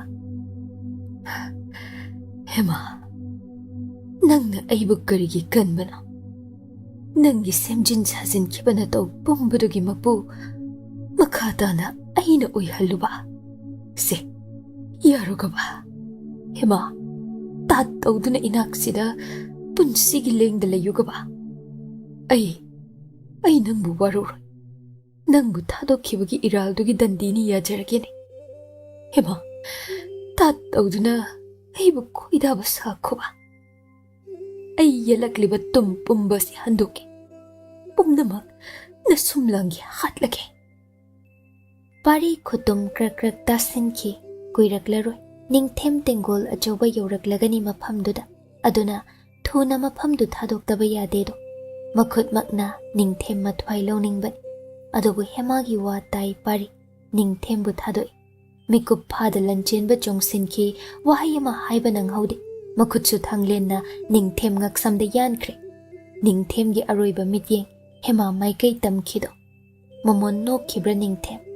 Lurelga hakchanga tongan ta khidringai mityengna sonjaram. Hema. Aigi hema. Nangbudi. Thadok ngamlaroida ko aibo. Aigi hema. Ningthem yetlom thangba khudangdana leiri phising amakhak yetsinduna aroiba mikupta sagonaki. Maphamda tamlamkhiba hemagi aroiba khudol apisak aduni. Luanba loishilamdaba khoidazaba leihau leirel leirong monko. Angauba machu. Ningthem ikhengna ingangang sinkre. Lanchenbana Ningthem lurel soikre. Laktuna lurel langsekre. Panthau langmai ningthau laman makhutna singkre. Khumdonbina jinsin macha anibu konsinje. Nahan makhai Khuman themba atai kanana sumaphamda haidokpide. Mabu waro maledo. Macha pari pisak hingli hain. Kaya warure macha lamhenba asigidama. Matam watli khanbagi matang chaba thiduna waraba suwana parina lotuna leiruban. Lalong kaya yatki Ningthem mai thiba pingam nabagidama. Khomdonbi noi kappi. Machagi masada hanjin makhutna nali machilna chuppi. Parina hemabu pamkhadli Khomdonbibu Lanchenbana pamkhadli. Yangoi thakta hapkre. Ningthem tengol yoraktringai mafam adu thadokre. Angom mayumdi Ningthemna lausinkre. Hankhiba yaro mirod oina leiruba tai saphongba yakhiro. Leibaki maidingau ama hatkhiba araiba natte. Mahoibu thiraklagani. Leibak pumba langi pungjau thilaklagani. Mapu pandraba maitrabak asigi mapu oige haina sagai pumba thoraklagani. Maidingau phambal munaraklagani. Lanbaudana thallagani. Mihing namlagani. Misa namlagani maitraba. Masi pumba ingtha hanba ngaiba tai. Hema pari mathada leije. Momon kaya haraujabano nokjariban. Kadaida mabu puduna nangna chatkadauri hangde. Thangnaba mikup adudana kari oiba suma khangde. Asitan mana mikup khuding ningjaruba. Loyumba saktam asi amuktaga uhanbi. Siraba suyare hema ahenba ama pamdredo. Thadoklamle maitraba maram asida miramgum mirod oina hingbadi hingamloido. Kasar leibak panglagli. Parina nongma sakkiba wasak ama. Karuba namda nangbo haptuna pugani yai. Hemagi apokpigi khongul lirugani. Wasak adu ngaglibra. Karuba namda hema hapi. Hema uithai. Mikap amuk thoi. Lamsang lakpagi awaba phaude. Parigi phizi makhut anina songtha thadokte. Chetna paisen lai. Khomdonbi mapuroibagi aroiba maikai yingjaram. Leihauredo mayum ango. Leihauredo mapuroibagi mangpham. Lanchenbana mamagi matau khangbana themjinbi. Soidana angomda hanjingani. Palimbu puduna halakkine haina hanjin wasai. Khomdonbi momon liba. Maja pari pisakta yengja. Maja Lanchenbada yengje. Khuman themba sumataugi damag maitrabak thadoklamle. Magi palim panthaudi safagadaba maphamda thaidoklamledo. Thagoisu chap mane. Thabum ahumgi matungdani hema tha sujelakle. Masaduna kharaga sonbaga naupurikan awaba kaya mathang thengnakibaga ka hena sonjinkre. Magi loyumbana kaya cheksina senajaba. Machem ani thoinu thabaga su thengnajari. Angum konungum hanagum nungai yai phana leibamak natrasu maphamduda ka hena awatpadi leizadedo. Kasar leibaki raja adu makulangmai ningthaugi yamna chanaba marupni. Raja aduna makhoibu harau changjafam pibikhibani. Langmai ningthauna marup raja adubu thaina mathwai kanbiramba mal. Maitrabakta ningthauduna landarakpada langmai ningthauna mathwai kanbikhiduna mayumda halhanbikhi mal. Thawaigi laman amaton sinkhibani. Haujikna laman adugi machet makai oina langmaigi imung manung bunaw konbibani. Sangai sabi awat apa leihanda yengsinbi. Adumak punsigi oina layu takbi. Khomdonbi mamau hemana tha sujilakpada mipaijai cheksinna senaje. Thagoi sumatabu thembana sumachalbu senaje. Numidangdani. Hema masado arum laiho khara hobagi phamungda hippi. Parina lasing phida ising jodhan maraibak ngaksam masado nanthokpi. Hema mamit ani panglak momon nok. Loyumba. Hao. Miram sida leirabasu ichabudi maitrabaki chatnabi pumba amata chithadana tambisiko. Miram sida leirabasu ichabudi maitrabaki chatnabi pumba amata chithadana tambisiko. Mirolul hangumsi migi mapi set hangumsi angomoina domak yokpisiko. Ichabu maitrabak machawi na hinghangani aina. Madugi maramgi nang waganu ne yai. Nang se kisay aidi yamna kisay. Pari nokvet tawna. Kaidawna ibu kiriba? Adoburo swai hekta mangkidoba mal nahan muko. Handak na nang namangkrabadi aidi hingba ngamlaro. Aidi loirabani loyumba. Nasa sontaba henanaba adugumba wa haiganusi. Yai, ay nangbu thaduklarui Loyumba. Hao. Icha se puduna maitrabakta hanba phanglaroidra. Aigi icha se maitrabak lemaida khongul taba phanglaroidra. Nayum angum maikai uba phanglaroidra loyumba. Pari nungsina hemagi khazaida nanbi. Kaigi phangdani. Ichana asoyangam yaudraga aina puduna hangani. Nangbusu pumnamakbusu iyum angomda hanjin hangani. Icha singi oihangani do. Asingbagira loyumba. Asingbagini. Si, yaga thosaya. Ising khara thaksima. Hemabu ising inbi handak mamang mahada hema Ningthembu toina ui. Mabu phagani haina hek tanara I hai Ningthemna. Mamangda matungda sang-sang na liplaglago. Kaya ki hema. Matawdu pari na khangi. Kaidaw siba aibo. Hema na mayum rom. Maitrabaku yamna ningsingle khangle. Matang chana maphamduda nupi ahal oirabi ama thonglei phizam setli. Hemabu hangle. Pari mama khomdonbi thoktuna okle. Nupidu ubada pari matu chung. Maida saktam phibam murti magi hema manbin chingnarei. Hemabu haudoktuna sambiduna puthoklei. Nupidu momon nok kaplei. Chensinduna hemabu konsinbi makokta makhutna nanjay. Imagi hemarani. Aine. Imani. Imagi hema. Hema kanano hangludraba sumasak khangle. Magi apokpini. Sikre leiruba hinglamliba. Mama macha kapminay. Apokpido Brindabanda kuire. Lai ningduna leirure hai. Adubu pao mathang maitrabaki maramda tarai hai. Maitrabaktagi lainingba lakpasingna pao asi sandoklakpan. Khuman angom mangangi maramda pao maya. Mamum langlengi minglen tarakhi. Maraibak thihaurabi mana khomlang manam kokjingay hundokpiramlabi mamum magi punsi wari taki. Machasina maphamsida tangjaduna hingle pao phangbadagi chelakliba. Lainingbi oikhrabi magi punsini. Adubu macha mamum nungsibagi maina chakli. Mama macha thengnajar. Hemagi sontharamba thamoy WakhaL apokpina thauna hapi. Machagi manakta lengdana leizar. Paribu thagatli. Mayamok thauna phaba leite. Maraibak thihaurabi mamum asi pumnamakki makhuttagi kanbibagidama. Mamumbu senaja lemhauriba magi punsi adu hinglagi lepki. Hemana kaya penjakhiba. Parina thiruduna manembu lakhanbani sengle. Sakhiba wasak ngakhi. Parina magi yaigidama. Kari watli hema magi loyumbana hinglingai. Parina manakta leiringai. Laibak phabi hema kala uida nangi punsi. Thabum ama matungdani yum adu koilang lang. Pari leitade hingamde. Thong manakta tubat machatli. Ningsa thingatli. Ka manung romda magi yaina awa chaina khangduna hauna laurakpa. Thamoida tajina yungsilakpago. Mikup kharagi matung nawana hanga kablakpa. Napa singja yaina tahaliba. Lanchenba hoine na tai. Thagoi chenthoraktuna tahana.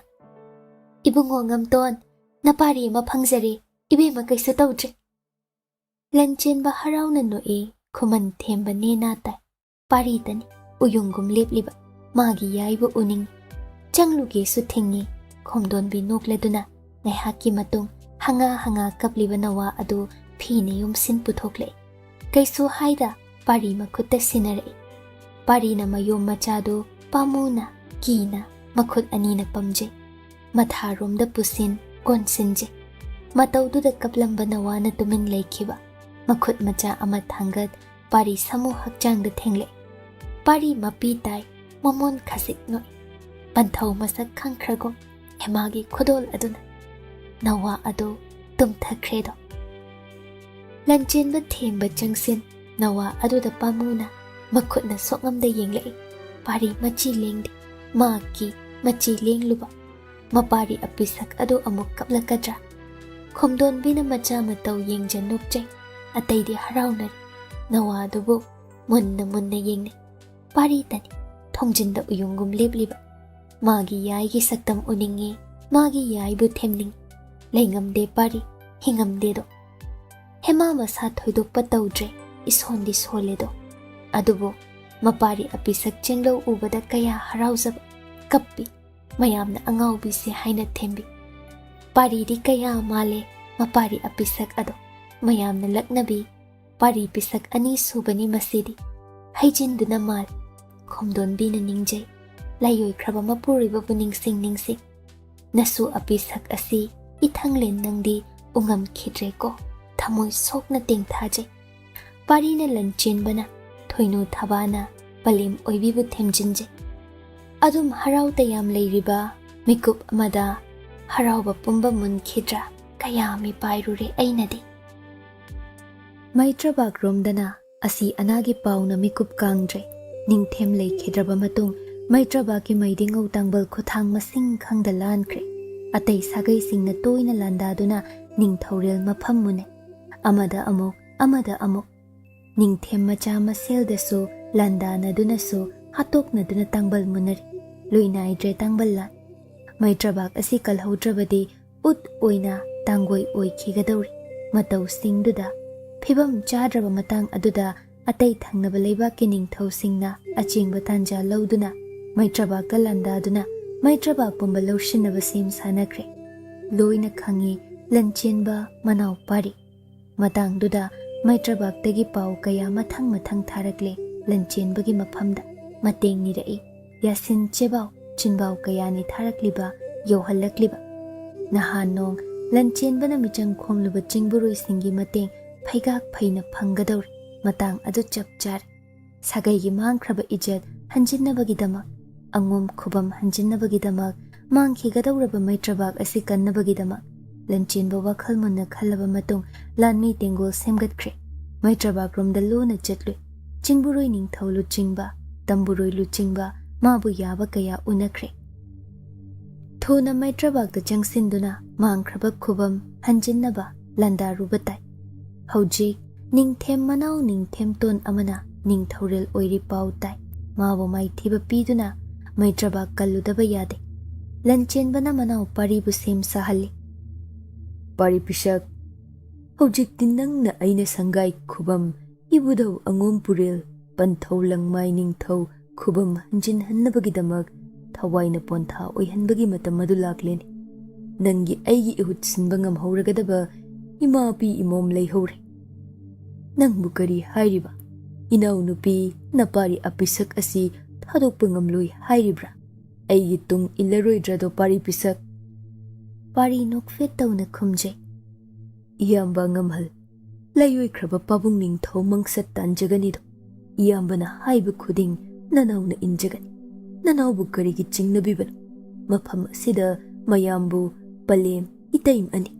Nanaw nupi ipari apisak sing senanabagidamak itaw Khuman themba na ichaw na lehuganido. Pare, semsa, thuna chattaba yadre.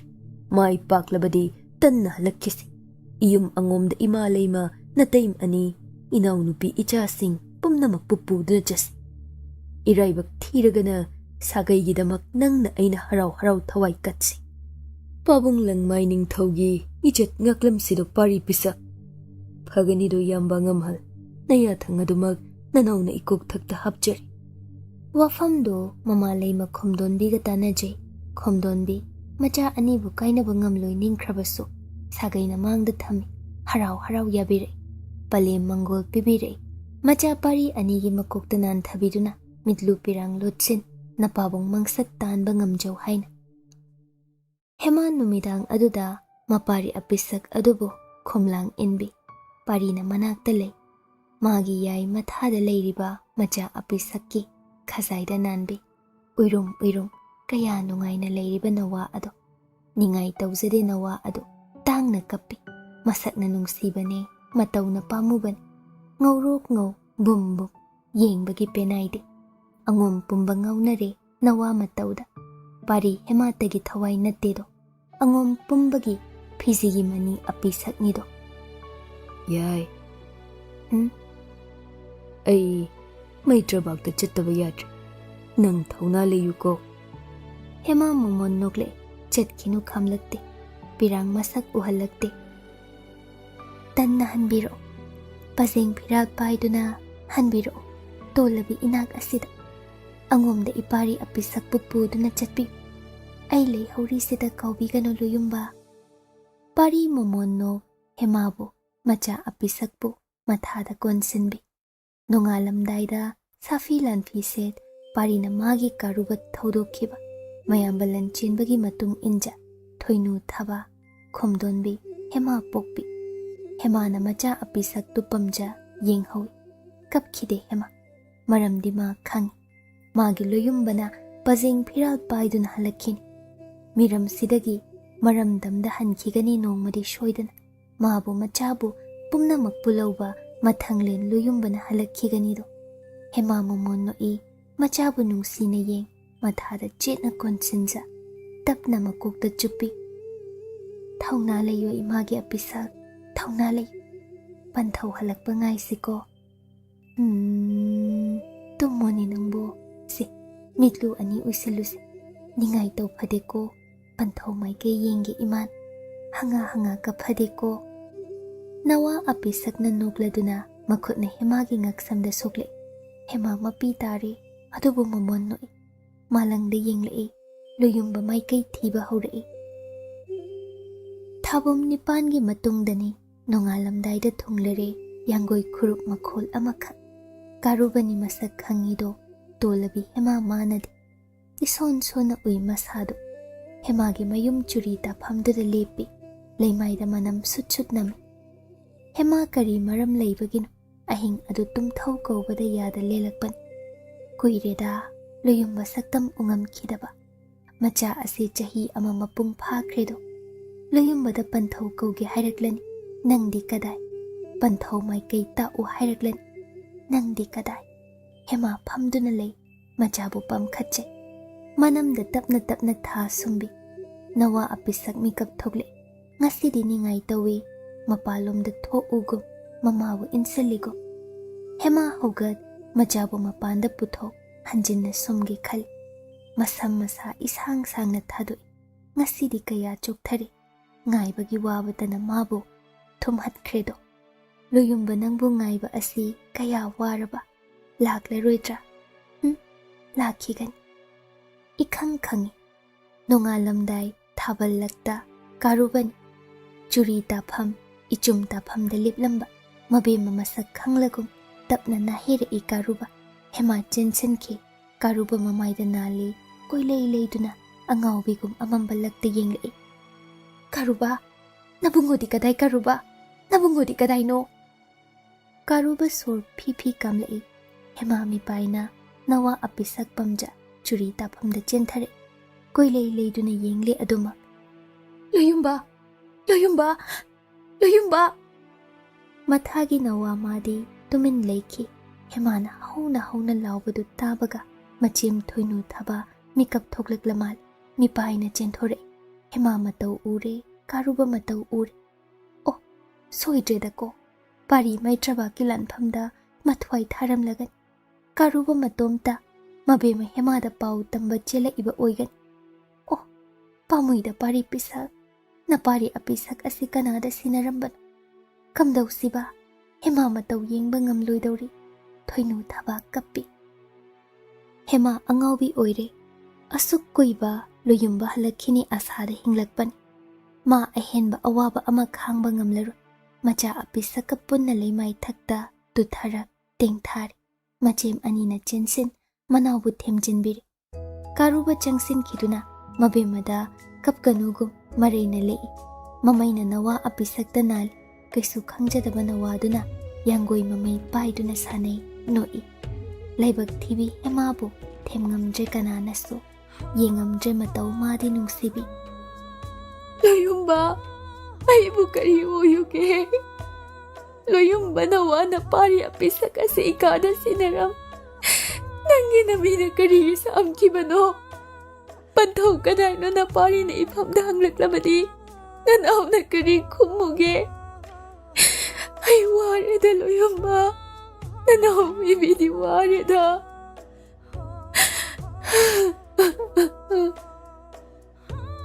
Tingkhang hema, kari oirasigene na tausibo hema. Adubu kadomdagino mipaina chensila isahung ama tajaningba khonjel adusu loinara ido. Oh, kuiredo napau takhidaba. Kuireda chenglo ukhidaba. Kuiredo khonjel adu takhidaba. Yai, kaidore yai. Hema ngakna yengle machabu mathada chena konsin angaubigum tengtharamliba. Lepi, pari mipaina hemabu kongkhatpi. Oh, ontho ida karuba nangbo. Nabe mabu hek tengtha halida laknabiduna. Lama khangda aina nangina chom heklingai karuba na nangbu ipari apisakpu uning man kramal. Ayu ngairamda matumda chenkriban. Karuba, nabe mabu na taw na kapalido. Ontho ida aigi kapchetpi nangbo yai.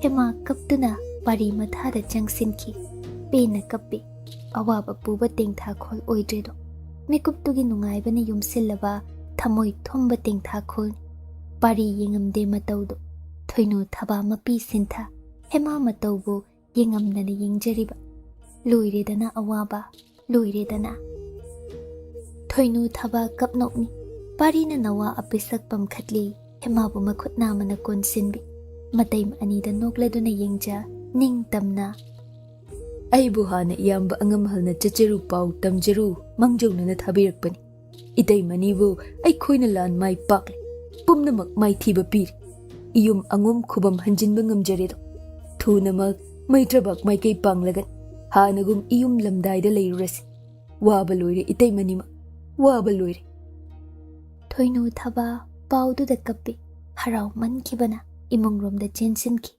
manem leimada paudam jabani hemabu imungromda parina pusinbiki mapinan thokpi phadoklebi samlang machoi semjinbi phiji phina khumjinbi macha apisak tum thakre phamungde sumbi hema mi paina khudaktuda loyumba mana swai mangkranigum kaya mi paija mitlu laiza ani irana tanik tatu yengjariban makhut macha ani duna nawa apisakum loyumba phiji da chet na paisinje chatkiba yaroi thengli pari makhong thangdokpa ngamlaroido nokladuna hema de ye ai chatlaroine nanaktagi laplarone yai se pambom sida nga thadunane ngai hakta tumkhunta lugaba nangbu yai aina nangbu ipari apisakbu khak thadoklaroine hema thazade matagum mangakhai pari na waranu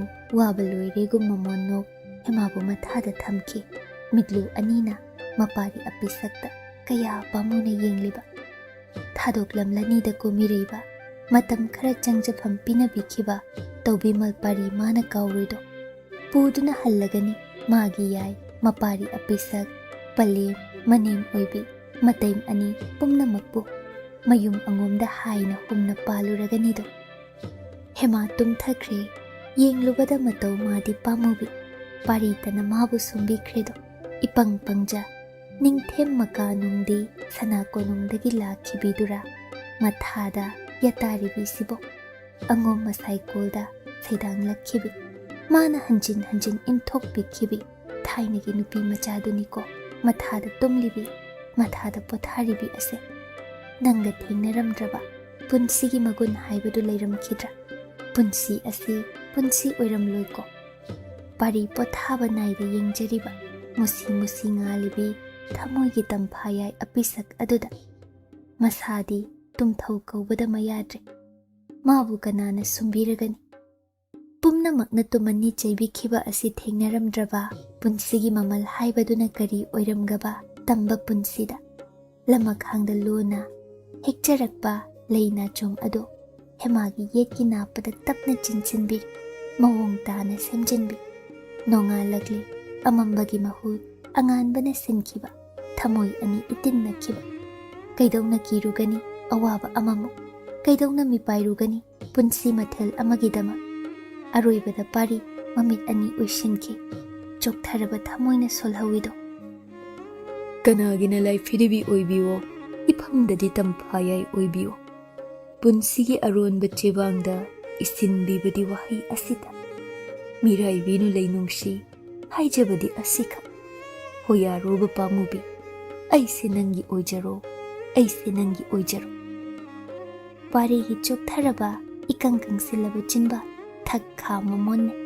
ꯉꯁꯤꯗꯤ ꯃꯤꯅꯣꯛ ꯑꯗꯨ ꯀꯌꯥ ꯃꯀꯥ ꯂꯥꯝꯂꯕ ꯈꯨꯔꯥꯏ ꯂꯩꯃ ꯈꯣꯝꯗꯣꯟꯕꯤꯅ ꯍꯥꯏꯈꯤꯕ ꯑꯗꯨ ꯆꯨꯝꯂꯝꯂꯦꯗꯀꯣ ꯌꯥꯏꯃ ꯁꯨꯝꯂꯥꯡꯒꯤ ꯃꯥꯒꯤ ꯐꯤꯖꯤꯒꯤ money ꯑꯁꯤ ꯑꯣꯏꯔꯦꯗꯀꯣ ꯑꯉꯥꯎꯕ ꯇꯝꯐꯥꯌꯥꯏ ꯑꯣꯏꯕꯤ ꯀꯅꯥꯅ ꯃꯊꯥꯗꯒꯤ ꯁꯦꯠꯇꯨꯅ ꯃꯨꯟꯈ꯭ꯔꯦꯗꯀꯣ ꯑꯁꯨꯛ ꯂꯨꯅ ꯆꯦꯛꯁꯤꯟꯅ ꯄꯥꯝꯃꯨꯅ ꯀꯅꯥ ꯈꯪꯍꯟ ꯎꯍꯟꯗ ꯊꯝꯖꯔꯛꯄ ꯄꯂꯦꯝ ꯑꯣꯏꯕꯤ ꯊꯃꯣꯏꯒꯤ ꯃꯅꯤ ꯑꯉꯣꯝ ꯄꯨꯝꯕꯒꯤ ꯑꯅꯤ ꯁꯨꯗꯕ ꯃꯔꯜ ꯃꯆꯥ ꯄꯥꯔꯤ ꯄꯤꯁꯛꯁꯦ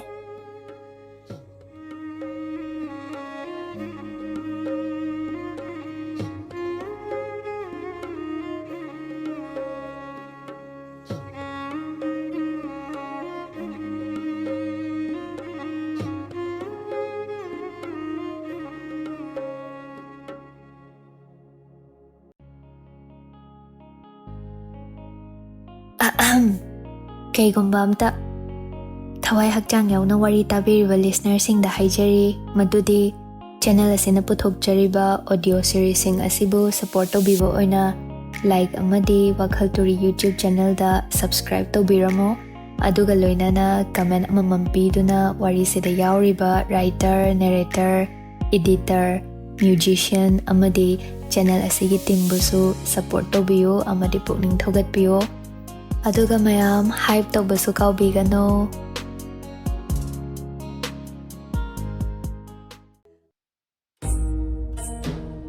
ꯀꯅꯥꯅꯕꯨ ꯁꯥꯒꯠꯂꯝꯕ ꯃꯌꯦꯛꯅꯣꯗ ꯑꯁꯨꯛ ꯄꯨꯛꯅꯤꯡꯕꯨ ꯁꯨꯝꯂꯤꯕ ꯉꯥꯎꯏ ꯍꯥꯏꯅꯕ ꯅꯨꯡꯁꯤꯕ ꯑꯣꯏꯔꯦ ꯑꯩꯗꯤ ꯑꯉꯥꯎꯕ ꯏꯈꯧ ꯂꯥꯡꯂ ꯄꯨꯛꯅꯤꯡꯅ ꯋꯥꯅ ꯋꯥꯅ ꯉꯥꯏꯖꯕ ꯉꯥꯏꯖꯃꯟꯗꯨ ꯂꯦꯞꯄꯤꯔꯣ ꯄꯦꯅꯥꯏꯗ꯭ꯔꯕ ꯊꯃꯣꯏꯅ ꯉꯝꯈꯩ ꯂꯩꯇ ꯄꯦꯟꯖꯕ ꯅꯪꯅ ꯑꯩꯒꯤ ꯑꯣꯏꯔꯕ ꯃꯤꯀꯨꯞꯇꯨꯅ ꯂꯥꯛꯄꯗ ꯑꯔꯣꯏꯕ ꯅꯥꯏꯕꯒꯤ ꯁꯩꯍꯧ ꯃꯥꯒꯤ ꯃꯒꯨꯜ ꯍꯦꯜꯂꯤꯕ ꯇꯥꯏꯕꯪ ꯑꯁꯤ ꯅꯨꯡꯁꯤ ꯌꯥꯝꯅ ꯅꯨꯡꯁꯤ ꯎꯐꯨꯜ ꯃꯀꯨꯞ ꯃꯀꯨꯞꯅ ꯆꯥꯎꯈ꯭ꯔꯕ ꯃꯥꯂꯦꯝ ꯑꯁꯤ ꯁꯥꯒꯠꯂꯤꯕꯅꯤ ꯅꯪꯕꯨ ꯊꯥꯖꯍꯧꯕ꯭ꯔꯥ ꯍꯛꯆꯥꯡ ꯅꯨꯡꯗ ꯁꯛꯎꯗꯕ ꯊꯋꯥꯏ ꯑꯄꯤꯁꯛ ꯑꯃ ꯂꯣꯠꯂꯤ ꯀꯥꯎꯊꯣꯛꯂꯤꯕ ꯃꯥꯂꯦꯝ ꯂꯩꯁꯥ ꯅꯨꯡꯗ ꯃꯩꯒꯤ ꯆꯤꯡꯅ ꯂꯣꯠꯂꯤꯕ ꯁꯃꯨꯗ꯭ꯔꯒꯤ ꯏꯔꯣꯜ ꯅꯨꯡꯒꯤ ꯎꯟꯒꯤ ꯁꯪꯁꯥꯔ ꯃꯁꯤꯡ ꯊꯤꯉꯝꯗ꯭ꯔꯕ ꯊꯋꯥꯟꯂꯛꯇ ꯁꯖꯤꯛ ꯊꯕꯥ ꯑꯄꯤꯁꯛ ꯑꯃꯈꯛ ꯐꯧꯃꯥꯟ ꯌꯥꯂꯝꯂꯤꯕ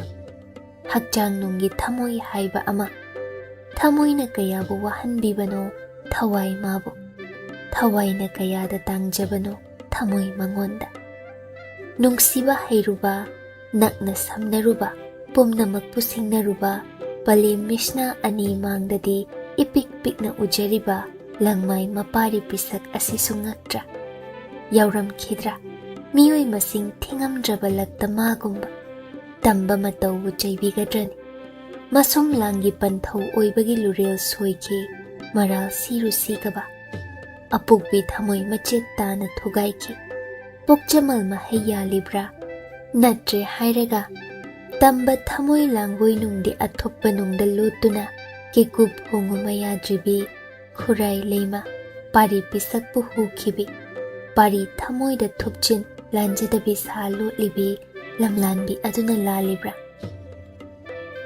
Chaingamde matau nangbu nungsibi, mitna kanna yengnaide. Saktam nangbu Tamfayai. Oh, ontho ida, kaya wahankre. Nungsiba haiba haibina hoi ani na somlangyo. Angom pumbada nattedo. Maitrabak pumba thakha nikhan kiba. Srijit luril soy kiba.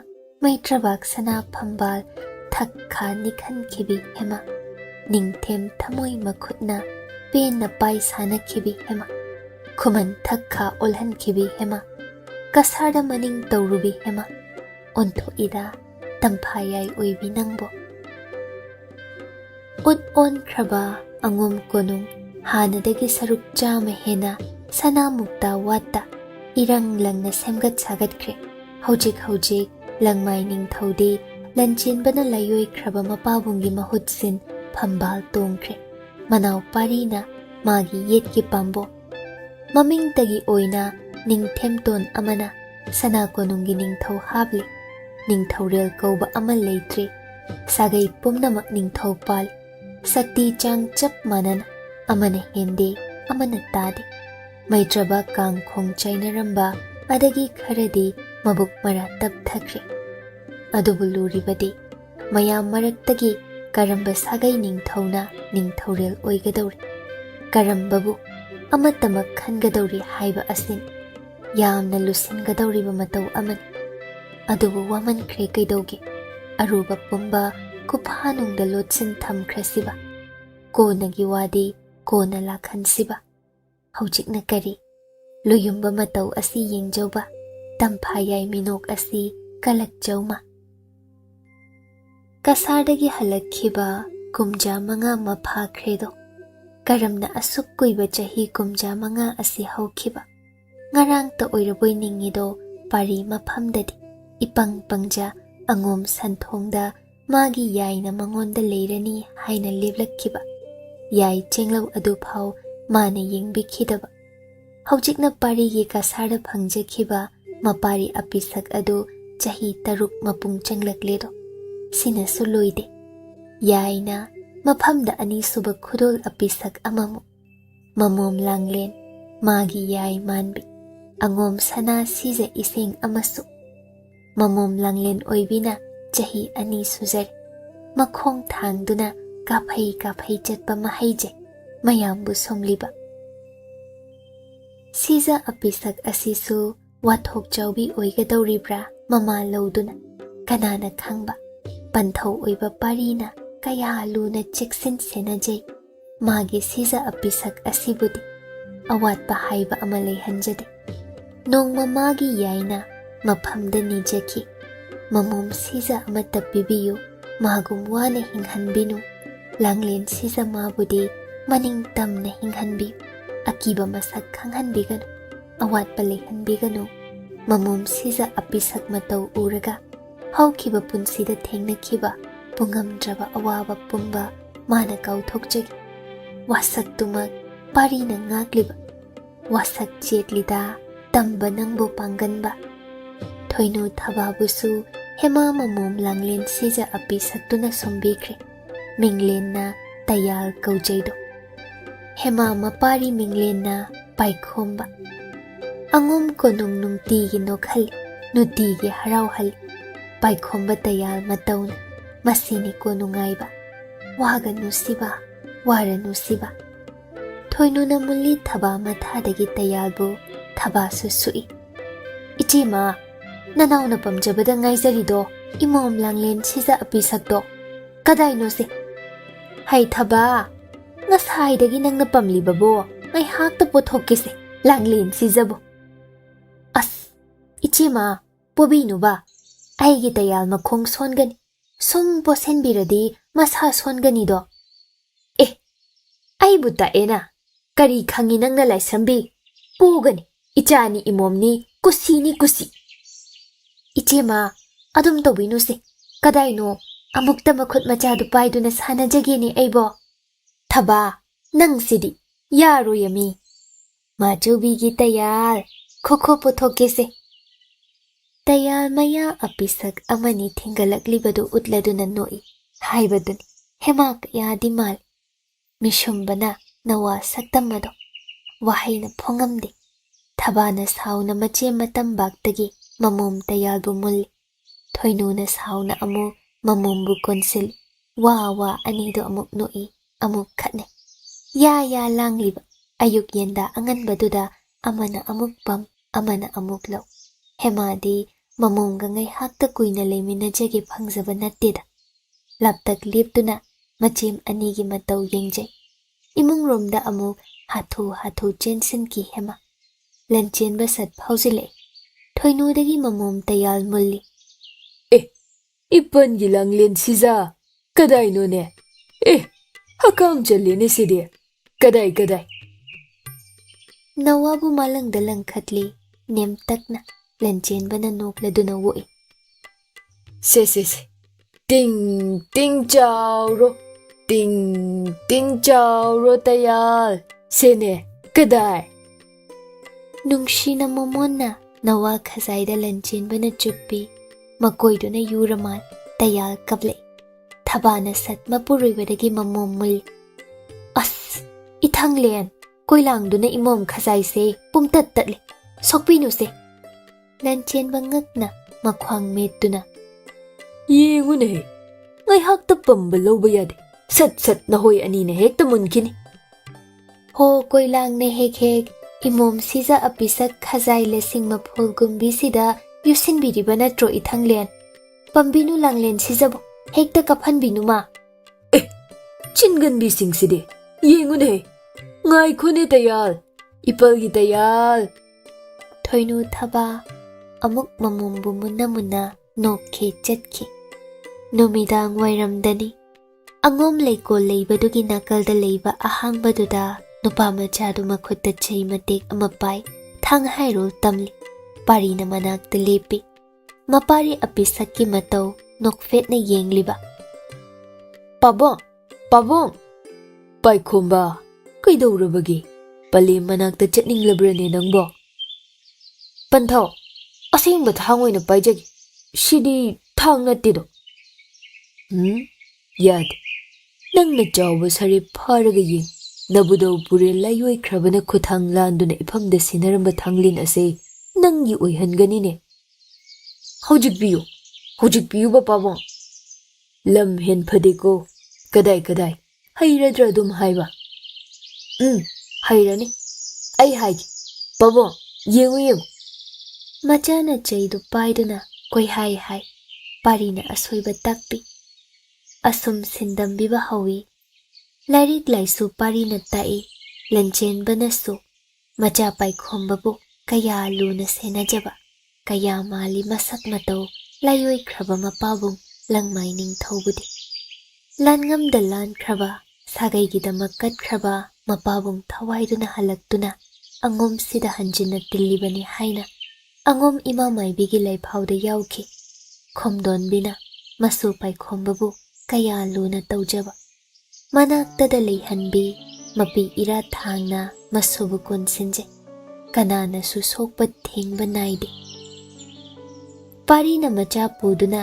sangai maikaida halakche lambida apokpi khurai leimana ngairamli hojikti khurai leima thoinuna oikre adubu bebar kaijade ima leima haina adumak mingaunaje khomdonbibu pumnamakna ima leima nachana punimjarido khomdonbi nokfet tauna machada yenglak masugi khudang paiduna manakta pusinki kharangana halakpa yadro nangbo abok nangai hori makau thoida paikhomba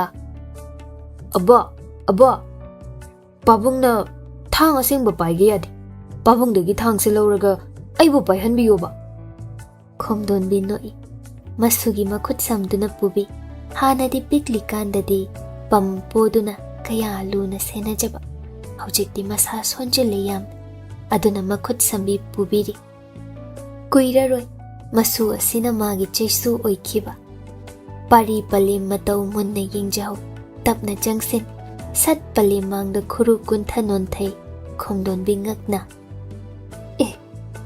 pari bisak karino na pari bisak asi poduna puge hairi brado pari tungoina ꯃꯃꯥꯗ ꯌꯦꯡꯈꯠꯂꯦ꯫ ꯑꯩꯕꯨ ꯊꯥꯏꯅꯒꯤ ꯄꯂꯦꯝꯒꯤ ꯄꯤꯁꯛ ꯑꯗꯨ ꯑꯣꯏꯔꯤꯕ꯭ꯔꯅꯦ? ꯀꯔꯤꯅꯣ ꯅꯪꯅ ꯍꯥꯏꯔꯤꯕ? ꯄꯥꯏꯈꯣꯝꯕ, ꯁꯦꯁꯦ ꯄꯟꯊꯧ ꯅꯪꯒꯟꯗ call, ꯅꯄꯥꯕꯨꯡꯅ ꯄꯣꯗꯨꯅ ꯄꯨꯒꯦ ꯍꯥꯏꯔꯤ ꯃꯥꯜꯂꯦ꯫ ꯑꯗꯨꯕꯨ ꯄꯥꯔꯤꯅ ꯃꯆꯥꯕꯨ ꯈꯥꯝꯗꯨꯅ ꯄꯥꯏꯈꯣꯝꯕ ꯅꯠꯇꯦꯗꯣ, ꯄꯂꯦꯝ, ꯀꯣꯟꯕꯤꯔꯛꯎ ꯅꯆꯥꯒꯤ ꯏꯅꯝꯁꯤꯗ, ꯉꯁꯤꯗꯒꯤꯗꯤ ꯄꯣꯗꯨꯅ ꯁꯨꯝ ꯄꯨꯖꯔꯒꯦ꯫ ꯈꯣꯝꯗꯣꯟꯕꯤ ꯅꯣꯛꯏ꯫ ꯍꯥꯏ, ꯀꯔꯤꯅꯣꯅꯦꯍꯦ ꯄꯥꯔꯤ ꯄꯤꯁꯛ, ꯑꯩꯕꯨ ꯄꯣꯒꯦ ꯍꯥꯏꯕ? ꯍꯥ, ꯉꯝꯖꯔꯗ꯭ꯔꯅꯦ ꯅꯪꯕꯣ? ꯉꯝꯖꯒꯅꯤꯗꯣ ꯏꯃꯥ ꯂꯩꯃ, ꯀꯣꯟꯕꯤꯔꯛꯎ꯫ ꯄꯥꯏꯈꯣꯝꯕ, ꯅꯕꯣꯛꯀꯤ ꯐꯤꯖꯤ ꯂꯩꯃꯥꯏꯗ ꯆꯤꯡꯂꯤ, ꯈꯔ ꯈꯣꯝꯖꯤꯜꯂꯨ꯫ ꯃꯆꯥꯅ ꯃꯕꯣꯛꯀꯤ ꯐꯤꯖꯤ ꯈꯣꯝꯖꯤꯟ ꯇꯥꯁꯤꯟꯖꯩ꯫ ꯈꯣꯝꯗꯣꯟꯕꯤ ꯃꯄꯤ ꯏꯔꯥꯠ ꯆꯦꯜꯂꯤ꯫ ꯃꯤꯀꯨꯞꯇꯨꯅ ꯃꯌꯦꯛ ꯁꯦꯡꯅ ꯇꯥꯛꯂꯛꯂꯤꯀꯣ, ꯃꯥꯅꯗꯤ ꯏꯄꯤꯛ ꯄꯤꯛꯅ ꯍꯧꯖꯤꯛꯁꯨ ꯎꯔꯤꯕ ꯃꯆꯥ ꯄꯥꯔꯤ ꯄꯤꯁꯛ ꯑꯁꯤ ꯃꯄꯨꯡ ꯐꯥꯔꯦꯗꯀꯣ꯫ ꯑꯗꯨꯕꯨ ꯌꯥꯎ ꯀꯧꯕꯗ ꯌꯥꯗꯦ ꯊꯃꯣꯏꯅ, ꯅꯤꯡꯖꯔꯤ ꯅꯨꯡꯇꯤꯒꯨꯝ, ꯀꯩꯗꯧꯅ ꯅꯪꯅ ꯑꯩꯒꯤ ꯐꯤꯖꯤꯗꯒꯤ ꯅꯥꯟꯊꯣꯛ ꯁꯔꯦꯞ ꯇꯥꯟꯈꯤꯕꯅꯣ? ꯑꯩꯒꯤ ꯊꯥꯏꯅꯒꯤ ꯄꯥꯔꯤ ꯄꯤꯁꯛꯇꯨ ꯑꯃꯨꯛ ꯍꯟꯅ ꯑꯣꯏꯔꯛꯈꯣꯕ꯫ ꯄꯥꯔꯤꯅ ꯄꯂꯦꯝ ꯈꯨꯖꯦꯡ ꯄꯥꯏꯗꯨꯅ ꯃꯥꯒꯤ ꯂꯦꯡꯖꯨꯝꯗ ꯀꯣꯜꯍꯟꯈꯤ꯫ ꯈꯣꯝꯗꯣꯟꯕꯤꯕꯨ ꯄꯣꯗꯨꯅ ꯄꯨꯔꯛꯏ꯫ ꯃꯈꯨꯠ ꯑꯣꯏꯗꯨꯅ ꯃꯄꯥꯔꯤ ꯑꯄꯤꯁꯛꯄꯨ ꯈꯨꯠꯁꯝꯕꯤ ꯅꯣꯛꯈꯤ, ꯋꯥꯔꯤ ꯁꯥꯗꯨꯅ ꯂꯥꯛꯏ꯫ ꯄꯥꯏꯈꯣꯝꯕ ꯆꯦꯟꯒꯨꯝ ꯆꯠꯀꯨꯝ ꯄꯟꯊꯧ ꯇꯨꯡꯏꯟ, ꯃꯉꯛ ꯃꯆꯥꯗꯨꯅ ꯅꯣꯡꯈꯠ ꯅꯣꯡꯈꯠ ꯌꯦꯡ, ꯃꯕꯣꯛꯄꯨ ꯌꯦꯡꯂꯒ ꯅꯣꯛꯂꯛꯏ꯫ ꯑꯕꯣ, ꯏꯆꯥꯎ ꯆꯥꯎꯈꯩ ꯄꯥꯕꯨꯡꯅ ꯄꯣꯔꯦ, ꯏꯄꯜ ꯅꯤꯡꯊꯧꯗ ꯄꯥꯎꯗꯝꯒꯦ, ꯂꯛꯅꯍꯟꯒꯦ꯫ ꯍꯥꯏ, ꯌꯦꯡꯉꯨꯅꯦ ꯃꯁꯦ꯫ ꯍꯥꯏ ꯄꯥꯏꯈꯣꯝꯕ, ꯅꯣꯛꯀꯅꯨꯅꯦꯍꯦ, ꯊꯣꯔꯥꯏ ꯃꯆꯥꯁꯦ, ꯅꯣꯛꯀꯅꯨꯅꯦ ꯅꯪꯕꯣ꯫ ꯄꯥꯔꯤꯅ ꯄꯂꯦꯝ ꯃꯆꯥ ꯑꯄꯤꯁꯛꯀꯤ ꯃꯇꯧꯗ ꯄꯦꯟꯖꯅ ꯅꯣꯛꯏ꯫ ꯈꯣꯝꯗꯣꯟꯕꯤꯕꯨ ꯄꯥꯔꯤꯅ ꯄꯣꯗꯨꯅ ꯄꯨꯔꯛꯄꯗꯨ ꯍꯦꯃꯥꯅ ꯎꯖꯩ, ꯅꯣꯛꯂꯒ ꯆꯪꯁꯤꯜꯂꯛꯏ꯫ ꯍꯩꯃꯥ, ꯏꯃꯥ ꯂꯩꯃꯥ, ꯏꯆꯥꯎ ꯆꯥꯎꯈꯩ ꯑꯉꯥꯡ ꯑꯣꯜꯂꯦꯅꯦ ꯉꯁꯤꯗꯤ꯫ ꯅꯪꯒꯤ ꯂꯣꯌꯨꯝꯕ ꯑꯉꯥꯎꯕꯁꯤꯅꯅꯦ ꯄꯣꯒꯦꯅ ꯐꯥꯗꯨꯅ ꯑꯩꯕꯨ ꯄꯣꯔꯤꯕꯅꯤ꯫ ꯍꯩ ꯇꯣꯝꯕꯤ, ꯑꯩꯕꯨ ꯅꯣꯛꯅꯖꯅꯨꯀꯣ꯫ ꯏꯃꯥ ꯂꯩꯃꯥ, ꯏꯆꯦꯝ ꯑꯅꯤꯗ ꯄꯥꯎꯗꯝꯖꯔꯨꯅꯤꯗꯣ ꯅꯅꯥꯏꯗꯤ꯫ ꯆꯦꯠꯅ ꯀꯣꯟꯕꯤꯌꯨ ꯏꯃꯥ ꯂꯩꯃꯥ, ꯂꯣꯌꯨꯝꯕ ꯉꯛꯁꯝꯗꯨꯗ ꯇꯥꯍꯧꯕ ꯇꯥꯔꯦ꯫ ꯄꯥꯏꯈꯣꯝꯕ ꯄꯂꯦꯝ ꯐꯤꯖꯤ ꯄꯥꯏꯗꯨꯅ ꯁꯥꯟꯅꯩ꯫ ꯍꯦꯃꯥꯅ ꯃꯆꯥꯕꯨ ꯄꯝꯈꯠꯄꯤ, ꯂꯣꯌꯨꯝꯕ ꯃꯇꯨꯡ ꯏꯟꯅꯖꯩ꯫ ꯈꯣꯝꯗꯣꯟꯕꯤ ꯁꯪꯒꯥꯏꯅꯨꯡꯗ ꯄꯥꯔꯤꯅ ꯃꯃꯥꯕꯨ ꯊꯥꯏ꯫ ꯅꯨꯡꯇꯤꯒꯨꯝ ꯃꯈꯣꯏ ꯑꯅꯤ ꯆꯪꯗꯨꯅ ꯄꯂꯦꯝ ꯃꯈꯣꯡ ꯃꯈꯨꯠ ꯍꯥꯝꯗꯣꯛꯄꯤ꯫ ꯆꯔꯩ ꯁꯦꯠꯂꯤꯕ ꯁꯤꯟꯕꯤ ꯍꯦꯃꯥꯅ ꯀꯔꯤ ꯆꯥꯅꯤꯡꯕ ꯆꯥꯅꯤꯡꯗꯕ ꯍꯪꯂꯦ꯫ ꯄꯥꯏꯈꯣꯝꯕ ꯃꯕꯣꯛꯀꯤ ꯃꯅꯥꯛꯇ ꯁꯥꯟꯅꯔꯨꯕꯗꯒꯤ ꯋꯥꯔꯗꯨꯅ ꯎꯏꯊꯈꯤ꯫ ꯈꯣꯝꯗꯣꯟꯕꯤ ꯉꯥꯏꯍꯥꯛ ꯄꯣꯊꯥꯒꯦ ꯍꯥꯏꯍꯧꯏ꯫ ꯍꯦꯃꯥꯅ ꯃꯈꯣꯡ ꯅꯣꯏꯖꯔꯝꯃꯤ꯫ ꯄꯥꯔꯤꯅ ꯃꯅꯥꯏ ꯈꯔꯒ ꯋꯥ ꯇꯥꯅꯔꯤ ꯃꯥꯡꯒꯣꯜ ꯂꯣꯝꯗ꯫ ꯈꯣꯝꯗꯣꯟꯕꯤ ꯎꯏꯊꯈ꯭ꯔꯦ, ꯑꯍꯜ ꯑꯣꯏꯔꯛꯄꯒꯤꯔ, ꯑꯁꯨꯝ ꯁꯟꯙ꯭ꯌꯥ ꯂꯥꯟꯊꯔꯛꯄꯗ ꯃꯁꯨꯕꯨ ꯀꯣꯟꯗꯨꯅ ꯍꯦꯛ ꯍꯦꯛ ꯇꯨꯝꯊꯖꯩ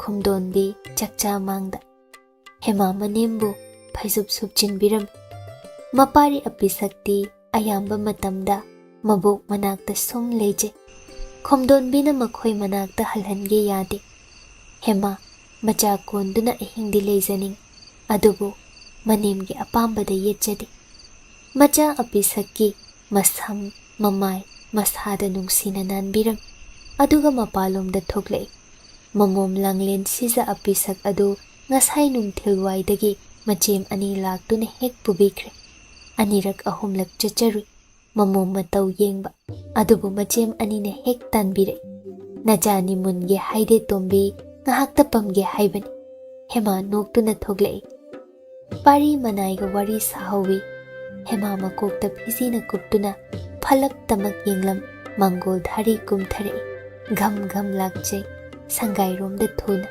ꯑꯗꯨꯕꯨ ꯁꯪꯒꯥꯏ ꯌꯧꯐꯥꯠꯇ꯭ꯔꯤꯉꯩ ꯂꯩꯃꯥꯏꯗ ꯅꯣꯝ ꯅꯣꯝ ꯅꯦꯠꯂꯝꯕ ꯃꯈꯣꯡ ꯈꯣꯡꯌꯥ ꯑꯅꯤ ꯂꯩꯃꯥꯏꯒ ꯁꯝꯅꯈꯤꯗ꯭ꯔꯦ꯫ ꯃꯁꯥꯗꯨ ꯏꯄꯥꯏ ꯄꯥꯏꯔꯒꯨꯝ ꯍꯦꯃꯥ ꯇꯧꯔꯦꯗꯅ ꯈꯜꯂꯤ꯫ ꯅꯣꯛꯂꯗꯨꯅ ꯂꯣꯌꯨꯝꯕ, ꯑꯁ ꯅꯪꯁꯤꯗꯤ ꯍꯅꯨꯊꯪꯁꯤꯗ ꯅꯨꯡꯇꯤꯒꯤ ꯍꯦꯛ ꯃꯇꯧꯏꯁꯦ ꯁꯦꯕꯥ꯫ ꯄꯥꯔꯤ ꯅꯣꯛꯂꯒ ꯃꯥꯒꯤ ꯌꯥꯏꯕꯨ ꯄꯝꯕꯣꯏ ꯊꯥꯡꯕꯣꯏ ꯁꯨꯝ ꯄꯨꯏ꯫ ꯃꯃꯥꯏ ꯃꯆꯥꯗꯨꯗ ꯌꯦꯡꯊꯔꯛꯏ꯫ ꯑꯩꯕꯨ ꯉꯥꯏꯔꯝꯗꯕꯤ ꯍꯟꯈꯤꯕꯒꯤꯅꯤ, ꯈꯪꯕ꯭ꯔꯗꯣ ꯂꯝꯍꯦꯟꯕꯤ꯫ ꯍꯦꯃꯥ ꯅꯣꯛꯂꯒ ꯂꯣꯌꯨꯝꯕ ꯃꯇꯧ ꯌꯦꯡꯖꯩ꯫ ꯏꯆꯥꯎ ꯆꯥꯎꯈꯩ ꯏꯔꯤ ꯂꯤꯈꯩ ꯀꯌꯥ ꯈꯠꯆꯔꯤꯕꯅꯣ ꯌꯦꯡ꯫ Nahak thaki aibu kaya wahanbibano, kaya nungai hanbibano.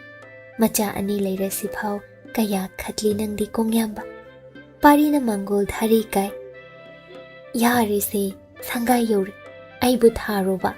Se loyumba, se mi. Pari na yade talligum, mangakhai, imungrom da chang. Hema busu matambak ta pamduna, mayai kagi kauna thakta phamtha. Hema bu makhut namana chetna konsinjay. As, loyumba, kaino nangbo. Ay imum siza laurugese, mabuk lamlam laniba. As, ay na lauro ni iranay imum sizade. Se, lengano se, sumlayo. Kay ye. Hema mamit ani lauthok, pari ki thabak waida mamay masanga thaleiriba. Karino ngasidi loyumba nangbo, na tha sidagi thado u kaubada mayadriba aibo. Aneko, ngasidine, leibak ki thaudada langphai chatuna leithobadagi aigi yai saktamse pena yenghodri. Adugi hujikna pena yengadori. Lengano aduna. Hema kaya penjana nokliba. Is, sakta hasiga kongyamba irang mapi. Kari, napuroibada kongyamba haiba ngambi yenguko khanganina. Hema bu tigi hotli parina. Hema khangamda wantha nokliba. Sangai nungdu hema gi minop kholna nillari. Thaina na makeup kholna nilamba. Kaya thuna oliba. Asum oirakani thasarubrane na hoibo. Pari mamom siza loba lakchay, Lanchenba na pamduna layram. Mamom langlen, panthaw ubada nogle. Makhut macha ani lamai. Pari na nogladuna, mayambongdagi mamom buwai. Yengune se, mapaga masak khangene. Langlen siza pisak, horen di ipanga hum tumsiko, horen loba laggise. Pari suktuna. Bebar kajarakani koi ningthaw. Imom si nongmata nanaw nupi yaiga aigagi manakta layhanbiba phanghanbidabasibo. Ngasidi imom konduna nanaw hipchagani ko. Ay, yam liksinganu ne nangbo. Aidi aigi siza pisak lawba lakani hairibasini. Yaro ngasidi. Aujiktagi hauna thongjaw poro lolugi. Lanchenba makhwang metuna yenghowi. Potlik pasidi. Langlen siza lawba lakani ko aidi pari pisak. Yaroi day ningthaw, yaroi ko. Lakpinu. Kanararoi ko. Pari na magi yaigi damag mamom siza apisak purakle. Makhutta sinay, thongi paurol ta sengna pansin kredo. Hema mamom bulak na ja, senaje. Nokpo wo, wabo haibo wo. Matambak talipan, ting chawro chongliba. Kadai, pabong masak khanglabro. Wangangu se langlen siza. Kadai, no isi yengolo yumba, nanakta chatke harimal. Se. Pari, hema kagi kachil wangmada mamay onsin lepi. Mamom apisak na kaphai chatle. Pari na mamom sagan ani komlap paija, haina chatpa matambi. Hema na noklaga makhut ani tingthok khattuna, mamom bulaklo kauzariba. Langlen siza, se, palim nagta chasiko. No ibasi yengune heyay. Nangubada no ise. Chinsingi gatawini mase. Hema noklaga machabu wai. Adum kaya nungai na layzariba. Haibaga tawbaga Lanchenba na tasengna, thoinu thababu, Tayal lauro na bathaраklabra. Thong thilai, pari na tasinade. Hema busu thong hanganu haina phare. Anidu tumin. Thoinu thabadi koilauni. Yengune. Tayal. Palimga tumlu silaw hai. Pari pisak. Yengo. Yamna liksinganu ko. Natomtagi siza pisak natedo. Angum pumbagi maral nido. Thongi na tay kanguma. Hai. Pari pisak. Tombi. Tayal piyuse tombi. Tasinadribane tombi. Tayal piyuse. Ho Tayal. Adubu thong hangbidri. Pari na ngasidi. Upay layta isaw tawduna. Thoinu thaba hankre. Hema kirup na pari da yengjay. Mamum siza Tayal uithakre. Hemana mabuk inbi. Pari na manakta leijay phamung machida nga thaboy phamboy le. Hemana phamung kachilda mamum mabuk inbi. ꯇꯨꯝꯊꯈ꯭ꯔꯕꯅꯤ ꯌꯥꯏ ꯇꯨꯝꯊꯈ꯭ꯔꯦ ꯑꯩ ꯁꯣꯝꯂꯛꯀꯦ ꯀꯣꯂꯨꯌꯨꯝꯕ ꯀꯗꯥꯏ ꯄꯥꯔꯤꯅ ꯃꯃꯣꯝ ꯁꯤꯖꯕꯨ ꯑꯣꯛꯇꯨꯅ ꯇꯞꯅ ꯁꯨꯝꯕꯤ ꯐꯩꯖꯨꯞ ꯃꯆꯥ ꯑꯃ ꯁꯨꯞꯆꯤꯟꯕꯤ ꯍꯦꯃꯥ ꯃꯈꯣꯜ ꯃꯋꯥ ꯊꯣꯛꯍꯟꯗ ꯐꯃꯨꯡꯗꯒꯤ ꯀꯨꯝꯊꯈꯤ ꯄꯥꯔꯤꯅ ꯃꯃꯣꯝ ꯁꯦꯟꯅꯖꯍꯧꯏ ꯄꯥꯔꯤ ꯍꯦꯃꯥ ꯂꯨꯛ ꯍꯥꯖꯔꯤ ꯃꯌꯥꯝ ꯃꯥꯡꯗ ꯎꯠꯇ꯭ꯔꯕꯁꯨ ꯍꯦꯃꯥ ꯄꯥꯔꯤ ꯂꯨꯛ ꯄꯨꯟꯅ ꯍꯥꯖꯩ ꯆꯠꯅꯕꯤ ꯑꯁꯤ ꯈꯔ ꯁꯦꯝꯗꯣꯛꯁꯤ ꯍꯥꯏꯅ ꯄꯥꯔꯤꯅ ꯍꯥꯏꯕꯅꯤ ꯄꯥꯔꯤꯅ ꯆꯗꯨꯝ ꯇꯥꯗꯨꯅ ꯍꯦꯃꯥꯗ ꯅꯨꯇꯤꯒꯨꯝ ꯆꯥꯛ ꯏꯟꯕꯤ ꯆꯗꯨꯝ ꯀꯌꯥ ꯁꯨꯔꯦꯁꯦ ꯂꯣꯌꯨꯝꯕ ꯅꯪ ꯍꯦꯟꯃꯜ ꯑꯩ ꯑꯣꯛꯑꯦꯃꯤ ꯑꯁ ꯁꯤꯃꯇꯪꯒꯁꯦ ꯌꯥꯏ ꯌꯥꯒꯊꯣꯛꯎꯁꯤꯅꯦ ꯑꯁꯨꯃꯥꯏꯅ ꯁꯤꯃꯇꯒꯅ ꯆꯗꯨꯝ ꯀꯌꯥ ꯁꯨꯔꯦꯁꯦ ꯌꯥꯏ ꯁꯤꯅꯤ ꯌꯥꯒꯊꯣꯛꯎꯁꯤ ꯑꯩꯒꯤ ꯄꯥꯡꯒꯜ ꯇꯪꯈꯥꯏ ꯑꯃ ꯍꯥꯞꯂꯕꯅꯤꯅꯦ ꯁꯤ ꯍꯦꯃꯥ ꯁꯨꯛꯇꯨꯅ ꯃꯌꯥ ꯀꯥꯊꯣꯛꯏ ꯄꯥꯔꯤꯅ ꯅꯣꯛꯂꯒ ꯆꯗꯨꯝ ꯏꯟꯕꯤ ꯍꯦꯃꯥ ꯆꯥꯏ ꯀꯣꯜꯂꯤꯛ ꯂꯣꯏꯁꯤꯜꯂꯤ ꯄꯥꯔꯤ ꯊꯣꯛꯈꯤ ꯍꯦꯃꯥꯅ ꯌꯦꯡꯍꯧꯏ ꯏꯀꯨꯏ ꯀꯨꯏꯗ ꯃꯄꯥꯔꯤ ꯑꯄꯤꯁꯛꯄꯨ ꯄꯝꯗꯨꯅ ꯄꯨꯔꯛꯂꯦ ꯉꯁꯤꯗꯤ ꯃꯄꯥ ꯃꯆꯥ ꯄꯨꯟꯅ ꯂꯩꯃꯤꯟꯅꯅꯤ ꯄꯂꯦꯝ ꯈꯣꯝꯗꯣꯟꯕꯤꯗ ꯍꯥꯏꯅꯗꯨꯅ ꯄꯨꯔꯛꯂꯤꯕ ꯑꯣꯏꯒꯅꯤ ꯍꯦꯃꯥꯅ ꯄꯥꯔꯤꯗꯒꯤ ꯃꯆꯥꯕꯨ ꯑꯣꯛꯏ ꯐꯃꯨꯡꯗ ꯃꯃꯣꯝꯒ ꯊꯪꯅꯅ ꯁꯨꯝꯕꯤ ꯑꯉꯥꯡ ꯑꯅꯤꯅ ꯃꯌꯥꯏꯗ ꯄꯥꯔꯤꯅ ꯃꯇꯥꯏꯗ ꯍꯦꯃꯥꯅ ꯃꯅꯨꯡꯔꯣꯝꯗ ꯆꯦꯞꯅ ꯍꯤꯞꯇꯨꯅ ꯑꯅꯤꯗꯨ ꯌꯦꯡꯅꯩ ꯄꯥꯔꯤꯅ ꯃꯈꯨꯠꯅ ꯂꯥꯝꯂꯛ ꯍꯦꯃꯥ ꯃꯀꯣꯛꯇ ꯃꯁꯝꯗ ꯇꯞꯅ ꯇꯞꯅ ꯅꯥꯟꯕꯤꯔꯛꯏ Hema ꯎꯏꯔꯨꯝ ꯎꯏꯔꯨꯝ ꯌꯦꯡꯖꯔꯛꯏ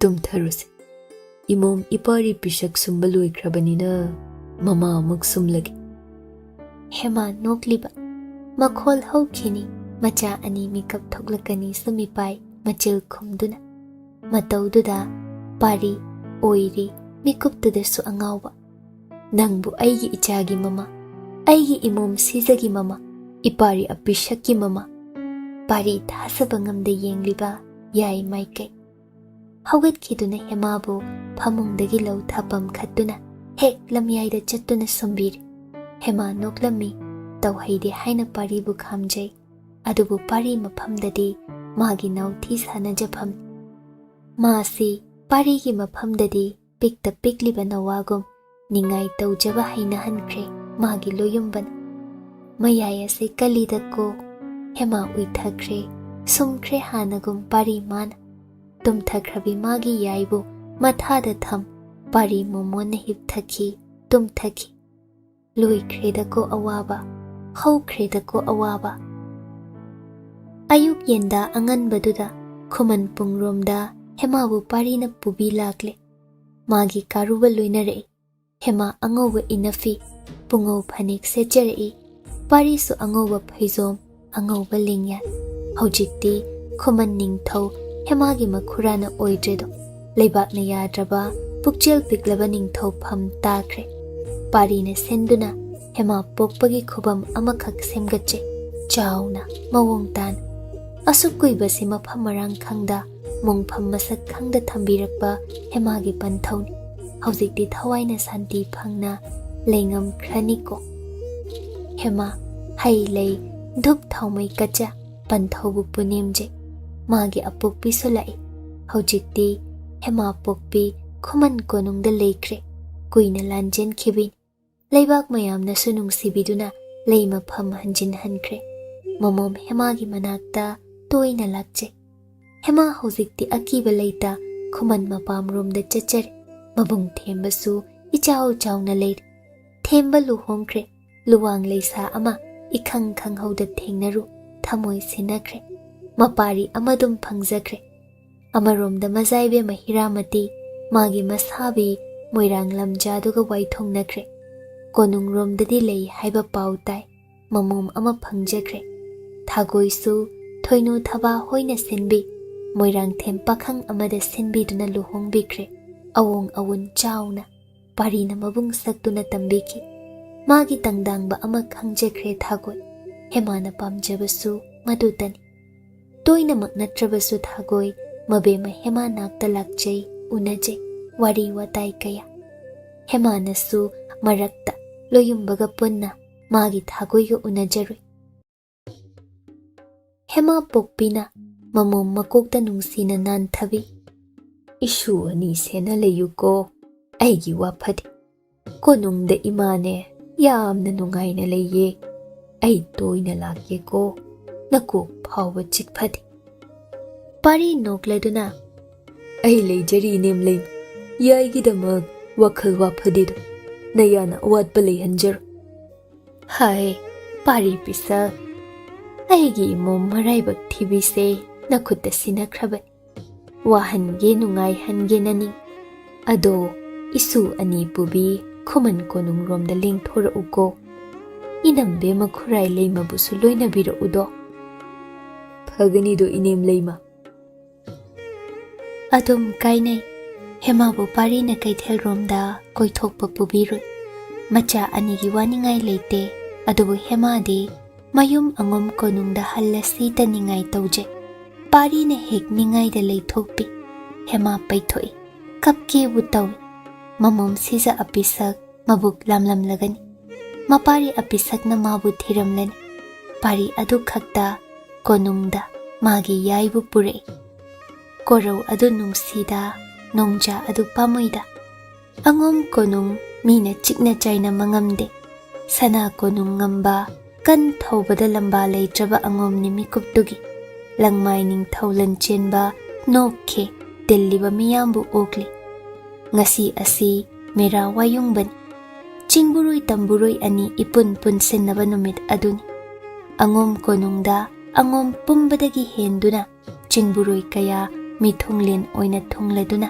harau tayam ngasai ayuk ngantadagi wayungba thoram pangthokliban numidang sandhya lantharakpada Lanchenbana palim khomdon bibu samduna puthokle chingburui ningthau singna Kurai leima bibu wokle maye kidi Lanchenbana wayungpham thokpan adu palim hingli bebhar kaidedo chingburoi ningthau singa punduna khomdon bina wayungki wa matonda thaumai maira thaurida thetuna chingkhatle mayam harau harau yengnei parisu macha apisak anibu yet oitham khubak khuhali khomdon bigi manakta mapari paikhomba chinsinki khomdon bi nokladuna masubu konsinki masu atei Lanchenbagi mapari mamom singi nakta changsin leise khomdon bina ngamda khwaidagi pikpi masu angom siza Tayal apisakbu pamjei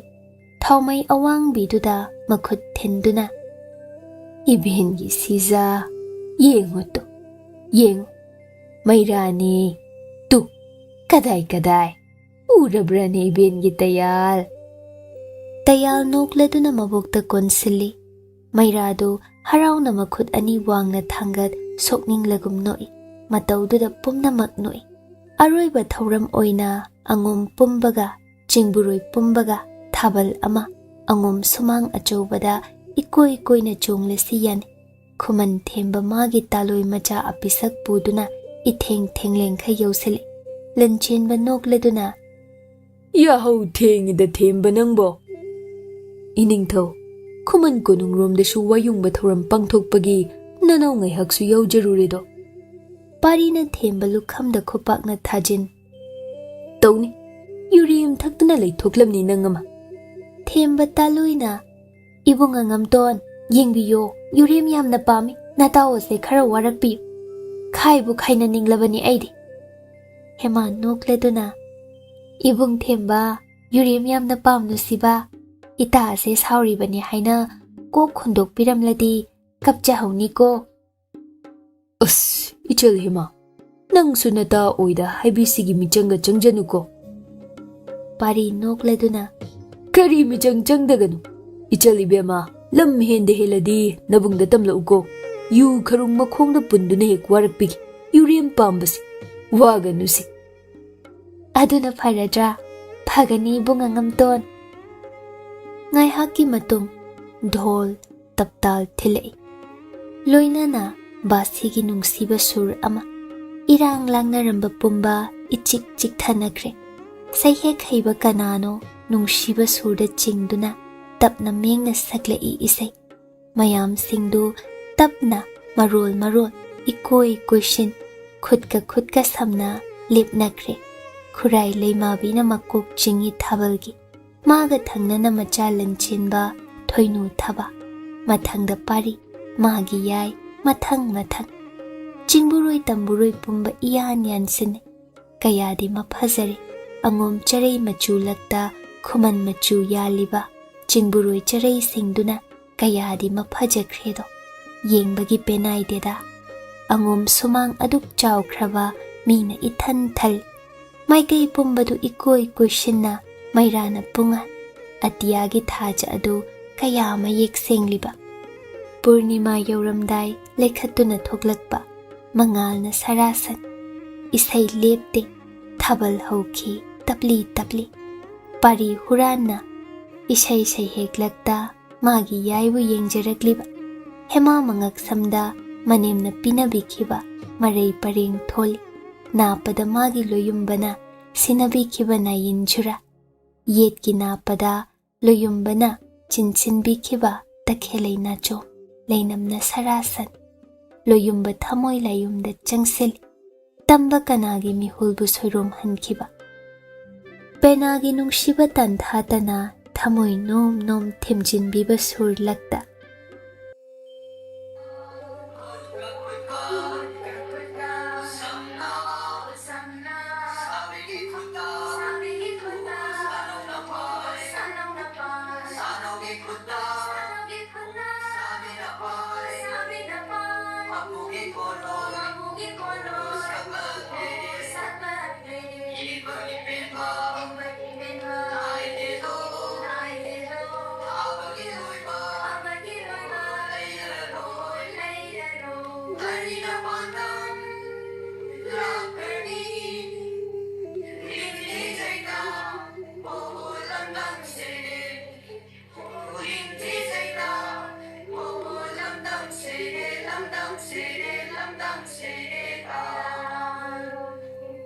ꯄꯦꯅꯥ ꯃꯨꯛꯂꯥꯏ ꯁꯩꯍꯦꯛꯂꯛꯇ ꯄꯥꯔꯤꯅ ꯃꯥꯒꯤ ꯌꯥꯏ ꯌꯦꯠꯀꯤ ꯈꯨꯖꯦꯡ ꯄꯥꯏꯁꯤꯜꯂꯤꯕ ꯊꯥꯗꯣꯛꯂꯔꯣꯏ ꯃꯇꯧ ꯑꯗꯣ ꯀꯌꯥ ꯄꯥꯝꯃꯨꯔꯨꯕꯅꯣ ꯃꯈꯣꯡ ꯑꯅꯤ ꯇꯥꯟ ꯅꯦꯠꯇꯨꯅ ꯀꯥꯎ ꯊꯥꯕꯜ ꯃꯉꯥꯜꯂꯛꯇ ꯊꯥꯕꯜ ꯖꯒꯣꯏ ꯀꯠꯂꯔꯤꯕ ꯁꯥꯕꯤ ꯁꯥꯅꯧ ꯑꯅꯤꯗꯨ ꯅꯨꯡꯁꯤꯕꯅꯤꯗ ꯊꯥꯏꯅꯒꯤ ꯂꯝꯍꯦꯟꯕ ꯑꯗꯨꯅꯤ ꯊꯥꯏꯅꯒꯤ ꯃꯣꯅ ꯁꯦꯡꯒꯥꯎ ꯂꯥꯛꯄꯤ ꯑꯗꯨꯅꯤ ꯂꯝꯍꯦꯟꯕꯤ ꯑꯗꯨꯅ ꯍꯣꯡꯂꯤꯕ ꯃꯇꯧ ꯍꯥꯏꯕꯕꯨ ꯑꯃꯠꯇꯅꯤꯗꯣ ꯄꯥꯔꯤꯅ ꯆꯦꯞꯊ ꯌꯥꯏ ꯃꯥꯏꯀꯩ ꯂꯣꯟꯅ ꯐꯣꯡꯅ ꯌꯦꯡꯖꯔꯤꯕ ꯌꯥꯏ ꯑꯣꯏꯕꯤꯅ ꯏꯀꯥꯏꯅ ꯃꯤꯠꯂꯨ ꯅꯥꯄꯣꯝ ꯑꯅꯤ ꯏꯊꯛ ꯊꯛꯀꯠ ꯌꯦꯡꯉꯝꯗ ꯃꯊꯪꯂꯦꯟ ꯃꯇꯧ ꯍꯨꯅ ꯌꯦꯡꯖꯔꯤꯕ ꯃꯤꯀꯨꯞꯇꯨꯗꯁꯨ ꯇꯝꯕ ꯃꯤꯠꯌꯦꯡ ꯁꯣꯏꯔꯣꯝꯍꯜꯂꯤꯗꯣ ꯃꯤꯠꯂꯨ ꯑꯅꯤ ꯉꯥꯎꯍꯜꯂꯤꯕꯤ ꯅꯨꯖꯥ ꯅꯪꯕꯨ ꯍꯦꯜꯂꯤꯗ ꯅꯇꯧ ꯑꯣꯏꯕꯤꯗꯤ ꯀꯜꯂꯛꯏꯗ ꯆꯅꯨ ꯅꯪꯕꯨ ꯀꯅꯥꯅꯣ ꯆꯅꯨ ꯑꯣꯏꯕꯤ ꯅꯪꯒꯤꯗꯃꯛ ꯈꯟꯕꯗ ꯀꯌꯥ ꯋꯥꯍꯟꯕꯅꯣ ꯑꯩꯕꯨꯗꯤ ꯆꯅꯨ ꯅꯪꯕꯨ ꯑꯗꯨꯝꯇ ꯃꯣꯃꯣꯟꯅ ꯂꯩꯈꯣꯕ ꯆꯅꯨ ꯅꯇꯧ ꯍꯣꯡꯂꯅꯨꯕ ꯇꯝꯐꯥꯌꯥꯏ ꯑꯣꯏꯕꯤ ꯅꯪꯕꯨ ꯍꯟꯖꯤꯟꯅ ꯂꯩꯅꯨꯡ ꯂꯩꯁꯥꯂꯛꯇ ꯂꯣꯠꯈ꯭ꯔꯅꯨꯕ